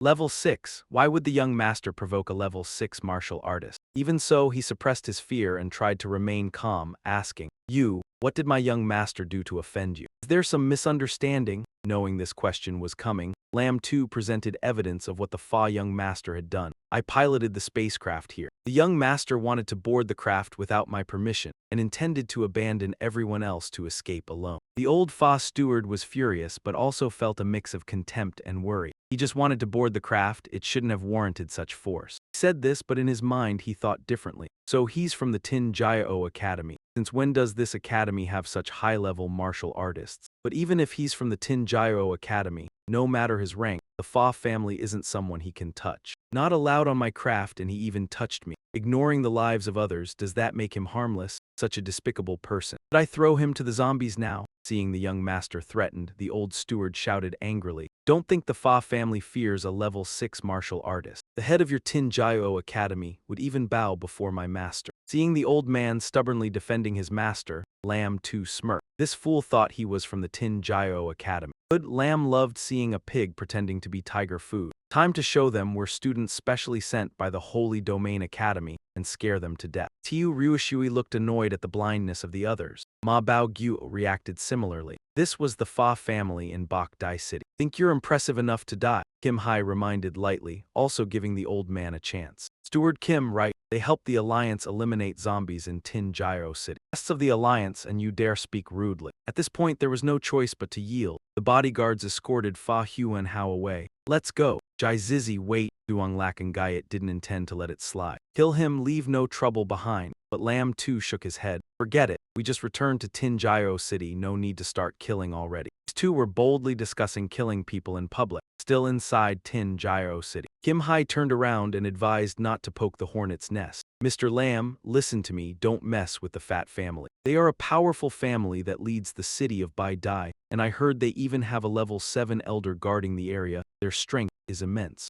I thought the Fat family's rank was very high. Turns out they are just at a low level. How strong can a level 7 be? I, on the other hand, can fight a level 8, let alone a lower level. A level 8 martial artist like me could even kill them. All right, Mr. Lamb, you are the best. While they were talking, Deep Song Nhi hurriedly ran over and asked, Mr. Lamb 2, where will everyone go next? Or should we go back to Bai Dai City with us? He politely declined, saying that the city of Xingjiao was now safe. They still had missions for the Jiao Academy and could not go to Bai Dai City. She clearly looked disappointed, as if she had just been rejected by Krat. Well then, if that's the case. He stepped closer, gently patted her head to comfort her and said, don't be sad. Once we finish our mission, we'll definitely go to White Emperor City to find you. Hearing those words, she seemed to regain her strength, her face lighting up. Really? That's wonderful, Jinhai added. Young Master Lin, don't forget about us brothers. When the time comes, remember to come drink with us. No one goes home until we're drunk. Lin too happily agreed that he would come back to see everyone.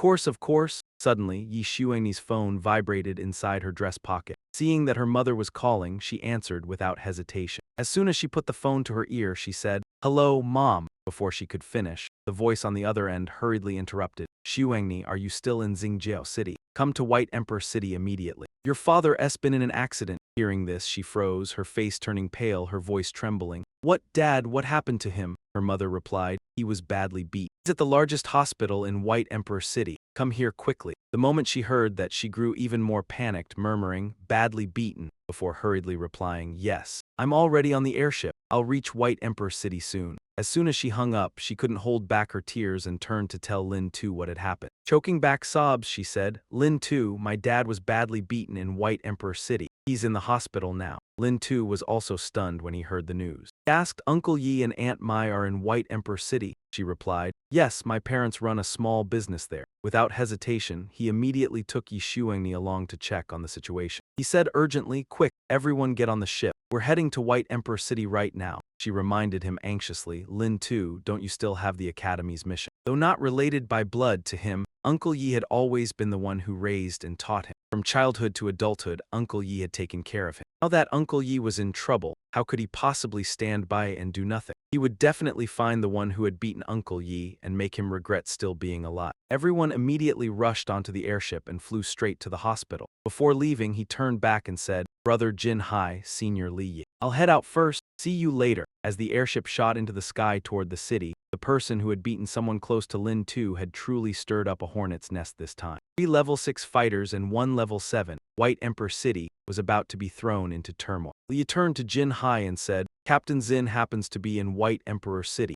Let's hurry and inform him, ask him to lend a hand." Jin Hai replied, "Right, I'll notify him immediately." Not long after, they arrived at the hospital. Yi Xuanyi kept wiping her tears as she ran. As soon as she got there, she called out loudly, "Mom, how's Dad?" Dongmai saw her daughter rushing over and choked up. "Xuanyi, you're here." Lin too followed behind her. She asked in surprise, "Little Lin, aren't you studying far away?" He politely replied, "Aunt Dongmai, hello. I accepted an investigation mission in Xingjiao City from the Academy, so I came back while I was at it." Yi Xuanyi held his hand and recounted everything. "Mom, the Academy was attacked by zombies. The airship was destroyed. Many teachers and students were trapped inside. If Lin Tu hadn't arrived in time, I'm afraid I wouldn't have had the chance to see you again." Dong Mai tightly held his hand, repeatedly thanking him because thanks to him, Yi Xuanyi could continue her studies. "Thank you, little Lin. Now that Uncle Yi has run into this trouble, if something had also happened to Xuanyi, I truly wouldn't dare to think further." He reassured her, "Aunt Mai, what happened at the academy is over. How is Uncle Yi's condition now? Why was he beaten like this?" A doctor stepped out and interrupted the conversation.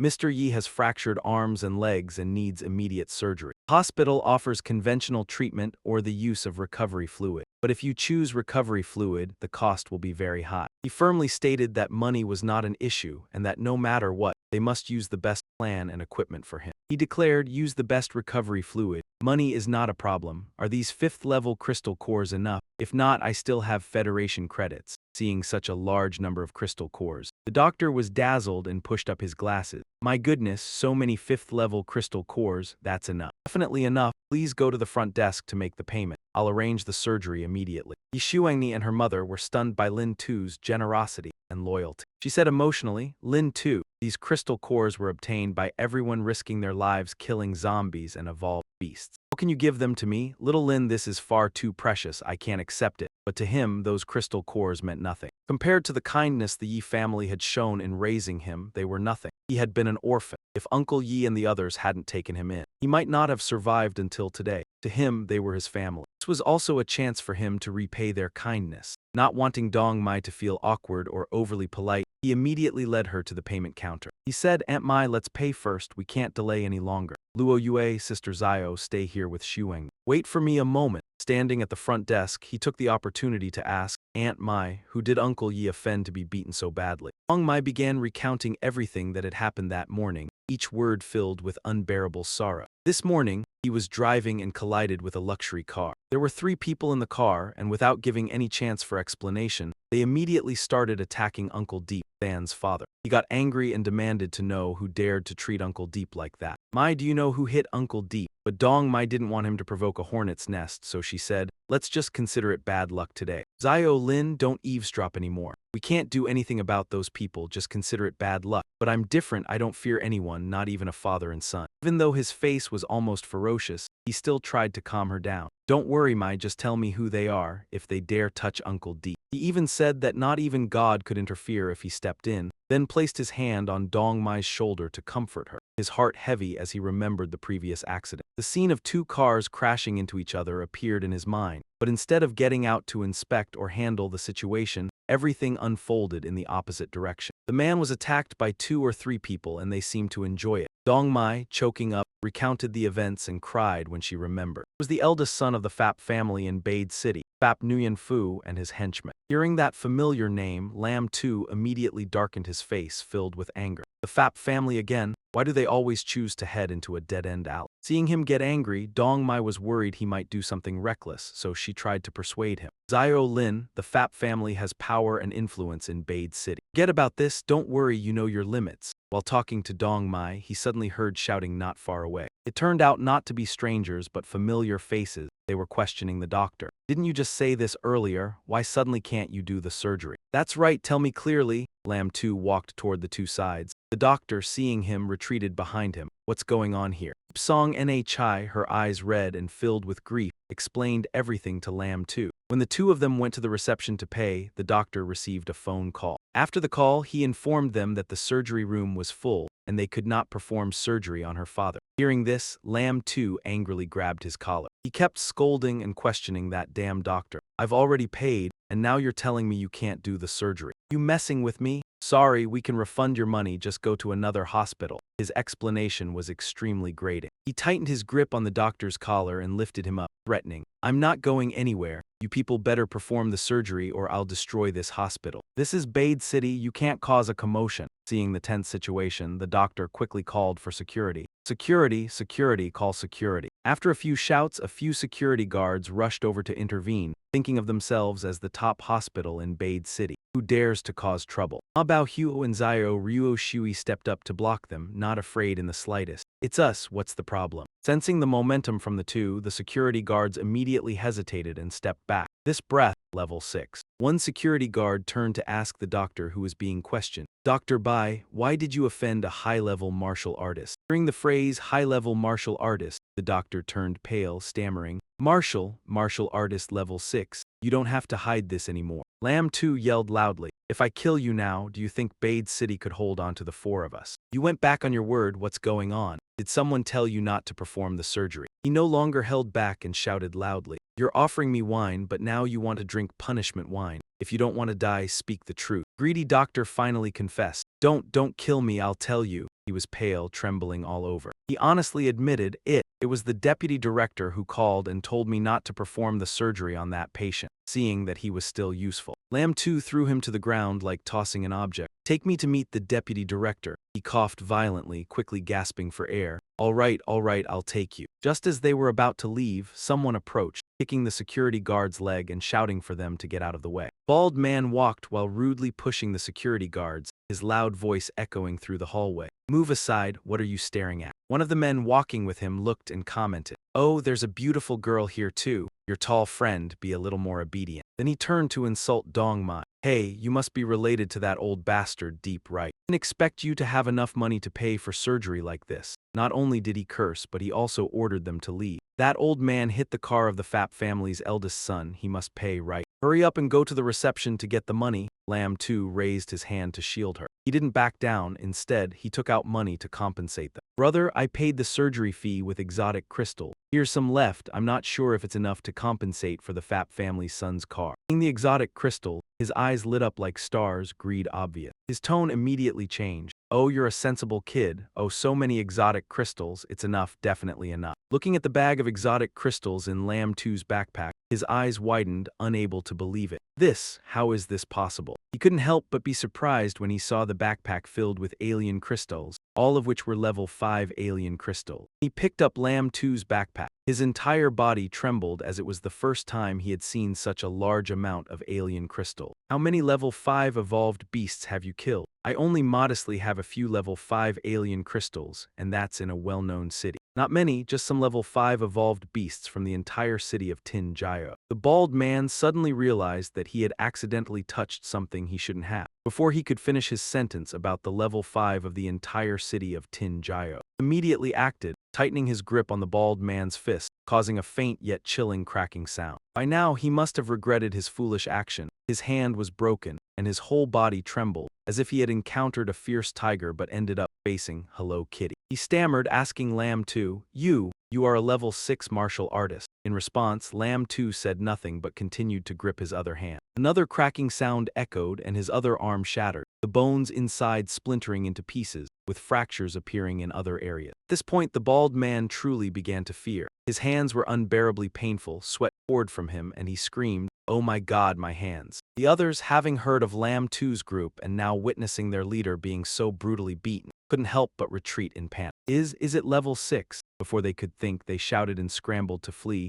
Run, why is there a high-level martial artist here? But it seemed luck was not on their side. After running just a few steps, they were stopped by Ma Bao Huo and Tiu En Huoc Thai. Tiu En Huoc Thai and Ma Bao Huo casually displayed their strength before stepping forward and asking, "Where are you guys going?" At this point, they had essentially walked into a tiger's den. Not just one but two more people appeared, causing them to back up repeatedly. There are level 6s, they're all level 6. They couldn't advance, nor could they retreat. At this point, they were forced to lower themselves and beg. Gone was their previous arrogance. They all kneeled, begging, "Spare me, I was blind, I offended you, please forgive me. Please spare our lives, please spare our lives." Lamb 2 twisted his wrist, his eyes cold and narrowed, stepping forward to deal with them. Third Deep's hands and feet had already been broken. "Today I also want to break your limbs." He mentioned the fame-seeking, despicable doctor. "Doctor, I guess your surgical rooms will be running overtime tonight." One of the bald man's subordinates, still stubborn, attempted to use his family's name to apply some pressure. "Brother, we are from the Fap family. Please show some mercy and spare us." This only played into Lamb 2's hands, as he had been looking for Dan, the one who had severely injured his relative, and he was also planning to settle accounts with the Fap family. Lamb 2's anger erupted, the space seemed to darken, and his whole body exuded the aura of a person at a higher level. He roared in warning, "You guys are finished." The previously quiet corridor was now filled with echoes of movement. After taking care of the four troublemakers, all four were unconscious, their bodies contorted and unable to stand up on their own. Doctor, who had previously looked down on him, now witnessing Lamb 2 single-handedly take down four people, was terrified, trembling in fear.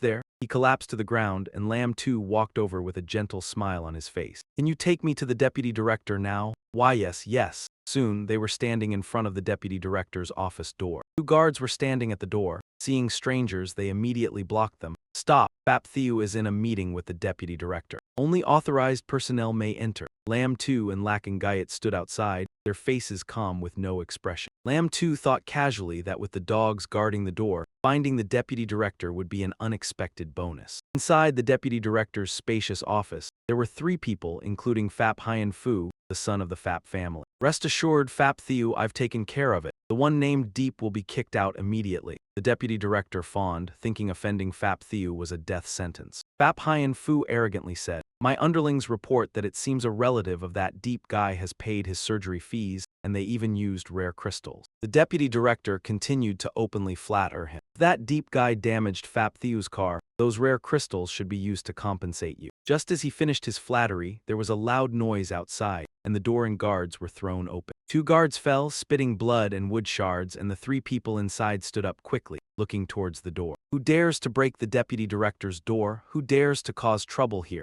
Just as they mentioned him, Lamb 2 and Lakangayat appeared. "Sorry, these two dogs wouldn't let us in, so I had to be a little rough." Fap Hien Fu got angry at someone daring to break in and beat his guards. "I think you want to die," he turned and ordered. "Mr. Lee, take care of him." The man received the order, purple magic energy burst around him, and he immediately charged. Mr. Lee cast the Fierce Tiger Fist spell, and a phantom of a fierce tiger with sharp claws appeared behind him, mirroring his stance. But in Lam 2's eyes, this move was nothing. Although it was also level 6, the difference in strength made the opponent not even close to his level. He also rushed into the battle, using magic to directly clash with Mr. Lee, both sides launching fire claw hands that collided violently, creating a huge explosion. Tremendous force sent him flying. Mr. Lee gritted his teeth to stay standing, spitting out a mouthful of blood. Fap Hien Fu realized the situation was dire when both of them knew he was a level 6 martial artist. You're a level 6 martial artist? Level 6. Lam 2 ignored what they were saying, only two words revenge echoing in his mind. Fap Hien Fu, right? How dare you touch my Uncle Deep? He finished speaking and rushed straight toward the three of them, cornering them with no way to retreat, causing them to panic and step back. Do you want to die? Seeing the situation turning unfavorably, Mr. Lee recklessly stood in front of Fap Hien Fu to protect him. Misunderstanding, it's definitely a misunderstanding. Hey, for the sake of the Fap family, please go easy. He was trying to hold off Lam 2 to buy time while subtly urging his master to leave. Young master, leave quickly. Seeing an opportunity, Fap Hien Fu decided that fleeing was the best option, secretly trying to leave the scene, thinking he could escape peacefully but unexpectedly. In addition to Lam 2, there was another person accompanying him. Lakan Gayat, quick-witted, blocked his way, not letting him escape. He had no idea there was someone else, thinking it was just Lam 2. Looking up, he saw her holding a sword pressed against Fap Hien Fu's neck. As soon as the sword even twitched or he made a move to flee, his head would immediately be severed from his body. The situation was no better on the other side, where their escape route was also blocked. Young master. Despite being in combat with Lam 2, Mr. Lee had no choice but to stop and rush to save Fap Hien Fu, because just 1 second or a few millimeters of delay could cost him his life. Fortunately, he managed to shield him with his own body. Thanks to that, Fap Hien Fu survived, but Mr. Lee was severely injured. A long slash made him dizzy, and he was horrified. This girl's strength is not any weaker than that kid's. He was astonished, wondering why the Deep family had such powerful backing. Then realizing the situation was unfavorable, he lowered his tone to negotiate. Both of you, my young master was wrong, we will compensate. He continuously raised the offer as if bidding. 5 million, no, 10 million, how about it? But to Lam 2, money was nothing compared to loyalty. Is money really that great? 10 million means nothing to me. Today, you will make him taste the pain of having his limbs crippled. Just then, a group of strangers armed with weapons arrived to intervene. They were the Kim police force. Stop, who dares to cause trouble in Bokta City? Seeing their saviors appear, Mr. Lee and Fap Hien Fu immediately pointed at Lam 2 and Lakan Gayat to plead for help. Kim police, it's them, hurry and arrest them. Kim police, you arrived just in time, these two are trying to kill me. Without hearing more, the Kim police immediately gave the order. Dare to hit people in my jurisdiction, arrest them. No time, Lakan Gayat and Lam 2 were surrounded. Two officers with handcuffs cautiously approached, also feeling aggrieved. Fap Hien Fu attacked a civilian and you did nothing, now you want to arrest us. Blind fools, kill them all. Kim police ignored what they said. This is Bokta City. Do you dare to openly defy the Federation government? At that moment, a familiar voice cut in. Everyone, stop right now. Behind Kim police, another team of officers appeared. A familiar figure slowly stepped up to Kim police. It was Tan Kwang. He furrowed his brows, his face dark with anger as he questioned. Kim police, you really have a lot of guts. Do you dare to arrest a first-class military medal holder? Kim police was stunned and turned to him. What? First-class medal? He looked at Lam 2, speechless. Tan Kwang solemnly added that not only did they have a first-class medal, the four of them had also earned merit helping the Federation military fight against zombies in Zing Star City. I'm applying for 2 more second-class medals for them. Upon hearing that, Kim police turned pale, his voice trembling. The zombies in Zing Star City, were they the ones who eliminated them? People around, hearing the conversation, were stunned, unable to speak. Realizing his mistake, he hurriedly lowered his head to apologize to Lakan Gayat and Lam 2. Sorry, I was blind and ran into distinguished guests, please forgive me. Tan Kwang stood behind and arranged things, telling everyone to disperse. I'm here, that's enough, you all can leave. Police immediately stood at attention and saluted, then led the 2 others away, leaving only the 3 of them at the scene. Lam 2 scanned the area looking for the Fap family. Where is the young master of the Fap family? He's run away again. However, not far off, there was still one person from the Fap family who hadn't left. He smirked coldly and the other person, seeing that, panicked and stumbled back, falling to the ground, frantically begging. I'm sorry, Mr. Lamb, it was my fault. Now I will begin the treatment right away. Please forgive me. Captain Tan spared the fat man a way out, just a light touch, but enough to make him tremble with fear. Get out of here. The fat man from the fat family seemed to see a chance to escape, struggling to get up and limping away. Get out right now. He walked over and patted his shoulder with pride. You're really something, you've reached level 6 in less than a year. He smiled in response. Captain Tan is no slouch either, now he's a lieutenant colonel. Tan Cheng humbly replied, what good is a lieutenant colonel? It's just an empty title. A martial artist should be like you, focusing on strengthening oneself. He spoke and sat down. Lam Tu immediately stepped forward and pulled up a chair to sit opposite him. The Fak family's influence in Bai Dai City is vast, and although you're strong, you must still be cautious of them. As he was about to sit down in the chair, a sniper's scope suddenly pointed straight at him from not far away. From a nearby skyscraper, a red bullet whizzed toward him, easily capable of taking Lam Tu's life. Fortunately, in just a few short seconds, Lakangayat noticed it, realized the danger, and immediately dodged. Lam Tu, be careful. In that life-or-death moment, he quickly darted to the side, narrowly avoiding the bullet. Han Cheng was stunned, unable to believe that someone dared to shoot right in his own residence. He shouted loudly, a sniper, damn it, they dare cause trouble in my area. Lam Tu and Tan Cheng immediately took cover behind the chairs, calling for backup. We must surround that building across the street. He ordered that the sniper must be tracked down. But with his personality, how could he hold back without getting up to see who the culprit was? Let me see who dares to shoot at me. This is the 10th floor. He rushed forward, smashing through the glass and summoning his spirit beast. Zio Bai, hold that bastard off. Tan Cheng was astonished from above. Witnessing Lam Tu's incredible agility, he couldn't help but admire him. Although a level 6 martial artist can't fly, his ability to scale walls and leap over rooftops was remarkable. Scene shifted to the building across from them, where the sniper who had fired was hiding. He was frustrated that the assassination failed and hurried to clean up the scene to withdraw. Damn it, missed the shot, retreating now. As he finished speaking, luck seemed not to be on his side, as a familiar shadow suddenly appeared from above, his spirit beast. It swooped down, landing on the target, leaving a clear mark on his face. The sniper howled in pain,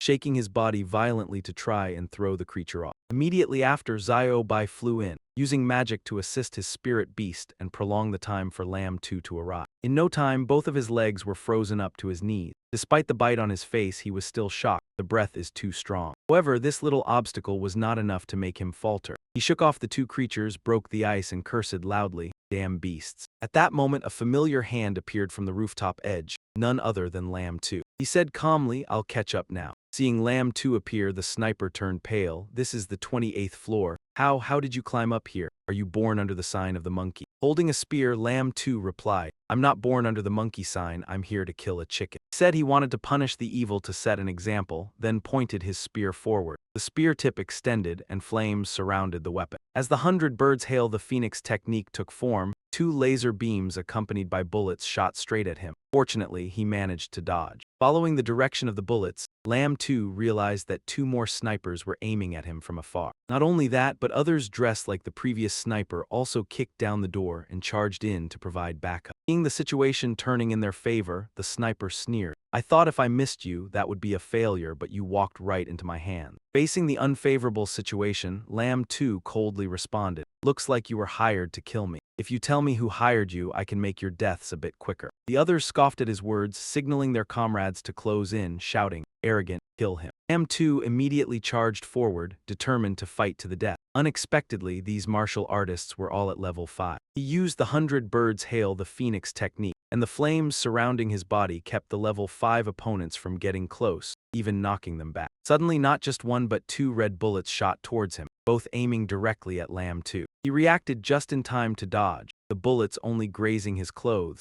and he suddenly remembered the snipers still positioned far away. On the upper floor of another building, 2 snipers were lying in wait, unable to restrain their sinister laughter. Luckily, Lakangayat managed to spot their hiding positions and quietly moved in from behind. One of them noticed the abnormality and quickly dodged, surprised to see not only Lam Tu but someone else as well. Drew a dagger and shouted, another one died. In another scene, Zio Ryu Shui rushed out just in time to support Lam Tu. She provided support while reporting the situation. The Lam, let me help you. Ma Bao Hu is protecting that girl's family. The boss sent me to help you guys. Battle remained evenly matched with both sides on equal footing. No one expected that a small hospital would have 3 high-level martial artists. This mission is definitely going to be a loss. Realizing the unfavorable situation, Mr. Lee quietly calculated and understood that continuing like this wasn't an option, so he signaled for retreat. His subordinates immediately stopped upon receiving the order. Not only Lam Tu's side, but Lakangayat's side was also in a similar situation. Soon, all of them gathered behind Mr. Lee. However, once a mission is accepted, it cannot be abandoned halfway, or else they would be ashamed of their name as the Savage Tiger Assassination Squad. Upon hearing the name Savage Tiger Assassination Squad, Tun Huok Thai suddenly understood. Savage Tiger Assassination Squad, these guys were hired to assassinate us. They're really spending a lot of money. Lam Tu immediately asked, do you know the Savage Tiger Assassination Squad? Began explaining, well, Nane means. Although all members of the Savage Tiger Assassination Squad are only level 5, they practice a combined skill called the Savage Tiger Formation. The Savage Tiger Formation allows 7 people's spiritual power to combine and enhance their strength. I heard they once killed an 8th level martial artist. Mr. Lee was briefly surprised to see that Tun Huok Thai knew their background. I didn't expect someone like you to know so much. In that case, well then, since you understand us so well, how can we miss the spectacular show? Let me show you. The entire Savage Tiger Assassination Squad simultaneously launched their attacks, with tiger and lion phantoms in various colors appearing. 7 tigers descend the mountain. Lam Tu's side was equally prepared. Lam Tu, Lakangayat, and Tun Huok Thai each unleashed their signature moves. Butterfly Dance, Frost Flame Slash, 100 Birds Rising. Techniques from both sides collided fiercely, creating explosions that shook the heavens and earth, sending shockwaves throughout the area. The two sides continued to exchange blows as if they were playing a game of ping pong. Got it. The leader of the Savage Tiger Assassination Squad roared and ordered his team to use their secret technique. Use the group's secret move. Use that move. Clearly, this was a special killer move. The entire squad immediately gathered and performed a joint technique. Understood. He shifted his attack and a fiery red demonic aura rose around him. 7 tigers. The gathered strength fused into a brilliant energy of 7 rainbow colors. Unite, he swung his sword and the energy formed a crescent-shaped arc, carrying the full force of the entire squad, heading straight towards Lam Tu's group. The energy exploded right where Lam Tu's group was standing, causing a violent shockwave. Lakangayat remained calm, her body unscathed after taking the full force of the opponent's attack. In contrast, Lam Tu and Tun Huok Thai were completely different. Both were lightly injured but still standing firm. They couldn't believe that the combined skill could unleash level 8 strength. After the explosion, Lam Tu felt enlightened, his vision expanding significantly. Instead of feeling worried or scared, he became even more excited, wanting to respond with the same type of technique. To repay you, I'll also show you our combined skill. Oh wait, it's called fusion skill. Lakangayat was different. Shut up. Everything must be reciprocated. Lam Tu began to counterattack. Red Lotus Fire. Lakangayat understood his intent and immediately coordinated, fusing her power with his. The two sources of ice and fire merged, forming a fusion state. Seeing these two monsters act, Tun Huok Thai also couldn't help but be amazed at their grand move. These two have gone crazy again. Leader of the Savage Tiger Assassination Squad was also stunned by the combination of ice and fire. Red Lotus Fire, Ice Lotus Fire. The strength was so immense that even he widened his eyes in disbelief. I can't believe it. Who are these two? The two forces merged into a fiery phoenix wrapped in ice armor, making everyone present freeze in place, unable to move. Immediately after, the energy exploded violently, with an overwhelming force and range that was hard to believe. The shockwave was so strong that even the glass in the building where Tan Kwang was staying shook, and he had to shield his face and brace himself to avoid being thrown off. What? Tan Kwang was stunned by the power of the 8th level martial artist. Is this level 8 strength? My god, which level 8 came here to cause trouble? Unable to resist his curiosity, he rushed up to the rooftop to see who it was, but as soon as he stepped onto the roof, he froze in shock. All he saw in front of him was Lam Tu and the leader of the Savage Tiger Assassination Squad standing opposite each other. Speak, who sent you to kill me? Knowing he could no longer hide it, the old man immediately revealed the truth, though he still looked at Lam Tu with contempt. It was the young master of the Fak family, Fak Hien Fu. I will wait for you in hell, you bastard. As soon as he finished speaking, Lam Tu's spear pierced through his neck, ending his life without mercy. After hearing that the person behind the one seeking revenge was the Fak family, Lam Tu turned around as if someone was approaching. Tan Kwang led his soldiers and hurried over, his face blank when he noticed that Lam too had been standing there all along. "Mr. Lam, what was that loud noise just now?" he calmly replied as if nothing had happened. "It was just the two of us training. Yes, this is the combined skill that I and Lak and Gayat practiced together." Tan Kwang gave a thumbs up to show his admiration for their coordination, marveling at how powerful the skills of an 8th-level martial artist really were. Tan Kwang's soldiers came over to check and discovered someone severely injured and unconscious on the spot, immediately reporting. "Report, they are members of the assassination group from the territory." The person who was struck by Lam 2 and Lak and Gayat's palm was none other than the S-ranked fugitive. That was Mang Ho, the leader of the assassination group, an S-ranked criminal. When everyone heard the name of the fugitive everyone was desperately searching for, they couldn't help but be shocked. No one expected to run into him right here. Tan Kwang and Lam 2 moved closer to observe more closely. What? An S-ranked fugitive daring to enter Bai Dai City. That's the fugitive? To help everyone understand more about this person, Tan Kwang recounted the fire incident at Zone E99, which caused chaos and gave some bad elements the chance to sneak into Bai Dai City and cause trouble. Recently, they had arrested quite a few. Some criminal elements with malicious intentions took advantage of the chaos to sneak into Bai Dai City and stir up trouble, and recently we have caught quite a few. After hearing that, Lam 2 also mentioned that before the criminal died, he left a final message. "This old man told me before he died that Fak Hien Fu from the Fak family hired them to assassinate me." After hearing everything, he almost understood it all, realizing that it all originated from the Fap family. In Beatty City, the Fap family had always been arrogant. He never expected them to dare to collude with an S-level wanted criminal from outside the city. After saying this, Lam 2 turned and left. He left the remaining matters for Tan Kiang to handle. "Leave the rest to you, Mr. Tan." As he was about to leave, the other person turned back to ask, "Mr. Lam, where are you going?" Everyone thought he would go to the Fap family to discuss business matters. "Of course, it's an eye for an eye. I have to erase the Fap family from Beatty City." Hearing this, the other person was worried he might act recklessly out of anger and jeopardize his future career. Tan Kiang immediately tried to stop him. "Mr. Lam, don't be impulsive. This is Beatty City. If you openly kill the Fap family, the Federation forces will hunt you down." Lam 2 didn't respond. His determined gaze, unlike usual, left Tan Kiang stunned. "The Fap family dared to assassinate me right in front of you. If I leave Beatty City, I don't know what will happen to Uncle Deep's family. I have to eliminate the potential threat for them." At that moment, a plane appeared in the sky, heading toward the city. Both of them looked up, and it seemed Tan Kiang recognized it. "This is the personal spacecraft of the City Lord Sima of Beatty City." Soon after, the plane landed on the ground. A gentleman in a suit slowly stepped out and walked towards Tan Kiang. It turned out to be the steward of the Ma family. He stepped forward and greeted them with a cupped hand salute. "So, Colonel Tan is here too, my apologies." The steward conveyed the order from Sima to Lam 2 and Tan Kiang. "I was entrusted by the City Lord to invite Mr. Lam 2 and his companion to the City Lord's mansion." Upon hearing Sima's name, Lam 2 was surprised, as this was the first time he had heard of this person. "City Lord Sima."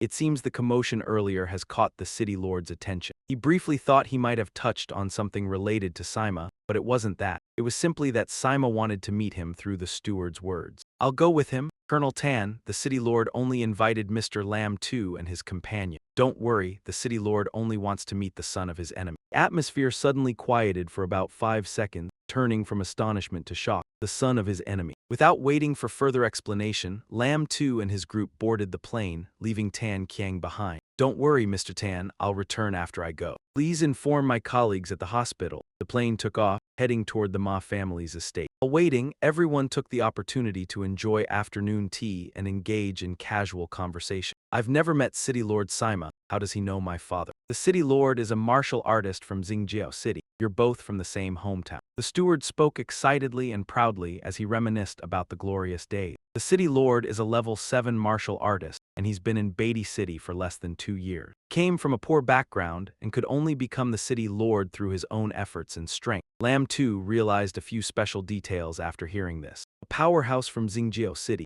Not long after, they arrived at Sima's mansion. As the door opened, they found Sima waiting for them. "City Lord, Mr. Lam 2 has arrived." The City Lord of Beatty City greeted them warmly. He looks just like him, exactly the same. Walked up to Lam 2, placed a hand on his shoulder and spoke in a deep, firm voice. "Compared to your father, Lam Yakeo, you look exactly the same." He kindly asked if they were tired from the long journey and quickly invited everyone to sit down. "Come, sit down, and we'll talk." As soon as they sat down, Lam 2 immediately asked, City Lord Sima, do you know my father? Laughed heartily and began recounting like they were reminiscing. Your father and I were classmates. We studied together at the academy in Xingjiao City when we were teenagers. Then I left the academy and went out to make a living on my own. In the blink of an eye, it's been more than 10 years. When Sima returned to visit his old classmate, all he found was a scene of ruin. No one had survived. Unexpectedly, after I succeeded and returned, the scene remained, but the people were gone. He searched everywhere for Lam Tu's father, but there was no result. He felt deeply sorrowful for what Lam Tu must have suffered as a child. I heard about your father's death, Lam Tu. You've had a hard time all these years. The image of a happy little family appeared in his mind. When they passed away, I was not even 5 years old. Because it had been so long since he had seen them or visited, the memories of them had faded. I can no longer remember what my parents looked like. Upon hearing this, Sima immediately added, after learning about your parents, I have been quietly investigating. Lam Tu was a little surprised and leaned forward slightly. What did you find out? Sima believed this was not something to keep secret anymore. 15 years ago, a group of young, rich heirs organized a hunting event in Xingjiao province. Continued angrily. That day, more than 29 people from Xingjiao City were killed, and your parents were among them. The harsh truth made the atmosphere in the room grow heavy. It turns out they have underground backing, which is why they dared to take action and push people to their limits, acting with such arrogance. But they killed someone, not an accident. Do you know who those people are? Unfortunately, he has no idea what they look like. I could only trace them to the city, but I don't know exactly who they are. The city lord of Tinjiao at that time was afraid of offending them. This matter was covered up. Mentioning the city, the familiar place with sworn enemies, stirs up the flames of hatred. It's possible to trace the city lord of Tinjiao back then, but unfortunately the answer only makes our hearts ache. That person, in order to step onto the path leading to Tian Kong City, became one of its citizens. Lacking Gaiet, who had been silent until now, suddenly spoke up. I can find them. The female guest, who had not said a word from the start, suddenly replied, leaving Tu Ma stunned. Who exactly is this girl? Lacking Gaiet crossed her arms and sat with one leg over the other, her demeanor cold and indifferent. Their family is in Tianfeng City. Tu Ma widened his eyes, stunned by this news. Her the Lack family, in Tiankong City. Lacking Gaiet remained expressionless and silent, still with her arms crossed. He then turned to speak to Lam Tu, my son. I didn't expect you not only to be strong, but also to be accepted by the Sacred Domain Academy, with such a wide network of connections. If your father in the underworld knew, he'd be very pleased. Taking advantage of everyone's presence, Tu Ma announced, I'm already aware of the Fap family matter. You don't need to take action yourself. I'll provide you with an explanation. In Bai Hak City, they've been bullying the common people, and I've wanted to deal with them for a long time. Hearing this, he was overjoyed and couldn't find the words, clasping his hands in thanks. Thank you, City Lord Tu Ma. Upon hearing the words City Lord, Tu Ma felt a bit distant. Since we're moving from unfamiliar to familiar, don't call me that, it sounds weird. Just call me Uncle Tu Ma. During this casual address, he immediately changed how he spoke, his tone becoming much more familiar. Yes, Uncle Tu Ma, please arrange for someone to protect Deep Song Nha and her family. Tu Ma placed a hand on his shoulder, silently signaling that he had placed his trust in the right person. Rest assured, I'll make sure of it. The Deep family has been kind to me, I will definitely protect them. Scene change, 3 days later, morning. Deep Song Nha happily saw off Lam Tu and his group at the flying station. Lam Tu, my father is recovering very well, you don't need to worry. Tu Ma and Tan Quang also saw them off. The Fap family had all been arrested, so there was nothing more they could do. Don't worry, won't you stay for a few more days? Lam Tu's group wanted to stay a few more days, but unfortunately, they had to continue their journey. The mission to investigate Tinjiao City was complete. The Academy has instructed us to go to Thunder Valley to investigate the newly emerged spatial rift, so we won't disturb you any longer. Tu Ma also wanted to go, but this was his duty, so he couldn't leave. If I didn't have this duty, I'd love to visit Thunder Valley myself. No matter what, he couldn't delay their progress. Tu Ma placed a hand on Lam Tu's shoulder. That place must be very complicated. There are many powerful people there, you all must be careful. Don't worry, we will be cautious. After saying this, Lam Tu bid everyone farewell for the last time and began the next part of his journey. Goodbye, everyone. Deep Song Nha and Tu Ma also said their goodbyes. Safe travels, goodbye. Lam Tu, I will definitely try my best to pass the Sacred Domain Academy's entrance exam. Scene change, the next stop at Thunder Valley. Bolt of lightning struck down from the sky, piercing through a tree. Lam Tu's group got off the plane and decided to walk through the endless thunderstorm. Ma Bao Hoke walked nervously through this dangerous valley. We're doomed. If we get struck by lightning, we'll ascend to the heavens. Just as he mentioned it, lightning struck right where they were. Quick, Get out of the way. They were about to step back to avoid the lightning when Lak and Gayat kicked Lam 2 in the back. Why don't you go train? What Lak and Gayat referred to as training was actually sending him out to take the lightning strike to train himself. Ma Baohok was taken by surprise, unable to react in time. Just as she said, the lightning struck Lam 2 directly. He screamed in agony, gritting his teeth as he endured it. Ma Baohok watched, terrified, shivering in fear. Tiu Nhuok Thai was completely different. That's too much. It's fine, he's training with the Thunderbolt martial arts. Sure enough, Lam 2 was completely unharmed, his skin turning the color of dark honey and his bald head looking extremely unique. Sensing the immense external power, he activated his swallow skill. He was converting experience points. Ma Baohok finally understood after a moment. I remember now, this guy once made the Thunderbird of the Weisstein die from dehydration. That time the entire academy lost power and I heard someone ruin the electrical system. Wasn't it him? Tiu Nhuok Thai was shocked by this revelation. He was speechless, unwilling to admit knowing him. This, you'll have to ask him, returning to the present. By this point, Lam 2 had changed his appearance, looking even stranger than before. Thanks to his previous electricity theft experience, he had bought a battle suit that could absorb lightning, so he wouldn't be embarrassed by torn clothes anymore. Ma Baohuo suddenly appeared, reminding everyone of his glorious past and probing into the matter. Did you really cause the power outage last time? Impressive. He even blurted out admitting that he dared to tamper with the electricity at the Holy Domain Academy, then quickly realized his mistake. You even dared to steal the electricity from the Holy Domain Academy? Oh, I said too much. Suddenly, a piercing cry for help interrupted the conversation and unexpectedly became his chance to escape. Help. 3 men appeared, one of whom seemed to be severely injured, fleeing while shouting for help, with a massive rhinoceros chasing them. Help. It was a thunderhorn rhinoceros, a level 7 evolved beast, with a massive body and tremendous destructive power. Once injured, its abilities would increase dramatically. Seeing the scene, Lynn 2 and Ma Baohuo couldn't help but express their astonishment. Level 7 evolved beast. One of the 3 being chased saw them as a last hope, begging for help while promising a generous reward. Save me, we know where the space rift is. Upon hearing the phrase space rift, Lin 2's eyes immediately lit up, and without hesitation he rushed forward to save them. Space rift, save them. Forcefully planted the spear into the ground at a 45-degree angle, preparing to stand it upright. He used his spear as leverage and leapt high into the air, aiming straight at the rhino's head and striking it, knocking the beast to the ground. However, the blow had little effect. It only made the rhino sway slightly, not enough to injure it. Not only that, Ma Baohu jumped far and unleashed a powerful move. Behind him, an enraged ape appeared. The ape's fierce strike was aimed directly at its target. He proudly boasted of his achievement, one punch to take down a level 7 creature. I'm pretty amazing, R.I. It seemed Ma Baohu had provoked the rhino. A bolt of lightning from its single horn made it furious as it roared loudly and summoned its magic. Zio Ryushui was speechless. You couldn't even finish off that rhino and you just made it angrier, she shouted. Use your head. It's about to unleash a big move. Get out of the way.